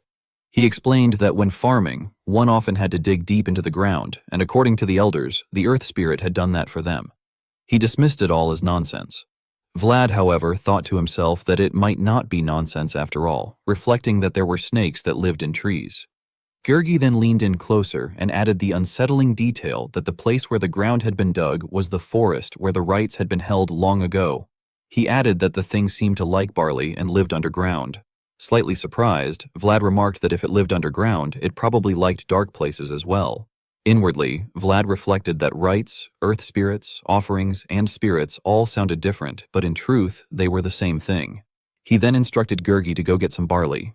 Gurgi, startled, asked why, to which Vlad replied in an eerie tone that he had already dragged a monster out from underground before, and that this time, he needed Gurgi to set the stage once again. In the gloomy forest, Gurgi voiced his lingering doubts, wondering whether the plan would truly work. He questioned Vlad about the necessity of placing the bait on top of a rock, stating that while he understood scattering it along the road, he could not comprehend the reason for putting it on stone. Vlad calmly explained that when he had been digging earlier, he could still feel the solid resistance of hard rock beneath the soil. Based on that, he reasoned that whatever creature they were dealing with likely could not break through stone to surface. Gurgi, still uneasy, raised the possibility that the creature might indeed be capable of breaking through rock and had simply chosen to tunnel through soil for some unknown reason. Before he could finish voicing his concern, Vlad signaled for him to be silent, indicating that the creature had arrived. Strange movement soon appeared ahead. The creature proceeded to consume each piece of bait that Vlad had laid out. Vlad, Gurgi, and Noir hid behind a bush and observed carefully. Eventually, the creature reached the final pile of food placed atop the rock. Vlad narrowed his eyes as he watched, remarking internally that his assumption had been correct. The creature was unable to break through rock. A clawed hand slowly emerged. Vlad drew his sword in caution as the creature reached out and grabbed the food. At that moment, Vlad realized that he could finally see it clearly. To everyone's astonishment, it turned out to be nothing more than a small, adorable mole. The group froze in disbelief. Gurgi exploded in outrage, accusing the elders of having completely lost their senses and angrily mocking the idea of an earth spirit, insisting that it was nothing more than an ordinary mole. Vlad, however, merely curled his lips slightly and corrected him, stating that it was not just any mole, it was a shining mole. With that, Vlad rushed forward. The mole, caught mid-meal, froze in confusion, unable to process what was about to happen. It was only after being firmly grasped in Vlad's palm that it panicked. Vlad examined it with satisfaction, while the mole trembled in sheer terror. Suddenly, it emitted a powerful burst of light. At that exact moment, Gurgi ran over and asked if Vlad had managed to catch it. Vlad had been standing right in front of him only a second earlier, yet in the next instant, he vanished without a trace. Gurgi and Noir stared in shock. Gurgi panicked, shouting in confusion and despair, unable to comprehend where Vlad had gone and declaring that the situation was driving him insane. Noir gestured for him to turn around. When Gurgi did, he saw what Noir was pointing at, a deep, bottomless pit. Gurgi was stunned and muttered once again that the situation was driving him insane, wondering what madness awaited them next. Meanwhile, Vlad was sliding uncontrollably down to the very bottom. He had fallen through the ground into a vast, pitch-dark abyss. His descent ended when he landed atop a tangled mass of tree roots. Dust slowly settled around him. Vlad let out a breath of relief, thinking that he had survived and that he had truly believed he would fall forever into a bottomless pit. He questioned where he had ended up, realizing that there was an underground passage beneath the earth. Turning his anger toward the mole, Vlad demanded to know where it had brought him and cursed the situation, blaming the creature for his predicament. Internally, he admitted that he had no idea what dangers might be lurking down there and resolved to remain on guard. Vlad activated his magic. The mole looked up at him with shimmering eyes as an immense aura of power radiated from his body. The mole let out a startled cry. Vlad reflected bitterly that nothing in this world was ever easy and concluded that climbing back up the way he had fallen was impossible. Closing his eyes, he focused his senses and detected a faint draft of air. He reasoned that somewhere along the passage there had to be a path that connected back to the outside. He then turned to the mole and threatened it, warning that if he failed to escape by the end of the day, the mole would become his breakfast the following morning. He decided that for now, the only option was to continue forward. As he walked, Vlad complained about the seemingly endless passage, remarking that no matter how far he walked, there was no sign of an end. Suddenly, everything plunged into complete darkness. Vlad grumbled, noting that it was getting dark and ordering the mole to provide light while he was still being polite. The mole immediately began to glow again, illuminating the passage. Vlad expressed his satisfaction but warned it that if the light went out again, punishment would follow, emphasizing that the creature was the very reason he was now wandering aimlessly beneath the earth. The mole-like creature waved its arms erratically. Vlad could not understand what it was trying to convey, so he questioned what it was even saying and decided that they should leave the place first, noting that the draft was drawing closer and that there was definitely an exit ahead. Before he could finish that thought, he suddenly sensed light. Realizing this, Vlad burst into laughter, convinced that this proved they were heading in the right direction. However, he abruptly sensed something unusual and wondered what that presence had been. He noticed that the mole had curled in on itself, and Vlad silently concluded that it was frightened, likely terrified of the sound. He could also feel intense vibrations and sensed an overwhelming power being transmitted through them. Frowning, Vlad decided that they should climb up carefully for now, believing that he would understand everything once he checked it himself. Vlad leapt out of the tunnel and cautiously raised his head to look around. What he saw left him stunned, and he let out a quiet gasp. Before him stood a massive monster, swinging an axe in a frenzy as it chopped down trees. Its body was enormous and imposing, with a ferocious face and rows of sharp teeth. Horrified, Vlad realized that this was not a monster that belonged to the northern regions. He then looked back at the mole, which was clutching its head in terror, and Vlad finally understood that this creature was what it had been afraid of. He further realized that the tree being destroyed must be the origin of the spirit. He reflected that he normally avoided matters that did not concern him, but this time, he knew he had no choice but to intervene. Vlad instructed the mole to hide inside the tunnel and wait quietly. Stepping fully out into the open, he reminded himself that the secret to killing an enemy in a single strike lay in launching an unexpected attack. With his sword ready, he approached slowly, lowering his stance as his gaze sharpened. Seizing the moment when the monster was not paying attention, he rushed forward and struck. At that instant, the monster sensed his movement. Vlad advanced without hesitation and delivered a clean slash that severed its head. He briefly noted that it had been a perfect strike, but he froze moments later when dark energy poured from the corpse and the monster's body began to regenerate. Cursing under his breath, Vlad expressed his frustration at encountering these creatures yet again. Meanwhile, elsewhere, Gurgi was frantically searching for Vlad. He called out desperately, asking whether his captain could hear him and begging him to say something, anything at all. Peering into a deep pit, Gurgi cursed angrily and admitted to himself that he was losing his mind, unsure of what to do. He debated whether he should climb down, but quickly rejected the idea, worrying that it could turn into a situation where he would need to pull Vlad up instead. He reasoned that borrowing a rope from the village would be the better option. While he was distracted by these thoughts, Noir caught a scent and began to move away. When Gurgi turned around and noticed this, he called out anxiously, demanding to know where Noir was going, before deciding to follow him. The eerie atmosphere made Gurgi recall the elder's words about strange cries coming from the forest, sounds that belonged to neither humans nor beasts, and he wondered if this was what they had meant. As Noir ventured deeper into the woods, Gurgi cursed again, then steeled himself and resolved to trust and follow Noir for the time being, reminding himself that it was the very spirit once revered by the barbarians. Even so, his voice trembled as he admitted that he truly did not want to proceed. Back at the battlefield, the monster launched a relentless assault on Vlad. He dodged its attacks while striking back, his blade passing straight through its body. Gritting his teeth, Vlad slashed it again and internally noted with satisfaction that his attack had worked, believing the creature could no longer use its legs. However, the monster regenerated once more, leaving Vlad shocked at what he was witnessing. The creature retaliated with a powerful kick that sent Vlad flying backward. He forced himself to regain his balance and realized that the attack had been imbued with a sticky, malevolent aura, identical to that of a foe he had encountered before. Though the monster's head was severed once again, its still intact body calmly picked it up and reattached it as if it were a cruel joke. Dark power spread throughout the forest, and Vlad concluded grimly that this monster also possessed immortality, meaning that half-hearted attacks would never be enough. Contemplating his next move, Vlad realized that he had no choice but to recall it. His thoughts returned to the moment when the voice had permitted him to enter that world, and to the sensation he had felt when his world and that other world had briefly touched. An extraordinary light radiated around Vlad as he advanced toward the monster, then suddenly lunged forward with lightning speed. He observed its movements carefully, deftly evading its attacks. His sword slashed across the creature's body as he dug his feet into the ground to steady himself, following up with a relentless chain of strikes. He steeled his resolve, vowing inwardly that he would keep cutting the monster down until it finally died. Beneath the quiet, oppressive night sky, the battle showed no sign of ending. The monster was chopped into countless pieces, yet it still possessed the ability to regenerate and restore itself. It launched a counterattack, but Vlad narrowly dodged. Sweat soaked his face as dust and smoke filled the air. He panted heavily while the monster's eyes glowed as it fixed its gaze on him. Vlad felt his sanity being pushed to the brink. He reflected in frustration that he had already severed its arms and legs, sliced open its back, pierced its heart, burst its lungs, split its belly, torn out its intestines, and ripped those apart as well, yet it still refused to die. He recalled the voice that had once spoken of cutting down a headless knight and wondered bitterly whether his world was still too shallow. Realizing there was no time for self-reproach, he forced himself to focus solely on how to swing his sword.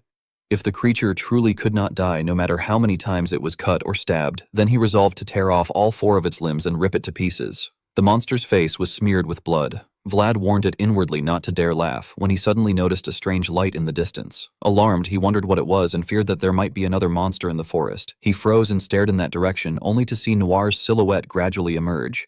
Shock washed over him as he realized it was Noir. Noir charged straight into the monster, catching it completely off guard, then quickly ran off, crying out in excitement. Vlad rushed over, demanding to know how Noir had found this place, and anxiously checked Noir's body, hoping it had not been hurt anywhere. He then looked back at the monster. Despite its earlier resilience, it had clearly been injured by Noir's attack, which took Vlad by surprise. He realized that its wounds were not healing and began to suspect that the spiritual power Noir possessed was effective against it. Watching the monster struggle with its injuries, Vlad concluded that his guess had been correct. It had raised its guard. He climbed onto Noir, regaining his composure, and urged Noir to move. He reflected that no matter how precious or brilliant something was, if one lacked the strength to protect it, it could only be taken away. He believed that the world was filled with people who stood atop tiers stolen from others, and that raising a sword in place of those who had no means to protect themselves was what the Swordmaster's code defined as a knight. Vlad charged forward once more. The monster swung its blade downward, this time targeting Noir. Vlad intercepted the attack instantly, refusing to let it proceed. Blood sprayed from the monster as Vlad continued his assault, knocking it flying backward.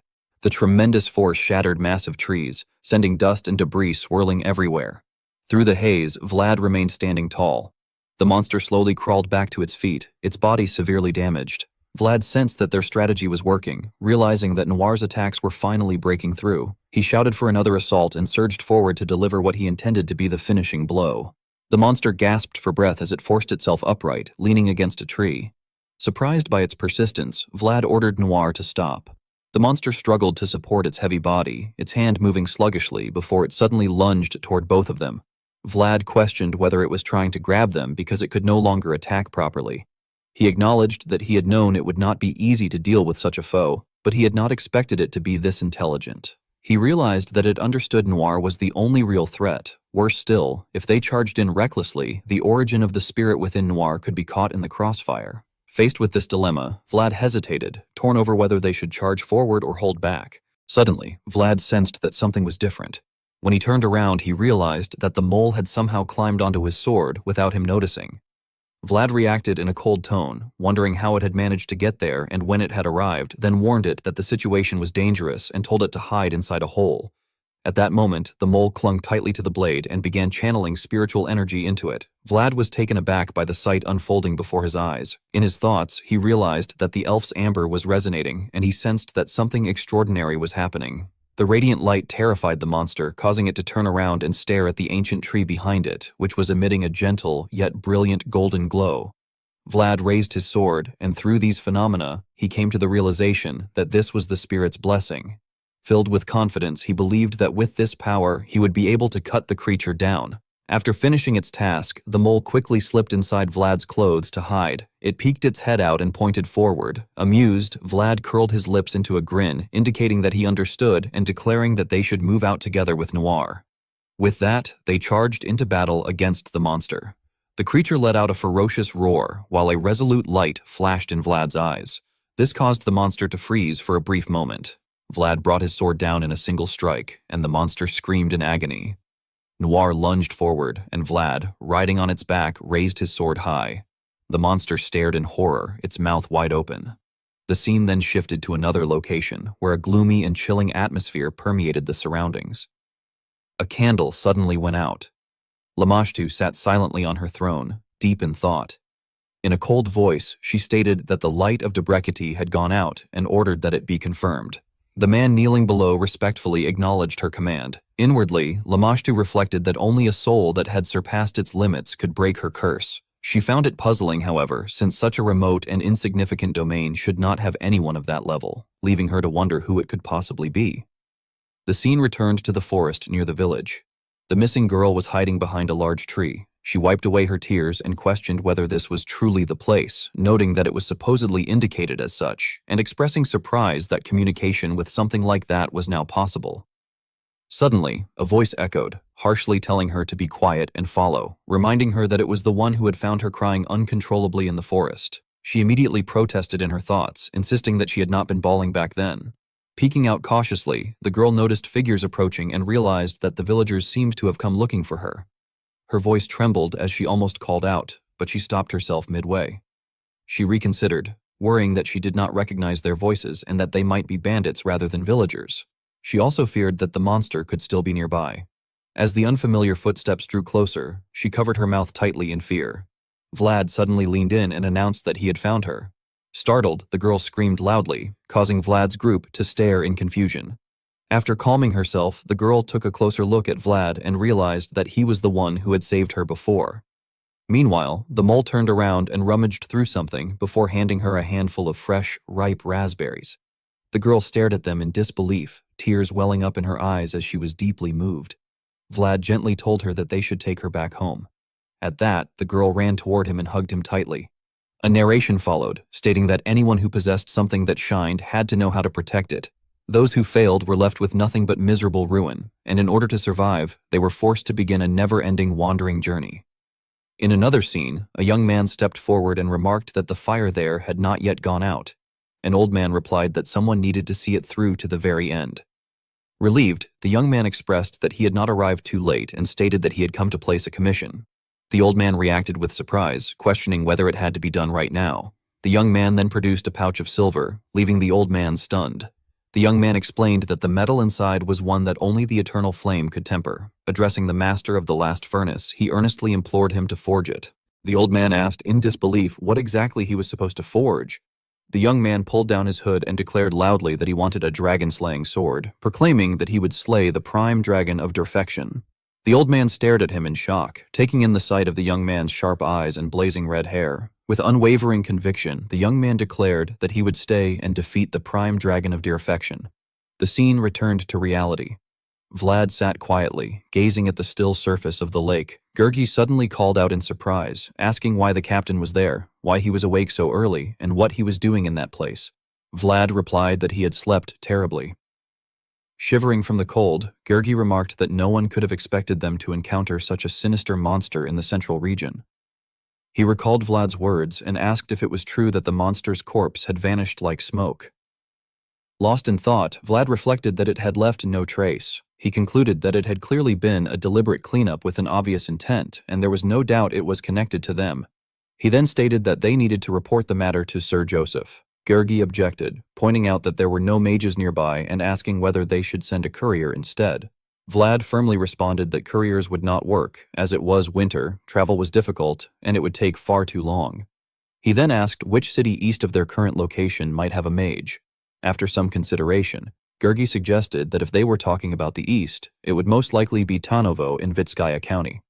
Satisfied, Vlad agreed and decided that it would be their next destination. He instructed Gurgi to prepare everything so they could leave at first light the next morning. Gurgi raised his hand to signal his understanding, then departed. Left alone, Vlad pondered quietly. He was certain that he had dreamed of something, yet he could not remember it at all, as if it were a mirage. He tried to recall fragments of the dream, remembering words about slaying the prime dragon of Perfection. Slaying a dragon felt strangely familiar to him, and he believed it might have been a fragment of memory left behind by that voice. Closing his eyes tightly, Vlad calmed his mind and immersed himself in his inner world, sensing that he was still connected to him and expressing a desire to meet again in a deeper world.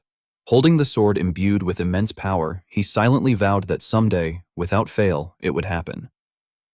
The next morning, everyone gathered to see them off. Dalmatia spoke up, asking why Vlad was leaving instead of waiting for the weather to improve. He questioned whether there was some urgent reason for the haste and wondered if their hospitality had been insufficient.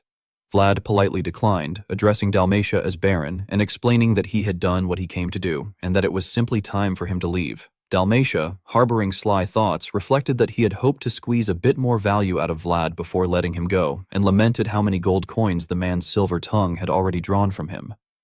Vlad quietly observed his expression and reminded him not to forget what he had said the previous day. With no other choice, Dalmatia agreed, stating that he would take the words to heart. He promised that from then on, he would no longer burn the forest to expand the barley fields, nor would he cut down trees carelessly.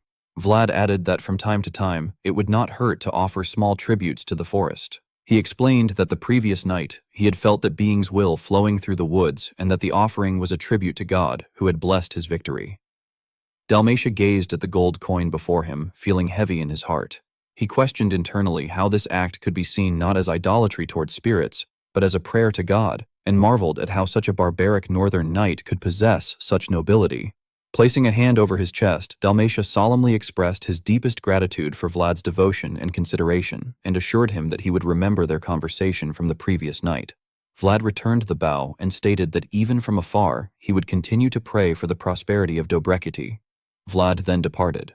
Before leaving, he looked back at the village one last time, his gaze settling on the banner at its highest point, the flag bearing the symbol of a green tree, radiating the power of a blessing. In his heart, Vlad entrusted it with a quiet farewell, wishing it well. He reflected that what spirits needed to live was presence, the memory of someone who thought of them.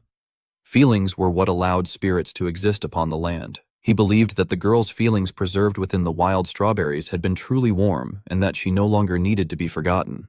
On that day, a single bright yellow star had returned to the forest of Dobrekiti. The scene shifted to another land. Rows of people in military uniforms marched in perfect formation. Within a grand palace stood the silhouette of a man. Joseph asked whether they had discovered who the individual was. The man reported that he was said to be the biological son of Duke Dragulia, making him the half-brother of the Dragon Killer Knights' captain. Joseph pondered silently, realizing that if he was the son of the Duke of Dragonblood and the half-brother of Mircea Dragulia, then it could only mean one thing. He was Radu Dragulia. The dragon banner fluttered in the white snow. Hooves clattered against the road as a group of warriors on war horses rode into the city, and that man was none other than Radu Dragulia. Radu Dragulia was introduced as a pivotal member of the Dragon Killer Knights, alongside Mircea Dragulia. Despite his young age, he had already slain countless dragons, was an outstanding knight, and was considered one of the strongest individuals in the empire. Joseph reflected silently that it seemed Radu truly came from a family with dragon's blood, and that judging solely by his reputation, Radu appeared even stronger than Rudiger. However, Joseph could not understand why the Dragon Killer Knights were once again moving in the north. He reasoned that their movement must be related to a dragon or a danger caused by one. With that in mind, Joseph asked whether there had been any recent incidents involving dragons, such as the reappearance of a deathworm or a lindbloom. The man replied that nothing of the sort had been reported and added that the northern border had remained peaceful ever since the last conquest. Joseph fell into deep thought, his brows furrowing, as he wondered what the source of the anxiety he felt was, sensing that he might be missing something crucial. At that moment, Vorden pushed the door open and urgently informed Lord Joseph that there was critical news from Sturma, reporting that Bayezid's eyes had been found moving suspiciously throughout the north. Both Joseph and the man froze in shock. Joseph read the letter, his expression growing grim, and questioned internally whether this was the true root of his unease. He then admitted aloud that his judgment had been wrong this time, acknowledging that Sawara's power had never been Bayezid's true interest, and blaming himself for failing to properly understand someone who had lived his entire life as an exorcist. The man, puzzled, asked what Joseph meant. Joseph explained that the northern churches belonging to the Vatican had begun to move, and that both the Vatican and the Dragon Killer Knights were heading toward Moshiam, the barony of Uthman. Only then did the man finally realize the implication and voice his shock. Joseph confirmed it, stating that what Bishop Pierre truly sought was a holy war. The scene then shifted to a forest, where Vlad and Gurgi were eating as if they had been starving. Stefan, looking concerned, told them to eat slowly and reassured them that no one was going to take their food away. People behind them whispered among themselves, wondering just how long the two had been lost in the forest, as it did not look like they had only been starving for a few days. After finishing every last bit of food, Vlad expressed cheerfully that he felt much better now and thanked them, adding that if he and Gergi had not met them, they would have been in serious trouble. Stefan reacted with surprise, remarking that he had never expected to hear something like that in his life. Vlad stared blankly at the people in front of him, inwardly wondering what was going on with them. Stefan then asked whether Vlad was not from the central region. Vlad answered that he was from the north. Stefan reacted with admiration at the mention of the north, causing Vlad to momentarily question whether he had made a mistake by saying that. Stefan quickly waved his hand and denied it, explaining that it was simply his first time meeting someone from the north, which was why he was surprised. He added that those who lived at the bottom had never once heard words of thanks from someone as high-ranking as Vlad. Vlad reflected inwardly on whether he had been too polite, concluding that the central region must place more emphasis on strict hierarchical relationships than the north. Stefan then asked where Vlad was headed. Vlad replied without hesitation that he was going to Tanovo in Vitskaya County. Stefan responded that it was a coincidence, as they were also on their way to Tanovo. Suddenly, Gergi spoke up before Vlad could react, expressing his relief and saying that it was fortunate, addressing Vlad as captain. He spoke casually, remarking that if they followed those people, they would eventually arrive at their destination. He admitted that he had thought they would get lost and starve to death in the forest. Vlad cursed inwardly, telling Gergi to shut up in his thoughts and calling him insane. He berated him mentally for falling for bait without knowing who those people were and questioned who it had been that insisted on trusting them, arguing earlier that looking like bumpkins would only make them targets of crime again. Gergi noticed the unpleasant expression on Vlad's face but did not understand the reason behind it. At that moment, Stefan stood up and introduced himself as Stefan of the Thorn Tree Mercenaries. Vlad politely returned the greeting, initially beginning to say his full affiliation before correcting himself and stating that his name was Vlad. Stefan expressed that it was an honor to travel with him and respectfully addressed him as Sir Vlad. The scene then shifted to the main capital of Vitskaya County, Tanobo, a city regarded as a trading hub with the Eastern Elves. Because of this, many mercenaries and merchants frequently passed through. Vlad scanned his surroundings while Stefan silently assessed him, thinking that despite his youthful appearance, Vlad was undoubtedly a knight and that it would be beneficial to build a relationship with him through a few bowls of soup and some kind words. One of the mercenaries asked whether he should look into finding some inns. Vlad replied that he already knew a few decent ones and only needed recommendations, adding that he planned to meet the lord of the area. Stefan acknowledged this, explaining that the Count's estate was the largest building in the city and that their group would be staying at the inn at the intersection ahead. He added that if Vlad needed any help, he would know where to find them. Vlad placed a hand on his chest in gratitude, saying that it sounded good and thanking them for everything. Stefan bowed and expressed his hope that they would meet again, after which the two groups parted ways.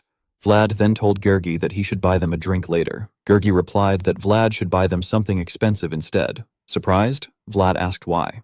Gergi explained that judging by their equipment and how quickly the inspection at the castle gates had ended, they appeared to hold a fairly high position in the central region, at least to some extent. Vlad glanced in their direction and acknowledged that it made sense, adding that it would not hurt to get to know them before suggesting they move on toward the largest building. Gergi curiously pointed out that all the buildings there were huge and wondered how they were supposed to find it. Eventually, the two arrived before a magnificent palace. Both of them stared in astonishment, concluding that it was obviously the place they were looking for. They stood before the gate awaiting inspection, when a guard demanded that they state who they were. Vlad introduced himself as Vlad, a knight of Bayezid, and said that he had come because he had a request for the Lord. The guard asked what message should be delivered. Vlad explained that he urgently needed to relay something to his master and wished to borrow a mage telegram, asking the guard to inform the Count that a knight in trouble was seeking his kindness. The guard turned away, saying that he understood and asked them to wait for a moment. Gergi suggested that they might want to find an inn later, since they could be invited inside. Vlad agreed. Time passed steadily, from morning to late afternoon, and even after night fell, there was still no news. The two continued waiting patiently. Vlad felt a strange sense of déjà vu, thinking that he had experienced a similar situation recently. He asked the guard when they would receive a reply. The guard said he was not sure. Vlad coldly stated that it was a simple request and that he only wished to hear a response. The guard replied that they would need to wait. Vlad, growing irritated, demanded to know until when. The guard answered that they would wait until the Count decided to look for them. Other guards began whispering among themselves, wondering who Vlad was. One of them said he did not know but had heard that Vlad was from the north, adding mockingly that it explained the musty smell lingering since earlier, calling it the stench of a barbarian. Another guard warned him to be careful because Vlad could hear them. The first guard scoffed, saying it did not matter and questioning what a northern vagabond could possibly do there. Vlad's patience finally reached its limit, and he wondered if this was what the elder had meant. He recalled the elder's words, which claimed that people from the central region, especially city elites and their subordinates, were all the same. They believed the center of the continent was the center of the world and considered themselves inherently noble, looking down on Westerners and Northerners whom they believed carried barbarian blood. The elder had warned that the central region's discrimination was colder than northern snow. Vlad angrily spoke up, demanding to know whether he was being treated as a joke. A guard responded disdainfully, asking for pardon and insisting that was not what he had said. Gurgi spoke in a low voice, calling out to his captain. Vlad took the item Gurgi handed him and declared firmly that he was waiting for a reply, not permission. The guards were startled as Vlad unfolded a flag. They shouted in alarm, accusing him of daring to plant a flag before the Count's estate and declaring that such disrespect would not be tolerated, until they suddenly noticed something. One guard stammered in shock upon recognizing the banner as that of the heavenly dragon lineage. Vlad spoke sternly, stating that even if he was merely a knight, he was still entitled to hear the Count's response, and he reiterated that he was waiting. Lord Tanobo, Count Vitskaya, asked while continuing his meal how old Vlad was. Vlad looked straight at him and replied that he was 18 years old that year. Hearing this, Count Vitskaya expressed his disbelief and questioned whether Vlad, at only 18, had already slain a dragon. Vlad calmly confirmed that he had been 17 at the time of the dragon's death. Without lifting his head from his food, Count Vitskaya then pressed further, stating that he had heard Vlad had hung the insignia of the Dragon Killer Knights on his banner. Vlad answered without emotion that this was indeed true. Narrowing his eyes and studying him with a dark expression, the Count demanded to know who had given him permission to use that insignia.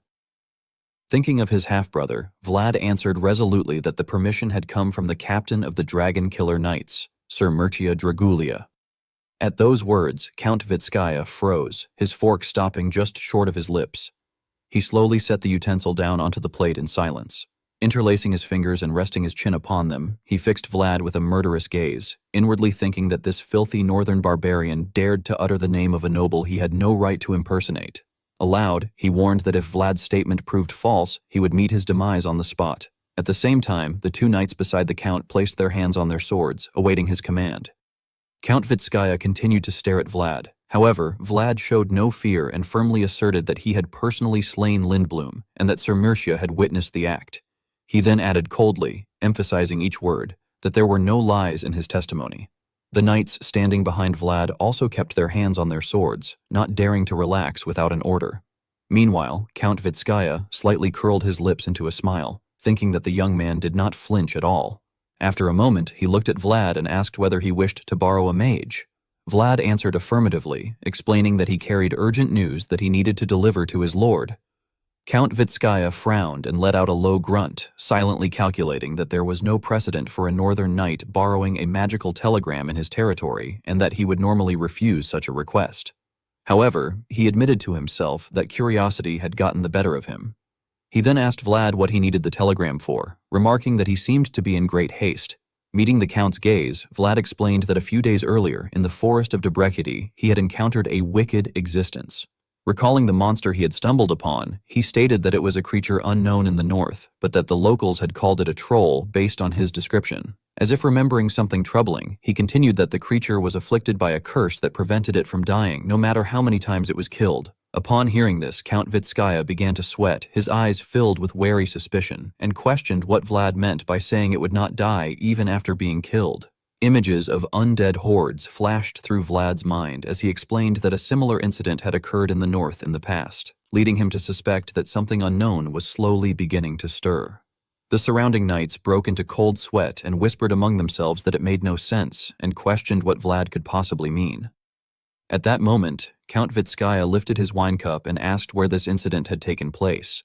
With a cold gaze, Vlad replied that it had occurred in Debrecity of House Dalmatia and added that since it was the closest city to the location, he had traveled without stopping to reach it. Count Vitskaya maintained a composed expression as he casually took a sip of wine, yet countless doubts were already swirling in his mind. He wondered why Vlad, who clearly had his own matters to attend to, would still come here merely to warn him. As he observed Vlad more closely, the Count silently reflected that the look in the man's eyes made him feel as though Vlad was reproaching him for having treated him poorly. After a moment, Count Vitskaya waved his hand toward the captain of the guard beside him and instructed him to lend the crystal ball to their guest from the north. Upon hearing this, Vlad slightly bowed his head and expressed his gratitude. The Count then spoke again, stating that he apologized for having kept Vlad waiting outside. He explained that many knights had recently come seeking an audience, so he had assumed Vlad was simply one of them. When he told Vlad to proceed and make his report, Vlad stood up, placed a hand over his chest, bowed, and replied that he understood and would take his leave. With that, he turned around and departed from the Count's reception hall.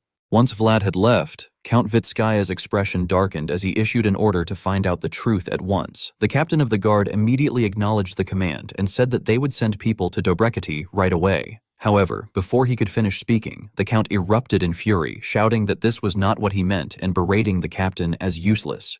He angrily demanded that they investigate whether Vlad had truly slain a dragon, whether he really was a knight of Bayezid, and to uncover everything related to that man. Seeing Count Vitskaya's explosive rage, the guards all bowed their heads in fear as he ordered them to get out immediately. Watching them leave, the Count snorted in irritation. He pressed his fingers to his temples and ground his teeth as he muttered bitterly, questioning the point of spending money when all he gathered were idiots. However, his expression soon turned sinister as he reflected that, although Vlad was rough around the edges, he possessed dignity. Recalling Vlad's deep blue eyes, like a vast galaxy, Count Vitskaya speculated that the man might not know his place and might be arrogant, yet he also had the confidence to back it up. Frowning and holding his forehead, the Count concluded to himself that Vlad could prove useful. Some time later, at the location where the crystal ball was kept, Vlad stared at it with wide eyes and asked in confusion if the explanation could be repeated once more. The caretaker of the crystal ball explained that sending a magic telegram cost 1 gold per character, and that the price would be even higher if the distance was great. Upon hearing this, Goethe rolled his eyes and whispered in disbelief, wondering if the man was insane, since they had barely squeezed 10 gold out of Baron Dalmatia. However, the caretaker narrowed his eyes and smiled reassuringly, telling them not to worry about the cost. He explained that since they were the Count's guests, they were allowed to use it for free. This immediately delighted Goethe, who exclaimed that the caretaker should have said that earlier, as he had thought a single telegram would leave them completely broke. The caretaker then placed his hand on the crystal ball and politely asked for Sawara's wavelength number. Vlad, however, looked utterly confused and apologized, asking what the word wavelength meant. The caretaker then explained that in order to send a magic telegram, one needed to know the wavelength number of the region. Vlad once again appeared baffled and turned to Goethe, asking if he knew it. Goethe, equally stunned, pointed to himself and questioned whether Vlad really meant him. Seeing this, the caretaker panicked internally, forced an awkward smile, and said that he would look it up himself and relay the information to them. After the matter was settled and the caretaker left, Goethe marveled that if they had gone to just any mage, they might have ended up completely stuck. Vlad, on the other hand, questioned why the whole process had to be so complicated. He then fell silent, reflecting that he now understood he had stepped outside Bayezid's fence, and that merely knowing how to swing a sword did not make one a knight. Vlad sighed inwardly, acknowledging that he still had a long way to go.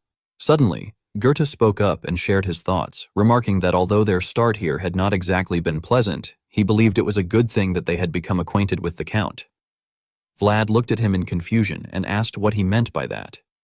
Goethe then explained seriously that he had asked the attendants a few questions earlier, and they had told him that all the decorations were gifts from the elves. Hearing this, Vlad was startled and reacted with shock.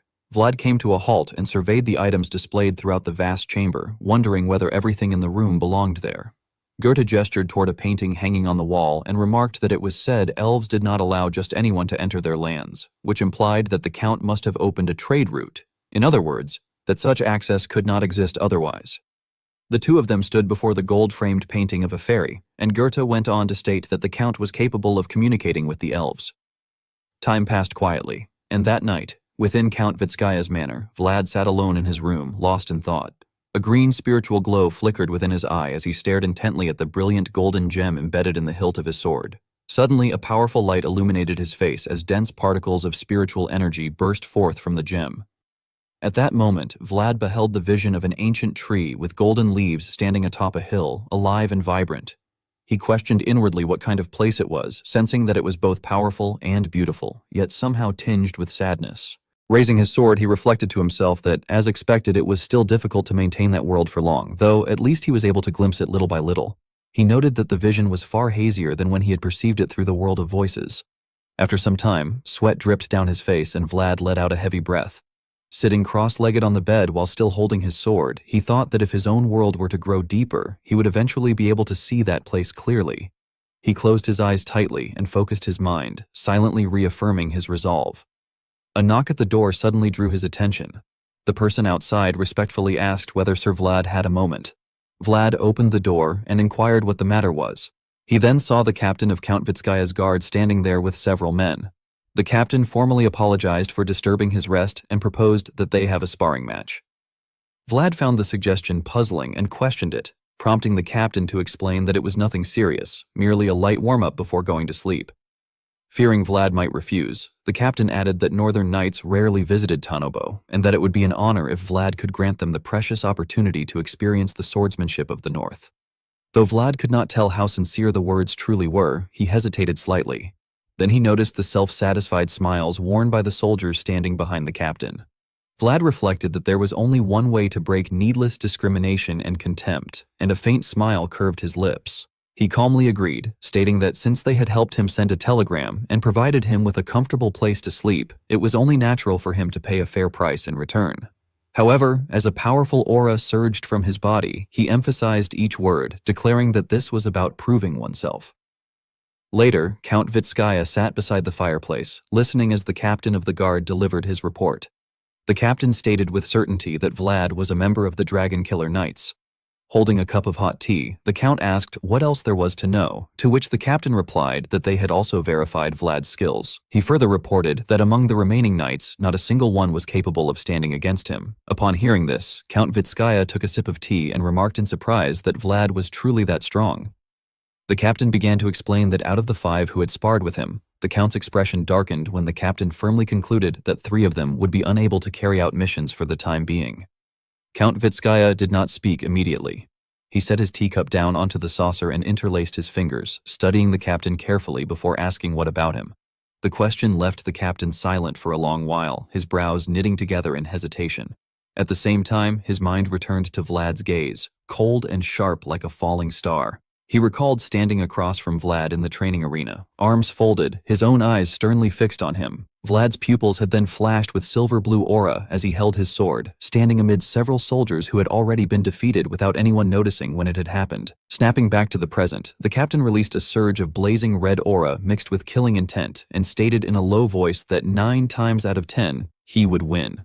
Hearing this, Count Vitskaya rested his chin on his hand and pondered deeply, questioning inwardly whether Tanobo's greatest sword truly could not guarantee a perfect victory against a mere 18-year-old.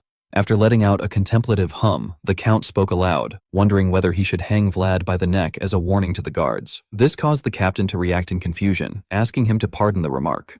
Count Vitskaya then recalled the image of Vlad forcefully planting the knightly banner into the ground before the gates of his estate, and sighed inwardly, acknowledging that Vlad was the real deal and that he himself had failed to recognize him. He admitted that Vlad's first impression had been so atrocious that he had left him standing outside in the cold to prevent him from moving freely.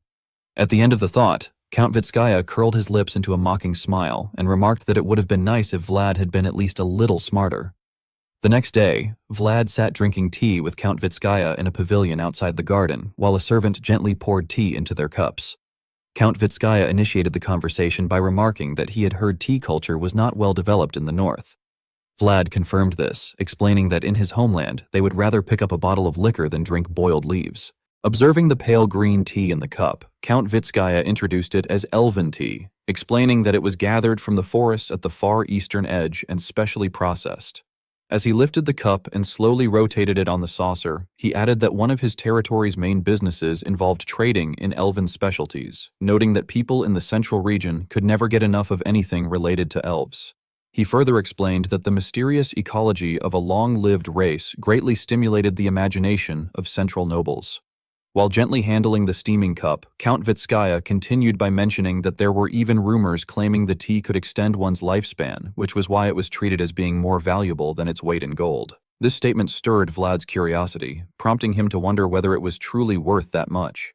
After taking a sip of tea, Count Vitskaya replied that he did not know whether it truly extended lifespan, but affirmed that it was certainly beneficial for the body and especially effective for coughs.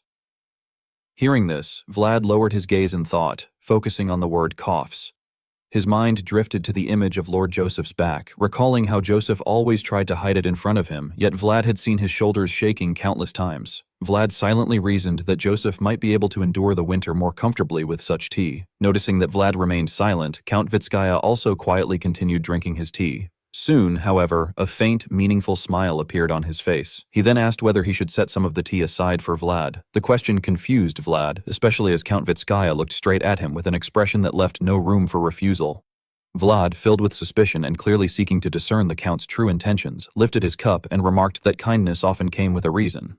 Count Vitskaya laughed in response, commenting that northern knights were indeed bold, while privately thinking that Vlad was clearly different from ordinary northerners, and, surprisingly, open to conversation. Setting his cup down, Count Vitskaya admitted that Vlad had seen right through him.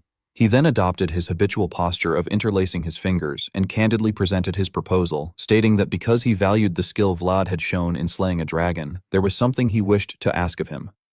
Count Vitskaya explained the situation by saying that recently a man had been hiding along the trade route and plundering his goods, which had become a serious headache. Upon hearing this, Vlad questioned whether the culprit was merely a bandit.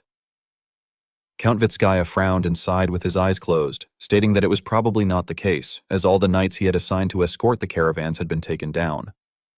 This information gave Vlad pause, as he reflected that although those knights were far inferior to Bayezid's knights, they were still Central Region knights nonetheless. He then voiced his doubt, questioning how he himself could handle the situation if even the Count's knights had failed. Count Vitskaya rested his elbow on the table and leaned slightly forward as he replied that humility turned into deceit when it went too far, and that if Vlad had been recognized not only by San Racino but also by several northern houses, then he believed Vlad was sufficiently skilled. Suddenly, Count Vitskaya placed a pouch of gold coins on the table. Exuding self-satisfaction, he emphasized that he was the type who paid properly, adding that if Vlad drove off the unknown raider, he would reward him with even more. Vlad stared at the pouch of gold in silence, lost in thought. He then raised his gaze and bargained that handling the task alone might be too difficult. As if he had anticipated this response, Count Vitskaya coldly agreed that it was acceptable, stating that merely chasing the raider away would suffice, even if it were only for a short time. Inwardly, Count Vitskaya looked down on Vlad with utter contempt, thinking that Vlad was nothing more than a cheap knight he was using temporarily. He believed that it would be ideal if Vlad solved the problem completely, but as long as Vlad held out until he could invite a truly renowned knight, Vlad would have earned his pay. Vlad lowered his eyes slightly and calmly indicated that he understood, before adding that he had another request. Meeting Count Vitskaya's gaze, he stated that he wanted something other than gold coins. This puzzled the Count, who asked what Vlad could possibly want from him. Vlad then explained that as a wandering knight, he wished to see more of the wider world, and that since he had already come this far, he should at least be allowed to enter the elves' forest. He further added, quite seriously, that he would also like a box of the tea known to be effective against coughs. Hearing this, Count Vitskaya's aged eyes narrowed in silent irritation as he inwardly cursed Vlad as an insolent brat. He reflected that he had initially thought Vlad was merely a clueless rookie knight, yet now realized that Vlad was deliberately drawing out exactly what he wanted in such a smooth manner that refusal had become impossible. At the same time, thinking of Lord Joseph standing behind Vlad as his backer, Count Vitskaya wondered who in the world had produced such a person. After a long pause, Count Vitskaya finally spoke, stating that under those conditions, merely blocking the raider for a short time would not be sufficient, and that allowing a human to enter the elves' domain was an act that placed a heavy burden upon him as well. However, Vlad suddenly cut him off, telling him not to continue. Count Vitskaya was inwardly startled when Vlad asserted that the elves also wished for trade to return to normal, addressing him directly as Count. Exuding an aura that made him difficult to provoke, Vlad placed a hand over his chest and firmly declared that he would resolve the problem. As time passed, one night on a bridge, a carriage came to a halt in the middle of the road. Beneath the carriage, a terrified man trembled uncontrollably. He saw that the numerous escorts who had accompanied the carriage had all been slaughtered and lay scattered along the roadside. Suddenly, a heavy footstep landed beside the carriage, sending the man into panic. The one standing there had noticed his hiding place beneath the carriage and stared down at him with the eyes of a demon. Standing against the light, the murderer demanded to know whether the carriage contained the elves' goods. The man crawled out from his hiding place, knelt on the ground, and desperately confirmed that it did, begging for his life to be spared. Having obtained the answer he wanted, the murderer moved to the rear of the carriage. Peering inside, he saw goods piled high, and his pupils flashed with a satisfied blue gleam. Not long after, the carriage plunged straight down into the abyss below. With the dawn of a new day, Vlad's group traveled along the road in a long line. Stefan rolled his eyes, sweat running down his cheeks, and complained that this was precisely why Vlad had brought him along. Riding his horse beside him, Vlad explained that it was something along those lines. Upon hearing this, Stefan sighed in realization, remarking that it was no wonder, since Vlad had even lent him a horse and offered such a large commission fee. Stefan suddenly sensed a surge of dark aura behind him and shuddered, muttering to himself that their glares were so intense he felt as though they could pierce straight through the back of his head. At the same time, the guards behind them were staring at the group with unmistakable displeasure. Stefan glanced back before turning to Vlad and asked just how badly he must have beaten them for them to glare so viciously. Vlad calmly reassured him that there was no need to worry, explaining that their spars had been fair. Unable to believe it, Stefan complained that Vlad had only been stationed in Tanobo for a single month, yet thanks to him, they were now thoroughly hated as well. Vlad, however, remained unconcerned and proposed that they should score a major payoff and then move elsewhere. Narrowing his eyes, he remarked that this was simply the nature of a mercenary's life. Stefan broke into a cold sweat and, somewhat awkwardly, admitted that although their current situation was terrible, Vlad was right, and there was nothing more he could say. Vlad turned to him again and reassured him that he would also give Stefan a cut of his own share, insisting that they should do this properly and emphasizing that opportunities of this scale did not come often. With a weary sigh, Stefan responded that it did not matter and that he would trust him, addressing Vlad as his dear employer. Seeing Stefan's expression, Vlad felt secretly pleased, thinking to himself that it had been a good decision to bring him along. He reasoned that dealing with a seasoned mercenary was far preferable to dealing with the Count's knights, who were clearly going to be uncooperative. He then turned to Stefan and asked how long the journey would take. Stefan informed him that at their current pace, they would arrive within 3 days. Hearing this, Vlad frowned inwardly and thought that in 3 days he would finally be able to see the elves. He placed a hand on the hilt of his sword and reminded himself that the only clue he could use to trace the source of those voices was something obtained from the elves. Imagining an elf holding an orange crystal identical to the gem set into his sword's hilt, Vlad silently speculated that if it truly was them, they would be able to recognize what was contained within it. Finally, he looked ahead toward the lush green road stretching into the distance and loudly urged everyone to move out. The carriage rolled forward slowly under the early morning sunlight as the mounted group, led by Vlad, advanced in neat formation. At one point, Stefan pointed ahead and informed Vlad that it looked like they had arrived, urging him to look over there. Seeing a wooden house deep within the forest, the two of them inferred that it must be the trading place and concluded that it likely meant entry was only permitted up to that point. Suddenly, one of Count Vitskaya's guards turned back toward Vlad and stated that the elves should already be there. With clear displeasure on his face, the guard added that they would go ahead and return shortly, instructing Vlad to guard the luggage in the meantime. Vlad did not object and calmly agreed, telling him to do as suggested. He then remained behind with Goethe and Stefan, watching as the others moved on until they disappeared from sight. Once they were gone, Goethe clicked his tongue and complained that the group was being far too obvious about preventing them from meeting anyone.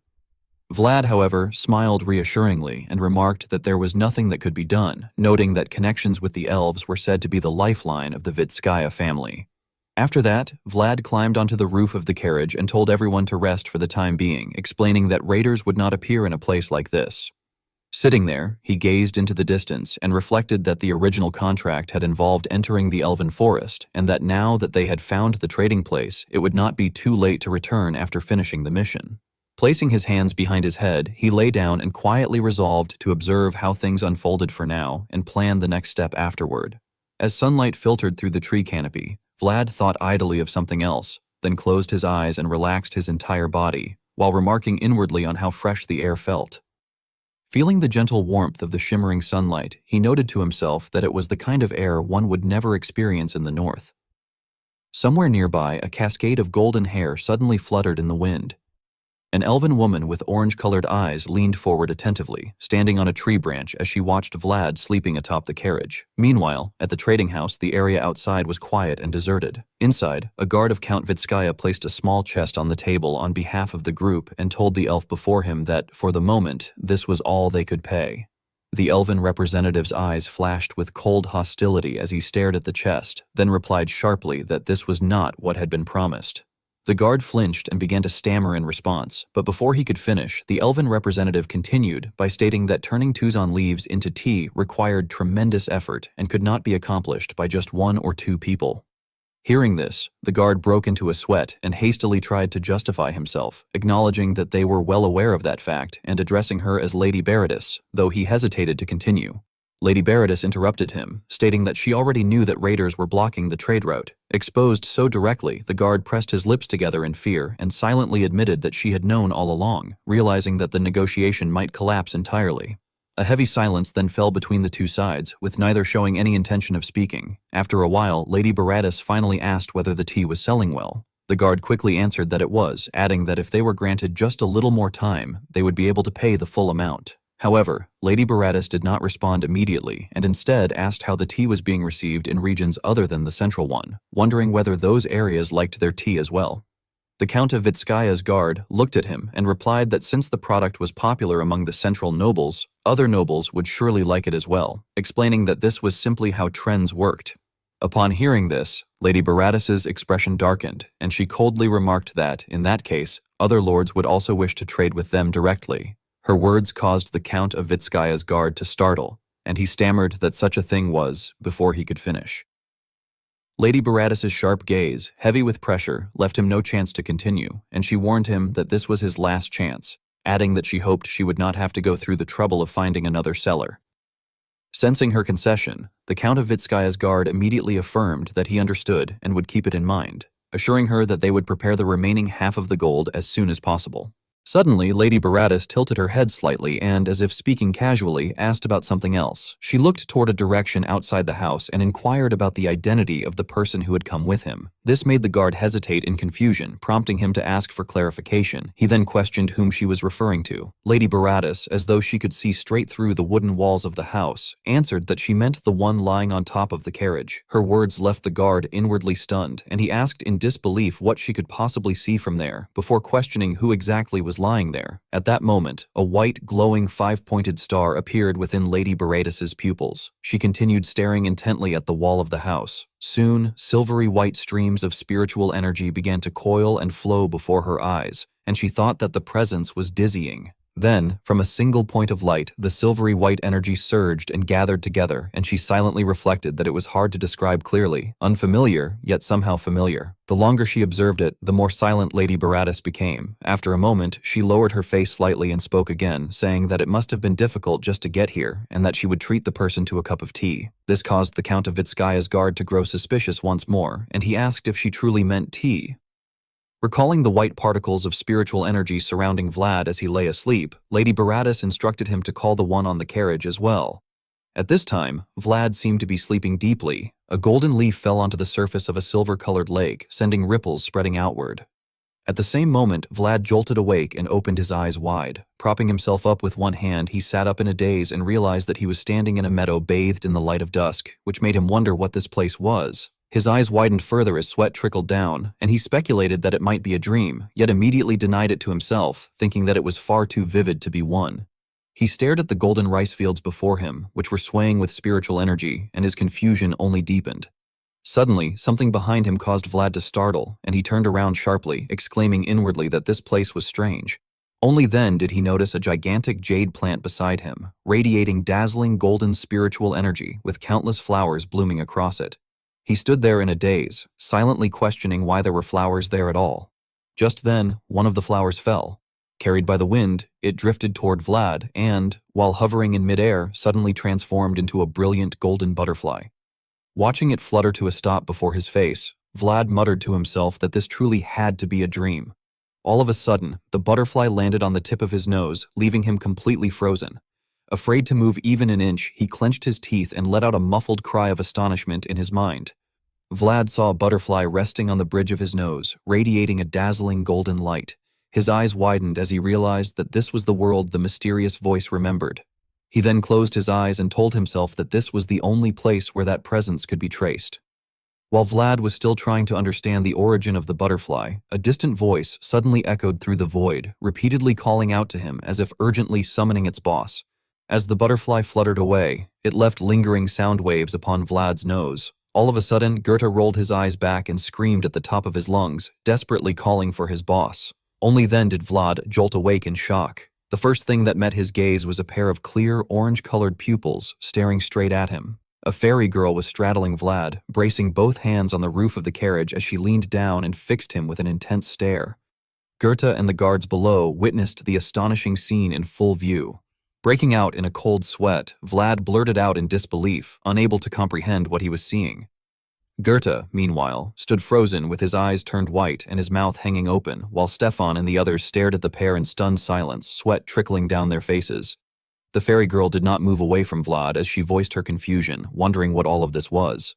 She pointed at the glowing object on his chest, indicating that one in particular. Then she pointed to the jade gem embedded in the hilt of his sword, remarking that it was another one.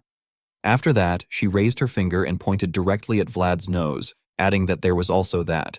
In Vlad's eyes, the entire figure of the fairy girl was bathed in brilliant golden sunlight as she pointed curiously at him, as if emphasizing this very thing. At the same time, the golden butterfly, its whole body shimmering with metallic radiance, flapped its wings and hovered in the air. The elven girl hid behind Baratus and observed Vlad, which involuntarily made him wonder what it was this time. Facing the two elves sitting opposite him, Vlad inwardly lamented that there were now two of them. As he noticed their eyes rolling toward him, he began to sweat internally, finding the situation unbearable and wondering when the carriage would arrive. Suddenly, someone spoke up, drawing Vlad's attention to the title referring to the knight who had protected the children's breath. Baratus turned his gaze toward Vlad and asked what that meant. Vlad touched the engraved letters on his armor and explained that it was something the Northern Archdiocese of San Racino had engraved for him, adding that he had once saved children from a rather peculiar kind of being.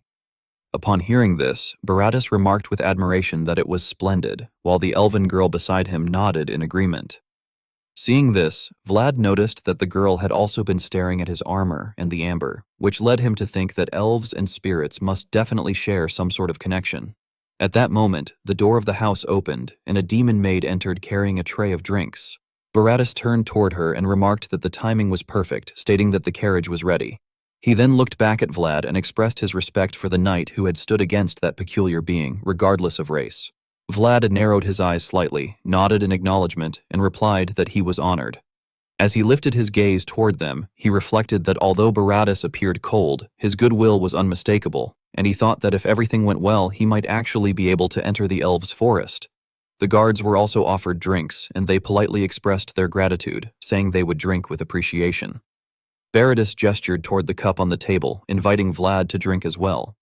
Seeing the steam still rising, Vlad picked up the teacup and thought that although it did not suit his taste, he needed to leave a good impression. Before drinking, he brought the cup closer to smell it and praised the fragrance. Suddenly, the elven girl covered the mouth of the cup with both hands, startling Vlad. She leaned across the table, looked up at him with her golden eyes, and firmly refused. This scene left the Count of Vitskaya's guards gaping in shock, and even the elven soldiers began to sweat nervously. Baratus seemed to gain an extra crease beneath his eyes as he glanced at her without being able to say a word. At this point, the elven girl drew her legs up resolutely and declared that Vlad was not allowed to drink. Not knowing what to do, Vlad hesitantly asked why. She stared straight at him without offering any explanation, then suddenly lowered her head with a sorrowful expression. While her feet swung lightly, she continued gripping the teacup in Vlad's hands and emphasized that he simply could not. However, the cute movement of her feet betrayed her resolve, which only made Vlad more confused. He forced a stiff smile and thought that no matter how much he considered it, he could not think of anything he had done wrong. After some time, once they were outside, Goethe leaned closer to Vlad and whispered that he should watch his expressions because the elves were still staring at him. Indeed, the elves were standing in a line in front of the house, looking directly at them. Noticing the elven girl clinging tightly to Baratus's arm behind him, Goethe stated with certainty that the girl was of high status, explaining that when they had entered the trading post earlier, the other elves had treated her with formal courtesy. Hearing this, Vlad turned his head slightly and replied that either way, it seemed that entering the elves' forest was now a lost cause, and he cursed his own mistake, wondering what he had done wrong. Suddenly, the captain of Count Vitskaya's guard mounted his horse and urged everyone to depart. saying that they needed to cross the cliff before sunset. Vlad immediately agreed. However, before he could mount his horse, someone called out for him to wait. Vlad turned back and saw the elven girl whispering something to Baratus, while Baratus leaned slightly forward and listened intently. As she continued speaking, Baratus nodded as if confirming her words. After clearing his throat, Baratus said that he felt bad sending Vlad off like this. The elven girl hid behind him again as he continued, earnestly imploring Vlad to forgive the mistake she had made. Vlad responded indifferently that it was fine. However, Baratus added that he had heard something had also happened earlier in the carriage, which caused Vlad to feel suspicious. Baratus suddenly glanced toward the elven girl. Seeing that she remained silent and continued clinging tightly to his arm without saying a word, he let out a sigh as if he understood her intention. Then, on his own, he stepped forward to face Vlad and extended his hand with confidence, stating that he wished to see Vlad again sometime soon and that, if nothing else, he hoped this would serve to make up for their earlier discourtesy. Vlad looked at the outstretched hand with unease and wondered internally whether a handshake carried the same meaning for elves as it did for humans. Sensing his hesitation, Baratus explained that this gesture was their way of inviting someone, adding that, unlike humans, elves did not readily offer handshakes. Hearing this, the guards nearby broke into nervous whispers, asking among themselves what exactly was happening, remarking that they had worked for so long just to reach this point, and questioning how Baratus had managed to accomplish everything in a single day, while also noting in disbelief that an elf had been the one to extend an invitation first. Vlad then grasped Baratus's hand and expressed that he gladly accepted the invitation. With sharp, gleaming eyes, he added that this would be a valuable opportunity to broaden his knowledge. Baratus met his gaze and replied that he truly hoped Vlad would come at least once. Suddenly, Baratus looked down at the orange crystal embedded in the hilt of Vlad's sword and told him to be sure to bring that amber along. This left Vlad confused, prompting him to ask for clarification. Baratus then glanced toward the elven girl behind him and explained that she had taken a strong interest in it. After that, his gaze shifted once more, and he added that he was also interested in Vlad himself, specifically in the silver spiritual energy surrounding him, which caused Vlad to flinch in surprise. Immediately afterward, Vlad looked back toward the girl, who was waving goodbye to him. At that moment, he could see countless clusters of radiant golden light surrounding her. Much later, while riding along the road, Vlad belatedly realized that he had not even asked what her name was. Goethe questioned him suspiciously about why that mattered, and Vlad replied that he wanted to know what to call her when they met again. Goethe laughed foolishly and remarked that she had been truly beautiful in a very elvish way, adding that if she grew a bit more, even looking at her would become a challenge. This comment made Vlad frown, as he questioned whether Goethe was seriously thinking that way when she appeared to be a child. Goethe responded with disdain, asking what Vlad was talking about and suggesting that she might already be over 100 years old. He emphasized that one could never guess an elf's age. Hearing this, Vlad darkened slightly and wondered how someone with such a face could already be 100 years old, before conceding that Goethe had a fair point. At that moment, the captain of the guard stepped forward and warned Vlad that he must stay alert from that point onward. He explained seriously that starting with the forest, past the cliff, and all the way to the bridge they would cross, everything ahead was considered a danger zone, adding that raiders usually appeared in that area. This information caught Vlad's attention, prompting him to remark that the stone bridge they had seen on the way in had looked the most dangerous. The captain confirmed this, stating that they had actually lost many carriages there. After observing the sun, Vlad noted that it would set soon and suggested that they spend the night there. The captain rejected the idea, saying it was not an option, as the forest was far too cold compared to the elven domain, and if they did not return quickly, the tea leaves would freeze solid. He then proposed that from that moment on, they would keep moving constantly, even at the cost of reducing their sleeping time. Hearing this, Vlad agreed and said that he understood. He then gave orders, stating that he would take the lead and instructing the others to cover the sides of the carriage. The captain immediately placed a hand on his chest and bowed, acknowledging the order.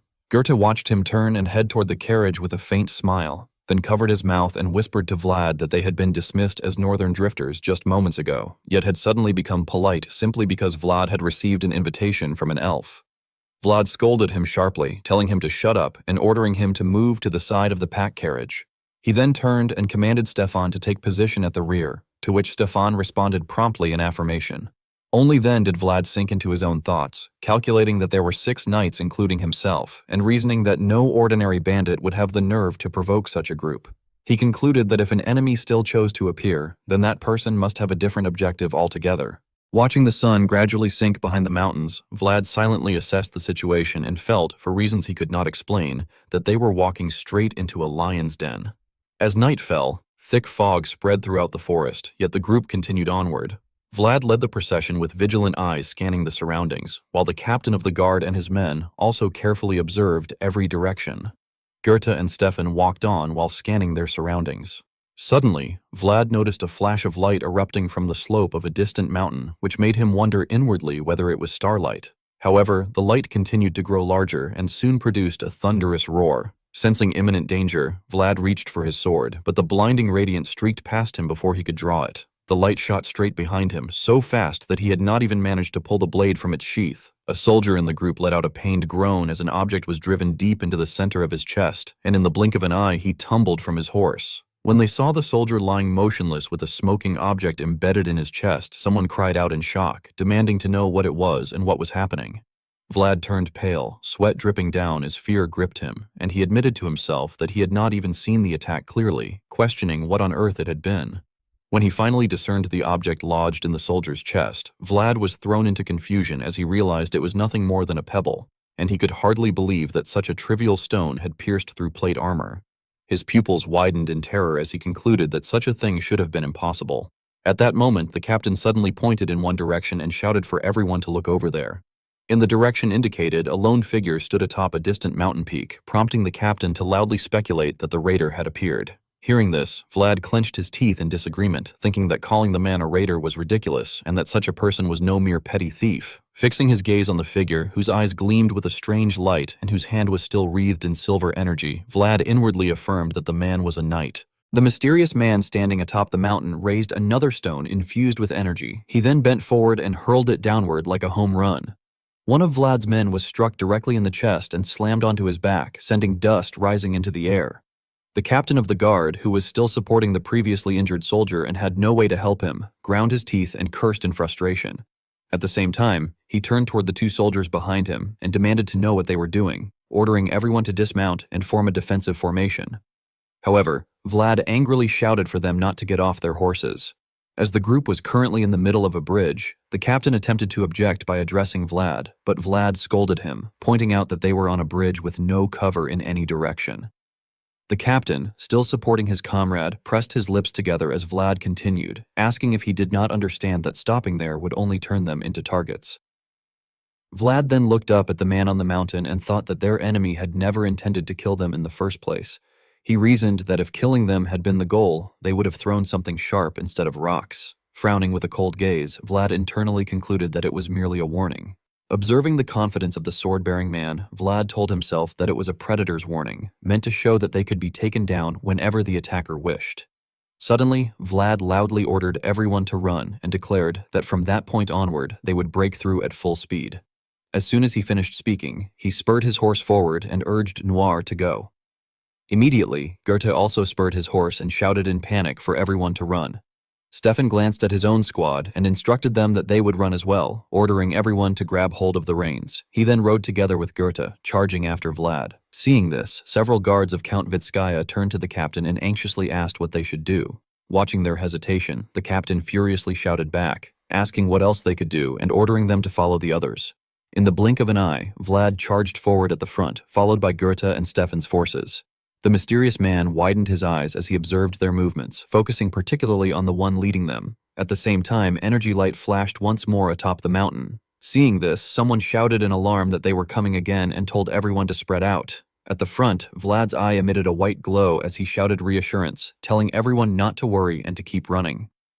At that moment, a beam of light shot down from above like a missile. Vlad's eye flashed sharply as he gritted his teeth and continued forward. The sphere of light from above struck directly into Vlad's chest, causing a brilliant explosion of light with shockwaves radiating outward. Fragments then scattered in all directions, with some falling among the group, yet none of them stopped running. This scene startled the mysterious man. Meanwhile, Vlad looked at his sword, which was radiating spiritual power, and inwardly remarked that it was working. He reflected that the first attack had been unpredictable, preventing them from reacting in time, but now they could definitely respond.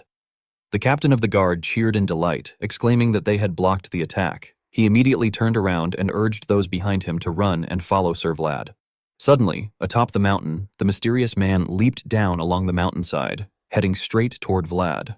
Vlad gritted his teeth as he spurred his horse and thought that they had done it and had crossed the bridge, believing that if they pushed through the forest like that, they would succeed. However, before he could finish the thought, Vlad suddenly flinched in shock. Before his eyes appeared an overwhelming surge of white spiritual power. The mysterious man materialized, raising his brilliantly glowing sword and blocking Vlad's path.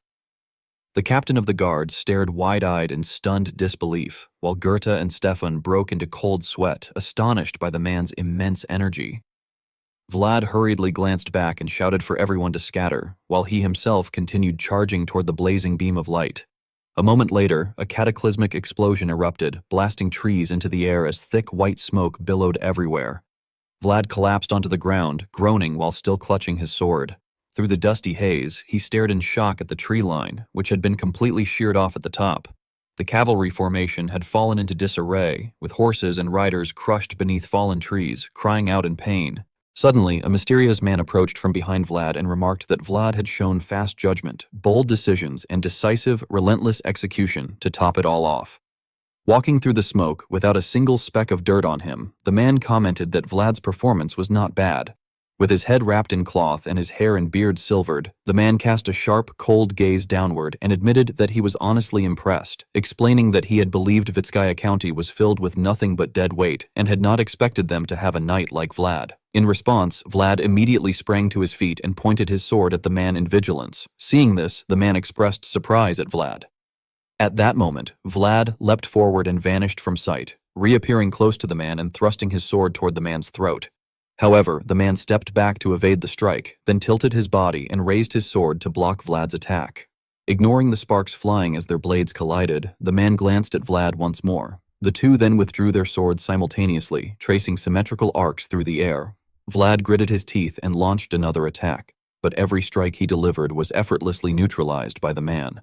Suddenly, a sharp glint flashed in Vlad's eyes as he shouted, and a blinding white light illuminated the man's face.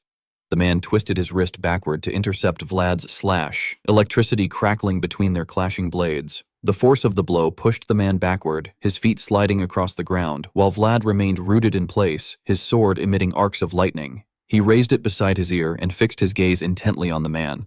At that point, the man furrowed his brow seriously and demanded to know who Vlad was.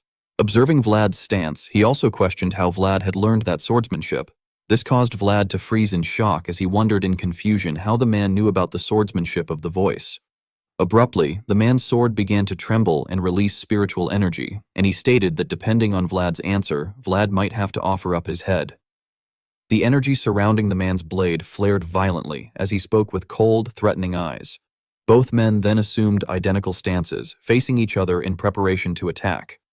This sight horrified Vlad, prompting him to question what the man was, while the man, his gaze filled with icy intensity, remarked that it seemed they had both developed the same curiosity. Maintaining his stance with the sword held beside his ear, the man continued by explaining that the sword path must extend straight and true without hesitation. Vlad, sweating heavily and not daring to lose focus, listened as the man further stated that the only thing that opened that path was a singular decisive strike founded on the unexpected. The old man's eyes flashed sharply as he emphasized that this principle was the essence of the one-strike kill. Suddenly, the man's figure blurred and vanished. In an instant, he delivered a slash at Vlad's side while internally affirming the essence of the one-strike kill. At the same time, a violent explosion of five-colored spiritual energy erupted. Vlad's sword was knocked high into the air as the man completed his lightning-fast technique and watched Vlad's cloak flutter. A second later, as the cloak settled, Vlad's sword stabbed into the ground behind him. Vlad stood frozen as the man's sword pressed against his neck.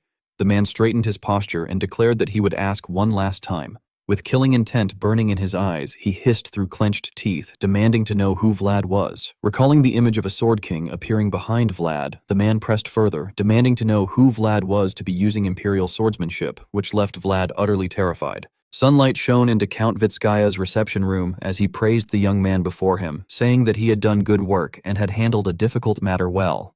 After taking a sip of tea, he added that he had heard the duel had not been easy and that it was a shame Vlad had not been able to find his opponent's corpse. Hearing this, Vlad remained silent and contemplative as he recalled the night he had been ambushed, during which he had asked the mysterious swordsman about the imperial style. The man, noticing Vlad's astonishment, had asked whether Vlad had never heard of it before, and whether he had not even known what swordsmanship he had been using. At that moment, the captain of Count Vitskaya's guard had regained consciousness nearby. The mysterious man had lowered his sword and told Vlad that it seemed they would need a long conversation. As he turned to leave, he had told Vlad to wait for him in Tanobo. As he gradually disappeared into the darkness, he had reminded Vlad that it would be a matter of honor or his life, and that the choice was his. Returning to the present, Vlad responded to Count Vitskaya's praise by closing his eyes and stating that he had merely been lucky. The Count laughed and replied that luck had certainly played a part, and that Vlad would not know how much trouble that bastard had caused. After thinking briefly, Vlad remarked that the opponent had been extremely skilled. Count Vitskaya narrowed his eyes as Vlad continued, stating that even with the Count's knights accompanying him, there had been no way they could match the man. Vlad then coldly mocked that this must have been why the Count had not dispatched a knight captain, as he had known that even the finest sword he possessed would not have been enough against that unknown raider. Irritated, Count Vitskaya set down his teacup and diverted the topic, stating that anyone who bore responsibility must always think about what came afterward. Vlad did not relent and questioned whom the Count had been planning to call if he had failed. The Count pondered for a moment before answering that he had intended to summon the Dragon Killer Knights. As he thought about Mirsha Dragulia leading his forces with his sword, Count Vitskaya explained that to obtain their cooperation, one needed justification such as the appearance of a dragon or an enemy of similar caliber.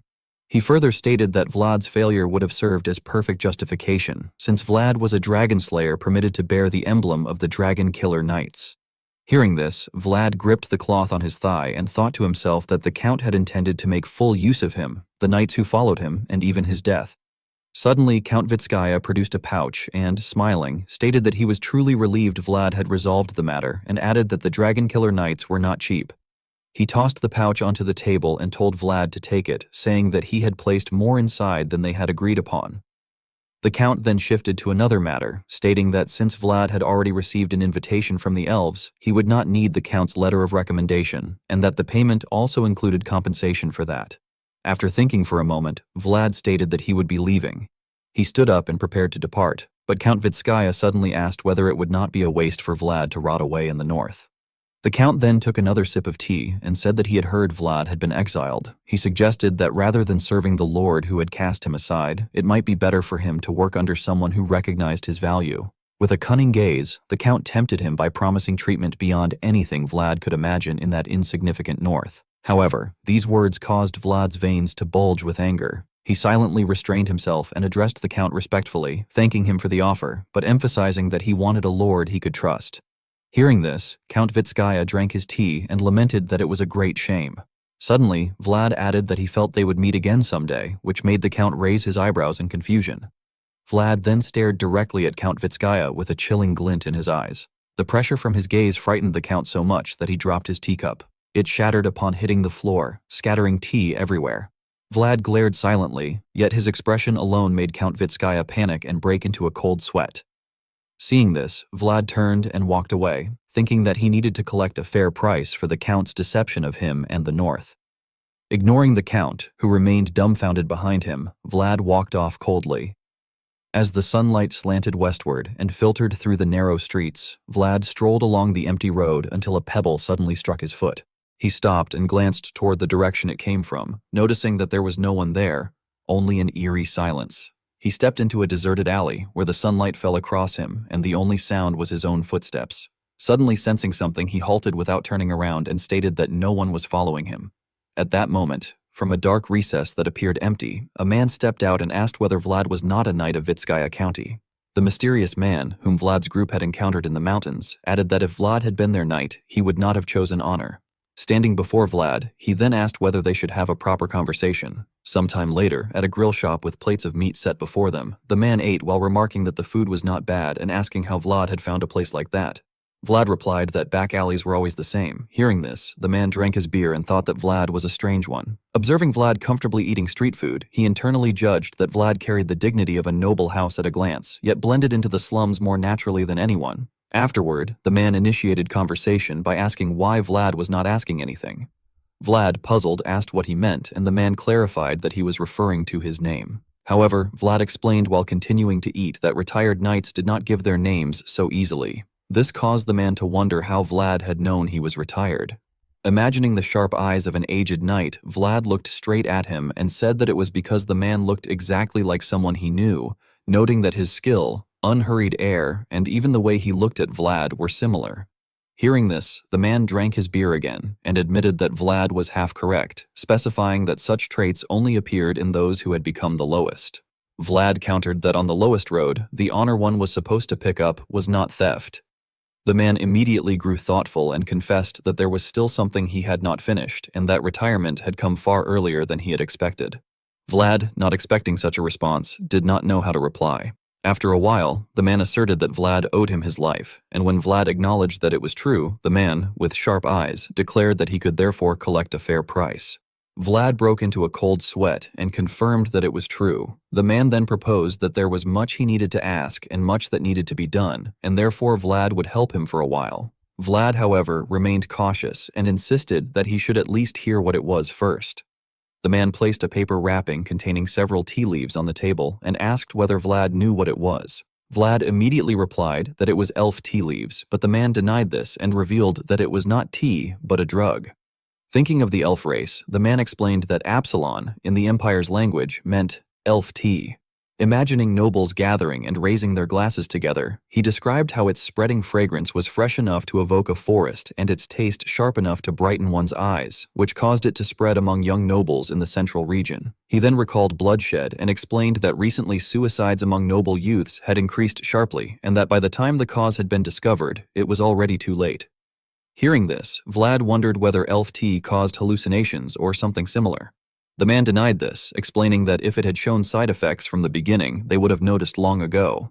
Suddenly darkening and growing cold, he stated that it caused extremely high dependency, an absurdly strong awakening effect, and a crushing depression powerful enough to drive one to self-harm, adding that young people these days were already depressed to begin with. Imagining a man sitting on a chair looking worn and gloomy, he revealed the cruelty of the situation by explaining that, as the Empire's condition loosened, it drove the future pillars onto the battlefield while the old took all the glorious positions, leaving not even opportunities for the young. Thinking of users collapsing with their faces hidden, the knight continued that it had been an era where everyone was depressed, so no one noticed that they had already become addicted to Absalon. These words made Vlad question whether they should simply ban it by law, now that they knew the cause. The old knight replied that young and innocent people like Vlad would not see the dark web that stretched deep within the world. Vlad, confused, asked what he meant. Imagining a mysterious man leading an organization, the knight explained gloomily that Absalon's interests had sunk roots deeply into the empire, so deep that a few deaths would not stop it. Thinking of heaps of treasure, he emphasized that Absalon generated money, money became power, and old power holders were gaining shining gold from the deaths of young people. Radiating killing intent, the old knight declared that someone's misery was someone else's happiness, and that he was going to put an end to that. Vlad looked at the town in the distance, where the boundary between light and darkness was clearly divided, and said that Goethe had been right. After observing more closely and noticing that the dark residential area had no lights and only columns of black smoke rising into the air, he continued that the slum had not been there for long. Farther beyond it, beside the gloom, brightly illuminated high-rise buildings stood in splendor, and he remarked that Tanobo would only grow richer as time passed, and that the county of Vitskaya was establishing itself as the new power of the central region. The old knight frowned and said in a low voice that the people of the domain did not receive a share of those benefits. As smoke continued to billow from the rooftops of the slum, he explained that more and more of the people were being pushed to the edge of the city and mobilized there to produce Absalon. Hearing this, Vlad reflected that that was why the man had been conducting raids, reasoning that the more tea he stole, the more lives he could save. A blue light flickered in his eyes as he thought how noble it was. Recalling the old knight's technique that radiated five-colored energy, he silently affirmed that it was just as noble as the world he had seen that day. He then lifted his gaze into the distance and declared that he ought to do it. As time passed, 2 stacks of gold coins were placed on the table. Folding his arms and looking at them, Vlad thought that 20 gold was an ambiguous price for a life, presumed to be the payment given by the count, and decided that he would simply record what the count still owed him as a debt. Suddenly, Vlad called out to Goethe, prompting him to turn around in confusion while packing his belongings. Vlad spread out 3 gold coins and told him that it was his pay. Upon receiving them, Goethe gaped in shock and exclaimed that Vlad was giving him 3 gold. Vlad then handed him another coin and said that it was for security, which made Goethe even more surprised. Vlad further instructed him to use the money to pay for their inn and also to cover the old man in the room next door. This time, Goethe was no longer pleased. He stiffened and questioned why they had to pay him, wondering if they were traveling with that old man. Seeing his attitude, Vlad cast him a glance and explained that it would be so, at least for a while. Goethe then asked whether the old man had a horse to ride, leaving Vlad sweating and momentarily speechless. Afterward, Vlad handed him 3 more coins and instructed him to find a decent horse, saying that it did not have to be fancy but must not be a complete wreck. Holding his now empty pouch, Vlad lamented that the lowest one was always broke and remarked that he had heard Lord Lamond had once wandered without a single coin to his name as well. He then put on his cloak and announced that he was going to see Stefan, which confused Goethe, who pointed out that Vlad had already paid the remainder when he returned. Vlad glanced at him with a faint smile and explained that because of him, Stefan had probably ended up on the wrong side of the Count of Vitskaya, so he should compensate them for that. He added that not a single person had fled during the mission and that a mercenary band like that was rare and worth maintaining a connection with. Hearing this, Goethe widened his eyes and agreed that it was true. As he stepped out the door, Vlad told Goethe that they would leave as soon as he returned, and Goethe waved goodbye, assuring him that he would get everything ready. After Vlad left, Goethe suddenly became aware of something. Looking at Vlad's back, he wondered whether the captain's shoulders had always been that broad. He recalled how, when he first met him, Vlad had been merely a vicious punk who did not understand how the world worked, and now, seeing the sturdy and mature figure before him, Goethe reflected that he truly looked like a knight. Sometime later, 3 men were sitting by a fire in the forest while a pot of food simmered and sent up thick steam. The old knight raised his brows and asked whether Vlad was saying that he did not know who his master was.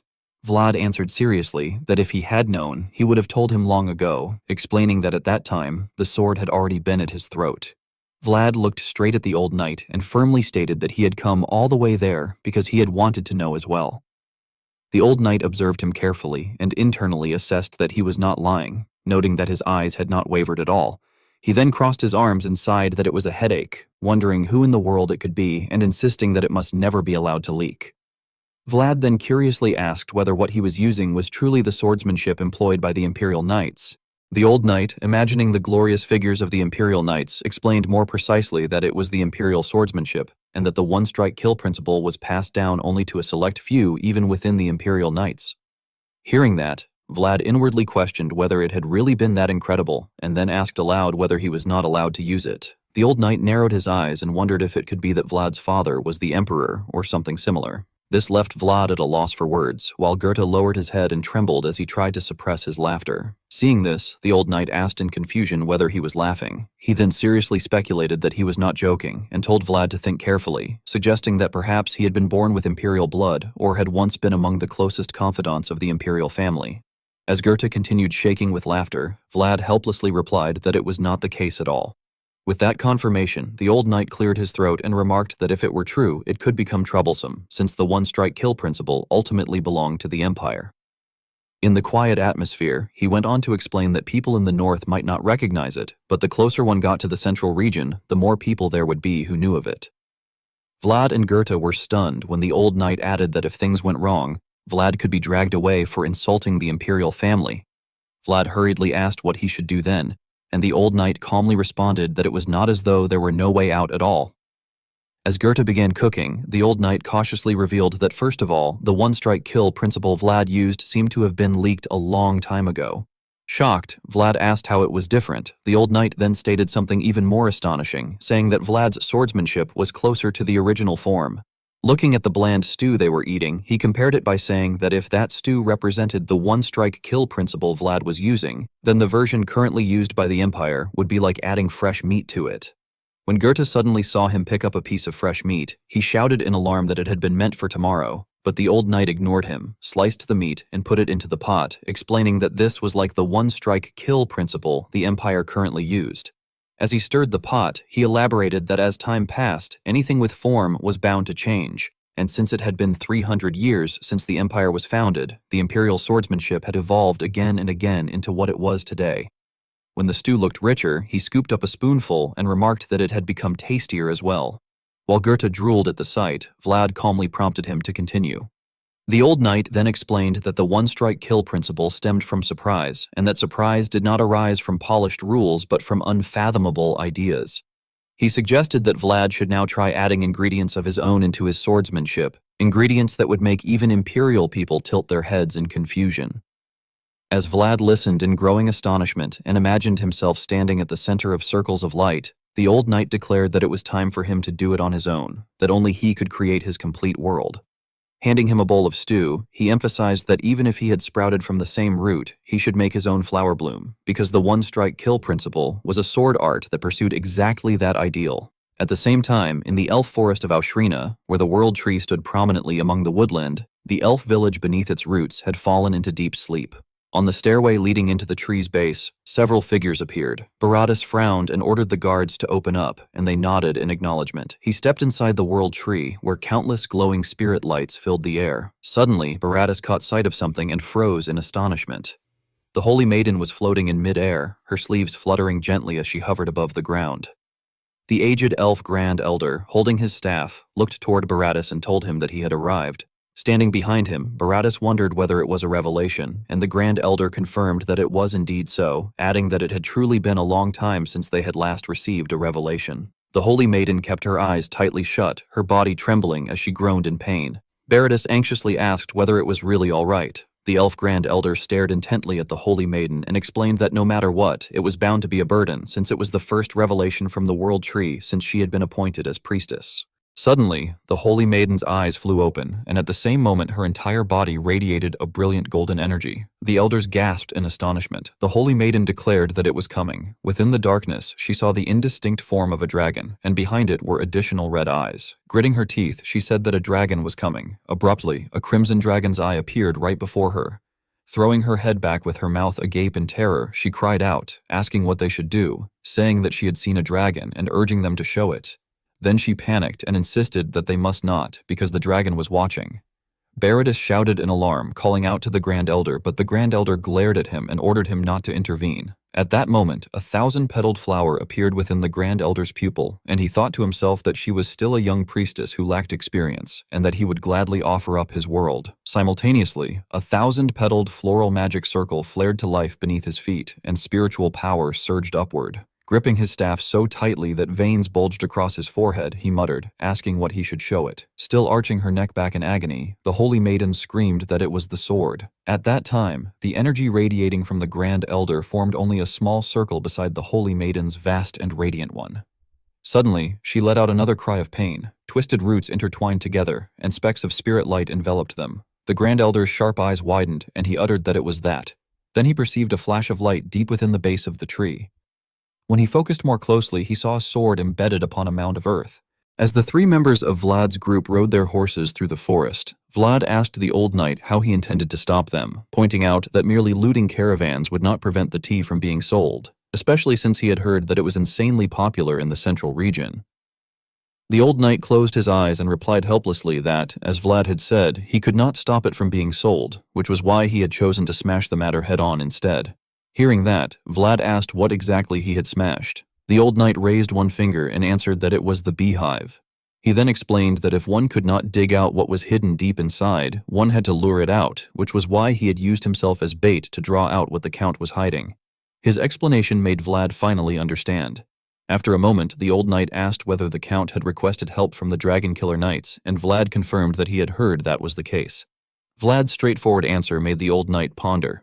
He remarked that the Count had asked Dragulia for help directly without going through the Empire, even though everything had its proper order and procedures. He also questioned whether House Vitskaya had ever possessed that kind of influence. A little later, Vlad asked why he had inquired about the Dragon Killer Knights. The old knight evasively replied that it was nothing and told him not to dig too deeply. His aged eyes gleamed with caution as he reflected that sometimes merely knowing something was enough to put one's life on the line. Suddenly, Goethe pointed in a certain direction in confusion and asked whether it was over there, and if that was the place, Captain. Vlad smiled and confirmed that it was indeed the place, adding with a sense of accomplishment that they had found it as he looked at the trading house connected to the elves. The next morning, bright sunlight streamed through the window into the house. The holy maiden, sitting at the table, turned and called out to her brother. Baratus, continuing his work, responded respectfully, addressing her as Holy Maiden. His formality displeased her greatly, and she asked whether he truly intended to call her Holy Maiden even when it was just the two of them. Baratus only smiled at her indulgently without replying, which left her feeling helpless as she turned her face away. Glancing at the basket of fruit by the window, she told him to take it along when he went out. Baratus looked puzzled and asked where. Without looking at him, she remarked vaguely that he had looked as though he were hungry. This only confused Baradas further, prompting him to ask who she meant. At that moment, a subordinate called out to Lord Baradas from the doorway and reported that they had found humans loitering at the forest boundary. Baradas immediately ordered him to drive them out. However, the subordinate hesitated and added that the intruders were looking for Lord Baradas and, more precisely, claimed that they had been invited by him. Confused, Baradas asked whether he had invited them. The subordinate then explained that one of them had introduced himself as Vlad of Sawara. Hearing that, Baradas glanced at the holy maiden as though he had realized something. He then turned back to the subordinate and asked whether the man had said that he was hungry. The bewildered subordinate asked him to repeat himself. At the same time, Vlad rubbed his growling stomach. Seeing this, the old knight let out a brief exclamation of surprise, while Goethe mockingly asked whether he was seriously hungry at a time like that. Faced with the reality that they had been locked in a jail cell, Goethe angrily reminded Vlad that he had said they were invited. He then recalled how arrows had been fired at their feet as a warning the previous night, and demanded to know whether it was elven etiquette to shoot arrows at someone who had been invited without a word. Vlad, turning pale, stammered that the arrows had not hit them and asked how he could have known they would act that way. Seated beside him, the old knight reminded him that he still had not repaid the price of his life. Vlad protested that he had at least managed to get him inside, had he not. The old knight sighed irritably and sarcastically wondered whether the North was always that shameless. Hearing that, Vlad's expression darkened, and as sweat dripped down his face, he wondered why they had invited him in the first place if they had intended to treat him like that. His gaze turned distant and sorrowful, and he thought to himself that, besides, remembering the sharp, cold eyes of the elven soldiers when they had fired arrows at them, they had seemed to be rather on edge. Suddenly, the prison door opened, and Baradas stepped inside, addressing him as Vlad of Sawara and welcoming him to their forest. Seeing him, Vlad pushed himself up from his knees and remarked that it seemed elves did their welcoming from a jail cell. Baradas handed him a basket of fruit, apologizing for what had happened and asking him to at least accept it. As Vlad took the basket, he asked whether they were not going to let them out. Baradas explained that he should wait just one day, as there were procedures they had to go through. He then added, with an awkward expression, that he hoped Vlad would understand, since everyone had been on edge lately. At that, Vlad fell silent for a moment before asking whether it was not because of them. He stared at Baradas and said that it had felt as though they had been truly wary of something. Baradas's perceptive eyes gleamed with curiosity as he thought that this was someone whom the holy maiden of the world tree had taken notice of. Observing the motes of spiritual energy overflowing around Vlad, Baradas considered that it might not be a coincidence that he had come at such a time. After a pause, he admitted that it was true. However, the truth Baradas brought made Vlad stiffen, as Baradas revealed that a dragon was coming. Imagining a spiked dragon with red eyes turning toward the Tree of Life, Baradas explained that the young World Tree would soon be in bloom and that the sharpest dragon had always coveted the World Tree's potential. From outside the cell, his apologetic voice added that he was sorry they had received him at such a bad time. Vlad looked at him seriously and replied that it was fine, then asked whether there was anything he could do to help. But Baradas closed his eyes calmly and answered that even the offer was appreciated. A moment later, Baradas opened his bright eyes and observed Vlad, thinking that human souls were light and their mouths rotten, beings that could never be trusted. Yet noticing the letters engraved upon Vlad's armor, he reflected that the spirits surrounding him were speaking. His gaze then shifted to the crystal embedded in the sword's hilt. Imagining a white serpent coiling around Vlad, Baradas concluded inwardly that the spirits were saying this man was one who had been a protector. Sometime later, sunlight streamed into the room of Count Vitskaya. Holding a teacup, he asked in confusion why Mircea was there. Mircea, who had arrived with troops, replied sternly that the Count had been the one to request his presence. The overwhelming pressure made Count Vitskaya uneasy, and he stammered that he had only meant that, inwardly thinking that a noble knight whom even a duke would struggle to invite had actually come personally at his request, and wondering what was going on. Mircea said nothing further and merely stared at him, which only increased the Count's fear and confusion. Suddenly, the Count jumped to his feet and hurriedly welcomed him, inviting him to come this way. Mircea sat down in the seat of honor and crossed his legs comfortably. The Count then timidly asked whether he would like at least a cup of tea. Mircea refused, saying that elf tea did not suit his taste. The Count gave an awkward laugh and apologized, saying that of course it would not be worthy of someone as esteemed as him.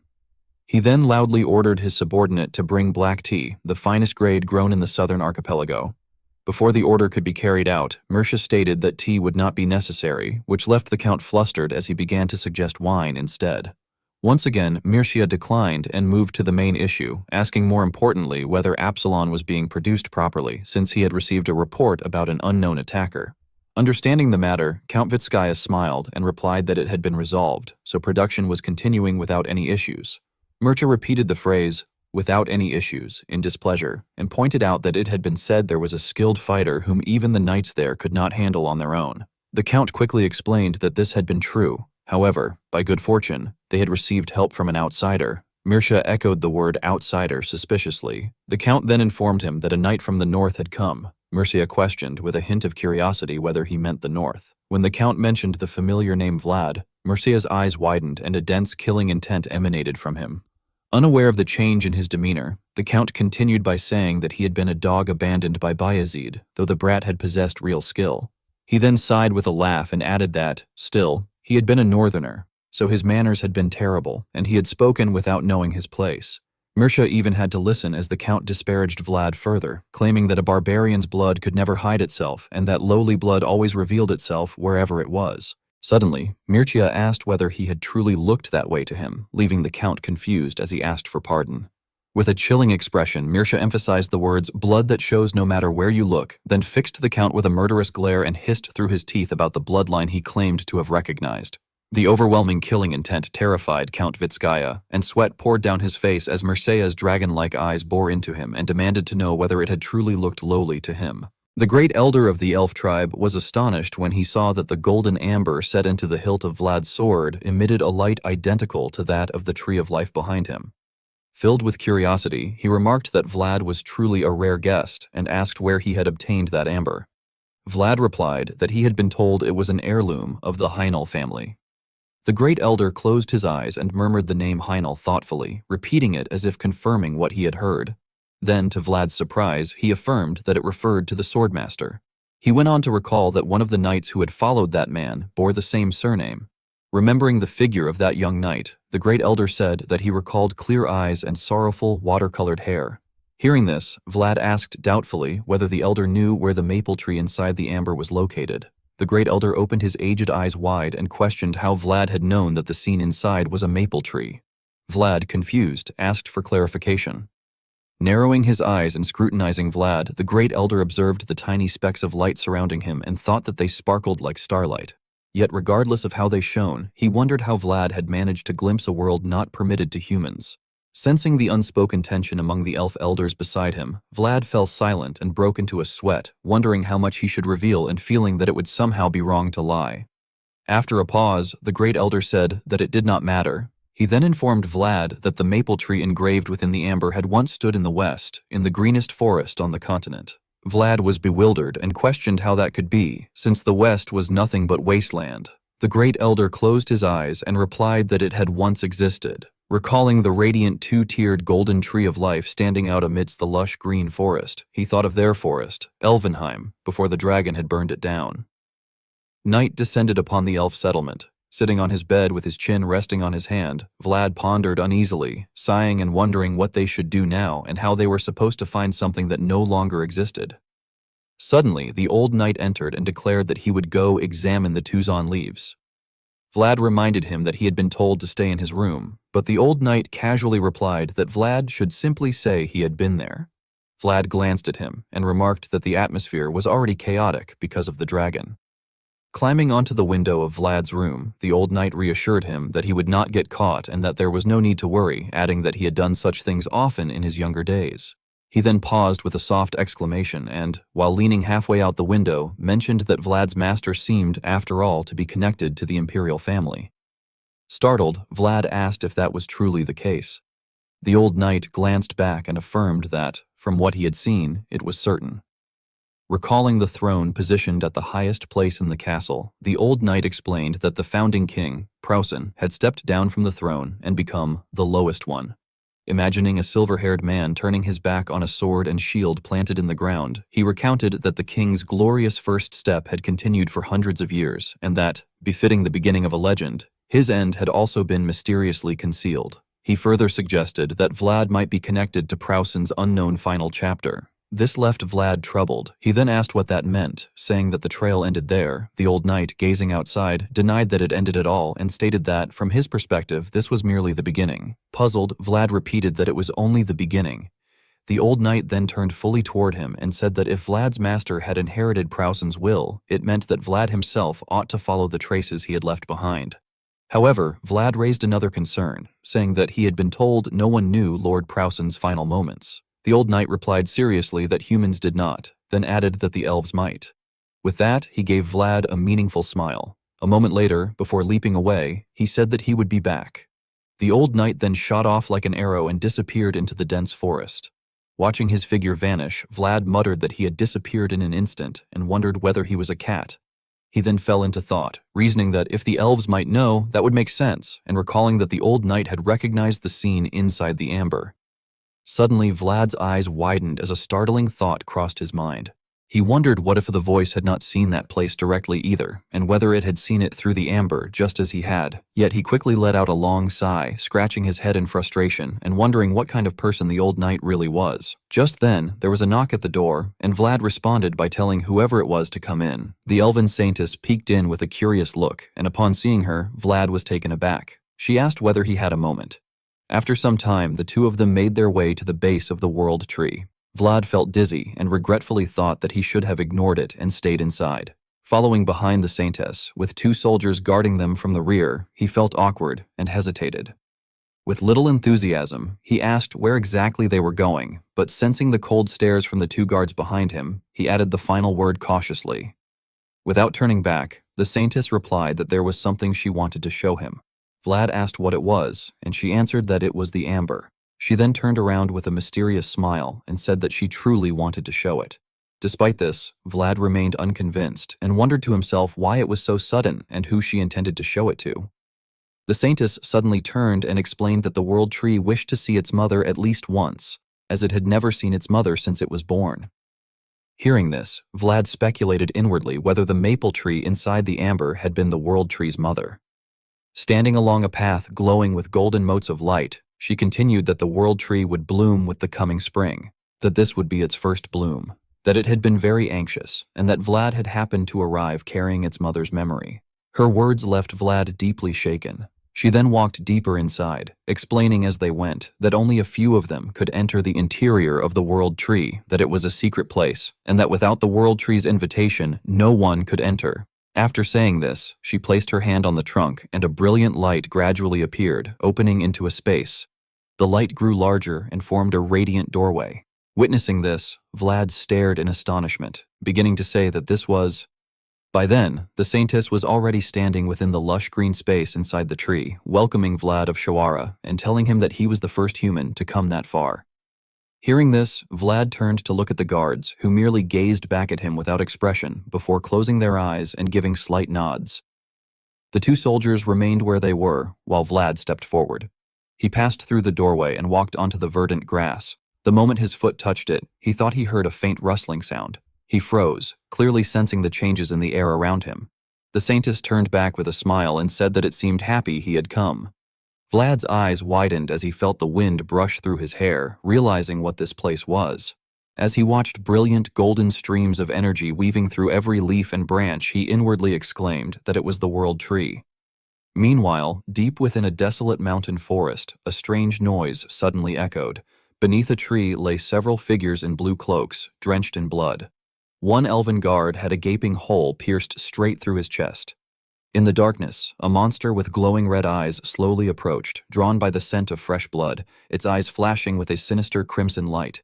Inside the Tree of Life, countless butterflies suddenly rose into the air, their pure white light glowing as they formed a swarm. Staring at the shimmering radiance they released, Vlad gaped in astonishment, wondering just what was happening. Beside him, the elf saintess unexpectedly asked whether he could show it to the tree. She then interlaced her 10 fingers and clasped her hands together like a prayer, telling him that he had to become the passage connecting the two worlds. Her golden eyes looked straight at Vlad as if they could see through him, which filled him with suspicion and caution. After a moment, Vlad placed a hand on the hilt of the sword at his waist and said that it was all right. He then bent down and knelt on the ground. Raising the sword high above his head, Vlad held the blade in a posture of reverence like a knight paying homage, keeping the hilt upright before him.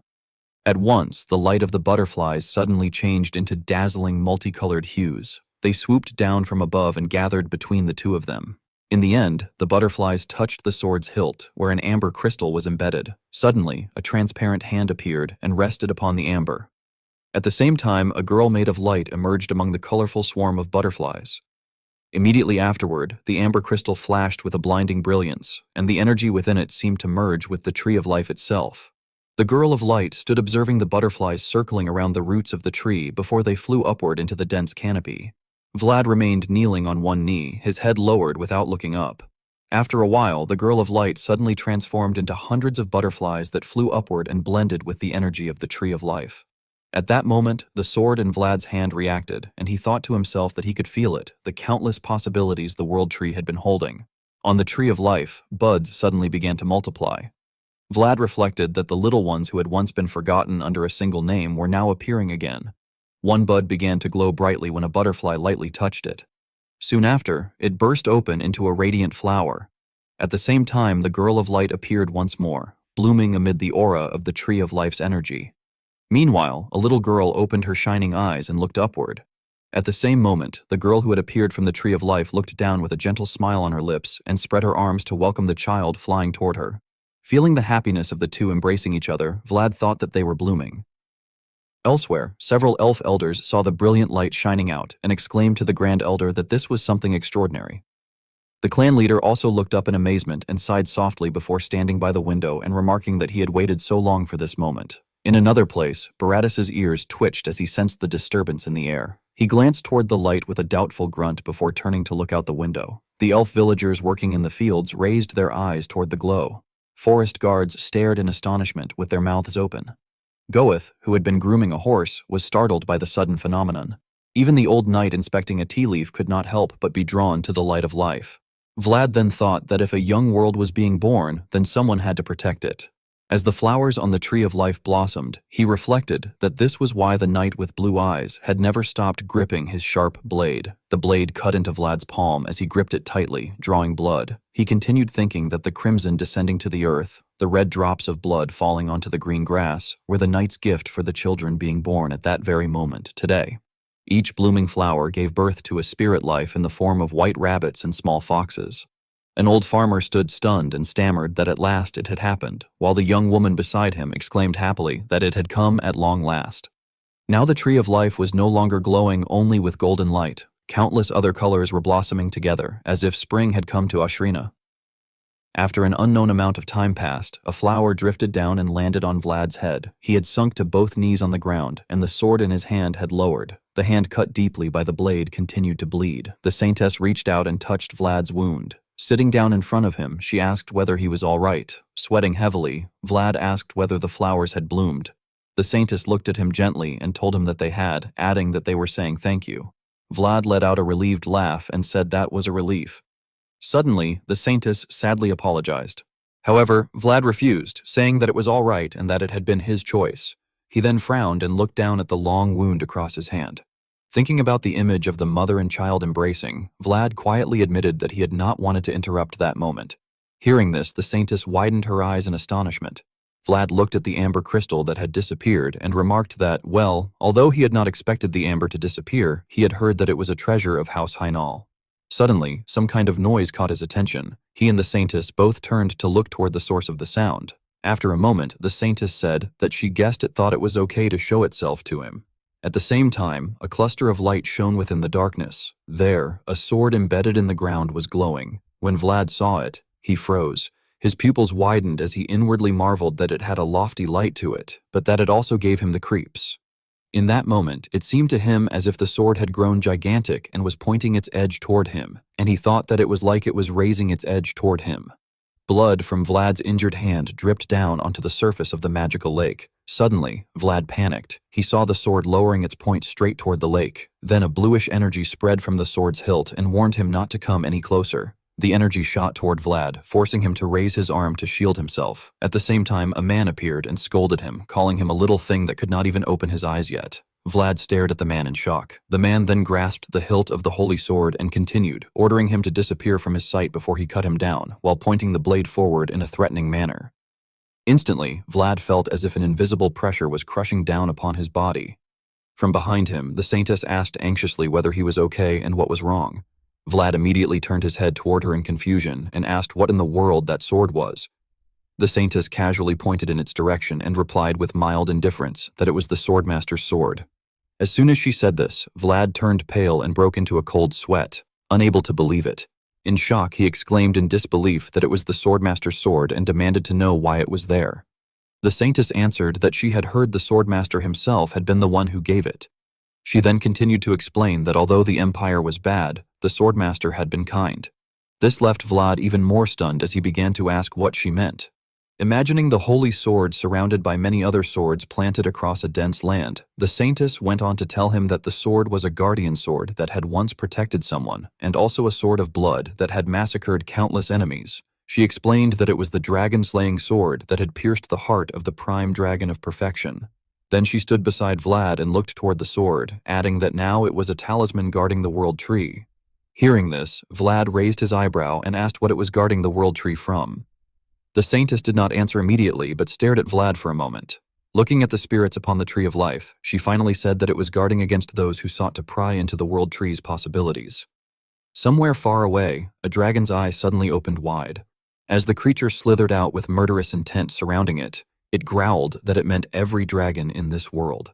In the middle of the night, as moonlight streamed into Vlad's room while he lay asleep on his bed, a divine sword of the holy race suddenly appeared from the darkness, emitting a soft blue glow. As Vlad slightly opened his eyes and looked up, he saw a man holding the holy sword pointed down at him, whose eyes shone eerily like ghostly flames, and who declared that he had told him to disappear from in front of him. Vlad broke out in a cold sweat in fear, and the holy sword, without hesitation, stabbed straight into his chest, causing blood to splatter. Startled, Vlad jolted awake, gasping for breath, then sat on the bed and clutched his chest, struggling to breathe. With his brows tightly furrowed, he fearfully thought that the strange feeling had not been his imagination, but rather a clear warning sent to him. Recalling the man's deadly gaze, he thought that it had been sharp, unsettling, and filled with endless hatred. With panic written across his face and sweat dripping down, Vlad clenched his fist and wondered why it had been directed at him. At that moment, the old knight returned, crouched by the windowsill, and asked whether he had had a nightmare. Noticing something else, he asked what was going on with Vlad's hand, then muttered to himself whether Vlad could even move it, and wondered what kind of crazy person had wrapped the bandage like that, while Vlad remained silent. After a while, Vlad turned around, placed his feet on the floor, and asked how the investigation had gone, and the old knight replied that the fields had been divided. Stepping further into the room with his arms crossed, he explained that tea leaves meant for selling to humans and those meant for their own consumption had been separated. Hearing this, Vlad speculated that perhaps they had simply been separated for selling purposes.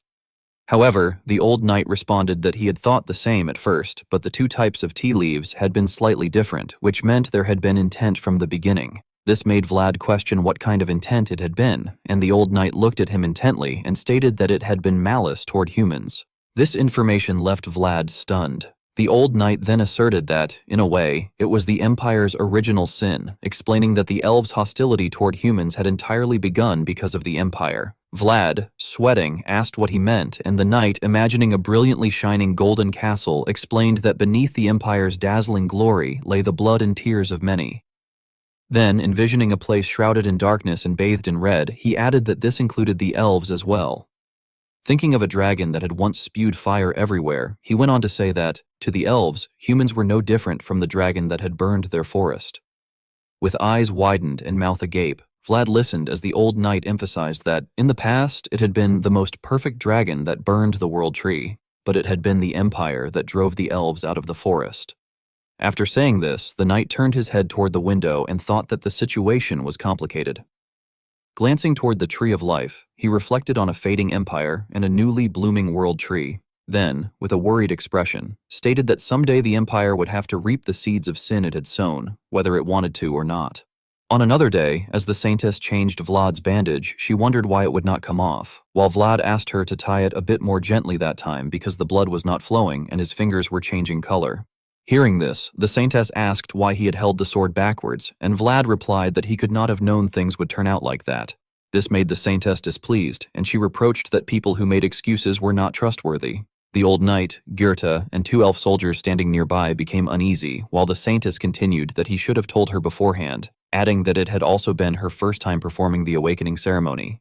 After finishing removing the bandage, she casually said that it was all done, ignoring the fact that Vlad was trembling in pain. She then searched through the medical kit and asked him to wait a moment, explaining that the elders had told her to use certain items. Seeing this, Vlad blankly remarked that it looked like she had never actually done it before, but the saintess remained silent and continued working. Suddenly, she turned and smiled reassuringly, saying that it was fine because she had seen it from the side before, though Vlad inwardly thought that it was not fine at all. A moment later, the saintess held out her hand and asked for his hand, and Vlad presented both of his injured hands for her to examine. The saintess observed him for a while and remarked that it must have hurt. However, Vlad denied it, saying that it did not really hurt and that it was only a bit embarrassing to be a knight who had been cut by his own sword. The saintess then touched his hand and commented that it was something to be proud of, adding that it was a mark from helping the world tree bloom. After that, she took out a small vial containing a purple liquid and told him that the elders had prepared it for him to use and that it should work well.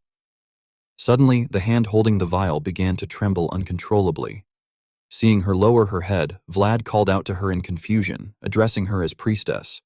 At the same time, lightning energy burst from both of his hands, leaving him shocked. He inwardly exclaimed in astonishment, wondering what that was. In that instant, he saw the image of a red dragon roaring with its mouth wide open, followed by a furious silver dragon, and finally the face of his older brother, Mircea. Meanwhile, the saintess, with her eyes glowing gold, spoke in the voice of a divine being, saying that it had arrived. Elsewhere in the forest under the moonlight, a monster raised its clawed hand. The elven soldiers, holding shields and weapons, prepared themselves for battle. However, before they could act, a blazing red energy slashed through them, scattering their formation. The monster, its red eyes gleaming with ferocity, swung another claw and struck the elven soldiers, sending another wave of energy that cut them down. It continued its frenzied assault against the elven forces. One frightened soldier glanced back and shouted to Lord Baratus that Nidhogg was much bigger than expected. In response, Baratus drew his bow and loudly ordered them not to fall back and to hold the line. Elsewhere, 3 elders knelt on the ground, forming a circular magic array as they heard him shout that they had to buy time for the magic circle to form. Immediately, the soldiers raised their spears and responded that they understood. The monster then opened its fang-filled mouth and let out a terrifying roar before slamming its tail into the ground, sending dirt flying everywhere. Alone, it faced the entire elven army, its red eyes fixed on them. Suddenly, arrows rained down from above, striking its body one after another, yet none of them could penetrate its thick hide. Seeing this, the archers exclaimed in shock, questioning what that thing was and how it could deflect all of their attacks. Below, the shield-bearers shouted that its neck was exposed and urged the others to stab it. Dozens of spears thrust toward the monster's neck, but it raised its head, causing them to miss. At that moment, a dense, blood-red aura radiated from its eyes, and the shield-bearing soldiers froze under its overwhelming pressure. The monster then opened its massive jaws toward them. Suddenly, an arrow imbued with blue spiritual energy shot forward and pierced through the monster's eye. Struck by the attack, the creature roared in pain and fury. Meanwhile, Baratus's eyes turned into a blue star as he declared that this newly born possibility would not be taken by greed. The gigantic monster closed in on the soldiers, and its overwhelming pressure made them break out in fearful sweat. However, Baratus quickly conjured a magic circle and loudly ordered that the magic circle was ready and that everyone should fall back. At the same time, a massive 5-colored magic formation appeared above the monster, and as the rings of magic ignited one after another, the mages released their energy into the formation on the ground, immediately causing lightning energy to strike the monster's head, which triggered a powerful 7-colored explosion visible even from afar. Baratus raised his arm to shield himself from the shockwave and narrowed his eyes as he wondered whether they had gotten it. Yet in front of him, the dust and smoke thickened until, all of a sudden, a red eye flashed in the darkness and the monster revealed itself, covered in blood. Seeing this, an elder of the elf tribe shouted anxiously that there had been almost no impact, that it was already fully grown, and that it possessed considerable magic immunity. The soldiers panicked and turned back as other elders loudly added that swords did not work on it either and questioned whether they should retreat and regroup with the main force. In response, Baratus raised his bow and firmly insisted that they should settle the matter there, and that they could not use the world tree as a shield. He then shouted for everyone to prepare themselves, explaining that if they aimed for the blind spot on its right side, they could subdue it. The soldiers immediately raised their bows and responded that they understood, addressing him as Lord Baratus.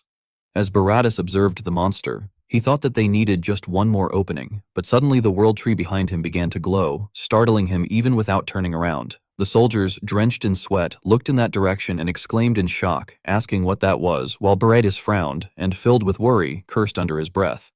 Meanwhile, the monster scraped the ground impatiently with its forelegs, drool dripping from its mouth as it growled with desire, its red pupils fixed solely on the brightly glowing world tree. As it rushed toward the tree, it seemed to sense that there was another one.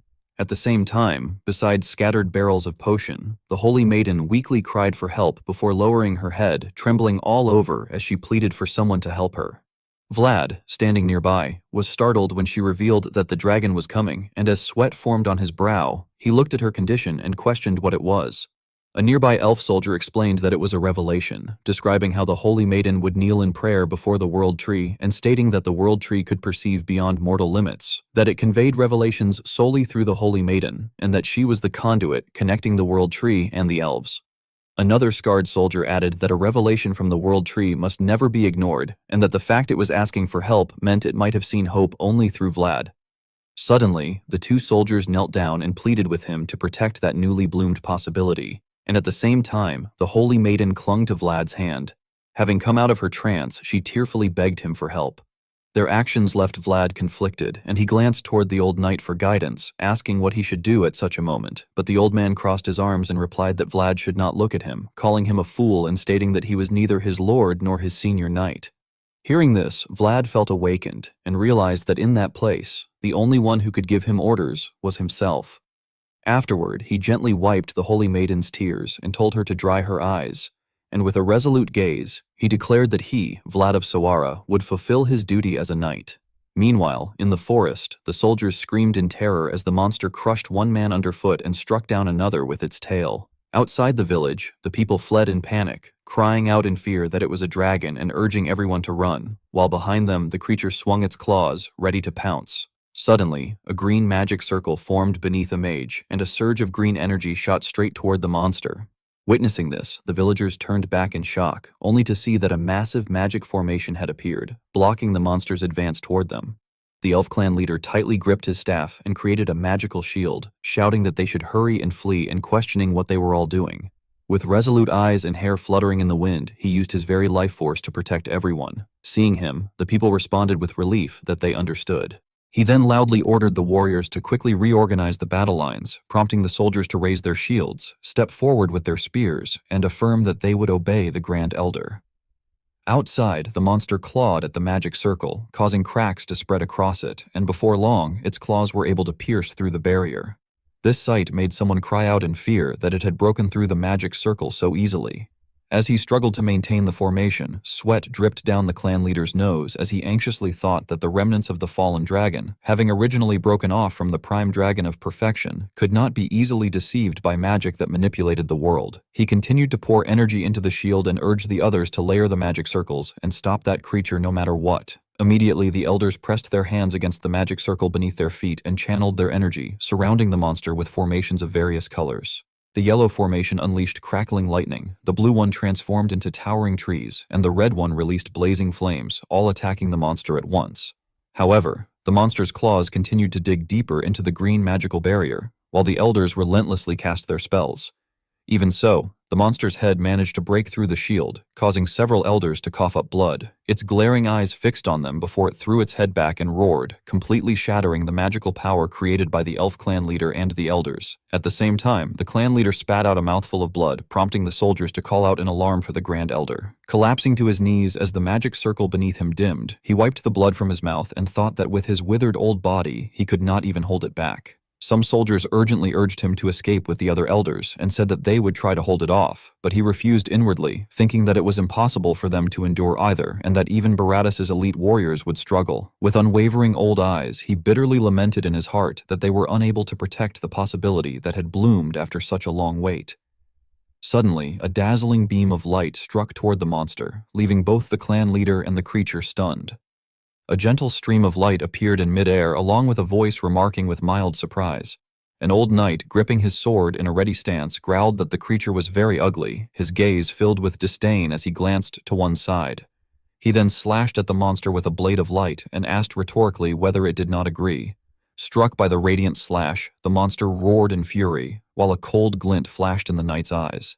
At that moment, Vlad suddenly appeared between the knight and the monster and swung his sword toward it. The gigantic monster closed in on the soldiers, and its overwhelming pressure made them break out in fearful sweat. However, Baradis quickly conjured a magic circle and loudly ordered that the magic circle was ready and that everyone should fall back. At the same time, a massive 5-colored magic formation appeared above the monster, and as the rings of magic ignited one after another, the mages released their energy into the formation on the ground, immediately causing lightning energy to strike the monster's head, which triggered a powerful 7-colored explosion visible even from afar. Baradis raised his arm to shield himself from the shockwave and narrowed his eyes as he wondered whether they had gotten it. Yet in front of him, the dust and smoke thickened until, all of a sudden, a red eye flashed in the darkness and the monster revealed itself, covered in blood. Seeing this, an elder of the elf tribe shouted anxiously that there had been almost no impact, that it was already fully grown, and that it possessed considerable magic immunity. The soldiers panicked and turned back as other elders loudly added that swords did not work on it either and questioned whether they should retreat and regroup with the main force. In response, Baradis raised his bow and firmly insisted that they should settle the matter there, and that they could not use the world tree as a shield. He then shouted for everyone to prepare themselves, explaining that if they aimed for the blind spot on its right side, they could subdue it. The soldiers immediately raised their bows and responded that they understood, addressing him as Lord Baradis. As Baradis observed the monster, he thought that they needed just one more opening, but suddenly the world tree behind him began to glow, startling him even without turning around. The soldiers, drenched in sweat, looked in that direction and exclaimed in shock, asking what that was, while Baradis frowned and, filled with worry, cursed under his breath. Meanwhile, the monster scraped the ground impatiently with its forelegs, drool dripping from its mouth as it growled with desire, its red pupils fixed solely on the brightly glowing world tree. As it rushed toward the tree, it seemed to sense that there was another one. At the same time, beside scattered barrels of potion, the holy maiden weakly cried for help before lowering her head, trembling all over as she pleaded for someone to help her. Vlad, standing nearby, was startled when she revealed that the dragon was coming, and as sweat formed on his brow, he looked at her condition and questioned what it was. A nearby elf soldier explained that it was a revelation, describing how the holy maiden would kneel in prayer before the world tree and stating that the world tree could perceive beyond mortal limits, that it conveyed revelations solely through the holy maiden, and that she was the conduit connecting the world tree and the elves. Another scarred soldier added that a revelation from the world tree must never be ignored, and that the fact it was asking for help meant it might have seen hope only through Vlad. Suddenly, the two soldiers knelt down and pleaded with him to protect that newly bloomed possibility. And at the same time, the holy maiden clung to Vlad's hand. Having come out of her trance, she tearfully begged him for help. Their actions left Vlad conflicted, and he glanced toward the old knight for guidance, asking what he should do at such a moment, but the old man crossed his arms and replied that Vlad should not look at him, calling him a fool and stating that he was neither his lord nor his senior knight. Hearing this, Vlad felt awakened and realized that in that place, the only one who could give him orders was himself. Afterward, he gently wiped the holy maiden's tears and told her to dry her eyes, and with a resolute gaze, he declared that he, Vlad of Sawara, would fulfill his duty as a knight. Meanwhile, in the forest, the soldiers screamed in terror as the monster crushed one man underfoot and struck down another with its tail. Outside the village, the people fled in panic, crying out in fear that it was a dragon and urging everyone to run, while behind them the creature swung its claws, ready to pounce. Suddenly, a green magic circle formed beneath a mage, and a surge of green energy shot straight toward the monster. Witnessing this, the villagers turned back in shock, only to see that a massive magic formation had appeared, blocking the monster's advance toward them. The elf clan leader tightly gripped his staff and created a magical shield, shouting that they should hurry and flee and questioning what they were all doing. With resolute eyes and hair fluttering in the wind, he used his very life force to protect everyone. Seeing him, the people responded with relief that they understood. He then loudly ordered the warriors to quickly reorganize the battle lines, prompting the soldiers to raise their shields, step forward with their spears, and affirm that they would obey the Grand Elder. Outside, the monster clawed at the magic circle, causing cracks to spread across it, and before long, its claws were able to pierce through the barrier. This sight made someone cry out in fear that it had broken through the magic circle so easily.